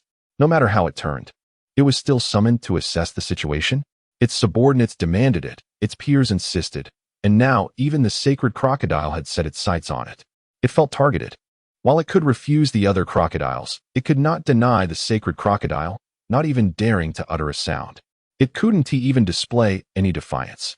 This was the revered great sage of the crocodile lineage, a being more formidable than its long-lost direct ancestor. With great difficulty, the valley crocodile accepted the black bead, emerging from the water under the watchful eyes of all the crocodiles. The sacred crocodile struck the copper mirror towards the void, causing it to enlarge, revealing the valley crocodile and its surroundings. Under the guidance of the sacred crocodile, all the crocodiles raised their heads, watching intently. Beneath the willow tree, Zhao Yuling finished her tea and climbed back over the wall to instruct her disciple. Chu He sighed as he collected the tea set, shouldering the Qianquan bag and entering the demon suppression tower. Inside, a group of beasts shuddered at his arrival. They were currently on a break, and Chu He's re-entry signaled the end of their reprieve, filling them with trepidation. "Master, it's not time yet." San Yu spoke up for a moment of freedom. The other beasts dared not chime in, cautiously glancing at Chu He. "This does not concern you." Chu He shook his head. All the beasts let out a long sigh of relief. Chu He took out the bag, beginning to toss mice one by one into the oil pot. Boom. The fire domain erupted with a tremor. Oil splattered everywhere as flames leapt toward the pot filled with the enormous black rat. Pop, pop, pop. The sounds continued. As the large black rat was released, its desperate squeals grew increasingly frantic. The 8 beasts huddled together, watching the flames boil in the fire domain, feeling their entire beings tighten and stiffen. How tragic! Far worse than their plight. As all the large black rats entered the pot, Chu He's gaze pierced through the demon's suppression tower, looking towards the place beneath the willow tree where blue smoke was rising. 20 zhang, transforming into substance. This was a first. Another record had been broken. Chu He's gaze ascended. Boom, boom, boom. The resonating thunder echoed throughout heaven and earth. Lin City and the entire Lin County were suddenly shrouded in dark clouds. In the high skies, lightning danced like dragons, flickering with a celestial radiance. After a brief moment of brewing, the sound of raindrops began to fall. After nearly 2 decades, Lin City was once again graced by the ethereal rain. And this time it was even more magnificent. Chu He turned around, gazing at a group of large black rats being fried in the oil pot, deep in thought. It appeared that the Valley of Secrets held more than met the eye. His gaze shifted to the 8 beasts, whose malevolent aura was nearly depleted. He decided that they would be sent to the Valley of Secrets next. They would cleanse their aura while simultaneously investigating these peculiar entities, a dual benefit. Chu He's eyes wandered to the top of the tower, where another probing force emerged. He welcomed it in. This presence was markedly different from the previous one, far too feeble to stir any excitement within him. There was no need for ceremonial rituals concerning it. Once the distance was sufficient, he extended one hand. The valley crocodile, sensing the environment, cautiously approached the territory of the Xia Clan. It minimized its form, employing its utmost skill to contain its aura. Fearful of flight, it opted to crawl towards secluded spots, even preferring to burrow through the earth rather than take a direct path. Its journey could be described as exceedingly cautious, for even the holy ancestor had vanished in this very locale. No measure of caution could be deemed excessive. In the endless sea, a group of colossal crocodiles held their breath, mirroring the valley crocodile's meticulousness and vigilance, as if they were present in the very moment. Suddenly, a roar erupted. They gasped, inhaling a mouthful of seawater, as they beheld a monstrous entity descending from the heavens, followed by an abrupt darkness enveloping the scene. Chapter 121. The third party. For 3 seconds, they gazed into the pitch-black screen. All the formidable crocodiles raised their heads, directing their gaze towards the shadowy figure before them, the black crocodile. The black crocodile elongated its head, leaning closer to the obsidian screen to scrutinize it intently, even tapping the copper mirror lightly with its claws. The valley crocodile, a small creature, had become ensnared, possibly due to the peculiar nature of its surroundings, rendering communication impossible. The black crocodile deduced this. It then turned its gaze towards the remaining 2 pinnacle emperor-class crocodiles, observing them until a chill ran down their spines. The situation was undeniably strange. The issues at hand were far too grave. It was certain that one would perish for every one that ventured there. Never mind. Sending you there may prove futile. I shall devise another method, the black crocodile declared. The valley crocodile scurried over, offering no valuable insight. And sending each junior forward seemed unnecessary. It hoped that the power barriers in that location were not overly restrictive and that success could be achieved. The black crocodile sighed deeply. It then retrieved a verdant orb, combining it with the life essence orb of the suffering crocodile, merging them into one before closing its eyes and pressing the fused orb against its forehead. Meanwhile, Chu He had ensnared the valley crocodile within the demon suppression tower. Shortly after, he grasped the black orb upon its claw, which emitted strange fluctuations, connecting to an unknown realm. It has arrived, Chu He exclaimed, lifting his gaze as a peculiar force began to swirl towards him, the same sensation he had previously encountered. It resembled a large fish. With practiced ease, he removed all obstacles, allowing it to enter smoothly. Once the mysterious force infiltrated, it circled twice, seemingly perceiving the entrance as too effortless before finally halting before the suffering crocodile.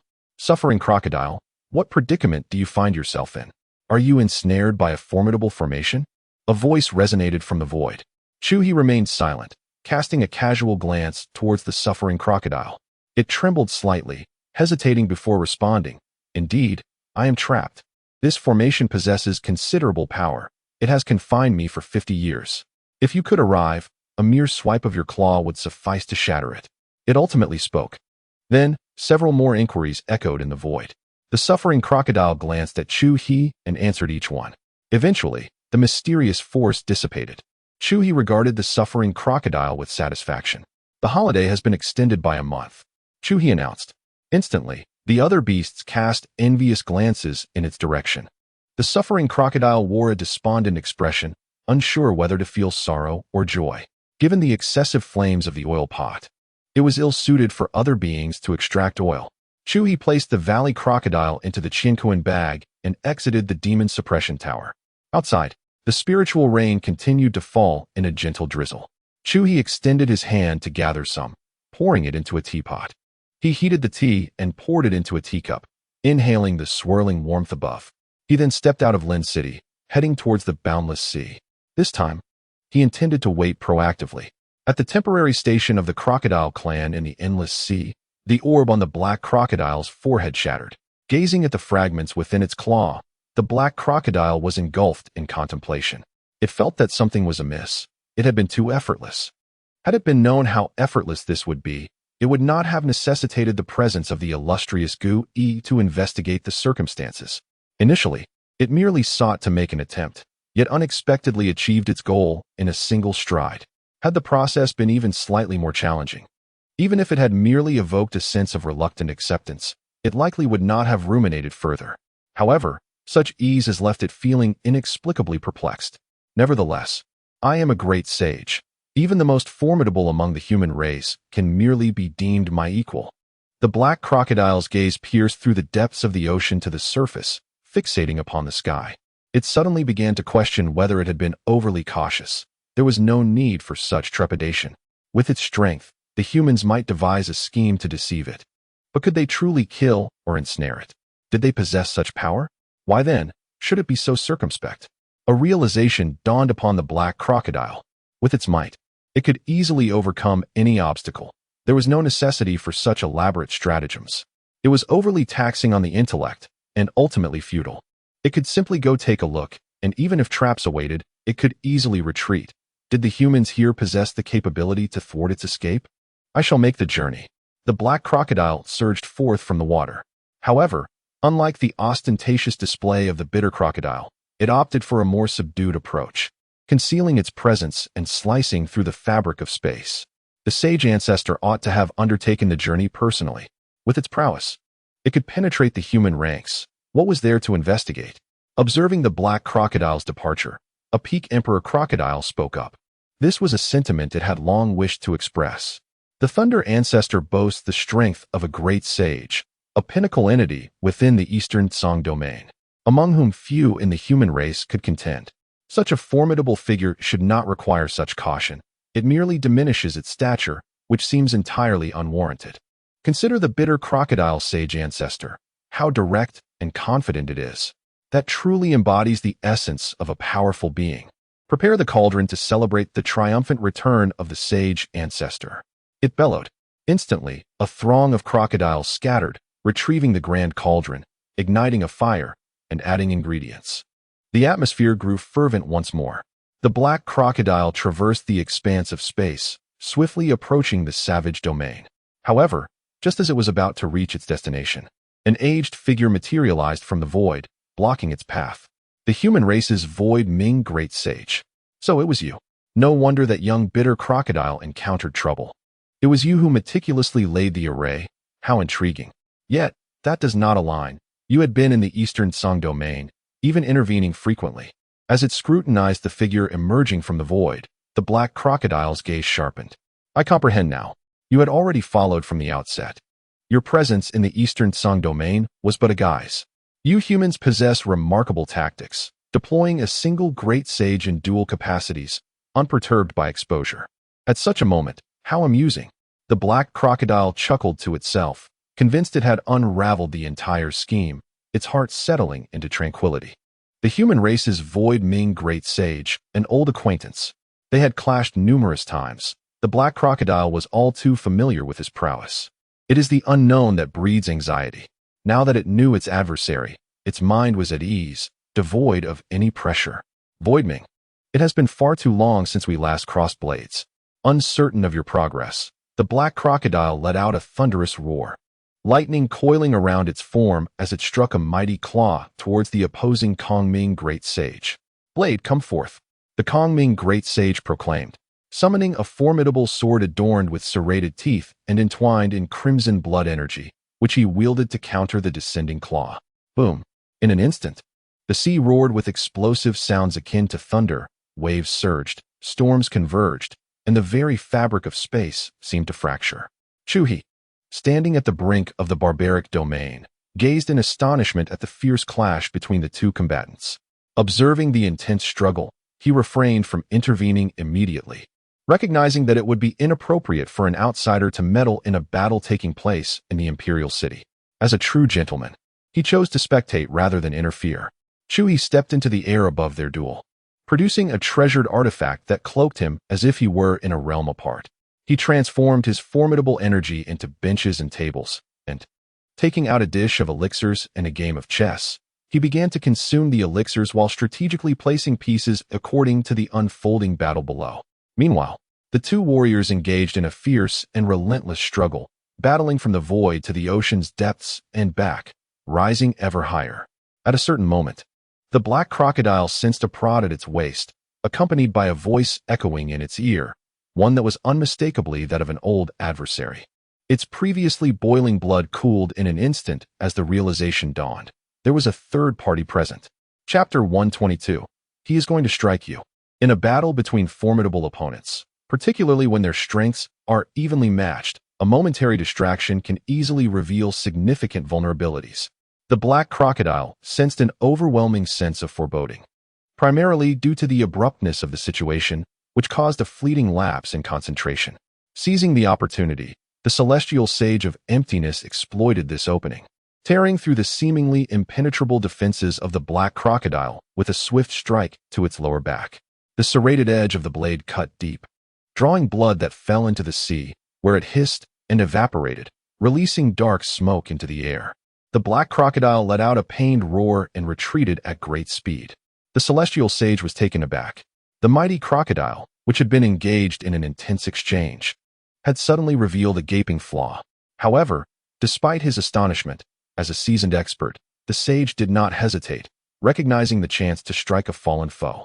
With a flourish of his blade, radiating flashes of lethal light, he pursued the retreating form of the black crocodile with relentless ferocity. Yet, the black crocodile quickly regained its composure. Though wounded, it was still capable of defense, transitioning from an active engagement to a state of reaction. Moreover, its mind was rife with unease. There was undeniably a third party intervening. The origins of this individual remained shrouded in mystery. But one thing was certain, they were no ally. Otherwise, they would not have struck at such a critical moment, even if they had not directly attacked. The shock of their presence during a pivotal instant bore the same weight as an assault. It was also possible that this individual was not a friend of the celestial sage. If they were, they would have intervened long ago. Perhaps they sought to reap the benefits of the conflict. Observing the black crocodile's strength, they may have opted to assist the celestial sage in maintaining equilibrium. Regardless of the motive, the battle was no longer tenable. Aware of the third party's existence, the black crocodile felt its fervor waning. It was no longer inclined to engage with the celestial sage, fearing unforeseen repercussions, and sought to withdraw. Alas, the celestial sage, sensing its injury, intensified his assault, relentlessly pursuing the black crocodile and providing no opportunity for escape. With another entity present, wishing to capitalize on the situation, the black crocodile realized it was futile to continue the fight. It began to speak, hoping the celestial sage would exhibit a semblance of calm and refrain from undue agitation. To its surprise, the celestial sage nodded, his offensive momentarily abating. Was he truly so accommodating? The black crocodile found this astonishing, as it had merely spoken in passing. This sensation felt oddly familiar. However, before it could fully comprehend the strangeness of the day's events, the celestial sage, who had seemingly softened his approach, suddenly unleashed another strike. The long blade shimmered with a blinding crimson light, and the air reverberated with a sound akin to tearing fabric, revealing a deadly intent that loomed menacingly. It turned out that he had merely eased his offensive to concoct a lethal strike, entirely disregarding or doubting the black crocodile's claims of a truce. With swift precision, He aimed a vicious blow at the already injured lower back of the black crocodile. His arms, bulging with muscle, coalesced with formidable strength. The black crocodile was taken aback, preparing to counter with all its might. Just then, a sharp jab struck its head. "Hurry, defend yourself. He intends to strike." A voice echoed in its ear. The black crocodile jolted, slightly delayed in its reaction, a fatal error in such a high-stakes confrontation. Moreover, the holy sage's deadly move had been unexpectedly abrupt. Under these dual conditions, the blade plunged into the black crocodile's already wounded flank once more, this time with crushing force. Blood spilled into the ocean, mingling with chunks of shattered flesh that fell gradually into the depths, where ferocious beasts awaited, devouring the remnants and causing instant demise. The black crocodile's form plummeted into the sea. However, this time, the holy sage did not pursue the victory. He sensed something amiss. There had indeed been signs of an unknown presence intervening. It seemed there was truly a third party involved. His gaze gleamed with intensity as he swept the void around him. "Pay no mind to me. Consider me non-existent. Continue on. Your previous display was quite splendid. I thoroughly enjoyed it." A voice of appreciation resonated from the void, accompanied by the sound of chewing, as if the speaker were indulging in some delicacy. This voice seemed to emanate from all directions, reaching the ears of the holy sage. "Indeed, there is a third party," he mused, glancing at the massive blade in his hand, then at the black crocodile, which had fallen into the ocean, attempting to flee unencumbered. At that moment, two choices lay before him, and time was fleeting. "Very well. If you do not wish to claim it, then it shall be mine." Mere moments later, the voice in the void echoed again. Following this, a golden fishing net materialized, cascading from the void and plunging into the sea, swiftly sinking and accurately ensnaring the black crocodile, which had distanced itself significantly. With a thunderous roar, the black crocodile struggled in vain, sending waves soaring to great heights. It let out a growl filled with intense unease. As a seventh-tier holy sage, even wounded, it could unleash a terrifying force if it persevered. It thrashed with considerable strength. However, it proved futile as the net shimmered with golden light, slowly but rhythmically constricting around it. The injury on its flank split further apart, the edges torn asunder by its struggles, and blood imbued with the essence of a saint flowed forth, corroding the seawater into a gaping abyss, leaving a void that the surrounding waters could not immediately fill, as even the incoming waves were similarly eroded and evaporated. The growl of the black crocodile began to carry a note of fear. At this moment, it has become evident that the entity behind the attack is immensely more formidable. Merely a treasure wielded from a distance renders it utterly powerless to break free, a thought too inconceivable to entertain. This signifies that the strengths of both parties are not on the same tier. To render such a venerable saint, one who has attained the 7th level of the saint realm, in such a state of disarray is no small feat. Even an 8th-level saint would find it most challenging to achieve such ease. At this moment, it resembles a fragile woman confronted by a burly, bare-chested giant. Aside from vociferously protesting, its cries of resistance only evoke greater oppression. The black crocodile perceives that the more vigorously it struggles, the tighter the net constricts, as if responding to its defiance. However, despite the agony that accompanies its struggles, the black crocodile has no intention of surrendering or ceasing its resistance. This is a matter of life and death. Once dragged to the ocean's surface, the black crocodile's eyes blaze with fury and determination, as electric bolts crackle and roar around it, clashing incessantly with the golden light of the fishing net. A fierce aura, akin to the blood-soaked essence of countless slain beings, swells and reverberates through the vast expanse. With a thunderous roar, the colossal creature unleashes a force that incites a tsunami. Its body inflates as if filled with air, momentarily loosening the grip of the net that was steadily closing around it.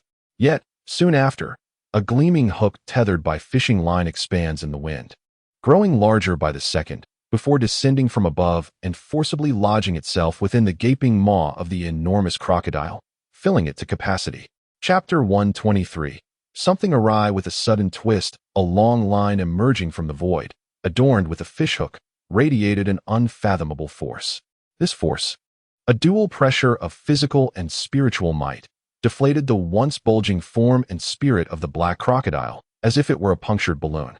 The fishing line slackened momentarily before tightening with ferocity, causing the void to erupt with a resounding crack. The black crocodile, ensnared, was pulled from the water, its head flipping over. Its once furious eyes, filled with wrath, gradually succumbed to despair. Despite its thrashing struggles, the tightening golden net rendered it utterly powerless. Witnessing this spectacle, the great sage of empty void felt beads of cold sweat trickling down his brow, his entire being chilled to the core. The fervor that once surged within him dissipated entirely. He beheld, with his own eyes, a once equivalent adversary who had exchanged blows with him mere moments ago, now devoid of any resistance, caught before him. The shock and fear he felt were ineffable, particularly under the uncertainty of whether this unknown entity was friend or foe. At that moment, two paths lay before him, to flee or to remain. Time was fleeting, leaving the great sage of empty void paralyzed by indecision. To run might provoke the wildness of this unknown force, the consequences of which he could scarcely fathom. To stay meant surrendering to fate, praying that this mysterious presence would spare him. Such a sensation was profoundly unsettling, the helplessness of the weak in the face of the strong. It had been long since he had felt this way. While the great sage wrestled with his unease, contemplating how to resist should the unknown entity decide to strike, the fishing line drew the black crocodile into the void, rendering it invisible. The world around him returned to tranquility, save for a gaping maw in the sea, corroded by the blood of the sacred crocodile, which continued to emit tendrils of black smoke, signifying the occurrence of a momentous event. The great sage's breath hitched. His body is still as stone, suspended in the void. Had it departed? After an extended silence, he exhaled slowly. Uncertainty etched upon his face as he gazed into the emptiness before him, tentatively retreating step by step, as if fearing a ferocious beast might pounce upon him at any moment. It was not until he had distanced himself by several hundred paces that he abruptly turned. Suppressing his breath and sound, employing the lightness of foot he had painstakingly honed in his youth, now a skill long abandoned. As he charged forward with his great blade in hand, he had no destination, no direction, and only paused after a considerable time had elapsed. Wiping non-existent sweat from his brow, he sighed deeply, turning to survey his surroundings. What had transpired in this place? Initially, he had assumed the emergence of a hidden human sage was an anomaly, but with the successive appearances of demon lords, and now this terrifying presence, the situation was becoming increasingly dire. This place harbors troubles, undoubtedly of significant magnitude. The great sage of empty void is beset by tumultuous thoughts, his gaze heavy with gravity. We must deliberate upon our return. This is no benign territory. He pivots, his aura erupting forth, shattering the void as he hastens onward with unwavering determination. At this moment, Chu He, bearing the cosmic bag, ambles back at a leisurely pace. Each of his excursions is a dual endeavor, to secure provisions while savoring scenic vistas and unwinding his spirit. Thus, in pursuit of varied landscapes, he never retraces the same route across the boundless sea. As he traverses this path, he has luxuriated in the warmth of magma and drifted upon the water's surface, immersing himself in the natural rhythms of the cosmos amid surging waves. He casually conjures a method of cultivation, encapsulating it within a whimsical bottle, casting it into the river to be carried afar. From lofty peaks, he gazes down upon the world, inspired to compose a poem, inscribing it upon a precipice with the intent of swordplay or the marks of a blade. In the mountains, he plucks several rare herbs, effortlessly refining them in his palm, coalescing into fragrant elixirs. He consumes one, discards another, and with a vigorous throw, sends them toward the Summer Clan's domain, cleaving through the fabric of space. The ancient father of the heavenly way ventures forth, scattering opportunities across the realm, in an act of casual grandeur. This encapsulates the existence of the formidable, monotonous, unpretentious, yet devoid of ostentation. By the time Chu He returns to the library pavilion, many hours have elapsed. Observing the now cool tea, he smiles serenely, extending his hand to warm it, and consumes it in one gulp, the aroma still lingering delightfully. At this moment, the azure smoke beneath the willow transforms from substance into an ethereal presence, invisible to the ordinary eye. The celestial rain gradually subsides. The willow sways joyfully, its heart pulsating with delight, indicative of the immense boon it has received this time. Chu He gives its trunk a gentle pat, and the willow, brimming with excitement, playfully brushes its branches across his face, Meanwhile, a little turtle, having endured the gentle rain for a better part of the day, shakes off its shell and ambles over, swatting the willow with its claws in a similar manner. The willow sways side to side, displaying its disdain, for the turtle persistently rubs against it, much to its discontent. Chu He shakes his head and, with his bag upon his back, strides into the demon suppression tower. At this juncture, within the second level's fiery realm, the surging flames, having been drained by a horde of large black rats, gradually abate, returning to normalcy. A group of beasts resting by the shore turns their attention towards Chu He as he enters, their expressions varying. The 4 crocodiles exhibit complex emotions, tinged with disbelief, while the 3 dragons and a tiger revel in schadenfreude. Chu He releases the black crocodile he had sealed within the bag, though they had surmised this outcome. The sight of the Thunder Saint meeting a similar fate as theirs elicits a collective tremor among the 3 crocodiles. Moreover, the horrific injuries adorning the Thunder Saint's form draw gasps even in the sweltering heat of the fiery realm. The Thunder Saint struggled tentatively for a moment, only to be subdued by 2 slaps from Chu He. Panting heavily, it scanned the surroundings before locking eyes with the bitter crocodile. The bitter crocodile quickly lowered its head, not daring to meet its gaze. Do not regard it with such anger. It is for your own good, wishing for you to join this esteemed family and seize the opportunity. Chu He spoke with a smile. Your injuries are quite severe. It pains me to see you in such a state. Come, allow me to tend to your wounds swiftly. With an increasingly benevolent smile, Chu He patted the Thunder Saint's head. He produced a fist-sized pill and tossed it into the Thunder Saint's mouth, followed by pouring a vial of sacred spirit milk over its wounds. The Thunder Saint involuntarily let out a contented groan, though doubt flickered in its eyes. Something felt amiss. What was this human up to? Casting a glance at several younger members of the crocodile clan, it noticed they all bowed their heads, not daring to meet its gaze. Meanwhile, the 3 dragons and 1 tiger regarded it with wide eyes, filled with sympathy. In this peculiar scenario, although it felt increasingly comfortable, the Thunder Saint sensed an unsettling chill creeping toward it, a chill that emanated from the depths of its very soul. Chapter 124, Longing and Anticipation roar. As the wounds healed, being unceremoniously tossed into the cauldron of oil left Ling Sheng momentarily bewildered. Why? To heal the injuries only to inflict further harm by submerging him in boiling oil? Surely, the minds of these humans are deranged. If they intended to harm, they ought not to have exhibited such a benevolent demeanor, tending to his wounds and applying salves. Had the circumstances been more favorable, he might have been moved to gratitude. This was the final moment in which Ling Sheng could think rationally. Then, amidst the sputtering sounds, the oil enveloped him, inflicting a dual agony upon both body and soul. Bang! At that moment, the restraints imposed by Chu He were lifted, granting him the strength to leap from the cauldron. Whoosh! The chains surrounding the pot shot forth, ensnaring him and dragging him back. Again, he summoned his strength to leap, only to be pulled back once more, an endless cycle of futile struggle. Yet, every attempt only fueled the flames, making them roar more fiercely as the oil bubbled violently, exerting its relentless pressure. Witnessing this familiar scene, the bitter crocodile raised its head, its gaze filled with complexity. It had endured the same torment for many years. Back then, it lacked understanding, just as Ling Sheng did now, stubbornly enduring. The memories brought forth a pang of sorrow. Ling ancestor, relinquish your struggles. Lying still would be far more comfortable. The crocodile, unable to bear the sight, finally spoke out in counsel. However, Ling Sheng, amidst his struggles, cast a fierce glare at it, not only refusing to cease but intensifying his efforts. This only served to excite the flames of the inferno and the oil within the pot further. Sigh. The crocodile lowered its head, exhaling a heavy breath. Ling Sheng was unyielding, and it felt powerless. It would take years for him to comprehend the wisdom in its words.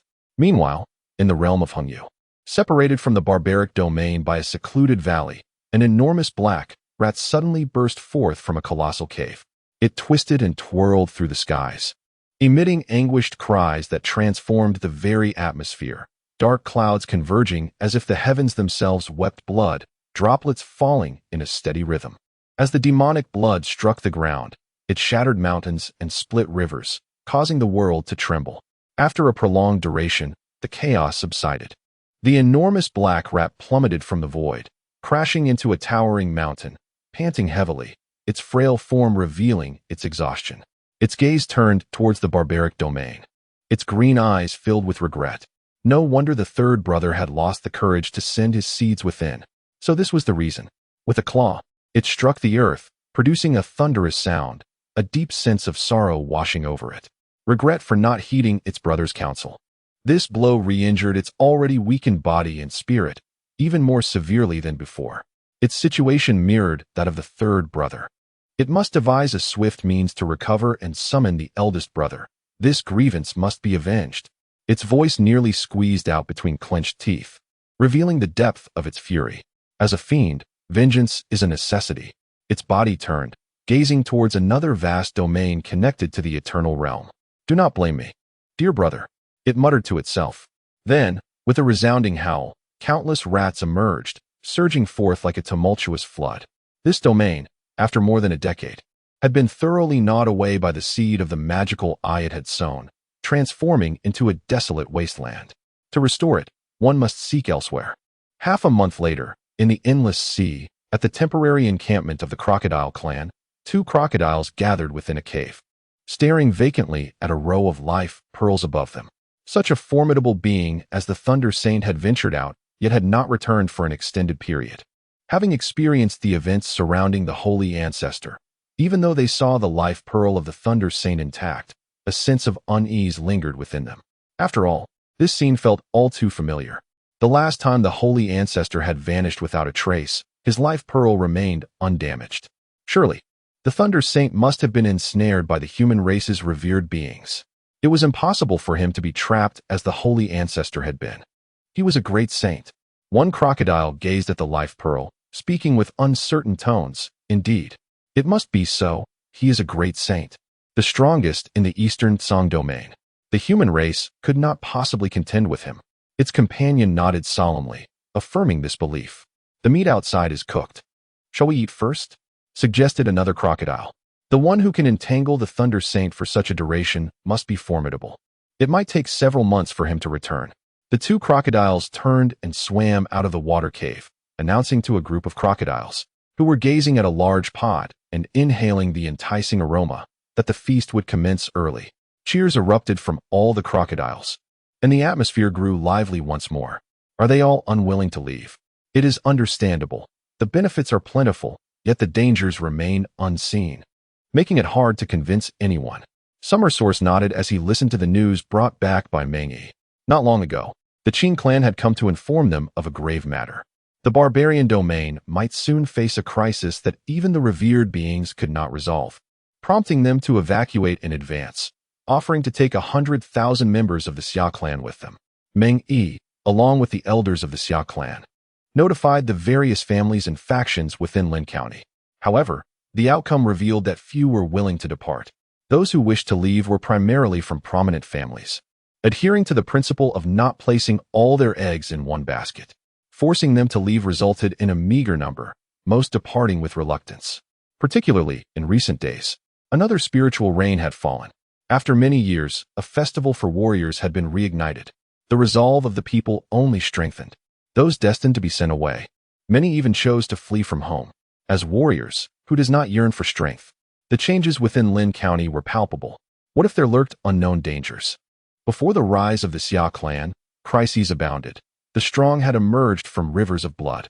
To wish for an untroubled path to becoming powerful is but a fantasy.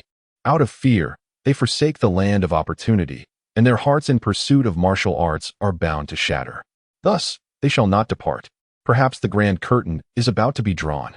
Xia Yuan lifted his gaze to the window, watching the birds soaring in the sky, a fervent light igniting within him. Nowadays, in Lin County and even the barbarian domain, occurrences are multiplying. The strong are increasingly numerous, and even the malevolent forces have made their appearance. Xia Yuan has come to firmly believe in the so-called grand narrative he heard from Zhao Yuling at Chu River's mouth, despite its absurdity. Moreover, Meng Yi occasionally whispers in his ear that he is indeed the child of destiny. Presently, he finds himself in a state of dormancy. As the moments of expiration approach, he remains unyielding. Even someone as clear-headed as Xia Yuan begins to shift from doubt to belief in his identity as the child of fortune. He has grown immensely eager for the grand unveiling. Indeed, teacher, the era that belongs to you is on the horizon. Meng Yi spoke, genuinely delighted for his mentor. No, it is our era. Xia Yuan turned his gaze, speaking with solemnity. Their eyes met in the void, and they shared a knowing smile. Everything was understood without words. Chapter 125. When the enemy remained still, so do I. The 8 beasts were unleashed by Chu He, tasked with venturing into the Tongyu Valley to eradicate demons and uphold righteousness. However, the second layer of the demon suppression tower remained tumultuous. The Thunder Saint, a formidable entity, valiantly struggled in the boiling oil, embodying an indomitable spirit and inciting continuous unrest within the infernal realm. As a 7th-tier saint, it exhibited remarkable resilience, withstanding the dual torment of soul and flesh, yet it had not yet succumbed to the overwhelming pressure. Observing the Thunder Saint's desperate leaps, Chu He shook his head, contemplating the necessity of stronger adversaries for the 3rd layer. The 2nd layer felt deceptively easy. Dealing with these powerful, obstinate foes proved somewhat taxing. Chu He devoured a whole roasted lamb, bones and all, before savoring a sip of tea, tidying up his belongings, and finally departing the demon suppression tower. The echoes of the Thunder Saint's anguished howls, intertwined with curses and threats against humanity, lingered in his ears. Stretching lazily, Chu He made his way to the Tongyu Valley. Previously, he had intended to enter the valley to confront a formidable foe that had startled him. But his journey had been interrupted by the Thunder Saint. After a fortnight of respite, he resolved to embark on another expedition. Having been inactive for over 2 decades, he felt invigorated and more restless upon his recent emergence from seclusion. Upon arriving at the Tongyu Valley, Chu He merely conducted a swift survey before plunging directly into its depths, refraining from a thorough exploration, as he had already scrutinized it extensively on his last visit. He maneuvered through the valley with agility, conducting a meticulous search at a rapid pace.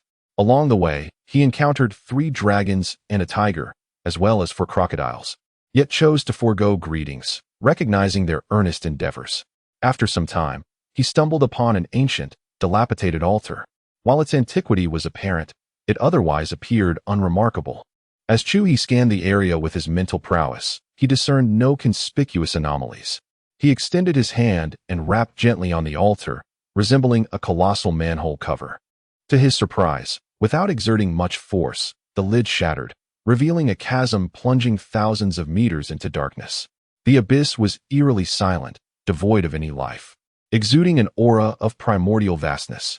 With his gaze resembling suspended stars, Chu He, employing his mental energy, gradually peered into the depths of the chasm. He remained unhurried, observing as his sight descended while contemplating the mysteries below.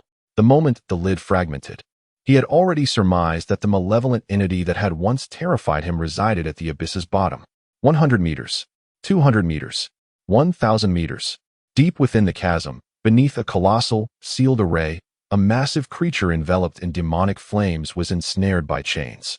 Above the array, 2 indistinct, shadowy masses clung tightly to its surface, motionless. As Chu He's mental energy approached, the 2 shadowy forms could no longer contain themselves, emitting faint tremors. Below the array, the once still demonic flames surrounding the enormous being began to sway ever so slightly. The brilliance of the eyes of the Chu River ultimately descended to the abyss, thousands of meters deep, radiating a resplendent light akin to 2 colossal suns suspended in the air, illuminating the chasm. These 2 massive suns pierced towards the 2 fleshy orbs affixed to the formation. Motionless, they remained fixated. The fleshy orbs did not budge, nor did the suns. Beneath the sealed formation, the immense creature, surrounded by swirling black flames, began to tremble slightly. If my deductions are accurate, it has indeed been discovered. The giant demon was acutely aware of its predicament, its heart racing with anxiety. Moments later, it could no longer endure the tension. The fleshy mass atop the formation split open, transforming into a pair of sinister, red-dotted demonic eyes that locked onto the suns. Then sizzle. Its eyes were once again pierced shut, wisps of green smoke emanating from them.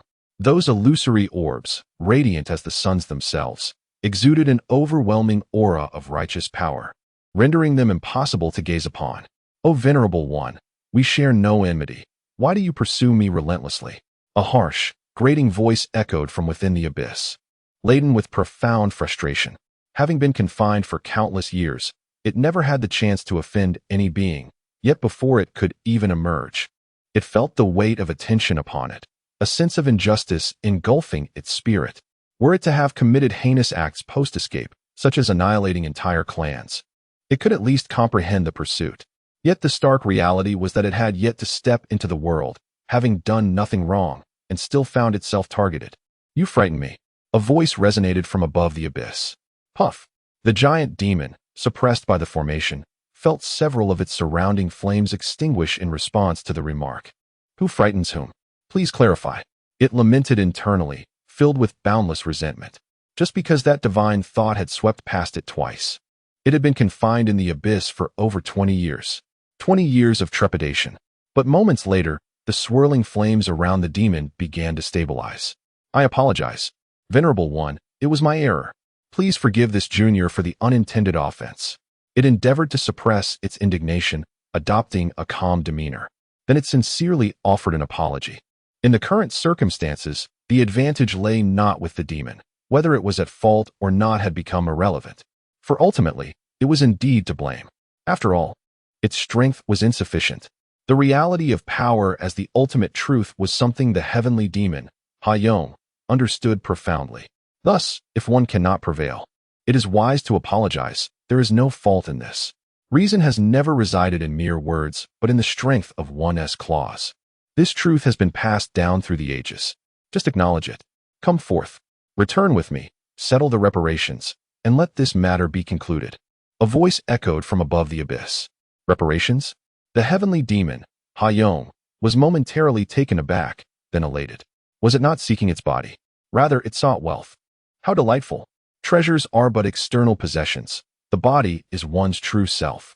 However, Dahuang, restrained by the array, trembled slightly, only to realize that he was no longer what he once was, seemingly devoid of any merit, left with naught but a shattered shell. "Esteemed senior, having been imprisoned for countless years, I possess nothing now. If you desire any treasure, simply speak, and I shall exert every effort to procure it for you." Dahuang's words were laced with humility, yet his voice emerged grating and harsh. "Come up, and I shall converse with you at length." A voice echoed from above the abyss. The troll Dahuang dared not lift his gaze, moving close to the array as he pondered whether to ascend. "If you do not come up, I shall descend." The voice from above resounded once more. With a tremor of the demonic eye on the array, Dahuang's resolve crystallized. He had no choice left. Boom. The array that confined the celestial demon Dahuang erupted with a thunderous roar, causing the entire abyss and much of the Tongyu Valley to quake. A torrent of demonic energy surged skyward, piercing through the murk of the Tongyu Valley and soaring into the heavens. Such formidable demonic energy. A smile graced the face of Chu He above the abyss. The third level of the demon suppression tower could be unlocked today, heralding the arrival of its first customer. Chapter 126. The third level of the demon suppression tower. This is a realm of thunder. Spheres of lightning, akin to radiant suns, hang suspended in the void, pulsating with arcs of electricity. Below these spheres lie chains, ensnaring the very essence of this thunderous prison. The air is perpetually filled with the resounding echoes of thunder, imbued with an oppressive aura capable of obliterating the heavens and the earth. From the Whispering Valley, Chu He sauntered back, carrying the Chinkoan bag. He extracted the demon Dahuang from within. "Senior, weren't you seeking compensation? What are you planning?" The demon Dahuang gazed at the ominous spheres of crackling electricity, an unsettling premonition stirring within. It sensed that misfortune loomed ahead. This place, in every aspect, resembled a cage. You can't simply refuse to present treasure. You must repay with flesh. Chu He gently patted its massive head, shaking his own in disapproval. "Your injuries remain unhealed, and your strength is insufficient. You appear rather feeble and must recuperate. Otherwise, should things turn rough, you may not endure." With that, Chu He reached into his bag and retrieved a deep, dark orb. The moment it was drawn forth, the realm of thunder erupted in tumult, as if righteousness had encountered malevolence, exuding an exhilarating fervor. This orb was a treasure capable of being wielded even by those at the zenith of the sacred realm. However, for Chu He and most beings, it held no practical use. This was a demon orb, containing the purest essence of demonic energy, alongside a trace of bloodline inheritance from ancient demons. As soon as the orb was produced, the eyes of Dahuang were suffused with a blood-red glow. Its entire form resonated, producing a thunderous sound. Such a marvelous item. Dahuang instantly sensed its significance, a voice deep within urging it to possess this treasure, to claim it at all costs. Its claws began to itch, yearning to seize the orb. Yet, it was no weakling and did not lose its composure. Though it craved the orb, it dared not act recklessly. The memory of its prior rebellion against Chu He in the abyss still lingered in its mind, a painful reminder of the consequences. Consider it a gift. Chu He placed the orb into Dahuang's mouth. As it assimilated the orb, a surge of power coursed through its being, accompanied by a delightful tremor from its bloodline. Dahuang was momentarily taken aback. What does this mean? Why has this human bestowed upon me a treasure? Its eyes darted, suddenly enlightened. This human intended to cultivate it, to have it serve as an instrument of his will. Realizing this, it relaxed, perceiving the situation as fortuitous. Senior, what are your commands? This little demon will brave fire and water, descend into the netherworld, and withstand the divine thunder of heaven and earth without hesitation. It proclaimed its loyalty. Excellent. Chu He nodded in satisfaction. Dahuang, upon receiving praise, displayed an appropriate level of excitement, well aware that such acknowledgement pleased the strong. Now, I require you to undergo a trial. Chu He declared. Speak, and I shall comply. Dahuang exhibited a perfectly measured seriousness. Enduring the trials of divine thunder for 49 years is a testament to one's qualification. Upon sensing that the aura surrounding the demon Dahuang had returned to an acceptable threshold, Chu He refrained from further discourse, swiftly capturing him and casting him beneath a sphere of lightning. With a resounding clash, chains surged from the sphere, ensnaring the demon Dahuang's limbs and torso. The sphere above flickered with brilliance, akin to two distinct threads colliding. Sparks of electricity danced and intertwined. Dahuang looked up, feeling as though his very soul was fracturing. This trial was exceedingly brutal. It could spell doom for the demon. Thunder descended with a deafening roar, striking the crown of Dahuang's head.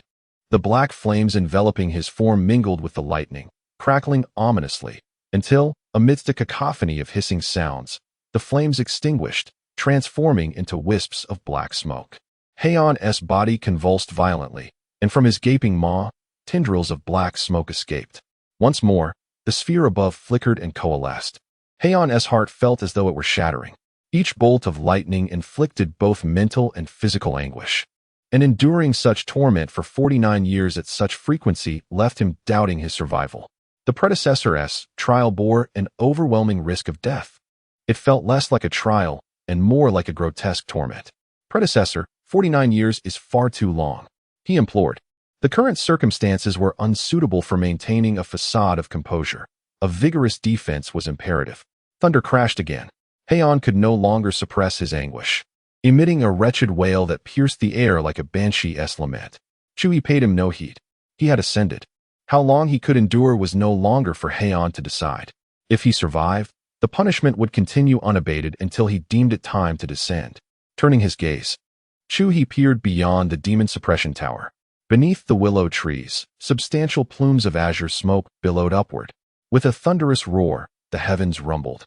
The once clear sky became shrouded in dark clouds, and soon, a gentle spiritual rain began to fall. Chu He's figure flickered and appeared outside. This spiritual rain was of exceptional quality, beneficial to his cultivation. Predecessor, release me at once. I am of great use. A significant change is imminent here, and you will need my abilities. Dahuang's voice echoed faintly in his ears. Chu He cast a glance back, but chose not to inquire further. There would be ample time in the future to hear his tale unfold. Though he had not ventured outside, Chu He was well acquainted with the so-called secrets of this realm. After all, among his subordinates, apart from the first tiger, both the crocodile and the dragon had witnessed extraordinary sights. Their clans possess considerable strength, and the trio of dragons and a tiger hold significant status within their ranks. Thus they are privy to a wealth of information. In his leisure, Chu He relishes the simple pleasure of sitting on a stool, savoring barbecued delights, sipping tea, and listening to their tales. He possesses a general awareness of secrets, hidden treasures, the strength and distribution of the various factions in the eastern wilderness. During his idle moments, he enjoys absorbing anecdotes while enriching his knowledge. Chu He has transitioned from his previous habit of reading printed books to now indulging in audiobooks. Although he has not ventured far from home, he has never neglected to expand his understanding of the world. He can still be regarded as well-read and knowledgeable about both ancient and modern affairs. As Chu He stepped out from beneath the cover of the willow trees, he approached the eager little turtle that had already emerged, gazing expectantly at the sky. He knelt and settled himself on the ground. He retrieved 2 pills. The larger one he swallowed, while the smaller he casually offered to the little turtle. Both he and the turtle consumed their pills, closing their eyes and allowing the rain to wash over them. The branches and leaves of the willow tree in the courtyard spread wide, resembling a phoenix unfurling its wings, transitioning from layered to a full embrace over the small courtyard of the library, except in the area where Chu He and the little turtle were seated. The willow branches gracefully arched away, allowing beams of light to cascade down, akin to the ethereal glow of moonlight illuminating shadows. Chapter 127. Exemplary boss in the blink of an eye. 5 years have elapsed. A relentless spiritual rain has bathed the expanse of Lin City for an entire 5 years. During this time, the city and its surrounding areas have become densely populated. Everyone has poured their energy into enduring the rain, diligently honing their martial arts. Even the once high birth rate within Lin City has plummeted, barely exceeding 4 figures over these 5 years, primarily due to a significant number of conceptions occurring before the onset of the rain. Throughout this period, many who have yet to achieve immunity from the elements shivered in the downpour, their hearts and bodies chilled, yet they remained reluctant to depart. This has been a grand celebration for the practitioners of the Xia Clan. It truly exemplifies how the champions emerge like spring shoots after the rain, sprouting forth in succession. As for those born with innate talents, merely enduring a few colds during these 5 years qualifies anyone.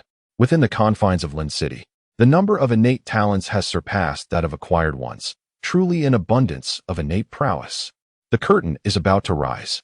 Xia Yuan trembled with excitement in the rain. Although his lifespan has increased, and he can effortlessly cultivate to restore himself, he remains incomplete, finding it increasingly difficult to endure sitting in the rain all day. Nonetheless, he harbors no intention of retreating to seek shelter. With the curtain rising, opportunities must be seized. As long as this spiritual rain does not claim his life, he intends to immerse himself in it completely. A mere chill is of no consequence. He can withstand it. Not far from him, Meng Yi stood with closed eyes, his aura fluctuating between heights and depths. A year prior, he broke through to a new realm and is now a genuine emperor, currently familiarizing himself with and solidifying his newfound status.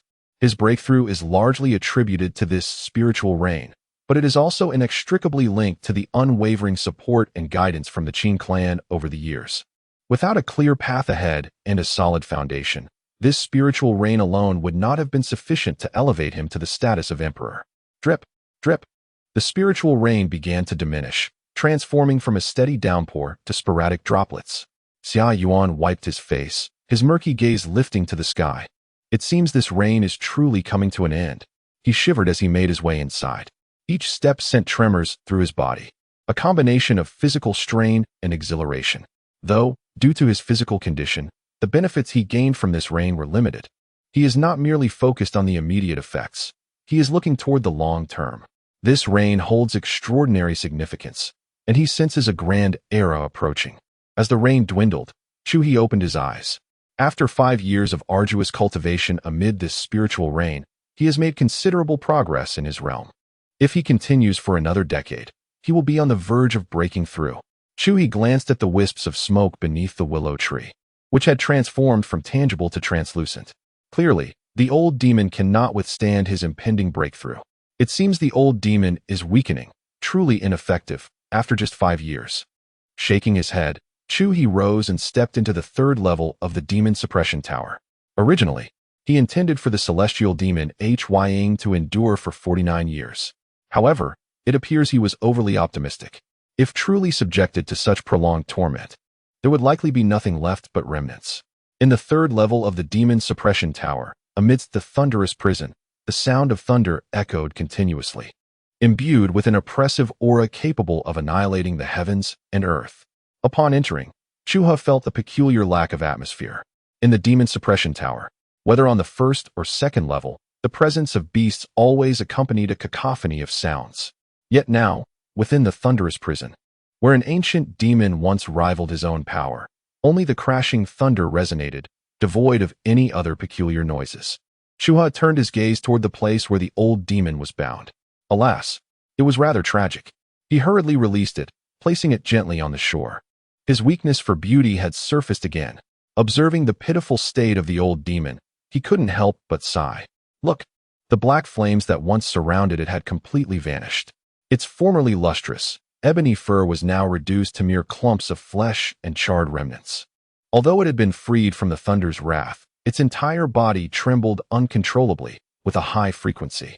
Its massive, beastly maw exhaled billowing clouds of black smoke. The only slight improvement was that its once eerie eyes, speckled with red, had returned to a normal state of white with black, though regrettably, they appeared rather vacant and dull. Chu He focused his mental energy on the old demon, meticulously assessing its condition. At this moment, he was a competent healer. Rest assured, consider this a work-related injury. I shall do my utmost to mend you. Noticing a flicker of movement in the eyes of the celestial demon Hying, he gently patted its head, offering reassurance. The celestial demon seemed to respond, shaking with excitement. Chu He continued his observation. To his astonishment, he discovered that as Hying was set down, its vitality and injuries were rapidly mending. It was the celestial demon pearl. So that was it. Chu He quickly identified the source of the anomaly. The celestial demon pearl he had bestowed upon Hying 5 years prior. Upon further inspection, he realized that, given Hying's strength, it likely could not have endured for even 5 years. The reason it persevered for so long was largely due to the celestial demon pearl. While it was struck, the pearl tirelessly worked to heal its mind and body. However, as the energy began to wane, the repairs could not keep pace with the damage inflicted by the lightning, leading to an accumulation of injuries until Hying could no longer withstand the burden. So, this was the intended use of the celestial demon pearl. Chu He mused, stroking his chin.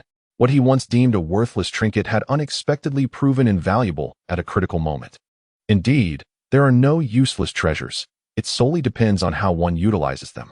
Alas, he possessed only a single celestial demon pearl. Otherwise, he would certainly not be stingy, stuffing everything into the mouth of the heavenly demon Dahuang before him. He has always been generous with the allowances for his formidable subordinates. Thank you for your hard work. Chu He once again patted the top of the heavenly demon Dahuang's head. He then produced 2 fist-sized, homemade elixirs and placed them into its mouth, followed by several vials of sacred spirit milk, which he sprinkled over the body of the heavenly demon Dahuang inch by inch.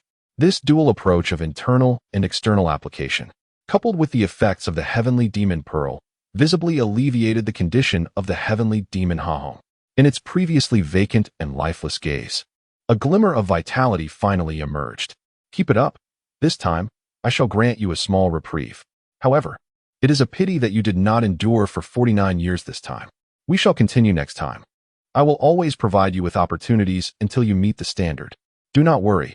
I will not abandon you. Your potential is commendable, and I am quite pleased. After emptying the last drop of sacred spirit milk, Chu He once again patted the head of the heavenly demon Dahuang, offering words of comfort. At this moment, the heavenly demon Dahuang, having regained some awareness, no longer trembled from the pain inflicted by the patting, but rather began to shudder from an inner awakening. Its once dull eyes sparkled with a hint of clarity, and a murky liquid flowed uncontrollably from them. If heaven could grant it a choice, it would not wish to become a demon. Chapter 128. The monotonous life of the strong second layer of the demon suppressing tower, world of fire and hell. Although the Thunder Saint was no longer lively in the boiling oil, its thunderous roars persisted, mingled with a few curses. Its condition was considerably better than that of the demon Haiyong, and it showed no signs of submission. Chu He nodded in acknowledgement, reassured by its state, offered a casual word of encouragement, and departed. Upon exiting the demon-suppressing tower, he gazed at the sky, which had been shrouded in tempestuous weather for 5 years, now restored to clarity, and he let out a long sigh of relief. At this moment, the world after the rain was imbued with a fragrant aroma. Brother Chu, what is this tower for? Zhao Yuling and Lin Shuling, having awakened from their cultivation after the spirit rain had ceased, inquired with curiosity.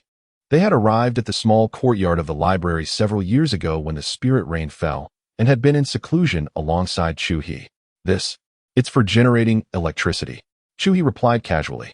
The two girls nodded in a semblance of understanding, refraining from further questioning. Chu He brewed a pot of tea, pouring a cup for each of them beneath the now thriving willow tree, savoring the moment. A small turtle approached eagerly, gazing at him with anticipation. Chu He chuckled and filled a cup for it.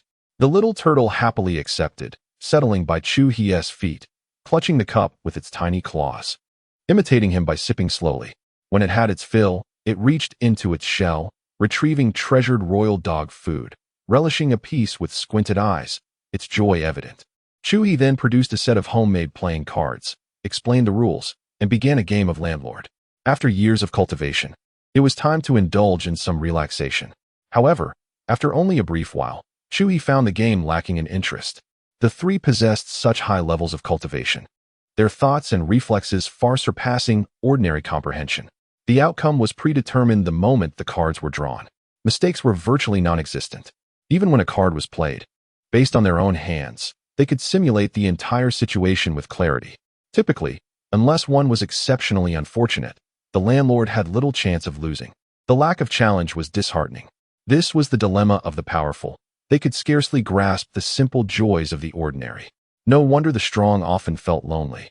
What appeared to be immensely entertaining to the common folk seemed to them like mere childish play. How utterly dreary. Chu He sighed from the depths of his heart. Then he took the two girls and the little turtle to a cliff, preparing for a headfirst plunge, opting not to use their powers, embracing the thrill of bungee jumping. To heighten the challenge, he set various traps on either side of the cliff, reminiscent of an escape game. Blades, swords, flames, and thunder. The thousands of meters of the cliff were arranged in such a way that even an ordinary emperor would be struck with awe. Now this is what the strong should engage in. Excitement.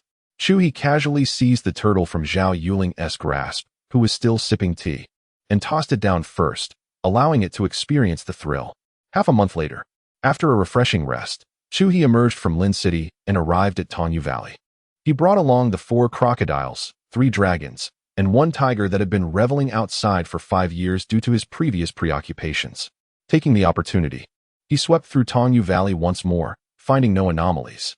With a fishing rod in hand, adorned with a straw hat, a blade of grass clenched between his teeth, and his trousers rolled up, he rode upon the tiger, herding the dragons and driving the crocodiles, embodying the image of a shepherd returning home.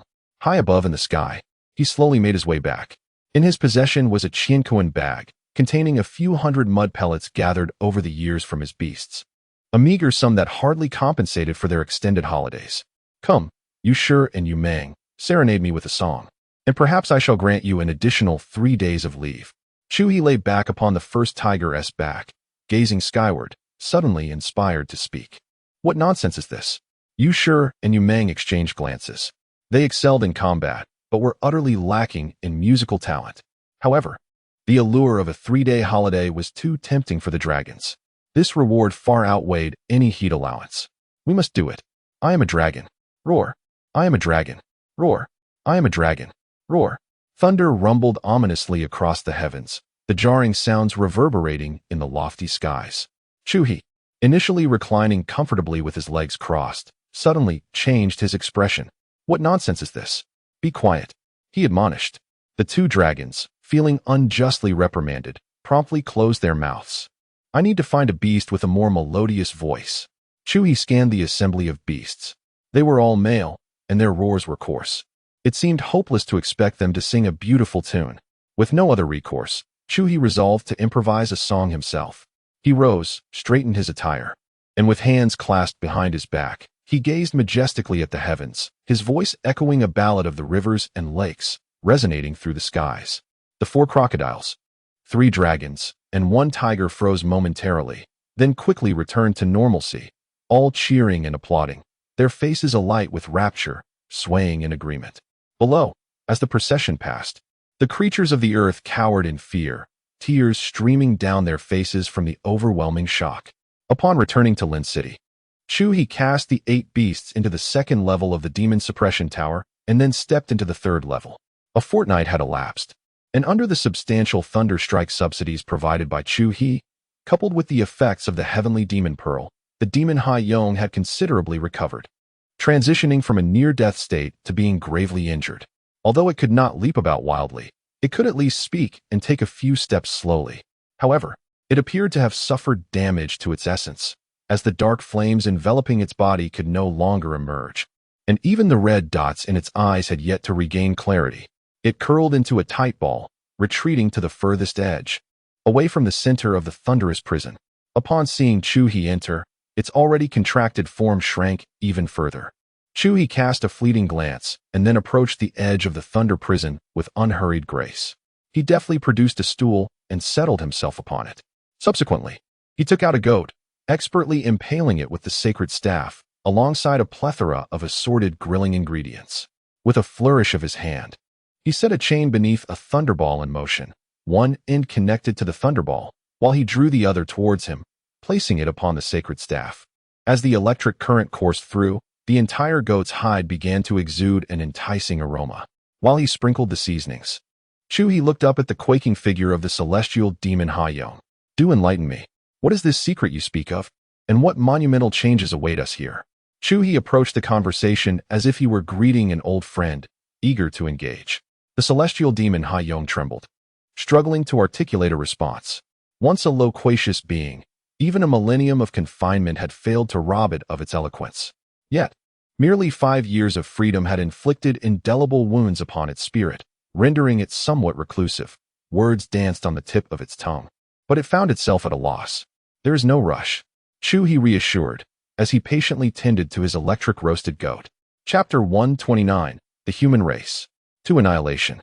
Eventually, the celestial demon Huang slowly began to speak. Stumbling through its words, it recounted tales to Chu He. No, it unveiled the secrets it held within, along with various extraordinary anecdotes and the circumstances of its celestial demon kin. In essence, all that was significant and trivial poured forth from its lips, and as it spoke, its fractured spirit began to mend. Chu He listened intently for 3 days and nights before rising to depart, bestowing upon Huang a generous reward. Its narrative was captivating, and Chu He was thoroughly pleased. Such a reward was warranted. Stepping out of the demon suppression tower, Chu He gazed upwards at the sky, pondering the whereabouts of that Tao realm celestial demon, an entity of considerable prowess, transcending the status of a holy sovereign and deserving of his attention. Huang was merely a pawn in the grand scheme of that being. The moment Chu He had seized Huang and confined it within the tower, a grudge had been forged between them. Once again, Chu He felt a flicker of trepidation, albeit slight. It was enough to irk him. This was yet another entity, apart from Huang, that Chu He had actively sought to capture. To instill fear in him would come at a cost. Tao realm, you say? Quite simple. Chu He mused to himself. He had already achieved the pinnacle of the 5th transition and was on the verge of the 6th, poised for a breakthrough within a few years.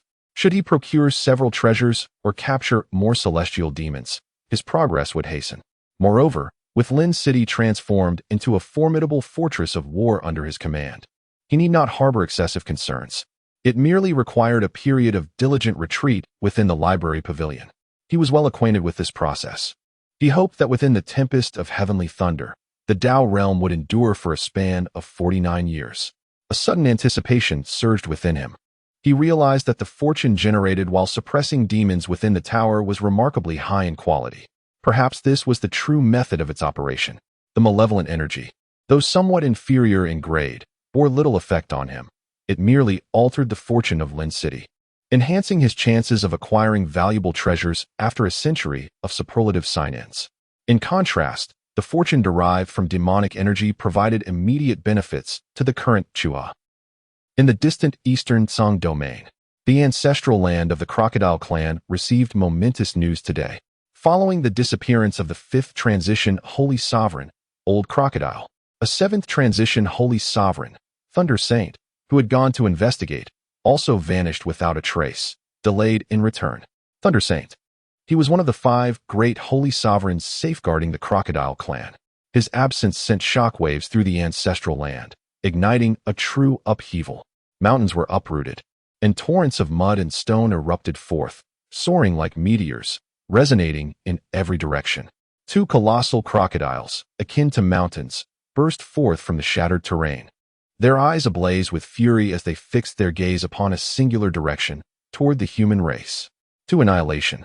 A voice brimming with malice erupted from the jaws of one of the titanic creatures, summoning the winds and clouds of the world into turmoil. Indeed, the human race faces imminent extinction. However, the other clans are reluctant to exert excessive pressure on them and prefer a gradual approach. If we were to initiate contact with them, we might find ourselves at the forefront of conflict. Our clan has already suffered the loss of 2 esteemed saints, and should we continue down this path, we may ultimately share the same fate as the humans. The great sage of the crocodile clan, Lianao, glanced at his companions and shook his head. At this juncture, making threats serves no purpose. If exterminating the humans were indeed so simple, we would not find ourselves in this predicament. Strictly speaking, the strength of the human race is not inferior to ours. It is only due to the collaboration of several major clans that they have been cornered so severely. Yet, despite their plight, several powerful saints of the human race remain. At most, they are merely pressured into a smaller living space, gradually encroached upon. To annihilate the humans in one fell swoop, the clans would need to achieve absolute unity, which, regrettably, is far from realistic. Each clan has its own distinct nature, and to unite without betrayal before achieving their goal is already an impressive feat. Achieving absolute unity would necessitate the emergence of a formidable being capable of commanding all clans. However, if such a being truly existed, a single beast could easily wipe out an entire clan without their involvement. Thus, while the words of my companion carry weight, they amount to little more than that. What shall we do now? Both the primordial pearls of the bitter crocodile and the thunder crocodile remain intact. Should we continue to observe the situation? Kuaneo was deeply troubled. He understood the reality of the situation. To intervene now, with insufficient strength, could prove perilous. The trap that ensnared the thunder crocodile is likely intricate. The outcome is unpredictable. Conversely, if we were to send too many, we would lack the power to safeguard our clan.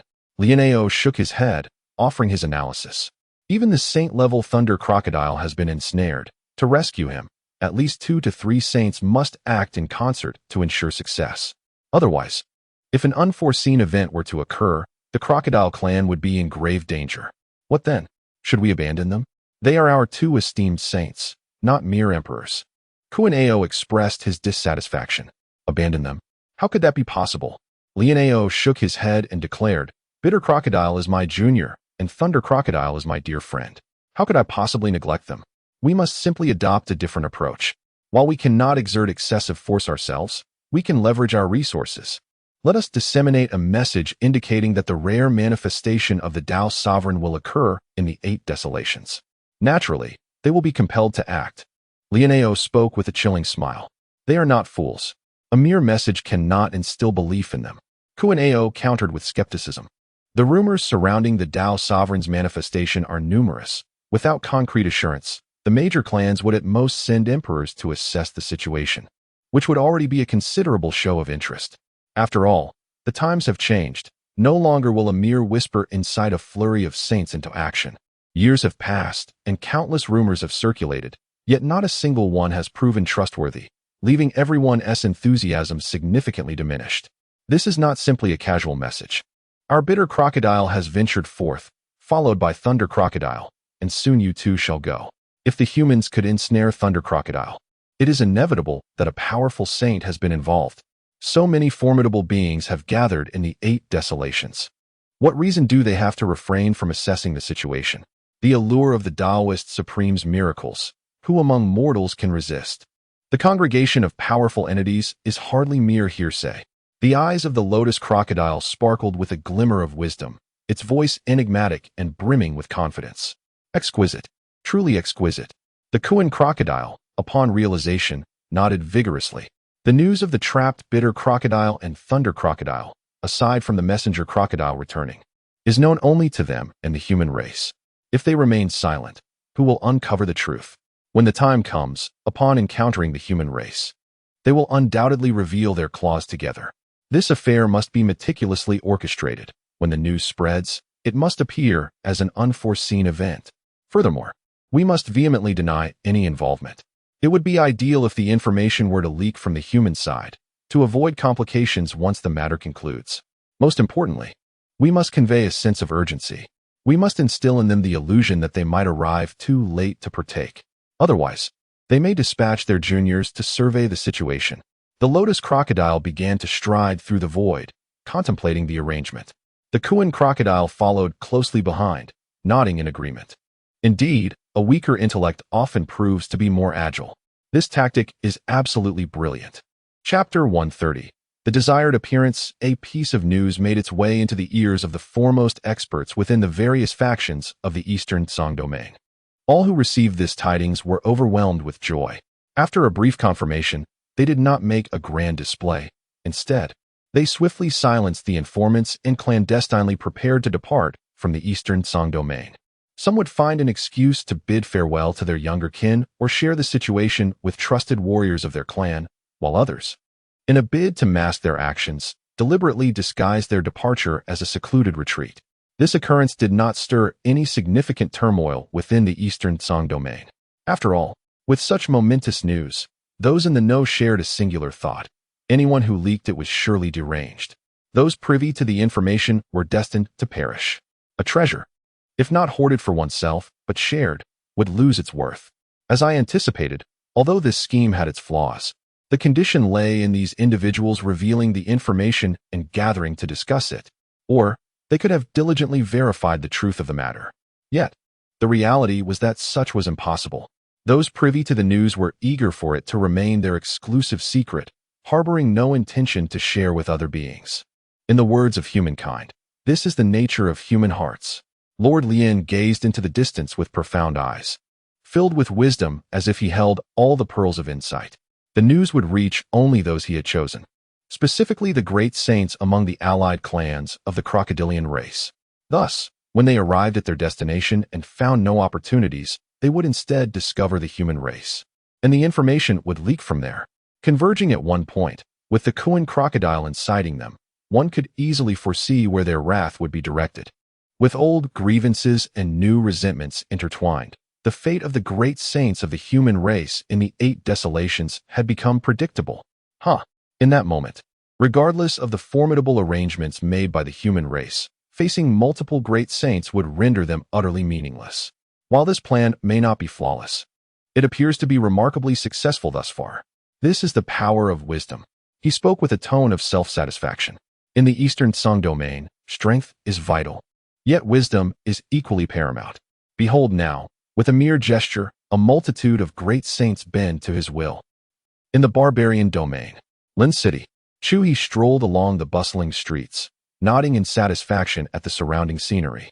Following a bout of spiritual rain, the production base of Lin City had finally ceased operations, restoring a semblance of normalcy to the city. Although the spiritual rain had subsided, its lingering essence remained, drawing together the youth of Lin City.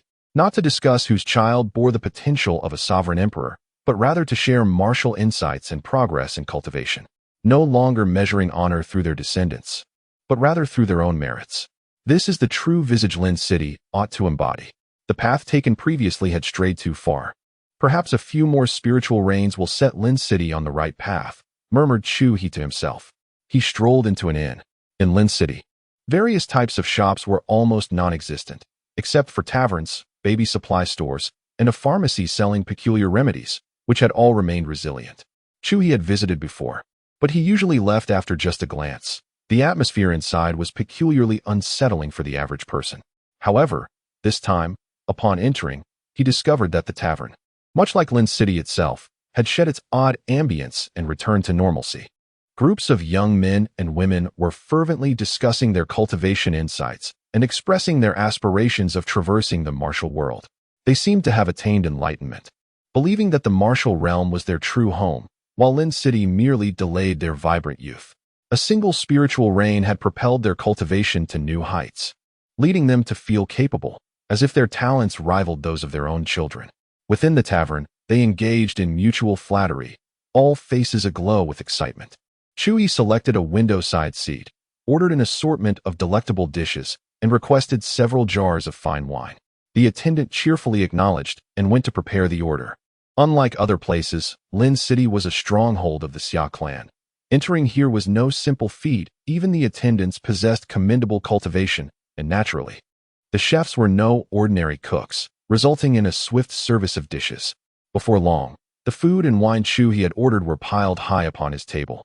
He savored his meal while listening to the lively conversations, feeling quite content, though somewhat out of place. Suddenly, a young man approached him, bowing respectfully. "You are the one who sold horses." Chu He looked up and immediately recognized him. It was a young horse dealer he had encountered many years ago. Someone eager to grow and succeed. Despite the passage of time, Chu He recognized him instantly, not because of any distinctive quality, but rather due to his remarkable memory. With his current level of cultivation, he found that most encounters remained vivid in his mind unless he consciously wished to forget them. "Please sit. How is business these days?" He gestured for Chen Xiaoyao to take a seat, casually inquiring. Chu He was a person of great affability, never judging others by their cultivation level, for none surpassed his own. "Senior, I no longer sell horses," Chen Xiaoyao replied, a hint of embarrassment in his voice. "Oh," Chu He nodded in acknowledgement. "If you have matters to attend to, feel free to leave." Chen Xiaoyao appeared somewhat reserved. Chu He could tell he had only just recognized him and had come over to greet him. Understanding that his aura might be overwhelming for the average person, Chu He spoke up. "Thank you for the opportunity last time." Chen Xiaoyao clasped his fists and bowed sincerely. "That was rightfully yours, as you provided the horses." Chu He chuckled, shaking his head. Decades had passed, and the youthful boy had matured significantly, embodying a newfound gravitas. Ah, life. Chu He downed a jug of fiery liquor at a scorching 180 degrees, letting out a heartfelt sigh. Unbeknownst to him, he had traversed a considerable distance in his life, nearly tenfold compared to his previous existence. Recently, he had become increasingly sentimental, yet he recognized this transformation as a positive development. The ascension to the realm of the Holy Venerable was a profound enlightenment of the great Tao. Although Chu He primarily practiced the 9 transformations of the golden body, which focused on the physical form, there were subtle intersections with his current state. He was on the cusp of transitioning from the 5th to the 6th transformation. Chu He lifted his gaze towards the tavern, where a captivating songstress twirled gracefully, a look of appreciation gracing his features. Her movements were fluid, and most importantly, her voice was enchanting, far superior to the coarse growls of the beasts he typically kept. The quality of her vocal artistry was in an entirely different league. Alas, she was but a mortal. Chu He shook his head. Had she been of a different race, he would have acted without hesitation. He often indulged in reading, sipping tea, and enjoying barbecues, but he lacked a suitable accompaniment. With a flick of his finger, he sent a pill soaring from his hand, which, in the next moment, landed directly in the mouth of the songstress. Her lithe form, once animated in song and dance, froze abruptly. In the following instant, her expression transformed dramatically as she swiftly seated herself cross-legged upon the ground. Chapter 131. The Nature of Heaven and Earth. Chu He exited the tavern, where a songstress had just elevated her performance. Suddenly, she was enveloped in a mixture of filth and an inexplicable fragrance, her essence transformed. Those present in Lin City, possessing sufficient cultivation and insight, immediately discerned that the songstress had undergone an extraordinary metamorphosis, her talent dramatically enhanced. The cleansing was so thorough that it invoked envy among all. Seated on the stage, her exposed skin radiated a lustrous sheen akin to jade. Even the layers of grime could hardly conceal her beauty. Should she take a bath now, she would emerge as stunning as a lotus, emanating a sacred light. A chorus of gasps filled the air. "Hey, you rascal, go up and perform a song," Chen Xiaoyao exclaimed, kicking a nearby youth. "Sing? I can't," the young man protested, shaking his head in dismay, clutching a jug of wine, steadfast even after the kick. "Useless fool," Chen Xiaoyao scoffed. "It's not like I'm forcing you." The youth mumbled under his breath, only to receive another kick, this time more forceful, causing him to falter. "Thank you for your generosity, senior." The songstress rose gracefully from the high platform, bowing elegantly. Before her transformation, she had perceived a sound of reward in her ears. Suddenly, something filled her mouth and reached her throat. Before she could resist, it dissolved within her, initiating her transformation.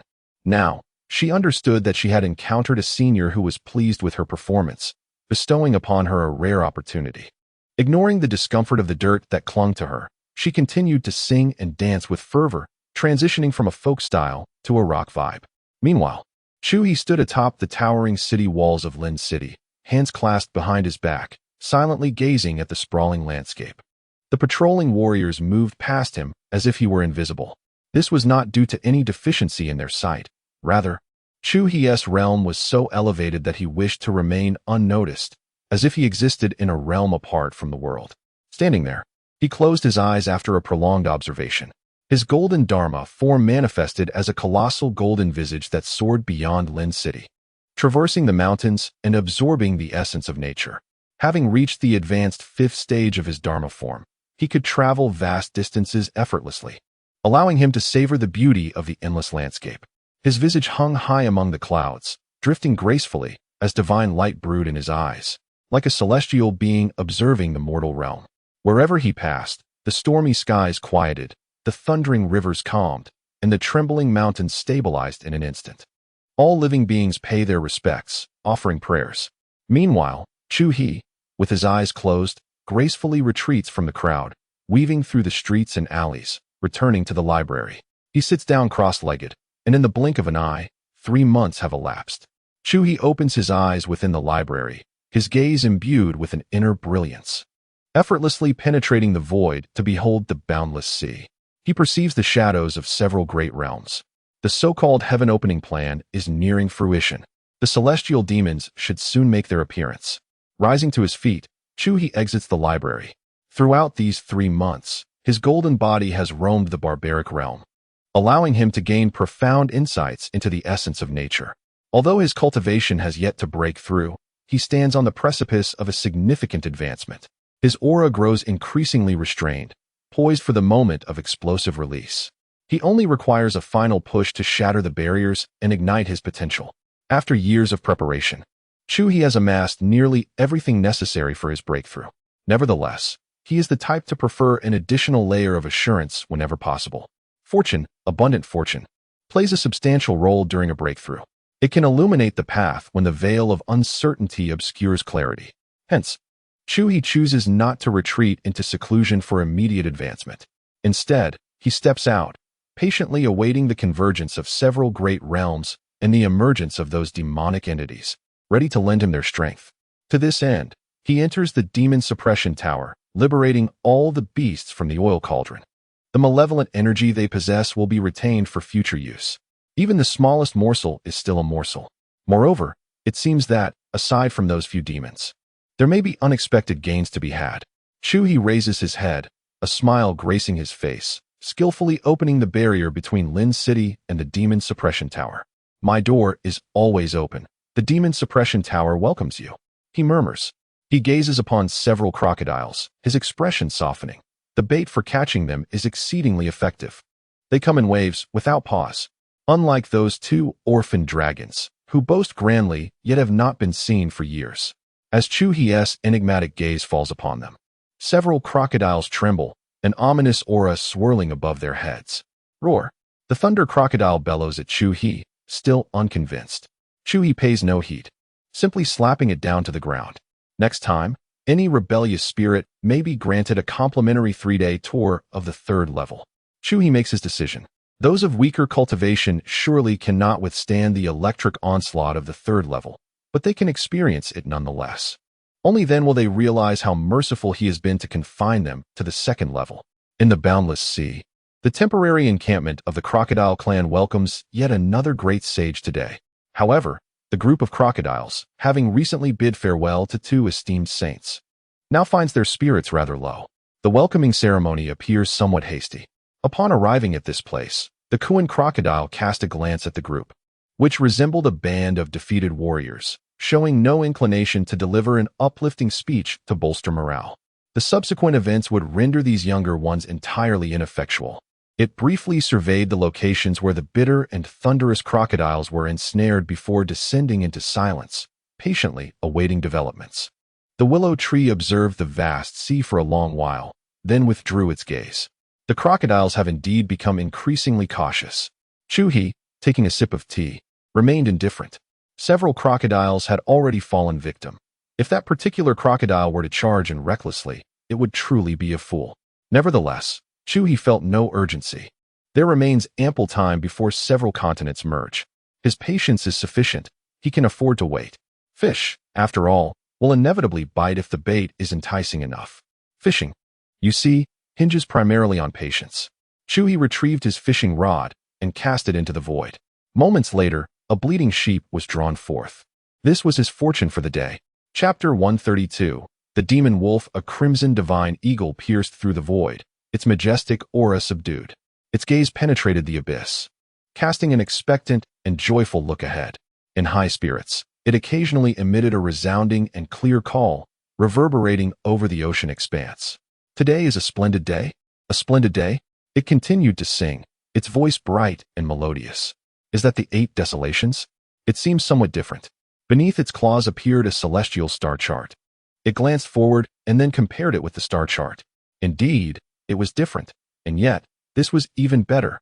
The revelation of the difference brought the divine eagle even greater joy. Change signifies that the information it had received was more credible. However, the human and crocodile clans had arrived earlier, necessitating caution against them. The divine eagle vanished into the void, concealing all traces of its presence, slowing its pace as it stealthily approached its intended target. Behind it, 2 goats stealthily flickered in the void. A colossal divine elephant treaded silently through the air. A gigantic black frog gracefully leaped through the water without causing the slightest ripple. Finally, a yellow-furred wolf landed last. All of these were formidable beings from the eastern Tsang domain, chosen by the crocodile clan. They were filled with excitement, united by a common goal and dream. In the eternal domain, the 4 demon great black rats returned to this place once more. As it walked, one of them nonchalantly picked its teeth with a long iron rod. Old Fifth, only you know how to play, understanding the concept of recycling. Since you could think of it, raising those ants to feast on a group each year is truly ingenious. Behind it, a creature with sleek black fur, emanating an aura reminiscent of a dozen robust men wearing winter black socks, radiated thick, dark miasma when heated. Wherever it passed, the grass withered and trees perished. Even the ground beneath it hissed, releasing wisps of smoke. The foul odor wafted for miles, lingering and resilient. At that moment, its eyes sparkled with resentment as it glared at the great black rat ahead, seemingly yearning to pounce and take a bite. This rat was insufferable. It meticulously calculated its stored provisions, reluctant to consume more. Yet, this rat had gone over and consumed everything. And now, it had the audacity to speak derisively. Were it not for the issue of rank, it would have certainly shown this rat what it meant to face annihilation. Third brother is within this mystic valley. Upon entering, you shall naturally see him and assist him in breaking the formation. Upon reaching the entrance of the mystic valley, the great black rat finished cleaning its teeth and found a spot to lie down, casually speaking. Fourth brother, aren't you going? The demon wolf narrowed its eyes, revealing a hint of suspicion. Oh, you know well that third brother always suspects I wish to usurp his position. He does not favor me, so I shall not trouble his sight. The great black rat shook its head, letting out a sigh, seemingly quite sorrowful. It gazed up at the sky, feeling a sense of melancholy regarding the discord among brothers. Is that so? The wolf demon sensed something amiss. This cunning rat was certainly not to be trusted. Although it did not anticipate any issues here, perhaps the psychological scars developed over the years instilled a sense of impending doom. Fourth brother, let us go together. I have yet to fully recover, and I fear I may not be able to break the formation alone, the wolf demon declared. Despite its disdain for the rat, it could not deny that having the rat by its side provided a sense of security. It was a contradiction, yet an undeniable truth. The bond of brotherhood has grown tenuous. I no longer trust him. Very well. Fifth brother, I shall speak candidly with you. The large black rat gazed at the wolf demon, ultimately releasing a heavy sigh.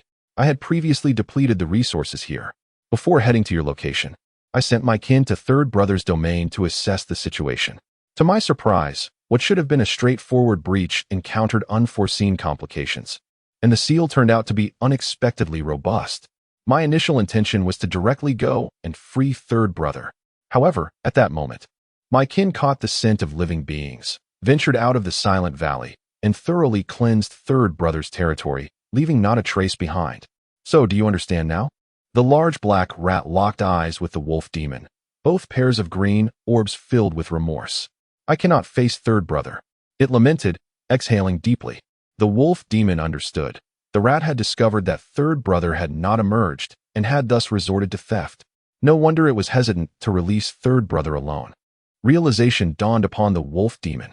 After a moment of contemplation, it nodded, bidding farewell to the large black rat before ultimately entering the silent valley. Let third brother deal with this wretched rat. This thought reverberated in its mind. Both it and third brother shared a similar tragic fate, kindred spirits in suffering. Soon, they would find common ground and unite their efforts. It sincerely hoped no unforeseen complications would arise.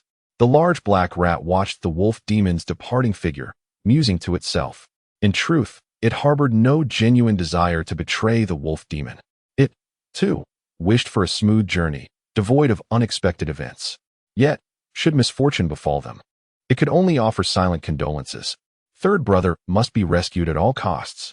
The perils ahead were necessary to confront and assess. As the wolf demon stepped into the silent valley, it dispersed its dark aura, seeking the presence of its third brother.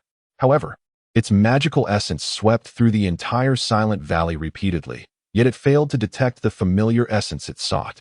Filled with confusion, it maneuvered its body, meticulously searching the silent valley. Shortly thereafter, it discovered the chasm unveiled beneath the shattered altar. Rushing over, it peered down into the abyss and called out several times, but received no response. Could third brother have already broken free? Where could he have gone? The wolf demon pondered aloud. You seek your third brother, do you? I am acquainted with him and can guide you. Suddenly, a voice resonated in the wolf demon's ear. It was as though a presence lingered by its ear, whispering softly, even to the extent that it could feel its fur ruffling with the sound. Who? The demon wolf's body convulsed, and a terrifying aura of dark energy erupted from it. Its once soft fur stood on end like needles, and its pair of green demonic eyes transformed into a sea of blood red, sweeping the surroundings with a menacing glare. Silence reigned. The demon wolf found no signs of disturbance, nor did any sound respond to it. Yet this only deepened its unease. A fierce sense of impending danger enveloped it. The demon wolf emitted a low, guttural growl, laden with warnings. Suddenly, a chilling sensation overtook it. It felt a pair of claws gently tapping atop its head. It sensed it, yet there was no breath, an ominous sign. It swiftly turned its head, casting a glance towards its back. A golden visage, seemingly adorned with a smile, materialized within its blood-red gaze. As it beheld this apparition, the golden face morphed into an enormous hand, reaching out to seize it. Chapter 133. Deceived Third Brother? Is it really you? The demon wolf was ensnared by Chu He and confined within the third level of the demon suppression tower. Recognizing that the moment was not yet ripe, he refrained from casting him beneath the thunderous sphere, instead sealing him and placing him beside the recuperating demon Dahuang. Observing the wretched, almost flayed figure that bore a semblance of familiarity, the demon wolf, filled with uncertainty, inquired aloud.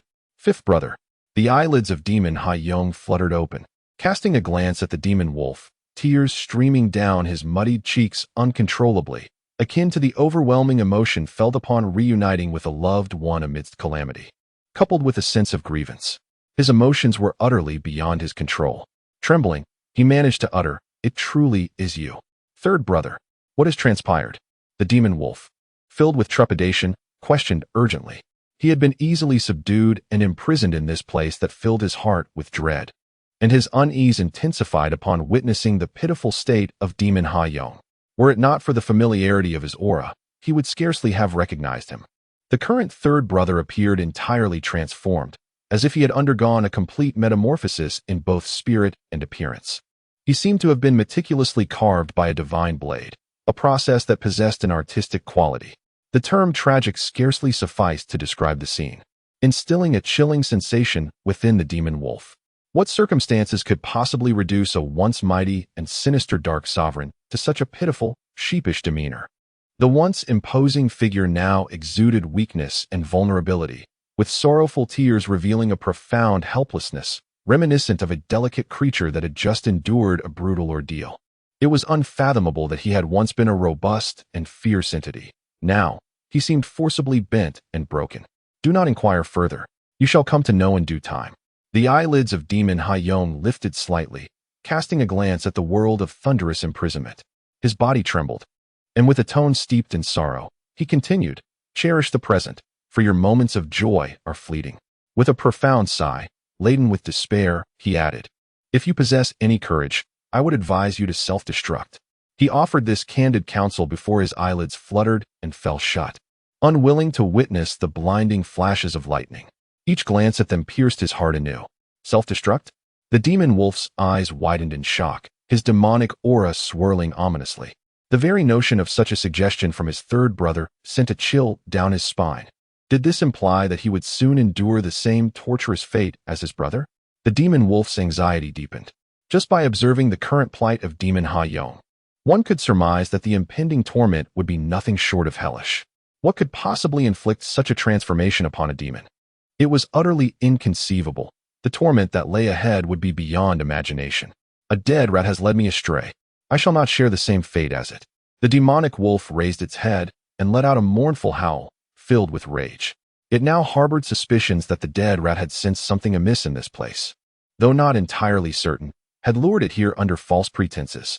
That rat was as troublesome as ever. How foolish of me. Truly. In the entrance of the ethereal valley, the large black rat, reclining with closed eyes and crossed legs, suddenly opened its eyes. Surely, someone must be plotting my demise. It gazed contemplatively into the depths of the valley. The formation should be shattered swiftly. At this moment, if nothing has emerged, it feels like calamity is imminent. Squeak. Within the ethereal valley, a small rat scurried out and was promptly seized and devoured by the large black rat. Indeed, trouble had arisen. This was serious. The large black rat stood up, pacing in circles. Within that realm, there must exist a terrifying presence, a variable that could disrupt the plans of the Taoist Lord, which could not be permitted. The large black rat's gaze turned dark as it peered into the valley. Among its demonic brethren, the others had only a vague understanding of the Taoist Lord's plans, having been coerced into their roles. Yet the large black rat was different. The esteemed heavenly demon Taoist Lord, recognizing its cleverness, had taken it under his wing. It had already become a demon under the Taoist Lord's command. This was a matter unknown to its brothers. Thus, when an unexpected turn of events arose, it felt a sense of urgency. Otherwise, as mere companions bonded over indulgence, any troubles would not concern it. It would have sensed the danger and fled long ago. However, now, bound by the Taoist Lord's service, it bore shackles. Fleeing would only result in swifter demise. Whether for reward or the preservation of its own life, it was determined to see the task through. It pondered for over half an hour before irritably turning and vanishing into the earth. Meanwhile, several powerful beings from other races had arrived in the 8 desolations. They proceeded with caution, not creating a grand spectacle or stirring up undue commotion, each entering different great domains to meticulously investigate the subtle clues. The more they observed, the more disconcerting it became. Several of the great domains lay desolate and silent, devoid of life. In certain areas, the miasma of demonic energy lingered long after. This did not resemble the emergence of a sign from the Taoist Lord, but rather the awakening of a demon lord. They withdrew from the great domains, following the grand opening formation laid by the human race, arriving at the island of kindling. However, sensing something amiss, the human race had retreated when they realized that they could abandon control of the formation in its final stages. Even the previously stationed Saint Yu and his cohort of experts had directly withdrawn. Everyone had already retreated to safety, awaiting the merging of the continents before allowing experts to assess the situation and decide on subsequent actions. No one remained behind. They conducted a thorough inspection, both inside and out. Though they had all concealed their auras exceptionally well, each was a formidable expert of the saint level. Their sensitivity to energy fluctuations was extraordinary. On a small island, such proximity allowed them to detect each other's presence. The expressions of all the beasts turned grim. Originally, it was believed that only the human and crocodile races were aware of this opportunity. To one's astonishment, so many others have emerged in the end. This indicates that the news has spread widely. With their intellect, they could instantly deduce that this could only have been intentionally leaked by some entity. Otherwise, such information would not have circulated so broadly. Whoever received such intelligence would undoubtedly guard it fiercely. Even a slight inadvertent slip could result in unforeseen consequences. However, if the news were disseminated openly, it would undeniably carry an implication of intent. They might have been deceived, having made a futile journey, which is of little consequence. After all, for them, this brief period is not considered a waste. At most, it could be likened to a leisurely outing. The most disheartening aspect is that they have been left elated and excited for no reason. This indeed casts a pall over their spirits. From a distance, they appeared, exchanging glances with one another. "My esteemed companions, how have you arrived at this place?" At that moment, the cooing crocodile made a timely entrance.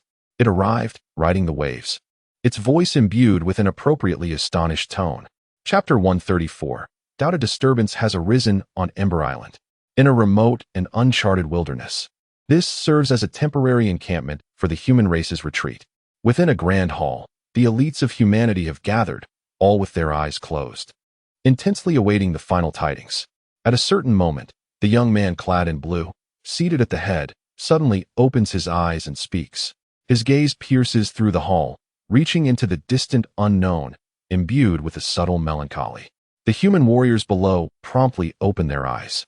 "I shall venture forth." The blue-clad youth contemplates for a moment before rising to his feet. The Sage of Yu and the Great Sage of Void once remarked that the place is quite peculiar. It would be prudent for several sages to act in concert when the time comes. After a brief hesitation, the guardian Yu speaks up. "It matters not. I merely wish to take a glance." The Sage of Yu nods in agreement, saying no more as he steps out of the hall, vanishing with a single leap. Relay the news back to the Eastern Song domain. The guardian Yu instructs a powerful emperor. "You have come to trouble the human race, have you not?" Speaks Kuaneo. He refrains from mentioning the so-called divine manifestations of the Tao, a matter already disclosed to him by Lien Zun. These great sages, lured by temptation, have undoubtedly felt slighted. However, they are also concerned with their dignity. As long as no one raises the subject, they shall not broach it themselves. It is far better to directly lead them to confront the humans. They are all great sages from races opposed to humanity, and moreover, this matter has originated from the whispers of the human race. Although doubts abound, such considerations can be dealt with later. For now, they will certainly follow along to release their frustrations upon the humans, who have already retreated to a small domain within the 8 desolations. "Follow me." Kuan-Ao turns and leads the way. There is something amiss with this crocodile. However, without Lien-Ao's on-site command, Kuan-Ao's performance proves inadequate. One of the goats conveys a message in hushed tones, appearing in the ears of other beasts. Its gaze flickers, casting suspicion upon Kuan-Ao. The eyes of all the beasts meet in the void, and doubts arise collectively. Let us investigate what the Crocodile Clan intends to orchestrate. With 6 great sages present, the beasts do not sense any unease. Thus, they do not expose Kuan-Ao's clumsy performance and follow along. Their curiosity about the Crocodile Clan's intentions in luring them is piqued. Perhaps they genuinely seek to harness their strength to unlock something significant. It could be that the Crocodile Clan has indeed discovered something extraordinary, but unlocking it demands a cost. They may be attempting to ensnare them. Nevertheless, it matters not. They will observe from a distance to discern what lies ahead. Even if the Crocodile Clan embellishes the truth, they shall remain hands-off.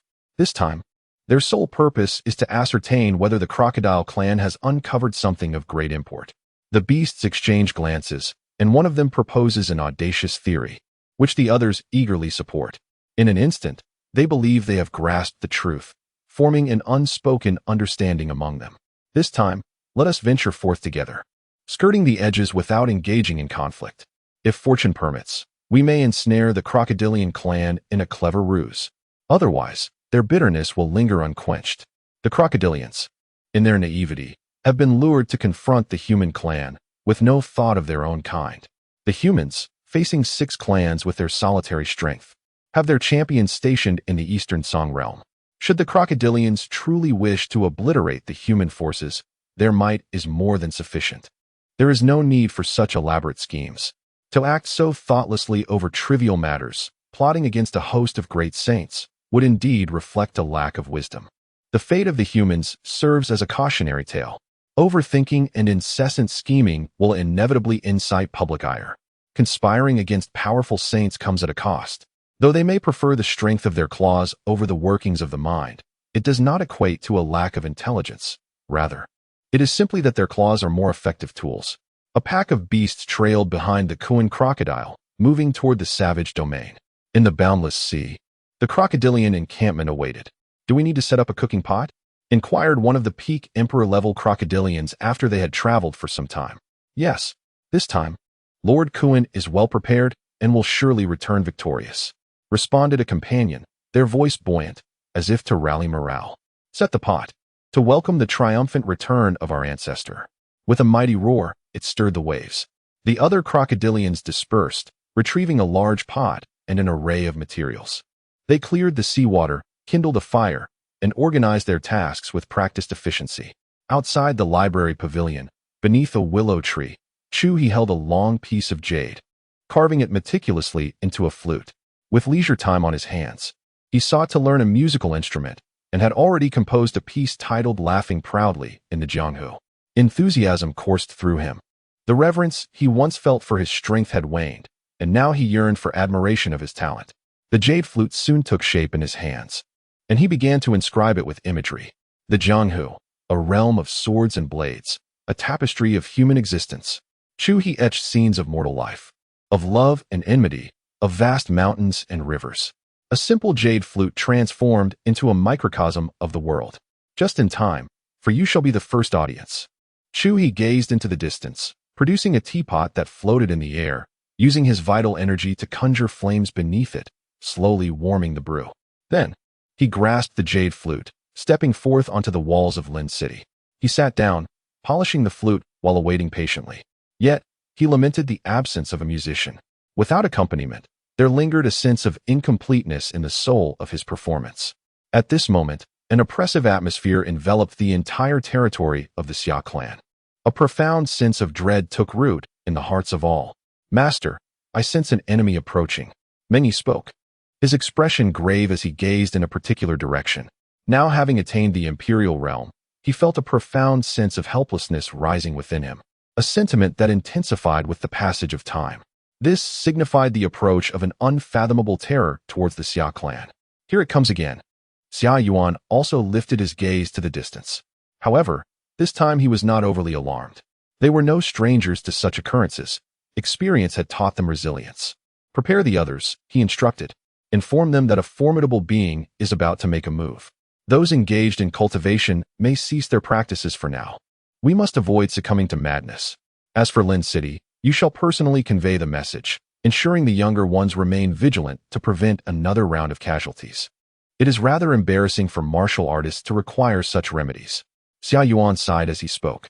Meng Yi nodded in agreement and ascended into the sky, heading towards Lin City. Each time a terrifying presence intervened, it heralded the emergence of a significant opportunity. They were all drawn here to vie for it. This was Xia Yuan's conjecture. For every time a formidable foe appeared within the Xia clan's domain, it was followed by substantial growth for the clan. Thus, he surmised that this was the curtain rising on an opportunity, attracting those powerful beings. Yet, each time, they faced utter defeat. With the opportunity captured by a certain elder from Lin City, leaving the Xia clan to bask in the aftermath. This was both a crisis and an opportunity. Xia Yuan spoke with anticipation, recalling what the young girl Zhao Yuling had once said. In an era where the curtain rises, all beings are destined to encounter one another. Every life has the potential to ascend to the status of emperor or sage, to be revered and honored. Chapter 135. Rise up. The colossal form of the Kuan crocodile spread across the sky, exuding an immense pressure that overwhelmed the heavens and the earth.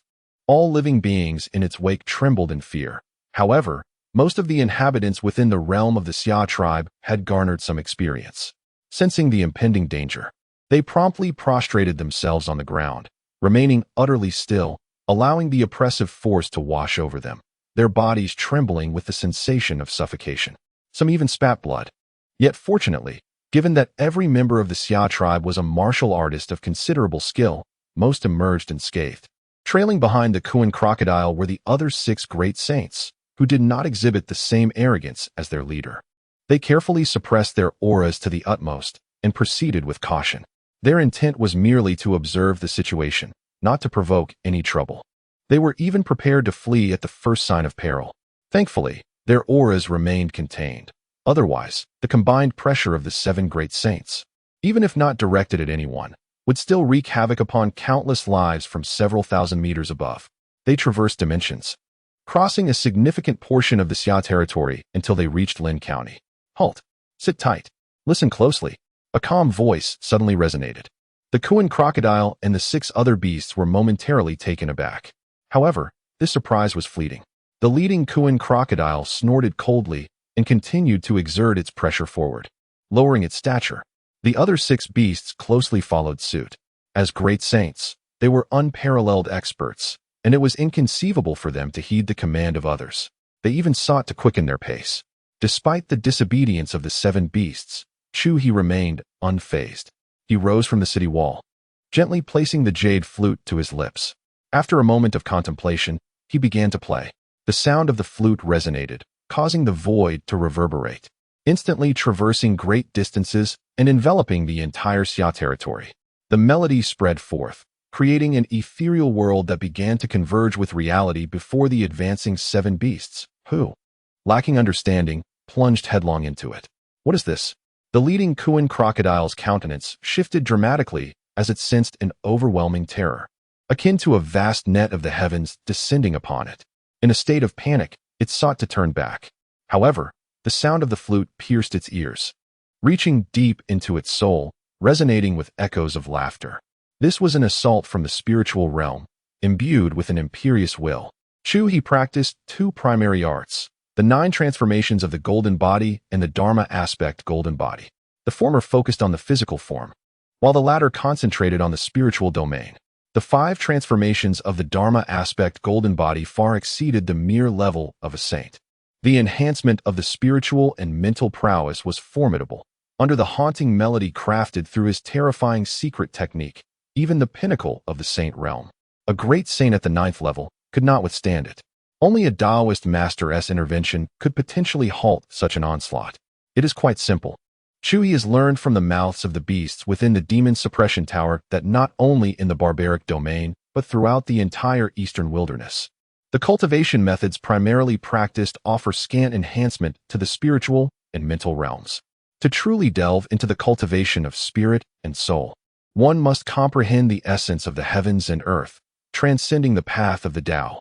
There exists no other being like him, whose spirit has already materialized into a tangible form. Thus, the 2 sides exist on fundamentally different planes of consciousness. In an instant, Kuan Ao's defenses at the level of the soul were shattered, and it began to laugh in tandem with the melodious notes of the flute. Its laughter was uninhibited, exuberant, and free-spirited, echoing harshly throughout the cosmos. It seemed as if it had returned to a distant past, frolicking in the rivers with its closest friend, harmonizing in joyous melodies. Despite their initial ignorance of musicality, yet, such details mattered little. What was significant was the return to a cherished time, a reunion with a beloved companion. Hence, it rejoiced, belting out a song amidst its hearty laughter. A joyous laugh resounded through the rivers and lakes. With its massive jaws agape, Kuan Ao, after its laughter subsided, began to sing in rhythm. Its formidable maw opened and closed, splattering liquid with each movement. As it sang, its tail swayed, and its claws danced, creating sonic booms in the void. What is happening? Has Kuan Ao lost its mind? The 6 beasts trailing behind paused, momentarily stunned by Kuan Ao's sudden and erratic behavior. Just moments ago, it had been soaring steadily, and now it was laughing, singing, and even leaping about, as if possessed by a frenzy. Most alarming was the sound. It was utterly grating, unbearably so. Nevertheless, while they were momentarily taken aback by Kuan Ao's cacophonous voice, their expressions swiftly morphed into fear. Although they were oblivious to the precise nature of Kuan Ao's predicament, they recognized that it was a being of great stature, now exhibiting such erratic behavior, indicating a dire crisis had silently unfolded. How could they not feel a sense of dread? Retreat. We must leave at once. Though the beasts exchanged no words, they instinctively reached a consensus. They had merely come to observe the situation. They had already resolved that should anything seem amiss, they would promptly flee, and if the opportunity arose, they might even betray Kuan Ao. Thus, even though Kuan Ao's state was alarming, none of the beasts were inclined to intervene. Without hesitation, they decided to make their escape, unburdened by doubt or concern. Though differing in nature, they exhibited remarkable synchronicity in that moment. However, alas, the sound of the flute swept past them, penetrating their very souls with an irresistible will. Their expressions turned to one of terror, yet within the blink of an eye, they transformed once more. Ha ha ha! The group of beasts, as if encountering joyous tidings, opened their massive jaws and erupted in laughter. Various boisterous guffaws reverberated throughout this realm. A jubilant laugh echoed across the rivers and lakes. Together, they tilted their heads back, passionately joining in song. As the song reached a fervent crescendo, he leapt into motion. The 7 beasts encircled him, transforming the void into an expansive sea, exuberantly singing and dancing with unrestrained passion.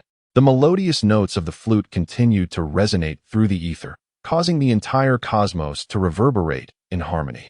However, aside from the 7 beasts and one other individual, Chu He infused the flute's melody with an added depth, allowing the purest essence of music to permeate far and wide. Simultaneously, he incorporated the accompaniment from the 7 beasts, sending it forth alongside the flute's enchanting sound throughout the territory of the Xia Clan. In that moment, all beings within the Xia domain became his audience, and his stage enveloped the heavens and the earth. Outside Lin City, in the accompanying capital, Xia Yuan trembled, reluctantly lowering his hands that had been clasped over his ears, tears cascading down his face, overwhelmed by the flute's powerful resonance. Within Lin City, all the young men and women sat on the ground, utterly captivated, as if transported to a realm of ecstasy.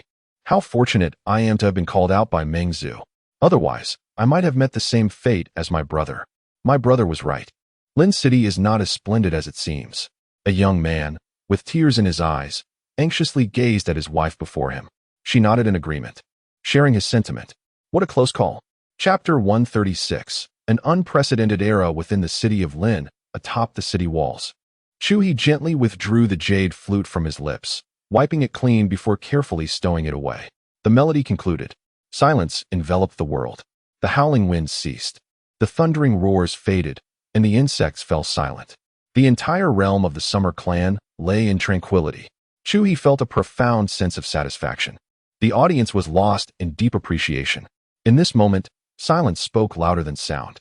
It was the finest tribute to his artistry. Look, some were even moved to tears, likely reminiscing about departed friends.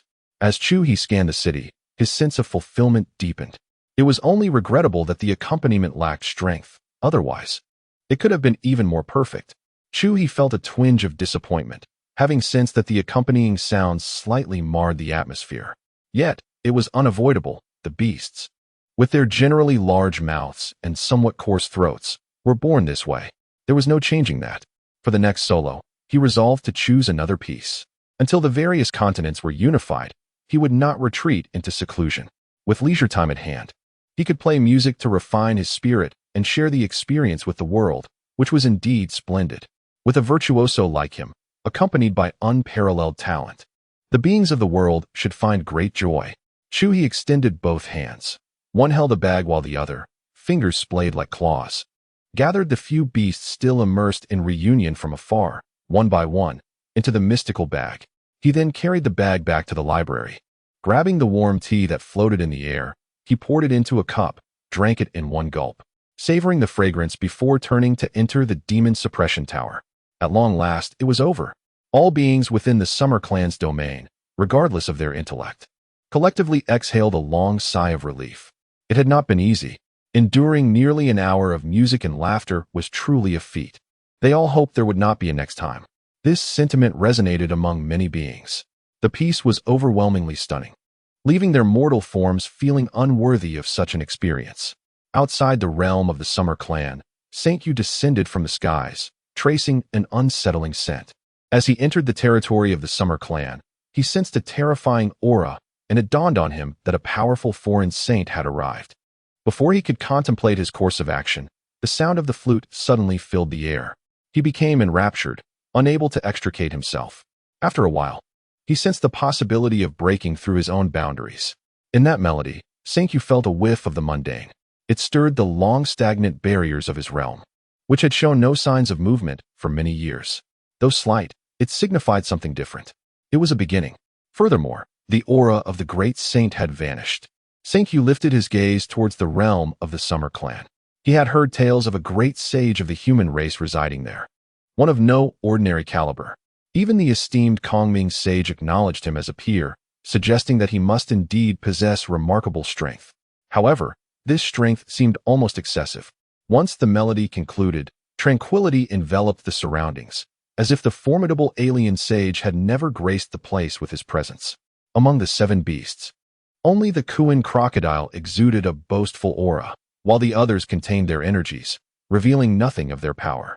St. Hugh sensed the presence of an alien sage and dared not probe too recklessly, choosing instead to cautiously trail from a distance. He remained unaware that 7 formidable alien sages had just been ensnared. As for the enchanting melodies produced by the beasts, Chu He felt the presence of St. Yu, deeming him amiable and thus shielding him from the cacophony, gifting him instead a piece imbued with a distinct charm. Thus, St. Yu was not merely listening to a tune. He was enveloped in a profound essence that left him entranced and longing for more. He fervently wished for the opportunity to hear the Elder's performance daily. With a heartfelt voice, he expressed his desire, yet lamented that such a powerful being's music was a rare privilege, one that required immense fortune to experience. Shaking his head, he sighed in regret. To hear a piece from such an elder, even once, was already a stroke of luck, and he could not harbor excessive aspirations. "Thank you, esteemed elder." St. Hugh respectfully clasped his fists in reverence to the void before departing, filled with an enduring sense of nostalgia as he ambled through the air, his head swaying gently. The great domains continued to draw closer together, a process that unfolded over the span of 5 years. As the domains converged, natural disasters became increasingly frequent. Mountains crumbled, rivers overflowed, and volcanoes threatened to erupt in a relentless cycle. The living conditions in the wild domain grew increasingly dire, prompting various tribes to scurry in search of safety amid the chaos. For the Xia tribe, however, the situation was relatively bearable. In their territory, the sound of the flute echoed intermittently over the years. The crumbling mountains ceased their collapse midway, and the floodwaters receded after breaching their banks. The ever-looming volcano remained dormant, as if suppressed by a formidable force, akin to a father restraining a son. This was the dominion of the heavenly Tao. Throughout these 5 years, Chu He led a fulfilling life, engaging in cultivation, composing melodies, listening to narratives, playing the flute, and occasionally guiding the cultivation of 2 young maidens. "It is nearly time." Chu He gazed into the distance, sensing that the continents were on the brink of merging. The emergence of various monsters was imminent, heralding the arrival of a harvest season. He too was on the verge of a breakthrough, no longer needing to concern himself with the unknown heavenly demon Taoist. "Little brother Chu, what is approaching swiftly? Is the grand spectacle about to commence?" Zhao Yuling, who was amusing herself with a turtle while sipping tea, perked up at his words. Indeed, on Chu He's face, a smile emerged as he nodded. Indeed, it would not be inaccurate to say that, in the past, these may have merely been his casual remarks. However, over the years, the Xia Clan has undeniably reaped substantial benefits from him, marking the onset of a grand era. The jest may have originated from his lips, but it has come to fruition through his influence. Perhaps this is the essence of true strength. Zhao Yuling also nodded thoughtfully. In recent years, the Xia Clan has undergone a transformation akin to a spiritual reign, experiencing a surge of development, yet the pace has now begun to decelerate. Nevertheless, according to Chu He's occasional utterances, this is a period of consolidation, poised to usher in a momentous change. The true spectacle is on the verge of unfolding. It promises to be an opportunity far more formidable than the spiritual reign of several years past. An unprecedented era is about to dawn. While Zhao Yuling harbored anticipation, an undercurrent of anxiety surged within her. The more she witnessed, the more she recognized her own insignificance. The emperor, once a legendary figure in the barbarian domain, now appeared merely as a slightly larger ant. The mere presence of an entity descending upon the Xia clan's territory, seeking fortune, instilled a sense of helplessness in her. If she felt this way, how would the still nascent and comparatively weak Xia clan fare in this grand world? Would they soar to great heights or plummet into obscurity? The outcome remains uncertain. Chapter 137. Natural disasters and beast tides. Thunderous roars reverberated through the air. The heavens and earth shattered, mountains crumbled, and torrents of magma surged forth. The tectonic plates of the continent trembled as they merged, causing the very fabric of reality to appear chaotic. Even the stars in the sky dimmed at this moment. The compressed seas erupted skyward, cascading in all directions. After decades of tumult, The 8 great domains were finally drawn together. The human race's grand plan for creation had reached its preliminary completion. However, as the surrounding regions grew increasingly bizarre, humanity had only taken the initial step before retreating, leaving the subsequent fusion unchecked and perilous. The merging of continents clashed like the birth of the world itself. The immense forces colliding tore apart the very essence of existence. The terror unleashed was beyond imagination, resembling a cataclysmic decree from the heavens. The surviving tribes in the wilderness, having endured years of upheaval, instinctively gathered around the territory of the Xia Clan. Previously, they had refrained from encroaching upon Xia lands, daunted by the clan's formidable reputation. Yet now, faced with the imminent collapse of the world, they cast aside their fears. Amidst the cacophony, entire tribes surged into the Xia territory. This was a primal instinct for survival. The closer they drew to that sanctuary, the less they felt the impact of the calamity. Regardless of whether these tribes had attained sentience, they instinctively recognized that safety lay within. Entering that domain was their only hope for survival. Otherwise, death awaited them.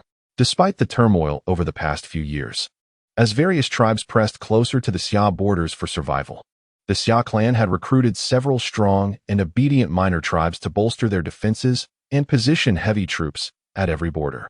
In addition to seasoned monarchs overseeing the regions, the imperial figures Zhao Yuling, Lin Shuling, and Meng Yi had also ventured to the expansive borders.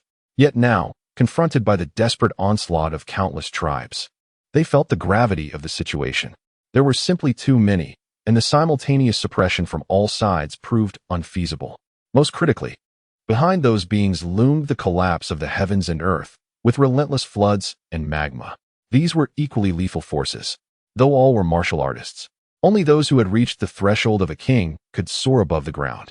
Ordinary warriors found themselves utterly powerless against such monumental disasters. The tides of beasts and natural calamities descended upon them in rapid succession, a crisis born from the cataclysmic transformations of the world, suffused with an aura of despair and suffocation. In Lin City, outside the library, Chu He stood beneath a willow tree, his gaze reflecting the stars as he surveyed the monumental changes in the world. The crumbling mountains, fractured rivers, and erupting magma were mirrored in his eyes. He absorbed and even merged with the awe-inspiring force that resembled divine wrath. Although this was merely a small-scale fragmentation and reorganization of the heavens, the transformations and majesty of the cosmos imparted profound insights to those who dared to perceive. I find myself in a quandary regarding the might of heaven and earth, unable to discern which is stronger. Chu He raised the jade flute to his lips. I have yet to unleash my full potential. Little did I expect that my first exertion would be against the unruly child of the cosmos. A smile graced Chu He's visage as he murmured to himself.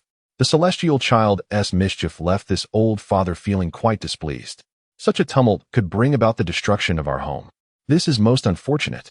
When a child misbehaves, a firm reprimand is certainly warranted. With a sigh, Chu He inhaled deeply before gently exhaling. A resonant melody erupted from the jade flute. An invisible force, like a singularity bursting forth, radiated from the willow tree, instantly expanding outward. It was a melody of paternal love. It reverberated in the ears and souls of all living beings. The sound was profound, imbued with the weight of discontent for unfulfilled potential. In that moment, it felt as though the universe was reduced to that singular sound. Even the rumbling of mountains collapsing and the roar of tsunamis were drowned out, the suffocating terror of the world's collapse subdued. The myriad beings that once surged forward came to an abrupt halt, transitioning from chaos to stillness in the blink of an eye. Then, an inexplicable force compelled them to turn back. In the distance, it seemed as though a towering golden figure emerged, standing resolutely against the impending calamities. This figure, with arms crossed, stood silently, its indistinct gaze fixed upon the oncoming disaster. A torrent of floodwaters, mud, and molten rock surged forth, engulfed by the tumult of nature. The heavens trembled, and creation shattered, even space rippling under the strain. Under such celestial might, even the mightiest of kings would falter, and emperors would shy away from the glare of this force. The grand tide of fate had surged, leaving the saints powerless. Yet, in that moment, beneath the watchful eyes of all living beings, amidst the spiraling melody echoing through the heavens, Their gaze was drawn to that indistinct golden figure. It reached out a hand, as if to shield the firmament, pressing down directly against the calamity. And then, the torrents continued to surge, the lava still erupted, and the disaster remained. However, all of this transpired solely within the confines of that immense hand, unable to escape its grasp. That towering figure, at that moment, he had seized the calamity. Within his palm lay an entire world, ushering the cataclysm into another realm. But the spectacle did not end there. The golden figure extended its other hand, pressing down once more, directly subduing this expanse of existence. It was akin to a mighty warrior restraining a delicate maiden. The tremors of the earth gradually subsided under this pressure, just as the fragile maiden, in her struggle against the might of the warrior, slowly lost her strength. One hand grasped the calamity while the other restrained the very fabric of reality. All who witnessed this scene were rendered speechless. Such terror, even the profound melody, could not awaken them from their stupor. With the strength of humanity, one stands resolutely against the calamities of nature. Such a breathtaking spectacle is beyond their imagination. Thud, thud. This scene compelled countless beings to kneel in fervent reverence before this supreme entity that dares to challenge the heavens and the earth. It is the worship of the weak towards the strong, a heartfelt gratitude towards the might that shields them from disaster. In this realm, only the passionate melody of the flute remains, resonating through the air. All else, be it landslides or tsunamis, the roaring winds or thundering skies, falls silent within the grasp of this towering figure. Beneath the willow tree, Chu He, with closed eyes, continues to play, engaging in a struggle against the cosmos while simultaneously intertwining with it, perceiving the cycles of life and death in nature. Further afield, the tumult of the heavens continues unabated, an unceasing tide that seeks to erase all sound from the borders of the Xia Clan's territory. Even Chu He senses a slight pressure. At this moment, if any being were to soar above, gazing down upon the vast expanse, they would witness the entire domain of the 8 desolates in a violent collision, akin to clouds bursting forth to engulf the world. Yet, within the realm of the Xia Clan, the relentless disasters cascading from all directions surge forth, only to vanish as if swallowed by an abyss at a singular point. In this moment, the entire world is engulfed in calamity, while a vast region centered around the Xia domain stands resolute, like a solitary pine enduring the heart of a storm, majestic and unwavering. Chapter 138. The search for an extended period. The cataclysmic transformation of the world persisted for several months, gradually subsiding. However, the continent remained unstable, teetering on the brink of unforeseen calamities. Chu He set down his jade flute, his gaze penetrating the ethereal veil, fixating on distant horizons. In his estimation, the so-called heaven-opening plan had faltered. The human race had amalgamated several land masses and meticulously arranged a spiritual vein of fortune at the center, alongside numerous treasures to suppress this fortune. Regrettably, all of this had now become futile. This uncontrolled genesis was far too tempestuous. The cores of several major domains had encountered issues, and although they had merged, they had not stabilized as anticipated. Instead, they continued to drift. This meant that the fused continent had transformed into a colossal island ship adrift in an endless sea. Where it would wander and what calamities would ensue remained utterly unpredictable. Such a maneuver was truly remarkable. What of those so-called members of the Ascendant Empire? Chu He felt a twitch at the corner of his eye. The continent was adrift, and he was powerless to intervene, unless he was willing to descend to the ocean's depths and sacrifice all his time to anchor the land. Such an endeavor was manifestly impossible. Nevertheless, I possess some experience in weathering natural disasters. As long as the library pavilion and the entirety of the Xia Clan's territory remain intact, there should be no significant issues. With a sigh, Chu He averted his gaze. Let it drift. Let it drift. When disaster strikes, it is but a matter of him playing a tune. A trifling matter. It was time to seek out those old demons. This predicament should be resolved by the members of the Ascendant Empire themselves. After all, they were the architects of this chaos. Chu He emerged from the library pavilion, where he had originally been playing on a willow tree. However, as the time for attendance approached, he had inadvertently returned to the pavilion mid-performance. In a desolate small domain, the temporary encampment of the human race, Yu Sheng, who had been in seclusion for 5 years, suddenly opened his eyes today. The heaven-opening plan had come to fruition. He gazed in a particular direction and exited his retreat, stepping into the council hall in a single stride. Senior Kong Ming, you have arrived. Why have no other elders accompanied you to sweep through the 8 desolations? Yu Sheng, having stepped out from his seclusion, intended to take his seat at the head of the assembly. However, as he was about to settle down, he sensed something amiss. He quickly retreated, realizing that the great Saint Kong Ming was arrogantly seated with legs apart, wielding a massive blade. Taking a deep breath, he clasped his hands together in salute and inquired with confusion, why could they not come? However, this is somewhat good news. It seems that those factions harboring enmity toward our human race have encountered significant troubles within their own ranks and are no longer troubling us, instead embroiled in internal strife. With a shift in circumstances, Hongzhu indicated that they could observe developments and assess the situation. Perhaps they could incite some discord among those factions. Matters here could be addressed later. The heaven opening plan was complete, and the merged continent would not elude them. The great sage of the void smiled, appearing to be in good spirits. Were they embroiled in internal strife at this juncture? The sage of Yu expressed mild astonishment. It is worth noting that in the past, the human race had employed various methods to divide those few clans, yet none succeeded. Now, it seemed they were on the verge of being ousted. At such a critical moment, it was rather illogical for them to turn against one another. Indeed, this was quite unexpected. The great sage of the void nodded. This matter was indeed sudden and bore no relation to the human race. They were not the instigators. Several rival clans had suddenly erupted into conflict, leaving one somewhat bewildered. Although this was precisely what they had hoped for, the specifics of the situation remained unclear when I emerged. The discord among the foremost powers of those clans was challenging to discern before it fully erupted. The great sage of the void felt a tinge of regret. Without knowing the precise points of contention, they could not fan the flames, but could only observe from a distance. Otherwise, any misguided strike might inadvertently redirect the attention of those clans back to the human race, a truly counterproductive outcome. Matters of the 8 desolate domain could wait. Return with me now. The sage of Yu nodded in understanding. The emergence of hope for the human race indeed allowed for a postponement of the subsequent phase of the heavenly opening plan. After all, the continent that had been created was ultimately artificial, and no matter the cost, it could not compare to the standards of the celestial abodes currently possessed by the human race. The avatar of Chu He soared from Lin City, commencing his search for the remaining 6 celestial demons within the reformed cosmos. 8 celestial demons had been sealed within the 8 desolate domain.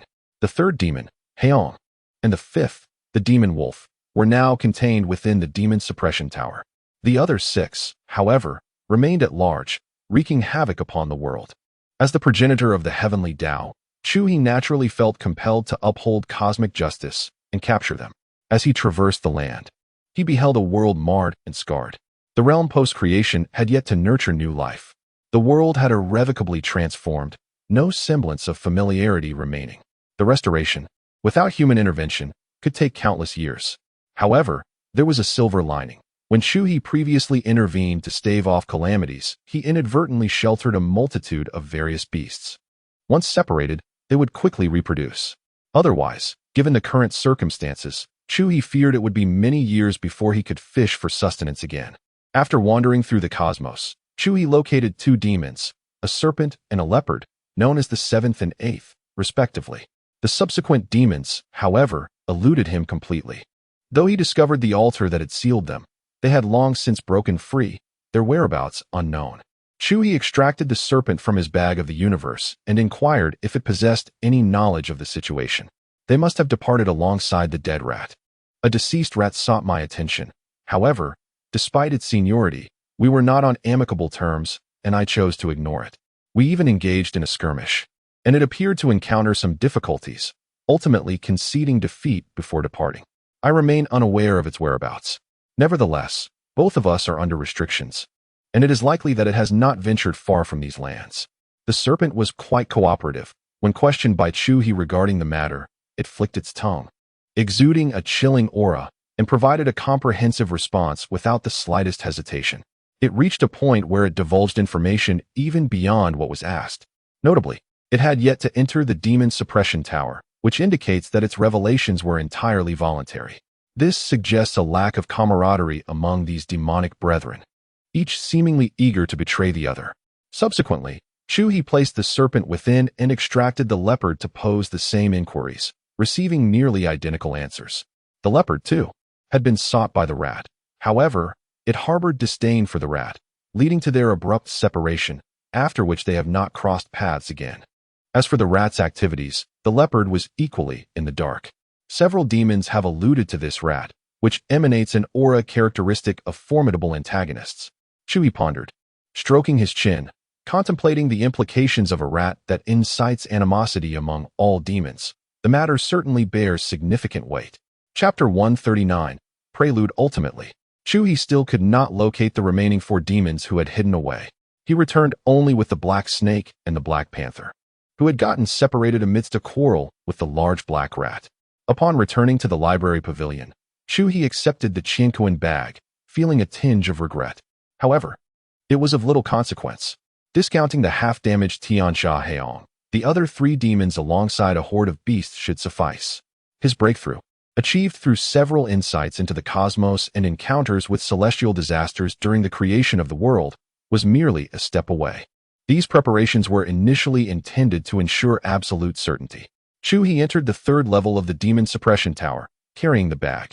The once rejuvenated Tianxia Heong trembled at the sight of him, while the demon wolf had improved significantly, now able to regard Chu He with a steady gaze.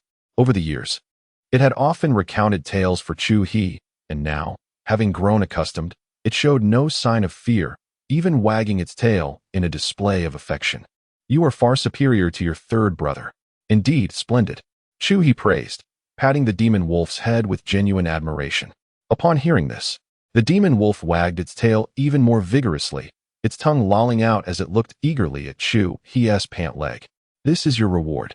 Chu He produced several vials of potions he had specially crafted for the benefit of demons, along with a number of treasures, and unceremoniously stuffed them into the demon wolf's mouth.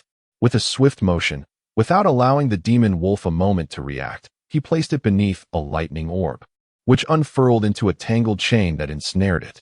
Crackle! The lightning orb flickered above the demon wolf, electric sparks intertwining and colliding.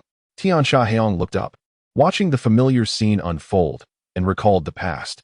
It shuddered, curling into a tighter ball, closing its eyes and sealing off all senses.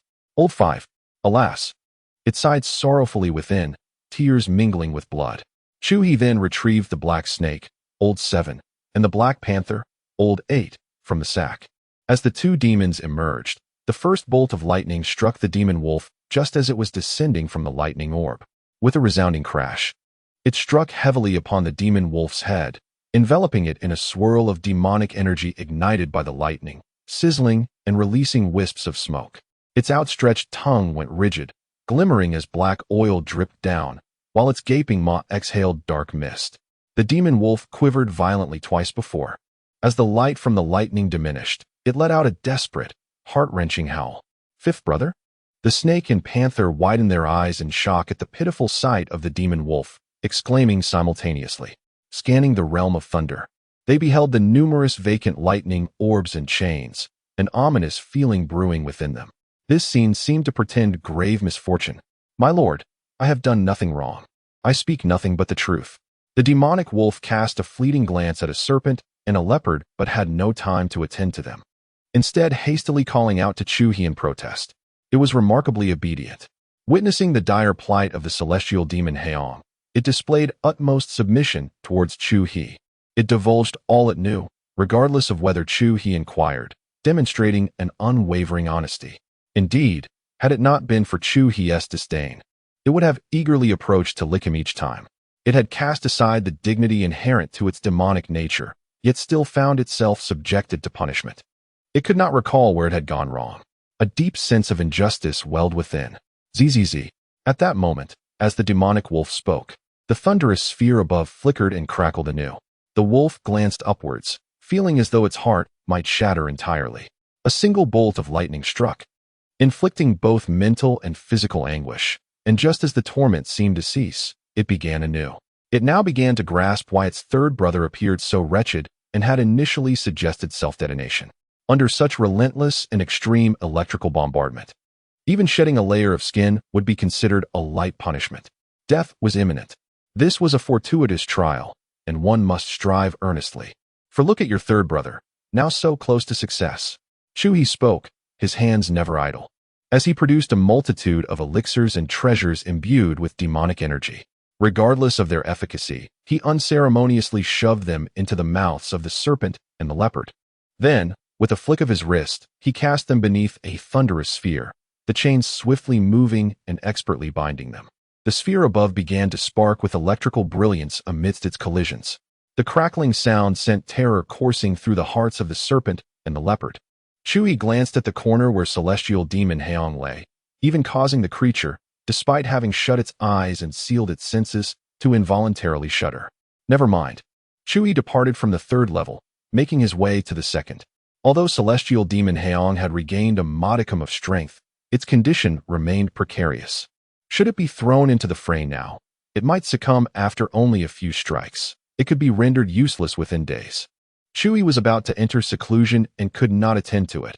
Exceeding the time limit would transform it into a mere expendable asset. Such a waste it would be. One must remember that celestial demon Dahuang had been bestowed a demonic pearl by Chu He, and half of its power still resided within. Once fully assimilated, it had the potential to return to its former peak. That would be the time for optimal utilization. On the second level, the Inferno realm, a congregation of beasts had naturally segregated themselves. They had been resting for an extended period. In this confined space, a sense of ennui had set in, and most were now in slumber. Nearby, fierce flames danced, providing warmth and making it an ideal sleeping spot. As Chu He entered, all the beasts gradually opened their eyes.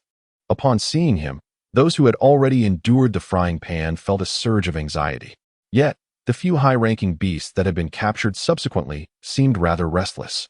Over the years, they had persistently urged all beasts to unite and shatter this prison, to escape into the world. Although Chu He was indeed formidable, yet, they must still strive for freedom, even if it means shedding blood and tears. Regrettably, their strength is such that it cannot even shatter the shackles imposed upon them by Chu He. Mere brute force is utterly incapable of inflicting any damage upon the demon suppression tower. Years of effort have yielded naught.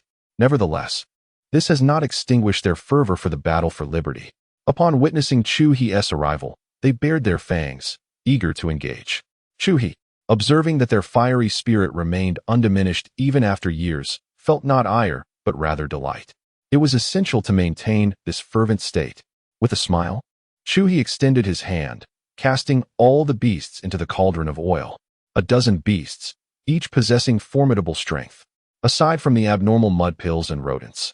It was the first time the Inferno world witnessed such a commotion. Flames surged, unleashing a torrent of fire. The cauldron sputtered and crackled, producing the sounds of oil bursting. A seasoned group of beasts lay back, allowing the oil to leap upon their bodies, emitting anguished cries. Meanwhile, a defiant assembly of saint-level beasts, ensnared by chains, thrashed and struggled, causing the cauldron to erupt with thunderous roars, intensifying the flames. Chu He cast a fleeting glance at them before diverting his gaze outward. A dense column of azure smoke ascended. Amidst the cacophony, a spiritual rain began to brew once more. A celebration for all living beings was about to commence. It was time to break through. A smile graced his face. With a single step, he exited the demon suppression tower, ascending to the roof of the library, sweeping aside tiles before gracefully descending. Chapter 140. The drumming Chu He produced a pitch-black grand cauldron, into which he poured numerous vials of spirit milk. Subsequently, he took out the rare herbs and treasures prepared for his breakthrough and placed them all into the cauldron. Then, a dazzling orb of purple flames was retrieved and positioned beneath the cauldron. The purple flames surged upwards, enveloping the cauldron in a radiant glow. Chu He felt a tremor within his being, shedding all burdens before leaping into the cauldron. He retrieved several bottles of elixirs, consuming a portion in calculated measure while the remainder floated in a line before him as reserves. He then set an alarm in his mind, closed his eyes, and commenced his cultivation for the breakthrough. Meanwhile, the ethereal rain, after a period of brewing, began to fall in a gentle, rhythmic patter. Compared to previous occasions, this was the most urgent and vigorous manifestation yet. Droplets cascaded from the open roof, landing upon Chu He's head. At this moment, such a spectacle was undeniably familiar to the beings surrounding Lin City. Men, women, and children, regardless of their tasks, excitedly rushed outside, arms wide open to embrace the descending rain, unable to contain their exhilaration. At this moment, all of nature rejoiced. For the myriad creatures of Lin County, this was yet another divine blessing. From afar, the unrestrained fortune spirit veins, no longer under the control of human experts, were drawn forth, spiraling above Lin City. Amidst the gasps of the crowd, it descended like a celestial dragon from the heavens. Chu He sensed its presence but paid it little heed. It posed no threat. The fortune spirit veins willingly and harmoniously merged with Lin City. Boom! The fortune cauldron, buried beside the demon suppression tower by Chu He, resonated in response, while the map of mountains and rivers vibrated in unison. A spectral image of rivers and mountains reflected in the subterranean world, intertwining with the fortune spirit veins, transforming into resplendent light that melded with the earth. A roar echoed. Then, amidst a cascade of golden light, the fortune golden dragon, long integrated into the map of mountains and rivers, began to coalesce from head to tail. Its immense form gradually took shape, resting beneath Lin City. As the dragon's tightly shut eyes opened, the gaze unleashed a distortion of time and space, causing the world to spin. The brilliance emanating from the fortune golden dragon reached its zenith, yet as time passed, it began to fade. The turmoil of time and space gradually settled. Ultimately, the golden light dissipated entirely, and the fortune golden dragon vanished from sight. However, beneath Lin City, a dragon vein lay dormant, exuding an ancient, primordial aura that seemed to have existed for eons. In the unified domain of the 8 desolations, the expanse of heaven and earth was vast. Yet the living beings were sparse. The masters of the Xia Clan were all in seclusion amidst the rain, while others crowded around Lin County, eager to bask in the glory of this divine bestowal, neglecting the scattering of seeds across the newly reformed land. Among the other tribes, those who managed to survive this time were already few in number.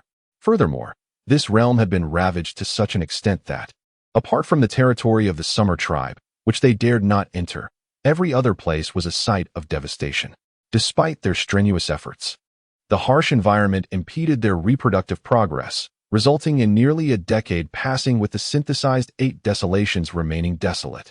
However, as time advanced, everything began to improve rapidly. The Summer tribe's territory resembled a seed preserved in time.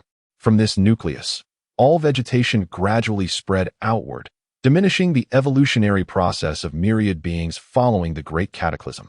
Another decade passed, and with the revival of the flora, the tribes surrounding the Summer tribe slowly began to recover, entering a phase of rapid reproduction. In the Lin County, the spiritual rain had only fallen for about 6 years. Yet, the lingering resonance, along with a pervasive force imbued with martial intent circulating throughout the Lin County, entranced them, allowing them to endure for over a decade. However, now they found that they could no longer maintain this persistence. It was not that their martial cultivation had reached a bottleneck, but rather they faced an external threat. A terrifying pressure emerged deep within the hearts of all. This sensation was not aimed at them, merely a subconscious emanation, yet it resonated within their spirits like the relentless beating of a war drum. As time passed, even their breathing and movements began to feel unsteady. The small turtle, practicing under the willow tree, was startled awake. The sense of impending doom felt familiar and devoid of malice, yet it was unbearable, and as time wore on, it sensed an increasing suffocation. Bewildered, it looked around before casting its gaze toward the direction of the library. "Go!" A voice echoed in its ear. The small turtle nodded vigorously. It did not stubbornly endure. Instead, it turned and fled. However, it did not venture far before returning to the entrance of the library, balancing the fish tank atop its head, and this time, it truly dashed away, moving swiftly and without looking back. At that moment, everyone in the Lin City was in a frantic retreat. As time progressed, the rhythm of the drumming intensified, transcending mere suffocation to become a sense of fatality. If they did not flee, they would perish, completely annihilated. "What is happening, little turtle?" Zhao Yuling, accompanied by her group of disciples clad in white and bearing long swords, emerged from their encampment, only to witness the small turtle slipping away with the fish tank. She promptly seized it. "I do not know, but the master urged me to leave." The small turtle shook its head beneath the weight of the fish tank. Zhao Yuling furrowed her brow as she gazed in the direction of the library. "Nonetheless, She understood that regardless of the circumstances, her strength would only cause disruption if she entered. Thus, burdened with concern, she departed Lin City, carrying the turtle with her. Yet, this was not the end. Merely leaving Lin City was far from sufficient, as the soul-hammering sound still persisted.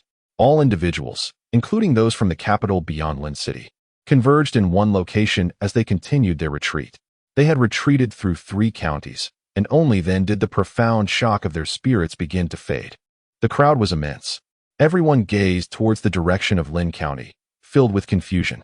Such a splendid sanctuary for cultivation had ensnared them, and they were enraptured in its depths.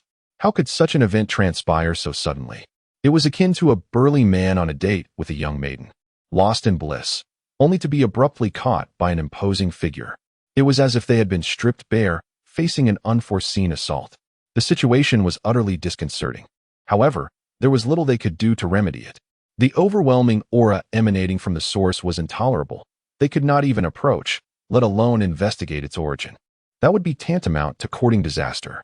With a sense of regret, they concluded this collective revelry, composed themselves, and directed their focus towards the future. After decades of diligent cultivation, it was time to truly unwind and behold the world beyond. Meanwhile, the higher echelons of the Xia Clan turned their gaze beyond their own territory. This newly emerged realm was vast, and they needed to inspire the younger generation to sow seeds of prosperity throughout the expanse, ensuring the Xia Clan's continued flourishing. Chapter 141. A distant confrontation. Chu He's breakthrough continues unabated. The power of will emanates, transforming a vast area centered around Lin County into a realm of existential threat. Even in the periphery, life forms are unable to linger, and the deeper one ventures, the greater the pressure becomes. Here, not only is it difficult to remain, but even the average martial artist finds entry a formidable challenge. As time progresses, this expanse steadily enlarges. The transition from the 5th to the 6th transformation is indeed monumental. Even the final step proves to be quite arduous.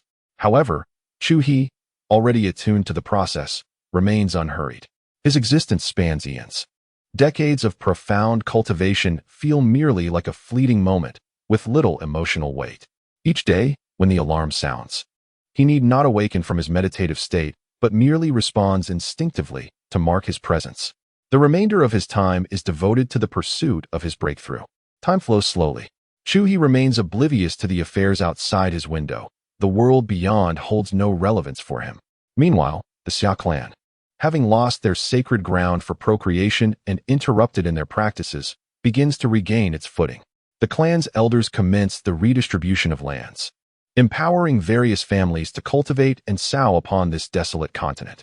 Any family, regardless of size, can apply for a vast expanse of territory, even if consisting of merely 2 individuals. Establishing sects or even founding nations is within reach. Of course, the fewer the number of individuals, the more remote and barren the land granted. Yet, the advantage lies in the vastness of the territory, which, if one possesses the ability, could yield a nation. In contrast, the lands closer to the Xia Clan's domain are not only smaller, but also come with stringent requirements. Strength, numbers, and adherence to the population targets set by the clan's elders are all indispensable. As for the neighboring alien tribes, they have not been eradicated.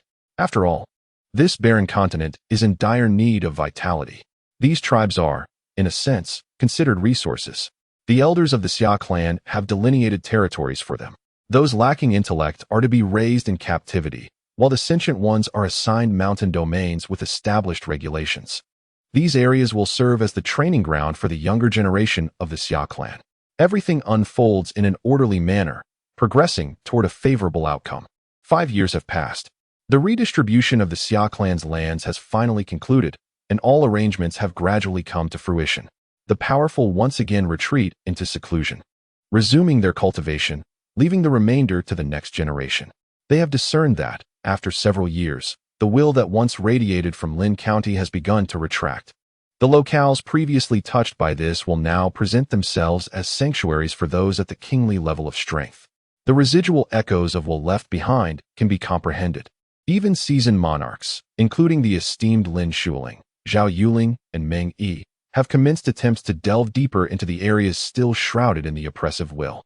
seeking to transcend their own limitations. In the midst of a persistent 6-year spiritual reign, they reaped immense benefits, becoming imbued with a powerful aura of spiritual energy. However, the time was too brief for them to fully assimilate this energy. They leveraged this unpredictable force to aid in their digestion and to gain a better mastery over it. Their dedication to cultivation was so profound that, at their level, they continued to make daily progress, leaving them entranced by the experience. The practice, the exploration of the wilderness, and the peaceful drift of the continent all unfolded seamlessly. On this particular day, an overwhelming pressure akin to that of the heavens descended upon the entire continent, causing countless beings to feel their hearts clench in trepidation, only to vanish in an instant, as if it had never occurred. Were it not for the yellow liquid dripping from their bodies, they might have truly believed it was merely a fleeting dream. Sixth transformation. Within the library, Chu He leaped from the now desiccated cauldron, that burden which had lain dormant for over 20 years, returning to him once more. At this moment, having just broken through, Chu He did not glance at the summaries of the years past, but instead focused his gaze through the veil of reality, directing it toward a specific location. At the moment of his breakthrough, he surveyed the entire continent and discerned an anomaly. Such a formidable arrangement must surely be connected to that formidable Taoist fiend who had once terrified him. Chu He's gaze, resembling suspended stars, swept over that peculiar sight. The memory of the entity that had frightened him was indelibly etched in his mind, a deep-seated enmity that could not be forgotten. This was an expansive underground space, entirely occupied by an altar, its surface covered with intricate, mysterious engravings. As Chu He's eyes traversed the area, a colossal blood-red demonic eye abruptly emerged from the engraved patterns, establishing a profound gaze that transcended space.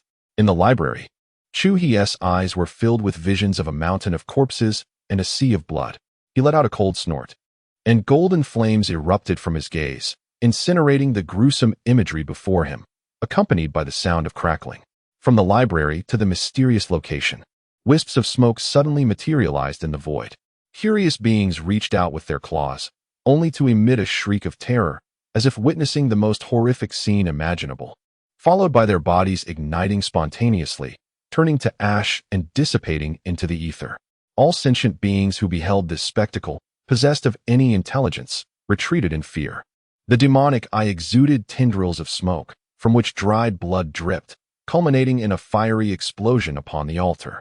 "Youngster, this is excessive," a voice, aged and resonant, echoed. The demonic eye bore cracks and fissures, closing and disappearing from sight. "It is unacceptable, after instilling fear in me for so many years. There must be a price to pay." A light chuckle reverberated through the mysterious underground space, followed by a hand materializing, reaching toward the altar. "Youngster, this is a matter of life and death." The old, hoarse voice was filled with fury and indignation. The altar emanated a crimson glow, and a robust, fur-covered claw emerged, intercepting the palm, thrust by Chu He. "Is there still a possibility for reconciliation between us?" Chu He chuckled lightly, exerting his strength without any intention of relenting. "What does this mean? Where does our enmity stem from? Whose descendant are you?" The ancient voice inquired with a mix of astonishment and ire. As Chu He pressed harder, the bloodlight enveloping the altar began to dim gradually. "If you seek to trouble me, at least grant me the courtesy of understanding." The ancient voice, seeing Chu He remained silent, spoke again, yearning for clarity, feeling unjustly aggrieved by the unknown assailant at his door. "The demonic creatures you have summoned are quite displeasing to me," Chu He declared, continuing to exert his strength. "What demonic creatures have I summoned? Youngster, what are you talking about? I demand to know your lineage." The ancient voice was filled with both indignation and confusion regarding the so-called summoning. It had not comprehended at all. It simply wished to ascertain which enemy's descendant had sought it out. Chapter 142. The greatest opportunity in this life, youngster, await your reckoning. When this old man returns from the realm of sins, I shall flay your skin and strip your flesh. I will make your ancestors suffer through 180 generations. In the midst of the elderly voice's reluctant roar, the beast's claw was crushed by Chu He, and the altar was shattered into pieces. "It seems I have erred," Chu He murmured to himself within the library. Yet, despite his words, his hands did not cease, repeatedly striking down within that space. Earlier, He had inquired about the whereabouts of the 4 demons, contemplating how to enhance the demon suppression tower. However, the ancient voice from the altar merely hurled curses at him, their exchange failing to reach any common understanding. It appeared that it genuinely did not comprehend the situation, rather than feigning ignorance. This implied that the celestial demon orchestrating the layout was not this one. He had indeed sought the wrong place. Yet, this was no great fault. The altar was evidently malevolent, and the elderly voice unmistakably belonged to something nefarious. A sinister altar of this nature upon the continent posed a precarious threat, one that could erupt at any moment. Thus, despite the feeling of having struck incorrectly, Chu He felt no remorse. On the contrary, he was filled with a sense of satisfaction. He had eliminated a potential menace and felt considerably more at ease. This could even be viewed as a form of celebration for breaking through his boundaries. However, where had that rat gone? Now that he had transcended, Chu He's spirit could meld with the universe, sweeping across the entire continent. Yet, aside from the aforementioned location, other anomalies appeared too feeble, not befitting the caliber of a Taoist master or celestial demon. Moreover, he had not encountered the 4 demons. He began to meticulously study several seemingly weak yet peculiar places. Something awaited within the secret realm, and he could distinctly sense being watched. The remnants of soul fire, nourished by a collection of jade pendants, flickered and trembled within his skull, akin to a candle in the wind. No, it was genuinely being blown. A breeze swept through the void, howling ominously. This was no ordinary wind, as it caused the soul fire to quiver. Who dares to mock me?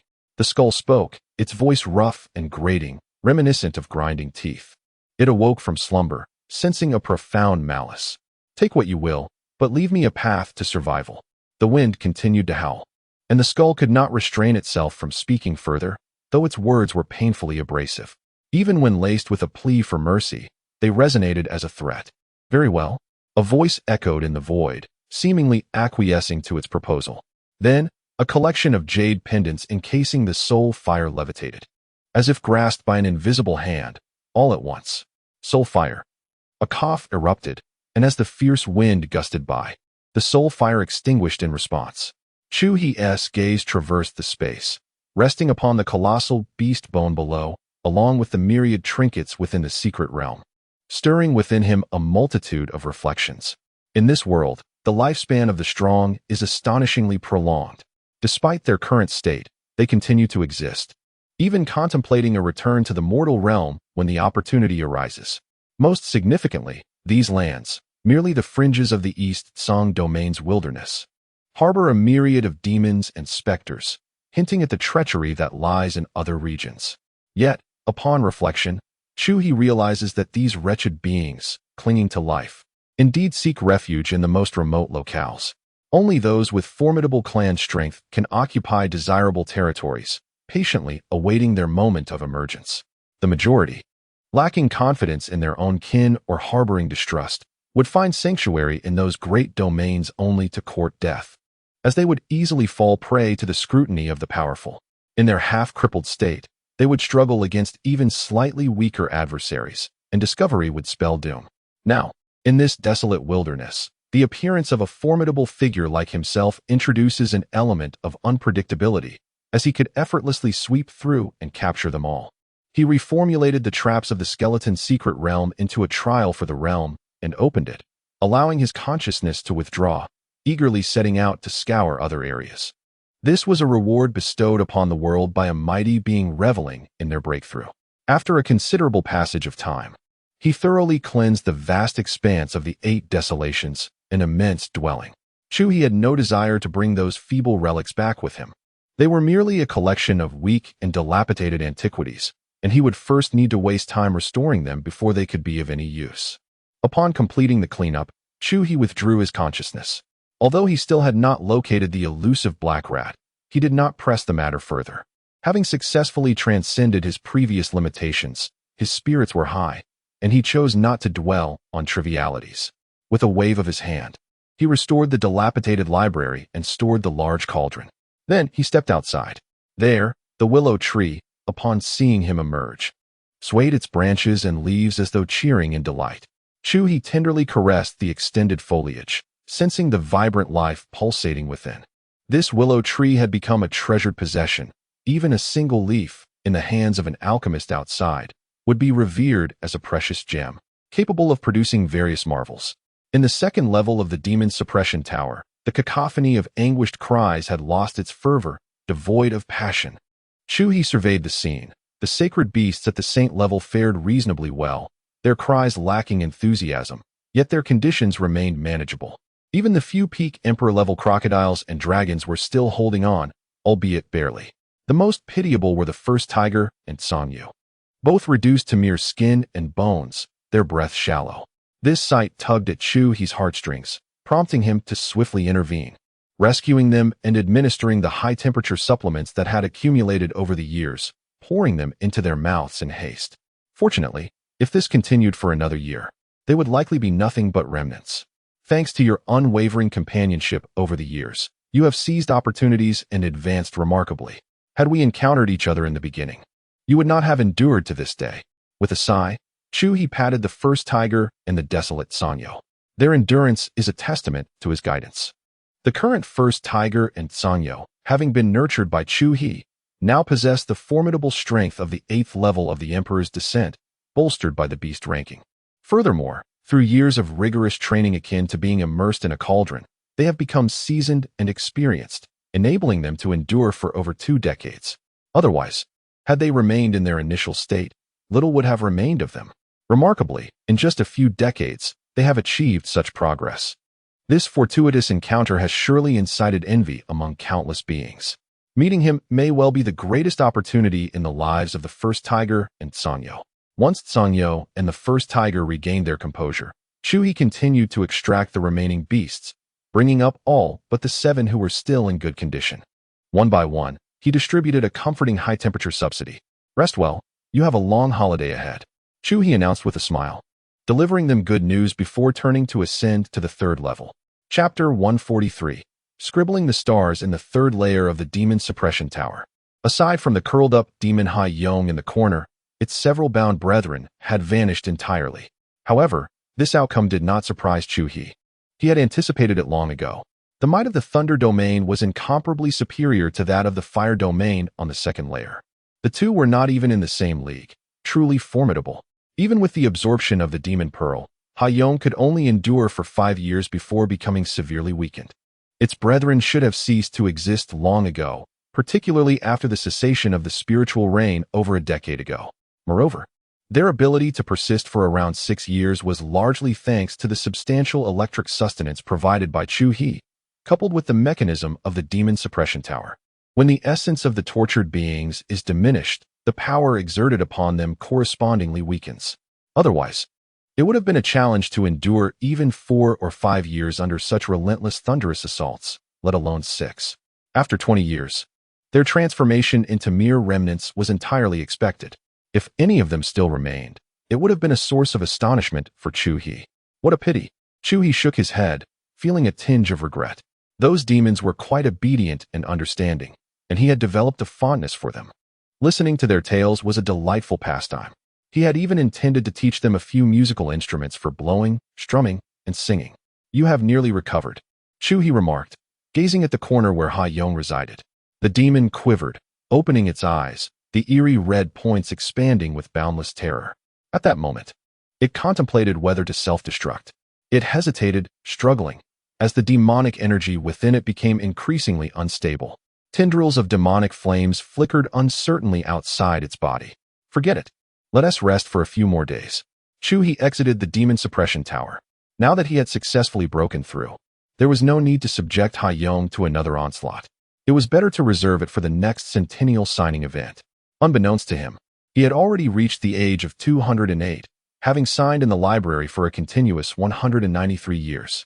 In 7 more years, another extraordinary signing awaited him. However, for the present Chu He, there was no particular anticipation.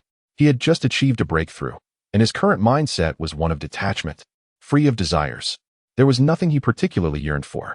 He was in a sage-like state, his mentality remarkably steady. The continent was drifting at an alarming speed. Chu He directed his gaze towards the distant horizon. He had already sensed the entire continent enveloping when he realized that it was indeed moving at a rate several times faster than during the primordial era of humanity. It was as if control had suddenly slipped away, the throttle pushed to its utmost limit. After 20 years, it had traversed a considerable distance. Fortunately, it had not collided with any substantial entity, and no cataclysmic disasters akin to world annihilation had occurred. As for the occasional minor collisions, given the vastness of this continent, victory is easily achieved, resulting only in slight tremors. It would take a significant earthquake of several magnitudes, or a deluge capable of submerging the expansive territory of the Xia Clan, or perhaps a few volcanic eruptions to add a touch of excitement. These are trifles, nothing of great concern. It remains uncertain where the aftermath will ultimately drift. Chu He, standing beneath a willow tree, gazed upon the continent, akin to a colossal ship, careening through an endless sea. The sight was profoundly stirring. Even Chu He felt compelled to compose a poem in the moment, especially now, having just achieved a breakthrough. He was brimming with inspiration. Without hesitation, he ascended into the air, his fingers serving as a quill. A poem, reflecting the vastness of the universe, was inscribed in the void. It was fierce, sharp, ancient, and imbued with profound meaning, leaping forth with vitality. Within it lay a multitude of Chu He's insights into the natural world. This poem, a spontaneous creation born from his recent breakthrough, resonated with lingering echoes. Comprising 136 characters, each word held the potential to unleash formidable power, capable of subduing even the mightiest sage. Moreover, those who could fathom the essence within would find their path to sanctity paved with ease. Each character of this poem was both a weapon and a treasure. The verses crystallized in the void, resembling a constellation of stars sprawling across the heavens. At that moment, the sky above the Xia territory turned dark, and the stars descended. Regardless of their activities, all gazes were drawn upwards in awe. Their spirits seemed to be lured into the galaxy, witnessing a great vessel navigating through it. The exhilarating sensation of this celestial collision struck their souls directly, indelibly etched in their memories. In unison, they vocalized the essence of the poem represented by the stars above, their voices resounding in a magnificent harmony. Throughout the Xia territory, wherever there were people, the echoes reverberated. The verses flowed effortlessly, repeated time and again. Such is the power of the words of sages. A casual composition could leave the world in shock and frenzy. Chu He nodded, feeling a sense of satisfaction. Judging by the response, the verses he had spontaneously penned could echo through the ages, enduring eternally. His unparalleled cultivation, mastery of poetry, song, and even musical instruments, combined with his striking appearance, rendered him a paragon of perfection. Chu He marveled at such an exquisite existence. He then extended his hand and pressed downwards. The poem he had inscribed fell from the heavens like a meteor descending to earth, scattering across the world. The sky regained its clarity, and everyone emerged from their astonishment. Though their hearts remained tumultuous, the oppressive aura of Lin City had dissipated. Soon after, another revelation spread. It was discovered by the Xia Clan's experts who had been training under the pressure. The world trembled at this news. Had it not been for the elder ancestors of the Xia Clan overseeing the situation, everyone would have rushed in with excitement. The benefits of that place were all too evident to the populace. They have been sowing seeds externally for many years. Although the yield has increased, collectively, the quality does not compare to what is produced in Lin City within a single year. Furthermore, there is the aspect of personal cultivation. Once they leave Lin County, that sense of clarity and freedom dissipates. Lin County has now become an indisputable holy land in the hearts of the Xia people, though it may occasionally experience turbulence. Such occurrences are negligible. They can endure it, as the various apothecaries within Lin City specialize in remedies for such lingering afflictions. This situation is of greater significance than the sudden appearance of celestial bodies. Little brother Chu, Zhao Yuling, and Lin Shuling, accompanied by a small turtle in a fish tank, were among the first to return to Lin City. Upon their arrival at the library, they spotted Chu He enjoying tea beneath a willow tree, and smiles spread across their faces. "Come, sit down. Let us converse." Chu He nodded in response with a smile. He retrieved several teacups and filled them personally. The small turtle, brimming with joy, hurled the fish tank to the ground and scurried over, nuzzling against Chu He's foot while squeaking with delight. Chu He offered it a cup of tea and gently set it aside. The little turtle took a couple of sips, but still felt somewhat unwell. It rummaged through a corner to retrieve its green cloth, placing it atop its head, and made its way toward the willow tree. After many years apart, it yearned to reminisce about the past. Chapter 144. The performance time flows swiftly, and before one realizes, 3 years have passed. It is a splendid spring day, with warm sunlight enveloping the scene. Chu He sits comfortably on a reclining chair, squinting in delight as the willow trees sway gently in the breeze. At his feet, a small turtle savors royal dog food, nibbling on each morsel, while a cup of tea rests nearby, occasionally lifted for a sip. Directly ahead, a crocodile, shrunken to an unknown size, animatedly recites a story. On the other side, a similarly diminutive red divine eagle, surrounded by various musical scores, sings loudly with fervor. A miniaturized dragon, a smaller tiger, a frog, and a goat accompany the performance with drums, strings, and flutes. High above, a grand crimson stage, encased in glass, hovers, casting a shadow over half of Lin City.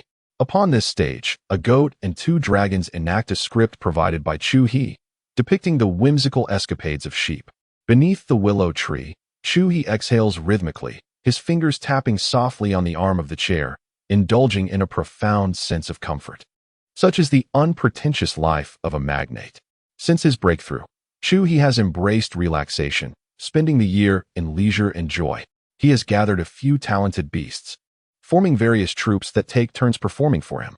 He revels in listening to stories, sipping tea, enjoying music, and watching plays, endless delight. Occasionally, he takes the small turtle out for a stroll. Although he can grasp the entirety of this continent at a glance, experiencing it firsthand brings a distinct pleasure. Above all, it serves to pass the time. His days are abundant and overflowing. Within Lin City, many share his perception of time's abundance.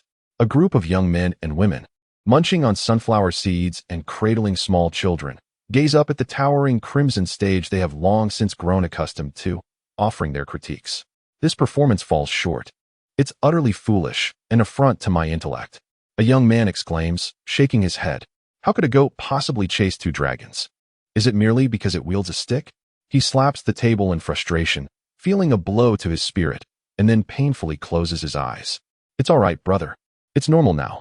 The 2 dragons have also found their sticks. Now they're chasing the goat. His companion reassures him, patting his shoulder. The young man looks up. And indeed, it is true. 1 dragon brandishes a stick, and the 2 are now pursuing the goat in chaotic frenzy. Now this is more like it, he exclaims, eyes wide with renewed interest. Yet, a moment later, he feels a dissonance. The prowess of the goat and the dragons seems unrelated to the presence of the stick. These recent performances are lacking. The earlier showdown between the mighty crocodile and the dragon palace was far more thrilling. Now that was a clash of true skill that stirred my blood. He watches the comical chase between the 2 dragons and the goat, akin to children playing house, and shakes his head with a sigh. No, I still believe the battle between Shaman Crocodile and the Red Eagle against the 2 dragons was far superior. Pure combat may lack depth. It is the infusion of love, hatred, and enmity that adds a richer flavor, is it not? His companion offered this commentary. Such scenes are not uncommon in other parts of Lin City. After a day of intense battles, opening a window or inviting a few friends to enjoy a show together serves as a splendid means of relaxation for the soul. This has nearly become their routine. Although these performances have not graced their city for long, having emerged only 2 years ago in the skies above Lin City, the resurgence of production has gradually fostered acceptance among the populace. Now, everyone eagerly tunes into the shows at set times and has begun to engage in discussions.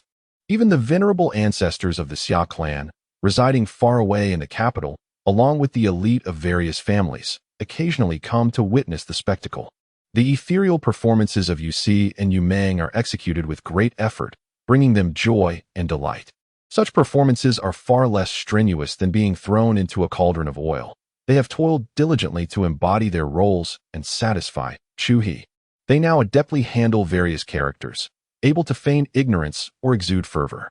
They have garnered a substantial following in Lin City, which is one of the reasons many consider them formidable, not merely due to their size.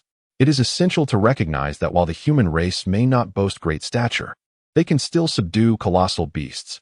Thus, they do not judge based on appearance alone. However, the fact that they can revel in their roles does not imply that the sheep, who share the stage with them, can indulge in merriment. As a creature of the great sage level, The current plight of the sheep is a source of profound anguish and resentment, akin to an unending torrent of river water. Particularly vexing is the reality that the screen merely shields them from pressure but cannot muffle the sound. They can hear the audience's comments below, which only serves to infuriate the goat. It is humiliating enough to perform for amusement. To have those foolish humans perceive it as weak is intolerable. Not only could it wield a stick, but even a mere display of its presence could compel two dragons to tuck their tails. Why must it endure derision for every performance? Each appearance prompts speculation about how it will be served at the banquet. Such absurdity is incomprehensible. Those ignorant humans likely fail to realize that the dragons and tigers they idolize are the weakest here. If given the opportunity, it would unleash its power to demonstrate what a true fervent performance entails. With a roar, the goat suddenly became agitated, lunging forward and toppling the two dragons to the ground with a swift strike. Elder goat, the script does not call for this. Song Yu cried out in pain, hurriedly voicing concern. These great sage-level beings possess such poor performance talent that they often erupt into chaos mid-act, showing no regard for the art. The goat, with a glint of coldness in its eyes, prepared to strike again. The audience, sensing a shift in the narrative, found themselves intrigued. It seemed the plot was veering from the expected path. However, with a sudden puff, the crimson platform enveloped in glass dimmed, rendering all appearances invisible. Was it not yet time? Indeed, just as a moment of intense violence had transpired, it abruptly came to an end. The spectators within Lin City felt a sense of dissatisfaction. What had previously resembled a child's play transformed into a climactic scene, only to be cut short once more. It felt as though they were being toyed with. Yet, they were powerless. The performance they beheld on the screen was said to be orchestrated by an enigmatic predecessor. The course of events was not theirs to dictate. Beneath the willow tree, Chu He grasped the goat and subsequently cast it into the third level of the demon suppression tower. That realm was precisely where these great sage-level beasts could undergo tempering. Otherwise, they would not have excelled in various forms of art and performance in such a short span of years. Merely being immersed in the oil pot would not suffice to fuel their motivation for learning. It was only beneath the thunderous skies that they could truly comprehend the significance of mastering a skill in relation to their lives. Chapter 145. Encounter. The Xia Clan is flourishing, brimming with vitality. Meanwhile, in the eastern Song domain, the human alliance faces yet another peril, one more treacherous than before. They initially believed that the discord among several clans presented an opportunity for the human race. Observing from the sidelines, they contemplated fanning the flames. However, to their astonishment, the clans reached an accord, uniting against the humans and once again directing the flames of conflict towards them. This time, the threat is far more acute. The clans have abandoned their gradual encroachment tactics and are now prepared to engage in a fierce confrontation. Those reclusive masters have emerged from their seclusion, and the rare consensus among the saint-level powerhouses indicates their willingness to endure casualties. This time, they are playing for keeps. Have they lost their minds? The human race possesses the strength to thwart their rampancy. It is now feasible to ensnare them entirely. When the human alliance comprehended the gravity of the situation, they were left bewildered. A congregation of saint-level experts capable of extricating themselves from their duties convened to deliberate on the matter. They had not anticipated that the discord among the clans stemmed from the mysterious disappearance of several saint-level powerhouses. This is unfathomable. How could so many saint-level beings vanish without a trace, causing no uproar? Unless the revered guardians of the top clans in the eastern Song domain intervened. Who else could possess such power? Saint-level beings are not mere fish. They cannot simply be gathered together for capture. Each wandering saint is a formidable weapon capable of wreaking havoc upon the world. It is no easy feat to ensnare them. Capturing one or two would exact a significant toll on the human race, inevitably stirring a commotion. In the face of desperate saint-level beings, casualties are unavoidable. As for simultaneously targeting 7 or 8 saints, they might wish to do so, but they must possess the requisite strength. Although the human race is indeed in opposition to those clans and desires to eliminate their saint-level powerhouses, the prerequisite remains. Do they have the strength? Clearly, they do not. Otherwise, those clans would not dare to threaten them. They would have been annihilated by now. But why do those factions firmly assert that the humans are behind this? The current circumstances do not resemble a mere pretext for a deathly confrontation. Rather, it is evident that a number of saints have indeed vanished. and the suspicion is unmistakably directed at the human race. Is it a frame-up? Do not jest. A powerful clan capable of such feats would find it far more satisfying to subdue their foes directly. A clan or powerhouse capable of suppressing so many saints would not resort to such tricks. Thus, the human powerhouses are engulfed in frustration. Perhaps I have an inkling of who might be responsible. Suddenly, a voice resonated. Whoosh. All eyes turned to focus on the source of the voice. Are you referring to that reclusive elder of the human race? Upon seeing the speaker, the esteemed Kong Ming nodded in acknowledgement. He had already speculated on the circumstances of several clans, especially since a formidable member of the Crocodile clan had been captured before him without any repercussions. It now seemed evident that this was not merely due to a favorable disposition towards him. Even if Saint Yu remained silent, he would inevitably voice his thoughts for discussion. Indeed, Saint Yu nodded. What is the situation? The others were not privy to the current state of affairs. Given the precarious situation of the human race, these powerful beings had largely dispersed to various locations or concealed themselves to exert pressure on the clans. Consequently, they were unaware of the hidden Saint Kong Ming had mentioned. It had been many years since they all gathered to converse. Typically, communications were relayed through the younger generation. However, they had now reached a critical moment, necessitating their assembly to make a final decision. So it is, Saint Yu elucidated. He recounted his experience prior to departing, where he encountered the aura of a representative saint-level powerhouse destined for the wild domain, only to subsequently lose all trace of them. Is that so? You should make another journey to seek out that elder. If possible, it is hoped that he may lend assistance in light of their shared lineage. Bring along one of the top 10 treasures from our clan as a token of sincerity and reward. An ancient voice resonated within the conference hall before fading away. The revered Mingzhu has emerged from seclusion. Upon hearing the voice, joy illuminated the faces of all present. After years of deep meditation, Mingzhu had finally broken through to the pinnacle of the 9th level saint. This signified that the human race now had a formidable force to anchor them during this critical juncture, providing a collective sigh of relief. With the presence of a 9th level saint, regardless of the impending challenges, their survival was assured. A 9th level saint stands as the mightiest force in the entire Eastern Song domain, particularly considering the absence of several Taoist beings who had not engaged in battle for many years. Were it not for the disappearance of several saints from various clans, this crisis might have been averted altogether. Should that elder choose to intervene, the human race in the Eastern Song domain would ascend to greater heights, transforming crisis into opportunity. The meeting concluded. Saint Yu proceeded to the Treasury Pavilion to collect treasures in preparation for his journey to the 8 desolations. Alas, it has ended in failure. Within a deep underground cave, a pair of eyes slowly closed. A long sigh echoed through the silence. Finally, a formidable presence has emerged. In the library pavilion, at noon, Chu He completed his sign-in, gazing into the distance. He observed that the entire continent was on the verge of colliding with a larger and sturdier landmass. That expanse was immense and felt even more solid. Through his penetrating gaze, the sight appeared blurred. The sensation is entirely distinct from that of the wild domain. If one were to liken the wild domain to a sandbag, then that continent would be akin to a slab of azure steel. Though untested, Chu He is certain that his formidable ability to effortlessly penetrate the restructured wild domain would be insufficient to breach that continent. In comparison, the wild domain can at best be regarded as a diluted islet. From a distance, Chu He could already sense the profound weight of ancient vastness emanating from that land. In such a place, cultivation would be significantly easier, unlike in the wild domain where the emergence of an emperor is fraught with challenges.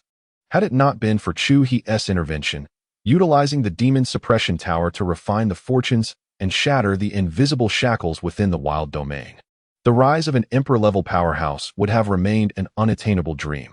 However, from afar, even a mere glimpse of that continent made it clear to Chu He that it harbored far more than just emperors. The presence of sacred sovereigns would be abundant. Stepping out of Lin City, Chu He made his way towards the edge of the continent. This time, he must take the initiative. Otherwise, given the massive size of that continent, a collision with the wild domain would surely spell disaster. It would be yet another cataclysmic event. Chapter 146. Exotic charm clad in a flowing robe, Chu He stood with his hands clasped behind him, undeterred by the raging storm and tumultuous waves. Positioned at the forefront of the continent, His robe billowed with the winds, and his long black hair swayed gracefully. In that moment, he resembled an emperor surveying the world from the prow of a ship. As the two continents drew nearer, the tempest intensified, accompanied by the roar of thunder. Yet, Chu He remained steadfast, a monument against the elements, allowing the storm and lightning to swirl and crash around him. His feet seemed to merge with the very ground beneath him, as if he were one with the land itself. An invisible force of will radiated from him, as if the entire continent had found its helmsman. What had initially appeared to be a violent collision transformed into a gradual approach. Nevertheless, as they drew closer, the sense of impending cataclysm only grew more palpable. Towering waves, compressed and seemingly reaching for the heavens, surged forth, sweeping toward the two continents. Boom! The earth trembled, reverberations coursing through the newly amalgamated wilderness. In the instant of their convergence, vast expanses of land vanished, yet the ground beneath Chu He remained unscathed. Rising forward like a bridge, connecting the approaching continent to the wild expanse behind, flanked by the churning sea on either side. Fierce flames blazed beneath the bridge, akin to a forge, purple-black and otherworldly, unyielding to the onslaught of the sea. The inferno raged on for a considerable duration before gradually subsiding. At this moment, Chu He finally shifted his feet on solid ground. He cast a glance at the distant continent, then, with his hands still clasped behind him, turned away. He traversed the newly formed bridge, taking 1,500 steps, equivalent to 15,000 meters. In that fleeting moment of collision, this expanse of land had shattered and was drawn together by a force of will, merging into a bridge, a structure refined to rival sacred artifacts, uniting two disparate continents. As he walked, Chu He gestured with his palm, lifting a distant hill with ease.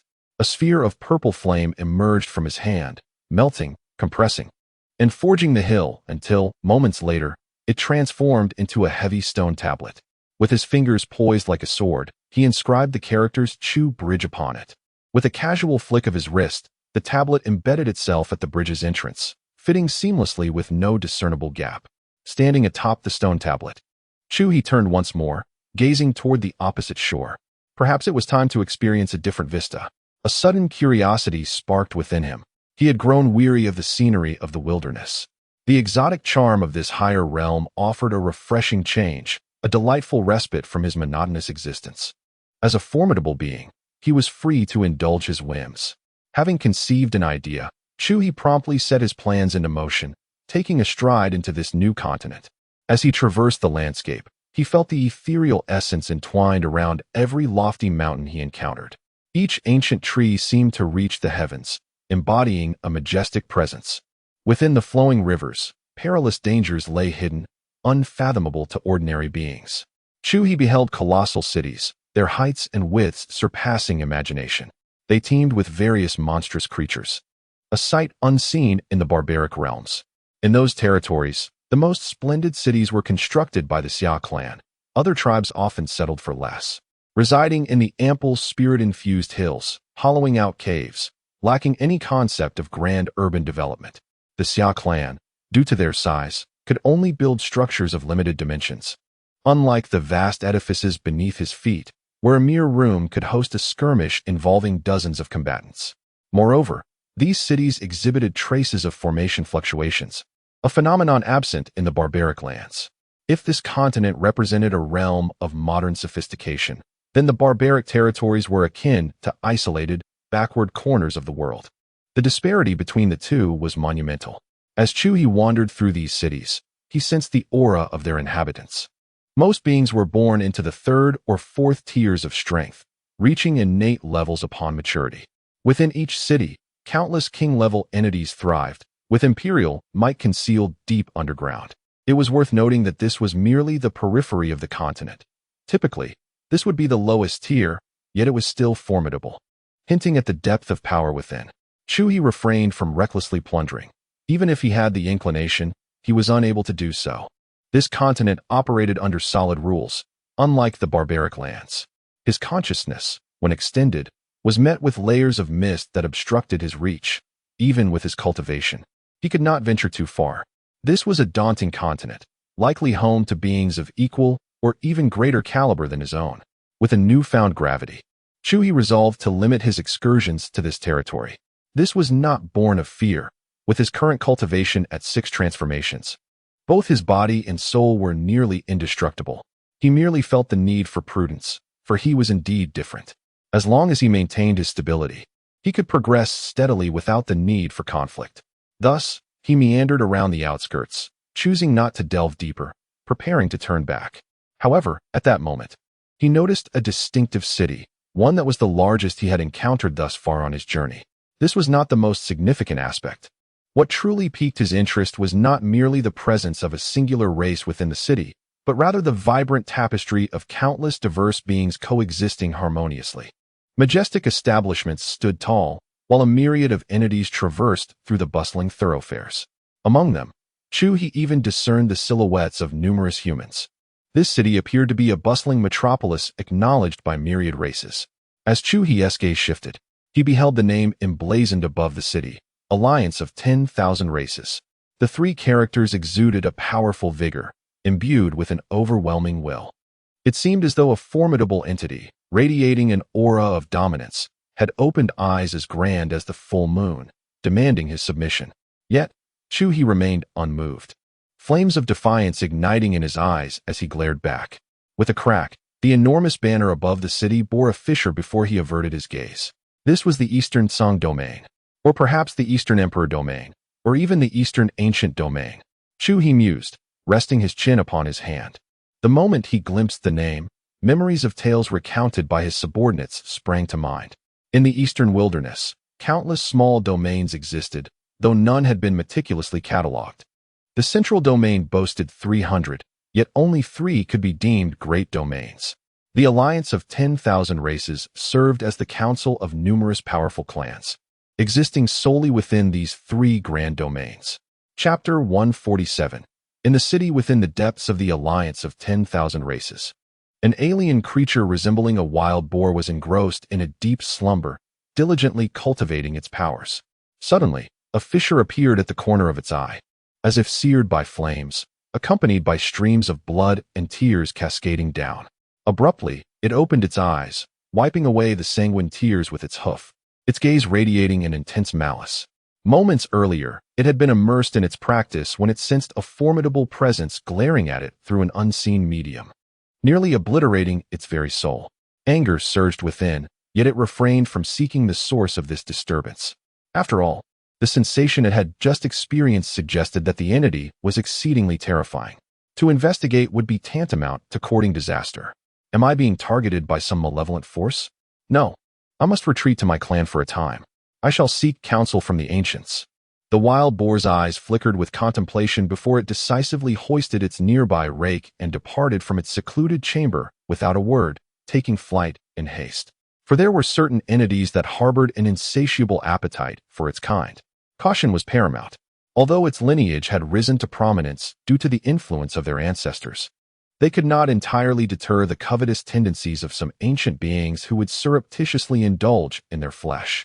Chu He turned and entered the city designated for trade among the myriad races. Here, every individual entering the city was required to pay a spirit coin, akin to a coin infused with ethereal resonance. However, Chu He was exempt from this requirement. He passed brazenly by the gatekeepers, grotesque beings brandishing rakes, who bore a resemblance to wild boars. They appeared oblivious to his presence. A throng of beings waiting in line gazed at his retreating figure with reverence. The exemption from payment was a clear indication of strength. No one dared display dissatisfaction. In a world where power reigned supreme, strength dictated all. The so-called order and rules invariably bent to accommodate the powerful. As Chu He traversed the checkpoint and approached the city gates, he lifted his gaze. The grand entrance towered nearly 10 zhang high, adorned with a multitude of intricate black runes, and crowned with the enormous heads of various creatures. These were not mere carvings. They had been slain and affixed there, with traces of blood still dripping down. The heads belonged to diverse beings, their commonality being their sheer size. And despite the passage of time since their demise, they still emanated an aura of fierce bloodlust. What a peculiar display. At the entrance of a trading hub for all races, the sight of bloodied heads hanging was strikingly unique. It reflected the designer's creativity and artistic vision, perfectly suited to this brutal world. With his gaze returning to the path ahead, Chu He gradually stepped into the vast city. The roads, paved with azure steel, were astonishingly wide, allowing several horse-drawn carriages to traverse side by side with ease. However, despite the ample space, the various beasts walking upon it, regardless of their formidable size, had noticeably diminished in stature, adhering to a semblance of order. After all, possessing a larger physique merely indicated greater innate strength. Future cultivation was not necessarily guaranteed. Like the ethereal Sangyo, born with innate superiority and reaching the pinnacle of power in its maturity, it remains firmly under the control of Chu He despite its prolonged existence. Thus, physical stature does not equate to strength. It merely signifies a natural advantage. In this realm teeming with diverse races, one must be cautious. Displaying excessive prowess may attract the ire of a seemingly diminutive yet formidable opponent. According to the crocodiles, the cities of the 10,000 Races Alliance are categorized into 3 tiers, with this particular city housing innate beings, indicating it is the lowest tier. Chu He surveyed the surroundings. Gaining clarity in his mind, he continued onward, marveling at the array of peculiar architectures and the distinctive traits of various races. The variety of alien species here far surpasses that of the barbarian domain. After wandering through the city and appreciating the unique talents of the different races, Chu He learned that he was in the eastern Sangyu. He paused on one of the streets, where both the vendors and shopkeepers were of the human race, while the passers-by were a medley of diverse ethnicities. Stopping at a stall, he observed an elderly vendor of kingly stature accompanied by a youth of around 12 or 13 and a graceful young woman of 17 or 18. The boy, despite his tender age, had already reached the innate level, a notion once unimaginable in the Xia Clan. Even now, such individuals could only emerge from Lin City, raised in the imperial capital. Yet, in the eastern Sangyu, this was merely commonplace. The girl, possessing only innate proficiency, was not particularly remarkable. Yet her adept handling of a jade flute suggested she was well-practiced, piquing Chu He's interest. Recently, he had developed a passion for the arts, and wherever he roamed, he would engage with artists, leading to a surge in the number of artistic practitioners in Lin City in recent years. Notably, this street held little else to capture his attention. "What can I do for you?" the elder asked, observing Chu He's gaze linger on his granddaughter, furrowing his brow. The young man's demeanor did not suggest a customer eager to purchase. However, recognizing Chu He's exceptional bearing, the elder refrained from showing hostility and maintained a courteous inquiry.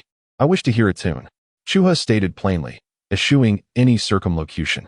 As his cultivation advanced, he found himself increasingly disinclined towards subtlety, preferring directness in all matters. "Surely you jest. This is a marketplace, not a venue for performances," the elder replied with a forced smile, silently judging Chu He's intentions. "Is that so?" Chu He retorted, placing a kingly broken mirror pill upon the stall. "We are respectable folk," the elder exclaimed, glancing at the pill and sensing its profound medicinal potency, his heart racing. His experience allowed him to recognize the rarity of such a treasure. With a gentle smile, Chu He placed a larger elixir upon the ground. It was an Emperor Yuan Dan, akin in effect to the monarch-breaking realm Dan, albeit corresponding to the realm of the emperor. The old man's heart raced violently. He sensed an irresistible allure emanating from the elixir recently extracted. His instincts informed him that it held great significance for him. As emotions surged within him, a creeping sense of panic began to take root. The individual before him had produced such a precious Dan. It surely signified that the encounter was not merely for the sake of music. Moreover, the most pressing concern was that someone capable of presenting such a rare elixir was likely beyond his means to contend with, whether through strength or influence. Either could easily crush him. He realized that the situation had escalated beyond mere triviality. It was now a matter of self-preservation. He sensed that something monumental was afoot. "Dear guest, what would you like to hear?" As the old man was ensnared in turmoil, the young girl sweetly smiled at Chu He and spoke. "This, the rising tide of the Azure Sea." Chu He replied with a grin, producing a musical score and offering it to the young girl. Chapter 148. Exercise caution. Is he truly departing? The elderly man swiftly secured the 2 pills from the table into a vial, his gaze fixed on the figure who, having listened to a complete melody, simply turned and walked away without any confrontation. His expression was one of bewilderment. This was utterly perplexing and out of rhythm. Normally, At this juncture, he would be bleeding, collapsed on the ground, eyes filled with tears, forcibly separated from his weeping granddaughter. Nonetheless, it was best that no incident occurred. Let us return to the inn. It would be wise to avoid venturing out during this time. The elder rolled up his bedding and hastily led the young boy and girl away. That older brother is a good person, Grandpa. It's all right. The girl turned her head, gazing in the direction where Chu He had departed. She clutched the musical score in her hands, along with a jade flute gifted to her. Her cheeks flushed with color. What do you know? The elder cast a stern glance at her, adjusting her head to face him. This girl had no comprehension of the immense value of those 2 pills. They could not be exchanged for something as trivial as a mere performance.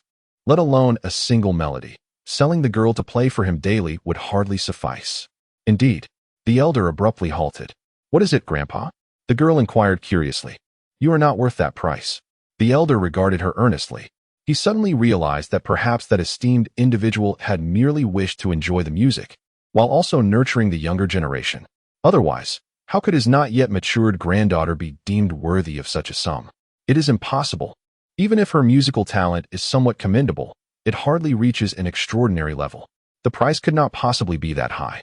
Although the granddaughter's valuation appeared somewhat hasty, it was nevertheless a reflection of reality. Chu He strolled leisurely down the street belonging to the human race. Whenever he spotted something visually appealing, he would pause to exchange for it. In such a modest town, discovering something of use to him was akin to winning a lottery, almost an impossibility. Thus, his shopping excursions were solely driven by aesthetics and comfort, rather than utility. This habit had been cultivated during his time in the territory of the Xia Clan, for he was exceedingly wealthy, and this inclination had unconsciously developed within him. Moreover, he would sit casually wherever he pleased, engaging in conversations with various individuals, sharing a jug of old wine without inquiring about their origins or names, simply conversing without forming connections. In the Eastern Song domain, the knowledge these people possessed may not rival that of Chu He. After all, those under his command who recounted tales were of the great sage tier, having survived through countless years, evolving from weakness to strength. Though they had not traversed the entirety of the Eastern Song domain, the secrets they knew far surpassed what most in this city, comprised mostly of those at the king level, could comprehend. Yet, precisely because those beasts were so formidable, and Chu He was exceptionally powerful as well, during storytelling sessions, the tales recounted were predominantly those of the strong. What are the circumstances surrounding those paradisiacal realms, as well as the rivalries among the principal factions? As for the conditions at the lower strata of the Eastern Song domain, they remain unspoken. From their current vantage point, they can no longer behold the landscapes of the Eastern Song's corners, nor is there any necessity to do so. They have ascended too high. Thus, when the conversation flowed effortlessly with Chu He, despite the disparity in their statuses, there was a delightful exchange of information. Both parties engaged in amiable discourse. Subsequently, Chu He departed. To this city, he was merely an inconsequential passerby. His arrival stirred no waves, nor did his departure incite any commotion. He maintained an admirable modesty. On his return journey, Chu He passed through Chu Bridge, where he noticed throngs of foreign entities gathering to assess the situation. After all, the collision of 2 continents, while the Eastern Song domain remains largely unperturbed, still draws attention. It is not surprising that the coastal aliens were attracted to this phenomenon. As Chu He soared above, wine jar in hand, he merely glanced at the gathering, choosing instead to return directly to the library pavilion. Here he found solace, standing beneath the willow tree. A smile graced his face. The outside world, undeniably vast and splendid, paled in comparison to his fondness for this place. It was time to further transform the entire Lin city. This endeavor would require more effort. Perhaps even the entirety of the Xia Clan territory could benefit from such an undertaking. Ideally, a sacred ground of antiquity would be established. As Chu He stroked his chin in contemplation, a plethora of formation blueprints and formidable weapons flashed through his mind.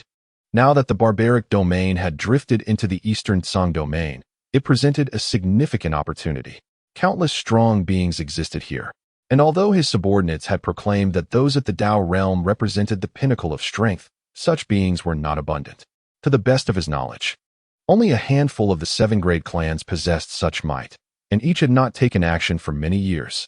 Their current existence remained uncertain, and they may have even departed from the Eastern Song domain altogether. The beasts had remarked that throughout their lives, from infancy to becoming formidable beings, they had never witnessed a Tao realm expert in action. Presently, in the Eastern Song domain, the ninth layer of the sacred venerable could be considered peak combat power. However, Chu He regarded this information with skepticism, as his subordinates were still of a lower caliber. Although their clans were not weak, they did not belong to the upper echelons of the Eastern Song domain. While they spoke of the Eastern Song domain's conditions with apparent clarity, to take their words at face value would be folly. It is essential to recognize that the lifespan of a Tao realm entity is measured in hundreds of thousands of years. The longevity of even more powerful beings is unfathomable. Such entities may indeed exist within the Eastern Song domain, but they are likely slumbering in the depths, having succumbed to the passage of time, akin to ancient shadows. Though shrouded in obscurity, once the eyes are opened, dread ensues. Much like the once wild territories, a remote locale where myriad demons and monsters lurk beneath the surface. The Eastern Song domain is vast, and those true powerhouses are unlikely to fear discovery. They may very well be concealed in such places. Perhaps various schemes and intrigues are afoot as well. Moreover, it is entirely possible that throughout the years, they have not been idle. The beings that witnessed their machinations may have simply vanished. When they strike, it heralds calamity. Should they choose to remain discreet, the commotion will be minimal. Perhaps subduing an entire clan requires merely a swipe of a claw. Then, all would conclude, and tranquility would return. Just like Chu He himself, he has engaged in numerous endeavors. Yet, he typically maintains a low profile, so few are aware of him. Thus, regarding the Eastern Song domain, Chu He harbors a profound sense of vigilance. Despite his belief in his own benevolence and his unlikeliness to provoke enmity, he acknowledges that trouble may still find him unexpectedly. After all, one must always be prepared for unforeseen circumstances. Chapter 149. Coercion in the subsequent days. Chu He enthusiastically embarked on the transformation of the domain of the Xia Clan. Consequently, the various programs organized in Lin City came to an abrupt end. He had more pressing matters at hand. After all, while merriment and revelry have their place, issues of safety are no laughing matter. Thus, the youth of Lin City, with a tinge of disappointment, redirected their fervor back into the population initiative. Although this endeavor was rather monotonous, there was little choice in the matter. Standing atop Lin City, Chu He surveyed the entire expanse, rapidly cataloging in his mind the materials required for his grand design. To establish a large-scale ancient forbidden land, the materials needed were not insignificant. Most of the treasures he possessed were related to cultivation, rendering his resources somewhat inadequate. However, this was not a cause for concern, as he already possessed the essential components. The materials that were lacking were not particularly rare, but rather abundant in quantity. Some of these items could indeed be extracted from the barbaric domain. Yet, such an endeavor would cause considerable destruction to that realm, and it would not yield a complete set of materials. Therefore, Chu He opted for an alternative approach. He turned and entered the Demon Suppression Tower, where he affixed a sealing list to the captured beast kings, marking them with their claws. He then provided them with a detailed list of materials, clearly priced, with each item corresponding to different holidays. Moreover, bulk orders would receive favorable terms. If they wished for a future of ease, they must empty their kin. Such an opportunity was rare. Miss it now, and there would be no second chance. Just imagine the sweetness of liberated air. This was the encouragement Chu He offered to each beast after bestowing upon them several Chinquan bags before parting ways. He was untroubled by the thought of these beasts not returning or revealing his existence. After all, they had already signed the sealing list. Should they fail to return, Chu He would gradually strip away their essence without an ounce of mercy. He would not pursue them. He was content to linger at the edge of the Eastern Song domain, but venturing deeper was a different matter altogether. Who could predict the circumstances that awaited? Perhaps plunging too deep would lead to entrapment. As for the beasts potentially exposing his presence, Chu He was even less concerned. Bound by the sealing list, if they dared to speak, it would lead to their own demise. The power of the sealing list had only grown stronger with the accumulation of fortune. Those beasts, even if they wished for death, would find their lives extinguished before uttering a word. There would be no opportunity for escape. My lord, I can return as well. I too can acquire treasures. I possess collections. Moreover, our Nether Dragon clan excels in gathering treasures. We have everything within our ranks. As a core member of the clan, I have ways to bring forth many treasures." Yu Si exclaimed, brimming with anticipation, eagerly expressing that he too could contribute. Yu Wang and Song Yu shared similar glimmers of excitement in their eyes, looking towards Chu He, eager to participate. Exchanging treasures for freedom, they are more than willing. After all, those treasures, even if left untouched, would likely have no relevance to them. It is far better to display them for a while in grand fashion. Alas, the first tiger bowed its head, a sigh escaping its lips, filled with a profound sense of disappointment. Its opportunities have dwindled. Here, it is the smallest among its peers. The clan has already dispersed. Even if they had not, there is little treasure to claim. Among this assembly of beasts, it is the most impoverished. It cannot possibly compare to those with substantial wealth. The 4 crocodiles of imperial stature felt equally distressed. With 3 revered ancestors present, the clan's treasures are insufficient to distribute, leaving no chance for them. Their lineage has entered in excessive numbers. How disheartening. Very well. Chu He pondered for a moment and provided each dragon with 2 bags. From their previous conversations, it was evident that these dragons had amassed a considerable collection of treasures, albeit most were not particularly valuable. Yet they could be utilized to some extent. The dragons' mouths widened in delight. With their eyes squinting in joy, they eagerly accepted the bags. Clutching their lists, they let out a passionate roar and soared into the void. Freedom! Freedom! The tiger and 4 crocodiles gazed at their departing figures, filled with immense envy and longing as they listened to the echoes resonating in the air. Rest assured, you too shall have the chance for a respite. I have already devised plans for you. Chu He turned to the tiger and the 4 crocodiles. He must have brought all the beasts for a reason. This time, the ancient forbidden area he intends to establish requires considerable effort. Certain critical tasks will undoubtedly be handled by him personally. Yet some tedious and less significant matters can be entrusted to a few of the beasts to manage.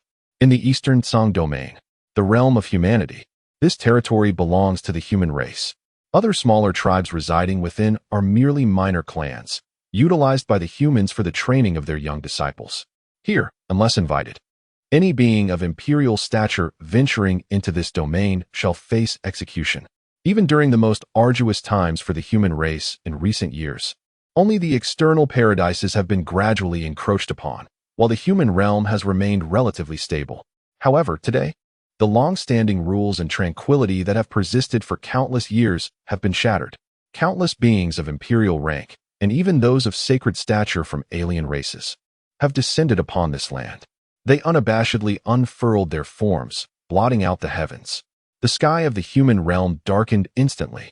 A tempestuous aura brewed throughout the world, transforming into a tangible force. The falling raindrops, tainted by this energy, struck the ground and turned to blood. A vast expanse of land transformed into a sea of crimson. Are you truly intent on a mutual destruction? At this moment, within the human realm, all the humans gathered in one place, enveloped by an activated array. An ancient voice resounded as the venerable Saint Kongming ascended into the air, gazing upon the 6 powerful beings of the alien races in the sky, his expression exceedingly grim. Today, in the event of a battle, 3 of you shall remain, and they will belong to the same clan. Esteemed individuals, which of your factions should we, the human race, select? Alternatively, you may cast your votes amongst yourselves. I harbor no objections and will unequivocally respect your decision. The great sage of the void emanated a chilling aura, his voice imbued with an icy detachment. This routine is tiresome. Might we not vary our discourse? After a prolonged silence, even the blood rain that fell from the heavens paused momentarily. A disdainful snort echoed through the air, followed by a response from a particularly perturbed entity. This is the truth. It is the inevitable conclusion. The great sage of the void unsheathed his formidable blade from his back, wielding it with a flourish, embedding it into the void. His muscles tensed, his form towering. A formidable presence surged through the formation, reaching the outside world. Should you fail to choose, I shall make the selection for you. In his hand appeared 6 bamboo slips and a scroll, which he began to shake vigorously. Do not shake just yet. Let us select the crocodilian clan, as previously agreed. Indeed, that is correct. I am in favor. Voices hastily resonated through the void, followed by a chorus of agreement. Chapter 150. The choice. You have just been asked to make a decision, and now you must choose again. Do you think I am easily swayed? The great sage of the void paused momentarily, only to discover that the crocodile clan surprisingly raised no objections. How peculiar. A sense of foreboding crept over the great sage of the void as he sensed that these creatures might indeed be prepared to fight to the death. However, this was not the time for deep contemplation. With a stoic expression, he emitted a cold snort, then began to shake the wooden sticks in his hand. Channeling his true essence, he brandished the sign representing the crocodile clan before the eyes of all present in the void, then shattered it. Since the crocodile clan had no dissenting opinions, they would be spared. After all, his true objective was not to select an opponent, but to seek a chance for survival. The elephant clan was tough-skinned and resilient, difficult to breach. The eagle clan was incredibly swift. The wolf clan, known for its cunning, could be chosen. Thoughts raced through the great sage's mind until finally, a stick emblazoned with the emblem of the wolf clan was drawn forth, shimmering with golden light, captivating the gaze of all present. Accompanied by a blood-red cloud of murderous intent that blossomed in the void, the rain from the heavens fell with intensified lethal energy, becoming increasingly crimson and translucent. Congratulations. The wolf clan shall be our next adversary. It will be a fight to the death. Those interested may lend a hand at that time. Do not exert yourselves too much. You may simply reap the rewards. This is indeed a splendid opportunity, a chance to partake in 2 grand feasts. Rest assured, when we declare our intent to confront the wolf clan, we, the human clan, are men of our word. We shall not expend our strength against any other beings. Even in self-destruction, it will be directed solely at the wolf clan. Do not say I did not warn you. Be cautious and keep your distance from them, for should you be caught in the aftermath of their self-destruction, it will not be a trivial matter. It could lead to death. The great sage of the void gritted his teeth, each word pronounced with deliberate emphasis. Simultaneously, his gaze shifted toward the pack of wolves. A palpable aura of murderous intent coalesced in the void, akin to a bloodied blade piercing forth. One of the great sages unabashedly displayed madness, as if possessed, instilling considerable pressure upon the wolf clan. Those beneath the rank of sage instinctively recoiled. Even the sages themselves felt a sense of discomfort. Men of the human clan, heed my command. Our primary enemy henceforth is the wolf clan. When the opportunity arises, let us perish together with them. The other races may remain behind. Slay the wolves. Let them be annihilated alongside us. The great sage of the void bellowed with thunderous intensity, his voice resonating throughout the entire realm of humanity, echoing in the ears of all, including those of foreign races, imbued with overwhelming pressure that lingered. Slay the wolves. Slay the wolves. Amidst the ensnaring formation, all the elite of the human clan drew their weapons, their gazes filled with murderous intent as they collectively turned toward the wolf clan, shouting in unison. In this moment, they disregarded all other races, their eyes solely fixated on the wolf clan. The unbridled intent to kill was palpable, shaking the heavens and earth. The blood rain from the sky fell with increasing urgency, resembling a torrent of crimson cascading down. The air was suffused with a metallic scent of blood, permeating the entire realm. Fear not, wolf clan. We will protect you with all our might, ensuring that the human race has no opportunity to clash with you. Observing the wolf clan beginning to waver, the lesser beings beneath the great saints retreated one after another. While the great saints of the wolf clan showed no inclination to intervene, the great saint of the elephant clan hastily spoke up. This scene was all too familiar. It was precisely the reason why their clans had not succeeded in subduing the humans despite their united efforts. To be candid, the human strategy was rather lackluster. After all, with so many great saints among them, they had ample opportunity to prevent the humans from engaging in a desperate struggle. Yet, regrettably, not all were of the same ilk. Trust could not be fully bestowed. This simple strategy had consistently thwarted their ability to unite genuinely. In the eastern Song domain, even amongst steadfast allies, one could never safely expose their back. There were once Na'vi clans that had now become mere prey in the eyes of others. Those not of our kin harbored different intentions. Countless precedents exist. The lessons of blood are manifold. In such dire circumstances, who would dare to place their trust in another race? Indeed, we shall protect you with all our strength. Rest assured, with so many great saints among us, you will undoubtedly be safe. This time, we shall not hold back. We will exert our utmost.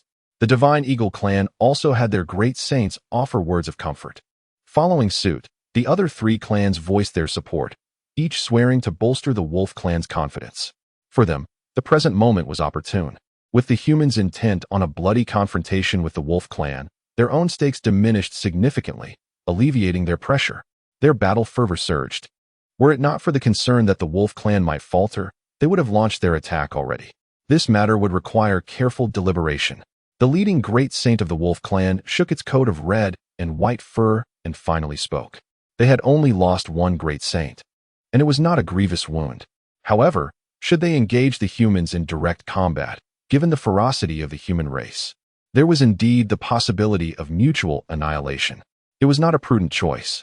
Once the humans were designated as adversaries, the wolf clan weighed the pros and cons and reached a decision.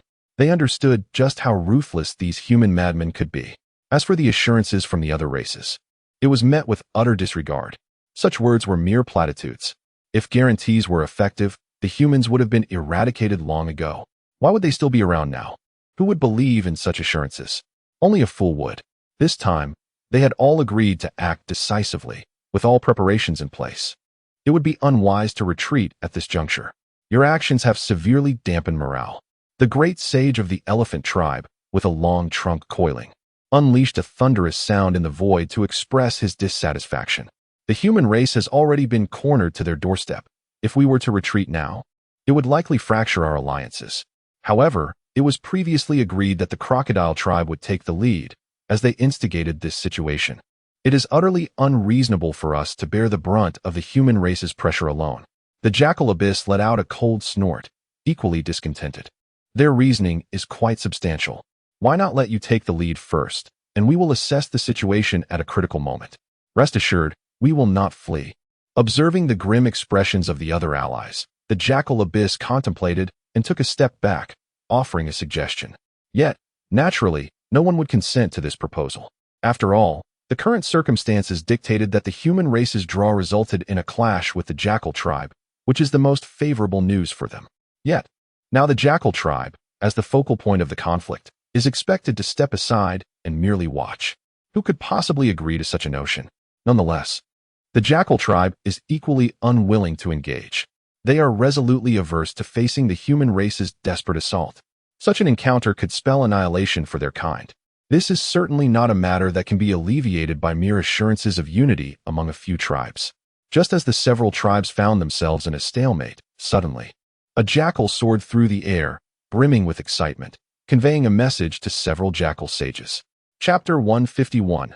Unfathomable. The wolf clan suddenly retreated, and their withdrawal was unstoppable. This was effective. The situation unfolded far more smoothly than anticipated. Frankly, the lottery method was a last resort, a desperate measure. The human race certainly did not place all their hopes on this tactic. It was merely a psychological strategy employed before battle, intended to deepen their adversaries' concerns once the fighting began. The true arsenal of the human race lay ahead, life and death combat, along with contingency plans. Preparations were meticulously considered, and even the clan's ultimate weapon was poised for activation. Yet, unexpectedly, a single strike of resolve sent the wolf clan scurrying back. The alliances among the coalition were more fragile than imagined. In the midst of the grand formation, the great sage of the void breathed a sigh of relief. Regardless of the outcome, one clan had departed, creating fissures within the coalition, thereby simplifying subsequent endeavors. He shattered the token belonging to the wolf clan and once more shook the bamboo tube. The sound resonated far and wide, deliberately echoing within the hearts of the allied clans. The elephant, divine eagle, and giant crocodile clans were bypassed in his selection. This time, he chose the bullfrog clan. Congratulations. The bullfrog clan shall be the next adversary of our human race. To the death. The great sage of the void widened his eyes and proclaimed.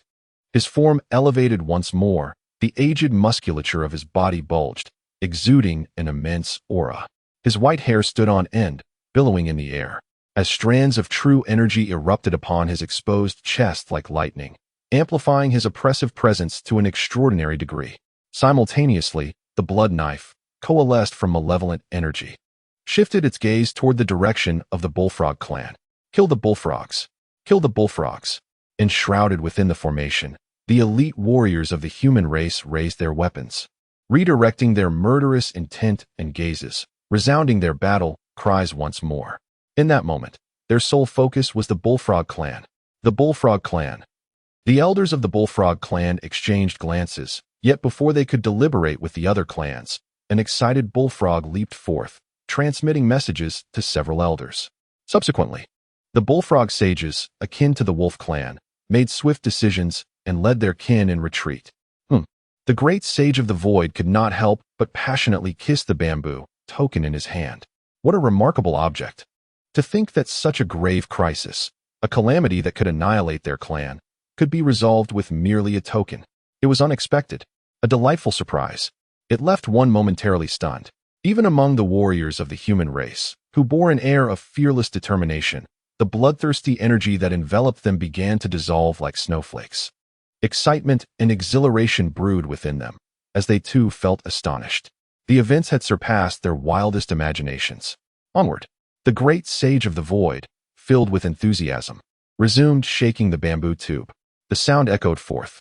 This time, there is no need for consideration. In a swift moment, a line of ominous blood clouds, emblazoned with the insignia of the Dry Sheep clan, burst forth into the void. However, before the great sage of the empty void had the chance to cultivate his emotions for a grand display, his body had barely swelled once more, and the malevolent energy had yet to dissipate.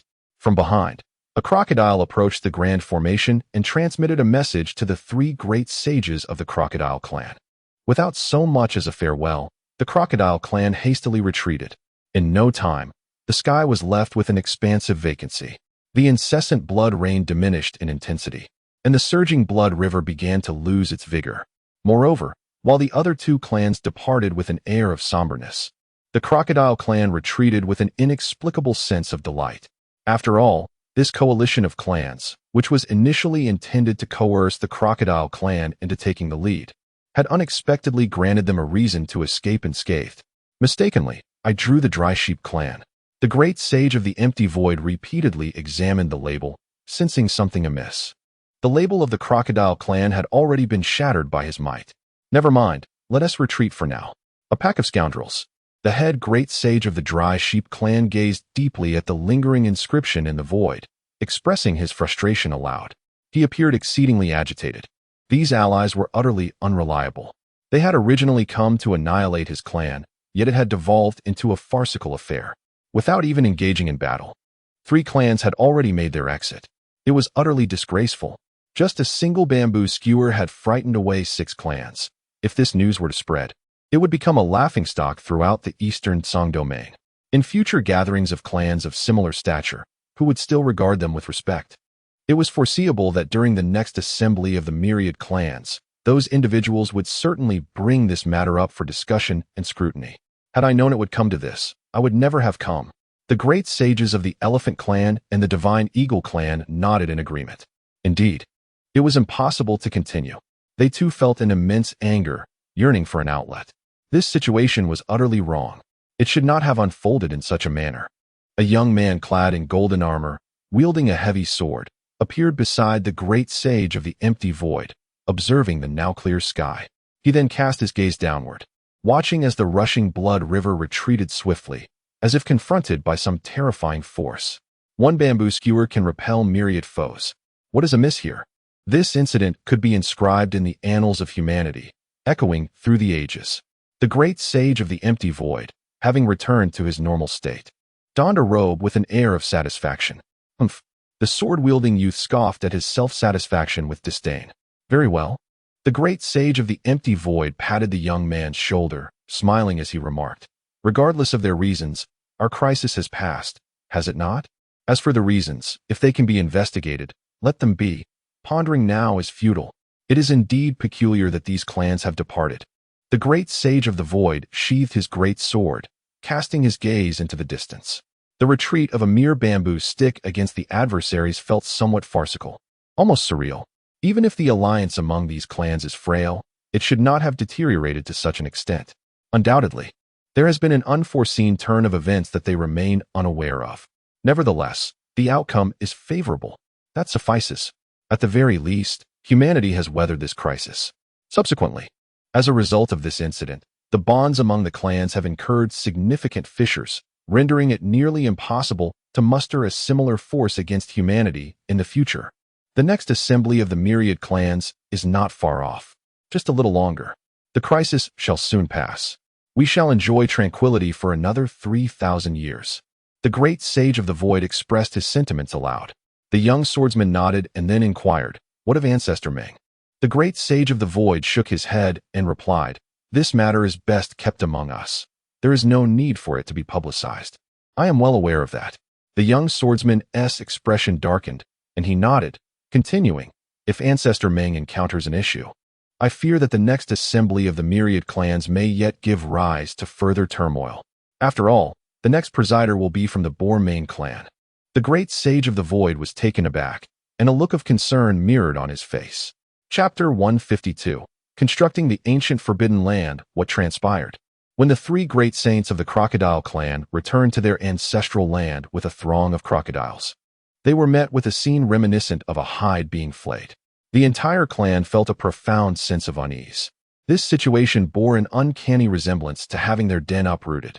"Cooing Crocodile, Thunder Crocodile, and Bitter Crocodile, what are your intentions? Step forth." The awareness of Lotus Crocodile swept through, sensing only the lingering auras of the three, yet not their true forms. Bitter Crocodile and two of its esteemed ancestors had already departed. A saint-level crocodile, left behind, soared upwards from below. Its body bore the marks of a fierce battle, indicating it had sustained serious injuries.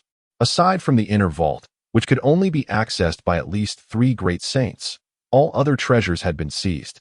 The entire clan had been thoroughly ransacked. The injured crocodile spoke, recounting the actions of the 3 upon their return. The 3 crocodiles had been frenzied, as if in a contest, sweeping through the entirety of their ancestral land like a tempest. Attempts to intervene had proven futile. It was swiftly overpowered and subjected to a relentless beating. Fortunately, it only suffered superficial wounds, a clear indication that the 3 were indeed real and their faculties not entirely lost. Otherwise, it would have faced dire consequences. Had they truly lost their minds? Lotus Crocodile, with a darkened countenance, cursed under its breath before inquiring further. Did they articulate any reasons beyond their theft? They did. They claimed that possessing such treasures was a danger, asserting that these valuables could not be safeguarded with our strength. By taking the initiative to relinquish them, it would be for the benefit of the clan, and likewise for themselves. A mutual benefit, they professed. What utter nonsense! Did they fail to provide a concrete rationale? What was their true intention? The fierce glint in Lotus Crocodile's eyes betrayed its agitation.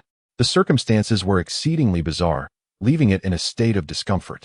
A sense of oppression began to blossom within its heart. They did not specify. However, before their departure, they earnestly cautioned against provoking the human race. They also conveyed a message indicating that a grave crisis loomed over the clan, urging an immediate return. They insisted that we forget them entirely, to act as though they had never existed within the Crocodile clan. As they departed, they shattered and consumed their life pearls along with all related artifacts, declaring their intention to sever all ties with our clan. Their words were laced with tears and reluctance, revealing genuine emotion. Far from madness, they seemed burdened with unspoken troubles. The injured crocodile spoke again, still feeling a profound disorientation. After all, the events that transpired were utterly inconceivable. Do not provoke the human race. Lotus Crocodile and the other 2 great saints turned their heads abruptly, their gazes fixated on the direction of the human realm. Chu He was quite satisfied. The several formidable beasts under his command exhibit commendable efficiency. After undergoing several trials on the 3rd level of the Demon Suppression Tower, they have shown remarkable awareness. Refraining from any antics that might displease him, they returned not long after, gradually bringing back a bountiful harvest. Within the confines of the tower, Chu He meticulously counted and settled their accrued holiday using a paper and pen, employing the magical bags that he held. In this regard, he was truthful with them, honoring his commitments. The holidays could indeed be exchanged at a clearly marked rate. A group of beasts observed as their rightful possessions were transformed into days of respite. Apart from the excited glint in the eyes of the bitter crocodile, the expressions of the other formidable beasts were rather complex. Truth be told, they had not yet been completely stripped of their will. They still had the strength to endure. If given a choice, they would prefer not to deplete their kin. Unfortunately, they were acutely aware of their lack of options. The human before them possessed a power that instilled a sense of despair. Taking the initiative to obtain more was in the best interest of their clan, a measure to avert disaster. If they failed to satisfy the human's expectations, the consequences could be dire. You are correct. The Thunder Saint gazed at the triumphant, bitter crocodile, recalling the words it had spoken upon their arrival. Resistance was futile. It would only lead to greater suffering. Embracing a passive stance offered a semblance of comfort, much like the current state of affairs. Their compliance had indeed brought about a greater sense of ease. After settling the accounts, Chu He escorted the group of beasts out of the demon suppression tower. The materials were nearly sufficient, and he began to focus on the construction of the ancient Forbidden Land, accompanied by 1 tiger and 4 crocodiles. Time passed slowly, and in the blink of an eye, 3 years had gone by.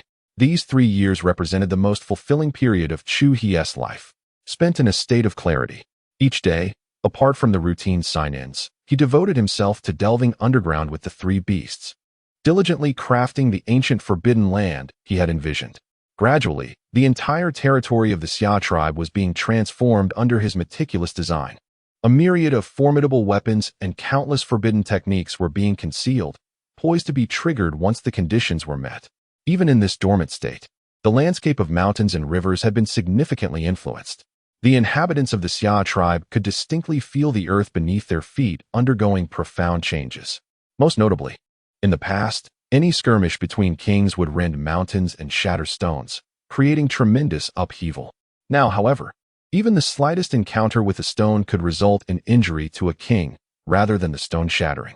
The stones had seemingly risen to their feet. It had become increasingly arduous to break them, an endeavor no longer achievable by just anyone. Moreover, such occurrences were not isolated incidents. Numerous similar events had transpired. If the abundance of stones could be attributed to the fortuitous blessings of the Xia territory, then the more significant transformations were even more apparent. Those kings, who once soared through the heavens with unparalleled freedom and ease, now find themselves beset by an overwhelming pressure when they take flight. The exhilarating sensation they once experienced diminishes gradually, becoming increasingly pronounced as time progresses. Presently, after merely flying a few kilometers, they feel utterly drained, as if their very essence has been sapped. It is more exhausting than the arduous years spent striving to meet quotas in Lin City. However, when they descend to the earth and run upon solid ground, they are completely unaffected and can swiftly recover. This sensation is peculiar. It is as though the earth represents a broad thoroughfare while the sky offers a narrow path, uncomfortably constricting. Moreover, those of higher cultivation perceive this feeling with greater intensity.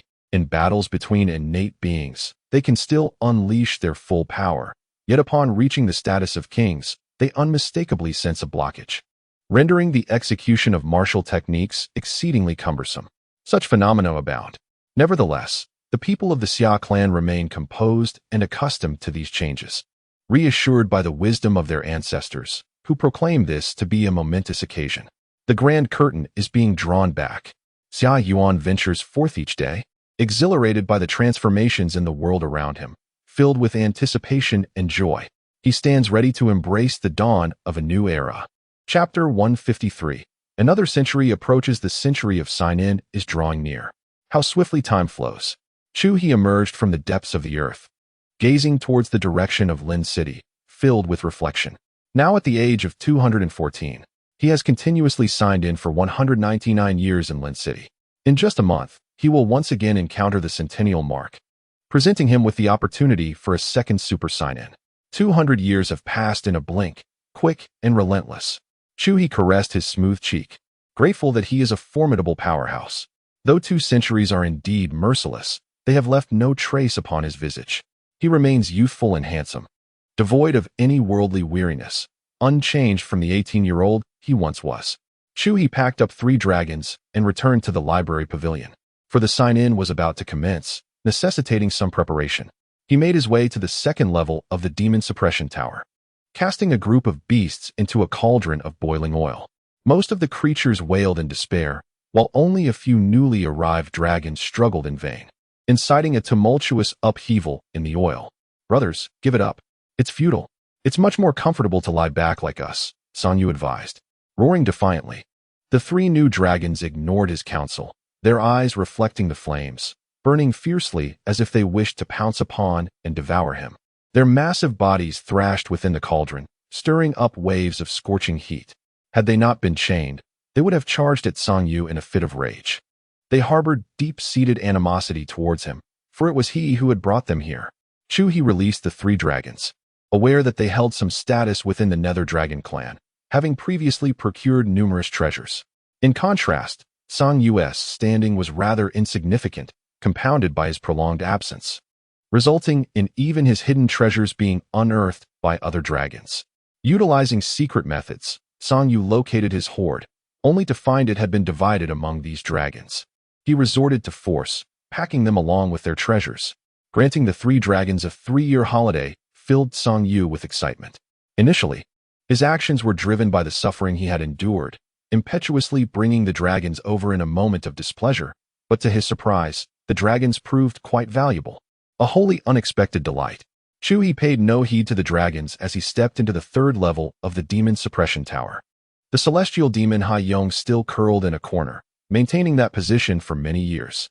It seemed profoundly withdrawn, unable to emerge from its self-imposed isolation. As a formidable fiend, its psyche appeared excessively fragile. Chu He shook his head, feeling that the celestial demon Dahuang required the gentle comfort of kin to navigate the shadows of its heart. Otherwise, such a sight was utterly pitiable. Thus, Chu He diligently endeavored to assist it in seeking out familial connections. Regrettably, the great black rat and its former companions have become adept at concealment, remaining elusive and never to be seen again. Good boy. Chu He gently patted the enormous head of the celestial demon, Dahuang. In his hand, he held a collection of treasures he had acquired over the years, along with those he had procured from the beast tribes that would be beneficial to the demon. One by one, he personally delivered these offerings to Dahuang's mouth. Noticing its reluctance to move, Chu He kindly used his palm's power to assist in its digestion. Such treatment was unparalleled. This familiar scene brought tears of gratitude to Dahuang's eyes. Indeed, as it had anticipated, once it had digested sufficiently, Chu He acted decisively and cast it beneath a thunderous orb. Crackle, roar. As the familiar flashes of electricity danced above, Dahuang finally regained a semblance of spirit. Emitting a tremulous roar, its massive body strained against the chains, and the demonic flames that had long been dormant once again encircled it, red embers flaring in its eyes. Filled with ferocity, this was more like it. There was a spark of vitality. Chu He nodded in approval, sensing he had discovered a path to heal Dahuang's psychological wounds. Exiting the demon suppression tower, he gazed at the sky, which brewed another spiritual rain, his heart unperturbed. For him, these rains had become utterly devoid of utility. Chu He unearthed the fortune cauldron, extracting a stick of divine incense earned through his sign-ins to place atop it. As soon as the incense made contact with the cauldron, it ignited spontaneously. Wisps of blue smoke began to swirl upward. Chu He nodded in satisfaction and returned to the library, sitting cross-legged in quiet anticipation. Before long, a month had elapsed. The day of his sign-in arrived. Rising from his seated position in the library, he adjusted his attire and took out a golden plate to wash his hands thoroughly. He displayed a handcrafted statue of Guan Gong upon the fortune cauldron, bowing solemnly in respect. As noon approached, at precisely 12 o'clock, the auspicious moment arrived. Closing his eyes, he directed his consciousness toward the system's sign-in interface, where, just as a century ago, a shimmering golden button reappeared, awaiting activation. Sign in, Chu He silently intoned. Instantly, it felt as though a colossal hand struck the golden button with great force. Subsequently, the super sign-in button on the interface erupted, transforming into a flickering flame-like form. Ding! Congratulations, host, on completing the second super sign-in. Reward, the sky-splitting bow. A long bow and 9 feathered arrows appeared on the sign-in panel. Their hue a regal purple and gold. A smile graced Chu He's face. Truly, it was a super sign-in, with both rewards being top-tier treasures of purple and gold. With ample experience, Chu He set up a barrier of forbidden techniques to mask his aura before retrieving the sky-splitting bow from the system space. A wave of destructive energy immediately emanated from it, exuding an overwhelming presence. However, Chu He was quite experienced. He acted swiftly, and as soon as he grasped the Lien Tian bow, he began to exert control over it. The aura it emitted was but a mere whisper, a fleeting flash of brilliance, before returning to a state of normalcy.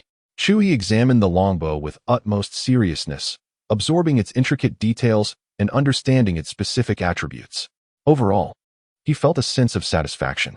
The longbow was a weapon designed for long-range lethality, and it was far from ordinary. If Chu He were to unleash its full potential, carefully honing his aim to target the essence of his intended victim, he could strike from the periphery of the vast eastern Tsang domain to its very heart, delivering a fatal blow with precision. Moreover, the more he charged the bow, the greater its destructive force, making it particularly suited to someone of Chu He's formidable strength. Additionally, for a person like Chu He, who preferred to remain discreet in his actions, this weapon was rather fitting. The only drawback, however, was its overwhelming power. Any target drawn in the bow sights would likely meet a swift demise, reduced to mere remnants. Yet, Chu He was a compassionate individual, one who held a distaste for taking lives, preferring to see them preserved. Consequently, he resolved to minimize its use in the future. He carefully stowed the bow away. While it was indeed a remarkable and practical item, its shortcomings were glaring. Nevertheless, on the whole, Chu He remained content. Chapter 154. A sense of crisis. As the attendants concluded, Chu He drew the beasts ashore, with the exception of 3 newly arrived dragons. Their holiday was not yet over. Chu He merely intended to utilize them temporarily. Even the celestial demon Dahuang was released, for it was still not in prime condition. Although exposure to lightning appeared to have a healing effect, it was essential to proceed gradually, allowing it to adapt slowly, lest it succumb prematurely. Chu He held Dahuang in high regard, contemplating nurturing it diligently before further utilization, providing it with numerous treasures, particularly the magical orb, whose effects had begun to manifest. As a trace of the ancient celestial demon bloodline was digested by Dahuang, Chu He sensed that it now possessed the potential of a Taoist sovereign. In the future, it would become a formidable general in his ranks. Consequently, the spiritual reign within the confines of Lin City lasted merely a month before ceasing. However, for many within the Xia Clan, this development bore little significance. The unexpected downpour afforded scant benefit to the populace, as the surroundings of Lin City no longer thrived as they once did. The entire Xia territory had experienced considerable desolation over the years. Chu He had devoted himself to the creation of ancient forbidden lands, granting the beasts an extended respite, resulting in a lack of continual replenishment of Lin City's fortunes. The population had swelled excessively, leading to a diminished occurrence of new opportunities within Lin County, save for the newborns within Lin City, who barely maintained quality. Simultaneously, beyond the borders of the Xia territory, secret realms and the abodes of powerful beings were frequently uncovered, leading to a succession of opportunities that enticed many to venture forth. As a result, these barren lands were rapidly developed. However, despite the Xia clan's prosperous growth to this point, they began to encounter difficulties, facing emerging threats.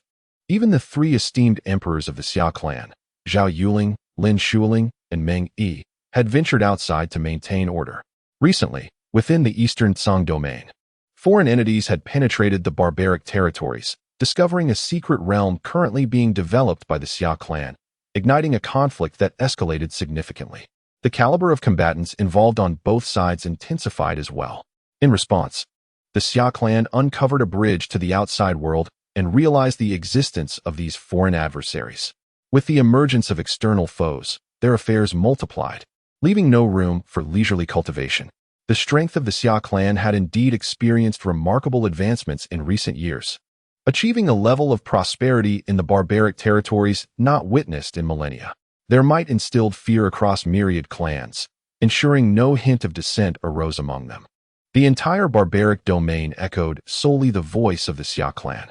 However, this dominance was confined to the barbaric territories. Now, they were compelled to confront formidable adversaries from the eastern Tsang domain. Even though these foes were merely minor clans on the periphery of the eastern Tsang domain, they were incomparable to the foreign entities of the barbaric territories. The disparity between the two sides was as vast as heaven and earth. Moreover, this time, the Xia tribe faces threats not from a single faction, but from multiple clans coveting those secret realms. The still developing Xia tribe undoubtedly feels the strain. Among the 3 emperors of the Xia, Meng Yi is merely a novice, while Zhao Yuling and Lin Shuling have only attained the 3rd tier. As for the monarch level, Aside from the veteran monarchs, most of the newly emerged ones are barely at the lower third tier. Even the exceptionally gifted ones struggle to reach the mid-third tier. This is already quite rapid. It is largely thanks to several spiritual rains, the prior assistance from the Qin tribe, and various fortuitous opportunities. After all, the Xia tribe's rise has been remarkably swift, spanning only several decades to reach the monarch level, a relatively short period, especially in the context of a tribe's development, which typically spans millennia. A century is but a mere beginning. This time, our adversaries consist of 3 tribes. Although they are merely branches of larger clans, their power remains formidable. Moreover, the most critical factor is that we are situated in the eastern Song domain. This poses significant trouble. On the fringes of the barbarian domain, Meng Yi gazed towards the distant Chu bridge, his expression grave. He had just interrogated several captives and received disconcerting news. The tribes engaged in conflict with them possess terrifying strength, and they are merely branches. He has come to understand that this continent, which has suddenly connected with the barbarian domain, is indeed the eastern Song domain referred to by the elders of the Qin tribe. The perilous nature of this borderland is truly alarming, exactly as the elders of the Qin tribe had described. For the Xia tribe, this will be an exceedingly precarious challenge. Although a powerful elder resides in Lin City, that elder is merely awaiting the grand unfolding and cannot provide assistance in every matter. Furthermore, it remains uncertain whether that elder can withstand the impending crises in such a dangerous eastern Song domain. It is likely that, when the time comes, even the elder will be preoccupied with their own challenges, unable to attend to the Xia tribe. It is worth noting that during Meng Yi's conversation with the Qin elder, he learned that the elder in Lin City possesses truly terrifying strength, ranking among the foremost even within the human lineage of the eastern Song domain. Yet, despite such formidable might, they do not rank among the absolute elite in the eastern Song domain. There are still many individuals more powerful than the elder, including those capable of effortlessly subduing the elder with a mere swipe. Previously, the eastern Song domain seemed distant, and the elder's strength provided a sense of invincibility and security. However, now that the eastern Song domain lies before them, with upheavals becoming increasingly frequent, Meng Yi senses that the Grand Curtain is about to rise. When the opportunities emerge, it is uncertain how many powerful beings from the eastern Song domain will arrive to compete with the elder. Whether the elder can withstand the pressure remains an unknown. Thus, the Xia tribe must learn to rely on themselves. Meng Yi gazes ahead, his thoughts racing, instantly conjuring a multitude of reflections. As thoughts swirled in his mind, he spoke aloud to Zhao Yuling and Lin Shuling beside him, elucidating the current situation, which rendered their expressions equally grave and anxious. After all, they had never encountered such a formidable domain before. The terrifying nature of it all had been conveyed through the words of others, which they then tried to comprehend. They turned their gaze towards the direction of the Xia clan's territory, feeling a sense of concern for their little brother Chu. Soon, numerous powerful beings would vie for opportunities alongside him.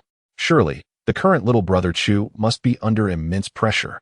It was no wonder that, despite not retreating into seclusion over the years, he had not been as leisurely as before. He must have sensed the impending crisis and was preparing accordingly. Regrettably, their own abilities were far too limited to offer any assistance to little brother Chu. All they could do was withstand the impending crisis of the Xia clan and not add to his troubles.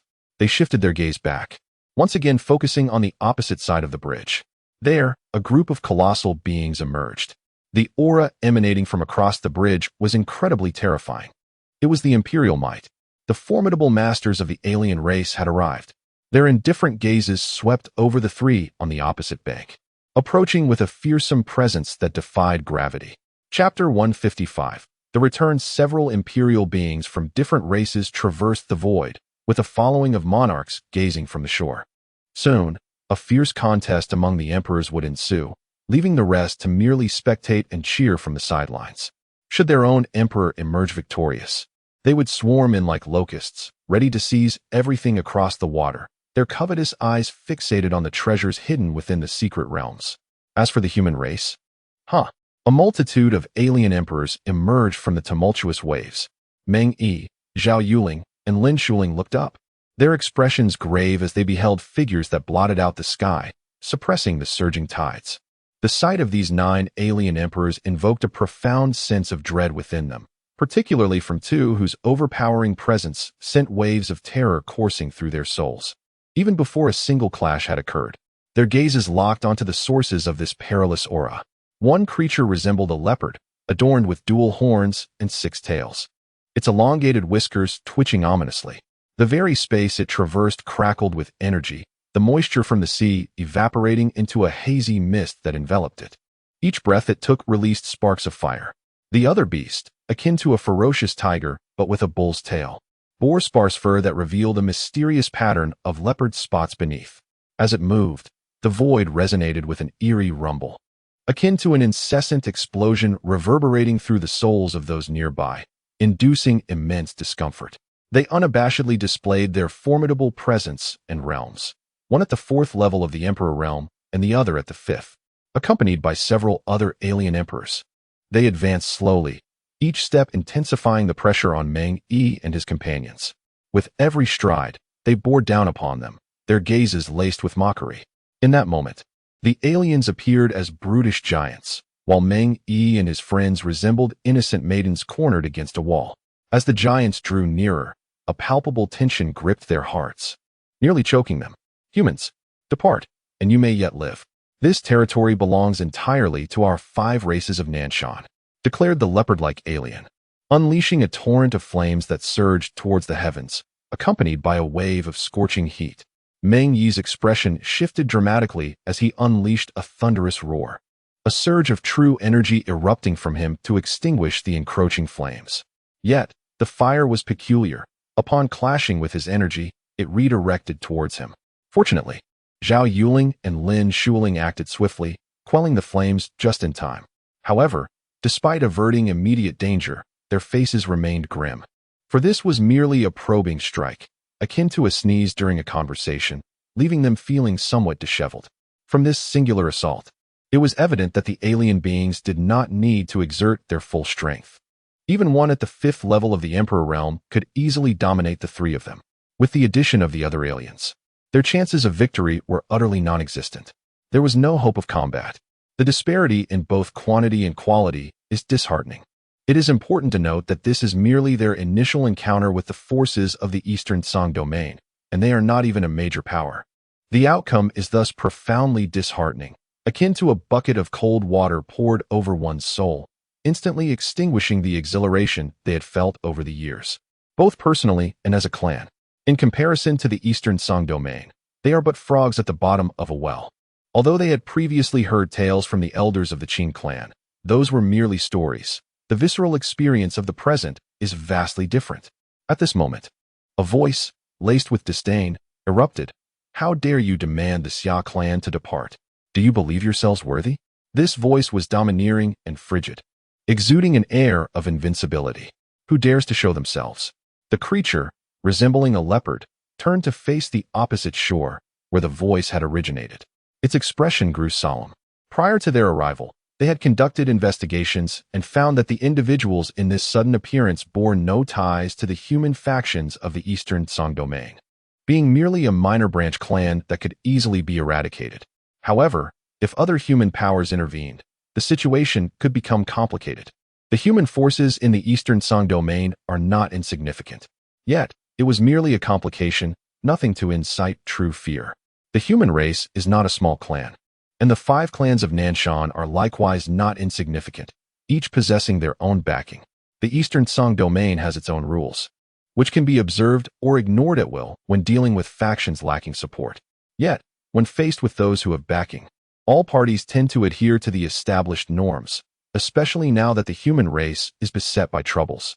Many clans await the downfall of the human main lineage, eager to take advantage of the situation. The various branches of the human forces are preoccupied with their own affairs, thus even if other human factions intervene, they are unlikely to be from outside Luchuan. There is nothing to fear. As it gazed onward, it saw upon the Chu bridge a young man, wielding a large sword, clad in shorts with his upper body bare, adorned with a dragon embroidery on his shoulder, and his fiery red hair standing erect. His strikingly handsome and resolute visage was directed towards the 9 alien emperors above. That figure appeared remarkably familiar. Lin Shuling furrowed her brow as she gazed at the figure in the sky. She sensed an aura that was hauntingly recognizable. Zhao Yuling nodded, contemplating seriously. It was Xiaotong. Her eyes brightened momentarily, only to furrow again. What is he wearing? His appearance has changed significantly, making him unrecognizable at first glance. Meng Yi wore a peculiar expression as well. He was certainly acquainted with this young prodigy of the Xia Clan, the first to possess the potential of an emperor. In his youth, he had even attempted to take him as a disciple, only to be dismissed later. However, the two parties frequently encountered one another. Decades ago, one had ventured away from home for personal growth, only to vanish without a trace. Little did they anticipate that their reunion, after so many years, would unfold under such circumstances. Indeed, it felt somewhat difficult to recognize each other. The transformation was rather profound. Once a youthful boy now, the impression he left was rather peculiar. Is there anyone else? The being resembling a leopard disregarded Lin Tong, shifting its gaze farther afield, its awareness sweeping across the opposing shore. No one else. Just you? After a thorough scan, it sought confirmation, then voiced its astonishment. If not for a misjudgment on its part, then surely this human's mind was deranged. A mere child of the second realm of an emperor, so brazenly audacious. Clearly, he had not been properly educated. Who did he look down upon? That earlier demeanor, that tone, one might mistakenly believe a being of saintly lineage had descended. Utterly nonsensical. Seeking death? Very well, I shall oblige. With a powerful strike, it brought its claw down, embodying the weight of Mount Tai, flames erupting with a resounding roar. Akin to a volcano poised to unleash chaos upon the world, enveloping Lin Tong. Be cautious. On the shore, the expressions of Meng Yi and the others shifted dramatically. They prepared to rush forward in a bid to assist. However, at that very moment, a cold snort echoed through the void. The sound, though melodious, carried an inexplicable chill. Chapter 156. The enigma with a chilling snort. The colossal paw of the leopard-like alien halted abruptly, and the surrounding inferno of flames was instantly encased in an icy chill. In an instant, the temperature of the realm, once transformed into a furnace by the actions of the alien, plummeted to the frigid expanse of the sea connecting the barbarian domain and the Summer Clan, revealing a vast, mirror-like surface of azure ice. The cold was terrifying, enough to chill one to the core. On the opposite shore, a throng of aliens waving banners for their emperor trembled uncontrollably, their fur crystallizing into icy needles. Some were even entirely encased in ice, transformed into lifeless sculptures upon the ground. Their expressions shifted dramatically. Those capable of movement, their bodies quaking, hurriedly dragged their companions away to safety. In the struggle between emperors, with the ancestors unable to attend to them, the distance they maintained felt insufficient for security. In the void, an ice bridge crystallized, as snowflakes swirled and fell. A woman clad in a flowing violet gown, her hair cascading to her waist, her face veiled in white, and her hands adorned with white lace gloves, strode gracefully upon the ice bridge, her long, slender legs encased in violet stiletto heels. Her deep, cold gaze seemed to pierce through the surroundings. As she wielded a purple parasol, advancing step by step, her aura appeared indistinct. If not for the sight of her, one might have doubted her very existence. Yet, it was precisely this elusiveness that rendered her all the more terrifying. The leopard-like alien, a formidable being at the 5th level of the Emperor's realm, felt the weight of her presence acutely, its eyes fixated on her delicate figure. You cannot be of Lianchuan," it exclaimed, its voice laden with gravity. The alien was well aware of the masters from Lianchuan, having encountered several of the human emperors, yet this enigmatic woman was an unfamiliar presence. Thus, it inferred that she must originate from beyond Lianchuan. "We can withdraw," it declared promptly, refraining from further confrontation. Although the earlier exchange had merely been a tentative strike, it revealed numerous concerns. The chilling intent that had descended upon them was palpable, even to one as fiery as itself. As the strongest among the 5 clans of Nanshan, it recognized that the power now before it was beyond its grasp. Where this individual hailed from, and whether they had disrupted the established order, became secondary considerations. The priority was to retreat, a decision that felt prudent. The treasure within the secret realm remained, irrevocably, in its place. There would be opportunities to devise further plans once this outsider had departed. There was no need for haste. A slow approach was entirely acceptable. Time and patience were abundant, and it had ample lifespan to wait. What foolish thoughts you entertain. As you come and go at your whim, there is no door for you to pass through. The woman in the purple attire remained silent. Bare-chested, Lin Teng leaped forward, deftly embracing the woman in purple attire, his long blade poised for action. Enough, little tongue. Let them go. Upon hearing Lin Teng's words, the purple-clad woman raised her hand, causing the snowflakes descending from the heavens to transform into icy shards. A chilling aura of impending doom sent a shiver through the group of otherworldly beings, eliciting piercing, shrill cries. However, at that moment, she sensed a shift, her gaze shimmering with a ripple of thought. After a moment of contemplation, she nodded and gently seized Lin Teng's great sword, halting his advance. Why? Lin Teng furrowed his brow in confusion. He was well aware of Ziyan's formidable strength. She could easily freeze these beings into ice sculptures. With a mere flick of her wrist, the confrontation would be resolved swiftly, a task he had mastered through experience. Their coordination was impeccable. Trust me. Ziyan gazed at Lin Teng with tender eyes. Very well, Lin Teng acquiesced, resignedly watching the group of otherworldly beings retreat. Without her intervention, he knew he could not succeed. Lin Teng had returned, accompanied by a powerful woman, presumably his companion. Zhao Yuling and the others guided them back to Lin City. Along the way, the trio frequently cast curious glances at the pair, brimming with inquiries yet uncertain how to broach the subject, mindful of the presence of outsiders. Soon, they arrived at the borders of the Xia tribe's territory. Meng Yi and his companions dismounted at a relay station, fetching several horses. They skillfully mounted their steeds and gestured for Lin Teng and the woman in purple to do likewise. No need. We will fly. Ziyan expressed her disdain for riding. Lin Teng glanced at her, perplexed. They were on the verge of home. Why resort to horseback when they could soar through the skies? The journey would be a mere instant, while riding was tediously slow, far beneath the speed of the great emperor. Typically, we prefer not to ride either. But with guests in tow, it would be rather undignified to run, and flying above this place is ill-advised, Meng Yi explained, albeit vaguely. That's all right. Ziyan shook her head. As Lin Teng noted, she had grown accustomed to flying solo, eschewing rides on other creatures. Very well. We shall proceed slowly to accommodate you. Please, do not rush. Be cautious. This area is imbued with restrictive powers. Should you encounter obstructions, refrain from exerting excessive force and keep your presence subdued. The more you resist, the stronger the bindings will become. Meng Yi nodded, feeling that without first-hand experience, his explanations might fall short. Based on his knowledge, the skies above the Xia tribe were indeed peculiar but posed no real danger. Moreover, it is capable of flight, albeit at a somewhat reduced velocity. It invites one to experience it firsthand, a chance to assist Lin Teng as well, allowing his wife to appreciate the extraordinary nature of her husband's lineage.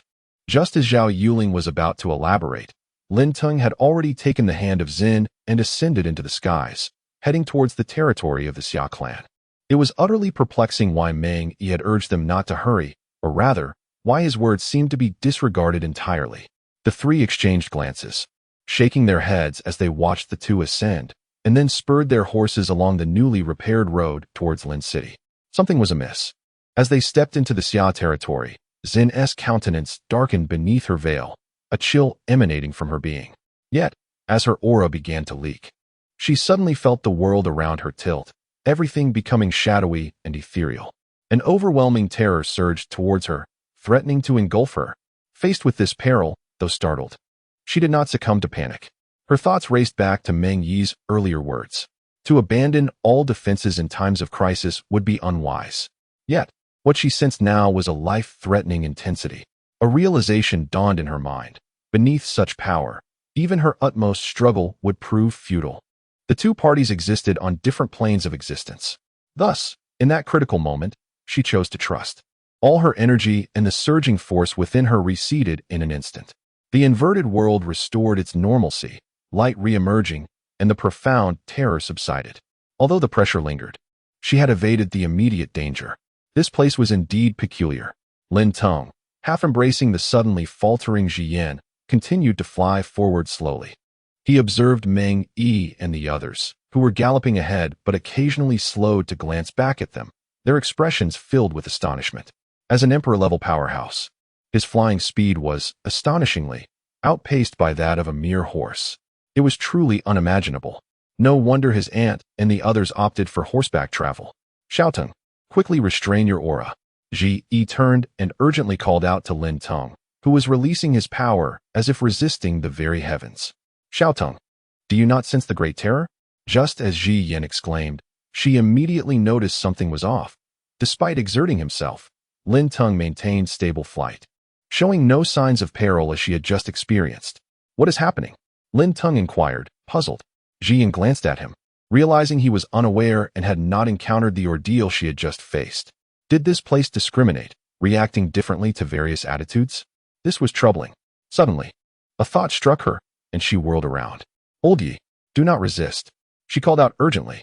Alas, it seemed it was a tad late. With a thud, a figure plummeted from the sky, gasping for breath, eyes wide with disbelief. Xi Yan hurriedly descended, racing towards the fallen old Yi. Thankfully, he had merely lost consciousness. His breath still lingered. Xian could not help but let out a sigh of relief. What was happening? Lin Teng rushed over, gazing up at the sky before shifting his attention to the elderly man on the ground. Roar! Roar! Just as Xian was about to speak, a series of beastly roars erupted from the distance. A dragon and a tiger, proudly escorting a group of wounded foreign emperors, gallantly entered the territory of the Xia Clan. Their roars resonated with jubilant enthusiasm. As they passed by Lin Teng and Xian, they cast a glance in their direction, their voices softening slightly, seemingly wary of disturbing them. Xiaoteng, pray tell, what exactly is the situation at your home? Xian inquired, her gaze piercing as she regarded Lin Teng. Suddenly, she felt as though he was not as straightforward as he appeared. Chapter 157. The peculiar city has the little one found their other half? Yet, the age difference seems rather substantial. Chu He cast his gaze into the distance, his emotions in disarray. He observed a once small child now embarking on the journey of family life. It is indeed a cause for celebration. However, the age disparity in this newfound relationship raises eyebrows. Although cultivators generally possess longevity unless faced with unforeseen circumstances during conflicts, age should not pose an obstacle. As long as the connection is genuine, intergenerational romance is not entirely unacceptable. Yet, a sense of oddity lingered in Chu He's heart. For the age gap exceeded his previous notions. Perhaps his exposure to such matters had been insufficient. After all, the beast storytellers seldom broached such topics. Chu He mused to himself. Fortunately, given her cultivation level and concealed abilities, none in the Xia clan can discern her true age, not even Xiao Lin Teng. Otherwise, Chu He shook his head. The imagery was too beautiful to contemplate. One could hardly imagine how Lin Teng's mother and father would react upon realizing the age of their future daughter-in-law. Would they still be able to smile as they do now, feeling genuine joy from the depths of their hearts? Would Zhao Yuling still be able to hold Ziyan's hand and comfortably refer to herself as an elder? Would their current satisfaction with Ziyan, which seems flawless, diminish in any way? Such questions lingered. Indeed, in the realm of cultivation, possessing strength necessitates some discretion regarding age, especially for women. As long as one's power is formidable and lifespan extended, no one can predict at what stage in life their other half will appear. This young man, who appeared unremarkable in his youth, has proven rather impressive. He has even secured a lifelong companion during his brief excursion. Chu He sipped his tea, reflecting. He had a premonition that upon Lin Teng's return, it would not be long before there would be a little one on the way. Time races forward. Indeed, it passes swiftly. In the blink of an eye, the once small child is poised to become a father. Moreover, the partner he has chosen surpasses all expectations. Truly, life is filled with infinite possibilities, and no one can claim to fully understand it. In the capital, Lin Teng walked alongside Ziyan, with the now somewhat recovered night-old trailing behind them. The atmosphere was peculiar, and he could no longer conceal his presence. Transitioning from the shadows to the forefront, he connected with Lin Teng's elders in the guise of Ziyan's relative. Though a smile adorned his face, a cloud of unease lingered in his eyes. Had he not awakened within the heart of the Xia clan, he would have taken Ziyan and departed immediately.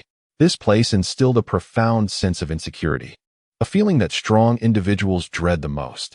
Nevertheless, since they were already present, he feared the consequences of neglecting to extend his greetings. Thus, one must endure with patience. concealing inner frustration while donning a smile, dutifully following behind as a competent member of the family. Anger must be suppressed, although none of those present meet his standards. The peculiarities of this place demand his earnest attention. Are the elders we are about to meet of great significance? Ziyan inquired, observing Lin Tang's sudden shift to a more reserved demeanor. Just moments ago, when he encountered his parents, he was rather carefree. This newfound reticence is seldom seen in someone of his character. Even his previously styled hair now cascades down, returning to its natural hue. Indeed, Lin Tang nodded. Over the years spent away from home, he has broadened his horizons. He is no longer a Na'vi youth.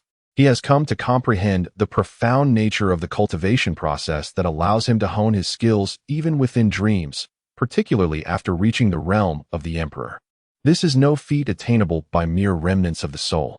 If such a power existed, those souls would undoubtedly not be ensnared in any particular realm. Coupled with various signs from the past, he is now convinced that it is likely his uncle Chu who has guided his training. This is a debt of gratitude that cannot be overstated.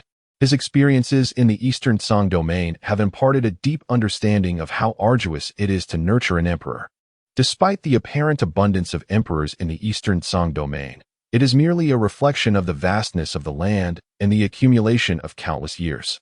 Furthermore, every event that calls forth an emperor or higher being is invariably tied to some fortuitous opportunity. Just as cats gather when they scent a fish, the presence of emperors can seem diminished. However, in ordinary times, it is exceedingly rare for most beings to encounter such formidable entities. The cultivation of each emperor consumes immeasurable resources and requires the accumulation of time, as they ascend through competition step by step. The passage of time is measured in centuries. Aside from a few exceptional and scarce beings, the majority require several hundred years to attain the emperor level, even if they are prodigies. After all, ordinary beings lack the extraordinary opportunities to reach this pinnacle. Only the truly gifted can aspire to such heights. To achieve the emperor realm in less than a century, apart from innate talent, one would need an astonishing background capable of expending resources without hesitation. Such expenditure, even for great clans, would entail considerable sacrifice, which they would be reluctant to bear. Therefore, this favor is indeed exceedingly precious. As Lin Tang's thoughts wandered, the trio finally entered Lin City. This city seemed somewhat different. Observing the peculiar layout of Lin City, he noted that most individuals entered and exited in pairs. Many of the women appeared to be with child, emanating faint life signals. Moreover, the air within the entire city carried an odd aroma. Unable to contain her curiosity, Ziyan finally spoke up. Elder Yi surveyed the surroundings, equally astonished. This city is truly extraordinary. A sight he has never encountered before in his lifetime. He could not even find an adjective. Lin Tang. This is difficult for him to explain. Previously, he spent his days in Lin City, coming and going in a hurry, either cultivating in dreams or returning home to reflect. Decades passed in this manner. He had grown accustomed to it. After all, he had lived this way since childhood, so he felt no sense of unease, believing it to be normal. However, after venturing out and gaining broader experiences, he matured in understanding.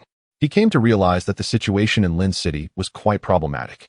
Nevertheless, he remained somewhat oblivious to the specific details, as no one had broached this subject with him. Today, though, his mother and father were delighted to see him return with Ziyan. They prepared to bequeath to him the ancestral house that had been awarded to them in Lin City, urging him to remain there with Ziyan for a decade or so before venturing out again. At that moment, he had yet to grasp any deeper issues. Yet, in hindsight, those words bore significant weight. It was not merely a gift of a house. Rather, it was a delegation of responsibility.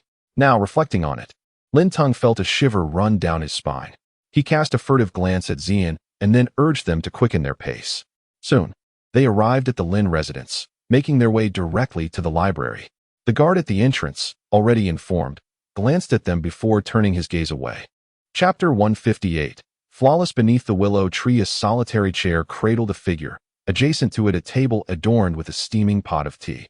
The individual, with eyes closed, sipped slowly from his cup, while at his feet, a resplendent golden turtle, similarly cradling a cup of tea, intermittently withdrew its claw into its shell to extract a shimmering morsel resembling a golden bean, crunching delightfully.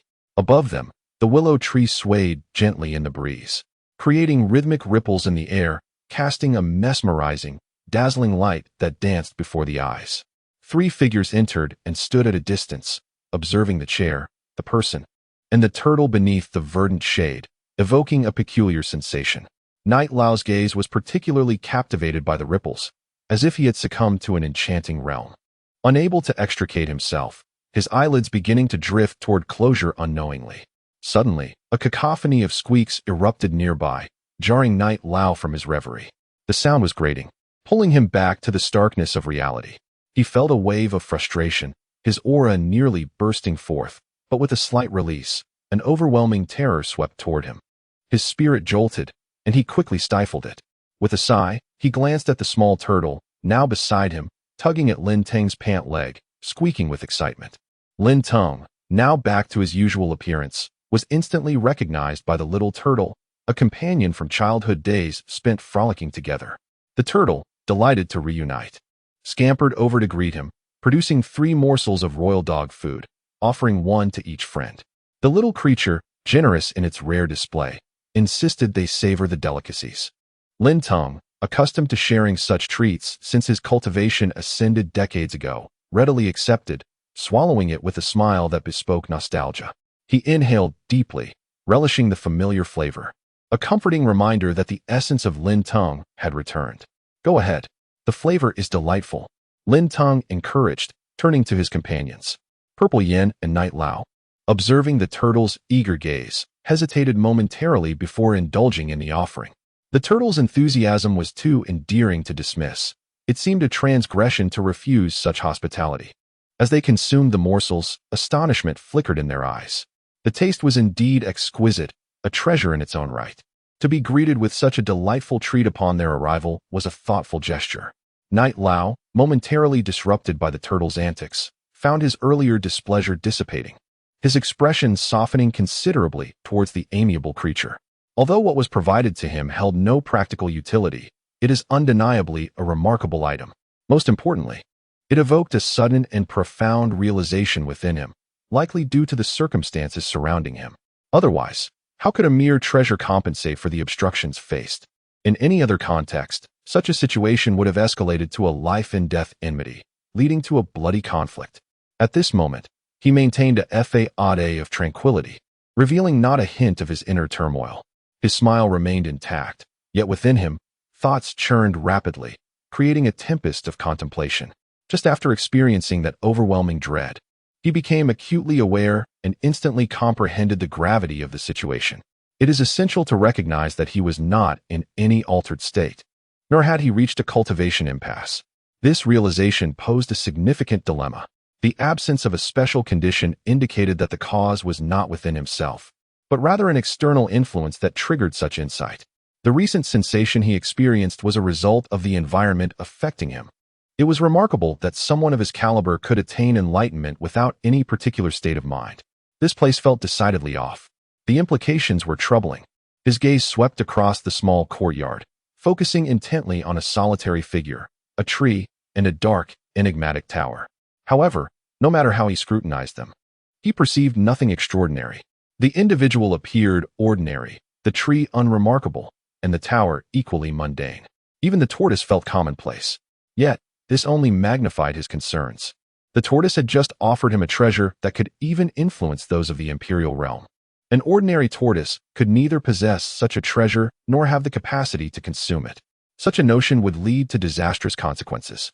By extension, if a creature of such caliber could exist, how could the person associated with it be anything less than extraordinary? Coupled with the peculiarities of the Xia Clan's territory, he found himself increasingly uneasy, a sense of dread creeping into his heart. Cold sweat trickled down his back. Uncle Xiaochu. Lin Teng approached the willow tree, respectfully bowing as a junior. Chu He nodded, a smile gracing his features. Uncle Xiaochu. Ziyan followed suit in her address. This caused Chu He's smile to falter slightly. He was quite pleased when those younger than him called him brother or uncle. But when it came from someone as senior, it felt rather awkward, as if he were being taken advantage of. Nevertheless, he decided not to dwell on it. Discussing age-related matters seemed inappropriate at this moment. Little tortoise, bring out the chairs. Chu He glanced at the tortoise, still foolishly grinning, utterly lacking in wit. Unable to follow the customary procedures for receiving guests, Chu He retrieved a set of cups, filling each one for his guests, all the while wearing a cordial smile. He was a laid-back and hospitable individual. Esteemed guests, Old Yi respectfully bowed to Chu He as a junior would. He was invited to take a seat, and although he maintained a composed demeanor, an unsettling sensation enveloped him. His posture was meticulously upright, exuding an air of formality. Chu He observed him with astonishment. Such a schoolboy-like posture seemed utterly incongruous for an elderly man clad in traditional garb with a white beard. Drink up. Do not hold back, Chu He encouraged. After Lin Teng and Zi Yin complied and took a sip, Old Yi, still somewhat hesitant, reached for his teacup. Initially, he wished to retain an air of dignity and refinement, given the presence of his elder. However, as the tea met his lips, he found himself unable to resist swallowing it in one swift motion, even daring to swirl it with his tongue. Ah, this tea! Upon the liquid entering his stomach, Old Yi inhaled sharply, his body trembling violently. His eyes shut rapidly, and in that fleeting moment of mental suspension, he was engulfed by a profound sense of incredulity. That extraordinary state of enlightenment emerged once more. A single cup of tea seamlessly reconnected him to the sublime insight that had just been interrupted. It was an experience unheard of, utterly unimaginable. Such comprehension of the sublime is rare, often elusive. Once disrupted, it is a feat to avoid mental disarray. To rekindle such feelings requires not just opportunity, but also a cultivation that spans an indefinite duration. Yet now, having only recently faced interruption with lingering frustration, he found himself unexpectedly reconnected in this state. He had never fathomed that such a phenomenon could exist. Chapter 159, Injustice. A sensational event has rocked the land of Liangchuan. The 5 clans of Nanshan, along with 9 formidable emperors, have fallen victim to the ruthless strikes of foreign human warriors. Their lifeless bodies may already be boiling in a cauldron. How outrageous! Humans, how dare they act in such a manner? This is a violation of our sacred rules. Are they under the impression that the 5 clans of Nanshan lack support? They are courting death. At this very moment, they dare to disrupt the established order while facing their tribulations. Let the alliance of 10,000 clans mete out severe punishment upon them.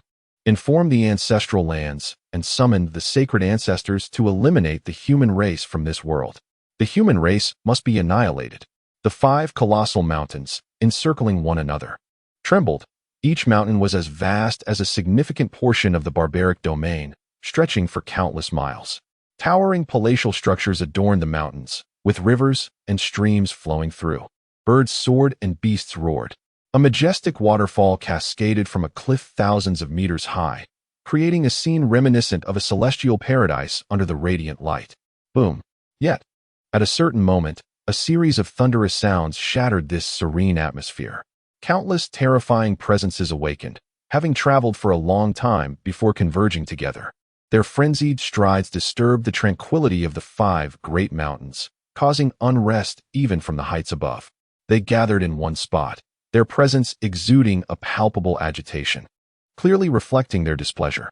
They unleashed a torrent of invective against the human race, their voices merging into a cacophony that reverberated through the void, causing weaker birds and beasts to drop dead in succession. Even the towering ancient trees were rent asunder by their curses. Flames erupted from the mouths of certain beasts, swirling through the air and enveloping the beastly horde in a shroud of smoke. Additionally, torrents of water sprayed downwards, casting a light drizzle over a small patch of land, revealing their current state of fury. This matter must be reported to the alliance of 10,000 clans. Or perhaps we should directly approach the ancestral lands and seek the ruling of the sacred ancestors. Ultimately, one beast voiced a substantial question, bringing the tirade to a close. The others fell silent. Indeed, the emperor ancestors had been completely captured, all falling into the hands of the human race.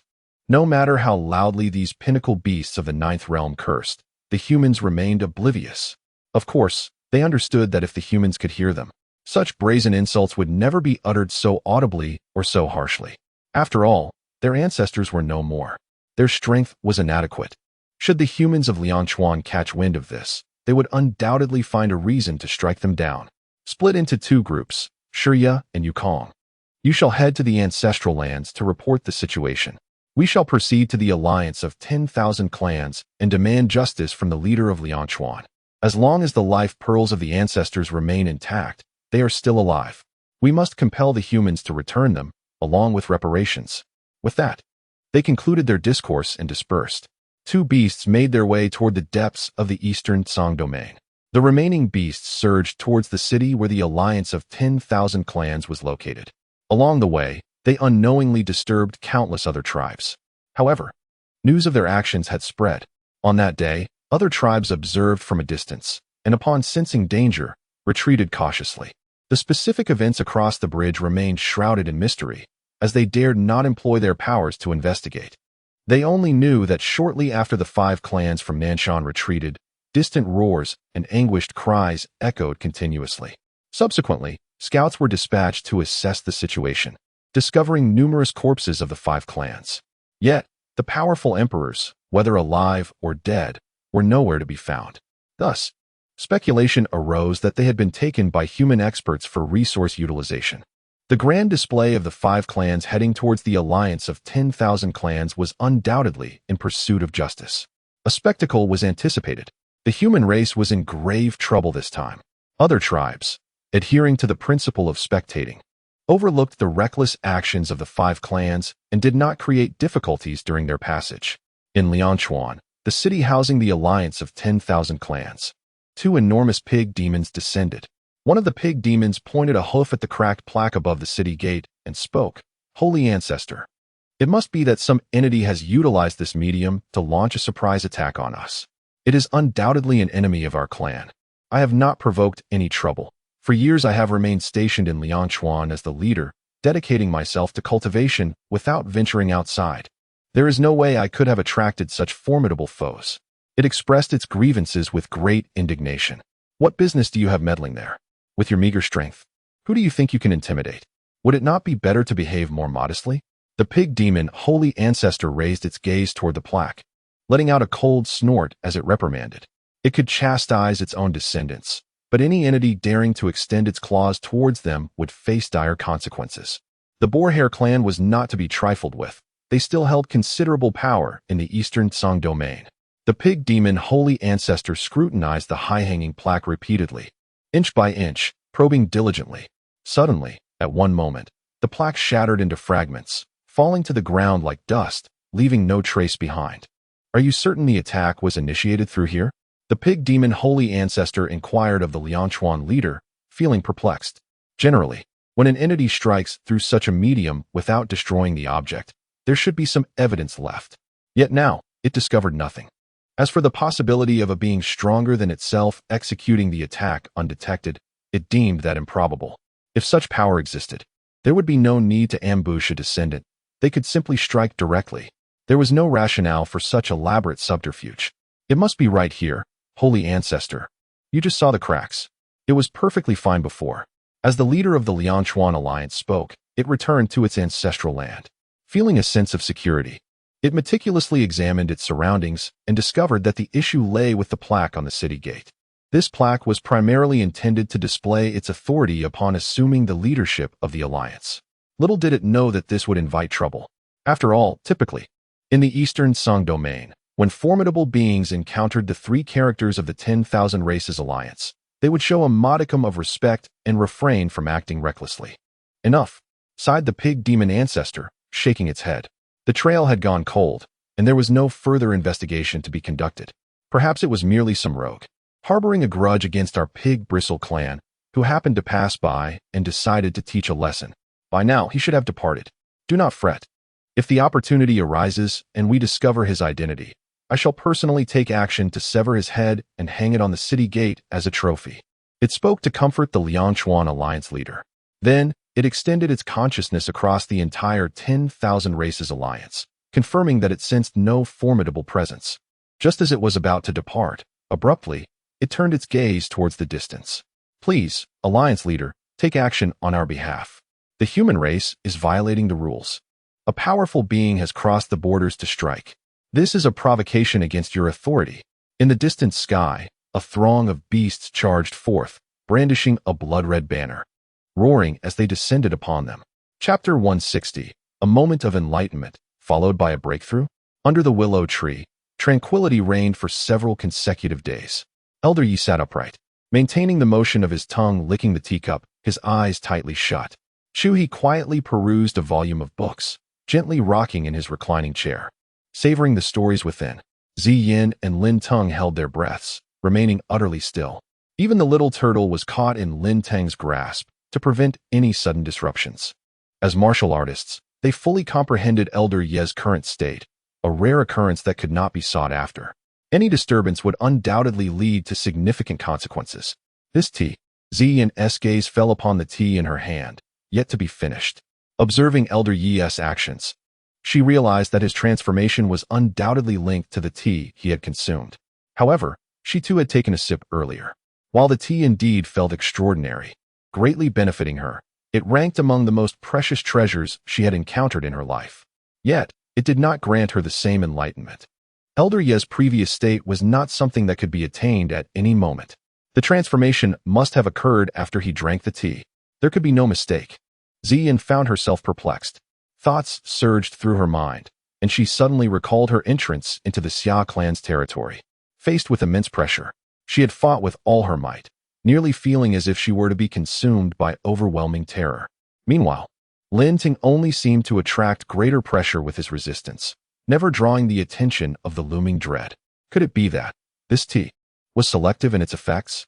She ventured a bold hypothesis. Perhaps the tea had different effects on different individuals. It might even know how to administer tailored effects, accurately assessing the needs of the drinker. The mere thought sent a shiver down her spine. How could such a treasure exist in the world? It seemed impossible. Yet, she also worried that her thoughts were too far-fetched, that she was overthinking. However, if not, how could one explain the clearly distinct effects experienced by different tea drinkers? Setting those thoughts aside for now, the mere fact that this tea could induce such profound enlightenment in a being of Elder Ye's caliber, a transcendent existence at the third level of sainthood, was remarkable in itself. Even if this tea possessed only this single effect, contingent upon certain conditions, it was still extraordinary. A treasure that could facilitate enlightenment for a saint was a rare find. Even in the Dongcang domain, where only a handful existed, all held by the truly elite clans. Remaining motionless, Zi Yin had contemplated much over these past days. This tea, along with everything pertaining to the Xia Clan, replayed in her mind repeatedly. Every detail of her surroundings, even the grass and trees, was analyzed, compared, and summarized for their subtle differences. Her peripheral vision frequently darted towards Lin Teng, and she felt an overwhelming urge to seize his collar and confront him. Is this what you refer to as being weak and unremarkable? A barren and unremarkable hometown? Such a diminutive existence. How utterly mundane. How devoid of distinction. Upon entering, as Elder Yi recounted, he was on the brink of annihilation, utterly reduced to ashes. Had it not been for the sudden retreat of that overwhelming terror at the last moment, he would have perished without the slightest ability to resist. There was no sign of anyone intervening. The existence of a saint could vanish from the mortal realm, perhaps unknowingly. The sheer horror of it deepens with contemplation, invoking a chill in the heart. This scenario embodies a multitude of concerns. And now, merely a cup of tea for guests. A saint exists, delving into profound enlightenment. And she, after sipping, feels the fissure within her soul begin to mend, sensing that a breakthrough is imminent. All this transpires simply from drinking a cup of tea. Moreover, it was not acquired at a great cost or through trade, but merely a pot of tea offered to guests. When the elder poured the tea, it was done with such casualness. Each cup was filled to the brim. Not a drop missing.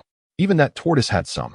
Yet, when it drank, its clumsy grip caused quite a splash, evoking a pang of heartache in Zi Yin. Though the item was not hers, witnessing the treasure being mishandled was akin to a cat's claws scratching at her heart, causing immense discomfort. Then there was Uncle Chu beneath the tower, casually perusing books, seemingly unfazed by Elder Ye's enlightenment. The aura inadvertently emanating from Elder Yi during his moment of insight vanished upon nearing Uncle Chu, disappearing without a trace, as if it had floated into an abyss. Such nonchalance. Could he be anything less than a master? Just him alone. The Xia Clan is certainly not a weak lineage. Zi Yin's thoughts were chaotic. There were too many questions. She felt a suffocating discomfort. Suddenly, she yearned to remove her high heels and deliver a sharp pinch with her long legs to Lin Teng's head. That remark about being unremarkable truly stung her. At last, after several days of silence, Elder Yi, like a marionette, began to stir. A resounding roar echoed forth. However, it was merely the onset, soon transformed into a soft sound, akin to a fleeting release. Then, Elder Yi's body and robe stirred without wind, his complexion flushed, long hair standing on end, and his white beard fluttering. It appeared he had gained considerable insight. Under typical circumstances, he would have created a considerable commotion, one that could resonate for 500 miles, compelling the strong to bow and causing the weak to perish instantly. Yet, the reality was that while his body had indeed transformed, standing and moving, there was no sound whatsoever, not a whisper escaped him. It was as if he had severed ties with this world. One could see him, yet feel none of his essence, as if the characters within the lens were performing a silent play. A sudden thud startled Xian, causing her heart to constrict in shock. Unconsciously, she tightened her grip, yet with another muffled sound echoing, she felt a slight sting in her hand. She glanced down at the diminutive teacup, once again struck by disbelief. This cup was no ordinary vessel. In her earlier excitement, provoked by the astonishing scene, she had grasped the cup with considerable force. Typically, ordinary weapons would shatter under such pressure. However, this seemingly unremarkable porcelain cup not only remained intact, but also produced a resonant metallic sound upon impact. Xian's emotions surged, and her breath quickened. Hurriedly, she drained the remaining tea to calm her nerves, stealing a glance at Lin Teng, who was intently focused on the elderly figure within the shattered mirror. Unable to resist, her tongue darted out to savor the last remnants. Blushing, she placed the cup down, casting a guilty glance at Lin Teng, her heart awash with a peculiar sensation. Once the elder had expended his energy, he opened his eyes. A deep breath escaped him, as if he had just returned from the realm of the lens to reality. His presence was palpable, his breath tangible. Has the elder achieved a breakthrough? Xian gasped, her eyes widening in astonishment. In a moment of enlightenment, his cultivation had ascended to a new level, truly unimaginable. Thank you, Senior. The elder did not respond but approached Chu He, bowing respectfully. For what do I owe your gratitude? It was merely a cup of tea, a simple gesture of hospitality. Chu He replied with a serene shake of his head, turning the page of the book before him.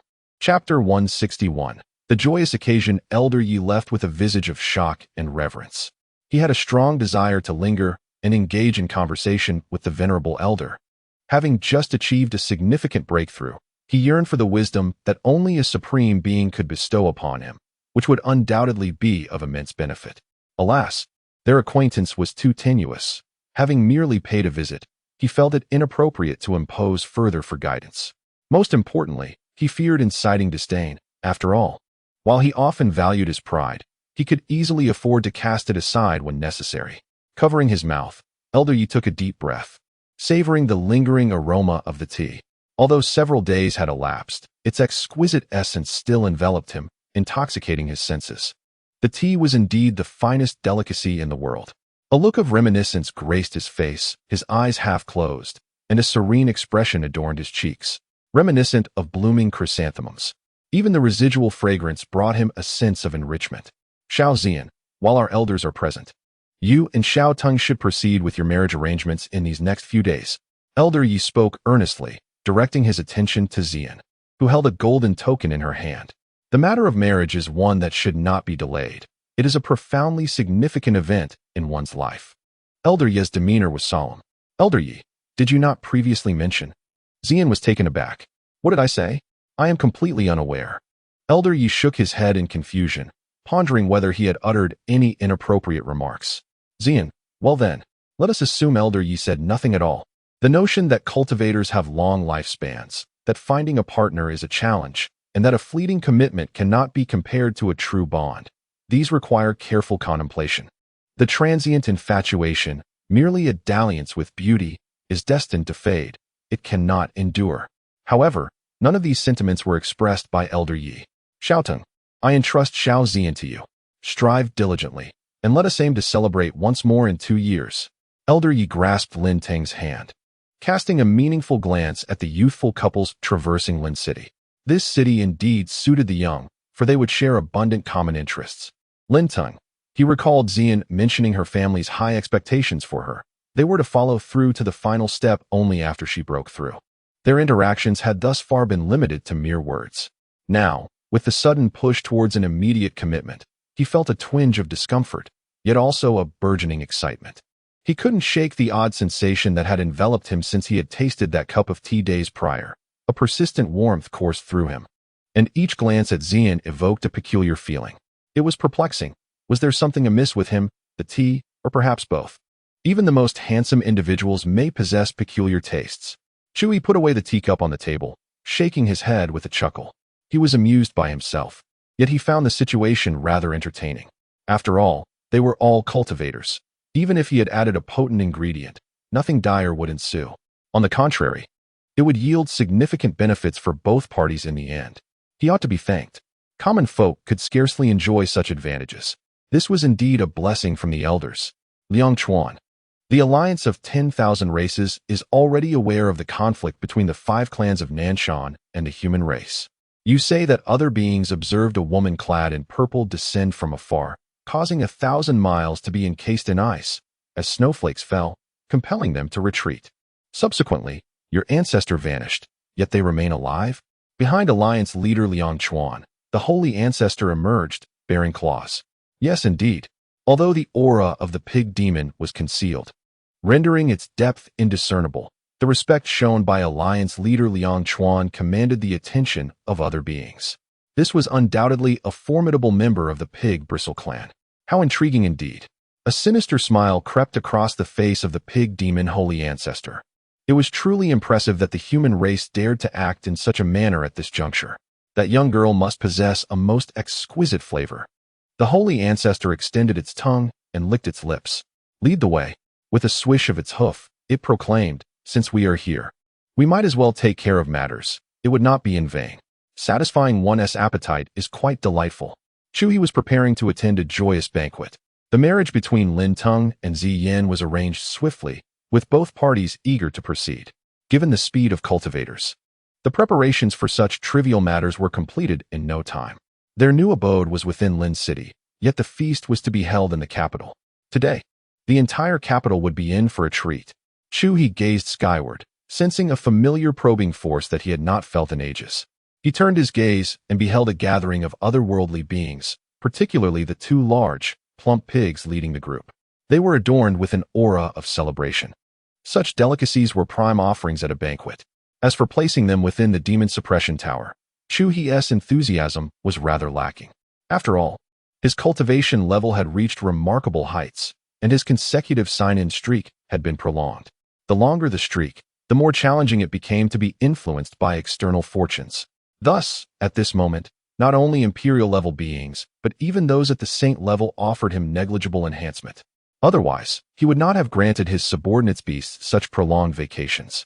It is worth noting that while the long break was earned through their efforts, the opportunity was indeed bestowed by him. The opportunity to bestow is solely at his discretion. What Chu He yearns for most at this moment is an entity akin to the celestial demon Haon.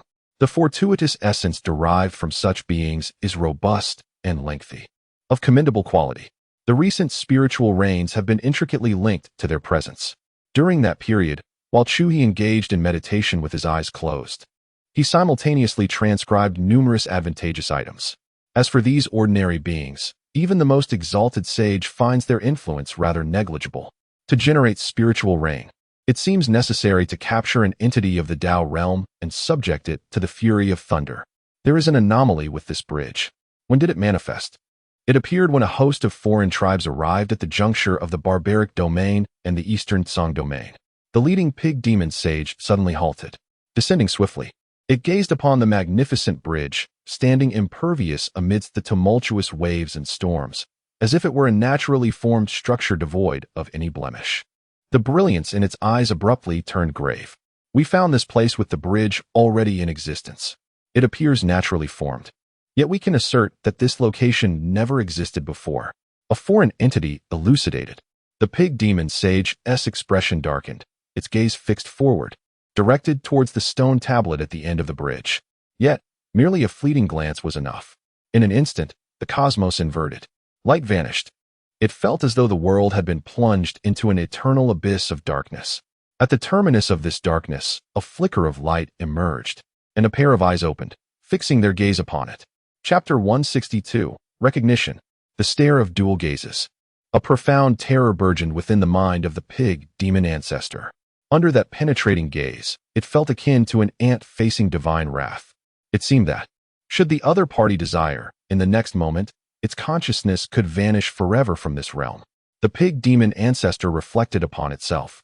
Although it was not the mightiest in the Eastern Song domain, it was far from weak. Even if there existed entities capable of defeating or even slaying it, such feats would require the true essence of those beings to act, and considerable effort from their minions as well. Its prowess was not to be taken lightly. Yet now, an unknown presence had emerged, leaving but a fragment of consciousness inscribed upon a stone tablet, instilling in it an overwhelming sense of dread. This sensation was one it had not experienced since ascending to the status of a saint, and now it resurfaced with a vengeance. How terrifying this was! The pig demon ancestor understood well the gravity of the situation. This was far more unsettling than suffering a direct blow that could incapacitate or kill it. An entity capable of leaving behind a consciousness was certainly not a mere saint. Even the pinnacle of the ninefold realm could not accomplish such a feat. The concept of the Tao? A horrific and chilling hypothesis surfaced within its consciousness. Yet, how could this be? It had merely ventured forth to observe the situation for its juniors, only to stumble upon the domain of a Taoist master. Indeed, this was Lianchuan. The desolate fringes of the Eastern Song domain.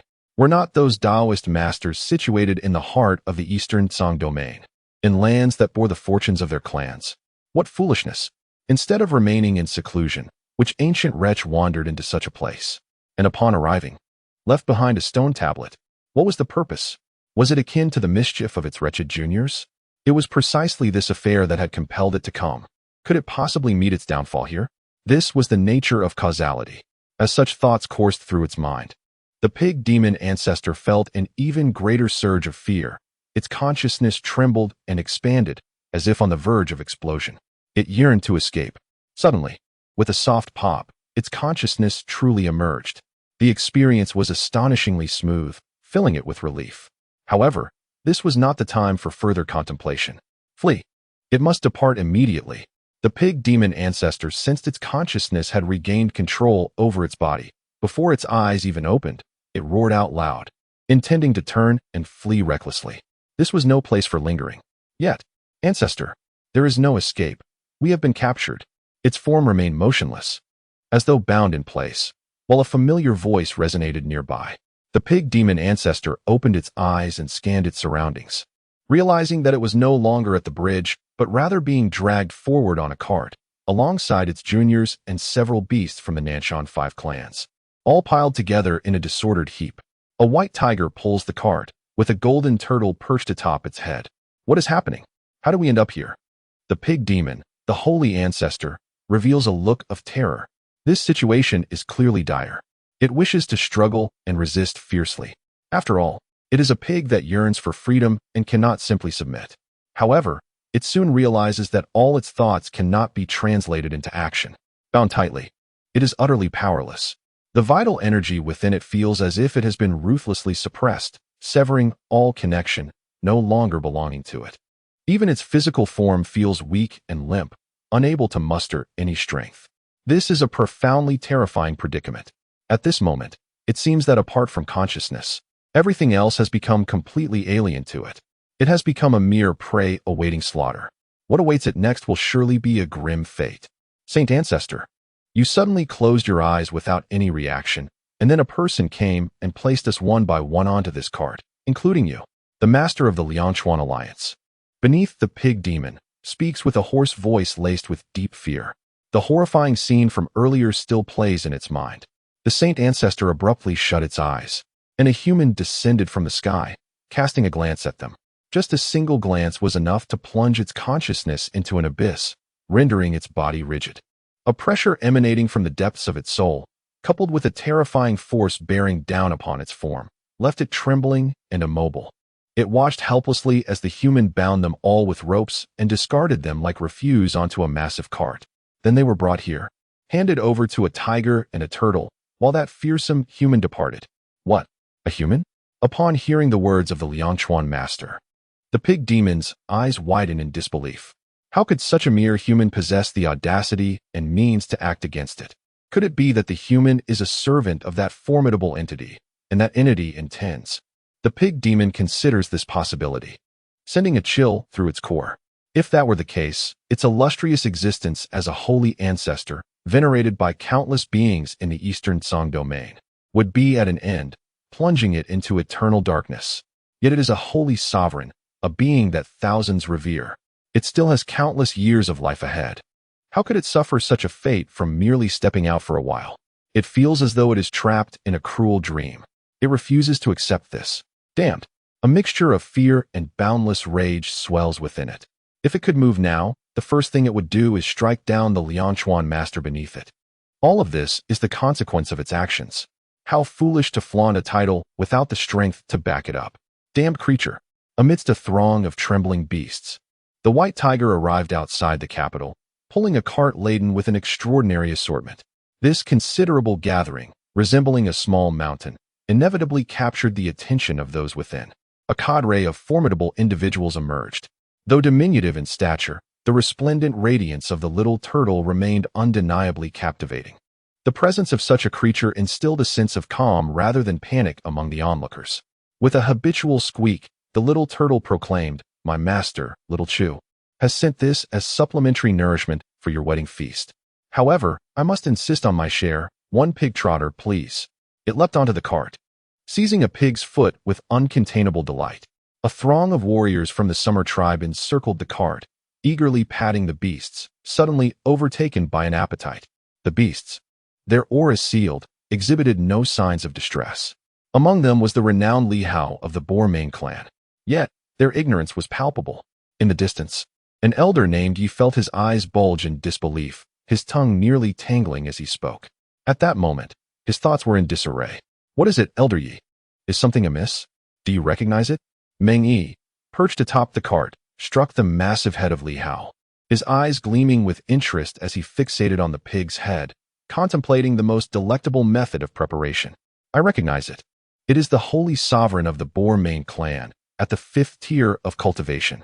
Meng Yi's enthusiasm faltered, his hand freezing as an unsettling tremor coursed through him. Chapter 163. A Vow for Revenge, O Holy Sovereign. The atmosphere was charged with astonishment as the realization dawned. The creature before them was not merely a pig, but a being of formidable status, a living embodiment of power. A collective gasp resonated through the crowd, prompting them to instinctively retreat. Meng Yi, trembling, removed his hand from the pig's head, inhaled deeply, and leapt down. Initially oblivious to the pig's true significance, he now felt an overwhelming pressure enveloping him. The air around the creature seemed to thicken, solidifying the very space they occupied. An eerie silence fell, and the pig's stature loomed larger in their minds. Elevated to an almost mythical height, they offered their silent homage, momentarily at a loss for words, overwhelmed by the realization that this was no ordinary pig. It was a hybrid specimen of considerable prestige. While others stood in a daze, the venerable Elder Yi, a figure of profound wisdom and experience, found himself nearly pulling out his own beard in disbelief. It was unfathomable that to honor a junior with a wedding banquet, a predecessor could effortlessly summon a pig of the holy sovereign realm from the Eastern Song domain. Such prowess was both awe-inspiring and inscrutable. This singular pig had undeniably elevated the standards of the wedding banquet to an unprecedented level, one that even he had never attended. Its grandeur surpassed even the most exquisite feasts adorned with rare treasures and sacred fruits. After all, this was a creature of the 5th realm of holy sovereignty. Elder Yi felt an anxious thrill building within him, tinged with anticipation. The flesh of the Pighair clan was renowned for its delectable taste, and he was keenly curious about the nature of such a sovereign being. Unlike previous encounters with holy sovereigns of the Pighair lineage, this time, he felt a stirring in his throat, a sudden surge of appetite awakening within him. "Human, release me. Upon my return, I shall intercede with my ancestor on your behalf, aiding your kind in overcoming this calamity," spoke the creature, Liao Hao. Rather than issuing threats, it offered a tempting proposition, aware that the precariousness of the situation did not lend itself to intimidation. Elder Ye's heart fluttered momentarily at the enticing offer. But he soon shook his head with a sigh. Regrettably, this pig was not his to command. Moreover, Liao Hao's promise of intervention held little weight. A being of the fifth realm of holy sovereignty lacked the authority to sway such matters. Ultimately, the beasts on the cart were dragged into the vast slaughterhouse, their desperate roars echoing in despair. After all, this was a gift from a venerable predecessor, intended for their consumption, leaving no room for alternative considerations. Even if complications arose, they were not theirs to ponder. Moments later, a group of formidable individuals, who had just departed after unloading the cart, were summoned back. They gathered around a mountainous cutting board, confronted by a perplexing dilemma. The formidable fifth-tier saint beast, a hog of extraordinary caliber, had rendered the butcher, who was initially responsible for its processing, utterly incapacitated, breaking his knife and injuring his hand in the process, all without so much as a scratch on its hide. The terror of a fifth-tier saint beast was undeniable, even in its immobile state. Inflicting harm upon it was a feat beyond the capabilities of ordinary individuals. A typical warrior, armed with a blade, found themselves utterly impotent against its defenses. Had all its powers not been sealed, it could have easily retaliated with lethal force. In their astonishment, they had acted without due consideration. "Let me handle this," spoke Knight Lao, the strongest among them. With a swift flourish, he brandished a crescent-shaped blade, and amidst the terrified, cursed shrieks of the hog, he unleashed a flurry of strikes, severing its head in mere moments. The boar's eyes widened in disbelief, unable to find peace in death. It felt a profound sense of injustice. As a saint-level being, it had envisioned a grand demise in battle, not an undignified end upon a cutting board. More importantly, it had gleaned from their conversations that this occasion was not due to the desires of a Taoist master, but rather a mere wedding celebration among the human youth. It would be subjected to the indignity of being devoured by the entire city. This thought deepened its resentment and stripped it of all dignity. To be consumed by lowly townsfolk, each taking a bite, was an unimaginable fate. It was akin to a pure maiden falling into the hands of a handsome man, losing her virtue once, versus being in the clutches of a band of brutish men, losing it countless times. The distinction was stark, as its spirit began to dissipate. A moment later, in a distant realm known as the Eastern Tsang Domain, within the ancestral grounds of the Boer clan, stood an ancient, shadowy hall. There, various colored orbs were displayed. Suddenly, with a resounding crack, one of the orbs shattered. The sound of 3 chimes reverberated outside. "Taoist master, danger." A feeble voice emerged from the shattered orb before vanishing into thin air. In the center of the hall, a boar demon, resting on a rake with its eyes closed, had a bubble rising and falling at the tip of its snout. With a thunderous roar, an overwhelming aura approached, imbued with a sense of ferocity.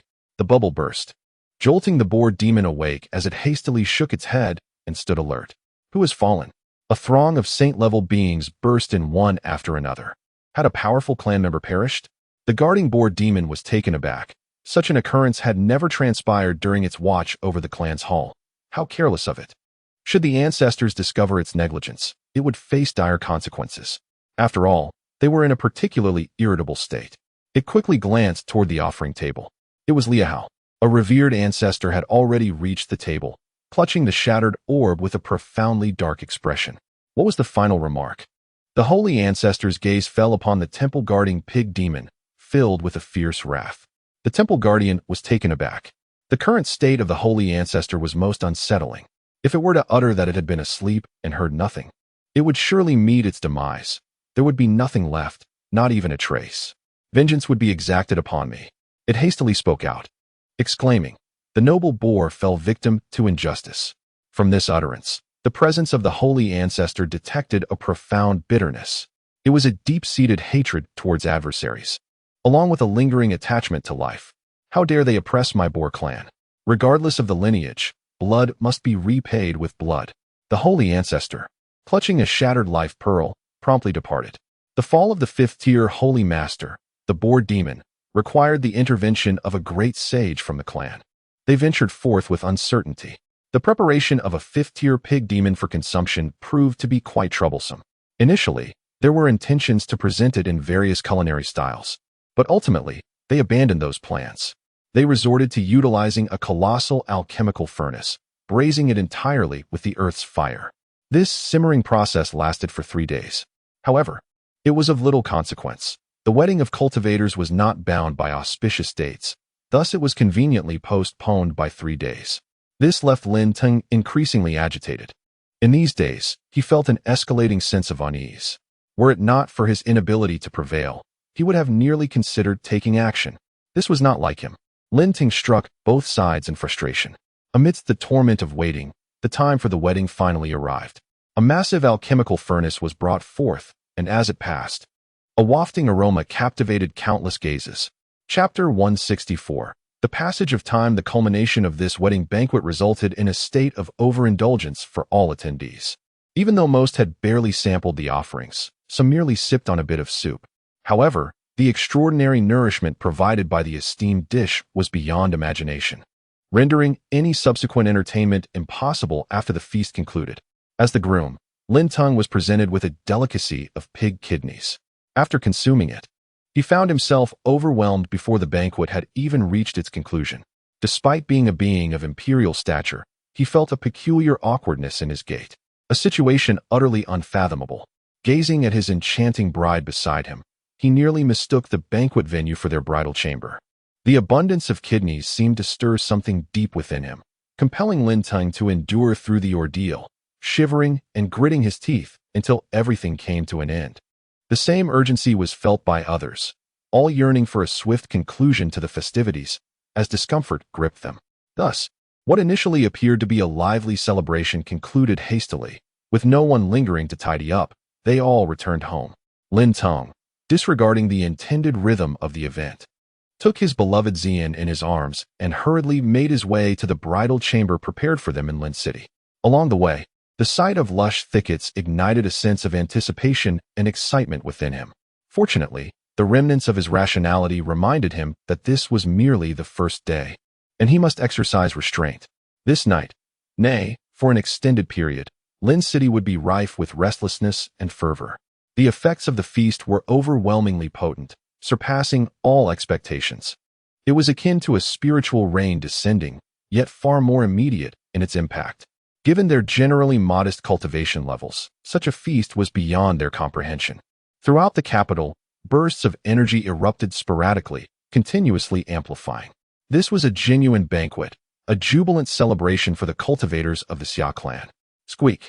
The little turtle that shared in the feast of pig kidneys, donned in a cloth, persistently rubbed against a willow tree, its antics becoming a source of irritation for the tree. The branches swayed as if attempting to swat at the turtle, which remained unfazed by the gentle nudges on its hard shell. Instead, it found amusement in the playful jabs, responding with squeaks of delight. Such a turtle.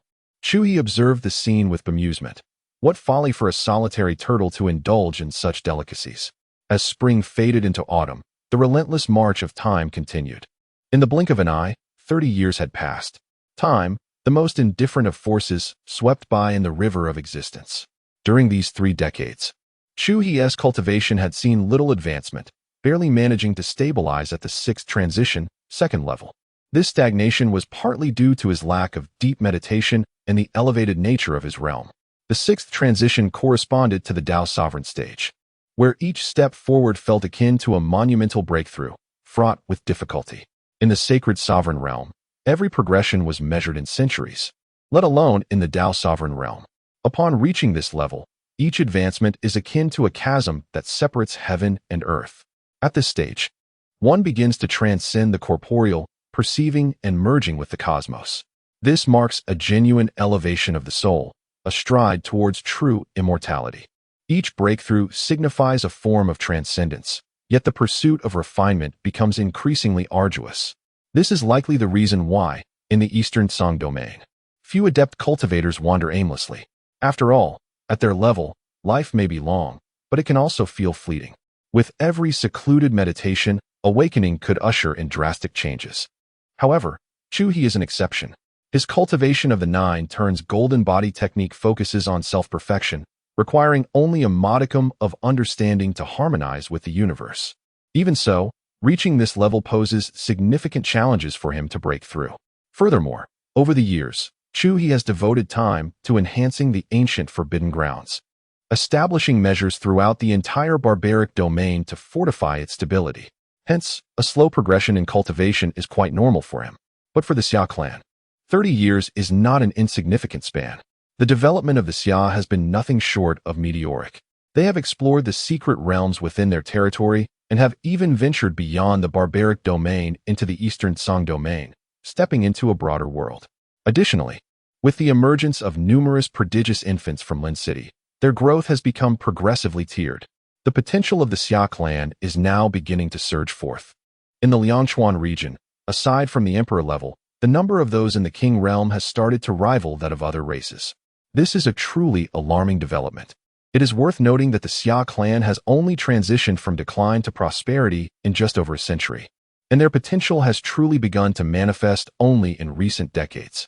For tribes in the eastern Song domain, which plan their development on a millennial scale, this is unfathomable. The Xia clan has accomplished this leap in mere decades, with no signs of halting their momentum. Their rapid ascendance has instilled a sense of threat among many local tribes.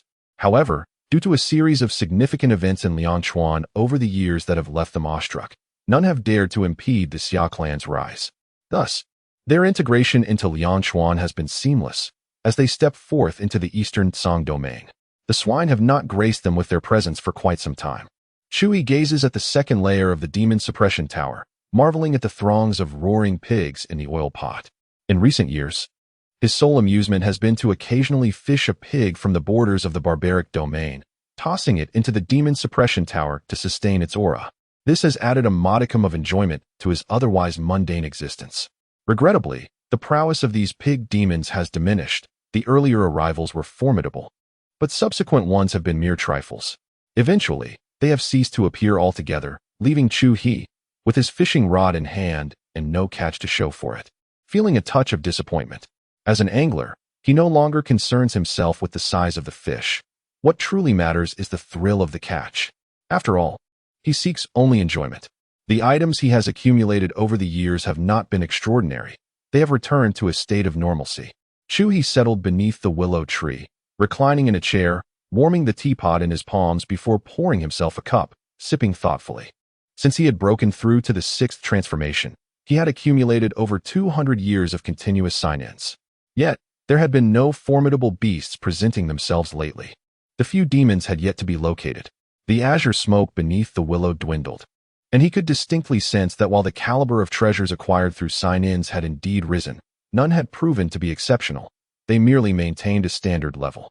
His fortune was insufficiently potent and could no longer assist him in his current phase. It was time to devise a strategy. Residing in the vast expanse of the eastern Song domain, Chu He felt a subtle pressure.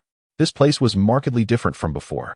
Having attained a breakthrough, he could most acutely perceive the true terror that the Tao's sovereign level represented. With a mere gesture, the former barbaric domain could be swiftly obliterated. The strength of those above him was unimaginable. Should such an enemy arise, survival would be exceedingly difficult. Evading was not an option. One could only resort to overwhelming force. The greater his strength, the more palpable the pressure Chu He experienced, a sensation absent when he first arrived. Unbeknownst to him, over the years, he had undergone significant transformation. It was time to earnestly seek out those demons. With determination, Chu He rose to his feet. Chapter 165, The Search.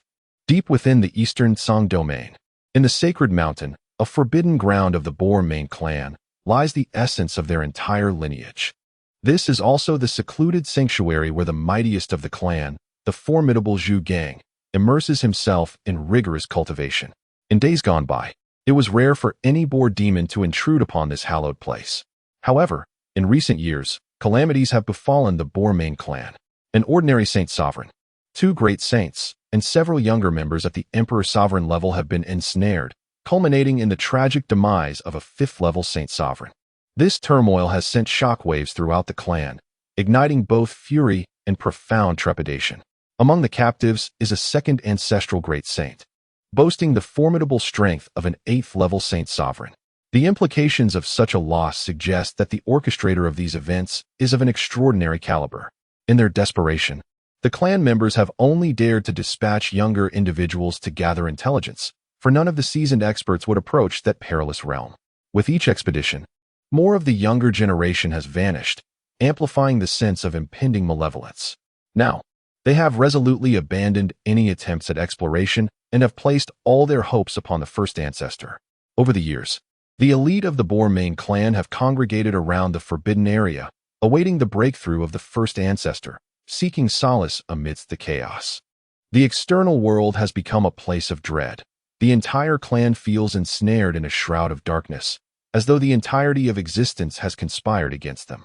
Were it not for the strict mandate imposed by the first ancestor prior to their seclusion, prohibiting any disturbance unless the clan faced annihilation or a formidable enemy, it is certain that many Boer demons would have cried out in unison, yearning for the first ancestor to emerge prematurely.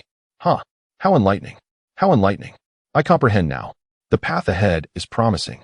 Within the confines of the Boer-Main clan's forbidden ground, a sudden, raucous laughter reverberated through the air. A wave of auspicious energy surged through the cosmos, manifesting as a tangible force, weaving through the sacred confines of the Boer-Main clan. Accompanying this was a chorus that seemed to emanate blessings from the heavens, resonating in the lower skies. All the Boer demons in the vicinity were stirred, gathering together to witness the astonishing spectacle. Could it be that the first ancestor is about to break through? Heaven bless our clan. One Boer demon quivered with excitement, its entire form trembling. It is worth noting that although the first ancestor is not a seasoned 9th-level Saint Sovereign, they are heralded as the most likely candidate among the 9th-level Saint Sovereigns in the Eastern Song domain to achieve a breakthrough. This individual possesses remarkable talent and fortune, the very force propelling the Boer-Main clan to new heights. Their speed of cultivation is unparalleled, and their combat prowess ranks among the elite of their time. The last time they entered seclusion, their goal was to transcend their current limits. Now, amidst such a cacophony, it is evident that success may be at hand. In this tumultuous period for the Boer-Main clan, should the first ancestor achieve their breakthrough, it would not merely dispel the encroaching crisis, but elevate the clan to unprecedented heights. The resources of the Eastern Song domain would be theirs to seize once more. The Boer clan's formidable presence within the Forbidden Realm felt as if the shadows weighing upon their hearts had been swept away. All the Boers sensed a refreshing clarity of spirit. Their robust forms stood tall, the layers of dark fur quivering in a joyful display of exhilaration. Should the first ancestor successfully breach the barriers, the troubles faced by their clan would become trifles, regardless of who conspired against the Boer clan. Even those of the same Dao realm must retract their claws in submission. If they were not of the Dao realm, how dare they? The Boer clan would ensure they experienced the true meaning of annihilation, severing roots entirely. The Boer clan would soon re-establish their dominance over the Eastern Song domain, commencing from that very lineage. This time, their authority would be even more formidable. All races would be compelled to submit. One Boer achieving enlightenment would elevate the entire clan. A Boer spirit raised its head, expressing fervent excitement. Now, they could begin to envision a splendid future. Dao realm, the pinnacle of existence in the Eastern Song domain. From this moment onward, they could issue decrees forbidding the consumption of anything related to Boers, including mundane pigs. Some Boer spirits had already begun contemplating the dissemination of such edicts across the land. This was the means by which a clan possessing the Dao realm showcased its might, instilling profound respect and fear in the hearts of other clans in the Eastern Song domain. Henceforth, the Boer clan could genuinely be regarded as a force commanding authority over the Eastern Song domain, no longer reliant on the myriad races alliance. They would rise to a position where they could effortlessly manipulate the alliance of all races. The rules would emanate from their very mouths. Chu He led the celestial demon Hai Yong out from the demon suppression tower. If you can locate those demons, a generous reward awaits. Next time, I can provide you with a more comfortable place. Chu He spoke as he guided the celestial demon Hai Yong. He had thoroughly searched the newly reformed wild domain multiple times, uncovering not a single clue. Now, he sought to shift his perspective and hence decided to allow the celestial demon Hai Yong to take a turn. After all, demons should possess the greatest understanding of their kind. Perhaps unexpected insights would arise. Regardless of the outcome, attempting bore no loss. The celestial demon Hai Yong raised its eyes, meeting Chu He's gaze, then shuddered slightly in acknowledgement. With the exception of passively enduring a lightning strike, it dared not refuse any of Chu He's requests. exhibiting eagerness in all other respects. They stood at the edge of a precipice, the night draped heavily above.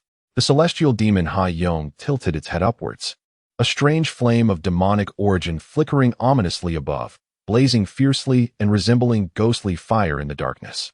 Chu He retreated a considerable distance, positioning himself atop the cliff. He refrained from probing or observing, even closing his eyes, merging himself into the void, suppressing all sounds, revealing not a trace of his presence. As an adept fisherman, he understood that only by dissipating all sense of danger could the fish be enticed to bite the hook. Boom! Suddenly, in the depths of night, a peculiar force, emblematic of great terror, descended, manifesting as a colossal, shadowy paw adorned with fur. Without a word of explanation, it lunged toward the demon Dahuang perched upon the precipice, intent solely on claiming its life. There was no hesitation, only resolute determination. Initially engulfed in fear, Dahuang soon experienced a profound sense of release. As if liberated from the shackles of existence, its emotions a tumultuous blend. Death seemed inevitable. For years, the desire for demise had been fervent, yet it lacked the courage for self-destruction. Just as the enormous paw descended, extinguishing the infernal flames above its head, a foreboding signal of death emanated from deep within its soul. Just as Dahuang believed its wretched existence was on the verge of liberation, the terrifying black claw was suddenly seized, its menacing power subdued, unable to leak even a whisper within this realm. It felt as though it had been transported to a foreign world. Rescued, not dead. Was there relief? None whatsoever. In fact, a twinge of disappointment lingered. As Dahuang gazed upon the human who had materialized before it, there was no trace of gratitude upon its demonic visage. Chapter 166. Sharing the burden, a sinister force, emblematic of great terror, manifested as a dark, furred giant hand, firmly grasped by Chu He. Within the confines of his palm, a realm akin to a divine kingdom existed, isolating the eerie power from the external world, rendering it incapable of escape. His gaze, reminiscent of inverted stars, possessed a dreamlike profundity, infused with unfathomable strength, sweeping towards the uncanny force, yearning to trace its origins. This arm was conjured from pure magical essence, yet it harbored a lineage of blood belonging to the celestial demon of the Tao realm, a formidable force with an inherent suppressive power over demons. Otherwise, the celestial demon Dahuang would not have remained immobile beneath the looming hand. Such paralysis stemmed from a suppression that resonated with the very essence of soul and life. In the depths of Chu He's palm, a voice resonated, seemingly aware of his intentions. Subsequently, a subtle sound echoed within the space. As the entity that had struck at the celestial demon, Dahuang acted with resolute decisiveness. It instantaneously severed all ties with the eerie power. A glimmer of golden light flickered in Chu He's profound gaze, then erupted explosively, akin to a singularity bursting forth. An invisible force dispersed across the heavens and the earth, sweeping through the vast expanse in an instant. He had found it. Deep within the core of the earth, Chu He had traced a faint essence. Grasping the arm manifested from the uncanny force, he led Dahuang towards the location he had identified. Beneath the surface of the earth, everything appeared normal. Even as Chu He's consciousness swept repeatedly over the area, no anomalies were detected. Yet, upon his arrival, he discovered a portal. His consciousness once again scanned the vicinity, revealing that it was as if one passed through an ordinary ground, still devoid of any peculiarity. This phenomenon seemed visible only to the eye. This scene was somewhat familiar to Chu He. The last encounter with the celestial demon Dahuang had unfolded similarly. The place it inhabited bore a cover. Although its defensive power was unimpressive, it perfectly concealed the abyss and all its presence. This entity was peculiar. Chu He had previously inquired of the celestial demon Dahuang, yet even it was not entirely informed. It was the arrangement of the Tao, lord of the celestial demons. As Chu He's gaze shifted, he noticed 8 jars arranged in a special configuration around the door. 4 were empty, while the other 4 contained various items. 3 of them held heaps of blackened bones, remnants of demons long since devoid of corporeal form and soul. The final jar contained a mere skeletal structure, evidently that of a rodent. At this moment, it was so emaciated that its skin was wrinkled and dry, marked by cracks, resembling desiccated flesh, as if it could disintegrate into dust at any moment. It clung to a fragile breath of life. How pitiful! The sight pained Chu He deeply. To subject such a creature to such torment was inexcusable on the part of the unknown celestial demon. This enmity had now grown significantly. Chu He swiftly took action, shattering the jar to release the rat. A golden flame flickered in his palm, refining the eerie power that manifested in his arm, while he also infused some enchanted treasures. In a moment, he fashioned a magic pill and administered it to the large black rat, which was teetering on the brink of death. He thoughtfully provided it with a vial of magical acidic liquid to aid its digestion. The large black rat seemed to retain some awareness and, upon opening its eyes, cast a glance of profound gratitude towards Chu He. This sentiment was genuine, a rare occurrence for it. It also noticed the celestial demon Dahuang trailing behind, appearing to thrive under Chu He's guidance. Unlike itself, which had nearly perished under the torment of the demon lord, the disparity was striking. The large black rat felt a pang of envy, yet simultaneously a sense of relief washed over it, given the present circumstances. It seemed it had also caught the eye of a benefactor, much like its companion, Old 3. Its future appeared to hold promise. Its murky eyes silently communicated its willingness to submit, pledging unwavering loyalty, ready to face any peril for Chu He. Understanding the rat's intentions, Chu He nodded in satisfaction. These demons were remarkably perceptive, consistently eager to please, displaying a commendable initiative. However, he lamented the rat's current frail state, which would prevent it from fully embracing its fervor for the time being. The celestial demon Dahuang cast a sympathetic glance at the large black rat, sensing that the creature had misinterpreted the situation. For the first time, it perceived authenticity in the rat's gratitude, an extraordinary revelation. Observing that the rat's condition had stabilized, Chu He led it to the rear, where it gazed towards a door. The door was black, etched with mysterious patterns that, upon closer inspection, resembled a host of formidable demonic deities standing over a sea of darkness. Chu He gazed intently at the door, his eyes swirling with a profound luminescence, as if attempting to penetrate its very essence. Noticing no reaction from the door, he summoned a golden hammer and approached it step by step. With a thunderous crash, an uncanny force met his gaze. In an instant, it felt as though he and the door had been transported to a realm apart. A surge of bloodthirsty demonic energy awakened, accompanied by pairs of crimson eyes that grew larger until they transformed into gaping maws, intent on devouring Chu He. He stood resolutely, allowing them to feast upon him. Wisps of azure smoke spiraled from the door, accompanied by haunting wails. Drip, drip, layers of fetid black oil oozed from the door. The ravenous blood maws that had been advancing towards Chu He suddenly recoiled, morphing back into blood-red eyes that snapped shut, releasing droplets of demonic blood. Chu He gazed at the portal, saturated with demonic blood. Frowning, he set down his golden giant hammer and stroked his chin in contemplation. This object seemed almost sentient. It was uncertain whether the demon suppression tower would acknowledge it. Perhaps it was worth a try? Chu He excavated the portal, accompanied by the celestial demon Dahuang, as they hurried back with the enormous black rat. Upon their return, he placed Dahuang and the black rat on the third level. After a moment's reflection, he provided them with a collection of supplements imbued with demonic energy, leftovers from decades of sign-ins, which were of little use to him. Only then did he descend to the second level. He had no intention of striking the grand door with lightning. Instead, he wished to experiment with deep-frying it. Fourth brother, these are for you. Bolster your strength.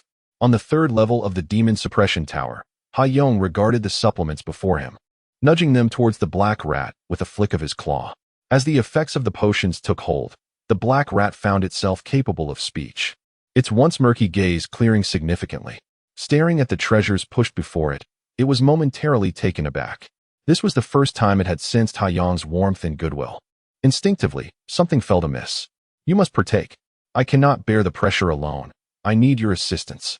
Dahuang sighed meaningfully, ignoring the black rat's skeptical glance. He settled in a corner and closed his eyes. Chapter 167. Stillness breeds movement. The door panel was cast into the cauldron of oil, emitting a sizzling sound. The cauldron surged violently, bubbling and churning. This door indeed possessed the ability to be refined. It seemed to exhibit a certain wisdom.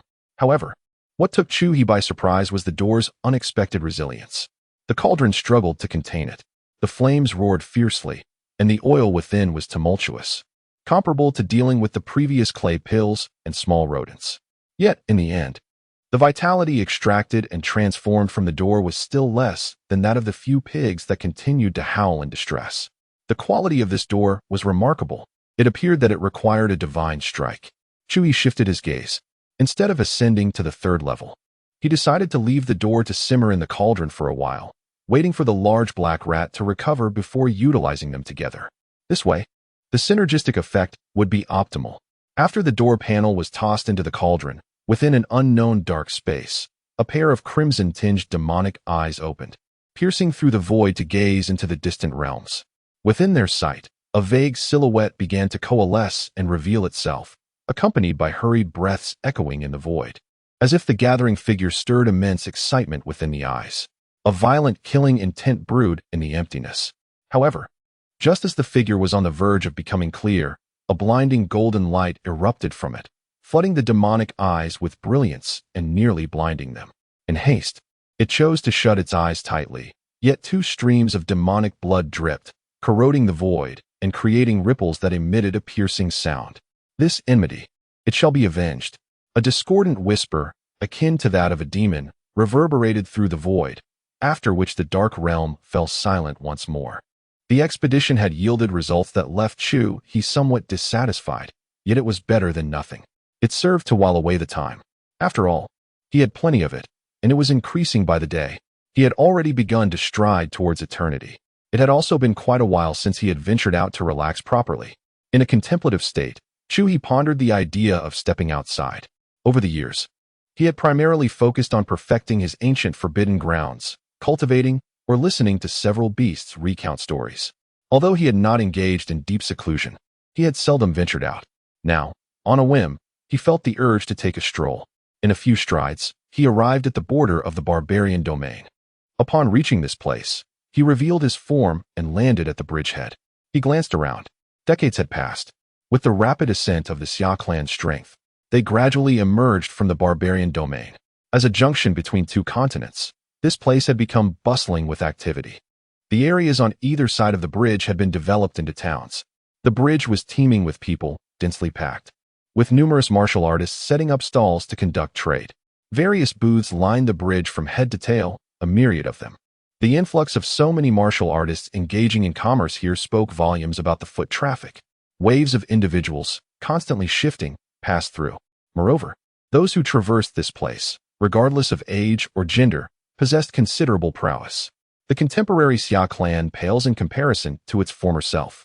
Although the population of the Xia has surged dramatically in recent years, the resources they have acquired are equally astonishing, enabling the entire clan to pursue cultivation. Aside from those born recently or those deemed inherently inept, the majority of individuals have transcended the mundane, becoming martial artists, and their prowess has improved beyond measure. The disparity in strength is monumental. Among those traversing the bridge, none possess a level of cultivation lower than innate. In bygone days, practitioners of the third or fourth layer of acquired strength could traverse the martial world with ease, while even smaller clans could claim respect as ancestors at the innate level. Yet now, in the Xia Clan, acquired strength is merely the foundation for children, and innate strength is reserved for the youth, barely sufficient for them to embark on their journeys of experience. In fact, even within some larger families, ordinary newly ascended warriors cannot be regarded as ancestors. The abundance is overwhelming.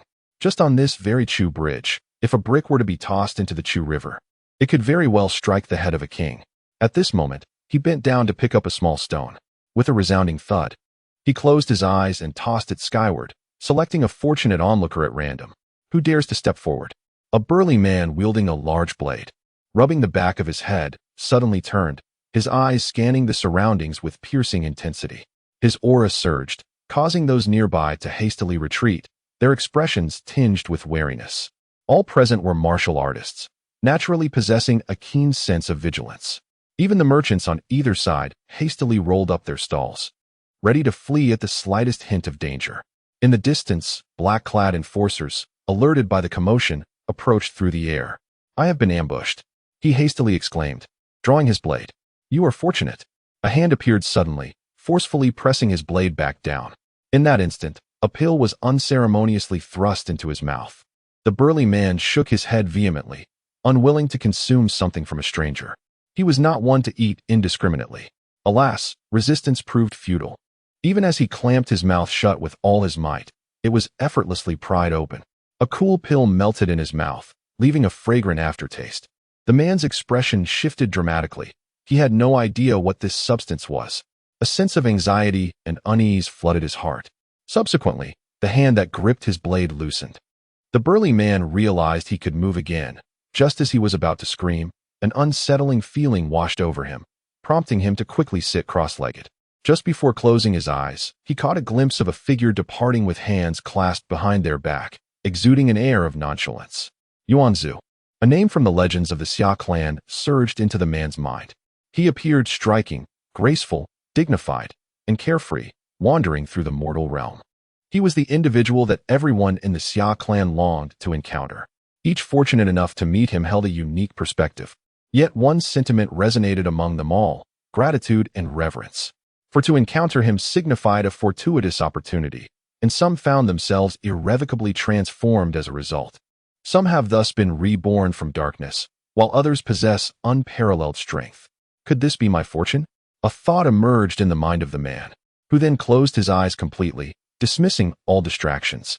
Those around him, witnessing his sudden madness followed by the abrupt closure of his eyes, felt an inexplicable sensation. The black-clad enforcer, soaring through the air, furrowed his brow and glanced at him, sensing his state, yet chose not to interfere, standing nearby to offer protection. Chu He slowly traversed the crowd, observing the merchants beside him, their faces alight with fervor as they haggled. He beheld the youths, filled with aspirations, journeying in groups toward the eastern Tsang domain, as well as the warriors returning with bloodied blades. Their lives must surely be rich with flavor. A twinge of envy suddenly struck Chu He. His prowess was so profound that he could hardly experience such a life, unable even to integrate into it. He could engage with anyone as an equal and converse joyfully, yet a subtle barrier always lingered in his heart. This sense of distance intensified as his strength grew ever greater. Indeed, if the opportunity arises, it would be worthwhile to give it a try. Chu He mused. Having stood atop the heights for so long, it was time to glance back. He felt it would be greatly beneficial for himself. However, he also understood that should he truly seek to attempt it, that would not come until many years hence. Chapter 168. The Battle of All Races. As Chu He traversed the land of Liangchuan, he noted the prevailing chaos that had engulfed the region. It was a stark contrast to the tranquility he had experienced on his initial visit. Everywhere he looked, fierce conflicts erupted among various tribes. The sky was intermittently pierced by the sounds of thunderous clashes, accompanied by a rain of blood. He observed numerous dilapidated cities, their landscapes marred by smoke and destruction. The protective tribal formations had been shattered, and the cities lay in ruins. It was evident that Liangchuan was fraught with peril. The major tribes, emboldened by sufficient strength, were restless and discontented. Chu He also caught sight of many warriors from the Xia tribe. They had established several cities in Liangchuan, indicating a flourishing expansion of their influence. Upon reaching the outskirts of the alliance of all races, he marveled at the stark transformations that had occurred over the decades. The area was no longer as orderly as it had been during his first encounter, nor did it retain the same vibrancy. Nonetheless, it was still considerably better than many other places, as the various tribes could coexist peacefully while engaging in trade. After meandering through the vicinity, Chu He paused at a massive platform, where the roars of different tribes resonated around him. He noticed a group of humans vociferously shouting, and he joined the throng. Upon the platform, two alien races were embroiled in combat. Their prowess was merely at the threshold of kingship, and to Chu He, their struggle resembled a brutal spectacle of beasts, marked by crude and simplistic maneuvers. His gaze swept across the inscription above the platform, Battle of All Races. The three prominent characters revealed the reason behind the turmoil in Liangchuan. A sudden realization struck him. He had heard of the Battle of All Races from the mouths of several beasts. This was an event recurring periodically in the eastern Tsang domain, instigated by the alliance of all races, compelling the tribes into conflict. The specific reasons remained elusive, even to his beastly subordinates, who only knew that this tradition had been in place since their inception. These beasts, having emerged victorious from past battles of all races, bore formidable reputations. They recounted that before the commencement of the battle, the alliance served to stabilize the order. Except in certain specific locales, they managed to maintain relative tranquility throughout most areas. However, once the battle of all races commenced, the alliance became the epicenter of chaos. A comprehensive set of rules governed the battle, coercing the tribes into warfare. Otherwise, the majority of tribes capable of enduring in the eastern Song domain had grown accustomed to prioritizing stability. Even in the absence of the alliance, alliances among tribes were common, and large-scale bloodshed was a rarity, as mutual reservations held sway. Without external pressures to incite conflict, it was challenging for them to truly wager their resources and tribal fortunes. Chu He looked up, sensing that the entire eastern Song domain seemed enshrouded in a thick atmosphere of bloodlust and malevolence. He felt that if he could siphon the bloodthirsty malice into the demon suppression tower, it might conjure an unprecedented spiritual reign. His signing in level would surely experience a surge. Alas, the demon suppression tower requires sentient beings. Even if this bloodthirsty malice were collected, it would be rendered useless, unless a suitable vessel could be found. However, such dense bloodthirsty malice is beyond the capacity of ordinary creatures to bear. Attempting to guide it could lead to catastrophic explosions. Even the two demons within his tower felt it was precarious. The peculiar door might be a possibility, yet Chu He had his reservations. That door was no ordinary construct.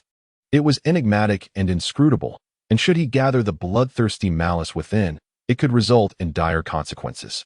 While he could remain unafraid of the unknown celestial demon lord, a necessary caution must still be maintained. One can be bold, yet prudent.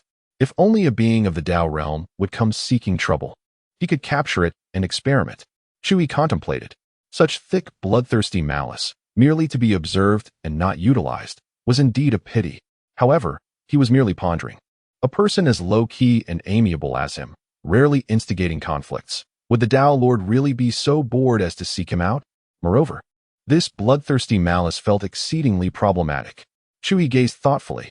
Nevertheless, he refrained from employing secret techniques to trace its origins. Currently, he had no means to manipulate this bloodthirsty malice. It was unnecessary to invite trouble out of mere curiosity. He would wait for an opportunity in the future when he could put it to use. Lin Tian of the Human Clan and Lan Shi of the Rock Python Clan. Chu He was taken aback by the announcement, turning his gaze towards the high platform. With a thud, a familiar figure gracefully vaulted onto the platform, casually standing there, flicking his long hair and beckoning the towering python with a playful gesture. This little fellow, whom he had not seen in ages, had arrived in the East Song domain. A smile graced Chu He's face as he regarded the youth on the platform. This was Lin Teng, the elder brother of the Dragon Phoenix twins born to Lin Teng and Zi Yan, fortunate to inherit the legacy of his esteemed ancestors. Coupled with the extraordinary substances consumed during his conception, his talents surpassed even those of his father by several tiers. His birth, after a decade of gestation, had already established a solid foundation in the womb. The extent of his prodigious aptitude could rank among the top two in the Xia Clan, with his sister holding the first place. Now, the two siblings were the cherished treasures of several elders within the Xia Clan. Although their cultivation was already remarkable, they were still reluctant to allow them to emerge. This time, however, for reasons unknown, they had suddenly permitted their appearance. Lin Lingxue is your sister. The ascending python raised its head to glare at Lin Tian, its eyes filled with rage and hatred, emitting waves of green mist from its being. It was evident that there was a deep-seated enmity between them. Indeed, Lin Tian affirmed with resolute nod, "Your sister killed my brother, and I shall take your life in return." Lan Shi declared, "This is a battleground, where the presence of spectators fuels the fervor of many beings, prompting them to exchange fierce words before the clash. Is it not so?" Lin Tian scoffed as he observed the dispersing green poison gas. The serpent struck swiftly and with cunning. Good heavens, could this truly be the brother of the renowned little overlord, Ling Shui? No wonder he bears a resemblance. A golden boy and a jade maiden indeed. The crowd beside the Chu River erupted in exclamations, their spirits soaring high. They called out with fervor, as it seemed that Ling Shui's reputation among them was formidable, with many well aware of her prowess. Since he is the brother of the little overlord, victory is assured. One must consider that the little overlord possesses unrivaled combat strength at her level. With a sister like her, her brother is undoubtedly even more formidable. I wager that within 3 moves, that python shall be slain, and the brother of the little overlord will elevate the prestige of our human race." Some spoke with unwavering confidence, raising their arms to cheer for Ling Xue's brother. Yet, upon hearing the distant chants, Lin Tian's smile faded, and a frown creased his brow. These people, are they unwell? Is this truly how one cheers? I have a name, and it is Lin Tian. With a swift motion, he revealed a long, azure sword that resonated with the roar of dragons and tigers, appearing in the palm of his hand. To vanquish you, it requires but a single strike. Chapter 169. Deception. Lin Tian exuded an air of confidence, bordering on arrogance. Yet, such self-assurance was well-founded. From the moment of his conception, even before his birth, he had been graced with the blessings of the elders. During his gestation, he was continuously infused with the profound fortunes of Lin City. He spent a decade within the womb of a formidable emperor on the verge of breaking through, establishing a solid foundation. His innate talents, even in the Eastern Song domain, would mark him as a prodigy among the most esteemed clans. He entered the world with an extraordinary innate foundation, requiring no arduous training. Merely growing normally sufficed to ensure his innate prowess. Moreover, due to his exceptional foundation and qualifications, his cultivation commenced earlier than that of ordinary beings. By the age of 3, under the guidance of the venerable white-bearded ancestor, he embarked upon the path of cultivation.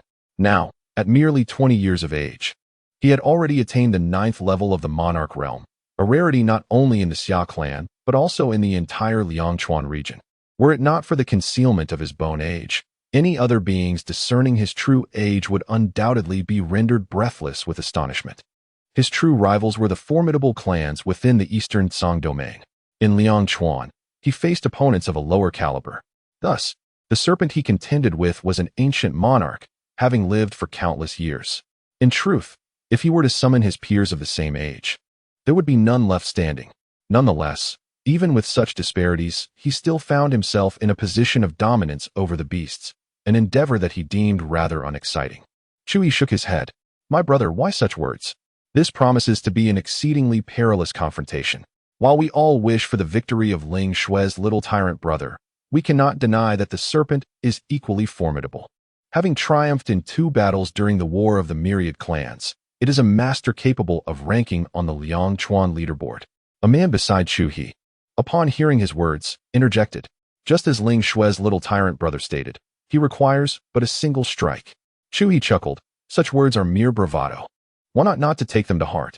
The burly man shook his head, remarking that such arrogant declarations were common, whether from alien races or humans.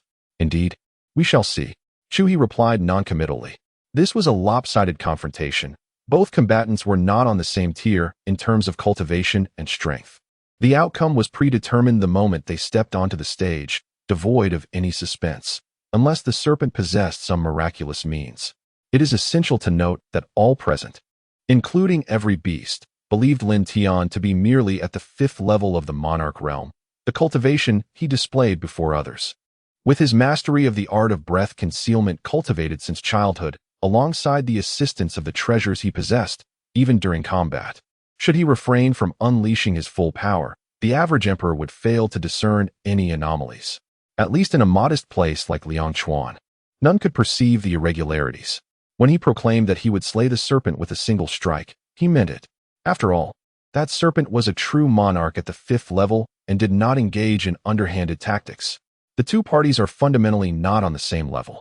Even if Lin Tian were to suppress his strength to the 5th tier of the king realm, it would still be a high-level dominance over power. They remain fundamentally different. Thus, the giant serpent was indeed obliterated by a single stroke. The scene was not particularly explosive. It was merely the ethereal blue light of the sword slicing through the space, leading to the serpent's instantaneous demise. The serpent, with unblinking eyes, unleashed a cloud of toxic mist, preparing for a fierce battle that was meant to last hundreds of rounds, allowing the poison to ferment before delivering a fatal strike. Various tactical rhythms replayed in its mind. Even before stepping onto the stage, it had already devised strategies for the impending confrontation. However, to its astonishment, all was in vain. The opponent merely raised a hand, and a beam of ethereal blue light reflected in its gaze, causing all its consciousness to plunge into oblivion.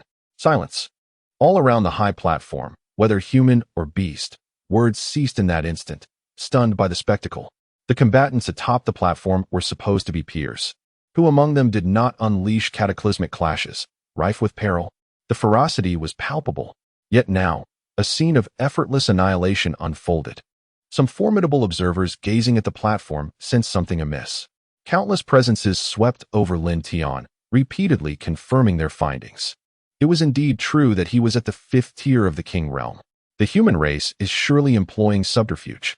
A serpent hovered in the air, its enormous eyes fixated on Lin Tian. There must be something amiss with his cultivation. He could not merely be an ordinary king. It was agitated, its tail thrashing in the void. Had it not been for certain reservations, it would have lunged at Lin Tian. Yet, he was undeniably at the 5th tier. If it suspected deceit, there must be evidence. A voice resonated in the void. During a life-and-death battle, the cultivation levels of all beings are verified. Even just moments ago, when Lin Tian drew his sword, the aura they sensed was indeed that of a 5th-tier king. One cannot simply assume foul play due to an opponent's overwhelming strength. Evidence is required. Yet, he had effortlessly slain a foe of the same tier. This was inconceivable. The giant serpent remained unsatisfied. It's rare to encounter such anomalies. Unparalleled strength within the same tier, or even crossing tiers in battle, is not uncommon among the progeny of great clans in the core regions. There is nothing to be astonished about. This merely indicates that your clan's progeny are too weak. Descend. An impatient voice echoed from the void. The giant serpent reluctantly descended, casting a lingering glare at Lin Tian. Its own progeny was not weak. They emerged from a sea of corpses and blood. They were among the elite of the same tier. If it had suffered a narrow defeat, it could have come to terms with it. However, being obliterated was an outcome it could not accept. The teachings of the venerable elder had been rendered futile. In a tavern, a girl wielding a massive hammer gazed at Lin Tian, who had effortlessly slain the serpent with a single strike, feeling dissatisfied with his performance. The display was far from adequate. Such a swift defeat is truly unacceptable. Unlike her, who engages her foes with unwavering resolve and equal martial prowess, ultimately vanquishing them. Although it is indeed a form of overwhelming dominance, it lacks the taint of suspicion that currently surrounds the situation. She is hailed as invincible among her peers, without a hint of doubt regarding her integrity. This distinction is significant. Oh, foolish brother. She sighed and shook her head, feeling compelled to report this matter. Lin Tian's performance was woefully inadequate, bordering on abysmal. He had failed to grasp the profound wisdom imparted by the elder. His initial display left a lasting impression on all beings, revealing his shortcomings. Henceforth, should anyone seek to challenge him, it would be a decisive and merciless strike, leaving no room for reprieve. He exhibited no understanding of humility, unlike her, who performed exceptionally well. Look over there. Is that not the formidable Lin Shui, the little tyrant? Indeed, even standing still, she emanates an aura of authority, truly deserving of her esteemed position within the rankings of Lianchuan, instilling fear across all clans. It is said that among the sovereigns of the same realm, she is the most dreaded adversary. Nevertheless, her commanding presence is quite impressive. I admire her immensely, Lin Lingshui. As she turned her head, a cascade of question marks flickered above her. Chu He observed for a while longer amidst the crowd, engaging in discussions with several individuals before he finally departed. This so-called battle among the myriad clans, from his perspective, resembled little more than a child's play. The only discernible difference might be the heightened stakes. The Eastern Song domain is hardly a favorable place. Chu He mused. Chapter 170. Arriving and departing with subtlety, Chu He meandered through Lianchuan, collecting anything of interest from the secret realms or the abodes of formidable beings he could sense. He took with him items of some utility, while leaving behind those that bore no significance. Before his departure, he took it upon himself to amend the various traps and restrictions established by the owners of those secret realms, for he found their craftsmanship excessively crude. As a person who inherently enjoys performing good deeds, it was a trivial matter for him to lend a hand. He sought no reward or gratitude. It was merely a commendable habit he had maintained throughout his time in the barbaric lands. A handsome and powerful individual, he embodied kindness. An urgent matter concerning the ancestor arose. Before a fortress nestled among the mountains, a young member of the Rock Python clan rushed forth. causing the grand door to rattle with a resounding clamor. What is the matter? Why such haste? The ancestor has instructed you countless times to maintain composure in all situations. As the fortress door creaked open, a giant python emerged, unhurried and undisturbed by the anxiety of the younger generation.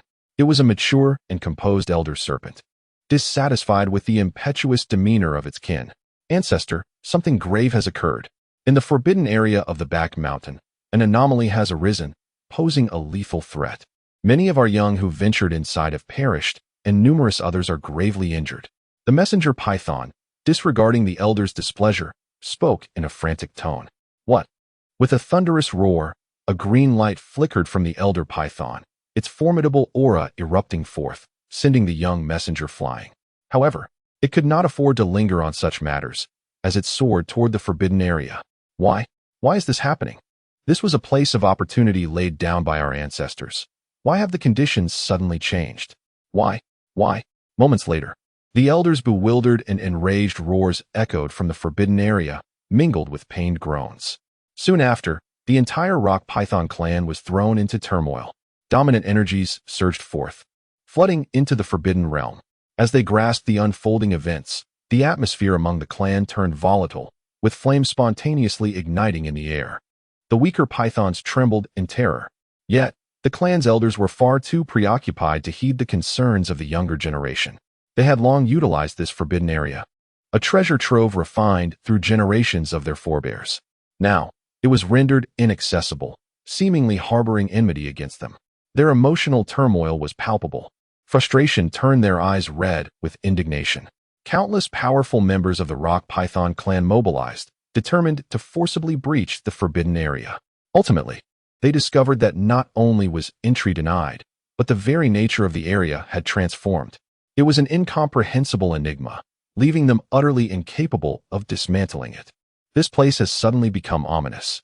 A roar, filled with pent-up fury, reverberates through the skies above the rock clan, echoing far and wide. Everyone, exercise caution. According to my reconnaissance, this is the hidden lair left behind by the king of the Bone Shadow clan. As members of the human race, we must be wary of the traps that lie within, for they will show no mercy. Beneath a precipice, a group of individuals employs a unique technique to unveil a vast cavern. They enter cautiously, treading carefully. The leader repeatedly admonishes the others to remain vigilant, for this place is decidedly unwelcoming to humans. The dangers are undeniably great. No level of caution is excessive. All nod in understanding, entering with heightened alertness, prepared for a protracted struggle. After all, breaching a lair belonging to a king-level entity is no small feat for them. However, merely half an hour later, they emerge, each individual bearing substantial treasures. Something feels amiss. Could it be that we are still ensnared in an illusion? They glance at the cliff's exit, then at their gathered spoils, filled with confusion. This is the legacy of the Bone Shadow clan's king. They are not merely treasure seekers. They have come to pilfer a legacy. For a group of innate ninth-layer beings, this task should not have been easy. They were mentally prepared for potential casualties. Yet, to their astonishment, events unfolded far beyond their expectations. The trials were indeed tests, not traps, and there were no distinctions of race. It is utterly inconceivable. This truly is the king's secluded retreat of the Bone Shadow clan, not a lair belonging to our own kings. They are perplexed, struggling to comprehend. The exploration of this cavern felt akin to entering one's own home, a modest trial set by an elder. Chu He swept through Liangchuan, and as he prepared to leave, he casually gathered a number of ordinary sheep. He then strolled back to the barbarian domain, just as he had done on his previous visit. To the people of Liangchuan, he was merely an inconsequential and ordinary passerby. He drew no attention upon entering and caused no commotion upon his departure.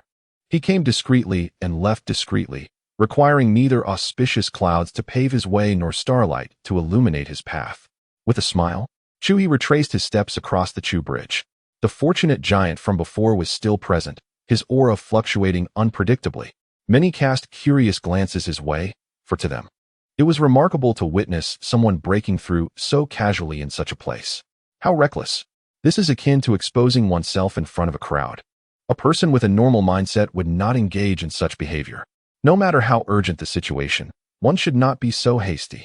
At the very least, He could have taken a few more steps to the inn in the city. As Chu He passed by, the stout man opened his eyes and beheld a figure that was both familiar and indistinct. He hastily rose to his feet, disregarding the thick scent emanating from his body after his breakthrough, and hurriedly pursued the figure.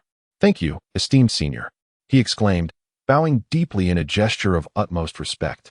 His gratitude was genuine. This fortuitous encounter had not only facilitated his breakthrough, but had also healed the hidden injuries he bore, reviving a path in the martial arts that he thought was forever lost. This was a profound act of grace, far beyond what mere words of thanks could convey. Regrettably, he possessed nothing of value to offer in return. That solitary elixir he had was hardly worth selling. Moreover, as a man, he doubted that the senior would find him worthy of such an exchange. It was a pity, as even the thought of offering himself in gratitude was beyond his reach. All he could do was express his thanks. "Do not thank me. Rather, extend your gratitude to that stone. It chose you, and that is your fortune," replied Chu He. Without turning back, his hands clasped behind him, his tone indifferent. The stout man stood in reverence, watching Chu He depart until the figure faded from sight. Only then did he return to his original spot, seeking the very stone that had struck him on the head. Chapter 171. Breaking through the boundaries after taking a leisurely stroll, Chu He felt an immense sense of comfort envelop him. Just then, the sign-in page refreshed. He entered the library and clicked on the sign-in button. Ding! "Congratulations, host. You have successfully signed in and received a divine flame purple fire." A flame, burning atop a lotus, appeared on the sign-in panel. What began as a routine sign-in caused a flicker of surprise in Chu He's expression. After all, the fortune of the Demon Suppression Tower had not been particularly fortuitous lately, and he had not received any remarkable rewards for quite some time. To his astonishment, a simple outing yielded such unexpected delight. He had not anticipated it at all. With a subtle motion of his palm, the purple fire adorned with the lotus throne manifested in his hand. The flame flickered and danced in the void. It did not disrupt the space nor break the prohibitions within the library, yet Chu He felt a surge of warmth deep within his soul.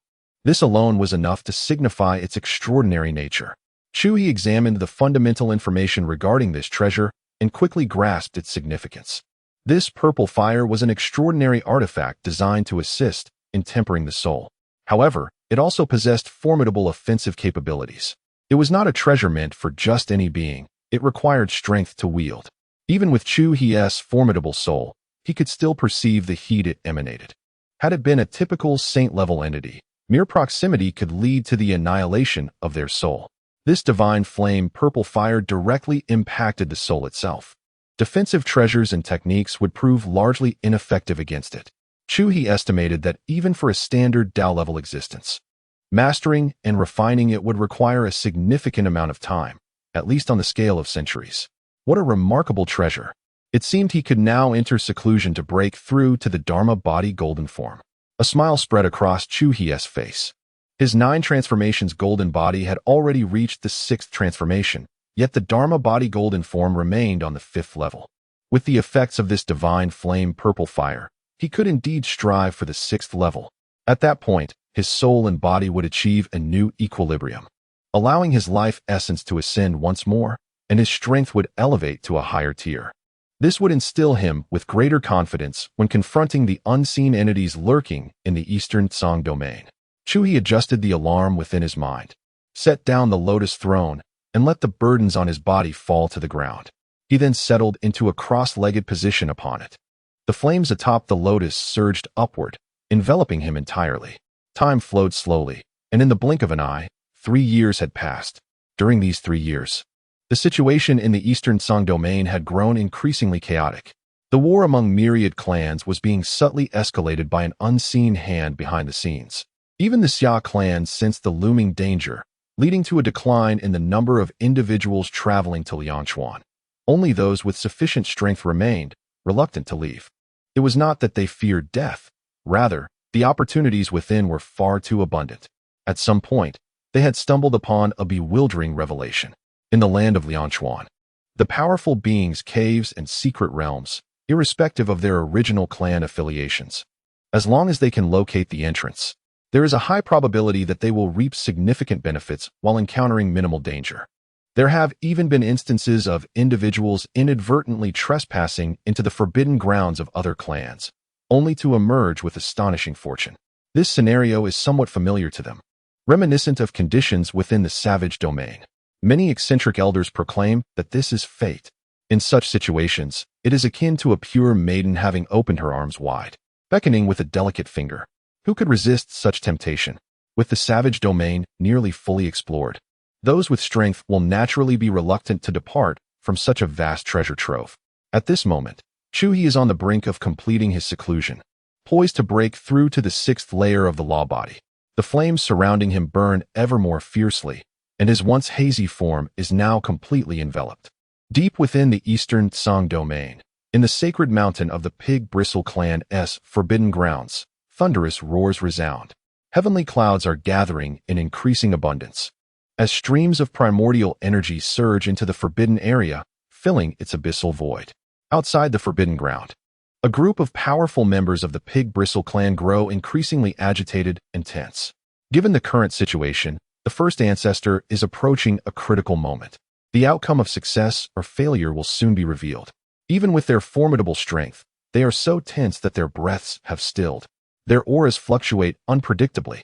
The fate of the first ancestor carries immense weight, impacting the entire lineage of the Pig Bristle Clan. Should they succeed, their entire clan will ascend to greatness, exerting dominance over the Eastern Tsang domain and all other clans. Conversely, failure would cast their lineage into a bleak abyss, not to mention the hidden adversaries who may strike against them. In the imminent assembly of all clans, they might even lose the position of rotating leader, falling into disgrace. It is essential to understand that the consequences of failing to break through the Tao realm are dire. It is far more than merely a simple failure. As the commotion surrounding the pig's breakthrough intensifies, the powerful members of the Pig Bristle Clan can no longer completely conceal the unusual phenomena. Some formidable beings from other clans have sensed the anomaly and have come to observe, eager to take action. The Pig Bristle Clan activates their protective formation, guarding against external malice. That pig is about to break through. How swift! Such talent truly incites envy in me. It may very well lead to its demise.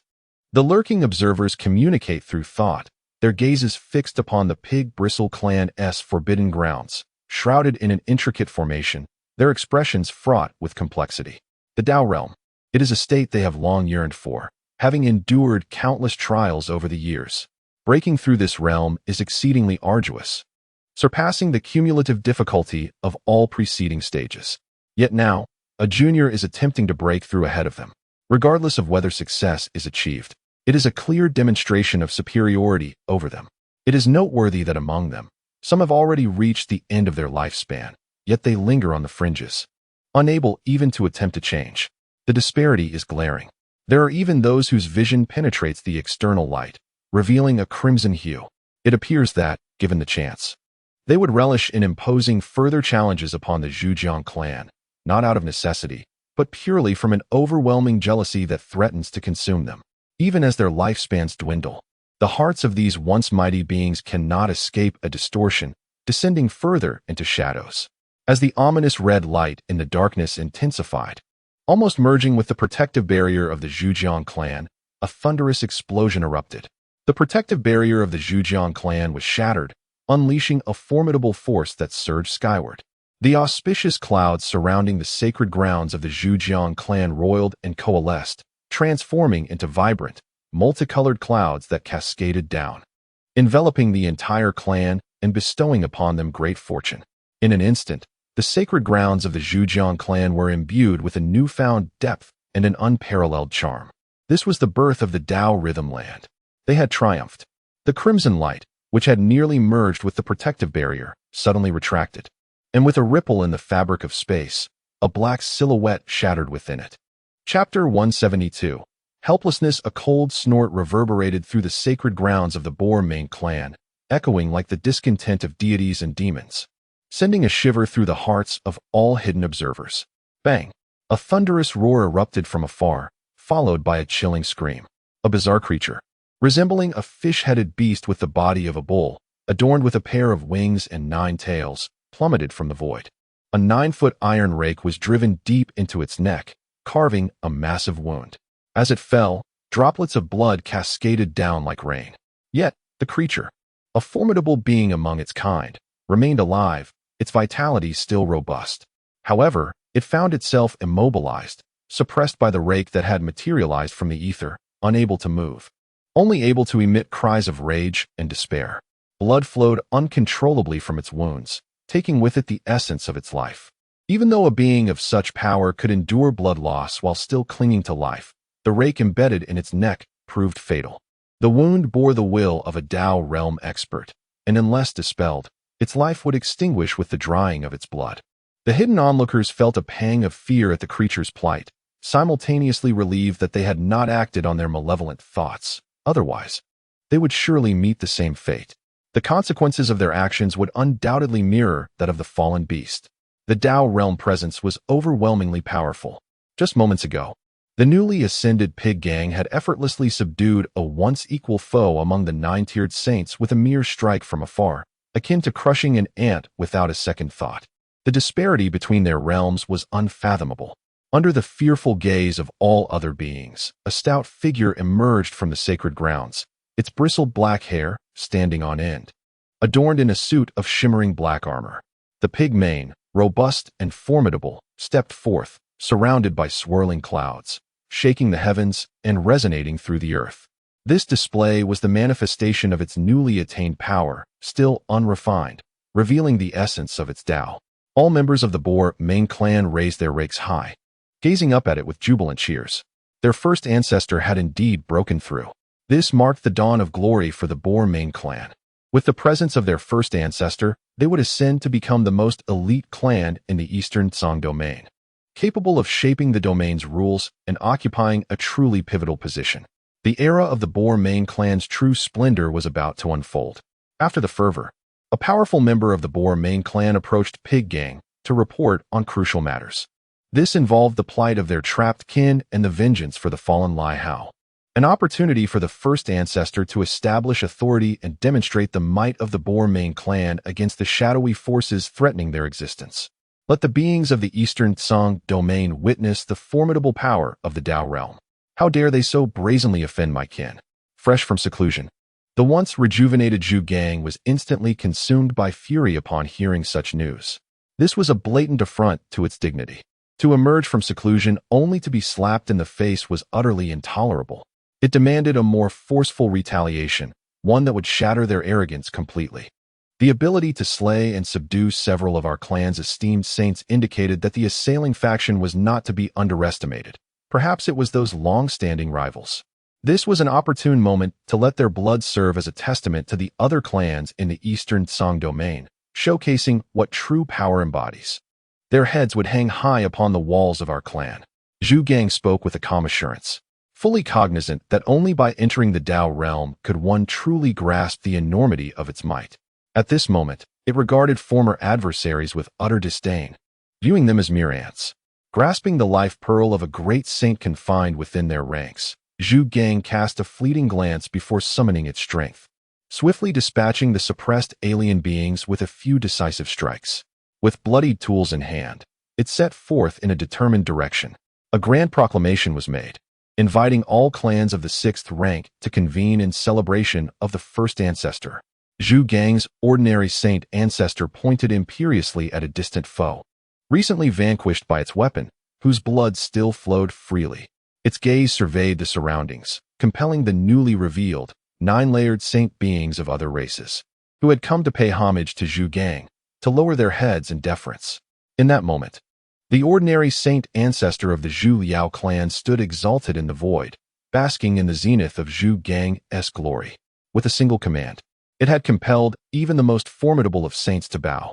This was the overwhelming presence of a Tao realm clan. A swift message traversed the heart of the Eastern Song domain, echoing among the principal lineages. Zhu gang of the Zhu Liao clan had successfully transcended realms. Upon emerging from seclusion, it had obliterated a formidable 9-layered saint of the opposing clan. The reverberations of this news sent shockwaves through various factions. Many clans began to release all food related to pigs, while those with grievances against the Zhu Liao clan felt an unsettling dread. Zhu Gang's ascension signified that many things would inevitably change.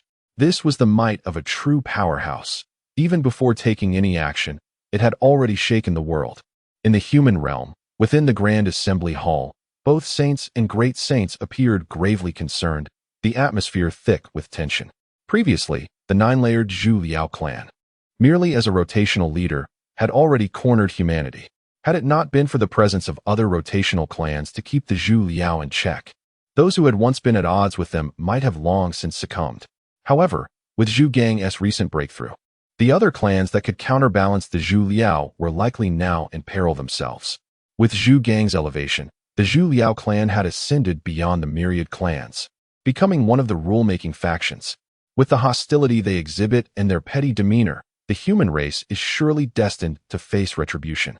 This crisis looms larger than ever, stemming from the malevolence of the Taoist sovereign. Such an entity transcends the efficacy of any strategy or scheme. Even a mere pig could subjugate the human race. This is no jest.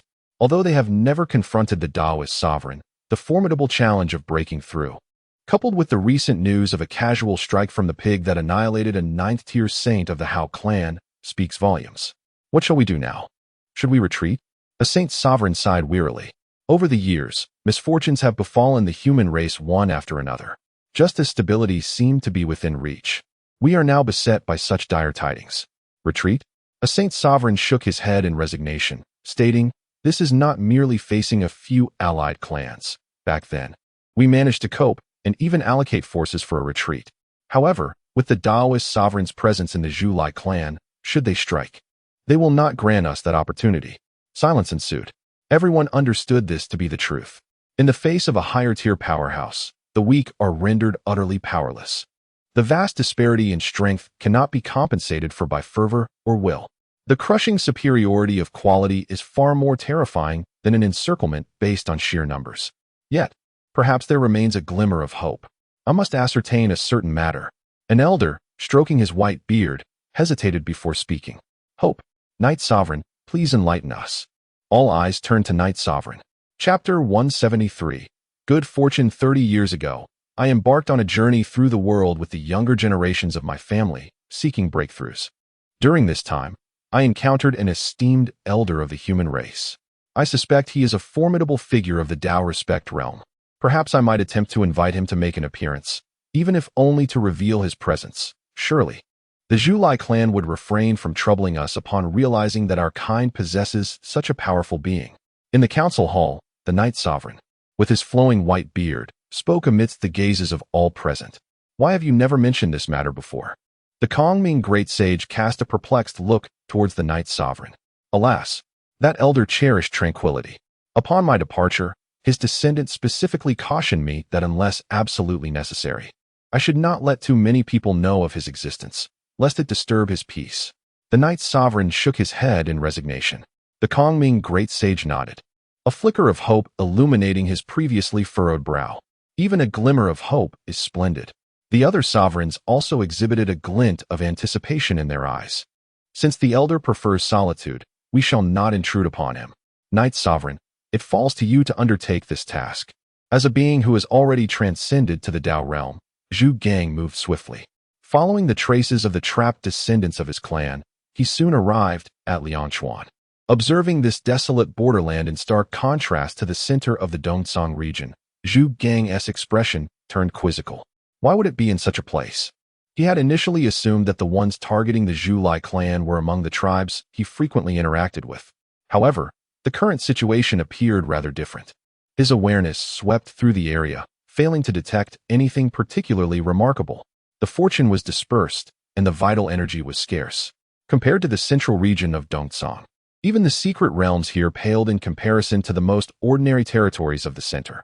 In such a place, the vital energy that gathered around him was utterly unworthy. Zhu Gang disdainfully rejected it.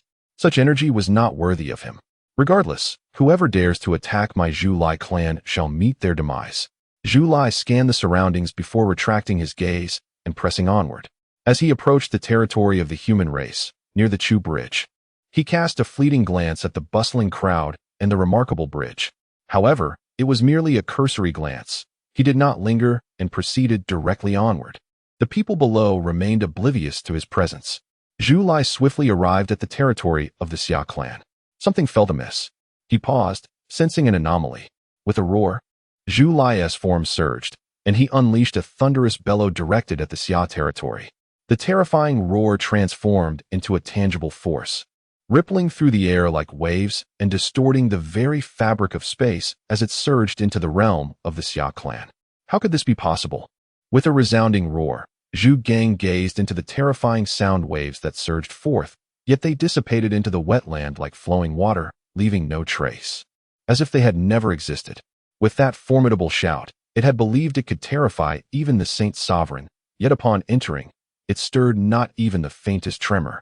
Casting a sweeping glance, it observed the throngs of people passing by, none displaying any signs of disturbance. What manner of formation is this? It must have been arranged by a Tao sovereign. Zhu He speculated. Under normal circumstances, encountering a being of equal standing would prompt it to retreat. Engaging in conflict seemed futile. However, this time, it had come to escort its juniors back, and thus could not simply depart. Fellow Taoist, might you emerge for a brief encounter? Zhu He proclaimed loudly. Upon witnessing this formation, its thoughts shifted. It no longer harbored intentions of annihilation, but rather sought dialogue, aiming merely to escort a few juniors home. Hatred was a matter to be addressed when its own strength had grown.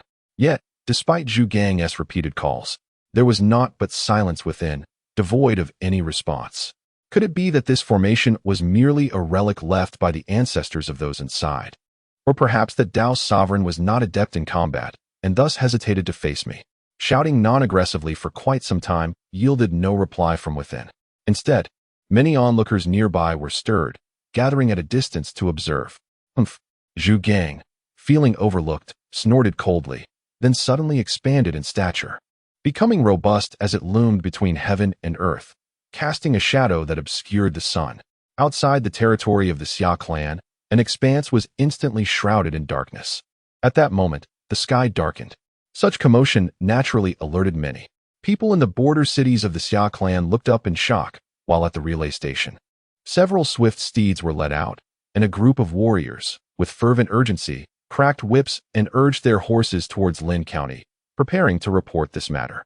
Although the presence of the shadow was imperceptible to them, the sheer magnitude of the situation was undeniably extraordinary. This could herald a great calamity. Zhu Gang produced an enlarged rake, striking at the spatial fabric of the Xia Clan's territory from a distance. Each blow echoed violently, creating a cacophony that reverberated throughout the entire barbaric domain, save for the Xia Clan's territory, which trembled in response. Were it not for Chu He's slight modifications, the earth would have surely quaked violently at this moment. All who inhabited the border region gazed upwards, initially overwhelmed by shock, gasping in awe. The sight was terrifying. That figure, that spectacle, though they could not sense the aura, the mere sight was still chilling. However, as time passed, their dread began to wane. After all, they were incapable of perceiving the terrifying energy emanating from Zhu Gang. Thus, once they became numb to the shock, the feelings within their hearts gradually diminished. After a considerable time had elapsed, gradually, individuals began to bring forth food and beverages, indulging in their repast beneath the open sky, while engaging in lively discussions. They occasionally glanced upward at the looming presence, akin to a miner diligently excavating the air, delving deeper with each determined stroke.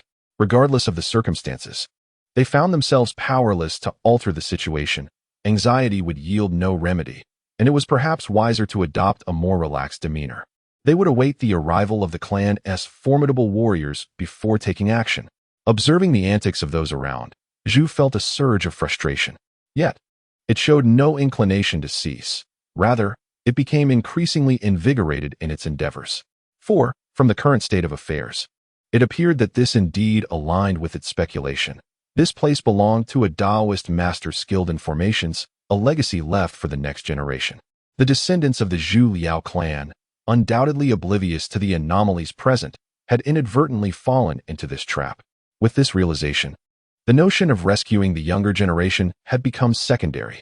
Zhu's primary focus now was to unravel the formation and seek the treasure within. The thought of a Taoist master's heritage ignited a thrill within. Being a recently ascended practitioner, It bore little foundation compared to other Taoist masters in the Eastern Song domain. The path ahead appeared rather nebulous. However, if it could acquire the relic of an esteemed Taoist master, its fortunes would undoubtedly transform in an instant. Indeed, no wonder those individuals harbored envy towards me. With smooth progress in cultivation and continuous encounters with treasures, it seemed fortuitous events were unfolding right after my breakthrough. Reflecting on the journey since embarking on the path of cultivation, Zhu found itself deserving of such envy. Progressing swiftly, with fortune ever at its heels, it had now ascended to the realm of Taoist master. Its luck had not waned. On the contrary, it felt even more potent, just having recently achieved a breakthrough. It was already encountering such splendid occurrences. This situation felt familiar. Perhaps this was the true essence of fortune. Chapter 174. An unpleasant feast awakening to a newfound opportunity. Zhu Gang wielded his rake with fervor. Despite the formation remaining seemingly unyielding against his relentless assault, he felt neither anxious nor despondent. He understood well that as long as his weapon was wielded with skill, no formation could withstand his might. It was entirely reasonable for a formation laid by a Tao sovereign to exhibit formidable strength. If it were easily dismantled, that would indeed be extraordinary, a possibility that simply did not exist. Even when faced with fortuity, one must strive to seize it. He recalled a time when he was considerably weaker, laboring for 5 long years to breach the lair of a fallen emperor. He had persevered through those arduous years. Now, confronted with the remnants of a Tao sovereign, he was willing to invest a century if necessary.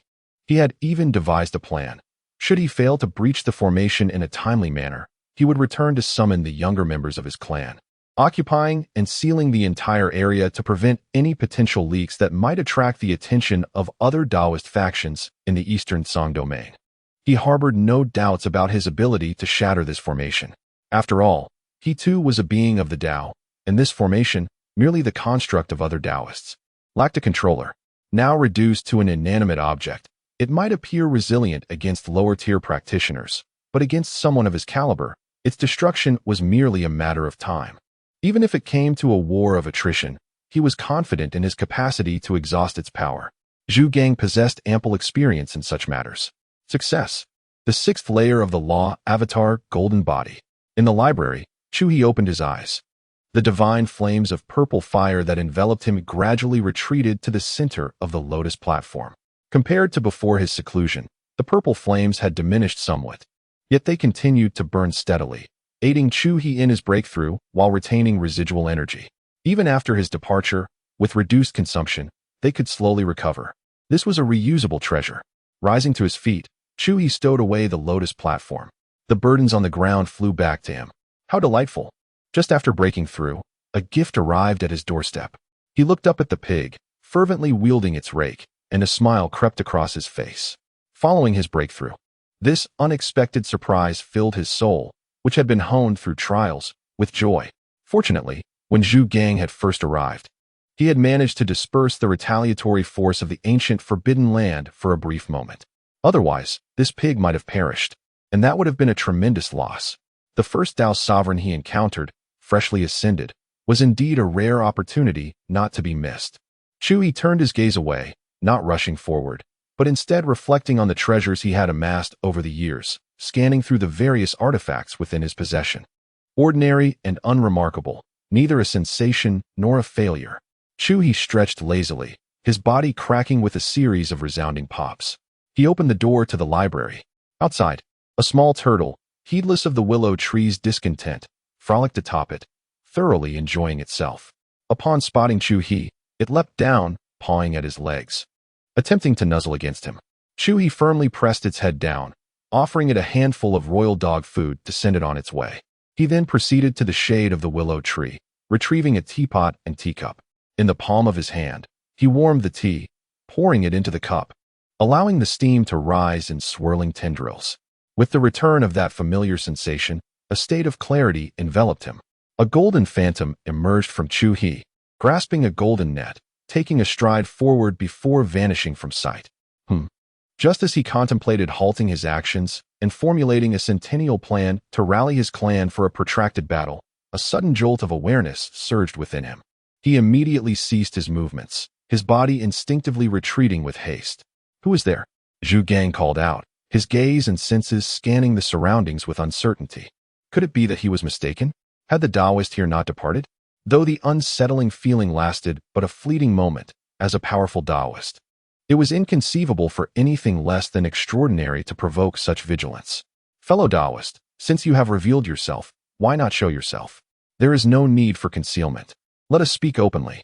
I have come solely for the younger generation of my clan. If you release the pig, we shall bury our grievances." The aura surrounding Zhu Gang coalesced, the resonances that stirred the very heavens receding, as his weapon lay poised in the sky, ready to unleash its fury at a moment's notice. He grounded himself, awaiting a moment in silence. Yet, there was no response. Only a cluster of ants within the grand formation stared at him, as if observing a fool engaging in a battle of wits with the air itself. The formidable foe did not appear. However, Zhu Gang felt an inexplicable restlessness. As a Taoist presence and one of the foremost powerhouses in the Eastern Song domain, such feelings were inherently abnormal. Even during his time as a ninth-tier saint, facing adversaries of equal caliber, he had never experienced such agitation. Instead, he would be exhilarated, fervent, and filled with a fiery combat spirit. He was, after all, quite the warrior.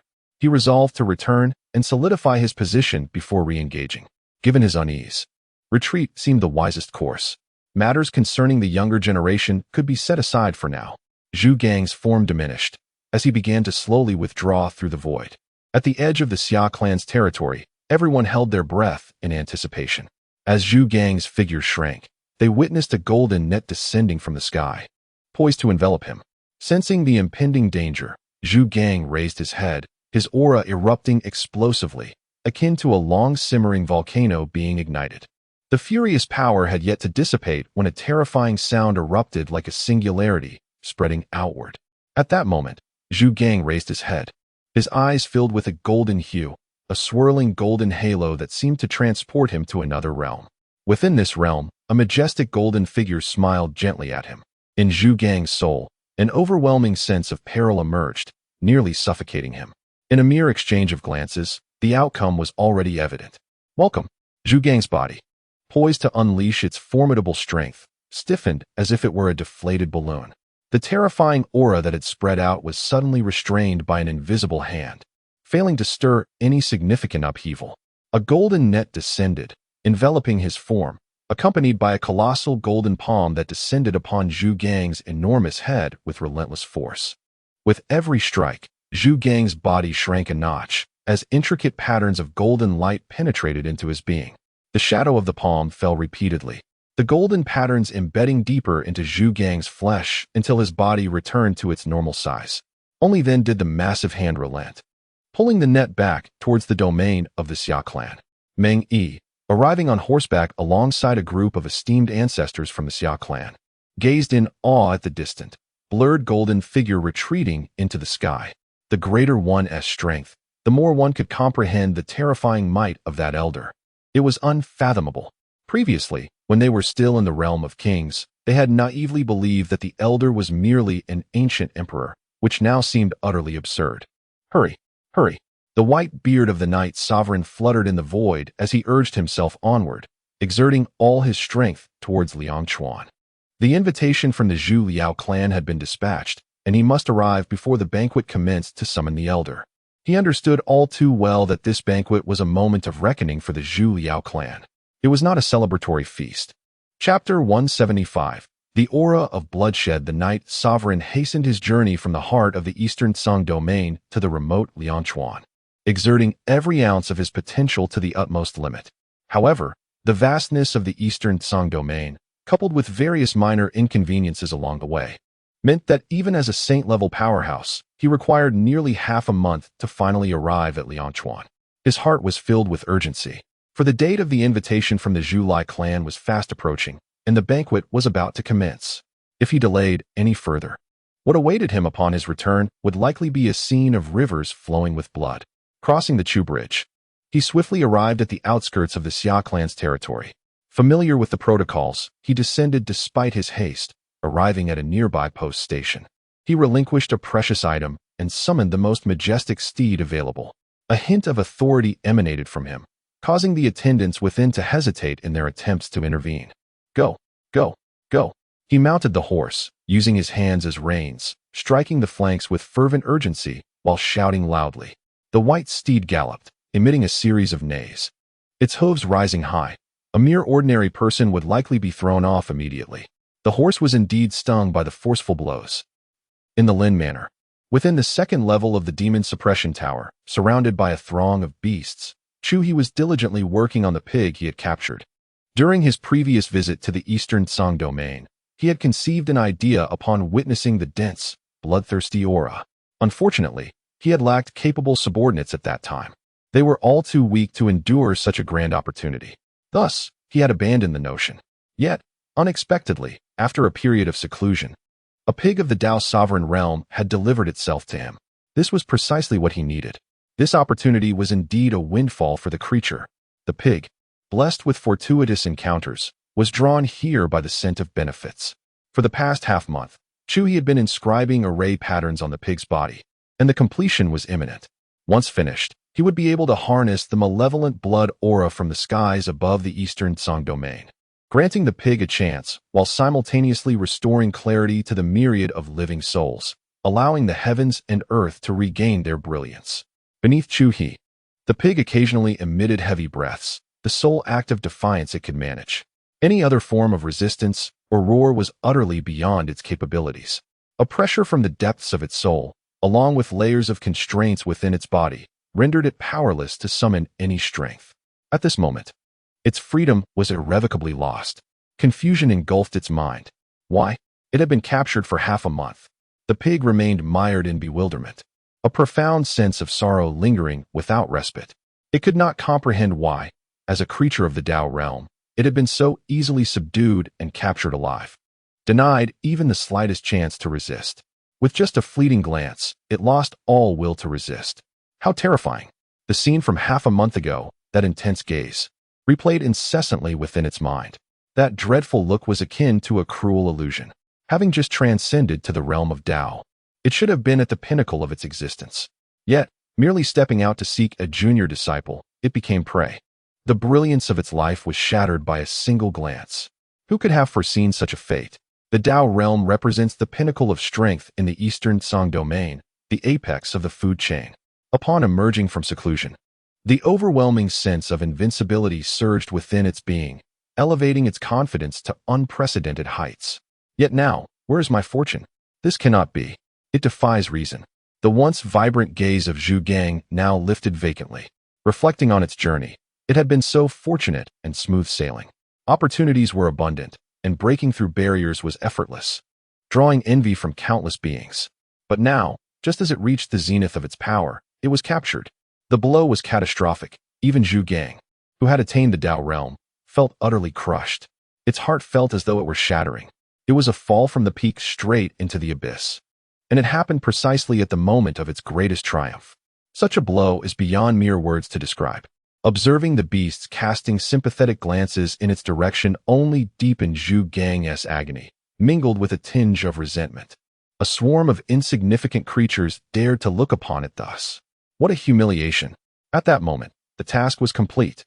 A smile graced Chu He's face as he packaged Zhu Gang and, with a single stride, carried it out of the demon suppression tower. Heading towards the eastern Song domain, the atmosphere of blood and slaughter thickened. Chu He glanced up at the sky. Compared to before his seclusion, the miasma of malevolence had risen to a new level. Merely 3 years had passed. It was not a long time. One could only imagine the ferocity of the conflicts that had unfolded in the eastern Song domain during these years. Chu He sensed that this ominous energy was already capable of influencing beings beneath the emperor's realm. The hearts of cultivators were disturbed, amplifying their malice. What once could be tolerated may now ignite into a bloody confrontation. Scenes of life and death would become increasingly common. Previously, most beings fought for interests. Now, it might be merely for pride.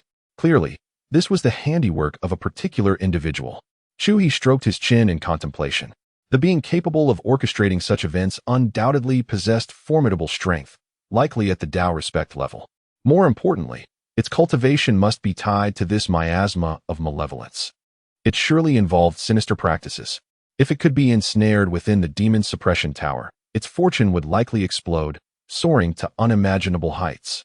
After a wave of analysis, Chu He's expression shifted, filled with anticipation. He found himself quite fond of such a fiend.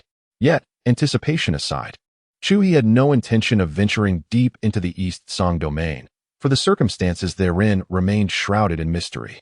It was the domain of other beings, and he could not afford to take such risks. As of now, he had not been driven to the brink of such a decision. Remaining within the territory of the Xia Clan suited him perfectly.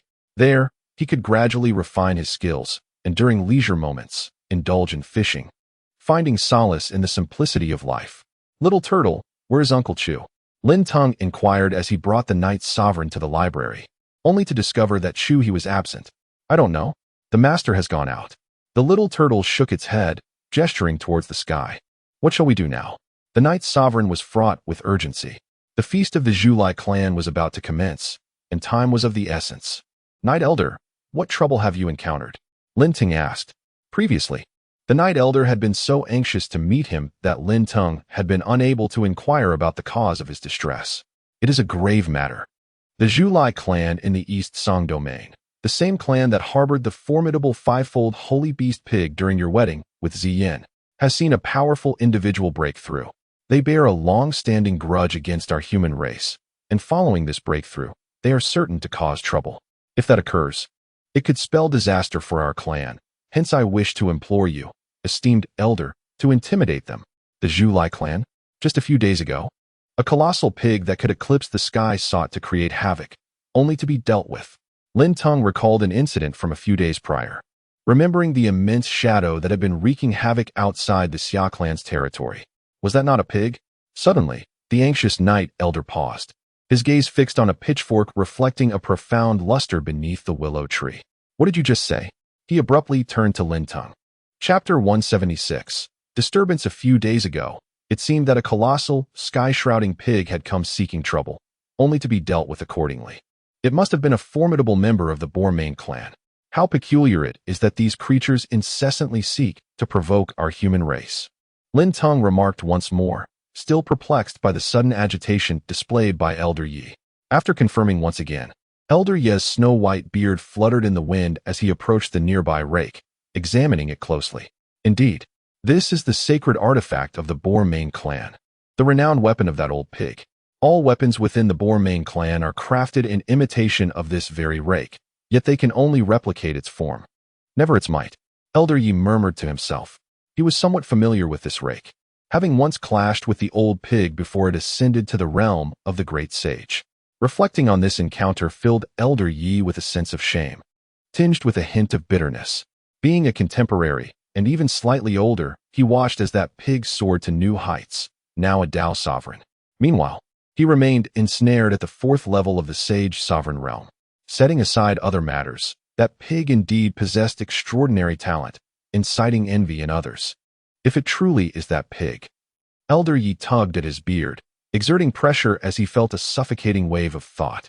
That pig had already ascended to the Dao sovereign level, a pinnacle powerhouse in the Eastern Song domain, capable of suppressing myriad races. Elder Yi harbored the greatest hope that the elder was indeed a Dao sovereign, someone who could instill caution in them, allowing for peaceful coexistence. Yet, he was taken aback to discover that the pig seemed to have vanished, dealt with by the elder. What sort of terror must that elder possess? How profound must their realm be? It was simply unimaginable. After all, he had little knowledge of Dao sovereign beings, unaware of the nuances of tier division and the disparities in combat power. The human race lacked records on Dao sovereigns, relying solely on his imagination. Elder Yi, let us search elsewhere. There's no need to rush. Lin Teng observed Elder Yi trembling with excitement, nearly pulling out handfuls of his beard, and spoke up. "No, it's unnecessary." Elder Yi inhaled deeply, suppressing the shock within him, placing the strands of beard he had tugged away back upon himself, shaking his head. The matter may have already been resolved. It would be best not to disturb the elder's tranquility. Heaven bless our kin. The aura of bloodthirst was overwhelming. Chu He gazed at the sanguine energy pouring from the heavens, flooding into the body of the pig-like creature, and could not help but marvel. This is prosperity. A smile soon graced his face. This harvest would enable the demon suppression tower to unleash its full potential. The quality of the upcoming rewards is assured.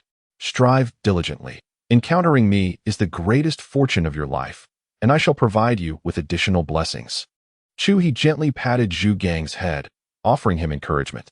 With a snort, Zhu Gang expelled a mist of blood from his nostrils, his wide mouth revealing a jagged array of sharp teeth as he bared them at Chu He.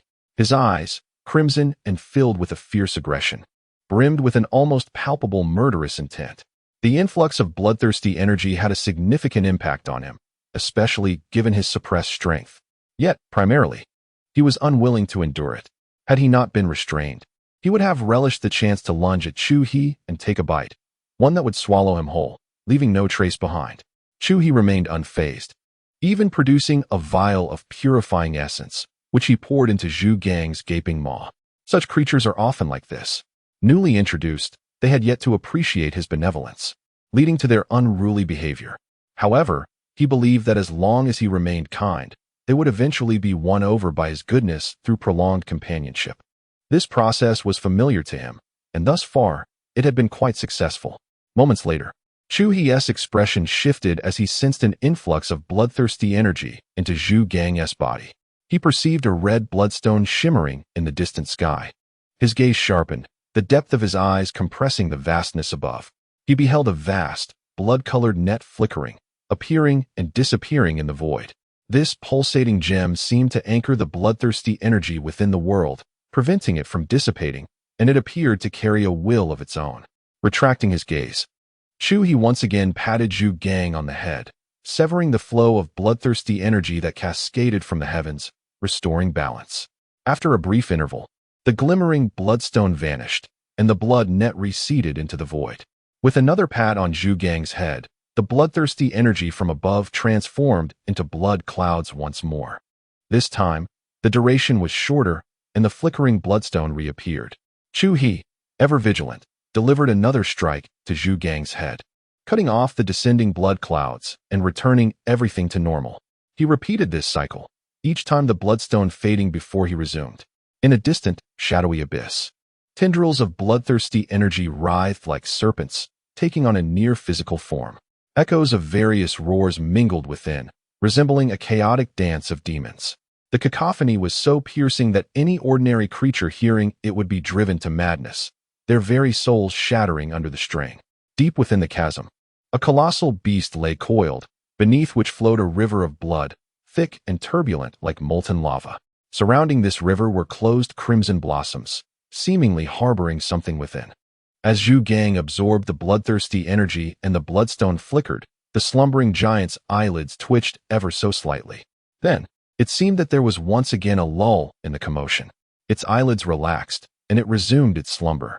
After a brief moment, it trembled again, subsequently returning to normalcy, repeating this cycle until a certain moment arrived. Suddenly, a massive, blood-red orb, akin to a lantern, burst open. In an instant, everything within the abyss fell into a state of suspension. It felt as though the very flow of time had become imperceptible. Everything became utterly still. Even the intense and savage scent within the abyss vanished. The beast's scarlet eye lifted, gazing into the distant expanse. Chu He raised his head, observing the blood-red gem that lingered for an unusually long time, even revealing itself entirely. Chu He further concealed his presence alongside Zhu Gang, seated in a meditative posture. He produced a plate of fruit and began to eat leisurely. Even as the blood-red gem faded once more, he remained unmoved. Chu He sensed that he had likely stirred the hidden hand lurking in the shadows.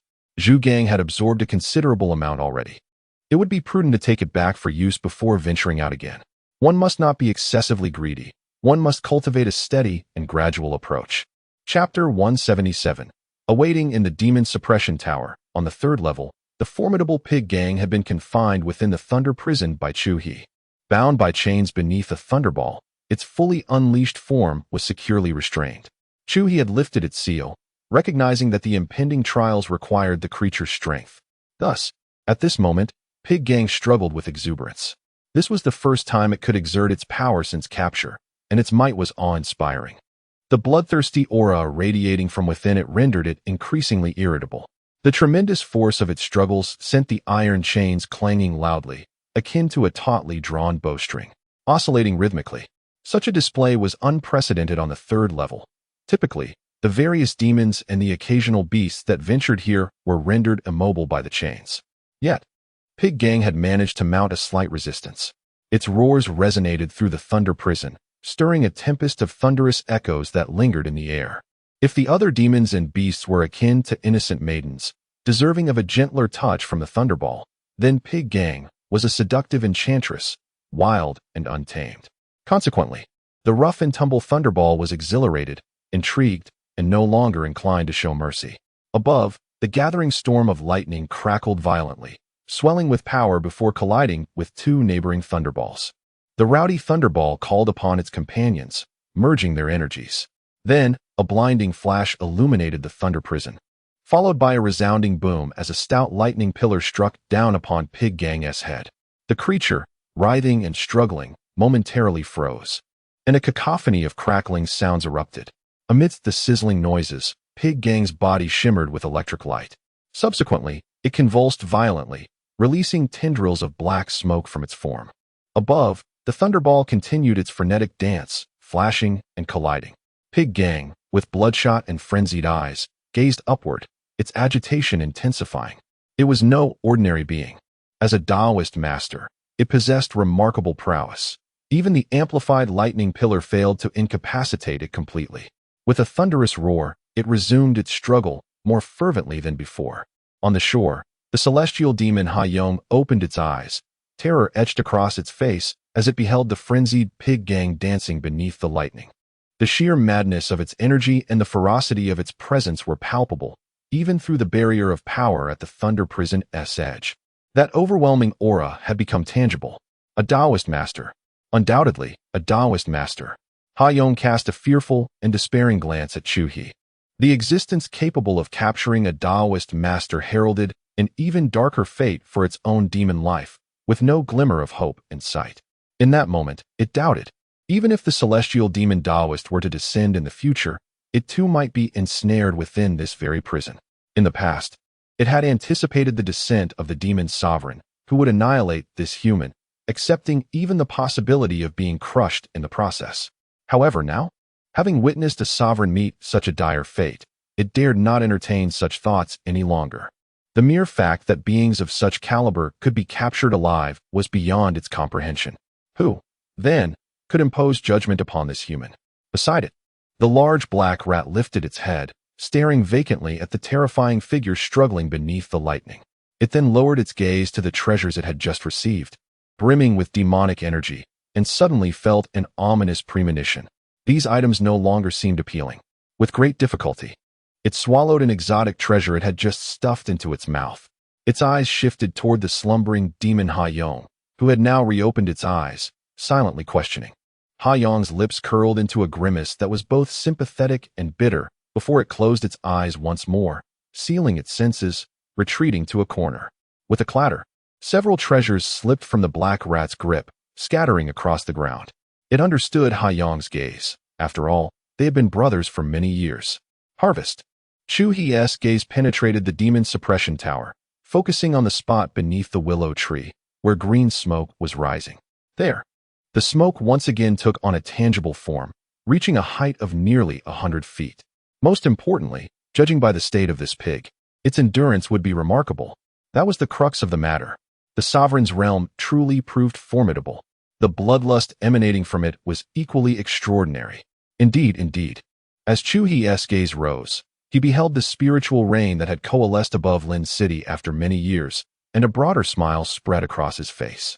The large black rat, which had been watching him intently, previously found his smile benevolent, but in this moment, it perceived an unprecedented malevolence in that grin. Deep within the eastern Tsang domain, at the ancestral land of the Boar Bristle clan, time had passed. The moment for the Boar Bristle clan's invitation had arrived. Regardless of their inner thoughts, the clans that received the invitation graciously gathered here. Even the sovereign clans sent representatives, bestowing due respect. Even those with enmity against the Boar Bristle clan grit their teeth and dispatched representatives. After all, an invitation had been extended. Attending offered hope. Refraining could lead to certain doom. In the expansive plaza cleared by the Boar Bristle clan, representatives from various clans congregated. At the center, A massive beast carcass was being roasted over fierce flames. Even in death, the beast exuded an aura that instilled terror in ordinary beings. Among the representatives were members of the Rat clan, who gazed at the carcass of their forebear, soon to be consumed by the clans, yet dared not reveal even a flicker of anger. A suffocating frustration lodged tightly in their throats. The other beings, observing the corpse that had begun to emit a savory aroma, were filled with a greedy longing. Most were equally astonished. After all, it was the corpse of a ninefold saint.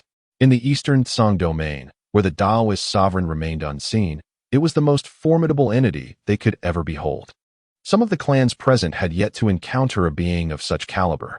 The strongest among the Pig Bristle clan, the only remaining great sage, was the saint-level figure, Li H, who had reached the 7th stage of the sainthood. He sensed the awe and trepidation emanating from a multitude of beings and felt a profound satisfaction. He awaited the return of the first ancestor. He murmured to himself as a group of pig bristles stood behind him, carrying their rakes, arranged in a disciplined formation. With an atmosphere of solemnity, they were poised, ready for the return of Zhu Gang, to unleash the loudest cheers and blessings, celebrating his breakthrough, and rejoicing for the impending ascension of the entire Pig Bristle clan. Below, other beings sat cross-legged on the ground, similarly biding their time in patient silence, refraining from uttering any complaints. As time passed, the aroma wafting from the center of the plaza intensified. The beast's corpse, belonging to a ninefold saint, had become thoroughly cooked under the special flames. The initial shock felt by some beings began to dissipate over time, and as they inhaled the enticing fragrance, they could not help but feel a stirring of desire. After all, the body of a ninefold saint held value for all present. The wait had stretched on for quite some time. Beside Li H, a common saint from the Pig Bristle clan could no longer contain his thoughts. Li H frowned. Indeed, it had been a long while. A full month had elapsed, yet the first ancestor had yet to return. A sense of something amiss lingered in the air. It should not be this way. Although he was unfamiliar with the Taoist sovereign's speed and had never experienced it, he surmised it must be formidable. A month should suffice for the first ancestor to accomplish numerous endeavors. Chapter 178. A situation. The banquet of the Boer main clan has finally commenced. Lai He indicated that Zhu Gang required a period of seclusion to consolidate his recent breakthrough. Despite the myriad of suspicions surrounding this matter, none dared to voice their concerns at such a critical juncture. After all, we are speaking of a being at the Tao venerable level. Until the situation is clarified, questioning could invite calamity upon the clan, something no one could bear to shoulder. The sight of the great sage of the Hao clan being devoured by all creatures present served as a potent deterrent. Nevertheless, this incident has sown seeds of doubt within the hearts of those assembled. Zhu Gang may indeed be in peril. Yet, they did not entertain thoughts of him being captured or slain, for that seemed utterly inconceivable. Zhu Gang had already transcended to the Tao venerable realm. Who could possibly subdue him? Such an idea was unfathomable. They merely speculated that perhaps there were issues with Zhu Gang's newly attained level of mastery. However, there were exceptions. The human clan had received definitive news. Zhu Gang had been subdued. This information was relayed by Yi Zun. Should this news be disseminated? Someone inquired aloud. Disseminate? Why should we? It suffices that we are aware. After all, the Boer main clan attained the position of clan leader solely because of Zhu Gang. Without him, their strength would be inferior to ours. Now that Zhu Gang is in trouble, as long as we remain discreet, the bountiful resources of their territory will not be contested. We can quietly seize a portion, and if we remain silent, the Boer main clan will not dare to make a fuss. They may even willingly retreat. We hold the reins, and they shall obediently comply. This is our opportunity. The human clan shall rise. A venerable sage of the human clan stroked his beard, his eyes glinting with insight. All present exchanged glances, sensing the rationale in his words. Indeed, this was a golden opportunity for profit. The Boer main clan had thrived in recent years due to Zhu Gang's influence. Now was the perfect moment to strike. This affair must not create a loud uproar. We must proceed with caution. Should other clans catch wind of the truth, the Boer main clan would be swiftly divided, leaving us with minimal gains. And it may even backfire on us. Time flew by swiftly. In the blink of an eye, 20 years had passed. Chu He had been diligently signing in at the Library Pavilion for 265 years. He was now 279 years old. For a cultivator, Time truly slips away in the blink of an eye. 20 years. During this span, Chu He devoted the majority of his time to cultivation. However, every 3 years, he would venture out, accompanied by Zhu Gang, to reap some benefits. To avoid unnecessary complications, he chose not to remain in the land of Lianchuan, but instead embarked on several covert missions in remote locations. Everything proceeded relatively smoothly. Over the years, as his fortunes surged to a beneficial threshold, he acquired numerous exceptional treasures through his endeavors. While his cultivation may not have skyrocketed, he made substantial progress. Now having reached the 3rd layer of the 6th transition, firmly consolidating his gains, and poised to attempt a breakthrough to the 4th layer soon. Simultaneously, during these 2 decades, the entire Xia Clan underwent a remarkable transformation, experiencing yet another qualitative leap. This could essentially be likened to the incessant descent of ethereal rain. Beneath Lin City, the auspicious golden dragon was awakened, continuously exhaling its essence, illuminating the minds of those above, enabling them to better comprehend and resolve their cultivation dilemmas. Moreover, the myriad opportunities and treasures they encountered in recent years, coupled with the assistance of the ethereal rain and the golden dragon, facilitated the rapid digestion of their accumulated foundation, propelling them forward at an astonishing pace, transforming year by year. Especially among the prodigious talents born in Lin City, their growth was particularly swift. The elder kings of the Xia clan found themselves not only caught up, but surpassed by these younger generations. It is worth noting that those elder kings had also reaped significant benefits, having participated in several grand opportunities within the Xia clan. Yet, they were still eclipsed. This exemplifies the stark disparity in innate talent, which becomes increasingly evident in times of abundant resources. Extraordinary geniuses thoroughly assimilate opportunities, much like a feast. If only a single bowl of rice is available, anyone can consume it. However, when presented with a lavish banquet, those with hearty appetites can devour multiple bowls, whereas those with lesser appetites struggle to consume even a modest portion. This illustrates the inherent gap. On this particular day, Chu He was enveloped in a whirlwind of lightning. Having just released the smoking figure of Zhu Gang, the ethereal rain had ceased. "Well done," Chu He exclaimed, patting Zhu Gang's head and assessing its condition.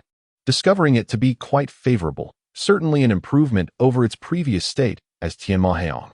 Its formidable strength and resilience were contributing factors, along with the replenishment of bloodthirsty energy over these past 20 years.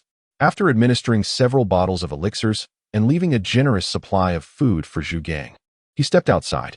His gaze swept across Lin City. The ethereal rain had concluded, yet its lingering resonance remained. Most individuals were still immersed in their cultivation and insights. Even the small turtle remained coiled in slumber. The willow trees continued to stretch their limbs gracefully. Chu He, savoring the crisp air, brewed a pot of tea and leisurely sipped, feeling at ease. In the depths of the eastern Song domain, within the heart of the Zhu Liao clan's ancestral hall, a sense of fury and resentment permeated the atmosphere. Humans, they are too oppressive. Zhu He stood amidst the turmoil, his body radiating a fierce unwillingness as his blood-red gaze fixated on the fateful pearl belonging to Zhu Gang. 20 years had passed. The first ancestor has ventured forth and remains absent. Were it not for the existence of the life pearl, one might be inclined to suspect that Zhu Gang has perished. 20 years is, in truth, not an extensive span of time. Had it not been for that fateful banquet, even if Zhu Gang were to vanish for centuries, the other clans would still be compelled to exhibit forbearance towards the Zhu Lai lineage. Nevertheless, merely 2 decades have elapsed, and apart from the human race, no other factions have dared to entertain any malevolent thoughts. The authority of the Taoist sovereign is not to be trifled with. In the eastern Song domain, the ancient Taoist clans, whose Taoist sovereigns rarely manifest outside of their ascension, still manage to instill fear across myriad races. If not for their unwavering confidence, no clan would dare to take such risks. However, an exception now arises. The human race is indeed making attempts, and with a reckless audacity to boot. They directly demand benefits, returning to knock on the door at regular intervals. It appears they are well aware of the first ancestor's predicament, perhaps even more so than he himself. Zhu He has dispatched numerous younger members of his clan to investigate. The place of the first ancestor's disappearance is known as Lianchuan, and the predominant power there is none other than the human race. This implies that Zhu Gang's disappearance is inextricably linked to them. With this revelation, Chu He feels even more impotent, facing the human race with a profound lack of confidence. It must be noted that even Zhu Gang, a being of Taoist sovereign caliber, has fallen prey to the machinations of the human race. As a mere great sage, how can he hope to salvage the situation? Other than seething in rage daily, he finds himself utterly powerless. Ancestor. There is news regarding the first ancestor's secluded domain. Suddenly, a voice booms from outside, reporting urgently. Chapter 179. A fellow cultivator Chu He stepped into the Forbidden Land, a realm that once merely served as a commonplace habitat for the Xia Clan. What rendered this locale extraordinary was the fact that Zhu Gang was born and nurtured here. Following its ascendance, the area underwent a transformation, becoming the very heart of its endeavors, prompting even the Xia clan to relocate their territory nearby. Chu He had never visited this place before. It was a private domain belonging solely to Zhu Gang.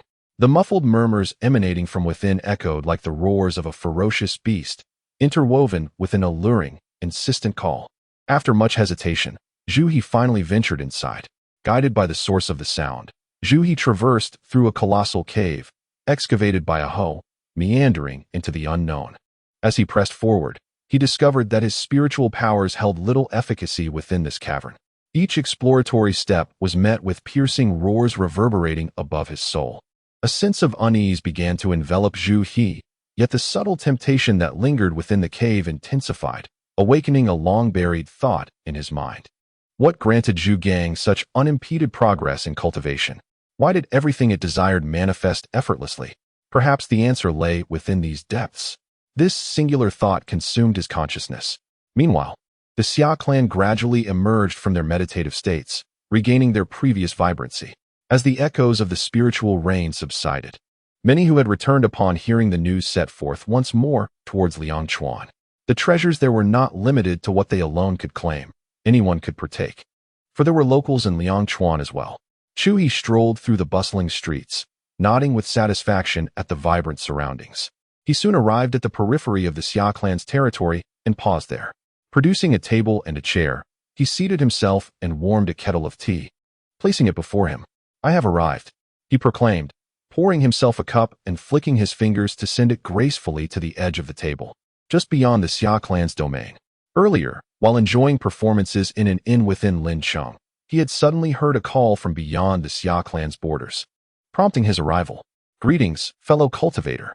A diminutive figure, adorned with crescent-shaped horns and resembling a majestic lion, emerged from the void, its fur shimmering with a lustrous black jade sheen, bowing respectfully to Chu He, a member of the Mou clan. Chu He's expression shifted.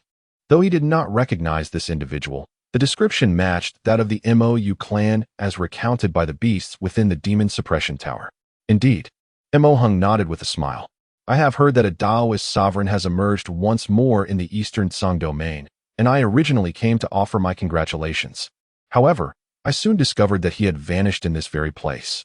Dahuang elucidated his purpose, revealing his pursuit of Zhu Gang's trail, which had led him here to uncover this peculiar situation. "Are you here to stand up for him?" A smile graced Chu He's face as he poured himself another cup of tea, savoring a delightful sip. "No, I am not acquainted with it.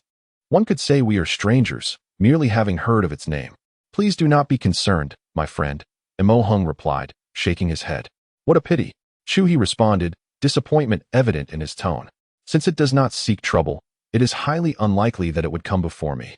A flicker of doubt shone in Dahuang's eyes. If it was not there to cause discord, why then did the other seem disappointed? This reaction was rather peculiar. Normally, one would feel joy at the absence of hostility from a Taoist master, who would be disheartened simply because a Taoist did not harbor ill intentions. If it is not here to bring about conflict, then what is its purpose? Chu He inquired. "I initially intended to inform Zhu Gang of a matter, but now that I have encountered you, I can share it with you as well." Dahuang set aside Chu He's unusual reaction and continued. Chu He nodded, encouraging him to proceed. "Do you know why Taoist masters rarely take action in the Eastern Song domain, leaving only legends behind?" Chu He shook his head. Dahuang's gaze flickered, and he nodded in affirmation. In fact, long ago, the Eastern Wilderness was a collective term for a continent. Chu He nodded, maintaining a facade of indifference. Although he was unfamiliar with this assertion, it did not hinder his pretense of understanding. However, in the wake of a great upheaval, the eastern wilderness was fragmented, and after countless ages, it transformed into what we see today: 3 great domains, 300 central domains, and innumerable smaller domains. Chu He nodded, indicating his prior knowledge. The smaller domains are inconsequential, devoid of any prospects, and even the 300 central domains are merely passable. My friend, which of the 300 central domains did you attain enlightenment in? Dahuang abruptly shifted the topic. That is not to be disclosed. Chu He smiled, shaking his head in a manner that was vaguely evasive. Dahuang observed him, as a peer in strength and a manifestation. It was impossible for him to gauge Chu He's intent solely through the vibrations of his speech, relying instead on his expressions. Yet, the human before him maintained a constant smile, betraying no hint of emotion, making it difficult to discern anything. Since you prefer silence on this matter, I shall not press further. Now that we are in the Eastern Song domain, we are on the same side. The resources of the Eastern Song domain are also yours to share. In the Eastern Song domain, once one attains the Tao, there are no distinctions between races. We may become brothers of different clans. Wait. At this point, Chu He sensed something amiss. It was evident that Dahuang had a vested interest in the Eastern Song domain. The mere mention of Zhu Gang attaining the Tao had elicited its emergence. It appeared indifferent to his ascension, which was inherently problematic. Zhu Gang and Dahuang were not of the same clan. The presence of an additional Taoist master in the Eastern Song domain would naturally intensify competition, both for their kin and for itself. Logically, one would expect suppression. Yet, it seemed that was not the case, as it approached him with equal enthusiasm. Without hesitation, it sought to share resources and forge bonds of brotherhood. If this was due to Dahuang's genuine warmth, upon encountering a fellow cultivator of the same Tao, a sense of joy blossomed within me at the prospect of future profound exchanges. However, this realization was rather unsettling. After seeing him, I cast aside thoughts of the pig, no longer mentioning it. This certainly did not align with the actions one would expect from a warm-hearted individual. What had he mentioned previously? A single front. Coupled with the tales of those revered Taoists from the Eastern Song domain becoming legends, I swiftly deduced that trouble loomed over the Eastern Song domain. It seemed that Dahuang intended to draw me into this predicament. What is it? Dahuang inquired, puzzled by my demeanor. My thoughts raced as I rapidly analyzed the fundamental matters at hand. It's nothing, please continue. A smile returned to my face. Having grasped Dahuang's intentions, I was now aware of the situation. Henceforth, I would merely listen to the unfolding tale. Other matters were of no concern to me. With a flick of my wrist, I produced a prepared lamb, igniting a fire in the void with my sacred staff, and proceeded to add seasonings, diligently attending to my culinary endeavors. This had become my habit. To relish a story, one must indulge in barbecued delights, or else it would feel rather unsatisfactory. Dahuang. Chapter 180. Fright. The 3 major realms are, after all, remnants of the shattered eastern wilderness, a world marred and incomplete, lacking in resources. To cultivate to the level of Tao sovereign is already a formidable challenge, and any aspirations for further advancement appear insurmountable. Surely, my friend, you must have sensed this as well. The reason for your arrival in the Eastern Song realm might very well stem from the stagnation of your cultivation. Dahuang continued, and Chu He merely nodded in tacit acknowledgement. What Dahuang spoke of was the plight faced by other beings. Although his own cultivation had decelerated, it was still progressing steadily. Nonetheless, there was no need to divulge this detail. In each of the 3 major realms, there exists a portal connecting to an extra-mundane world, a true domain of opportunities. The resources for cultivation are abundant, and more importantly, the laws within are complete. With sufficient fortune, ascending beyond the level of Tao sovereign is not beyond the realm of possibility. It is essential to recognize that the realm beyond Tao sovereign is intricately tied to the laws themselves, and in the eastern wilderness, the path ahead is obscured, rendering it difficult to discern the way. Comprehending the natural order of the universe is already taxing, and grasping the laws is utterly out of reach. Dahuang laid everything bare and elaborated on the circumstances within. He even hinted at matters pertaining to those above Tao sovereign. After sharing these insights, he extended an invitation. Would you care to accompany me? He observed Chu He, who had just begun to partake in a meal, and accepted a leg of lamb that Chu He offered, savoring it slowly while awaiting a response. "I shall first consolidate my cultivation. We may discuss this matter later," Chu He replied after finishing his meal, tidying up his belongings before turning to leave. "Very well." Dahuang nodded. Such matters indeed require careful consideration. Nevertheless, he was confident that Chu He would ultimately acquiesce. After all, making progress in the outside world is exceedingly arduous. As time passes, no Dao sovereign can endure such torment. In fact, this applies to cultivators of any realm. Stagnation in one's level invariably brings forth a sense of anguish. Given the current state of the Eastern Song realm, apart from the peculiar old mare, no one could remain there for long after reaching the Dao realm. Should you come to a decision, feel free to seek me out within the Xia Clan, Dahuang said, then vanished in the blink of an eye. Dahuang's precise realm remained a mystery, as did the levels of other Dao sovereigns within the Eastern Song realm. Chu He cast a glance back. This was the information he yearned to uncover. As for the so-called extra-mundane world, it held no relevance for him, nor did he harbor any interest. To progress steadily in a secure manner was preferable to courting danger. Regrettably, such matters of cultivation were too personal for Dahuang to divulge. Even if he did, the truth might be elusive. Chu He suppressed his curiosity about the exploration. The visitor was merely a projection, and if he possessed greater strength, he would not have approached without any indication. Why do I feel a sense of relief? As if refraining from confronting the entity in question was indeed a wise decision? That individual appears to possess an eccentricity about them. Deep within a secluded cave, Dahuang opened his eyes, attuned to the feedback from his avatar. Suddenly, a thought flashed through his mind. At his current level of existence, he had begun to grasp the essence of the world. Every sensation must be taken seriously. From now on, I must exercise caution around that human. There is something distinctly unsettling about him. Dahuang resolved that in future encounters with that individual, he would rely predominantly on his avatars.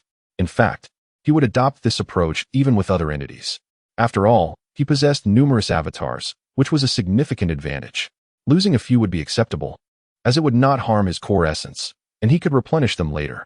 What exactly is the background of that human? In the other two great domains, there have been no reports of any formidable humans emerging recently. The unique sensation he evokes within me suggests that his journey is far from ordinary. He must have attained enlightenment in the domain of the 300 middle regions. Dahuang murmured to himself, intrigued by Chu He's identity. If he were merely a novice, I would not ponder too deeply. After all, the 300 middle regions harbored their own peculiarities. At certain moments, remnants of ancient powers would manifest, and it is not uncommon for fortunate individuals to acquire them. Even among those who have achieved the status of Dao sovereigns in the Eastern Song domain, who does not harbor some secrets? Given the current circumstances in the Eastern wilderness, it is exceedingly difficult to advance solely through talent. Yet that human has not only attained enlightenment, but has also managed to subdue Zhu Gang, who is also a Dao sovereign. Though it may have been aided by the power of formations, it is still no trifling feat. Formations are not easily mastered. Furthermore, I sensed a threat emanating from that human. He is no ordinary being. Hence, my interest in the gains I might derive from Chu He has been piqued. Nevertheless, his formidable strength could be advantageous. I hope he arrives at a decision soon. Dahuang rose and ventured deeper into the cave, feeling both unease and anticipation regarding Chu He. A strong ally would be more beneficial. Chu He ambled back, his hand absent-mindedly stroking his chin in contemplation. He was now exposed under the watchful eyes of the Dao sovereigns in the Eastern Song domain, which made him quite uncomfortable. He detested this sensation. It was imperative that he intensify his training. Chu He made a resolute decision. In this situation, the most prudent course of action was to grow stronger, thereby prompting others to misjudge his true capabilities. Thus, he would not be entirely exposed. This was Chu He's perspective. He would need to venture out less frequently. He felt a sense of unease, accompanied by a tinge of fear. He took note of this. The ancient forbidden ground must continue to be fortified. Chu He believed that a dual approach was necessary. Both his cultivation and the arrangement of formations could not be neglected. Moreover, considering the circumstances, he anticipated a prolonged period during which he would be unable to venture outside. Thus, it is essential to meticulously enhance the territory of the Xia Clan, and even the barbaric realms, transforming them into a more conducive space for cultivation and a more pleasant environment for living. After all, this is his abode. A well-decorated home fosters a more comfortable and joyful existence. Furthermore, the area must be expansive. This dilemma has a solution in the mind of Chu He. Simply draw forth some secret realms for renovation. As for the external space mentioned by Mo Hong, Chu He promptly cast it aside. He is content to manage this little corner of the barbaric domain. Now that the war among the myriad clans has concluded, the bloodthirsty malevolence has begun to dissipate. There is nothing in the Eastern Song realm that he longs for. He has absolutely no reason to venture out. First, he shall set a modest goal, the 7th transition. Chu He is filled with enthusiasm. The sensation of personal advancement and cultivation is, indeed, a delightful experience. It is only when one encounters a bottleneck that feelings of frustration, confinement, and even madness may arise. Such torment is something Chu He has only gleaned from literature and the accounts of a few beasts. At least, until now, he has not experienced such sentiments himself. This is one of the advantages of focusing on self-cultivation. The demand for resources is indeed significant. Yet, bottlenecks are quite rare, coupled with Chu He's diligence. His progress is swift. The 7th transition is imminent. As long as his advancement continues at this pace, the current challenges will cease to be issues. Therefore, there is truly no need for excessive concern. There is no requirement to fully comprehend the rules. Merely observing and having a clear understanding in his heart suffices. For he is cultivating himself. With this realization, Chu He felt a renewed sense of relaxation. He lifted his gaze to see an elderly man fishing by the roadside, accompanied by his grandson. A smile graced his face as he too took up a fishing rod, eagerly approaching the scene. Chapter 181. The strange door. The Summer Clan's elite have largely migrated to Liangchuan, engaged in both treasure hunting and territorial expansion. With the conclusion of the 10,000 Clan War, a period of chaos ensues, characterized by fierce disputes over territory. Many factions have been severely weakened in the aftermath of such a monumental conflict. Consequently, the entire Summer Clan feels remarkably desolate. The vibrancy of life diminished significantly. As Chu He fished by the riverbank, he engaged in leisurely conversation with an elderly man, finding his spirits uplifted by their exchange. Their dialogue continued well into the evening, interrupted occasionally by the old man's grandson, who was soon pacified with a piece of candy. After which he drifted off to sleep against a tree, his sweet dreams evident in his drooling slumber. The elder did not intervene. There was an undeniable charm about Chu He that inspired an instinctual trust. The old man sensed his kindness through their discourse, and his demeanor radiated a benevolent aura. When their paths diverged, the elder felt a twinge of reluctance, wishing for their conversation to linger just a while longer. Upon returning to Lin City, Chu He noted that this enclave of the Summer Clan remained steadfastly unchanged, save for the occasional rain of spiritual essence. Here, tranquility was an elusive treasure, disrupted only by the rhythmic descent of raindrops. In earlier days, Chu He would have lamented the chaos, but he had grown accustomed to it, often finding solace in the elegant performances within the taverns. As time swiftly passed, a decade slipped by. Chu He devoted himself diligently to his cultivation while also hastening the healing of Zhu Gang, ensuring its swift recovery. His available warriors had dwindled, and the bloodthirsty aura of the beasts under his command had been nearly exhausted, released into the ether.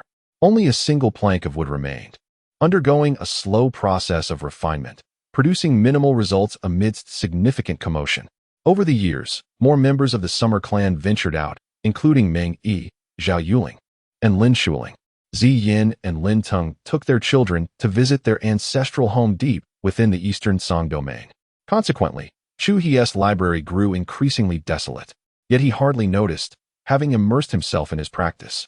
On one fateful day, a thunderous explosion reverberated in Chu He's ears, an overwhelming presence akin to thunder being unleashed. However, the inhabitants of Lin City and the Summer Clan remained oblivious, engrossed in their daily pursuits. The disturbance originated from beneath the demon suppression tower.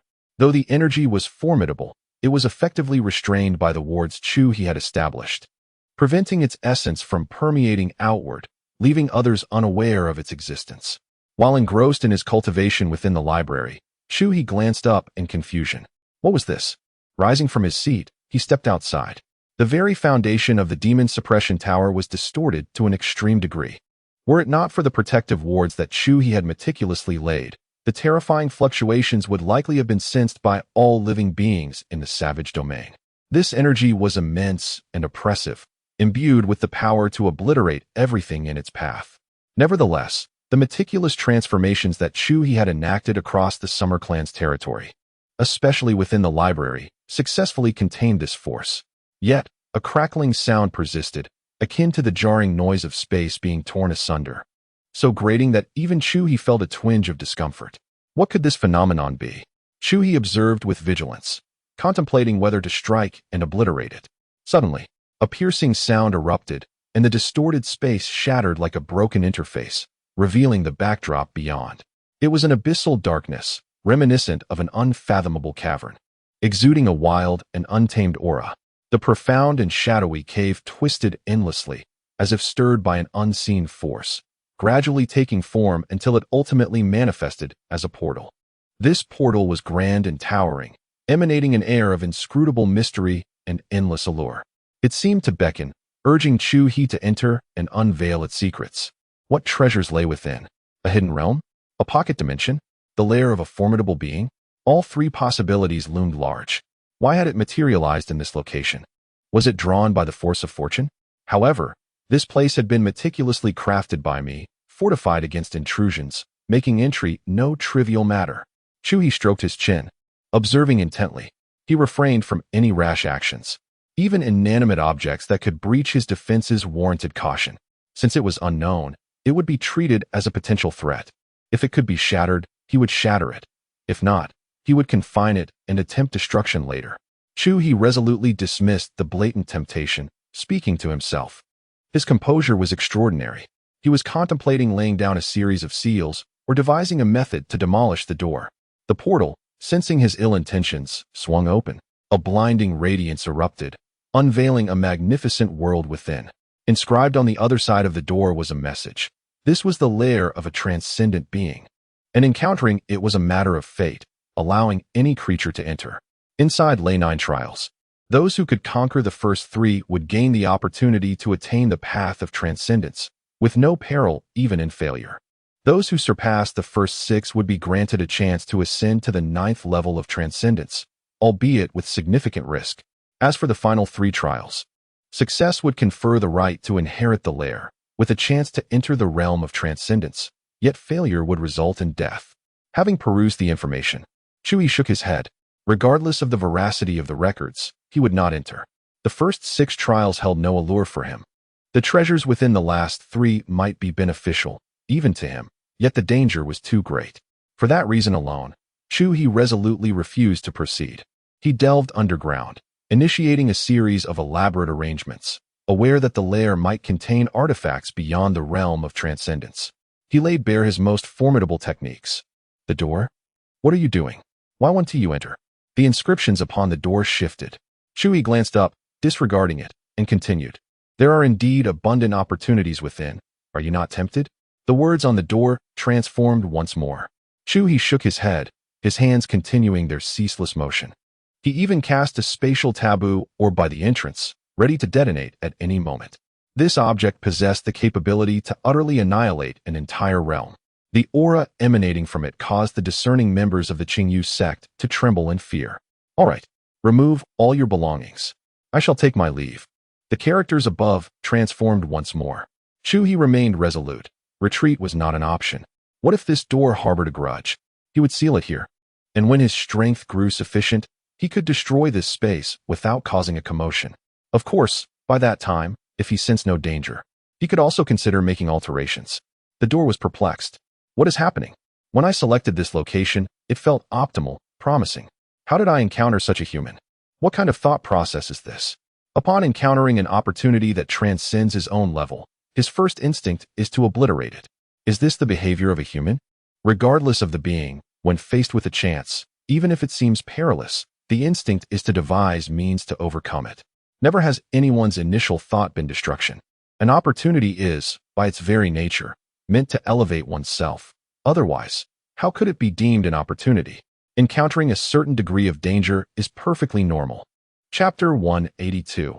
Concealment leads to annihilation of the clan. A monumental transformation is destined to unfold in this realm. Should you fail to strive for opportunities, you will inevitably be cast aside. The inscriptions on the door shifted once more. Unperturbed, Chu He produced a treasure he had acquired, the binding pearl, to completely confine this area. Its description was quite formidable, ranking prominently among the treasures he possessed. It stated that even the mightiest of beings could not shatter the immobilized space. This door, along with the miniature world, was merely a remnant of the celestial beings.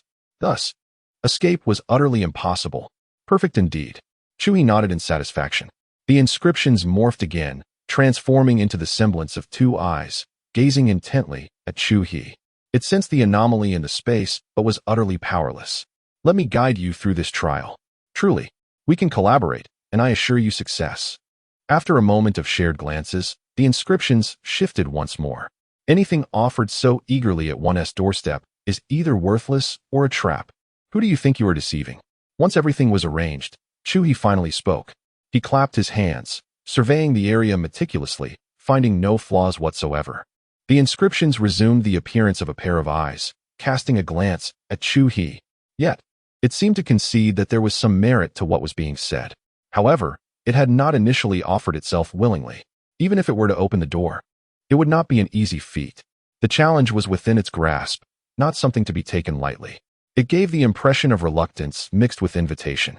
Yet, this human disregarded convention, boldly declaring a desire to forcefully break through, even commencing to set up barriers, prompting its own emergence. This could not be blamed on it. Who could have anticipated encountering such an individual? All these treasures, considered fortuitous opportunities for you, must be believed. This could propel you to greater heights. You have little time left. The door's inscriptions shifted once more, urging Chu He. Speak. Chu He cleared a small space underground and retrieved his barbecue set. Fashioning a ceramic stone bench from the soil in his palms, he began to grill while observing the shifting inscriptions on the door. Core of the Eastern Tsang domain. Within a vast palace, nearly 20 pinnacle saint sovereigns were engaged in a discussion. They hailed from clans with powerful beings overseeing them. The true sovereigns of the Eastern Tsang domain. They occupied the most central area of the domain, shielded by formidable arrays. Despite residing on the same continent, the Dao sovereign clans and other factions existed as if from entirely different worlds. Apart from periodically collecting resources, they paid little heed to matters beyond their core. For various reasons, they even refrained from obstructing the emergence of other Dao sovereigns within the Eastern Tsang domain. However, harmony eludes them, and gathering them all in one place is a rare occurrence. Yet today, they have convened, signifying the emergence of significant events. The world outside is rife with opportunities, suggesting that great changes are imminent. Yet, the esteemed ancestors of their lineage remain unreachable, leaving them in the dark about the unfolding situation. We can no longer afford to wait. We must take action. This is the reason for their assembly today. Continuous upheavals occur. Yet the ancient masters who should preside over these matters are inaccessible. They have united to deliberate and make decisions. However, it is merely a discussion in name. For each individual present has already made up their mind. This encounter serves as a partitioning of opportunities, delineating the external territories to prevent unnecessary conflicts during such tumultuous times. Soon, a comprehensive map of the Eastern Tsang domain, covering the entire hall, materializes. A group of formidable beings gestures and points, even erupting into heated disputes. As the imposed restrictions within the hall accumulate layer upon layer, the strongest among the Kuan clan, overseeing the assembly, feels utterly helpless and joins the fray.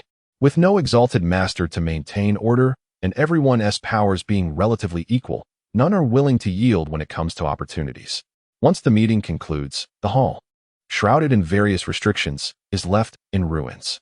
Ultimately, their discussions culminate not only in furious roars, but also in physical confrontations, with flesh meeting claws, leaving trails of blood visible on each of them.